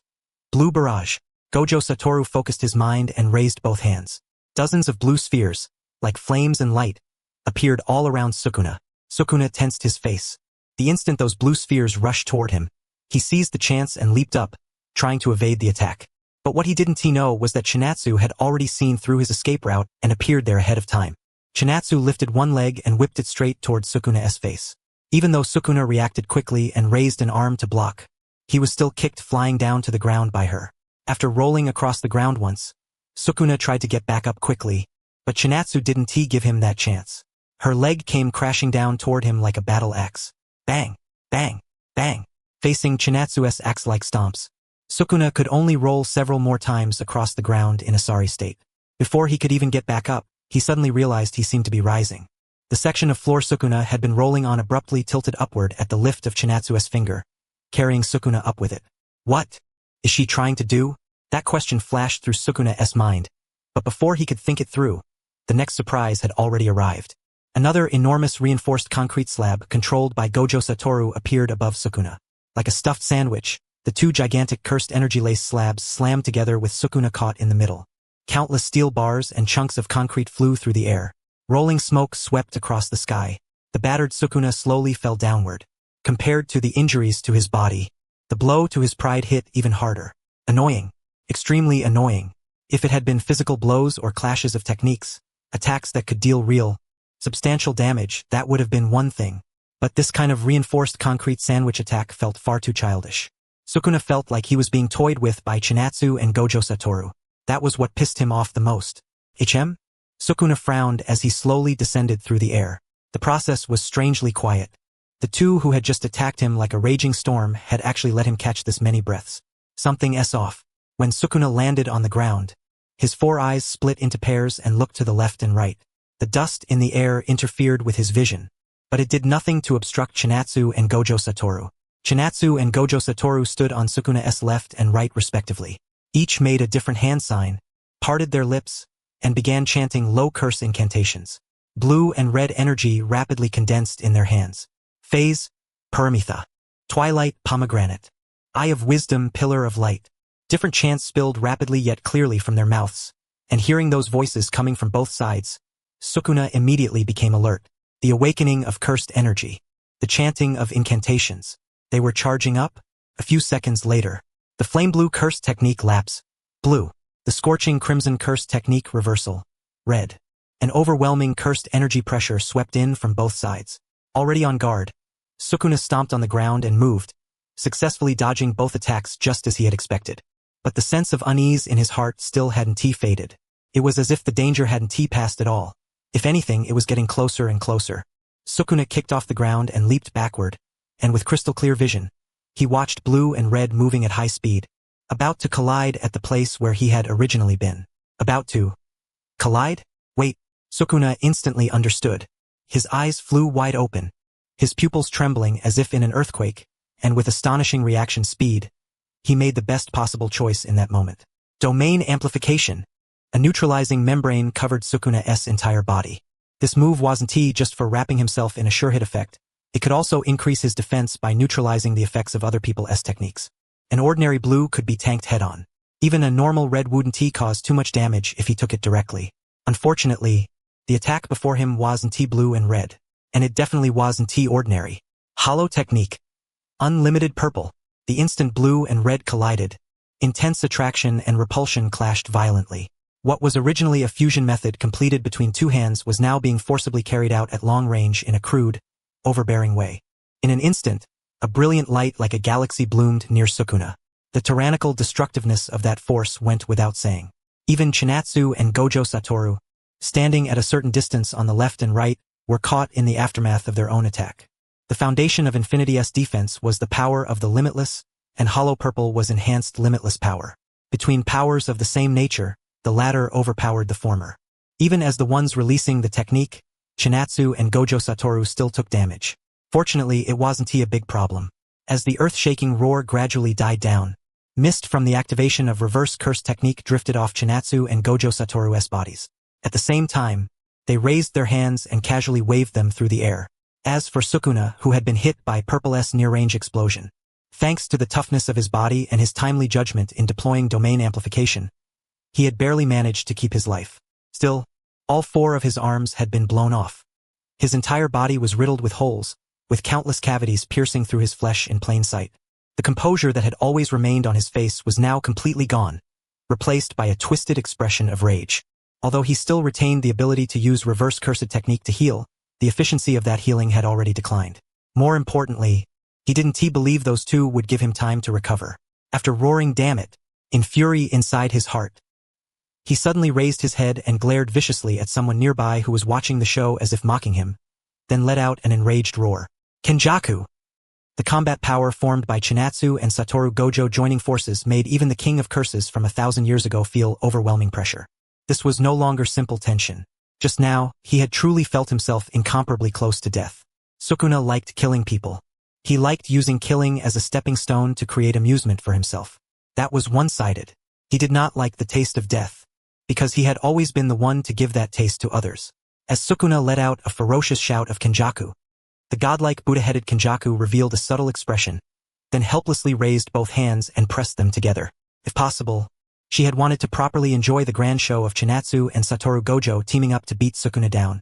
But she also knew clearly that if Sukuna was dealt with just like this, then the next one to get jumped and beaten would be her. Thinking of this, Kenjaku could not help but complain inwardly that this was ridiculous. Before she took one black flash from Gojo Satoru, she had believed herself invincible under heaven. Forget 2 6 eyes, even 7 or 8 6 eyes would have been fine. TCH. Kenjaku turned her grief and indignation into motivation. Under the gesture of her hands pressed together, a black line suddenly shot upward from above the head of her Buddha body. The black line continued stretching upward until it entered a height too high for the naked eye to catch. After reaching the limit of its altitude, it instantly split into countless tiny black threads. In the end, one after another, they plunged vertically downward into the heads of the 100 million citizens across the nation, excluding sorcerers, who had contributed enormous amounts of negative cursed energy. Through these black threads, the god Buddha Kenjaku connected herself to ordinary people. The information of her physical body would be continuously output and poured into the bodies of those ordinary people. If Kenjaku were assumed to be the mainframe of a supercomputer, and ordinary people were ordinary computers, then these black threads were the data cables connecting them together, with the mainframe constantly feeding new data into the branching ordinary computers below. It would not take long before these ordinary computers received the brand new data transmitted by the supercomputer. The ordinary computers would undergo a massive version update. In Kenjaku's current state, once the version update was completed, the ordinary people across the country would also transform into a similar state. A brand new ultimate race would appear on this planet and completely throw the order of this world into chaos. Come on, if you can stop it, then try. Kenjaku slightly raised her head. The golden divine Buddha form suddenly twisted once or twice, and within that brief distortion, a savage demon body was revealed. Chinatsu and Satoru Gojo, both possessing the 6 eyes, saw this scene with perfect clarity. Even though they had never really believed Kenjaku had truly become a Buddha, when they saw that demonic form, goosebumps still rose on both of them at the same time. Big sis. I understand. The two looked each other in the eye. With nothing more than a simple exchange, they understood each other's meaning. Although executing Sukuna had a very high priority, if Kenjaku's assimilation were really allowed to finish, then it would lead to an irreparable outcome. However, as expected, they still had to deal with Sukuna first before they could feel at ease going to clean up Kenjaku. The two of them were in complete agreement. Their gazes once again locked firmly onto Sukuna, who was sneaking around and seizing every second to heal himself with reverse curse technique. At this moment, thick mist was drifting off Sukuna's body. His flesh, which had originally been riddled with holes, had already healed 7 or 8/10 of the way. But when the sibling's eyes fell on him, the expression on his face could not help but collapse. Even as the mighty king of curses, he had absolutely no confidence that he could withstand a second wave of attacks at the same pace as before. Gritting his teeth, he glared at Kenjaku again. Sukuna. Kenjaku. Kenjaku. Stop rushing me. The pupils of the 3-faced, 8-armed god Buddha Kenjaku burst with dazzling golden light. Her lips parted, and in the tone of chanting Buddhist scripture, she uttered an unfailing true mantra. Chinatsu, come here. In that brief instant, Chinatsu felt as though her body was no longer her own. The step she had originally prepared to take as she charged toward Sukuna reversed by 180 degrees, and she turned around and rushed straight toward Kenjaku. Cursed speech? Seeing this scene, Satoru Gojo revealed a shocked expression. His first thought was immediately the cursed speech technique of the prestigious Inumaki family of the Jujutsu world. It was, but not entirely. Just as Satoru Gojo was shocked and thinking about the sudden situation of his big sister flying off, the king of curses Sukuna, who had barely finished healing his body, seized that instant and quickly formed hand signs with both hands. Domain expansion, malevolent shrine. In an instant, a shrine image overflowing with ominousness, savagery, and distortion rose from the ground beneath Sukuna's feet. Countless white bones and skeletons appeared all around, and a sinister cold wind swept in every direction. This was Sukuna's second domain expansion after failing to contend against Chinatsu's domain. His expression at this moment was heavy, and he no longer had the ease and arrogance he had when he had just revived. However, he was prepared to use this domain expansion to regain his confidence, because an open barrier domain was no cheap product. It was one thing for someone to learn it on the spot by observing and awakening to it, but there was no way he could also, just as Sukuna thought that, he saw that, just like Chinatsu when she had first seen his domain, Satoru Gojo did not open his own domain. Instead, he lightly lowered his body and assumed a sword-drawing stance. New shadow style. Simple domain. A sacred, inviolable pure land appeared beneath his feet, while he himself watched the structure of Sukuna's domain with great interest through his azure eyes. So this is the open barrier domain Sis mentioned before. So this is how it's done? Satoru Gojo muttered softly to himself, but no matter how quiet his voice was, it still fell into Sukuna's ears. Those words, almost identical to Chinatsu's before, instantly broke his mentality on the spot. He nearly failed to hold back from cursing out loud. Although Sukuna ultimately endured it, while he was observing Satoru Gojo, the other side was also watching him. What's going on with Sukuna? Wait, Sukuna was fighting Sis before this, right? Domain as the pinnacle art of a jujitsu sorcerer, it's perfectly normal for top-level battles to involve a clash of domains. When I got here, the two sides were clearly in a stalemate. It's impossible that they hadn't already gone through a domain battle, which means by the time I arrived, the domain battle had already ended. But Sukuna's domain is an open barrier domain. It has an absolute suppressing effect against ordinary closed barrier domains. No matter how powerful Sis's domain effect is, if the outer shell of the domain gets shattered, it won't matter. But the result was that Sis was completely fine, and had even gained a tiny bit of the upper hand. What does it mean? That question only remained in Satoru Gojo's mind for 2 or 3 seconds before he arrived at the answer. The expression on his face became extremely colorful for a moment. Sis has already comprehended an open barrier domain. Big Brother's grand plan had gone bankrupt again. Although this kind of failure had not happened only once or twice, every time the flame was extinguished, Satoru Gojo's obsession would cause the thought to reignite from the ashes and spark back to life. That was exactly why he kept getting hit over and over again. Satoru Gojo could not help instinctively turning his head to look behind him, trying to vent his current emotions toward his big sister.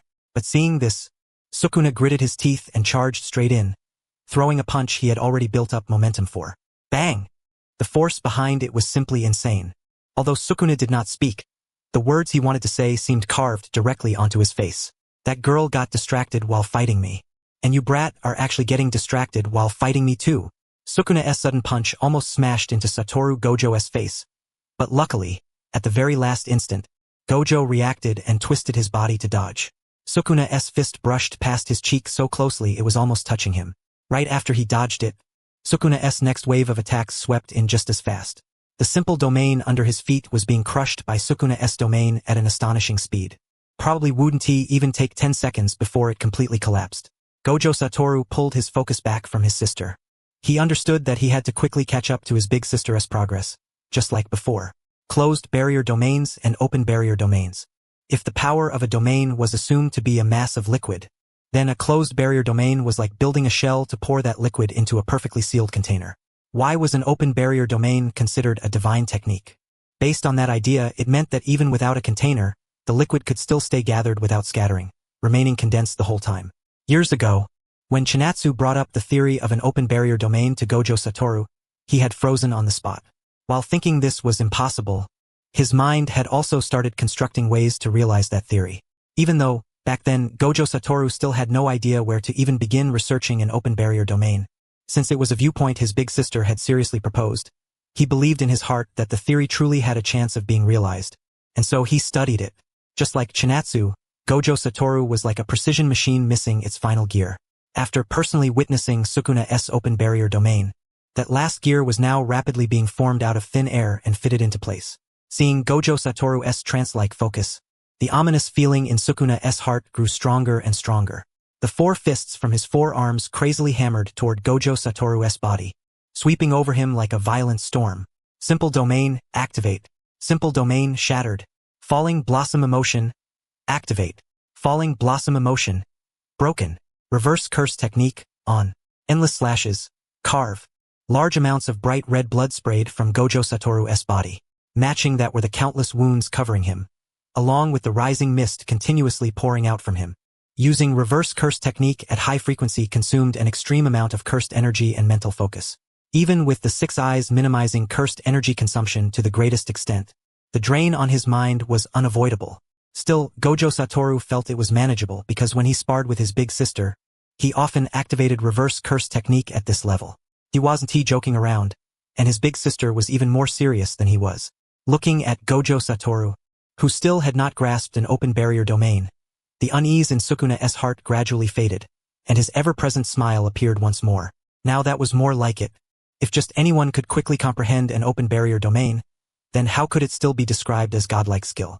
Among the sorcerers I know, Only a handful have mastered it.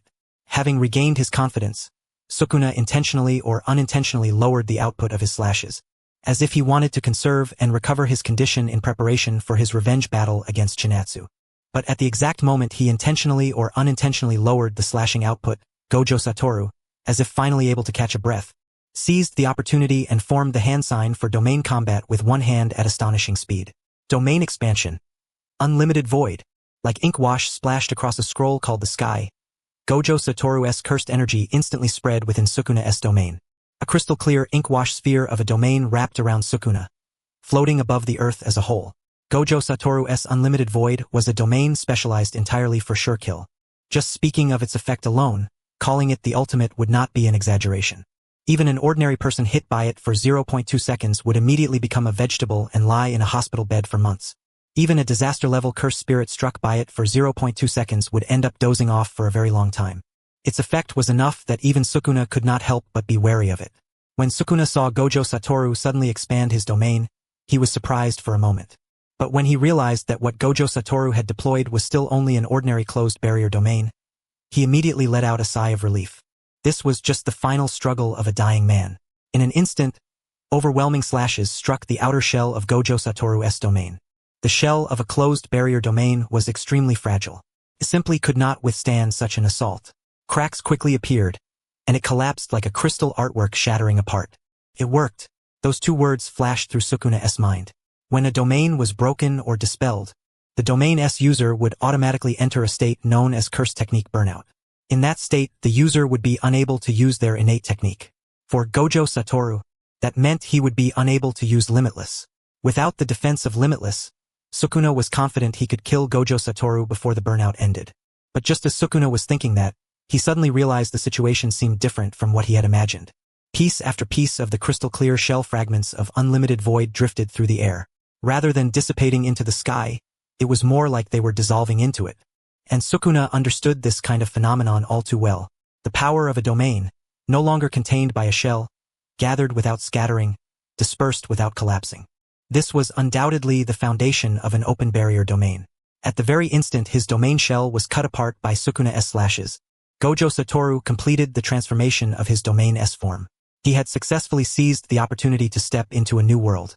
Sukuna's gaze lowered and fell back onto Gojo Satoru. He saw that Gojo Satoru's hand sign was no longer the one-handed sign he had used when first expanding his domain. His other hand had also risen, forming an overlapping mudra. The little fingers and ring fingers of both hands folded inward and joined together.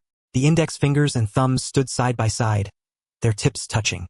The middle fingers wrapped around the index fingers. The seal entered the body's 5 places. This was the bat wheel of 8. This hand seal held the power to break corruption and destroy all obstacles along one's path. It was the true and complete fundamental seal of Marisai. Gojo Satoru closed his eyes, his head dipping slightly. After quietly taking a deep breath, he lifted his head, and those azure eyes that stretched into the distance like the sky opened once more. The domain changed, becoming boundless. Evolving from a closed barrier domain into an open barrier domain was by no means easy. It symbolized that a sorcerer's mastery over the singular field of domains had reached a true peak. In the modern age, those who could use domains were exceedingly rare. In ancient times, those who could use domains were merely average. As those who had reached the realm of open barrier domains, Sukuna and Kenjaku viewed the scenery before them and held a mindset that had already gone beyond ordinary people. They believed this kind of difference was natural, because they were the strong while everyone else was weak. So they could do as they pleased. They could casually dominate those weaklings like open wounds. In the end, Sukuna became a butcher.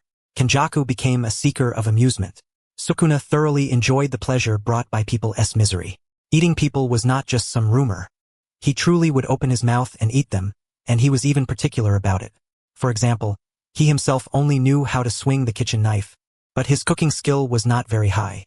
At times like that, his loyal servant Uram would step in and serve him. That was also the thing Sukuna found most satisfying about Uram. Though Kenjaku did not directly prey upon weaklings like ants as bluntly as Sukuna did, their core values were similar. For example, after encountering a woman with a special constitution in the Meiji era, he forced her to become pregnant 9 times and abort 9 times, forcibly creating the cursed object known as the cursed womb. Death paintings, all merely for his research into the ultimate individual. Carrying such values, they had come from 1,000 years ago into the modern age. They had originally intended to continue living by those values, yet now they had been violently shaken by two modern sorcerers. Domain expansion. Unlimited void. As Gojo Satoru formed the complete Marisai root seal, the domain power that belonged to him manifested once again and clashed fiercely with Sukuna's malevolent shrine. Sukuna immediately gritted his teeth, trying to raise his domain's output and overwhelm Gojo's domain, planning to defeat him by winning the internal domain struggle. But he couldn't do it. His earlier battle with Chinatsu hadn't been meaningless. Although the consumption of cursed energy itself could mostly be ignored, other aspects couldn't be ignored. The healing output of the reverse curse technique. The mental focus maintained throughout battle. The precision of domain expansion. Sukuna had clearly suffered depletion in all of the above, causing noticeable decline. Right now, let alone raising his domain's precision enough to overpower the Gojo in front of him, he couldn't even maintain a stalemate. If Gojo had held back and given Sukuna an opening, there might still have been a chance for a turnaround. Unfortunately, Gojo did no such thing. Instead, in an instant, he went all out and raised his domain's precision beyond its peak.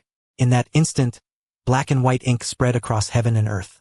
Unlike the giant eye automatically created inside a closed domain, the open barrier unlimited void had no such eye.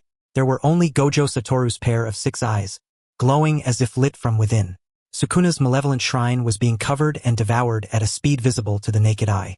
Seeing this, Sukuna instantly realized the situation was bad and decisively lifted his foot, preparing to flee backward. The advantages of an open domain were obvious, but so were the disadvantages. Without a domain barrier, anyone trapped inside only needed to escape the domain's range. The cursed tool Hiten in his hand gave him free flight and tremendous speed in the air. Although he had never used that ability to run away before, at a time like this, he wasn't about to throw a childish tantrum over something as trivial as pride. Run. That thought filled Sukuna's mind in an instant. As he raised his foot, he swiftly twisted his body. He only needed a few seconds. He was confident he could escape the maximum range a novice's first open domain could extend to. And indeed, this was Gojo Satoru's first time deploying an open domain. When it came to extension range, he had no experience. He might not be able to spread it very far. But if they were talking about speed, Sukuna had never once surpassed the teleportation of a 6 eyes user. The moment Sukuna turned around and had just taken one step about to use Hiten, Gojo appeared on his escape route like a ghost and pressed down one of Sukuna's arms, the one holding Hiten. Sukuna, there's nowhere left for you to run. You little brat. Grinding his teeth, Sukuna used his other 3 arms to launch rapid strikes at Gojo. Gojo seemed to be fending them off clumsily with one arm, but the one truly anxious was Sukuna. Every second that passed meant less time remained for Sukuna, because his malevolent shrine was steadily being steamrolled by unlimited void. 11 seconds later, the malevolent shrine behind him had already been completely pushed over by unlimited void. Beneath his feet, the space where his body stood was no longer territory governed by malevolent shrine, but the world of unlimited void. That world-overturning sensation was something Sukuna could feel with nothing but his body's instincts, even without observing the terrain or sensing the situation through cursed energy. Unlimited void. Hit. The scheming gleam in his eyes instantly turned muddy as all kinds of useless information brutally poured into his brain and broke through his defenses on the spot. Looking at Sukuna in that state, Gojo didn't start celebrating early, because in his past fights with his big sister, more than once he'd lost precisely because he started celebrating before the end. Of course, Chinatsu might also have done it on purpose.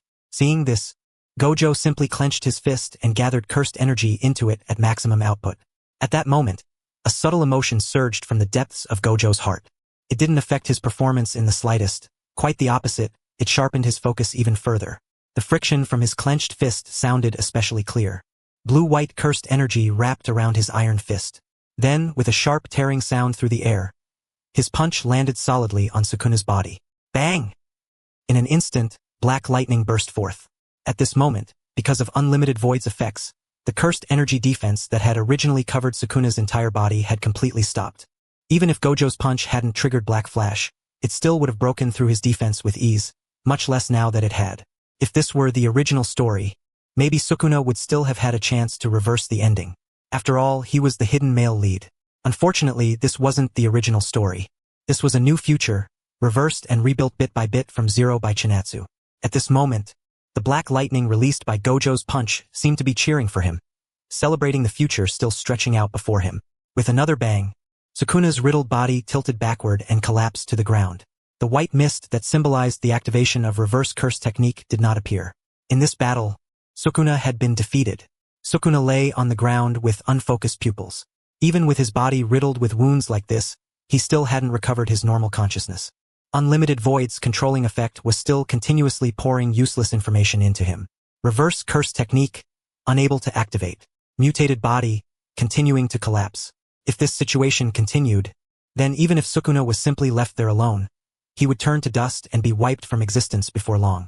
To think the final end of the King of Curses from 1,000 years ago would be like this, if this were some fictional story, then in the jujitsu world of 1,000 years ago, it would absolutely have been an unbelievably hilarious joke. Even Sukuna himself would burst out laughing if he heard it. How absurd, wouldn't you say, Uram? Sukuna said this with a smile, ready to quietly listen to Uram's reply. He believed Uram's next words would never disappoint him.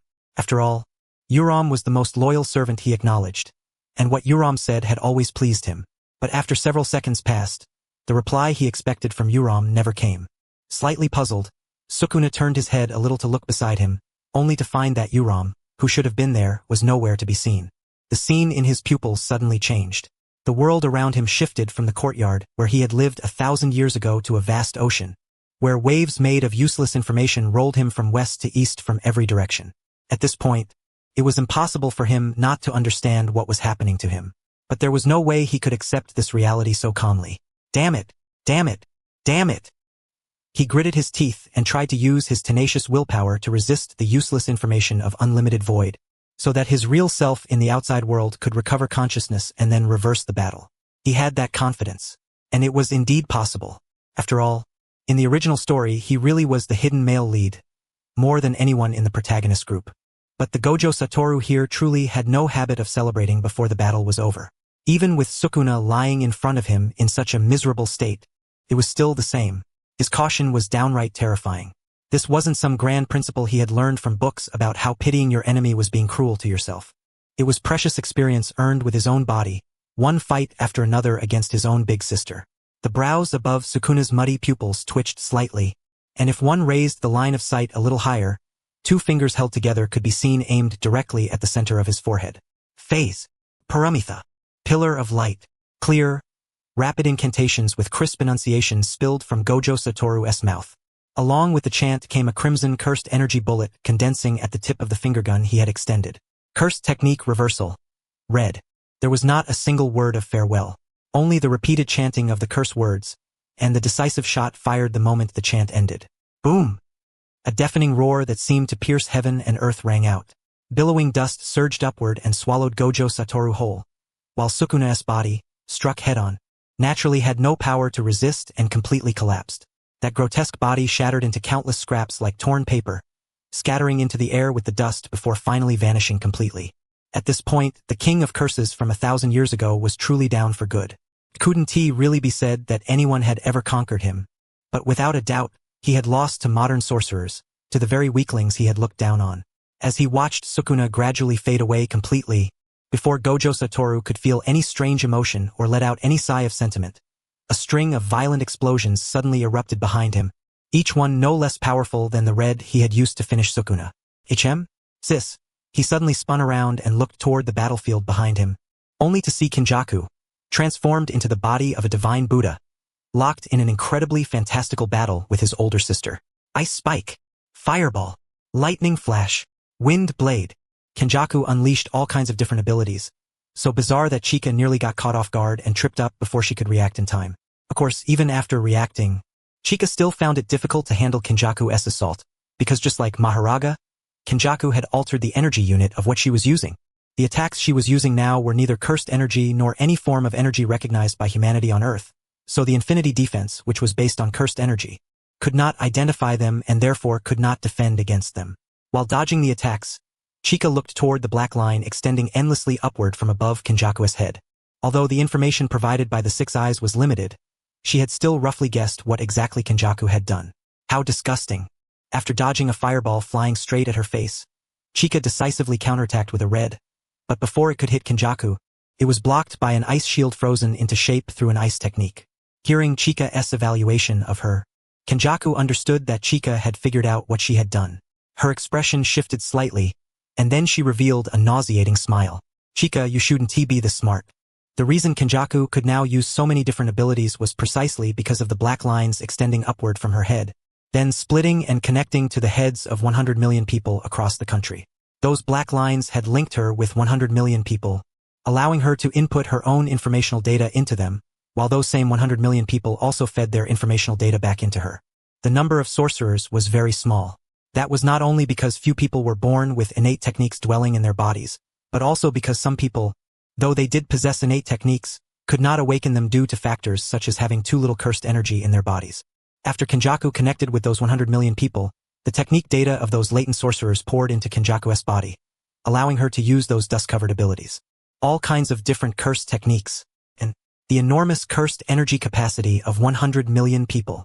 That was Kenjaku's trump card, the overwhelming power she had originally believed would let her face even 7 or 8 Six Eyes users at the same time without any problem. But now, no matter how Kenjaku bombarded Chika with all kinds of powers, at most she could only trouble Chika. She had clearly obtained a means of breaking through her defense, and logically, that should have allowed her to kill the divine child of the Six Eyes. Reality, however, went against her wishes. That left Kenjaku deeply confused, forcing her to keep increasing her firepower against Chika. If the domain battle between Gojo Satoru and Sukuna could be described as high-end and imposing, then the battle between Chika and Kenjaku could only be called dazzling beyond compare. Bang! Bang! Bang! The explosions rang out without end.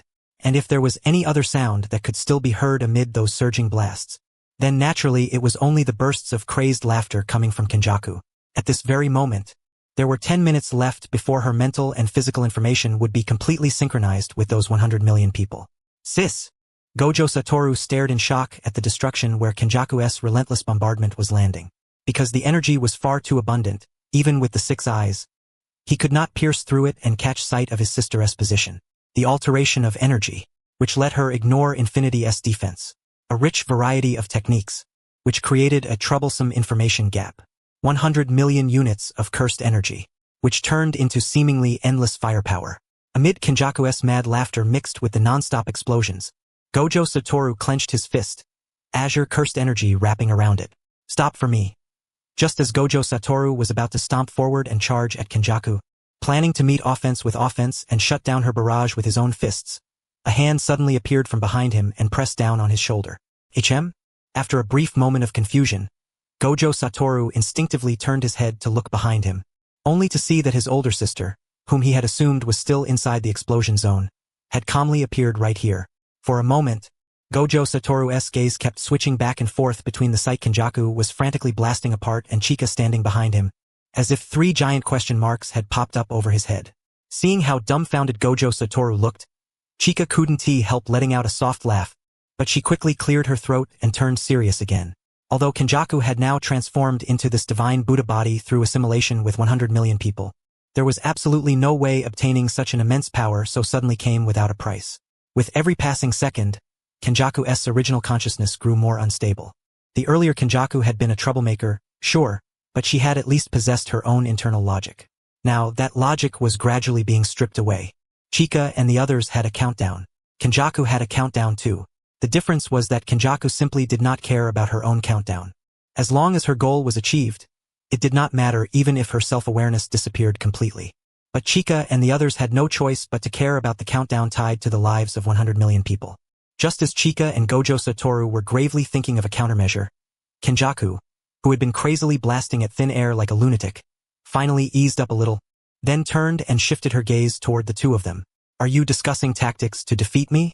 Sure, go ahead. I can give you time, however long you want. Kenjaku spoke lightly, and Chika and Gojo Satoru naturally understood her true intent. After all, both sides lacked time. Giving time to the other side also meant giving time to herself. Sis, work with me. Okay. Hearing Gojo Satoru's words beside her, Chika first shot him a quiet, surprised glance, then nodded and gave a soft reply. The two stood shoulder to shoulder. Thinking back, the last time they had fought side by side was when they were still students, facing that monster that had appeared when Tengen's evolution went wrong. Last time it had been a close call but ended safely. This time it would be the same. Cursed technique lapse. Blue, maximum output. Chika raised both hands, her eyes fixed gravely on Kenjaku before her, and then clenched those raised hands tightly. In an instant, the surrounding area was violently affected by immense gravitational force. Countless massive fragments were swept up, forming a chaotic tornado with Divine Buddha Kenjaku at its center. Seeing this, Kenjaku didn't panic. This move looked terrifying, but in reality it was only one application of the limitless technique, blue. Compared to its outward appearance, the tornado's actual power wasn't all that impressive. Scatter. Kenjaku once again activated an ability similar to Curse Speech. The violently raging tornado immediately began to fall into disorder.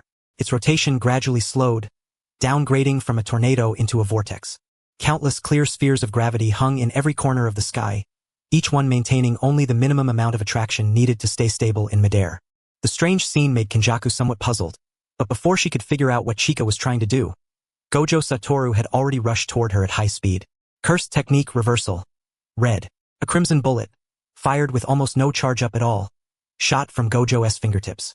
This attack didn't T-lock onto Kenjaku's body, but instead hit one of the blues beside her. A low-output hollow purple exploded beside Kenjaku with a bang, dealing only fairly low damage while kicking up rolling clouds of thick smoke in the air. Kenjaku swung her arm and dispersed the smoke. Gojo moved his finger again, and just like before, triggered another explosion that raised another cloud of smoke. The damage wasn't high, but the humiliation was off the charts. Kenjaku's face twitched as she raised an open palm straight ahead and moved her lips. Come here. In an instant, Gojo briefly felt himself lose control of his body. His original trajectory immediately changed, and his destination became the center of Kenjaku's massive palm. Just when Kenjaku thought she was about to close her hand around Gojo, his trajectory changed again. But this wasn't the result of Gojo controlling his own body.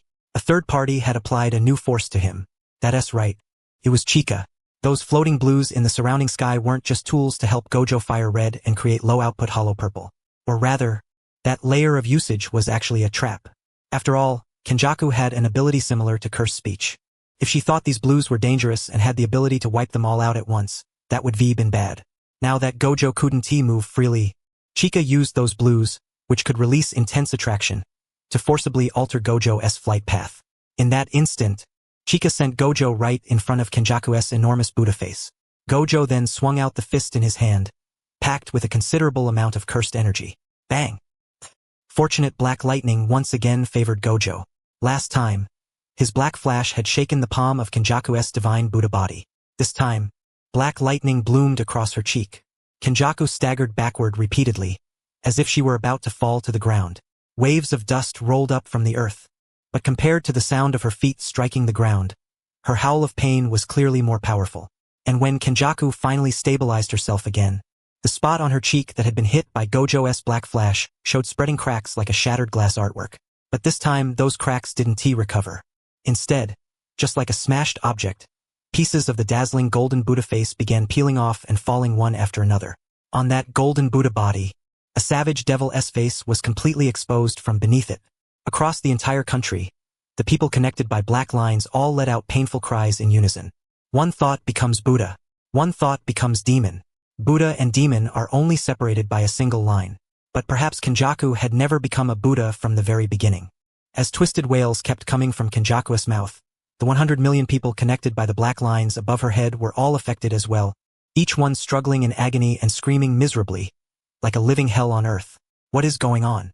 The sorcerers who didn't understand the situation felt like screaming too when they saw this. They had finally almost finished suppressing the curse spirits and curse users in their areas, so why had a new problem suddenly appeared again? One certain mob boss, who had been both one of the hardest workers and one of the biggest slackers in the suppression effort, couldn't help but stop in his tracks. He raised one hand and gave a casual little wave, signaling for the cursed spirit underlings around him to stop as well. So it wasn't my imagination after all? There really are lines connected above these people's heads, and the direction those black lines are extending from is. Suguru raised his head and looked up at the sky. Even without the 6 eyes, he was still a special grade sorcerer. On top of that, after spending years around cursed spirits, he possessed a subtle kind of sharpness toward many subtle things. Jogu. Geto raised a palm and aimed at one of the black lines extending upward from a human head. Beside him, the disaster-cursed Jogo, who was under control, also raised his hand.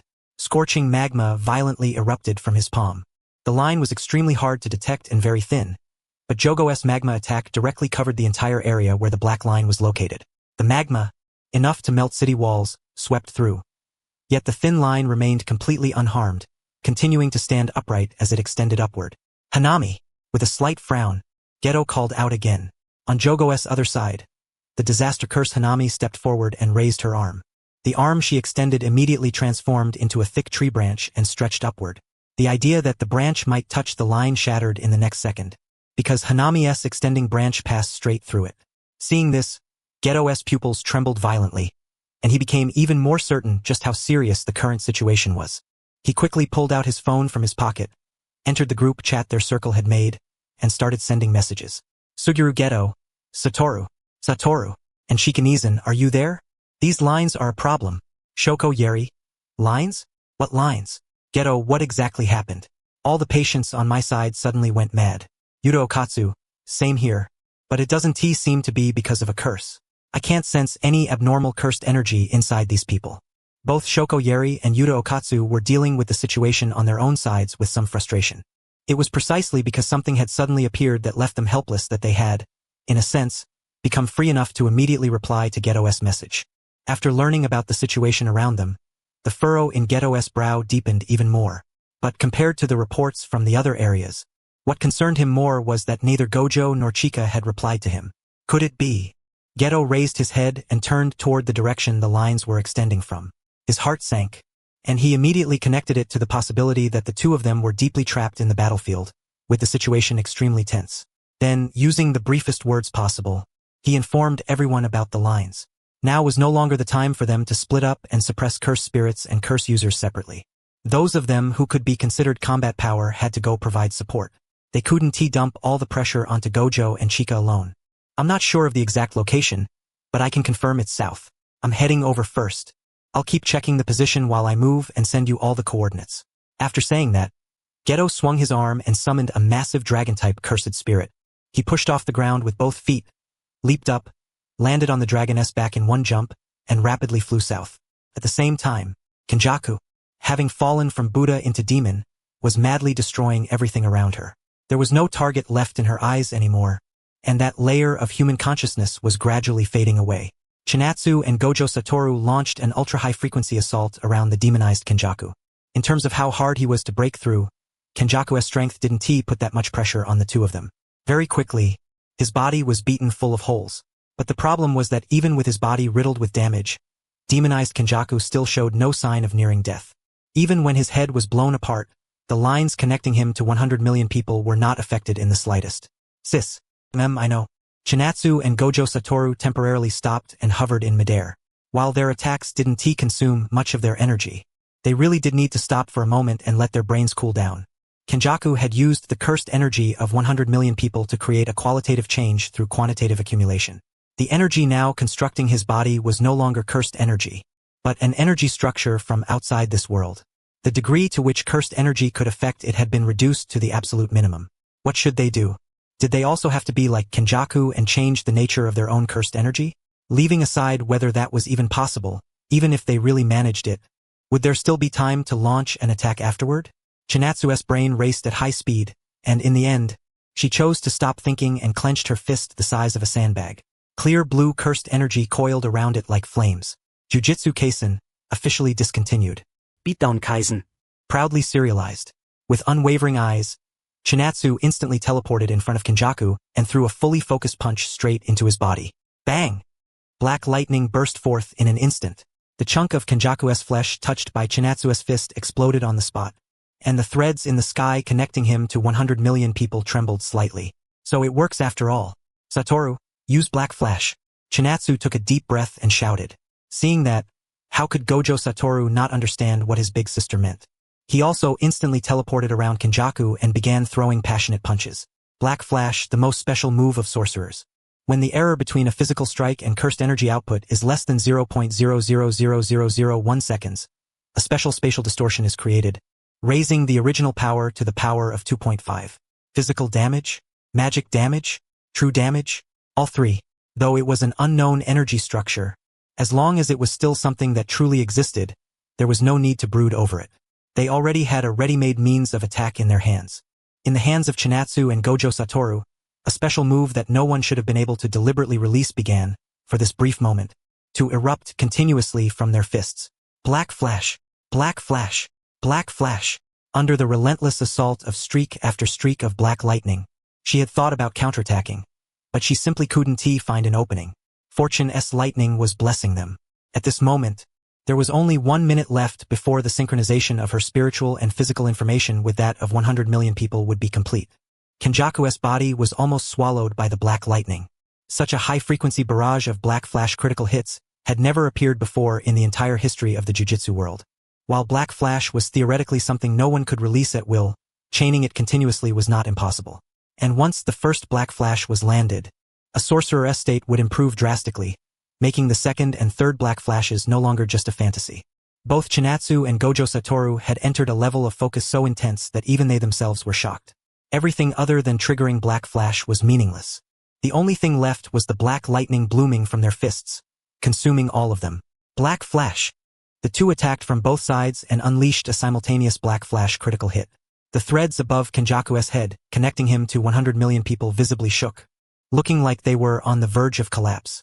But there were already less than 60 seconds left before Kenjaku's complete assimilation with the 100 million people was finished.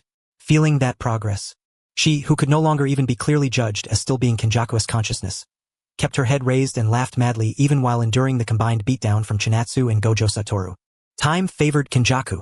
As the seconds passed one by one, the frequency at which Chinatsu and Gojo Satoru landed black flash began to drop. But both of them could tell that they were truly only a tiny bit away. Damn it! Gojo Satoru smashed a punch into Kenjaku with all his strength. That punch did not trigger black lightning, and at this moment, Kenjaku's assimilation had already entered the final 10-second countdown. 10 seconds, 9 seconds, 8 seconds, 7 seconds, 6 seconds, 5 seconds, 4 seconds, 3 seconds, 2 seconds, 1 second. Kenjaku's laughter grew sharper and sharper. In the final second, Gojo Satoru successfully landed one more black flash, but they were still just that little bit short. Were they going to lose? No, they wouldn't. That absolutely would not happen. Sweat running down his cheeks, Gojo Satoru turned his head toward his big sister beside him. Only then did he see that at some point, Chinatsu had withdrawn her punching stance. Instead, she had raised a hand and formed a special gesture. Domain expansion? No, it didn't look like it. But if even the supreme art of jujitsu, domain expansion, couldn't save this, then what else could she possibly bring out at a time like this? Wait, could it be? Before that final second had fully passed, Gojo Satoru understood what move his big sister was about to use, and at the same time, he let out a helpless sigh in his heart. As expected, I still can't compare to sis. With that thought, the tightly wound string in Gojo Satoru's heart instantly loosened. At the same time, Chinatsu's voice fell. Maximum, Nagi. In that instant, the shrill laughter coming from Kenjaku's mouth stopped abruptly. The explosions caused by clashing cursed energy vanished. The entire world no longer had a single sound. It was so silent it was like a colorless black and white painting. What is the limitless technique? The essence of the limitless technique is using the atomic-level cursed energy control precision granted by the six eyes to dominate the surrounding spacetime. What is maximum?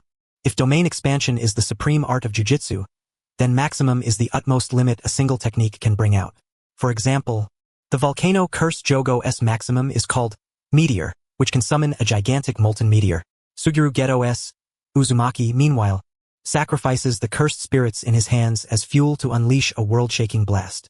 Ever since Chinatsu mastered domain expansion, she had been researching that ultimate extreme within the limitless technique she inherited from Sugawara no Michizane since ancient times.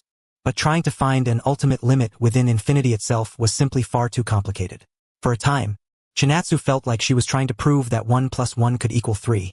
It was absurd to the extreme. Still, Chinatsu did not give up. Having Kyoka Suigetsu alone as a trump card was not enough. In the future, situations she could never predict would definitely appear. By then, trying to break through on the spot would be a bit too hot-blooded and reckless. Making preparations in advance suited Chinatsu's personality far better. Of course, there was no small amount of gambling involved. After all these years, Chinatsu had only managed to grope out a rough outline. Although she had succeeded before, the result had been practically no different from failure. Otherwise, she would have used it when fighting Sukuna. Why would she have hidden it until now? Limitless. The power of stillness. Curse technique lapse. Blue. The power of attraction. Curse technique reversal. Red. The power of repulsion. When the two forces of attraction and repulsion are combined and collide, the power known as hollow technique is drawn forth. This is an illusory substance that should not exist, capable of annihilating other matter. And when the foundational defense of limitless is isolated and then expanded and specialized, the power of stillness completely covers the surrounding spacetime. This was Chinatsu's maximum. At this moment, Chinatsu was inside a spacetime where only she could move. Even she herself didn't know how long this could last. In her attempts, the worst record had only lasted 0.1 seconds. Chinatsu took a deep breath and clenched her fist. This brief moment she had fought for at the very end was her last chance. She absolutely could not lose. Clear azure, cursed energy gathered over her fist. In the instant Chinatsu cast everything aside and focused it all into this one punch. Even before she threw it, she seemed to see the future where she struck out black lightning. Black flash. Chinatsu's solid punch smashed into Kenjaku's body, and dazzling black lightning burst forth violently. In terms of sheer power, this blow was definitely inferior to the black flash she could unleash at her peak. But this final black flash at this moment was like the last straw that broke the camel's back. Time began to flow again. Somewhat drained, Chinatsu descended from midair and landed on the ground. As the pinnacle of a cursed technique, and an extension technique this absurdly overpowered, the mental and physical strain was enormous. Still, it was worth it. Gojo Satoru quickly arrived at Chinatsu's side and asked about her condition. Chinatsu merely waved her hand quietly, indicating that she was fine. She raised her head and looked toward Kenjaku floating in midair. From the divine, Buddha-like body at the start, to the demonic and savage outline. Now it could no longer even maintain a human shape, only floating in the air as some ugly, indescribable thing. Most importantly, the black line connected to the 100 million people above her head had already snapped. Even if the information transfer progress had reached 99.9%, as long as it had not reached 100%, then it was unquestionably a failed transmission. Kenjaku, we won. Chinatsu and Gojo Satoru stood on the ground, looking at Kenjaku, who was about to completely collapse out of existence, declaring their final victory. Who would have thought that when faced with the collapse of her existence, Kenjaku merely shifted from one kind of madness into another new kind of madness. As she continued to fall apart, she stretched out a finger toward Chinatsu and pulled the corners of her lips apart in a twisted expression. Chinatsu, I curse you. In the world of jujitsu, the self-imposed rules known as binding vows hold absolute priority. Sorcerers can give up certain things they consider precious in exchange for what they desire. And within the broad framework of binding vows, there is also a different kind of existence known as a curse. A sorcerer's curse is nothing like the casual spoken curses of ordinary people, especially at the moment of a sorcerer's death. When the cursed energy within their body, symbolizing negative emotions, pours out in full, the words they utter can produce an effect similar to cursed speech and influence another person's fate. And at this moment, Kenjaku cursed Chinatsu. Man cannot triumph over heaven. The will of heaven cannot be defied. Chinatsu, I curse you so that you can no longer continue enjoying the joy you long for as an ordinary person. You defeated Buddha. You are the new Buddha. Open the shackles in your heart and release your true self, suppressed for so many years. The finger Kenjaku extended beneath that twisted face pointed straight at Chinatsu on the ground. The unknown energy that had originally mutated from cursed energy suddenly regressed back into cursed energy, the symbol of negative force, and surged toward Chinatsu like a flood. Before Chinatsu and Gojo Satoru could even react, that overwhelming flood swallowed Chinatsu whole. When this scene fell into Gojo Satoru's eyes, his pupils trembled as if struck by an earthquake. Sis! Gojo Satoru quickly reached out, his palm touching the flood of cursed energy as he tried to pull his sister out. Kenjaku, on the verge of collapse, lifted her head and continued letting out that piercing laughter. Although she believed her 1,000-year plan had failed, this final move she made absolutely counted as a godly move, enough to completely cover up all the ugly defeats that had come before. Chinatsu, why? Shut up already. Before Kenjaku could finish speaking, a crimson bullet suddenly shot out from the flood of cursed energy and completely blasted the nearly collapsing Kenjaku into specks of fragments. And within the fragments of her shattered eyeball, she saw Chinatsu slowly walking out through the cleansing torrent of cursed energy. Her head was lowered, and her body was overflowing with astonishingly evil cursed energy. Chinatsu, I won. With a relieved state of mind, Kenjaku completely turned to dust, using that final godly move of hers to draw what she believed was a perfect ending for herself. Sis! Gojo Satoru looked at Chinatsu beside him with mixed emotions. In his eyes, Chinatsu was slightly lowering her head, one hand raised to cover half her face, her mouth releasing heavy breaths one after another. All kinds of negative emotions flooded her mind. Chinatsu's mental state had already been in a fatigued condition to begin with. How could she possibly withstand this kind of torment? I already worked so hard for this exam. I really worked so hard. Don't hit me anymore. Don't scold me anymore. I really worked so hard. Next time I'll definitely do well.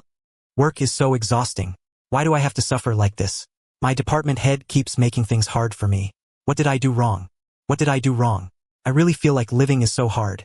Every month I have to pay 6,000 on my mortgage. And nearly 3,000 on my car loan too. Even after struggling desperately every month, I only make a little over 10,000. I even eat by mooching off company meals. I don't dare spend money on anything else. I've been wearing these clothes for such a long time already. Happy birthday to me, happy birthday to me. The scenery in Chinatsu's vision seemed to distort. The negative emotions of 100 million people were all gathering into the mental state of a single person. The level of pain was impossible to describe with words. Kenjaku, who should have already collapsed, seemed to appear behind her. Wearing a wicked smile, she pressed close to Chinatsu's body, her hand gently stroking half of Chinatsu's face. Stop struggling. You deserve to enjoy a better life. A phoenix doesn't need to nest in a chicken coop. You are nobler than everyone else. Those barnyard hens are nothing more than tools to highlight you. Stop binding yourself. Release your true nature. Get lost. Chinatsu swung her arm backward violently, but Kenjaku's figure only distorted slightly and did not disappear. Instead, the wicked smile on her face became even more deeply engraved into Chinatsu's eyes. Look at the state you're in, TSK. I already told you you're too greedy. Even though your strength is worthy of being called unmatched through all ages, you don't have the heart of a true powerhouse.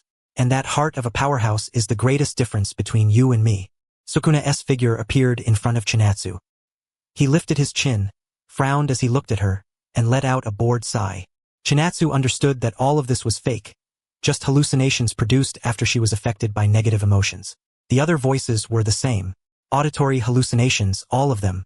In her mental world, Chinatsu raised both hands to cover her ears, but it was completely useless. Those negative emotions continued invading the last pure land of her spiritual world like a flooding tide. In the real world, Gojo Satoru gulped hard. With unease in his heart, he stepped toward his sister and raised one arm. Sis, whoosh! The instant Gojo Satoru's voice rang out, Chinatsu suddenly turned to face him. Her clear azure eyes were gradually being overtaken by dark red as she hurled a sharp punch at him. Gojo Satoru hurriedly crossed both arms to defend himself. When the power of infinity collided with the power of infinity, the stronger side would undoubtedly crush through the other. Bang! A deafening impact exploded out, and Gojo Satoru was sent flying straight away. Though this was not the first time he had been sent flying by his own sister, this time had very clearly surpassed all the previous ones. Her precise control over cursed energy seemed to have declined, but in exchange, her raw cursed energy output had risen by several levels. Gojo Satoru, who had just been blasted into the air, was about to steady himself and descend to the ground when, in the distance along the direction he had been sent flying, a black figure flashed into view. Satoru! Geto Suguru, standing atop the rainbow dragon, saw Gojo Satoru get sent flying. He had no time to be shocked by what was happening and quickly had the rainbow dragon change course, catching Gojo Satoru in midair. Thanks, Suguru. Forget that for now. What exactly happened on your side? Other than Sister Chinatsu, I really can't imagine anyone else who could send you flying. Cold sweat trickled down Geto Suguru's cheek. From this position, he still couldn't see the enemy's appearance, but he could already clearly sense that astonishing cursed energy. Wait, where's Sister Chinatsu? Geto Suguru froze slightly. With doubt in his heart, he turned to ask Gojo Satoru and clear up the question in his mind. But when he turned his head, he saw a tense expression on Gojo Satoru's face that he had never shown before, and a bad premonition rose in Geto Suguru's heart. Suguru, this is bad. What? Sister Chinatsu went berserk. After receiving Gojo Satoru's update, Geto Suguru felt like his whole body was unwell. Even though he himself hadn't been punched and kicked by Chinatsu that many times, he had watched from the sidelines through almost every beating Gojo Satoru had taken. For a moment, both of them began simulating in their minds whether the two of them together could beat Chinatsu.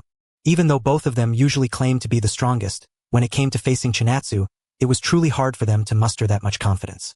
Still, there was no point hesitating.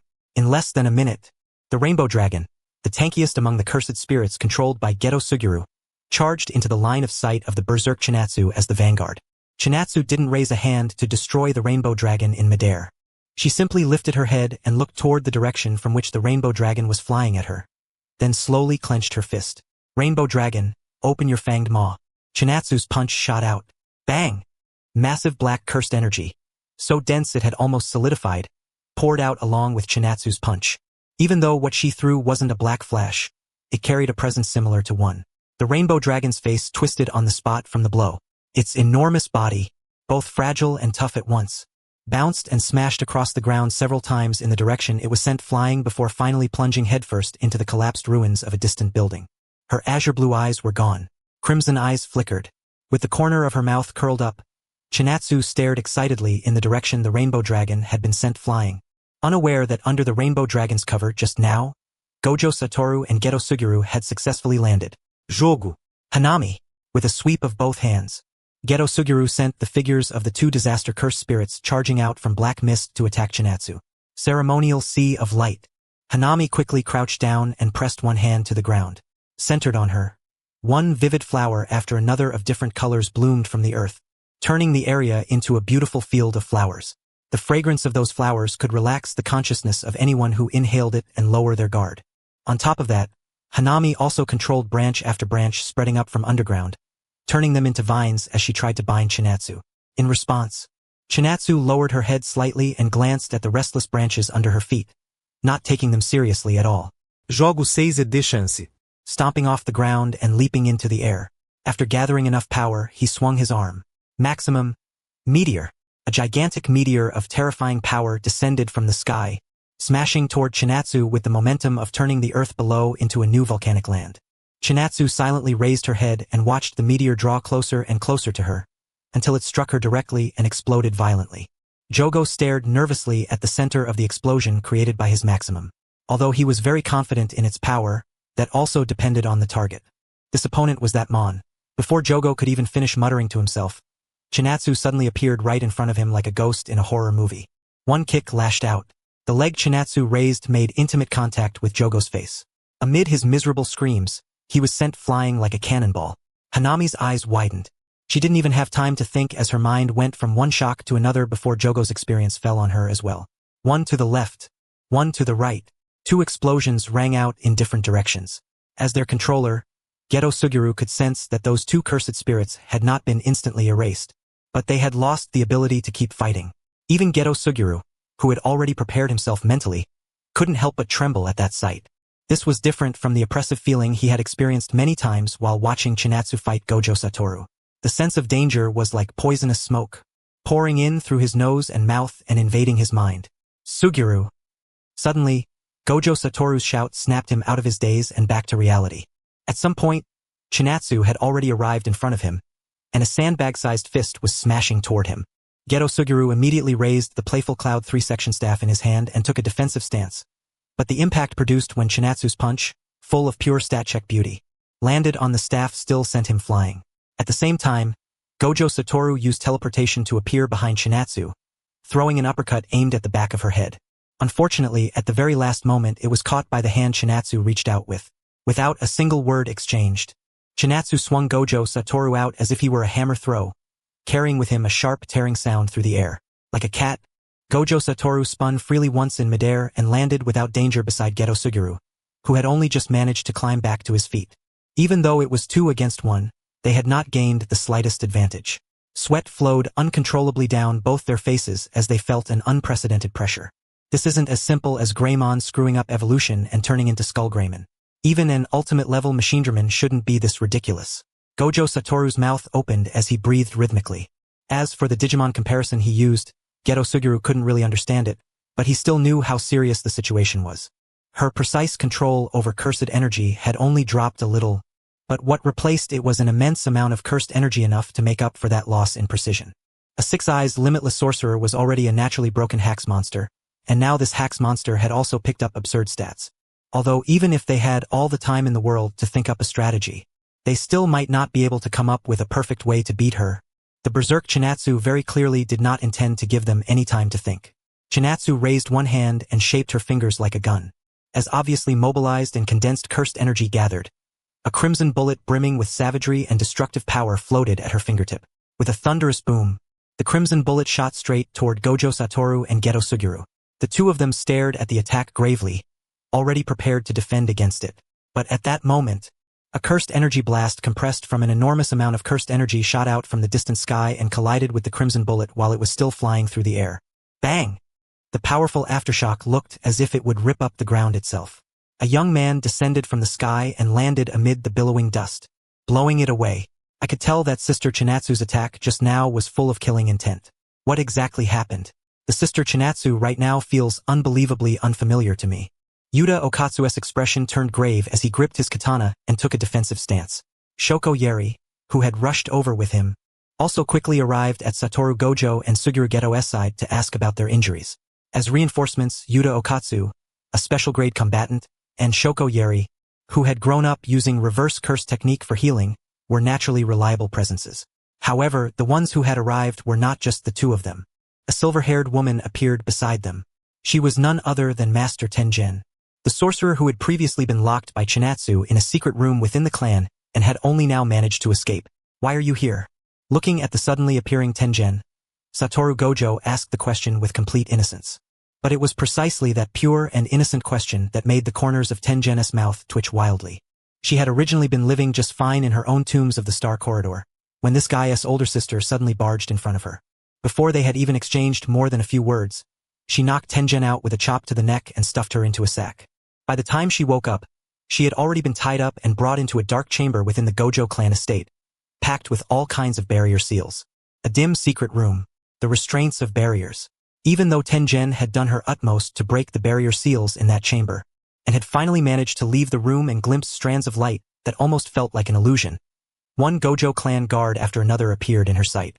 If she hadn't happened to run into Yuta Okatsu and Shoko Yeri while they were on their way over, and then used every ounce of her talk no jutsu, she would probably still be lying in that secret room in the Gojo clan right now.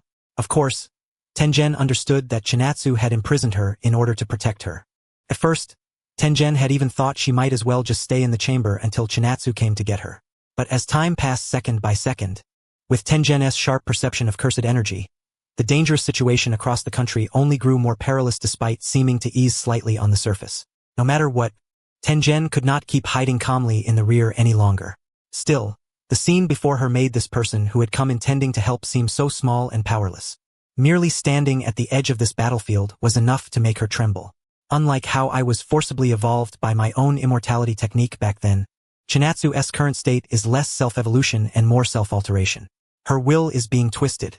If this keeps going, cold sweat began to drip uncontrollably down Tengen's cheeks, and the words coming out of her mouth cast yet another heavy black layer over the already suffocating atmosphere. At the same time, up ahead, the descending Yuta Okatsu was contending against the berserk Chinatsu. But rather than contending, it would be more accurate to say he was barely holding on. Even while using a fight and retreat tactic, he could not endure for long. "Big sis Chinatsu. Big sis Chinatsu. It's me, Yuta. Wake up." While Yuta Okatsu's talk no jutsu didn't last long before Chinatsu's storm-like assault blasted him away. If not for the flying cursed spirit Suguru Geto had prepared in advance intercepting him in midair, there was no telling how far he would have been sent flying. After the cursed spirit delivered him to the rear of the battle line, Yuta Okatsu immediately received treatment from Shoko Yeri. As someone who had specialized in reverse curse technique since childhood, even if she couldn't compare to the Gojo siblings, she was still more efficient than Yuta in that regard. Enduring the burning pain all over his body, Yuta Okatsu opened his mouth to speak. Everyone around him had thought his words would dampen morale like Tengen's had, but instead, they gave them a thread of hope. "I don't think it was just my imagination. When Big Sis Chinatsu was fighting me, she was intentionally or unintentionally lowering her cursed energy output. There was even one strike where I thought I was done for, but in the end, it was way below how bad I expected it to be." As Yuta Okatsu's words fell, Shoko Yeri, who was treating him beside him, also nodded and voiced her agreement. "That's true. When I examined and treated his injuries, I found that many of Yuta's south wounds were close to vital spots, but compared to the rest of his body, the actual impact damage there wasn't that severe." Hearing the two of them, everyone straightened up and looked toward Chinatsu in front of them. After blasting Yuta Okatsu away, Chinatsu had not charged at them again. Instead, she had stopped where she stood, as if struggling against something. Chinatsu's will is resisting. At that sight, Satoru Gojo and Suguru Geto instantly clenched their fists, a spark of hope rising in their hearts. Tengen at the side did the same and even proposed a plan. However, the moment she said it, it was like pouring a bucket of cold water over the hope they had just kindled. "Maybe we should consider a sealing tactic. The Jujutsu world has a treasured artifact called the Prison Realm. As long as the conditions are met, it can seal any target. Although I don't know where this treasure is, if you give me time, I'm confident I can find it. Before that, let us withdraw first. And once we find it, then no." Tengen's words were cut off mercilessly, and more than one person interrupted her. Everyone present other than her rejected the idea in perfect unison. Even though the sealing method Tengen proposed was the most optimistic option at the moment, even if every other method had only a 1% chance of saving Chinatsu, no one present wanted to choose sealing. What's more, setting aside personal feelings and speaking purely from the public perspective, if they retreated here and now, then Berserk Chinatsu might completely lose control. A hero who had been saving the nation from chaos would instead trigger a new wave of turmoil, and countless lives might be lost because of it. That would be far too cruel, not only to them and not only to the people but also to Chinatsu herself. That absolutely cannot happen. Just as everyone silently steeled themselves with the resolve to stop Chinatsu here no matter what, Chinatsu seemed to break free from her struggle, revealing a crazed expression as she raised both hands. Damn it, it's a domain. The moment they saw this, everyone instantly understood what Chinatsu in front of them was about to do. The normal fight was already stacked heavily against them. If they were dragged into Chinatsu's absurd domain, their hope would drop infinitely close to zero. At that moment, everyone's brains spun frantically, and their hands rose without hesitation as they began forming their own domain hand signs. Satoru Gojo brought his little fingers and ring fingers inward together, aligned his index fingers and thumbs upright with the fingertips touching, wrapped both middle fingers around the index fingers, and placed the seal into the body's 5 points. This was the Hashifukuren, the fundamental seal of Marisai Ten. Domain expansion. Unlimited void. Yuta Okatsu clenched his left hand into a fist, while the palm of his other hand was straightened and held together, palm inward and back of the hand outward, forming the Dakini Ten seal. Domain expansion. Murky heart of dark consciousness. Suguru Geto spread both hands, separated the thumbs and index fingers of each hand and interlocked them, then curled the remaining fingers downward into fists one by one, before raising both middle fingers upward to form the fundamental seal of Jizo. Domain expansion. Jambudvipa all living beings. The 3 great domains expanded instantly, gathering as much of their own domain power as possible toward the front, concentrating it there to collide with Chinatsu's domain. With both hands turned outward, both thumbs raised side by side, and both index fingers upright and slightly bent into the shape of lotus leaves, she formed the Samaya seal of Vajraratna Bodhisattva. Domain expansion. Mirror flower, water moon. Domain. Mirror flower, water moon. Domain.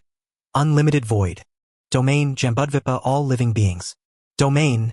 Murky heart of dark consciousness. The 4 great domains expanded almost at the same time. 2 of them had even reached the level of a domain within a domain open barrier domains.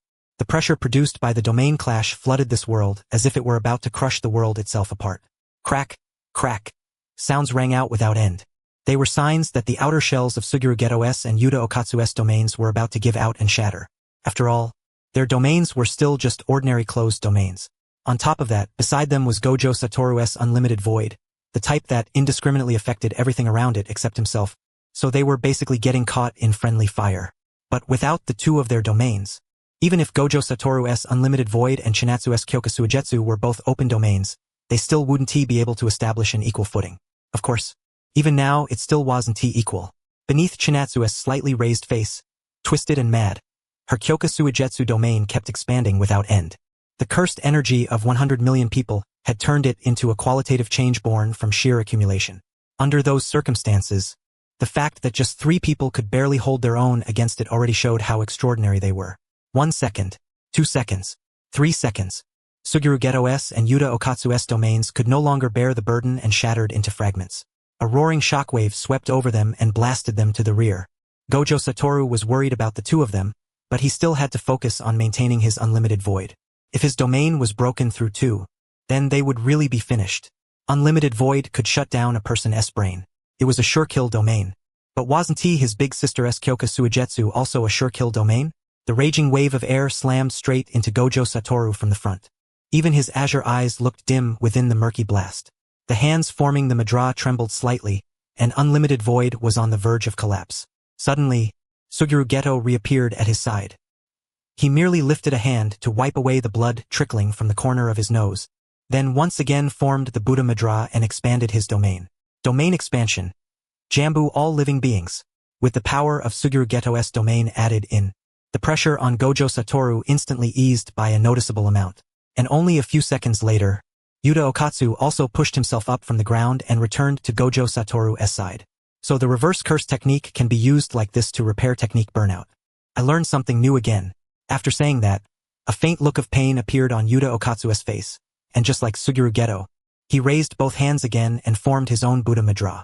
Domain expansion, murky dark consciousness mindscape, the situation, which had been on the verge of being overwhelmed, returned to the state it had been in when they had first started resisting.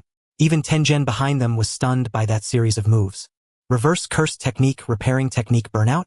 Reverse curse technique was the conversion of originally negative cursed energy into positive cursed energy beneficial to the human body, thereby healing the human body. Technique burnout, meanwhile, occurred when an expanded domain was shattered. The body would automatically enter a self-protective state. Just like a high-temperature engine needed time to cool before it could be safely started again. Expanding a domain once more also required waiting for the burnout to end. Was there really any connection between those two things? At that moment, Tengen's brain raced at high speed. An ordinary sorcerer truly might not be able to figure out the connection, but she was, after all, a sorcerer who had lived for 1,000 years, the strongest barrier user in the jujitsu world. Destroy the brain with cursed energy, then heal it with reverse cursed technique. Tengen muttered a thought so terrifying that even she herself found it frightening. An innate technique was engraved into a part of the brain. If that part of the brain were destroyed with cursed energy, then completely repaired with reverse curse technique, then perhaps it would be possible to bug skip past the period of technique burnout. Too risky. Far too risky. The brain was the most fragile part of the human body. To destroy and restore it so casually, even with the most precise control, would still cause damage to the brain. Sweat trickled down Tengen's cheeks, while in her heart she passionately felt the determination of the three before her to save Chinatsu. But in the end, she herself was someone who leaned toward reason. While the three before her resisted Chinatsu, she began constructing a high-intensity barrier capable of trapping someone with Chinatsu's level of power. She was the strongest barrier user. With her mastery of barrier techniques and the amplification from binding vows, if it was only to trap Chinatsu for a short time, then it might not be pure fantasy. As long as they could trap Chinatsu for a little while, then use that time to find the prison realm and completely seal her away, this world would still have a chance to be saved. That was what Tengen was thinking. And when emotional people like Gojo Satoru and the others, along with rational Tengen, had all begun to act, time once again became something they had to fight for. Expand, shatter, repair, expand. Repeating that cycle over and over, the three of them endured the discomfort in their bodies and continued resisting Chinatsu's Kyokusuijetsu. Among them, Yuta Okatsu and Suguru Geto were doing everything they could to share Gojo Satoru's burden, trying to create an opening for him so that unlimited void could take effect on Chinatsu, even if only for 0.1 seconds. Behind them, Tengen continuously constructed a sealing barrier that could trap Chinatsu for a short period. Sweat dripped down her cheeks, and at one point her cursed energy was nearly drained dry. Fortunately, Shoko Yeri was there to supply her with cursed energy. Shoko Yeri did not want Chinatsu to be sealed, but if Chinatsu could not be stopped here, then in the records of history, Chinatsu would go from a hero to a demon despised by all. Shoko Yeri could not accept something so cruel. Time passed second by second. Even though none of the three wanted to admit that their physical condition was deteriorating, the cold sweat streaming down their faces and the nosebleeds flowing from beneath their noses exposed their condition completely. In contrast, Chinatsu showed no signs of declining at all. The corners of her lips curled up slightly, as if she were still just playing around and had not used her full strength. Of course, that was only a seeming assumption. After all, the three before her all possessed far from ordinary jujitsu talent. It was just that Chinatsu had cursed energy on the level of 100 million people. They might barely contend with her for a short time, but once time dragged on, that was a completely different matter. It was about time. Grinning, Chinatsu slightly raised her head. She was ready to increase the density of her domain in one burst and completely overturn the three before her, who had already fallen into exhaustion. But just as she had already sentenced the three before her to death in her heart and began to raise the density of her domain, her eyes suddenly widened as she realized the density would not increase. No, rather than saying it would not increase, it felt more like she had already done it. Yet the density of the domain had not risen at all, as if she herself had fallen under Kyokusuijetsu. Wait, Kyokusuijetsu? Chinatsu suddenly froze. Her consciousness briefly descended into the depths of her inner spiritual world, as if she had realized something, and anxiously began searching for the answer. Let us pull the time back a little more than 10 minutes, to when Kenjaku was still barely clinging to life and launching a curse at Chinatsu. Chinatsu, I curse you so that you can no longer continue enjoying the joy you longed for as an ordinary person. You defeated me, so then become this world's new Buddha. Break free from the shackles in your heart, and release your true self that you've suppressed for so many years. Under his savage expression, Kenjaku pointed a finger at Chinatsu. Boundless cursed energy and negative emotions surged toward her like a vast ocean.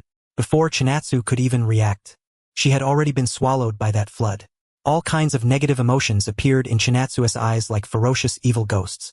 A suffocating feeling surged up from the depths of her heart, as if she had sunk into a swamp and was gradually being dragged down. Chinatsu raised one of her arms, trying to struggle free from the mire. But how could a single person's mind possibly contend against such a massive collective of consciousness? After struggling for a moment, she pulled back the arm she had raised. At the instant her surface consciousness was about to be polluted by those negative emotions, Chinatsu used her last remaining awareness to form the hand sign for domain expansion, as if holding her breath. Domain expansion. Kyoka Suigetsu. The domain opened in an instant and was released in an instant as well. Because its expansion covered only herself, the mirror flower, water moon that had originally been aimed at others was now turned on herself, and at the critical moment, she successfully split her original consciousness apart from the mutated one. This was the only method Chinatsu had been able to think of in such a short time back then. It was both her hidden card and her trump card. Deep within Chinatsu's spiritual world, two Chinatsus stood on opposite sides. One of them was constantly giving off dense cursed energy. Her hair and even her clothes fluttered as if blasted by wind under the rolling surge of cursed energy, and her expression was extremely gloomy. The other Chinatsu had faintly visible shackles wrapped around her body, yet her expression had nothing to do with gloom. Instead, she slightly raised her head and looked at the other self across from her with a smile. Who do you think you're eroding? How could I possibly surrender this easily? Even if this really is a dead end, I'll drag someone down with me. That's right, I'm talking about you. Even though the situation was still overwhelmingly unfavorable, Chinatsu herself showed none of the mentality of someone being pushed into a corner. That made the mutated individual standing opposite her frown in confusion. Even if you used mirror flower, water moon to split yourself apart, all you're doing is barely clinging to life. Not to mention that I've already noticed your little trick. I'm really curious how you're still able to smile. Although mutated Chinatsu was somewhat irritated inside, she still deliberately acted calm, folding her arms across her chest as if victory was already in her hands. And in truth, that was indeed the case. Even though Chinatsu had used mirror flower, water moon to preserve the last trace of her self-awareness, she had already lost control over her body. One side was full of power and held dominion over the body. The other was barely hanging on, hidden deep within the spiritual world, and had now even been found. Which side had the advantage was obvious at a glance. Of course, Chinatsu understood this clearly. After all, even though her body had been occupied by a suddenly born new consciousness, she was still the original one in the end, the true owner. Taking back the body was impossible. Directly resisting on the level of consciousness was difficult to carry out. If this mutated consciousness had not come to the depths of the spiritual world on its own initiative and appeared before her on its own, Chinatsu actually had no ability to actively meet with it. But now that the two had met, Chinatsu had been given this opportunity. She also had Gojo Satoru and the others to thank for not giving up on fighting the Chinatsu outside and putting pressure on her. Otherwise, she would not have realized that she had been hit by mirror flower, water moon, nor would she have come to the depths of her spiritual world in search of answers. Under Chinatsu's subtle smile, the mutated Chinatsu who had been pretending to be calm gradually felt an ominous foreboding rise within her. She herself was a newborn consciousness born from Chinatsu, and precisely because of that, she understood Chinatsu's personality all too well. For unknown reasons, she had transmigrated into the world of Jujutsu Kaisen. Starting as a baby, she had worked hard to change the tragedies of the Jujutsu world. On the surface, her personality was eccentric, but in private she was silent and reserved, constantly piling pressure onto herself for the sake of that perfect goal in her heart. And it was precisely because Chinatsu was someone who pursued perfection that she would absolutely never allow a mutated consciousness to occupy her body and commit evil with it. She wasn't just putting on an act. But where was this confidence of hers coming from? Could it be that besides mirror flower, water moon, the card that had saved her life, she had another trump card that could reverse the heavens and turn the tables? Mutated Chinatsu stared solemnly at the original. Her fists clenched tighter and tighter on their own, and with that ominous premonition pushing at her heart, she opened her mouth. What's so bad about being unrestrained? We have the power to ignore any rule in this world. We can do the same things Sukuna did 1,000 years ago, and even do them better. This world was never beautiful. No matter how much the weak who exist in this world struggle, they can never change their fate. This is the truth people accept by default. It's just that those weaklings try their best to forget it and put on a relieved expression. But we're different. We don't need to care about that. What does it matter to us whether the world is perfect or not? All we need to care about is ourselves. As mutated Chinatsu spoke, the surrounding spiritual space began to distort and fluctuate. A dark aura spread out from where she stood, and the ground gradually turned into a muddy swamp. Just as mutated Chinatsu's dark claws were about to swallow Chinatsu whole, it was like a star suddenly flickering in the dim night sky. A warm campfire ignited on the ground, and those invading dark claws abruptly stopped moving. You're right, this world is cruel. But even so, there are still all kinds of beautiful things worth protecting, and that's what I've been doing all this time. Suguru Geto's mental collapse. Yuhibara's accidental tragedy. Kento Nanami's brutal death. Riko Amanai's hoped for future. Masamichi Yaga's political execution. Rika Orimoto's death in a car accident. Yuta Okatsu's unfortunate childhood. Yuji Itadori's cursed fate. And even the countless civilians erased by the slashes unleashed by Ryomen Sukuna during the Shibuya incident, and so on. Chinatsu stepped forward toward the darkness charging at her. Like a star in the night sky, like a fire in the dark, that power isolated the darkness from Chinatsu's body. Seeing the change in Chinatsu, mutated Chinatsu's figure suddenly twisted. She widened her eyes in confusion, unable for a moment to figure out where this unknown power had come from. Take this power. Could it be a binding vow? The highest grade bug-like law in the jujitsu world. A sorcerer could abandon certain treasured things in exchange for the power she desired, and the scale of the power obtained was closely tied to the value of what was sacrificed and how deeply it was cherished. Chinatsu calmly raised one arm toward the other side. The smile was still on her face, but the emotion carried within that smile was now different from before. Precisely because this world is not beautiful, I work hard to turn this imperfect story into the form I want it to take. And from the looks of it, my efforts weren't wasted. As Chinatsu's words fell, countless chains known as binding vows were suddenly created out of thin air and descended, binding both of them within the spiritual space.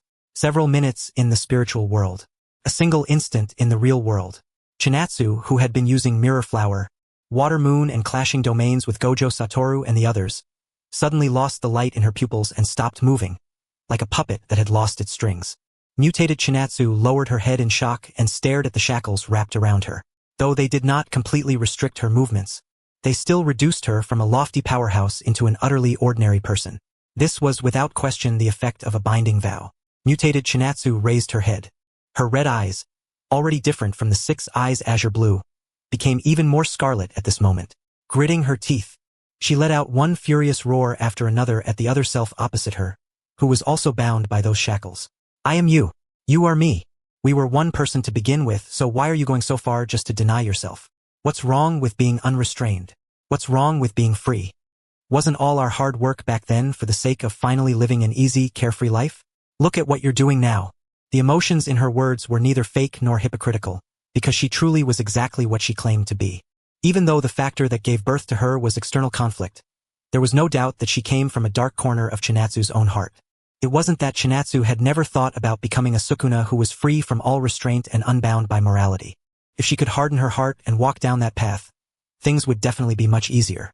And with Kenjaku deliberately creating chaos across the entire country, causing the pressure to keep skyrocketing, that thought became even more like a demon's claw, constantly probing at the deepest part of Chinatsu's heart. In the depths of the spiritual world, shackles called binding were tying the two of them down at this moment. One side grit her teeth and roared in fury again and again, while the other merely lowered her head slightly and said nothing, staying silent as if she had accepted her fate. It was exactly this scene that made altered Chinatsu even more furious. She opened her mouth and continued shouting in condemnation. What are you doing? Accepting the fate of going down together with me? Sacrificing yourself for the future of those people outside? What kind of pathetic mental victory is that? Do you really think this is okay? Altered Chinatsu clenched her teeth. She was born from Chinatsu's spirit. In other words, aside from her extreme personality, she possessed the same memories, way of thinking, and so on as the original. Because of that, no one understood Chinatsu better than her. Because she was also Chinatsu. There were many labels attached to Chinatsu, and the people around her had all kinds of different opinions about her. Some joked that Chinatsu's personality was twisted. Some envied Chinatsu's talent. Some admired her. Chinatsu was, or rather unquestionably, a perfectionist. Ever since transmigrating into this world, she had been preparing to change every tragic future that lay ahead. Suguru Geto, Yuhibara, Kento Nanami, Riko Amanai, Masamichi Yaga, Rika Orimoto, Yuta Okatsu, Yuji Itadori. She had done everything she could to keep the people around her from reaching tragic endings, all for the sake of arriving at the final perfect ending. Although on the road to that perfect ending, there would be some unavoidable self-sacrifice. Chinatsu had actually never removed herself from the list of those who would reach that perfect ending. I don't like tragic endings, but now I've actually given up? Even if this might be the best method right now, this is completely unlike me, and completely unlike Chinatsu. It's practically, as if realizing something, altered Chinatsu suddenly lowered her head and looked at the shackles binding her own body, then raised her head again to look at the shackles binding the other her. At the same time, the originally silent Chinatsu actually lifted her foot and stepped toward her. The sound of the shackles shaking rang out without end, and Chinatsu's lowered head slowly lifted as well. Her eyes were filled with confidence that was nothing like someone planning to die together with her. HM? What's wrong? Did you finally realize it? You kept saying we're one and the same, so why did you forget that at the most critical moment? The sound of the shackles rattling. The sound of footsteps stepping forward. At this moment, altered Chinatsu finally realized the key point she had overlooked from the very beginning because her thoughts had gone astray. It wasn't that Chinatsu had given up everything of herself in exchange for shackles strong enough to bind her. It was that Chinatsu had given up the power she could use within the spiritual world, so she, who was also Chinatsu, had likewise been sealed along with that power. Although the amount of power sealed away on both sides was unequal, this had never been a balanced scale to begin with.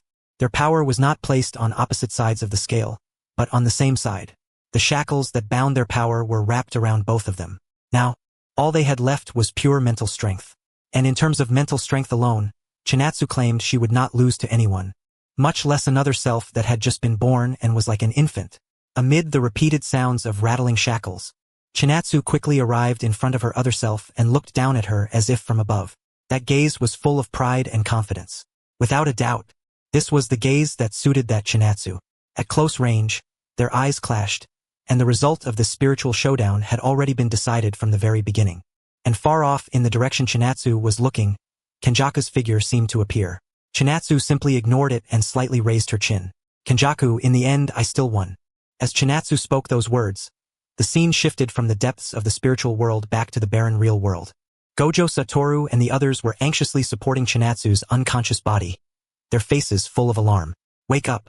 With one person's shout, everyone's gaze immediately gathered on Chinatsu's face, which had been unconscious until now. Their worried expressions were written all over their faces. In fact, because the real-world Chinatsu had suddenly lost all signs of movement like a puppet earlier, the three domains led by Unlimited Void at full output had almost been dumped onto Chinatsu all at once, causing irreversible damage. Fortunately, at the last possible moment, the three of them noticed something strange about Chinatsu. It was like a race car speeding at full force suddenly slamming on the brakes.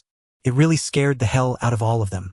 Chinatsu's brows slowly relaxed in her unconscious state, and a scene appeared that shocked everyone present. One of the 6 eyes, which had originally looked like a dark blue sky stretching into the distance, had now turned into a dreamy crimson red. Could it be that Chinatsu still hadn't regained her senses? That thought flashed through everyone's mind, and the very next sentence Chinatsu spoke dragged their hearts straight into the abyss. You all are. Everyone present was like they'd been struck by lightning, completely at a loss. The one who reacted the strongest was undoubtedly Gojo Satoru. A visibly bewildered expression appeared on his face as his mind raced. Could it be a binding vow? Did she regain her sanity at the cost of her memories? An indescribable sorrow surged from his heart. Although there was a faint trace of some dark emotion mixed within it, it was almost instantly swallowed by grief. He took a deep breath, and the expression on his face turned more serious and solemn than ever before. Just as he was about to deliver something extremely formal and heartfelt, Chinatsu, in their line of sight, suddenly couldn't help but let out a snort of laughter. She raised one hand and flicked an utterly unguarded Gojo Satoru right on the forehead. Bang! Gojo Satoru covered his forehead with both hands and blinked blankly together with everyone else. Then, once they reacted, they all showed smiles at the same time. Chinatsu was the same, even though her face still showed signs of weakness. I'm back. With the downfall of Sukuna and Kenjaku, the sorcery crisis that had caused massive chaos throughout the country was gradually suppressed by the official sorcerers. Still, it was obviously impossible to return things to how they had been before the chaos began. Several days later, in a single hospital room in a Tokyo hospital, Chinatsu sat leaning against the bed by the window, quietly turning her head to look at the scenery outside. The breeze drifting in through the window brushed across her face. At this moment, her mood was incredibly light and at ease, because she had finally reached the perfect ending she had envisioned in her heart. If not for the fact that her body currently hurt all over with crackling waves of pain, she really wanted to go to a KTV and let loose properly. But there was nothing she could do about it. Ever since the nationwide chaos began, she had been moving between battlefields at high frequency. When facing Sukuna and Kenjaku, she had even imposed binding vows on herself multiple times to break past her limits. Even reverse curse technique couldn't produce any obvious effect on her anymore. At this point, she could only let the body's own adaptive functions slowly recover bit by bit with the passage of time. A small television had been placed directly in front of her hospital bed. Pretty much every channel related to the news was broadcasting reports about jujitsu. Jujitsu had completely entered the public eye.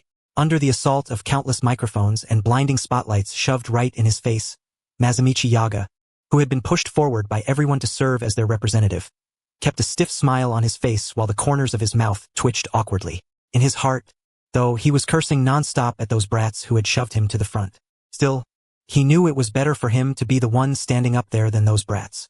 It was just that the pressure was truly enormous. For the speech he was giving right now, he had studied the script for an entire night. He took a deep breath, then turned his head to the side with a solemn expression and raised one of his hands. Puppet manipulation technique. Under everyone's gaze, the dolls that had originally been placed off to the side, each one full of incongruity, suddenly moved. The ones with legs stood up from the ground, while the ones without legs floated into the air like ghosts. Even though everyone had mentally prepared themselves, they were still so shocked by the scene that their mouths hung wide open, as if they could swallow an ostrich egg in one bite. In fact, they had been shocked too early. There was something even more explosive still to come. A few seconds later, the doors to the press conference hall were suddenly shoved open hard from the outside. The reporters stiffly turned their heads toward the entrance. Panda. A panda with a flower clenched in its mouth. A panda standing upright and striking a pose. Hello, everyone. Faced with the crowd staring at him in complete dumbfounded shock, Panda revealed a coy expression that seemed to say, "You're all staring at me so much I'm getting a little shy." Anyone familiar with him felt so embarrassed they wanted to smash their heads into a wall.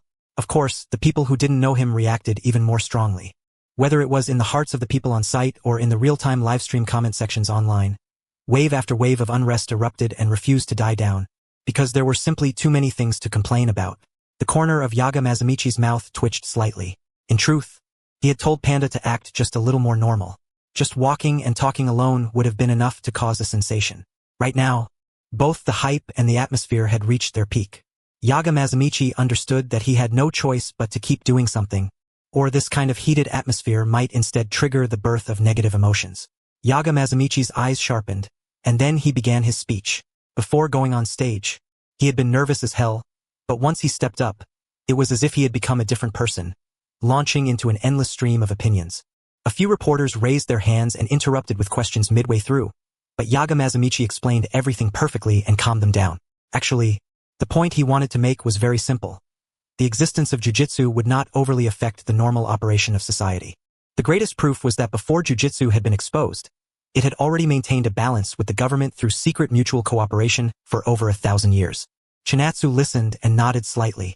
She couldn't help but feel a little sorry for Yaga Masamichi, because a big reason he had to waste so many words explaining things now was also because of what Naoya Zenin had said back when the entire country had fallen into chaos. Welcome from the false world to the real world. You trash who know nothing and have only been protected by us jujitsu sorcerers. It was said that after the chaos died down, when Nabito Zenin got home, he gave his son a brutal beating. That originally rather handsome face of his had been beaten black and blue. It was hard not to call it comical. While thinking about that, Chinatsu picked up her phone from the corner of her hospital bed. Opening the group chat, she discovered that Shoko Yeri and the others were already on their way to visit her. Yuta Okatsu, should we buy something? I just happened to be passing by a fruit shop. Shoko Yeri, fruit? Does Chinatsu like fruit? Is Satoru here? What kind of fruit does your sister like again? Satoru Gojo, fruit? Fruit cake. Right after sending that line, Satoru Gojo immediately sent a selfie of himself in a cake shop. In his hand was a 6-inch fruit cake. The group chat fell into brief silence. While inwardly complaining about this pair of siblings who loved sweets, they also turned and headed toward nearby dessert shops. Looking at the suddenly quiet group chat, Chinatsu couldn't help but let out a soft laugh. Then she tossed her phone back into the corner of the hospital bed, leaned her body against the wall beside it, and quietly stared at the ceiling of the room with her crimson and azure eyes. Time passed second by second.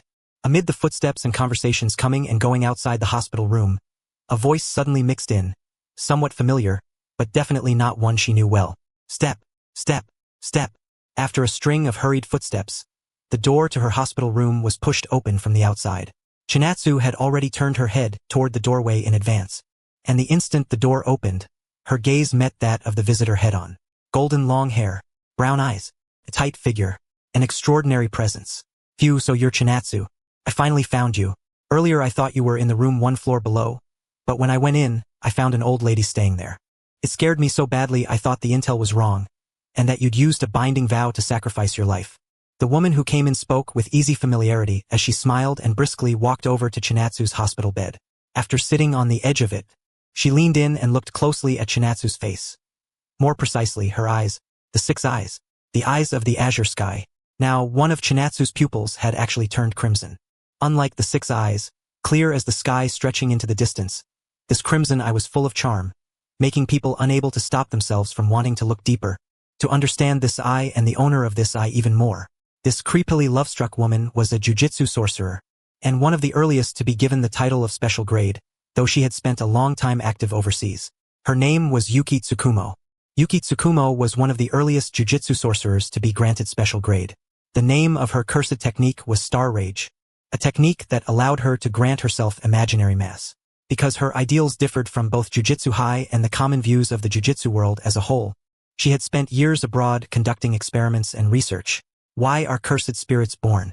Because ordinary people inevitably leak cursed energy from their bodies, and through accumulation and the catalysis of negative energy, those curses are formed. By contrast, because jujitsu sorcerers can control their cursed energy relatively well, high-level sorcerers basically do not leak cursed energy at all, and even the cursed energy leaked by low-level sorcerers is not enough to form cursed spirits. Alright then, here came the question.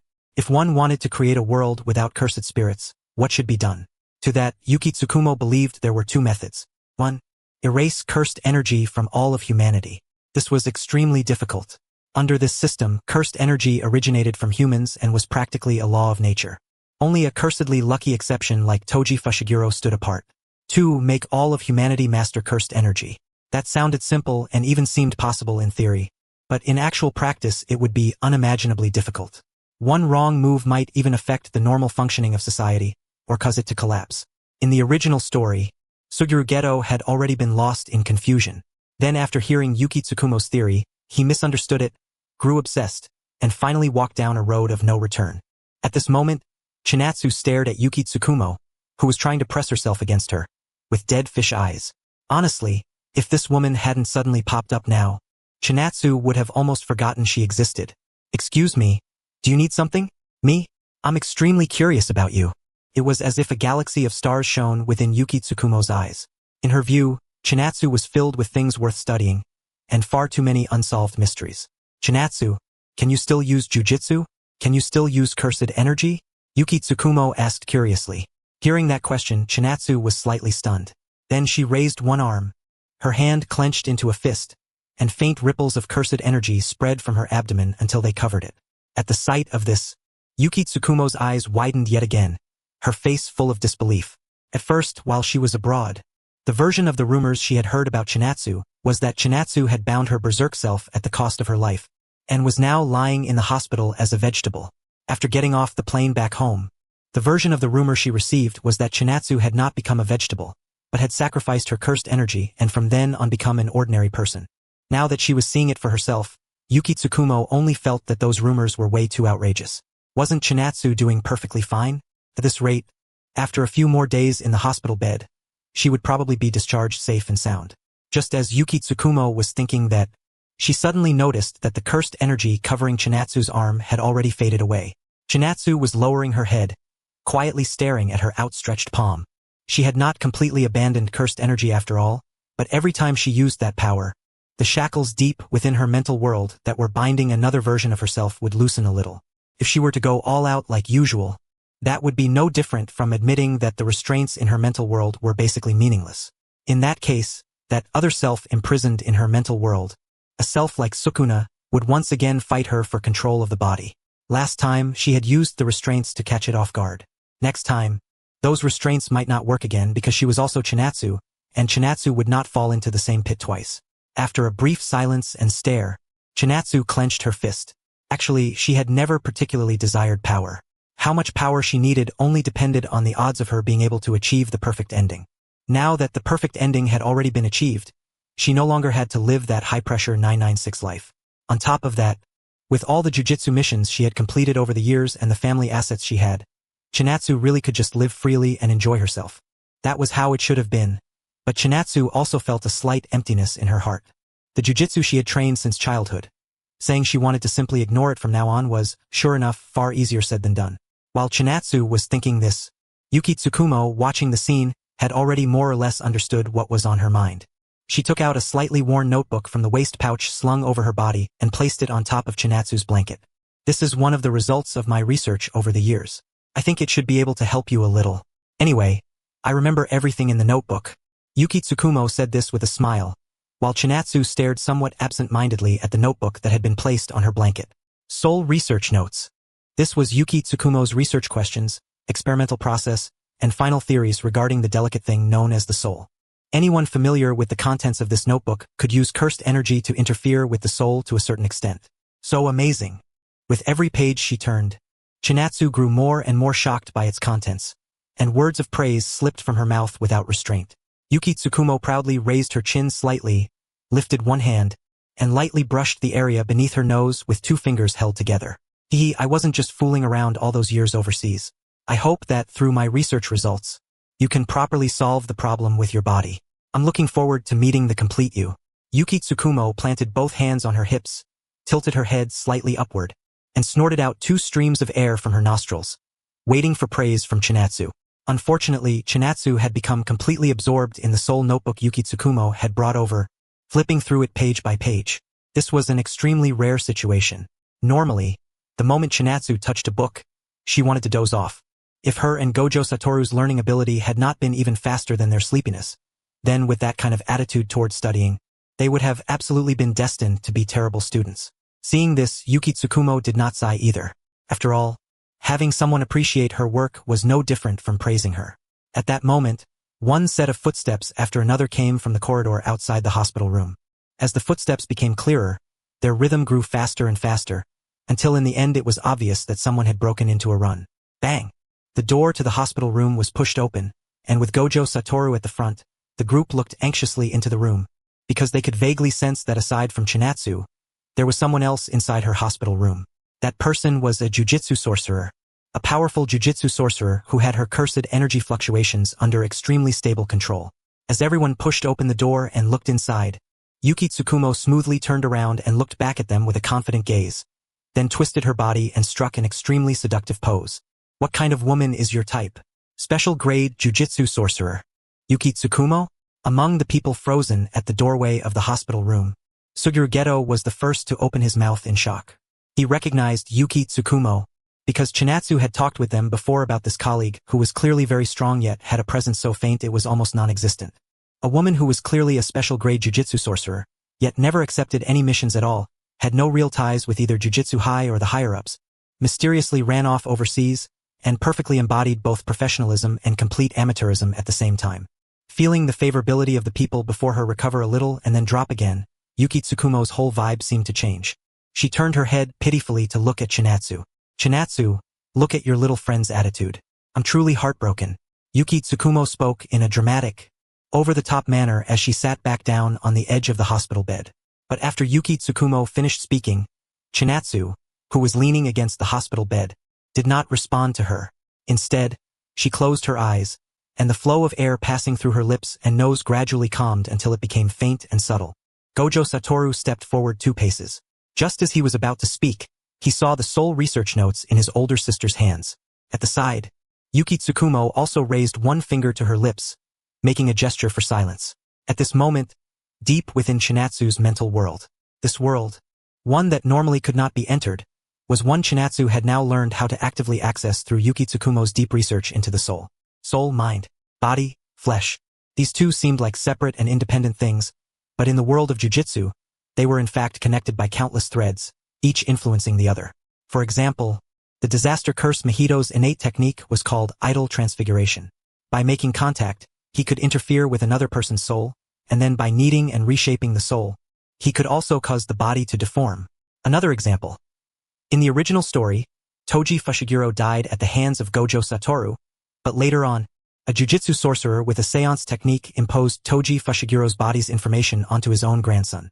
Under normal circumstances, It should have been the grandson's soul controlling Toji Fushigiro's body. Who could have expected that Toji Fushigiro's body would suppress the grandson's soul in reverse, allowing Toji Fushigiro's mind to return once more?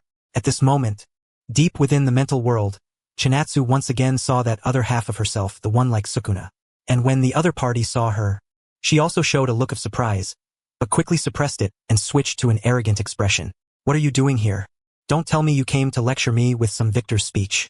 Your personality is seriously awful. Distorted Chinatsu bared her teeth and spoke aggressively. Chinatsu was a little helpless at that. Naturally, there was no way she had come here just to lecture her with some victor's speech. That would be far too boring. Still, this sharp tongue really did feel not merely inherited, but taken even further, surpassing the original. Chinatsu walked up to the other her and slowly raised one hand. A pale white, special energy gradually floated above her palm. This was the power to interfere with the soul. Although Chinatsu's current mastery of this ability was still very immature, as long as she trained it a little, it would become the sharp blade that could destroy distorted Chinatsu. Having gained a way to solve the problem, a normal person ought to feel happy about it. But Chinatsu lowered her head and stared at the pale white energy in her palm, falling into thought. In the end, she waved her hand and scattered the whitish energy.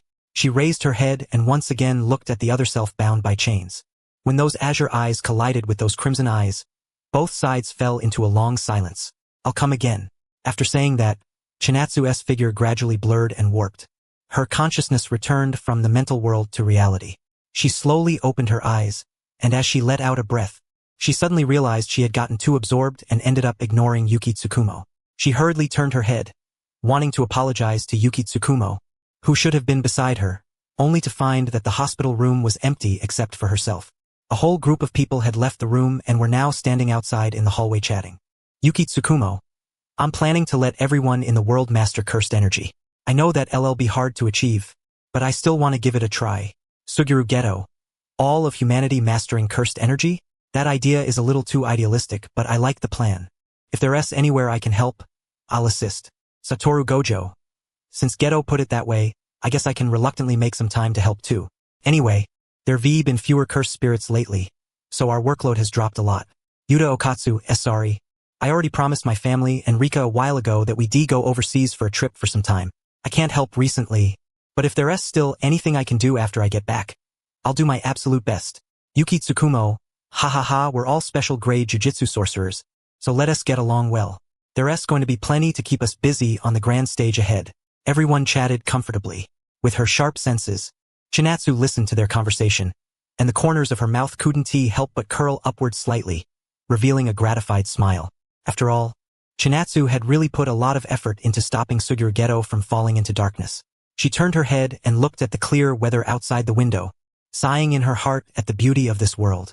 Even though she knew that beauty was only on the surface, if even the surface wasn't beautiful, then what lay underneath would probably be even filthier.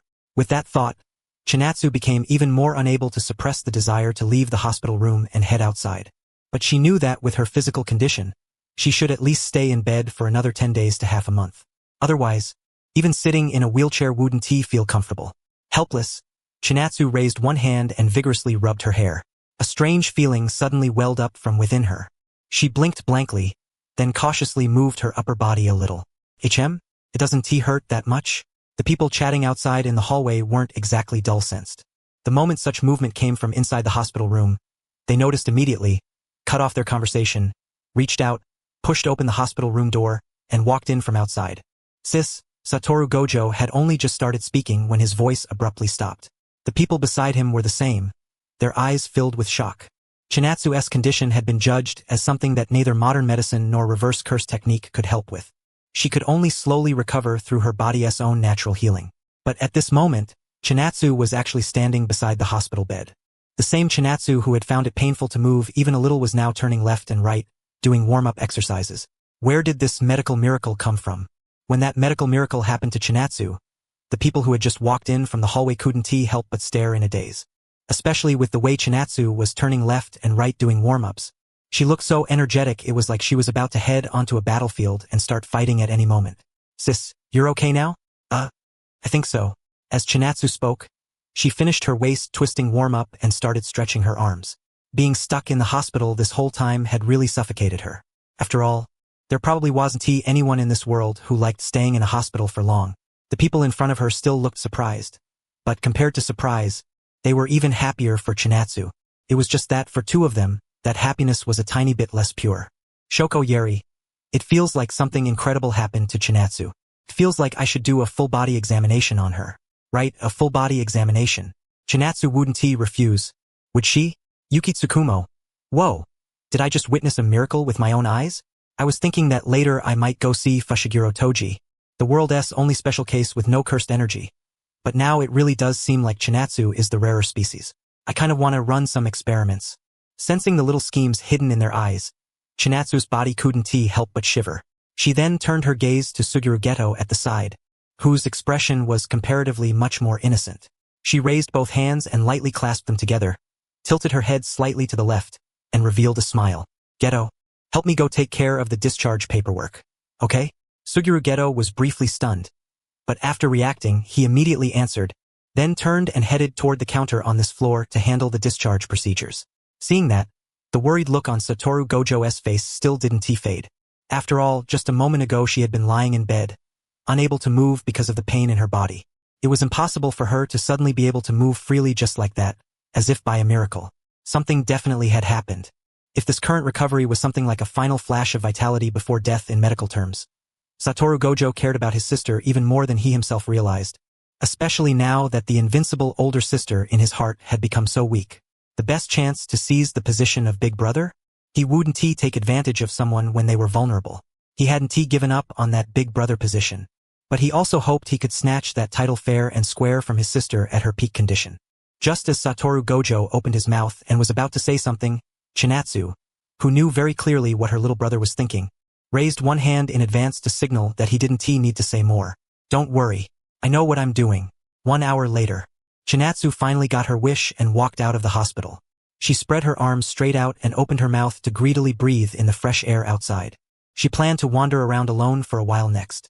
She had already told Satoru Gojo and the others beforehand that they could meet up again tonight and have a meal together or something. She walked along the streets outside with light steps. It had already been a little less than half a month since the chaos ended and she had been lying paralyzed in bed. In that time, a lot had really changed outside. The concept of jiu-jitsu was gradually becoming known to ordinary people, and through all sorts of later developments people had split into 3 factions. One group was deeply interested in the concept of jiu-jitsu and believed they could awaken abilities like web novel protagonists and become peerless powerhouses. They actively searched for information about jiu-jitsu, and those capable people had even managed to find the 2 jiu-jitsu high schools whose locations had not been made public.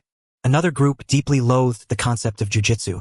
Some of them had suffered persecution from curse users or curse spirits during the chaotic period, while others simply feared the unknown and things they could not control. Compared to those 2 types above, the greater number were the third type of people, who maintained a wait-and-see attitude toward jiu-jitsu. They didn't actively seek out information about jiu-jitsu, but they also didn't reject hearing news related to it. These people seemed stable, but they were also dangerous ticking time bombs. If some major negative jiu-jitsu-related news suddenly exploded, a huge portion of this neutral group would shift into the ranks condemning jiu-jitsu. Handling the balance between the jiu-jitsu world and modern society was extremely complicated and headache-inducing. But at this very moment, Chinatsu wasn't thinking about any of that troublesome stuff at all. She walked with light steps, even humming a tune. Boss, give me 1 serving of takoyaki. As Chinatsu walked, she arrived at a food street. Smiling, she raised one finger toward the owner of a takoyaki stall. Takoyaki was one of Chinatsu's favorite foods. Even if all kinds of sweets were ranked together, takoyaki would still make it into the top 5. Her somewhat expectant gaze sized up the takoyaki shop owner as he carefully made each octopus ball one by one, and she couldn't help swallowing with a gulp. After taking a steaming hot box of takoyaki from the owner, she eagerly picked up a skewer, stabbed 1 octopus ball, and was just about to stuff it into her mouth when she suddenly sensed a subtle fluctuation of cursed energy nearby. HM? Chenxia suspiciously turned her head toward the direction the cursed energy fluctuation was coming from. There, she saw a man wearing a baseball cap and a face mask standing in a corner of the street. He looked like he was waiting for someone, but the cursed energy fluctuation coming off him exposed his real intentions. A telekinesis-type cursed technique? That's pretty rare. And yet he's using it for theft. I really don't even know what to say. Chenxia subconsciously raised a hand in that direction, preparing to use blue to stop this disgraceful sorcerer from causing trouble and give him a little long-distance lesson while she was at it. But the instant she mobilized the cursed energy inside her body, she faintly felt the shackles wrapped around her, the restrictions known as binding. After a few seconds of silence, Qianxia lowered her head and looked at the takoyaki in her hand again. She picked up a skewer, stabbed one, popped it into her mouth, then temporarily left the box with the remaining balls with the shop owner before quickly walking toward the man with his head lowered as he manipulated his telekinetic cursed energy. "HM? What do you want?" Bang! Before that sorcerer could even react to Qianxia's approach, Qianxia, still chewing on her takoyaki, didn't say a word and directly slammed a monstrous punch into his stomach. A third-rate sorcerer who couldn't even use cursed energy to protect his body had no way of taking one of Qianxia's thoroughly tempered punches. The sorcerer was beaten so hard his eyes rolled back on the spot. If Qianxia hadn't grabbed him by the collar, his legs would have gone weak and he would have collapsed right there on the ground. At the same time, Qianxia gulped down the takoyaki in her mouth.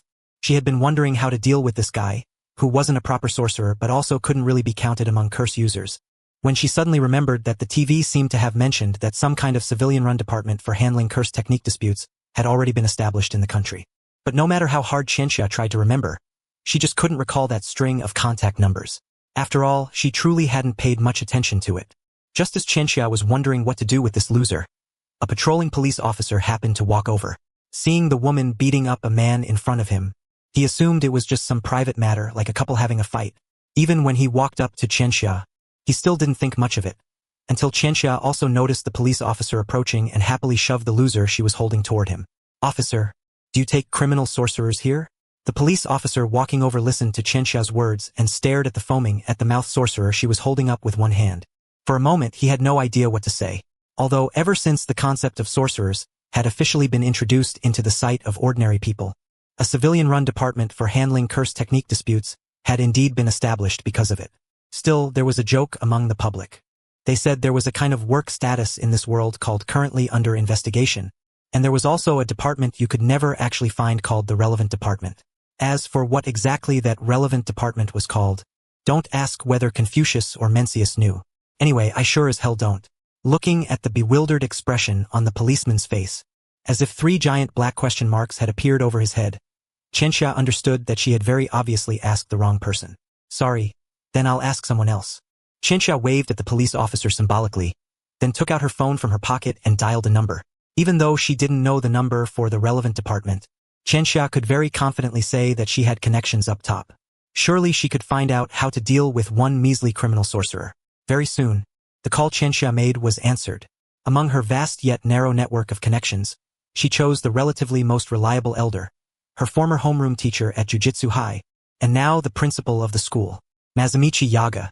Come to think of it, because he had recently been handling all sorts of coordination work between the Jujutsu world and ordinary society, Masamichi Yaga, who had been pushed to the front by everyone, was incredibly busy. At that moment, he was sitting in the principal's office at Jujutsu High. The desk in front of him was piled with documents for all kinds of projects, and the phone beside him rang from time to time, most of them consultation matters from the ordinary world. Those brats aren't even coming over to help share the burden. Forget it. The war only ended not long ago, so I'll cut you big heroes some slack. But once I get the overall situation stabilized over here, don't think any of you are going to keep slacking off like salted fish. Masamichi Yaga muttered under his breath as he tiredly raised a hand to rub the bridge of his nose, letting out a sigh. As things stood now, the higher-ups of the Jujutsu world had actually already gone through a major reform. As for when exactly, naturally it was during the period after the war ended, while Qianxia was lying in a hospital bed. After all, with something as important as the formal integration of the Jujutsu world with ordinary society, how could they possibly still let the corrupt former Jujutsu higher-ups be in charge? After a round of friendly and civilized discussion, nearly half of the former higher-ups of the Jujutsu world disappeared from the stage without a trace. If it weren't for the need to prevent too many positions from suddenly becoming vacant and causing this reform to backfire, then several more portions of those who disappeared from the stage would have been added to that number. The old and the new replaced one another, and ideas were updated. Qianxia herself wasn't sure how long the positive effects brought by this reform could last. After all, just as there is no eternal dynasty, corruption is hard to avoid. All they could do was make that positive influence last as long as possible. But whether corruption would happen or not was a topic for a very, very distant future. Even Masamichi Yaga, who was currently dealing with political affairs, hadn't thought that far ahead. Just as he had finally finished handling the batch of project documents in front of him, and was about to lean back in his chair and rest for a moment, The phone on the desk suddenly rang. Here we go again. Masamichi Yaga let out a helpless sigh, then sat back up and reached out to pick up the phone. He had assumed it was another consultation matter from the ordinary world, but what came from the other end was instead a familiar voice. Chenxia? Principal. Have you been doing well lately? Even just from hearing her voice, Masamichi Yaga could picture Chenxia's grinning, cheeky expression in his mind, but he didn't show any impatience. Instead, he patiently asked after her health and then asked why she was calling him. When he learned that the reason Chenxia had called was because she had run into a wild sorcerer on the road who was trying to break the law, yet didn't know how to handle him, Masamichi Yaga fell into brief silence. If this had happened before the jujitsu world connected with ordinary society, then when Chenxia ran into this sort of thing, she would decisively take action and give curse users a good round of punches and kicks. Bruises and swollen faces would be the least of it. Generally speaking, they wouldn't choose to detain them. After all, sorcerer manpower wasn't exactly abundant. If they could use the iron fist of love to physically teach these disobedient guys a lesson and get them to abandon evil and turn toward good in the future, then they could go do something useful. But things were different now. In a bit, I'll send people from the relevant department over to take him into custody. Before was before, now is now. That said, you didn't use any private punishment on that guy, did you? Hearing Masamichi Yaga's words from the other end of the phone, Chenxia fell silent for a moment, then lowered her head and glanced at the sorcerer in her hand, who was foaming at the mouth with his eyes rolled back. Absolutely not. Chinatsu answered with complete sincerity, but Yaga Masamichi knew very well how much credibility there was in her words. After sighing twice on the other end of the phone, Chinatsu originally thought the conversation was about to end, and that she could exchange a few more pleasantries before hanging up. But Yaga Masamichi abruptly forced the topic into a completely different direction. Hearing what Yaga Masamichi said on the other end, Chinatsu first fell into a brief silence. Then the corners of her lips lifted slightly. Of course, no problem. A few months later, on a bustling street, a girl in a jujitsu high uniform was talking to a model scout, though rather than talking, it was more like the girl was doing all the talking by herself. Hey, model scout, what do you think of me? I'm in a hurry, what the hell? Don't run. Say it clearly. The girl's forceful words completely left the model scout at a loss. His face was covered in sweat, and just as he tried to run away, the girl yanked him back with one hand.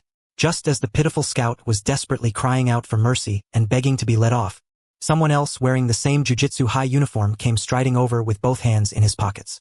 My name is Megumi Fushiguro. You should be Nobara Kujisaki, right? Come with me. I'll take you to register at Jujitsu High. Megumi Fushiguro stopped in front of Nobara Kujisaki.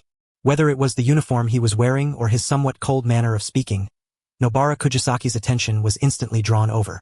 Nobara Kujisaki looked Megumi Fushiguro up and down with both eyes. The hand that had been gripping the model scout loosened, and she placed one hand on her waist, slightly raising her chin. Oh, so you're my classmate? Looks-wise, you're not bad, but I don't really like men who act all full of themselves. Sorry, you're out on my side. Tokyo Metropolitan Jiu-Jitsu High School. Nobara raised her head and looked at the school grounds where she would be studying from now on. The expression on her face was less anticipation and more pure curiosity. By the way, it's just us in the first year? As she spoke, Nobara turned to look at Megumi Fushiguro beside her. Before coming to Jiu-Jitsu High, she had gone through normal elementary and middle school like anyone else. Going from classes of 30 or 40 students straight down to 2 was honestly way too drastic a change. It's normal for there to be few people. That might not be the case in the future. Megumi Fushiguro only answered lightly. Even though he was also a new student, the environment he had grown up in was different from Nobara's, and his understanding of the jiu-jitsu world was much deeper. Not to mention that his father was Toji Fushiguro, the sorcerer killer. Chinatsu also dropped by his home from time to time, and he had learned a lot about jiu-jitsu from her. For example, his father was very strong. For example, the Chinatsu in front of him was even stronger. And for example, just how powerful the 10 Shadows technique he had awakened was, how dangerous the final Shikigami was, and how much attention he would receive in the future because of this technique. The head of the Zenin family, Megumi Fushiguro, with both hands in his pockets, frowned slightly. The fact that he possessed the 10 Shadows technique could not be hidden for much longer. Nabito Zenin, the head of the Zenin family, had already sent a letter wanting Megumi Fushiguro to become a candidate for the next family head. 6 Eyes, Limitless, Shikigami, 10 Shadows technique, blood manipulation. Among the jujitsu families, making children with excellent curse techniques into members of higher status had already become an internal rule that everyone understood without needing to say much. People like Chinatsu and Gojo Satoru, who were born with both the 6 Eyes and Limitless, were revered as children of God. The moment Megumi Fushiguro awakened the 10 Shadows technique, it seemed as if his fate had already been decided. Of course, having been raised from childhood under the ideological education of Toji Fushiguro and Chinatsu, Megumi Fushiguro did not believe in fate. The reason he was still continuing down the path of a jujitsu sorcerer now was to become stronger than that old man of his, strong enough to choose his own fate in the future rather than let fate choose him. Megumi Fushiguro's gaze gradually deepened. His hands inside his pockets slowly clenched into fists, and he was filled with anticipation for the future. Beside him, although Nobara seemed dissatisfied with her new life as she curled her lips, she was actually quite excited inside. Though she had been born and raised in a remote countryside village, her curiosity toward the outside world had never stopped. She had never regretted the things she decided to do, and she was a bold and confident girl. She slightly raised her chin and spread her arms a little, taking deep breaths while following Megumi Fushiguro forward, adjusting her state of mind. And the instant the two of them stepped through the gates of Jujutsu High, a thunderous explosion rang out from the open ground behind the school building. What's going on? Nobara's pupils contracted, and instinctively she reached into the small bag on her back and pulled out a special hammer and several iron nails. Her innate curse technique was straw doll technique, a technique effectively similar to the famous Chinese curse Nailhead 7 Arrows book, capable of linking together a hammer, nails, and a straw doll. If part of an enemy's body was damaged and fell to the ground during a fight with Nobara, then even if that enemy panicked and turned to flee, Nobara could still use those pieces of flesh that had originally belonged to them to launch long-range attacks. Seeing Nobara raise her hammer and prepare to run toward the source of the explosion, Megumi Fushiguro quickly spoke up and reached out to stop her. It's fine. That's the school's training ground over there. Aside from taking academic classes and going out on missions, students spend most of their time training there. Megumi Fushiguro explained the cause of the earlier explosion to Nobara in the most concise way possible. In fact, when he first came to visit Jujutsu High, something similar had happened too, and it had scared him so badly that he summoned Divine Dog on the spot. Only later had he learned that this sort of thing was extremely common at Jujutsu High. It was just that the overall strength of the students in this class was a little too far above standard, so the battles naturally caused a bigger commotion. In the distance, inside the training ground, strands of thick black smoke rose upward, and from within that black smoke came a series of loud coughs. Cough, cough. You were way too ruthless. I seriously thought I was about to die just now. As the dense smoke gradually dissipated, the one who walked out from within was the original protagonist of Jujutsu Kaisen, Yuji Itadori. As he spoke, he raised a hand and wiped at his dust-covered cheek. And the person he was talking to was the protagonist of Volume 0, Yuta Okatsu. That powerful blast attack launched at Yuji Itadori just now had been his doing. Because of Chinatsu's interference, the great battle against Sukuna and Kenjaku had been brought forward by 1 year. In order to ensure Yuji Itadori's safety, although he should have been in the same year as Megumi Fushiguro and Nobara Kujisaki, he had instead been placed into Yuta Okatsu's second year. Yuta Okatsu looked at Yuji Itadori walking out of the smoke. Though somewhat disheveled, he was generally unharmed. Then Yuta raised his hand once more, gathering cursed energy again. Itadori, didn't you say you wanted to learn reverse curse technique? Aren't I just giving you a little more pressure? Of course. You can also choose to honestly sit cross-legged and cultivate instead. At Yuta Okatsu's raised fingertips, an enormous amount of cursed energy rapidly condensed, like a human cannon loading a shell, about to roar and fire once again. Seeing this, Yuji Itadori hurriedly crossed both arms in front of himself in a defensive stance, his eyes full of seriousness. Just as Yuta Okatsu said, he really did want to learn reverse curse technique. One reason was because he had heard that this method could heal other people, and he was very interested in that. Another reason was that he hoped to use this to improve his strength as a jujitsu sorcerer. After all, if he was always fighting at close range with his own body, then having a self-healing method would undoubtedly be a huge boost. Itadori Yuji believed he was working hard for those 2 reasons, but recently, a third reason had subconsciously surfaced in his heart. That was because he heard there were going to be new students enrolling at the school. He muttered to himself that no matter what, he was still a senior, so he couldn't let himself be outshined by the underclassmen below him. So, he had to get stronger. The gravity in Itadori Yuji's eyes gradually turned into blazing flames. Seeing that look, Okatsu Yuta thought to himself that it was a pretty good expression, and then slightly raised the output of his cursed energy by another level. Itadori, be careful. As soon as he said that, the cursed energy cannon Okatsu Yuta had gathered roared out. Watching the cursed energy cannon rapidly force its way toward him, even the already prepared Itadori couldn't help widening his eyes. Boom! Are they always like this? You'll get used to it. After Kujisaki Nobara walked into the classroom, she looked through the window at the training ground that looked like it had just gone through an artillery bombardment war. As a grade 3 jujitsu sorcerer, she couldn't help being dumbfounded. She really wanted to turn her head and ask Fushiguro Megumi if all the jujitsu sorcerers in the city were this strong. She was a grade 3 jujitsu sorcerer who fought curses with nails and a hammer, so how was it that they were all students at Jujutsu High, yet those guys were straight up firing cannons? In response, Fushiguro Megumi merely kept his dead fish eyes as usual. He had already been shocked by how terrifying those upperclassmen were before. If reaching grade 1 was considered the standard for graduation at Jujutsu High, then there really weren't many people in this school who could keep accompanying them. After all, following the previous nationwide chaos, the students sent out by Jujutsu High had all grown amidst danger. Even if their titles still weren't grade 1, purely in terms of strength, they were already no weaker than that. Hurry and sit down.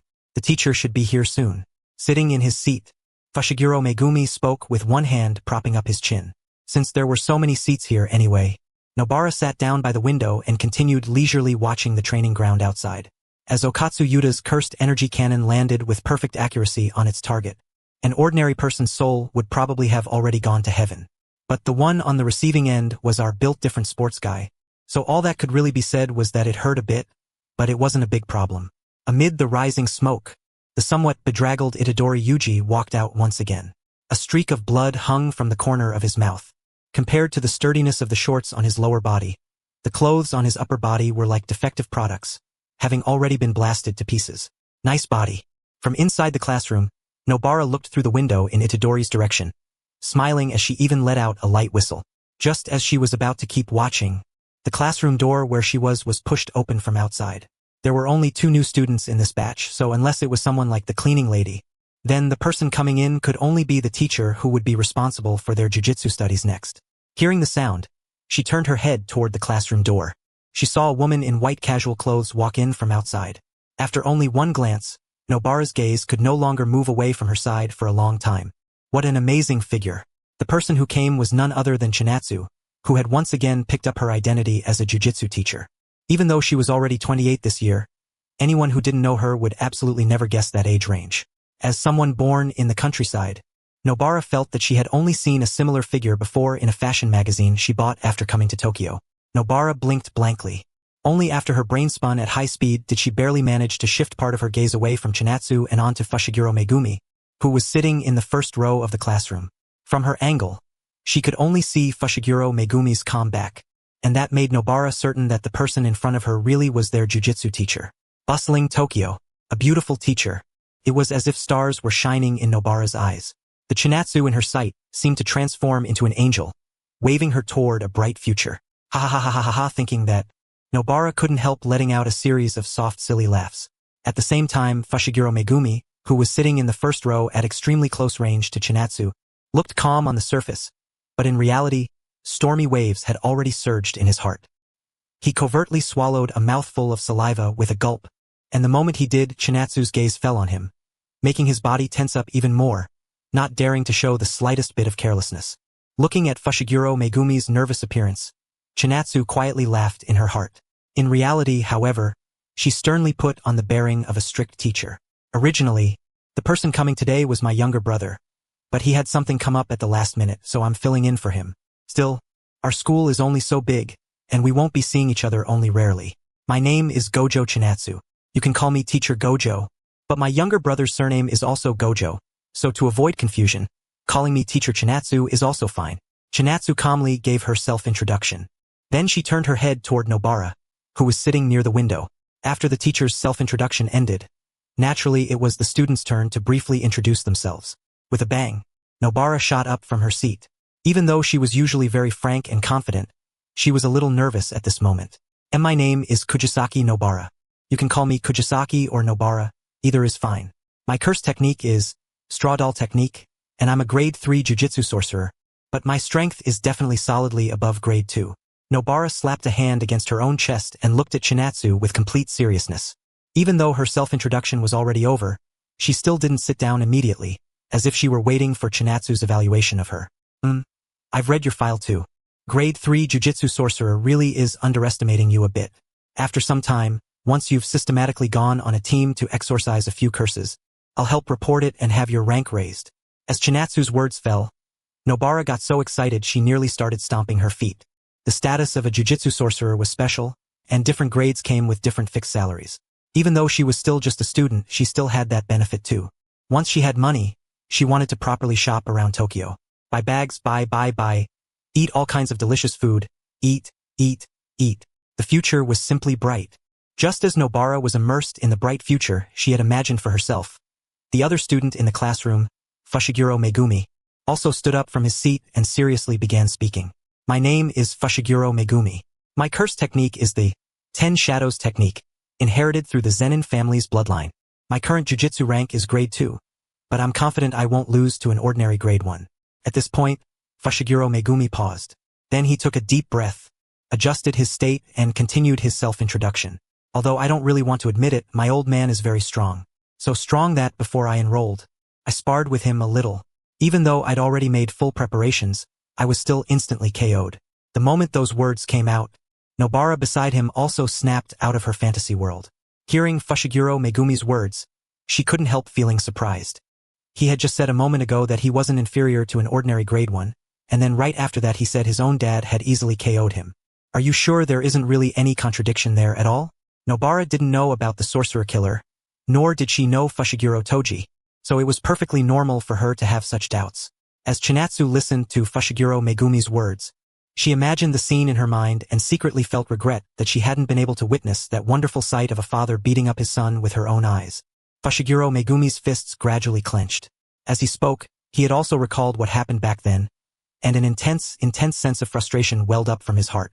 I've already made a bet with Dad. The next time I see him, I'm definitely going to win. No, surpassing Dad isn't my final goal. My goal is to become the 6th special grade jujitsu sorcerer. A few days later, with Chinatsu acting as the substitute instructor, the first years at Jujutsu High began their live combat extermination class against grade 2 and higher cursed spirits. As for why it was Chinatsu substituting instead of Gojo Satoru, the originally assigned first-year homeroom teacher, Chinatsu could only clench her fists with a helpless, teeth-gritting look and say that Brat had used an overseas business trip as an excuse to go off and have fun. Sis, I'm leaving Jujutsu High to you. After cheerfully sending that message at the airport, Gojo Satoru decisively turned off his phone. By the time Chinatsu saw the message, he was already on the plane. At the time, Chinatsu had practically exploded with anger. She wanted nothing more than to ignore the restraints on cursed energy inside her body, turn into Homelander on the spot, fly up after the plane, and drag Gojo Satoru back down. Of course, Chinatsu didn't actually do that. At this moment, she was standing with her arms folded, leaning against the door of a car, quietly observing from afar as Kujisaki Nobara and Fushiguro Megumi carried out their live combat extermination of cursed spirits. Nobara was holding a hammer in one hand and a handful of nails in the other as she quickly charged toward a grotesque, non-humanoid cursed spirit. Straw doll technique, rapid fire. As Nobara tossed the nails into the air and struck them out with the hammer in her other hand, they shot forward like streaks of black lasers, instantly piercing the cursed spirit's body. Seeing that, the corners of Nobara's mouth lifted slightly. Back when she still lived in the countryside, she had already killed more than one cursed spirit. In terms of raw ability, she was absolutely not some ordinary grade 3 sorcerer. But cursed spirits were hardly the kind of things that could be exorcised so easily. Unlike the reverse curse technique, a healing method humans found extremely difficult to master, cursed spirits could heal themselves with ease. After the cursed spirit consumed its own cursed energy to regenerate its damaged body, its already hideous face twisted even more as it lunged madly at Nobara. In response, Nobara kept her confident smile. She raised her hand, subtly changed her gesture, and calmly snapped her fingers right in front of the charging cursed spirit. Hairpin. Instantly, the nails that had pierced through the cursed spirit and been driven deep into the farther wall flared with black cursed energy once more, piercing through the spirit again from its back. A cursed spirit could regenerate itself easily, but what it spent in the process was the cursed energy that made up its very existence. Faced with wounds that couldn't be restored even if it exhausted all of its cursed energy, there was only one ending waiting for it. Bang! The inhuman cursed spirit collapsed to the ground in a sorry heap, and its body slowly began to dissipate like fragments being lifted away by a light breeze. Seeing that, Nobara slightly raised her chin, put her hands on her hips, and revealed a proud expression. Hehe, all done. Collect. Before Nobara could finish what she was about to say, a cry that sounded like an eagle yet not quite an eagle rang out across the sky. That was one of Fushiguro Megumi's Shikigami. Not only did it possess excellent aerial combat ability, it could also release numbing electric currents. Whether used as the main attacker or as support, it was a thoroughly reliable existence. The next moment, a cursed spirit clearly larger than the one Nobara had just dealt with crashed down from the sky to the ground. Max Elephant, Megumi's voice came from not far away, and as he formed a new hand sign, a mass of black shadow appeared above the cursed spirit that had been slammed to the ground. A gigantic elephant dropped from the black shadow. This was another Shikigami of the 10 Shadows technique. Its massive size alone was enough to suppress opponents with sheer weight, and the water blast from its trunk was an even deadlier move. A booming crash rang out. Bang! The Max Elephant Shikigami heavily pinned the cursed spirit beneath it. Even though it could still regenerate its body, the terrifying weight left it unable to break free, and it could only gradually turn into fragments of cursed energy beneath Max Elephant. Phew. All done. Time to wrap up. Megumi let out a breath and calmly said the line Nobara had originally wanted to say. Nobara, having had the spotlight stolen from her, shot him an annoyed glance, then folded her arms and turned her head to the side. Watching everything from a distance, Chinatsu smiled faintly. Nobara was still a little immature, but with more training, becoming a standard grade 1 sorcerer in the future shouldn't be a problem. As for Fushiguro Megumi, he had genuinely exceeded her expectations. She couldn't help thinking that Fushiguro Toji had really put plenty of pressure on his son. Smiling, she clapped her hands as she walked over to the two of them and, with a very teacher-like air, gave them her evaluation. Nobara, for a sorcerer like you, rather than deeply researching your technique, I think at this stage you'd get much better results by focusing your training on cursed energy reserves and hand-to-hand combat. Nobara's technique was special. Even if she didn't continue digging into the characteristics of her technique for now, as long as she met the activation conditions, her technique would still be able to produce extremely powerful effects. But the problem was that in order to meet those activation conditions, a sorcerer needed solid hard power. A hyper-specialized battle genius might indeed be strong, but in the end, a jujitsu sorcerer fights alone. In the face of all kinds of sudden situations that might appear in the future, strengthening one's weaknesses couldn't be delayed. Hearing Chinatsu's opinion, Nobara nodded seriously. Unlike when she had just enrolled, she now understood from Fushiguro Megumi exactly what kind of person the woman before her was. The current head of the Gojo clan, one of the 5 special-grade jujitsu sorcerers. Half a year ago, one of the main forces that resolved the nationwide chaos. So cool. Unlike Nobara's gaze full of admiration, Megumi beside her nervously waited for Chinatsu's evaluation of him, his heart pounding hard in his chest. Megumi, aside from that one, which Shikigami can't you summon yet? Caught off guard by Chinatsu suddenly changing the topic, Megumi froze for a moment, then quickly answered after realizing what she meant. I still haven't completely tamed Round Deer. Round Deer, huh? That's already very good. Chinatsu placed one hand on Megumi's head, then grinned and continued speaking to the two of them. Today's field mission is over. How about I treat you two to yakiniku? Yeah. Nobara happily shot her hand high into the air, while Megumi felt warm inside because of Chinatsu's evaluation just now. But in the very next moment, he remembered the scene from before he enrolled, when he had challenged his old man to a one-on-one fight and gotten instantly crushed. The slight upward curve at the corner of his mouth immediately fell.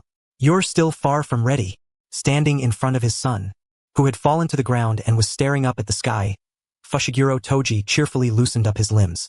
If that had been all, it would have been one thing, but right after that, his older sister had even run over to ask Megumi if he was okay, dealing a critical hit to Megumi's self-esteem.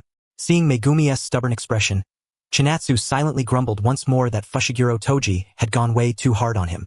Just as Chinatsu was about to take the two of them to a top-tier yakiniku restaurant for a proper feast, the phone in her pocket lit up with a breaking urgent news alert. According to the Tokyo Astronomical Observatory's meteor monitoring station, several dozen meteors have deviated from their original trajectory and are highly likely to fall in the suburban area of Tokyo tomorrow night. Estimated chapters remaining, 56. Inside an expensive yakiniku restaurant with a high average price per person, Chinatsu, noble as the head of a clan, fully displayed the power of money. Don't be shy, everyone. I didn't bring much cash, but for a place this big, I'm sure they take cards, right? As she spoke, Chinatsu took out several sparkling bank cards from the little wallet she was wearing. The people in the nearby seats who glanced over at this all thought Chinatsu was some sheltered young lady from a wealthy family. The wealthy young lady part was right. But sheltered? Megumi Fushiguro, sitting across from Chinatsu, felt the glances coming from all around them and awkwardly raised a hand to cover his cheek. Nobara Kujisaki, on the other hand, paid absolutely no attention to the strange looks around her. Or rather, her own gaze right now was strange enough as it was. Her eyes sparkled as if filled with countless shining stars. What excited her wasn't just the grand feast of barbecue before her, but also her own teacher who was overflowing with rich young lady vibes. Coming to Tokyo really had been the right choice.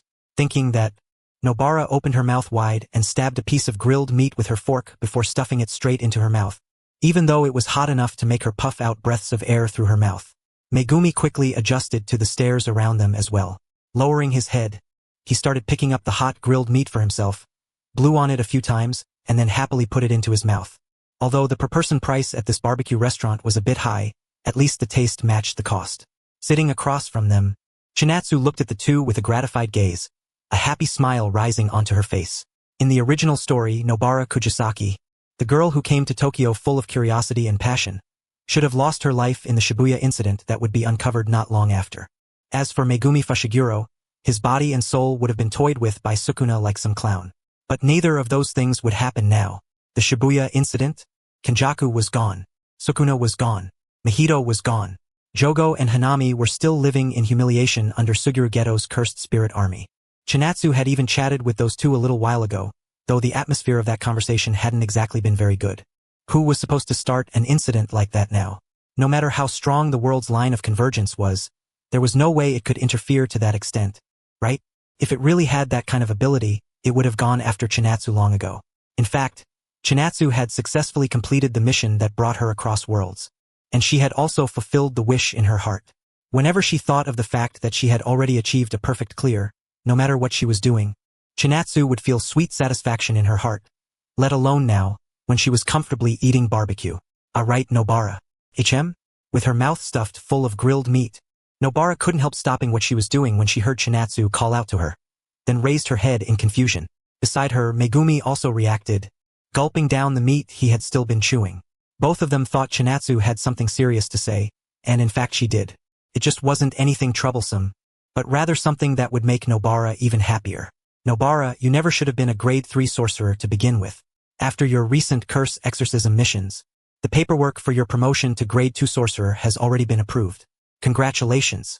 Hearing Chinatsu's words, Nobara's brows shot upward, and a bright smile she simply couldn't suppress spread across her face. An increase in sorcerer rank represented a raise in her fixed monthly salary. Not only would she be able to take on more missions proactively, but some high-paying jobs would even come to her on their own. More importantly, a rank increase was also a form of recognition for her identity as a jujitsu sorcerer. Chinatsu-sensei. Even though she was sitting across the table, Nobara was just too happy and too excited. She practically threw herself into Chinatsu's arms in a flying pounce, her words overflowing with gratitude toward Chinatsu.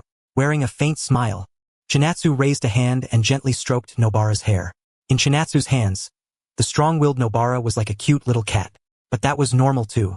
After all, the one stroking Nobara's hair was a powerful woman even more forceful than Nobara herself. These warm scenes were also conveyed through Chinatsu to the other Chinatsu, who was bound deep within her spiritual world by countless restraints and shackles. Silently, she experienced everything Chinatsu experienced. In fact, every night when she fell asleep, Chinatsu would actively come deep into that spiritual world to chat with her. Chinatsu did not dislike her, because she was another self to begin with. It was just that, due to certain outside influences, part of her expression had become distorted. So, a life like this is great, isn't it? Not great at all. Day after day, you're doing meaningless things, wasting all that power for no reason without ever using it. There's no freedom at all. It's unbearably boring. Faced with her own pout, Chinatsu did not argue with her. She only quietly listened to her complaints, and would often do some different things the next day based on what they had talked about at night. Yet in her mouth, all of it became meaningless things, all of it unbearably boring. That's right, unbearably boring. It should have been like that.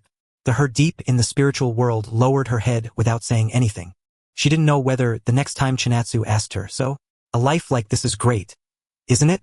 She would still be able to righteously and loudly say those 4 words again. Unbearably boring. After spending a wonderful teacher-student gathering at the barbecue restaurant, Chinatsu drove and dropped the two of them off at different places. Because it was a day off, Megumi planned to go home for a visit, while Nobara Kujisaki was staying in the school dorms. There were plenty of empty rooms at the school anyway, and with so many upperclassmen around, Even a campus day without classes wouldn't be boring. The next day, everyone spent a relatively relaxed day, enjoying life however they wanted.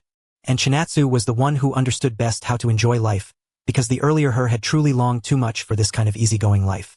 Originally, Chinatsu thought the day would pass by comfortably just like that.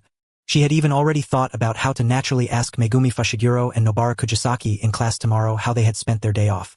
But in the dead of night, while Chinatsu was sleeping soundly, a phone call from the Gojo family woke her up. Still half asleep, she reached out and answered the call. Hello, a family head. The family satellite we launched into outer space years ago, the one storing several of Sukuna's fingers, has suddenly lost contact. It may have been scraped and struck by the meteor shower that fell in the outskirts of Tokyo tonight, the same day at dawn. Both Tokyo Jujutsu High and Kyoto Jujutsu High entered a state of Grade 1 alert. The 4 of Sukuna's fingers that had originally been sealed away on a private satellite were now missing. In order to prevent them from being swallowed by curses or obtained by curse users, they had to recover those 4 fingers as quickly as possible. Even though Sukuna's main body had already been destroyed some time ago, the remaining 4 fingers still each contained a small portion of Sukuna's soul. The power contained within a single finger was enough to catalyze any curse that swallowed it into special grade level. If they fell into the hands of curse users, or if someone even found a vessel to incarnate and possess, then Sukuna would descend upon the world again, even if only at the level of 4 fingers. Chinatsu took this matter extremely seriously. Even if, at this point, a 4-finger level existence was no longer anything especially troublesome. But right now was a critical turning point for ordinary society and the jujitsu world as they tried to connect and integrate. Quite a few people feared the power of jujitsu, and there was no shortage of people gathering publicly and raising signs to reject it. If a dangerous existence at the level of 4 fingers was allowed to run wild and cause a disaster too severe to suppress in public opinion, then the integration and normalization between ordinary society and the jujitsu world would become dangerously unstable. Everyone at Jujutsu High understood how important this matter was. After Chinatsu's instructions, they all turned around and quickly hurried out of Jujutsu High, each starting to search for Sukuna's fingers separately. Megumi Fushiguro and Nobara were among them. The 2 of them were first-year students. No matter how outstanding their talent was, their lack of actual combat experience was still there for everyone to see. Even if they had chosen to stay behind at Jujutsu High, no one would have said anything. But they did not make that choice. Megumi Fushiguro, Grade 2 Jujutsu Sorcerer. Technique: 10 Shadows Technique. Shikigami Mastered. Divine Dogs, New Toad, Great Serpent, Max Elephant, Rabbit Escape, Piercing Ox, Tiger Funeral. Strength Evaluation. Although on the surface he was still only a Grade 2 Jujutsu Sorcerer, his true strength had undoubtedly reached Grade 1 level. The coordination of his many Shikigami, along with the hand-to-hand combat skills forged through being physically trained by his old man since childhood, allowed him to defeat the strong while still being the weaker one. Nobara Kujisaki, Grade 2 Jujutsu Sorcerer. Technique: Straw Doll Technique. Strength Evaluation. She was originally a Grade 3 Jujutsu Sorcerer, but had now passed the evaluation for Grade 2. Even so, her strength was not limited to that. In Chinatsu's expectations, if Nobara continued training under her for a while longer, then becoming a Grade 1 Jujutsu Sorcerer might not be impossible either. I want to go too. Megumi Fushiguro and Nobara almost spoke at the same time, asking to go out with everyone else to search for Sukuna's fingers. Since that was the case, no one stopped them. They only exchanged a few words telling each other to be careful before rushing out of Jujutsu High at a quick pace. Naturally, Chinatsu was not just going to stand there either. Even though, because of the binding vow she had made with the other self inside her body, she could no longer use cursed energy as freely as before, that was not a reason for her to place the entire burden on the student's shoulders. She turned around and quickly returned to her office at Jujutsu High. When she came back out of it, she could almost be described as fully armed. All kinds of cursed tools were equipped on her body. She had specifically taken these out from her own weapon storage in preparation for special circumstances. Although the combat power these cursed tools could unleash when stacked together was still far from her peak strength as a special grade Jujutsu Sorcerer, using a mess of blades to hack an inferior special grade cursed spirit to death was still more than enough. With a kitchen knife in one hand and cursed tools in the other, Chinatsu quickly left Jujutsu High and joined the students in the search for Sukuna's fingers. As she searched, she also carried out the duties of a Jujutsu Sorcerer.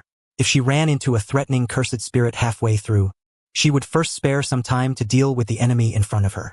For some reason, maybe because the cursed energy coming off Chinatsu now was not obvious, and cursed spirits also liked picking on the weak, even though Chinatsu had set out the latest, she was the first one to run into a roadblocking cursed spirit. Of course, Chinatsu did not want to waste time either. Several silver blade lights flashed in front of her. The annoying cursed spirit was instantly cut into countless pieces, then slowly dissipated into pure cursed energy. Unexpectedly, I'm actually pretty decent at using a kitchen knife. Is it because I maxed out my cooking skill points? Maybe I should find time later to try holding a real proper sword. Maybe I've got talent for swordsmanship too.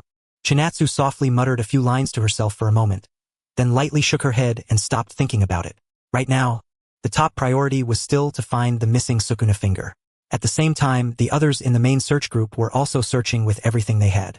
For their own safety, the weaker ones moved in teams of 2. A special grade student like Okatsu naturally acted alone, which made his efficiency even higher, compared to Chinatsu, who attracted cursed spirits because the binding caused her cursed energy fluctuations to become faint. Yuta Okatsu ended up attracting a curse user because of his harmless-looking appearance. Speaking of curse users, they really had been pent up lately, because this was a critical period for normal society and the jujitsu world coming into alignment. Both sides were keeping a very close watch on things. For curse users who wanted to cause trouble but did not want to bear the consequences of doing so, it had been unbelievably frustrating. And the curse user Yuta Okatsu ran into had been frustrated for so long that his hands were itching. He wanted to casually find someone to vent on, thinking that at worst, after letting it out, he could just get on a plane and hide overseas for a while. But the person he happened to run into was Yuta Okatsu. Almost at the instant he thought of making a move, a life-questioning flashback reel appeared in his mind. Under Yuta Okatsu's speechless gaze, he was knocked unconscious with a single punch and collapsed onto the ground. I still have to make a call to notify them. It's a bit of a hassle, but I did deal with a curse user, so not bad. Yuta Okatsu muttered while reaching into his pocket and taking out his phone, preparing to call the number of the special organization established specifically to handle curse users. Before making the call, he also casually opened the big group chat created by the members of their Jujutsu High. If someone had found Sukuna's finger, then someone would definitely have reported it in the group. But for now, not a single person had spoken up. Megumi Fushiguro and Nobara walked through the outskirts as a team. Although both of them were quite strong, they still lacked experience in the end. Working together, the two of them could guard against 99% of unexpected situations. Nu. Megumi Fushiguro crossed his hands and formed the gesture to summon a Shikigami. The Shikigami called Nu was summoned, circling in the air amid strands of electric current. With a hammer in one hand and nails in the other, Nobara Kujisaki carefully watched their surroundings. It was completely different from when Chinatsu had led them out on missions before, and so was their state of mind right now. And when the day came that they could face a situation like this, or even one more severe than this while still keeping calm, then they would go from being jujitsu sorcerers with great strength to truly becoming first-rate jujitsu sorcerers. Nobara, maybe it's just my imagination, but I feel like the atmosphere around us is a little strange. Nobara Kujisaki's brows drew together slightly as she observed the surroundings with vigilance and muttered in a low voice. Unlike Megumi Fushiguro, who had lived in the city since childhood, Nobara had been born in a remote countryside village. When it came to the environment of the outskirts, Nobara was far sharper than Megumi Fushiguro. After hearing that, Megumi Fushiguro nodded seriously. In this kind of environment, his senses really were not as sharp as Nobara's. But the Shikigami he had summoned, Nu, was still circling overhead, relaying information to its master, Megumi Fushiguro. Something seemed to be hiding nearby. If even the Shikigami Nu could not clearly sense it, then the only possibility was that it was something stronger than Nu. Although it could also be guessed that a curse user was lurking nearby, the greater possibility was still a powerful curse spirit. Kujisaki, it's probably a SPE. Before Megumi Fushiguro could finish speaking, the shadow hiding nearby suddenly lunged out. It was a canine-type cursed spirit, and it raised its sharp claws and fangs as it charged straight at Megumi Fushiguro. Shikigami summon. Rabbit escape. At the critical moment, Megumi Fushiguro's hands formed a new hand sign. Countless Shikigami rabbits leaped out from the shadows, and before the canine cursed spirit's claws and fangs could reach Megumi Fushiguro, they used their bodies to form a shield. There was only a tearing sound. Slash. The shield formed by Rabbit Escape was ripped apart. But Megumi Fushiguro had used the brief moment Rabbit Escape bought him to roll across the ground and open up some distance. It's a special grade cursed spirit. Megumi Fushiguro shouted, and Nobara answered with an equally forceful yell. You don't need to say it. I can see that. As Nobara's shout fell, countless nails wrapped in cursed energy were hammered out from the hammer in her hand. Every single one struck the cursed spirit and pierced through its body. But unfortunately, the damage was not very effective. Unlike human jujitsu sorcerers who had to learn reverse curse technique, cursed spirits had bodies made of cursed energy. so they only needed to consume cursed energy to easily repair damaged parts of their bodies. A huge amount of cursed energy flowed out from its body. It had been hiding so well just moments ago, but now it was openly displaying its cursed energy as blatantly as some kind of exhibitionist. This was an extremely ominous, nauseating cursed energy that made people want to cover their mouths and vomit. It even caused the two who sensed it to briefly fall into disorienting hallucinations. So this is a special grade cursed spirit? No, probably not an ordinary special grade either. Did it swallow Sukuna's finger? 1, 2, or all of them? Megumi Fushiguro muttered nervously to himself. Not long ago, his teacher Chika had taught them about special grade cursed spirits. Special grade cursed spirit? Well, yeah, they're definitely strong. But even though they share the title of special grade with special grade sorcerers, the gap between the two is still huge. If you ask me, it's the kind of bottom-tier special grade that you, Megumi, should be able to handle on your own. The three of them had been chatting as they walked down the road shoulder to shoulder, with Chika in the middle. Smiling, she spoke while lifting both hands to rub the heads of the two beside her. The expression on Megumi Fushigiro's face was full of disbelief. Up to now, he had only seen one special grade cursed spirit before, the octopus cursed spirit that had wandered over to their area during the nationwide chaos a few years back and gotten brutally beaten around by his old man. Although it had been thrashed by his father at the time, Megumi Fushiguro, who was also often disciplined by his father's hand-to-hand combat, could deeply understand that sense of powerlessness.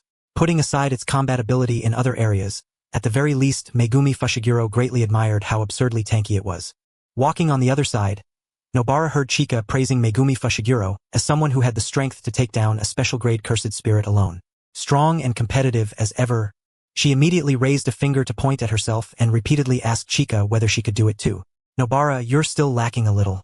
But I believe it won't take long before you can do it too. After all, Nobara, you're so smart.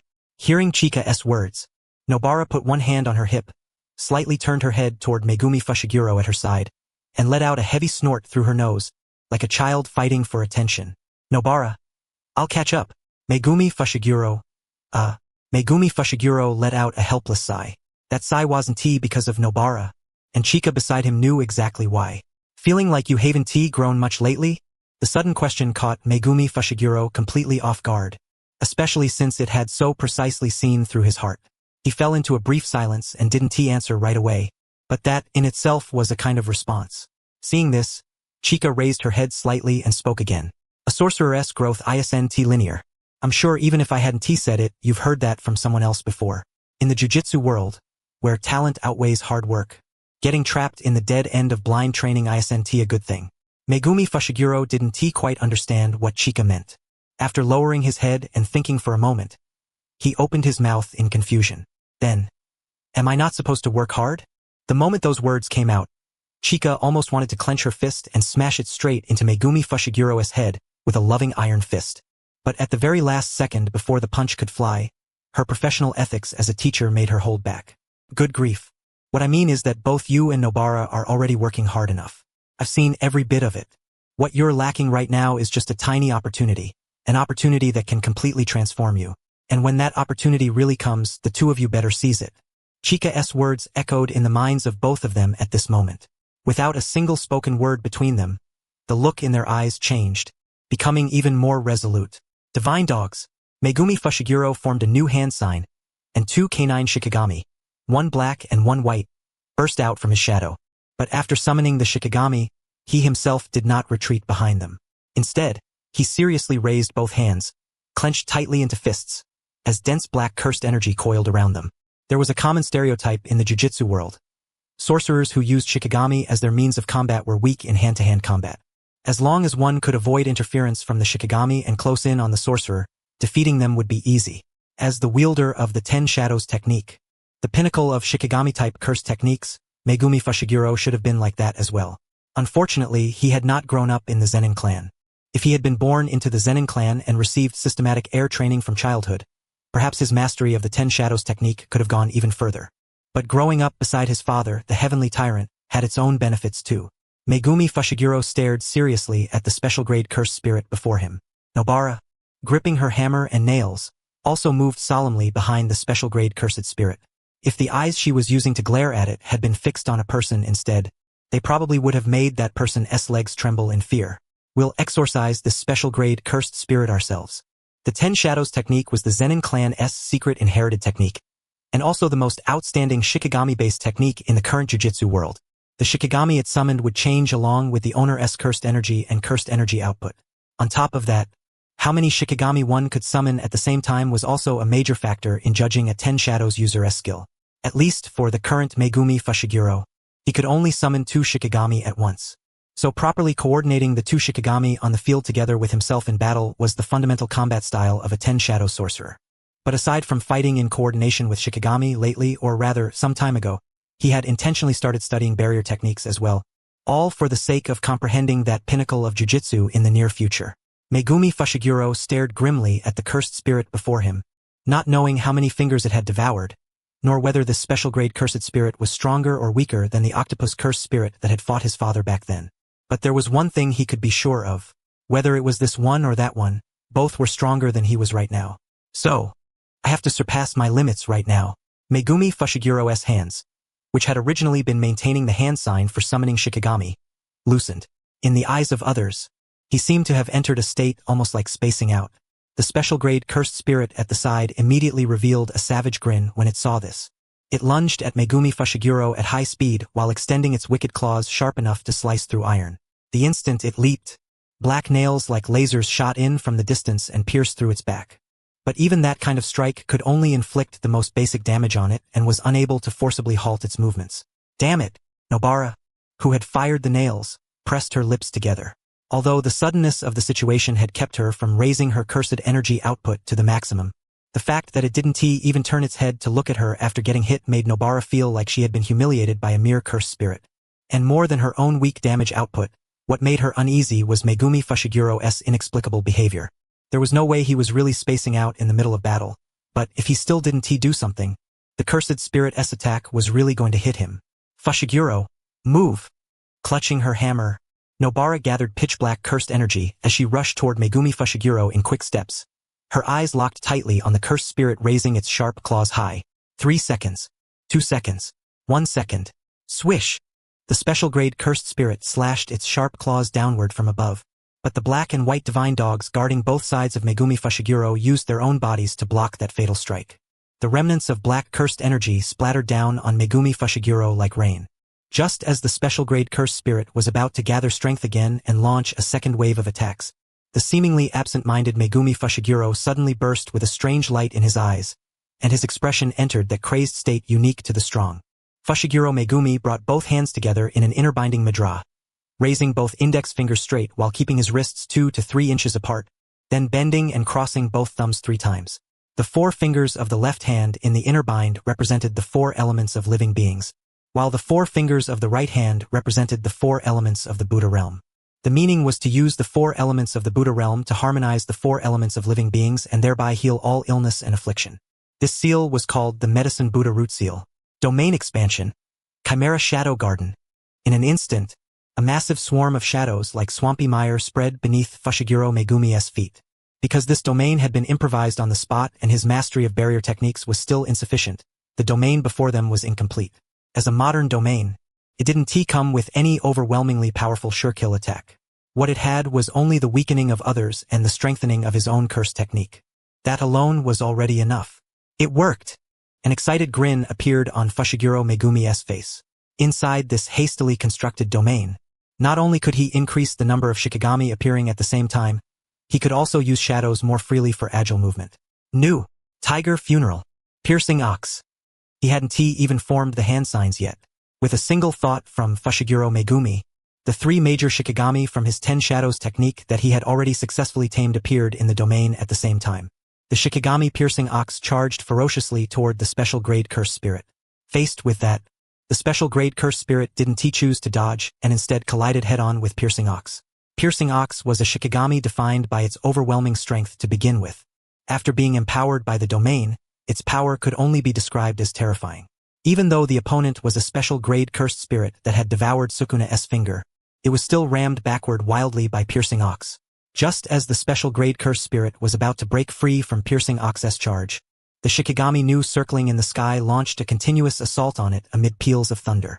Meanwhile, the Shikigami Tiger Funeral had already circled behind the special grade cursed spirit, tearing into its body with its wide-open, fang-filled jaws, piercing ox in front, tiger funeral behind, new circling overhead. A savage expression appeared on the special grade cursed spirit's face. Suddenly, it unleashed a cursed energy shockwave so wasteful in terms of cursed energy usage that even I'd call it outrageously inefficient, forcibly blasting away the piercing ox in front of it and tiger funeral behind it. But before the special grade cursed spirit could feel happy for even a second, Fushiguro Megumi leaped up from the shadowy ground in front of it, and a fist thick with cursed energy shot straight into the special grade cursed spirit's chest. Bang! A cursed energy reaction like a bomb going off erupted from the special grade cursed spirit's body.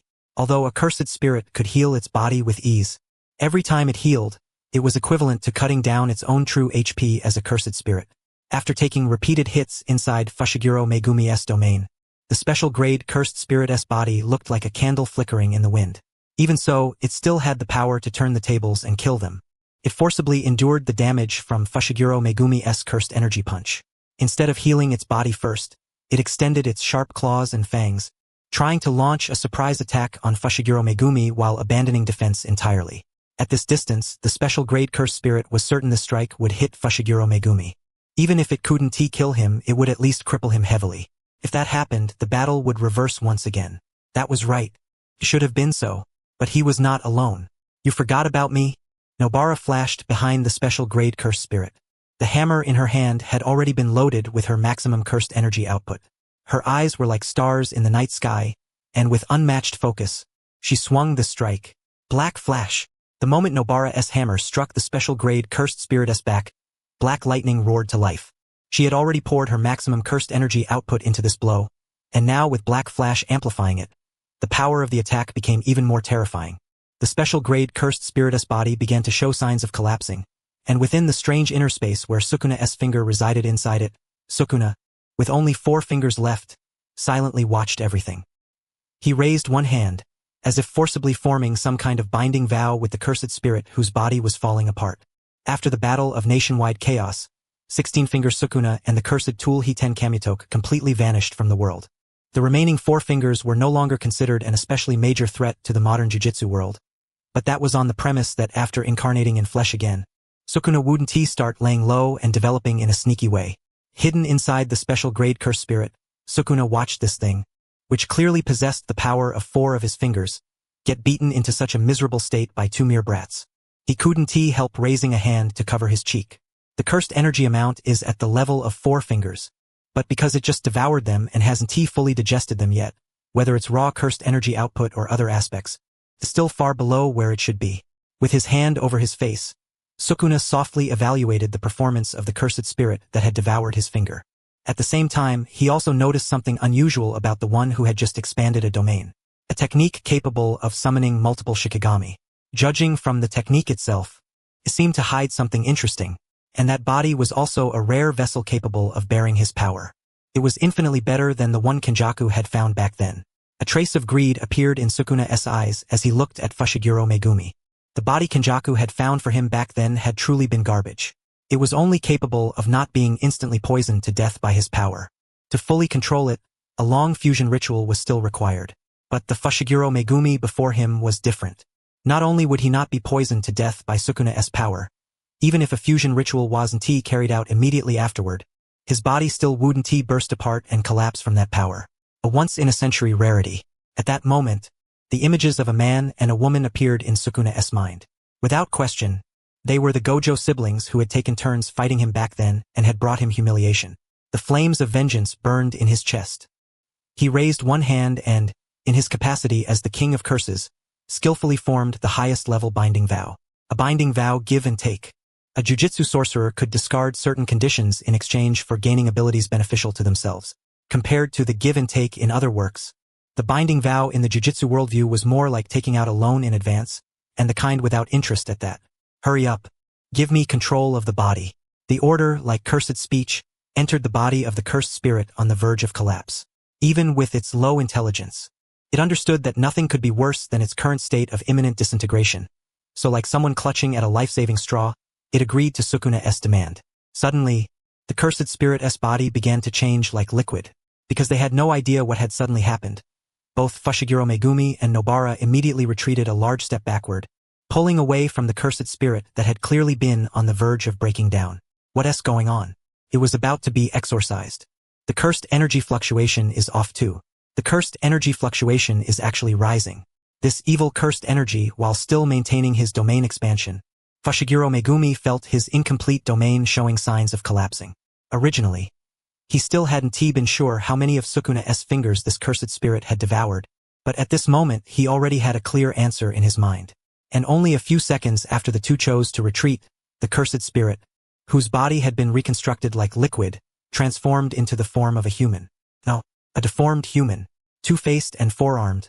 The king of curses, Ryomen Sukuna, had descended once more in the identity of a cursed spirit, and the cursed energy fluctuations of 4 fingers poured from his body. Dismantle! Fushiguro Megumi's pupils trembled.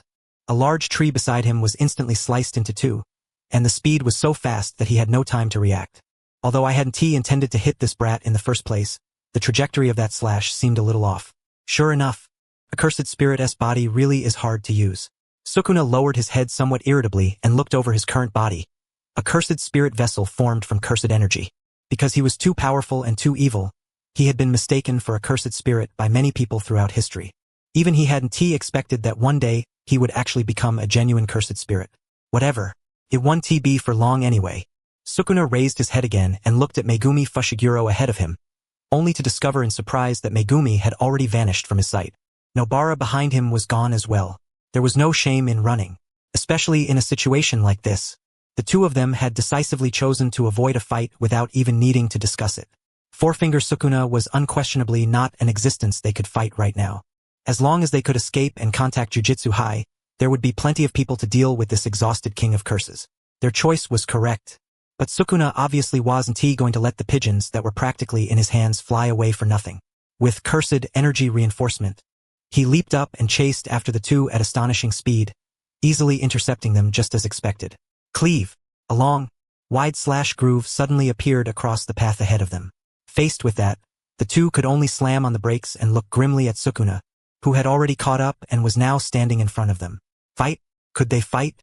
Could they win? Did that mean he had to use that? Among the 10 Shadows technique, there existed a strongest Shikigami. 8-handled sword, Divergent Sila, Divine, General Maharaga, possessed one of the most bugged abilities in all of Jujutsu Kaisen. By using its body to withstand others' attacks, it would continuously adapt. Not only could it eventually directly ignore those attacks, it could also analyze the structure of another person's technique and break it down. In the history of the Zenin clan, no one had ever successfully exorcised Maharaga. That was because once Maharaga was summoned, if it could not be killed and successfully tamed, then Maharaga would kill everyone nearby, including the summoner. If he summoned it now, Maharaga would most likely be drawn to Sukuna, the strongest person present. Then its target would be him, the summoner, and only after that would it be Nobara. In that case, if Nobara chose to run immediately, she should be able to escape. If that was the case. No, what the hell am I even thinking? Megumi Fushiguro lowered his head and let out a soft, self-mocking laugh. Then he looked up at Sukuna in front of him and shouted loudly, "We've already notified Jujutsu High. Someone will be here soon. Last time you got beaten the hell up by Gojo-sensei and Chika-sensei. Didn't you? In your current state, you're even less of a match for the teachers. If you run now, you might still make it in time." Hearing Megumi's words, Sukuna's brow twitched involuntarily. The memory he least wanted to recall was stirred up, and the upturned curve on his lips became grim and frightening. You think I'd be afraid of those two?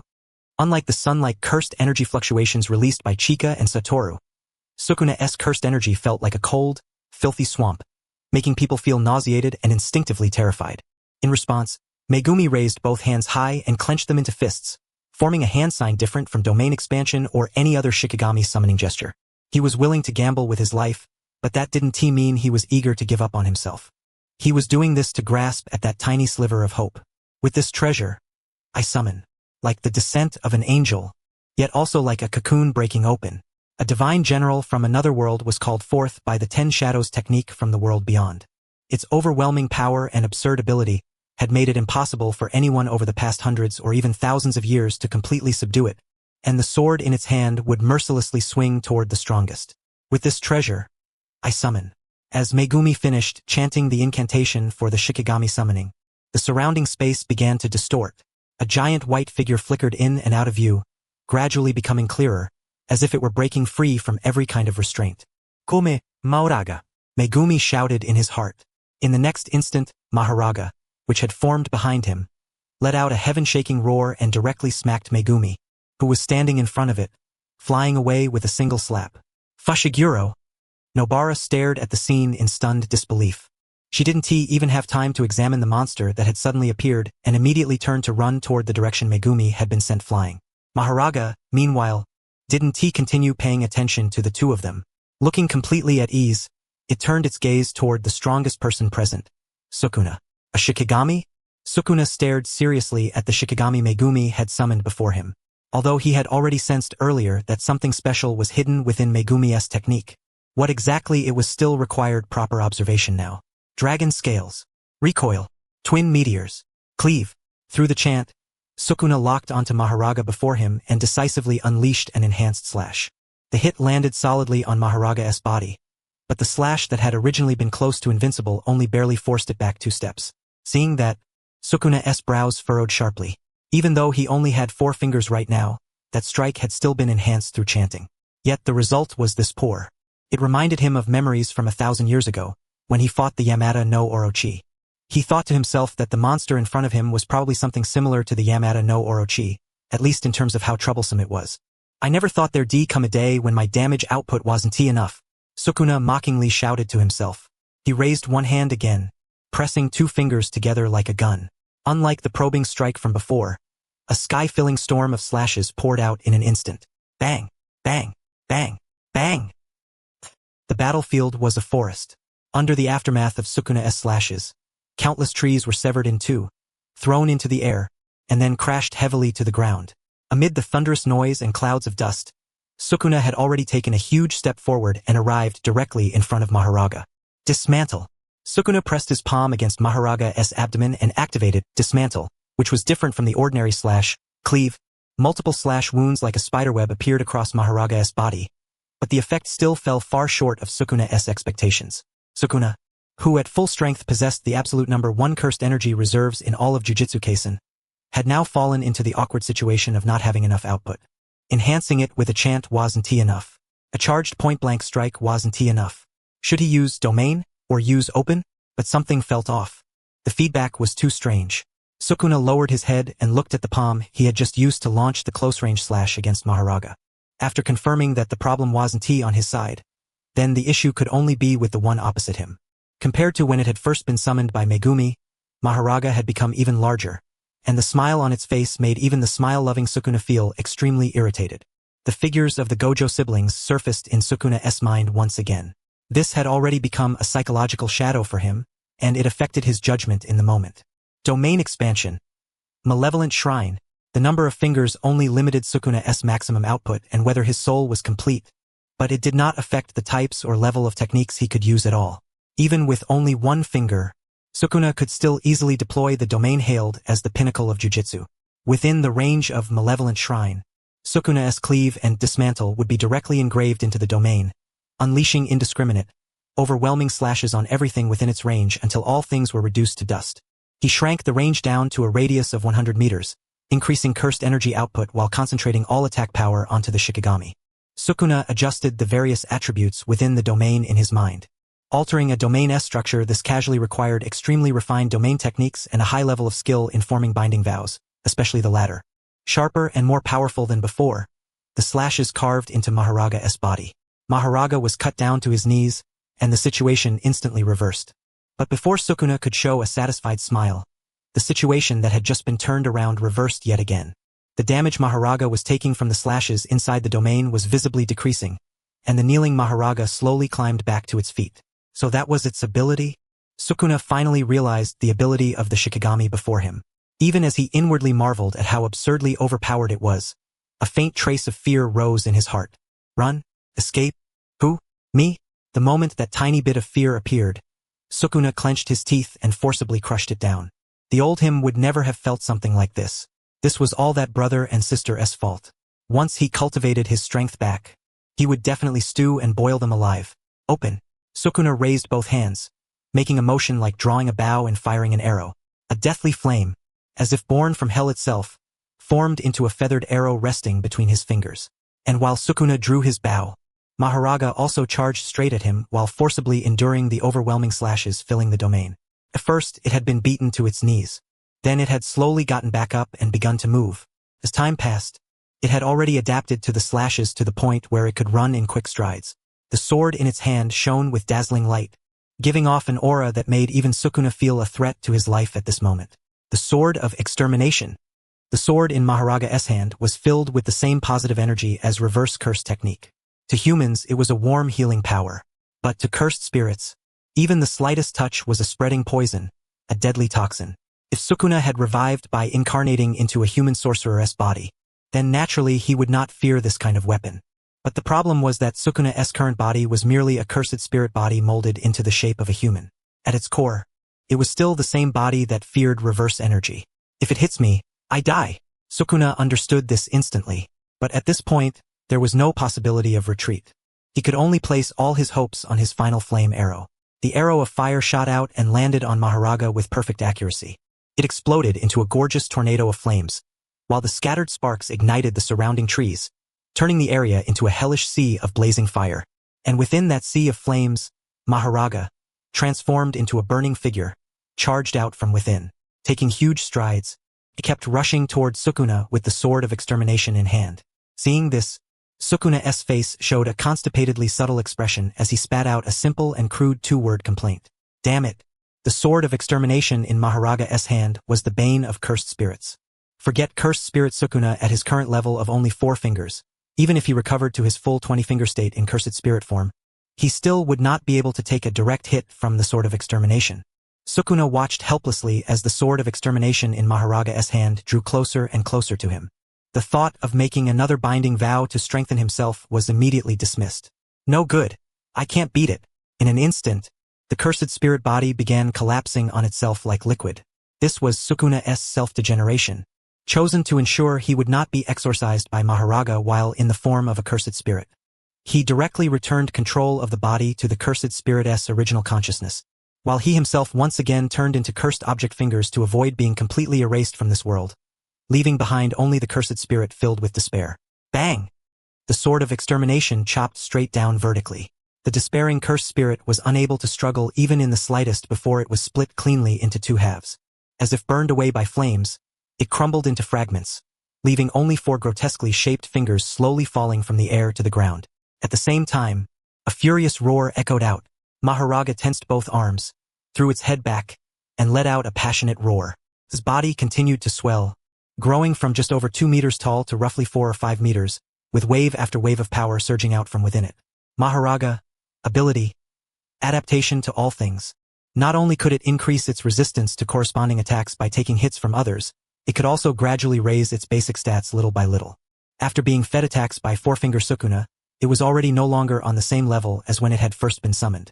Seeing this scene, heavy worry appeared on Megumi Fushiguro and Nobara's faces. Now that Sukuna had been dealt with by Mahoraga, it was about to turn its attention toward them and attack. Naturally, they were not going to simply give up. Fushiguro, can you still move? Yeah, I can hold on a little longer. Nobara lowered her head and took a deep breath. The 120% awakened state brought by the black flash she had landed earlier was still there. Megumi Fushiguro also nodded, steadied himself, and formed the hand sign for the Shikigami tiger funeral. Mahoraga's weapon was the sword of extermination. It was a weapon meant for cursed spirits, so against sorcerers, it actually was not all that powerful. The only thing they really needed to worry about was Mahoraga's physical capabilities. But whoosh! Mahoraga suddenly twisted its body and looked toward Megumi Fushiguro and Nobara. The ground beneath its feet shattered instantly, and its massive figure rushed toward the 2 of them at astonishing speed. Accompanied by a deafening roar, both Megumi Fushiguro and Nobara were sent flying into the air. Gritting their teeth, the 2 desperately thought about how to deal with an opponent even stronger than 4-finger Sukuna. Megumi Fushigiro's greatest trump card was domain expansion, but it was an extremely cursed energy-consuming technique. Whether ancient sorcerers or modern sorcerers, most who could use a domain were unable to deploy it continuously multiple times in one day. Nobara's trump card was hairpin, her highest output move while in her current black flash state. But even so, it was still unclear whether it could deal effective damage to Mahoraga. Even so, they still had to fight. Straw doll technique. Hairpin. Pitch black cursed energy flashed through the air like a laser. Maharaga-'s body clearly paused for a moment after being struck by the move, and the Shikigami tiger funeral opened its sharp fangs and viciously bit down on Maharaga. There was no expression of pain on Maharaga-'s face. Instead, it wore a savage grin that made one's skin crawl. The sword of extermination swept across the surroundings, and even Tiger Funeral, which was not exactly a cursed spirit, was instantly sent flying. At the same time, the gigantic Maharaga stretched out its hand toward Megumi Fushiguro. That enormous palm, vast enough to blot out the sky, came crashing toward him, and beads of cold sweat appeared on Megumi Fushiguro's face. At the critical moment, Megumi Fushiguro once again formed the hand sign to summon a Shikigami. Appeared behind him, grabbed his clothes with both claws, and dragged him out of the range of Maharaga's grasping hand. After landing back on the ground, Megumi Fushiguro gasped for breath. That had been far too dangerous just now. If Maharaga had caught him, he truly could not imagine how he would have escaped. Even in such a hopeless situation, the two still did not give up hope, because during the brief time Maharaga had been summoned to fight Sukuna, they had already sent out a distress signal. They believed reinforcements would arrive before long. Wait, something seems to be approaching. At the very instant Megumi Fushiguro and Nobara clearly sensed something drawing near, that special individual had already arrived behind Maharaga. Maharaga reacted instantly, raising its sword of extermination high and slashing toward the special individual behind it. Colliding with the sword of extermination was another incomparably sharp blade. Dad! After seeing who had come, Megumi Fushiguro couldn't help but let out a startled cry. He had thought the person coming would either be Okatsu-senpai or Teacher Geto. No matter what, he never expected it to be his own dad. Toji Fushiguro held the split-soul katana as it collided with Maharaga's sword of extermination, while his other hand gripped the inverted spear of heaven and thrust it point-blank toward Maharaga at high speed. The inverted spear of heaven had the effect of forcibly nullifying active curse techniques. Toji Fushiguro had originally wondered whether he could use it to stab Maharaga straight back into the other world, but after trying it, he found the method wasn't very effective. The main reason was that Maharaga was not Megumi Fushiguro's Shikigami. In its wild state, it was merely summoned from another world into this one through Megumi Fushiguro's technique. After fully manifesting, it no longer needed Megumi Fushiguro's cursed energy from the technique to keep moving. This was Maharaga, the greatest trump card of the 10 Shadows technique.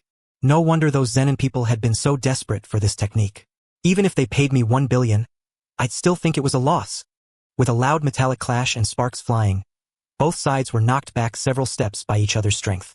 Among them, Toji Fushiguro leaped backward and landed beside his son. You okay? Didn't lose an arm or a leg, did you? Faced with his old man's greeting, Megumi Fushiguro felt like something was weird about it. Just as he was about to reply, his dad continued from what he had just said.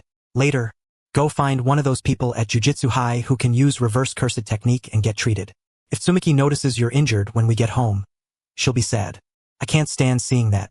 The corner of Megumi Fushiguro's mouth twitched slightly. In contrast, the corner of Toji Fushiguro's mouth lifted a little. One hand held the chain of 1,000 miles, the other held the split soul katana, and he focused intently on Maharaga in his line of sight. After Sukuna's finger went missing, all of Jujutsu High had mobilized, and Chinatsu had contacted him as well to help search for it.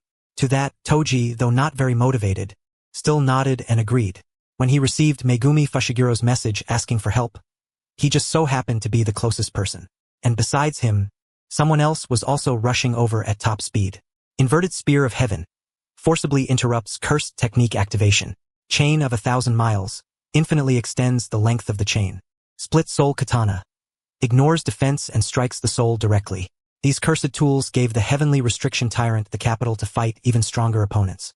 In all his past battles, these cursed tools had always been unstoppable.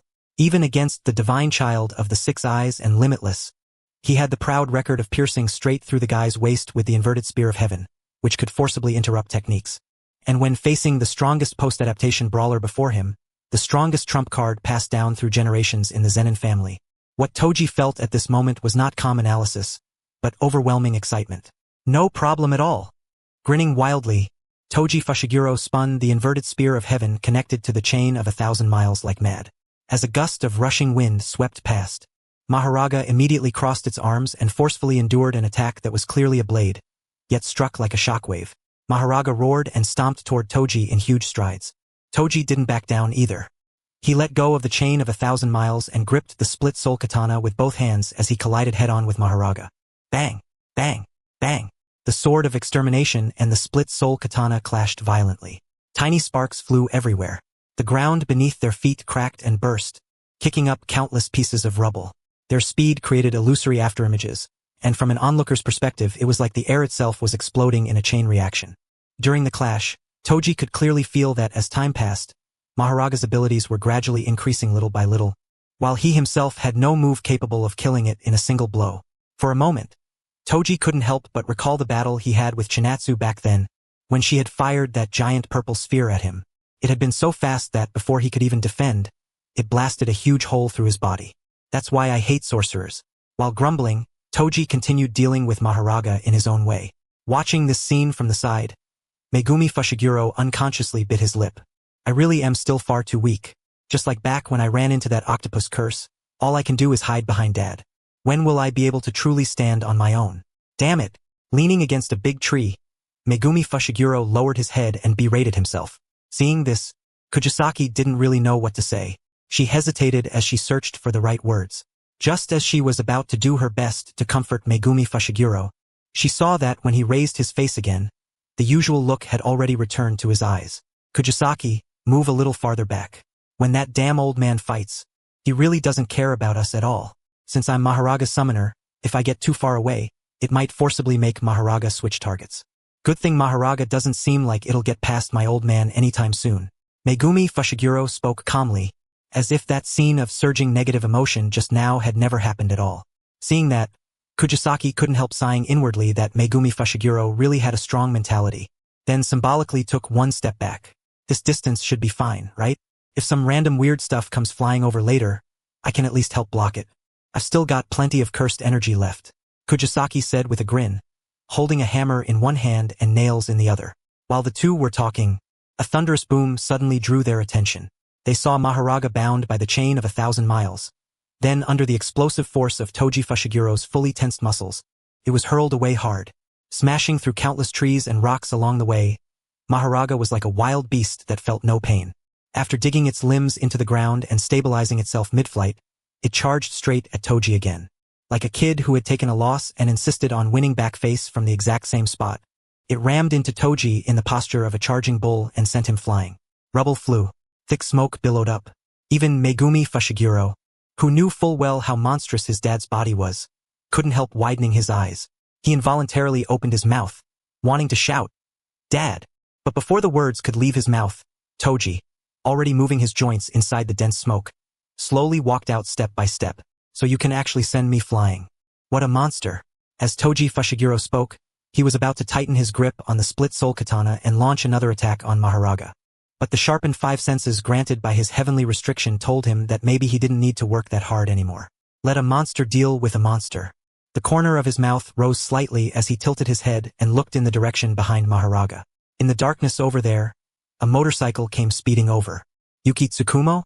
Even though in Jujutsu Kaisen, when someone thought of a person riding a motorcycle, it was easy to immediately think of Yuki Tsukumo. But just like the one arriving on a white horse to save the princess isn't necessarily a prince, but could also be Queen Elsa from Frozen, the one riding over on a motorcycle could also be Chinatsu. With a screeching stop, Chinatsu arrived at the battlefield. Looking at Maharaga, which was already no longer in its initial state, a trace of gravity appeared in her one red and one blue eye. If I were in peak condition, let alone a wild Maharaga, even a tamed Shikigami Maharaga would be something I had the confidence to shatter in a single strike.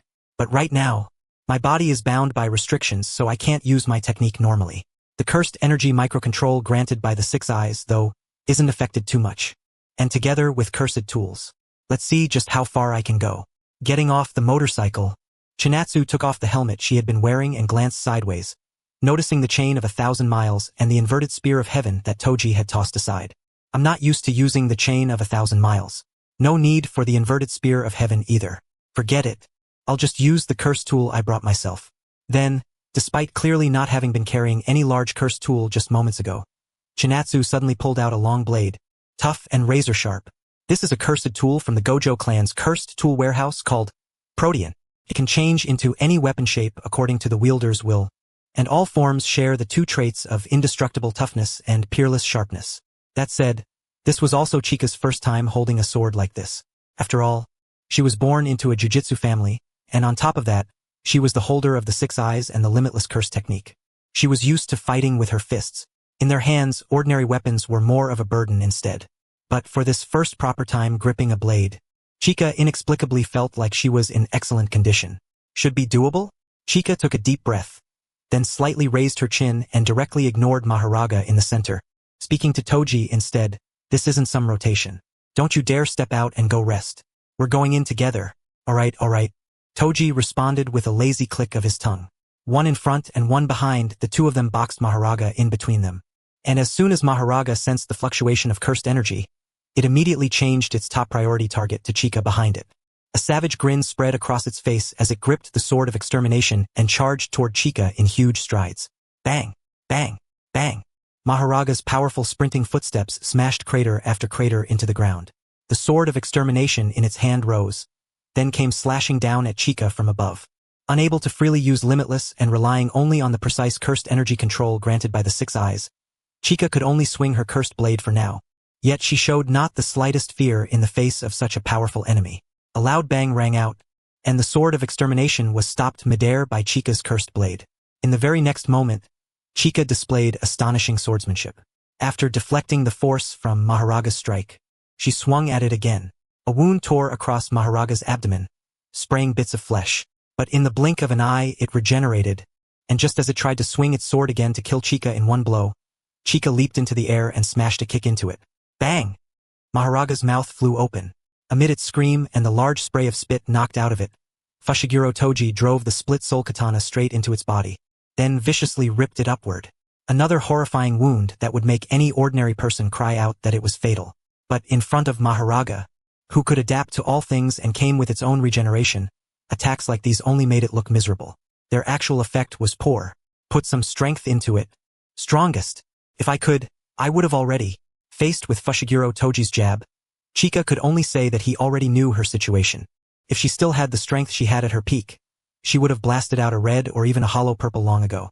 How could Mahoraga still be making this much trouble? Damn it. Of all times, her little brother happened to be overseas on a business trip, and the location Yuta and Geto were investigating wasn't close to here either. It would still take them some time to get over. But the situation was more optimistic than expected. Chika had originally thought her half-baked swordsmanship would put her at a disadvantage against Mahoraga, but in actual practice, aside from it feeling like she was barely scratching an itch, there didn't seem to be any real problem. She couldn't help wondering if she might actually be some kind of super genius at swordsmanship. Toji was somewhat surprised by this too. First, he had thought Chika was just an artillery mage, but after getting familiar with her, he realized she was a close combat boxing king. And now she had somehow become an excellent swordsman too. But the situation was also worse than expected. Toji's mindset was the complete opposite of Chika's.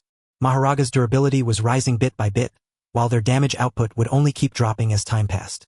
If this kept going. Black flash. At the exact instant that thought crossed Toji's mind, a streak of black lightning reflected in his pupils. Accompanied by a sharp sound, Mahoraga was blasted back dozens of meters. Chika stared ahead with incomparable focus, and the cursed blade in her hand still faintly flickered with traces of black. Black flash was not something that could only be triggered with fists. The sorcerer Nanami had once triggered black flash 4 times in a row through a cursed blade. It depended on the sorcerer's state and familiarity with the cursed tool. And for Chika to successfully trigger black flash in her very first proper battle using a cursed blade was an extremely unbelievable thing. But having entered a state of total concentration, she did not spare any attention to think about it. Could a cursed blade slash in a 120% state kill Mahoraga? The answer was still no, but it was better than before. Deep within Chika's spiritual world, another her quietly watched this scene. Compared to the original, she viewed what was happening outside from an observer's perspective with greater calm, or rather cold indifference. I already told you, the current you is no match for Mahoraga at all. At this point, even if you want to run, you might not be able to. What a stupid choice you made. The voice of her other self echoed in her mind, but Chika paid no attention to it. With all her focus concentrated to the limit, she exploded forward once more toward Mahoraga ahead. Mahoraga, who had been sent flying, steadied itself and once again met the charging Chika head-on. The sword of extermination in its hand swept horizontally from left to right, and the fierce airflow let out a loud explosive crack in the air. Black flash. Black lightning erupted across Mahoraga's waist. Chika did not stop swinging the cursed blade in her hand, brushing past Mahoraga's sword of extermination by the narrowest possible margin. She launched a storm-like barrage at Maharaga without pause. Black flash, black flash, black flash. Continuously triggering black flash to strengthen her attacks was the best tactic Chika could attempt. On one hand, it could continuously raise her state. On the other, it could increase the power of her attacks. Not enough, not enough, not enough. Chika had almost completely abandoned defense, focusing only on catching that instant when black flash could be triggered. In a split second, no longer than a blink, Chika's black flash and Maharaga's slash landed on each other at the same time. Maharaga was blasted away once more, and Chika was also sent flying backward with blood spraying from her body. But in midair, Toji caught her, sparing her from a second impact injury. Can you still keep going? Of course. No problem. Chika let out a breath. Even if she couldn't use her cursed technique, the reverse curse technique, which was a skill of cursed energy control, had not been restricted. White steaming mist slowly rose from the wound. Beneath clothes that had already become somewhat tattered, the blood-soaked injury vanished in the blink of an eye. The two of them stared at Maharaga, now even stronger than before, yet there was not the slightest slackness in their hearts, because they understood they could not retreat. Deep in the spiritual world, the other her looked at this situation, where their odds of victory were close to zero, and could not help closing her eyes in thought. 10 minutes earlier, Chika rode her motorcycle toward the place that had sent out the call for help. In response, that her deep in her spiritual world fired off a relentless chain of questions at Chika. What exactly are you going there for? Of course I'm going to save my students. What can you even do now? My hands can still move and my legs can still run. Right now, you can't do anything. I said I can, so I can. Chika and her other self bickered back and forth without end. That her only wanted her to give up heading to the battlefield, because the current Chika was no longer the strongest she once was. Whether it was having Yuta or Geto take her place as the one rushing to the scene, either option would have worked better. There was no doubt that they were stronger now, but that could not be used as an excuse to run away. With a gap this huge, you don't seriously think yelling about friendship, bonds, or the future is enough to reverse the future, do you? Get this straight, this isn't the world of manga anymore. This is real reality. Hearing the complaints from the other self in her spiritual world, Chika, riding the motorcycle, could not help letting out a soft laugh. Yeah. Screaming about friendship, bonds, and the future before charging in and beating down the enemy really is pretty hilarious. But I'm exactly the kind of person who falls for that stuff. Watch closely. In a bit, I'll show you a friendship bond's future ultimate finisher. Chinatsu replied with a soft laugh, tightened her grip on the motorcyclist's handle, and continued riding toward her destination, until she ran into Maharaga and began fighting it. Since the battle against Kenjaku last year, part of Chinatsu's soul had been contaminated by his scheme. To prevent that polluted part of her soul from taking control of her body and rampaging everywhere, Chinatsu placed a powerful binding vow on herself. From a child of God back to a mortal, from a monster into a human. When the people of the jujitsu world learned that Chinatsu was no longer the strongest, all sorts of strange expressions appeared on their faces. Some stayed calm, completely unmoved by it. Some lowered their heads and wept, grieving for Chinatsu. Some felt sorry for her, and some lowered their heads, mouths slightly open, secretly letting out a sigh of relief. At first, Chinatsu did not care about what outsiders thought. She had never been someone who pursued power for its own sake. The only reason she had pushed herself so harshly and kept growing stronger before was so that, in the near future, she could change those dark fates. And now, all of that had already been completely rewritten. Once power was no longer a necessity, maybe letting go like this would not be a bad thing. That was what Chinatsu had originally thought. She had wanted to completely hand the future over to the new generation. But Chinatsu realized that now was still not the time to truly let go. The new generation of the jujitsu world had yet to fully mature, and there was even less manpower available for bringing the jujitsu world in line with human society. That high-sounding explanation ends there. In truth, the most important reason was that Chinatsu missed the time when she had stood shoulder to shoulder and worked alongside everyone. And now, she could not even protect her own students. Amid countless bursts of black lightning, the enlarged Maharaga was blasted away by Chinatsu, leaving long gouges in the ground from its feet scraping across it. A huge mouthful of saliva spat out from Maharaga's mouth. Even while looking battered, its body was still swelling little by little. After raising an arm to wipe the drool from the corner of its mouth, that savage grin appeared on its face once again. That grin reflected in Chinatsu's pupils, and also fell into the eyes of the other her deep within her mental world. Her entire body was wrapped in shackles called binding vows. Negative emotional cursed energy on the level of 100 million people swirled around her, and countless unfamiliar voices rang out, affecting her emotions. When she's gravely wounded and on the verge of death, the power of the binding vow on you will weaken. Grab that chance and seize control of the body again. If the original dies, then she had it coming. Who told her to limit her own strength? If she had merged with us, trash like that would rot away without even enduring one strike from us. We can start planning what to do after getting out. We need a reference point, Sukuna. Right, Sukuna. What is Sukuna like again? Eating people? How about letting Sukuna out so we can discuss it together? Anyway, that guy's only at the level of 4 fingers. He's not our opponent at all. We can just make him an advisor, have him be our little lackey. Voice after voice lingered by her ears.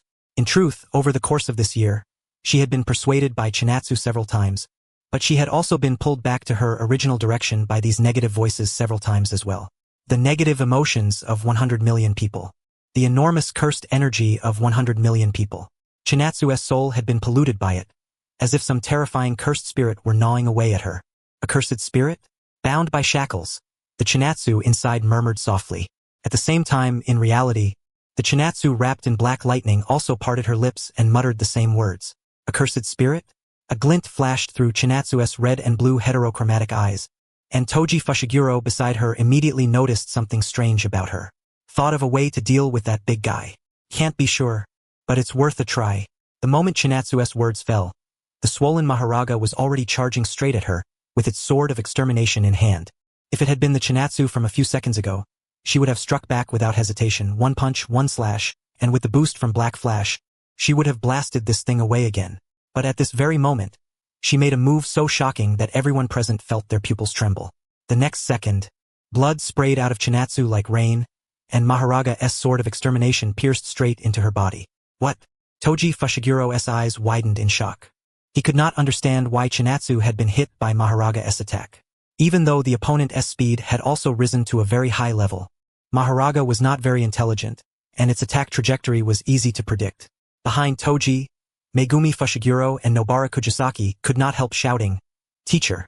Though a little blood overflowed from the corner of Chinatsu's mouth after being struck by the sword of extermination, the smile on her face did not fade. That was close. It almost hit my abdomen. With a blood-stained smile on her face, Chinatsu grabbed the blade of the sword of extermination with both hands. She did not let it be pulled back out of her body. Instead, she restrained it, preventing Maharaga from withdrawing it so easily. The sword of extermination, the ultimate anti-curse spirit weapon. Its blade was filled with an incomparably massive amount of positive cursed energy. Even 15-Finger Sukuna had personally stated that if he had a cursed spirit body, being hit by it would make him vanish into ashes instantly. In terms of power, not a single cursed spirit in the JJK world could even compare itself to this sword. So then, what about the thing inside her? That massive positive cursed energy poured into Chinatsu's body, and, just as she had expected, clashed with the monster inside her. A direct collision between black and white. In the mental world, the chains of binding vows shook violently. Sharp screams echoed through every corner of that mental world, while raging winds swept wildly through it. Crack! The chains of the binding vow snapped. Maharaga tried with all its strength to pull out its sword of extermination, but failed. A flash of anger appeared on its savage face, and it clenched its other hand into a fist and brutally swung it at Chinatsu. But just as Maharaga's fist was about to smash into Chinatsu's face, it suddenly stopped, as if blocked by some invisible barrier. At the same time, Chinatsu's hands, which had been gripping the blade of the sword of extermination tightly, loosened. White smoke from reverse curse technique immediately rose from Chinatsu's wound. Within that white smoke, a pair of eyes as clear as an azure sky stretching infinitely into the far distance became strikingly visible. Bang! A deafening explosion rang out, and Maharaga's enormous body was blasted away once again. Only this time it was not Black Flash, but a very ordinary strengthened physical blow. As the white smoke faded, Chinatsu's face emerged, wearing an arrogant, unruly smile. One of her hands was clenched into a fist, and blue from curse technique lapse was wrapped around it. Watching this scene, Toji Fushiguro felt an inexplicable sense of familiarity. His mouth parted as he let out a sigh of relief. Even though he did not know what exactly had happened to Chinatsu, there was one thing he could already say for certain. The strongest had returned. The limitless really has been gone for too long. Having restored her peak state with her soul merged back into one, Chinatsu lowered her head and looked at her hand as it clenched and then slowly opened. On the surface of her palm coiled a layer of blue cursed energy like flame and light. For sorcerers like Chinatsu and Satoru Gojo, who kept the limitless defense active 24 hours a day without interruption. Let alone a whole year, even going without it for a few minutes made them worry that someone might suddenly pop up behind them and stab them in the back. Chinatsu shot a subtle glance at Fushiguro Toji beside her. The Toji being looked at blinked in confusion, not quite understanding what that look meant. At the same time, the Maharaga that Chinatsu had sent flying with a single punch earlier climbed up from the ground in a miserable state. The Dharma wheel above its head, symbolizing adaptation, clicked and turned one full rotation. The limitless was an extremely complex technique, one that could barely function at all without the atomic-level cursed energy precision provided by the six eyes. On top of that, the theory behind the technique itself was born from a certain paradox. For times, after the wheel rotated 4 times, it would be able to adapt to Chinatsu's limitless defense and curse technique lapse. Blue. Drool tore from the corner of Maharaga's mouth as it charged at Chinatsu again like a feral beast that had broken free of its restraints. In response, Chinatsu narrowed her eyes and shifted her gaze back onto it. Before Maharaga could even rush in front of Chinatsu, in less than the blink of an eye, she had already teleported right in front of it and threw out a direct punch with her fist clenched tight. Bang! Chinatsu's fist wrapped in blue smashed into Maharaga's cheek. The drool that had not yet finished dripping out earlier now poured out all at once like a dam collapsing, and its eyes trembled as if an earthquake had struck them. The second punch followed immediately after the first, and this time it still hit the face. Only, the first one had been the right cheek and this one was the left. The massive Maharaga was like a toy in Chinatsu's hands, knocked around however she pleased without the slightest chance to fight back. The only thing left was its repeated howls as it got beaten. Watching this scene from not far away, Fushiguro Megumi and Kujisaki Nobara were both dumbfounded. Just a moment ago, the two of them had been at a disadvantage even while fighting together, yet now it had turned into completely one-sided domination. So this is Chinatsu-sensei's true strength. Megumi muttered softly. After a brief daze, Nobara's eyes lit up, practically sparkling with little stars. She raised both hands and clasped them together, looking exactly like a fangirl chasing her idol. Toji's expression turned strange as he watched the scene. His strength was even greater than he had imagined. His impression of Chinatsu's power was still stuck at the level of back then, when she rubbed together a huge purple sphere and blasted straight through him. That had been more than 10 years ago. She really had become even stronger.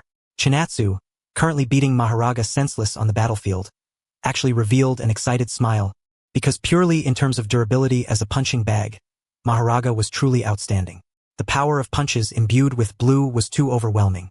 Even Okatsu, who had a massive amount of cursed energy, and Hikari Kinji, who possessed an immortal body, had both said before that they could not endure that kind of torment and had raised the white flag. Helpless when it came to hand-to-hand training, only Chinatsu and Satoru, this pair of siblings, could spar with each other. By now, neither of them could even remember how many times they had trained against one another. Click! The wheel of adaptation turned once more. But this time, Maharaga did not show any joy, because its face had just been punched into abstract art by Chinatsu again. Even if it can adapt to anything, adapting to a complex technique still takes more time. Just adapting to my limitless defense and blue already requires 4 rotations. Chinatsu calmly looked at the grave Maharaga in front of her. The ability of adapting to all phenomena was certainly strong, but without a powerful person protecting and interfering for it from the side, how could this giant punching bag possibly last long enough in the hands of a true powerhouse to finish adapting? In the original battle of Gojo versus Sukuna, Gojo stated that if Maharaga had not yet started adapting to the limitless, then one full power read from him would have been enough to destroy it. When Sukuna first faced Maharaga in the Shibuya battle, he had also said that if he had known its ability from the start and not let it adapt to slashing attacks, then a close-range dismantle would have been enough to destroy it. Right now, Maharaga's will had rotated twice. It still needed 2 more turns before it could successfully break through Chinatsu's limitless defense. Although even if it adapted to that level, Chinatsu was still fully confident she would not lose control of the situation. Forget it. Let us stop playing. One hit will end everything. Chinatsu calmly raised both hands and brought them together. The familiar movement and cursed energy fluctuations made Toji behind her let out a helpless bitter laugh. At the same time, not far from the battlefield, high in the air above the clouds, Geto Suguru and Okatsu stood atop the Rainbow Dragon and hurried toward the battlefield. The urgency on their faces was obvious. Even though Chinatsune is already there, the current Chinatsune might not necessarily be able to handle a dangerous sudden situation. I really hope nothing happens, Geto murmured worriedly. He held a phone in his hand, and the screen showed the call log interface. He had originally wanted to call Gojo Satoru, But in the end, he still did not press the button. Gojo Satoru was on a business trip overseas. After learning what had happened back home, he was currently on a plane rushing back. In about another 2 hours, he would land at a Tokyo airport nearby. Although Gojo Satoru could teleport, the teleportation derived from the Limitless was not spatial teleportation in the conventional sense. Rather, it was ultra-high-speed movement that compressed the distance between one point and another. Basically, it could only move in a straight line between 2 points. During the movement process, it was difficult to forcefully stop midway. With that speed plus limitless defense, he was basically like an invincible runaway truck, smashing through whatever happened to be in the way. So both Chinatsu and Gojo Satoru rarely used teleportation casually in daily life. Even when carrying out exorcism missions, they usually took normal means of transportation. After all, if they had not investigated the route in advance, then crashing into trees or buildings would be one thing. If they hit a person, that would be bad. If Gojo Satoru found out right now that his older sister was in danger, Geto could practically picture him jumping straight off the plane and turning himself into a cannonball flying directly over here. Just as Geto was imagining that, Okatsu, standing beside him, suddenly spoke and interrupted his thoughts. Geto-sensei, look! Following Okatsu Yuda's shocked voice, Geto turned his eyes toward the direction Okatsu's outstretched finger was pointing. A series of thunder-like sounds rang out first, and then a dazzling purple sphere pierced through every obstacle in its path from a distant point over 1,000 meters away. This is Chinatsu-sensei's hollow technique. Purple. The pupils of both men trembled as they stared at that absurdly overpowering sight. Meanwhile, the one who had launched the attack opened her mouth, let out a breath, smiled, crossed her hands, and bent backward hard in a huge stretch. That feels good. Faced with the hollow technique, purple released by Chinatsu, even Maharaga, which had already swollen to the size of the Hulk, was turned into nothingness in an instant. It had not the slightest possibility of enduring it head-on or dodging it. Chinatsu straightened her chest, put both hands on her hips, and stretched upward in an even bigger full-body stretch, then let out a long breath in complete physical and mental satisfaction. Ha! That felt great! After getting messed up this badly by a mere Maharaga, of course she had to properly vent her frustration on Maharaga.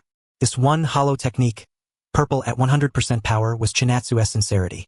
Megumi and Nobara had been shielded behind Toji. Otherwise, they undoubtedly would have been swept away by the pressure wave produced by hollow technique. Purple.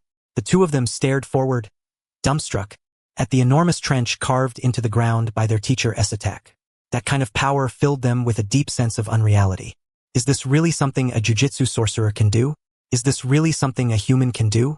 While most people were still at the stage of reinforcing themselves with cursed energy and throwing punches, over here they were already firing giant beam cannons. Is this the world of special grade sorcerers? Scared? Your teacher's pretty terrifying. Ha! Fushiguro Toji glanced sideways at the two little ones behind him. Even if they were trembling in fear, he would not have been surprised. Anyone who saw a scene this outrageous would be shocked. It really is scary, but if it's teacher, then it feels incredibly reassuring instead. Fushiguro Megumi quickly steadied his emotions and answered quietly. Beside him, Kujisaki Nobara also nodded quickly when she heard that. Although that strike just now had indeed been terrifyingly powerful, how could she possibly be afraid of her own teacher? 4 of Sukuna's fingers lay quietly on the ground not far away. Deep within his innate domain, Sukuna propped up his head with one hand in extreme displeasure, his brows scrunched into a V shape. That girl has gotten stronger. Through the fingers, sensing the outside world, Sukuna's 4 eyes saw that the enormous cursed energy born from the negative emotions of 100 million people inside Chinatsu had already vanished. In its place was cursed energy with even finer precision, sharpened through hardship and growth. Sukuna was extremely annoyed. His original plan had been to casually possess someone first, obtain a body he could move freely in, then lie low for a while, recover his strength, and finally take revenge on those 2 six-eyes brats. But now, that plan could only be pushed back. Just as Sukuna was thinking this, Chinatsu had already walked over to the 4 fingers and picked them up. The 6 eyes, crowned the eyes of heaven, looked at the fingers in her hand as if they could see Sukuna through the cursed object itself. This situation had happened once before, except back then it was when the young Chinatsu first defeated a special grade cursed spirit that had swallowed one of Sukuna's fingers, and curiously examined Sukuna's finger as her trophy. Those unusual eyes had drawn Sukuna's attention and sparked his interest, making him think that this girl was interesting and far from simple. But this time, she was looking down at him from a higher position than before. Chinatsu didn't say a word, but just from the arrogant curl at the corner of her mouth, Sukuna's face twitched so hard that a vein mark practically bulged out. When I get out, I'll definitely kill you. Sukuna's furious roar did not reach Chinatsu's ears. Chinatsu casually slipped the 4 fingers into her pocket. Special grade cursed objects possessed the property of being indestructible. Even someone as strong as Chinatsu still could not destroy them, unless a powerful binding vow was established to forcibly ignore that indestructible property. But after what had happened earlier, Chinatsu increasingly felt that binding vows were a taboo that broke the balance, something truly beyond all limits.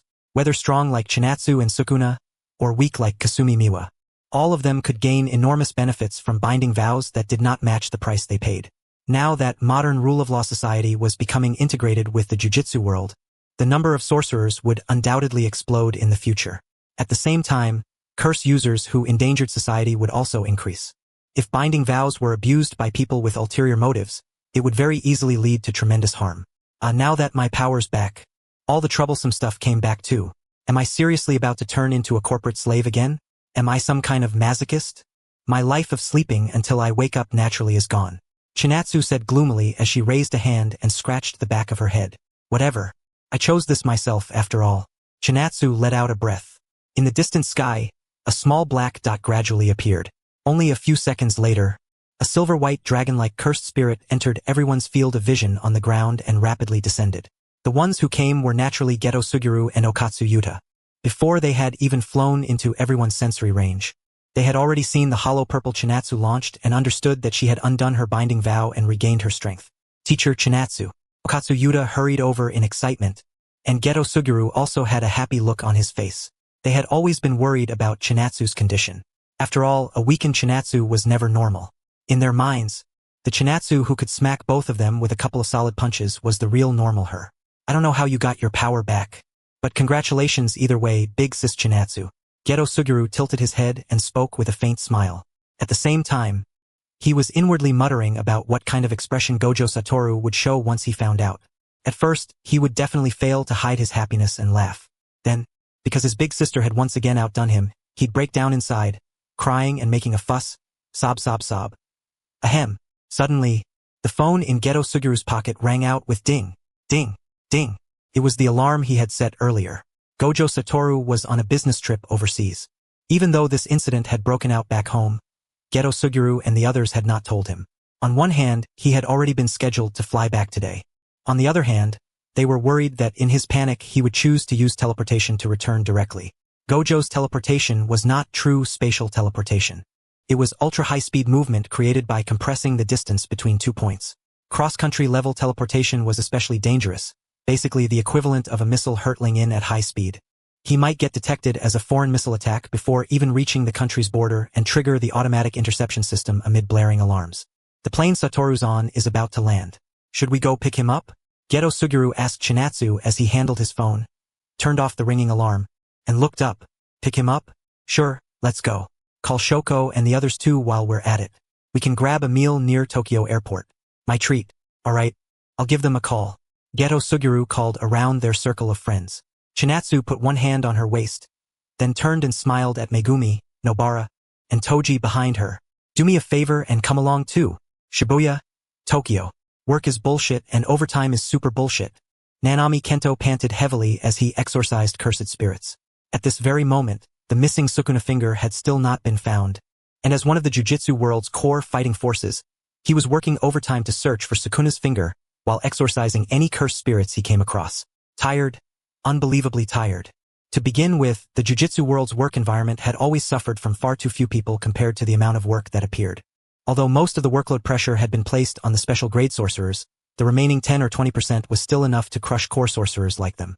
On top of that, with the jujitsu world recently beginning to connect with human society, in order to avoid public backlash caused by cursed spirits brutally killing humans during this sensitive period and ruining this hard-won balance, sorcerers had begun working long-term overtime as a routine matter. Of course, their pay had also multiplied several times over. Take a break. We've already combed through this whole area. We can probably confirm there's no Sukuna finger here. Hibarayu held a bottle of ice-cold glass soda in each hand as he walked over to Nanami Kento. As a junior from Jujutsu High only one class below Gojo and the others, he and Nanami had by now already become dependable core-level sorcerers who could handle an entire area by themselves as a duo.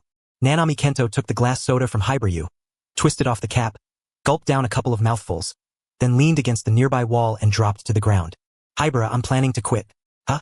Hibara, you sat down beside Nanami Kento as well, looking surprised, yet somehow not surprised at all. The idea of a sorcerer quitting was surprising in itself, but if the person saying it was Nanami Kento, then it felt completely normal. As Nanami Kento's friend, back when they were at Jujutsu High, he had heard Nanami's negative remarks every single day. People who didn't know him well might think it was just casual complaining, but Hibara, you knew that Nanami Kento had always been serious. All this high-frequency overtime lately has earned me enough money to live on in retirement. So then I want to take a break. After that, I even talked it over with Mei Mei. Guess what she said to me? What did she say? Hibara, you chose to listen quietly. As a friend, he would not interfere with Nanami Kento's decision. At a time like this, all he needed to do was be a listener and let him vent. Sister Mei Mei told me that if I wanted to become a brand new version of myself, then I should go north. If I wanted to return to who I used to be, then I should go south. So after hearing that, I chose the south without any hesitation. Hibara, I want to go live in Malaysia for a while. As he spoke, Kento Nanami slightly raised his head and looked up at the sky. A happy smile appeared on Hibara's face, and he raised a clenched fist at him. Malaysia. That's a pretty good choice. Facing Hibara's smile, the pressure in Nanami's heart instantly dropped by more than half. The corners of his lips lifted slightly as he also raised a fist and bumped it against Hibara's. When you quit your job, you can come over and join me. Sure, I will. The two of them happily talked about what the future might look like. Although mid-level sorcerers were having a rough time right now because of all the overtime, it was easy to predict that once the jujutsu world fully connected with human society, the number of regular jujutsu sorcerers would increase, the number of cursed spirits would decrease, and the pressure on mid-level sorcerers like them would clearly go down. After talking for a few minutes, the two of them knowingly got up from the ground. Just as they were dusting off their clothes and pants and getting ready to continue working, the phones they carried with them started buzzing at the same time. Confused, the two of them took out their phones from their pockets and looked at the group chat they had made together. The group mention message from Suguru Geto made their eyes widen. All of Sukuna's fingers have been collected, and Sister Chinatsu's body has fully recovered too. Peace sign. Nanami. Senpai's body has recovered. Haha, overtime is officially over. Nanami raised one hand to cover the side of his face, and an upward curving smile he clearly wanted to suppress still appeared on his face anyway. Meanwhile, at Tokyo Jujutsu High's infirmary, the glow of healing from the reverse curse technique flickered over the injured person's wound. In an instant, the wound that had been causing unbearable pain returned to normal. All right, but be more careful next time you're exorcising cursed spirits. You're a grade 2 sorcerer, and you got messed up this badly by a grade 3 cursed spirit. Isn't it embarrassing if word gets out? Shoko Yeri gave that sharp-tongued evaluation of the injured person she had just treated. The injured person awkwardly reached up and scratched the back of his head, lowered it, and repeatedly apologized. After sending the injured person off, Shoko let out a tired breath. Just as she was preparing to take off her white coat, another injured person was sent back by Mei Mei. Shoko, there's one more here. Kill me now. Seriously, kill me now. Shoko let out a large, helpless sigh, then took the injured person from Mei Mei's hands and began treatment with her reverse curse technique. For Shoko, direct healing with reverse curse technique was enough for most injured people. But if the injuries were too severe, then she would need the assistance of modern medical tools like scalpels. Mei Mei leaned against the wall and quietly watched Shoko's treatment process. The injured person currently being treated was under the same regional jurisdiction as her, so when she saw that he was injured, she had brought him back along the way. It definitely wasn't because of some monetary transaction. Definitely not. Very soon, under Shoko's reverse curse technique, that injured person also recovered completely. Meanwhile, Shoko's cursed energy had been squeezed dry down to the very last drop, and she braced herself against the hospital bed with one hand as she gasped for breath. Done. Work's over. Even if there are more injured people later, don't send them to me. Send them straight to sorcerers whose techniques can provide some healing effect instead, or have them hold on until I'm done recovering. As Shoko muttered that, she took out her phone and prepared to notify the relevant medical group chat about it. But at that exact moment, Suguru Geto's message happened to be sent into their group chat as well. After learning that Chinatsu's body had recovered, both Shoko and Mei Mei showed faint smiles.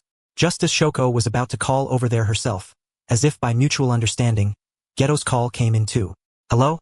Shoko, can you spare some time over there? We're planning to go pick up Satoru at the airport, then go have a get-together. Yeah, Nanami and Hibara are here too. I really wanted the principal to come as well, but who told him to be such a busy man right now? Suguru Geto's voice came from Shoko's phone on speaker. Standing nearby, Mei Mei leaned her face over and said with a smile, Can I come too? A gathering hosted by Miss Chinatsu is definitely going to be quite lavish. I don't want to miss it. Hearing Mei-Mei's voice come through on the speaker, before Geto could respond, Chinatsu, who was standing beside him, leaned over and answered with a smile. Of course that's fine, Sister Mei-Mei. Come to Tokyo Airport. A plane flying from the African region to Japan came to a stop in the spacious tarmac area. Passengers steadily walked out of the cabin one after another, and the whole scene was orderly and peaceful. Phew, finally off. This plane was way too slow. If I wasn't worried about getting identified as a missile by the National Security Bureau, I would have just teleported and flown back directly. Wearing sunglasses, Satoru Gojo leisurely followed the crowd out of the cabin, muttering that Principal Yaga, who had already become the representative for connecting the jiu-jitsu world with ordinary society, really ought to have a proper talk with the people from the Defense Department and get a special passage set up for him in the identification system. But grumbling was grumbling. Right now, Gojo was in an extremely good mood. This business trip to Africa wasn't just to help the sorcerers over their exorcise powerful cursed spirits.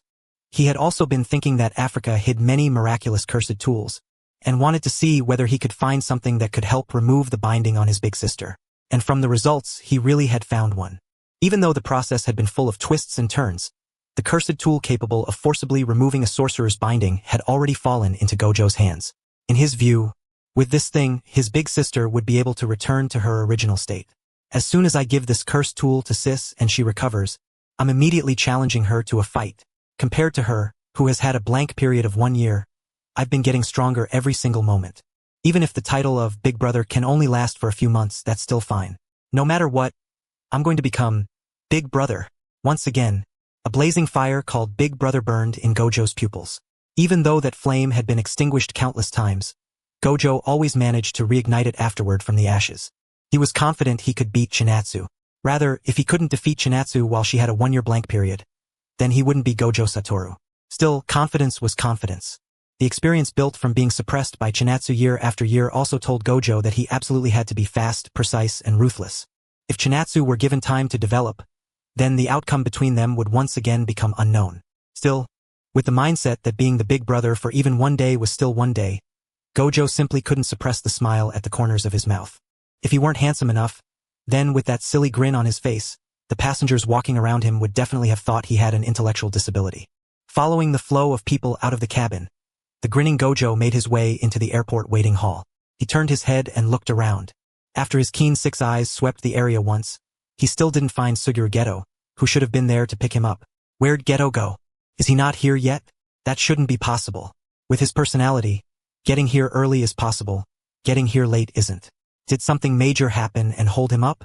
Gojo tilted his head slightly in confusion. It was as if 3 giant question marks had appeared above his head. Standing there alone in the waiting hall, he formed a sharp contrast with all the passengers around him reuniting one after another with friends and family who had come to pick them up. Geto's so slow. Gojo, standing in place and waiting, began lightly stamping his foot. He didn't take out his phone to send a message urging Geto along, because he knew Geto would definitely come pick him up. In any case, he'd wait another 10-something minutes first. Gojo Satoru slowly walked over to the rows of benches in the waiting hall and sat down.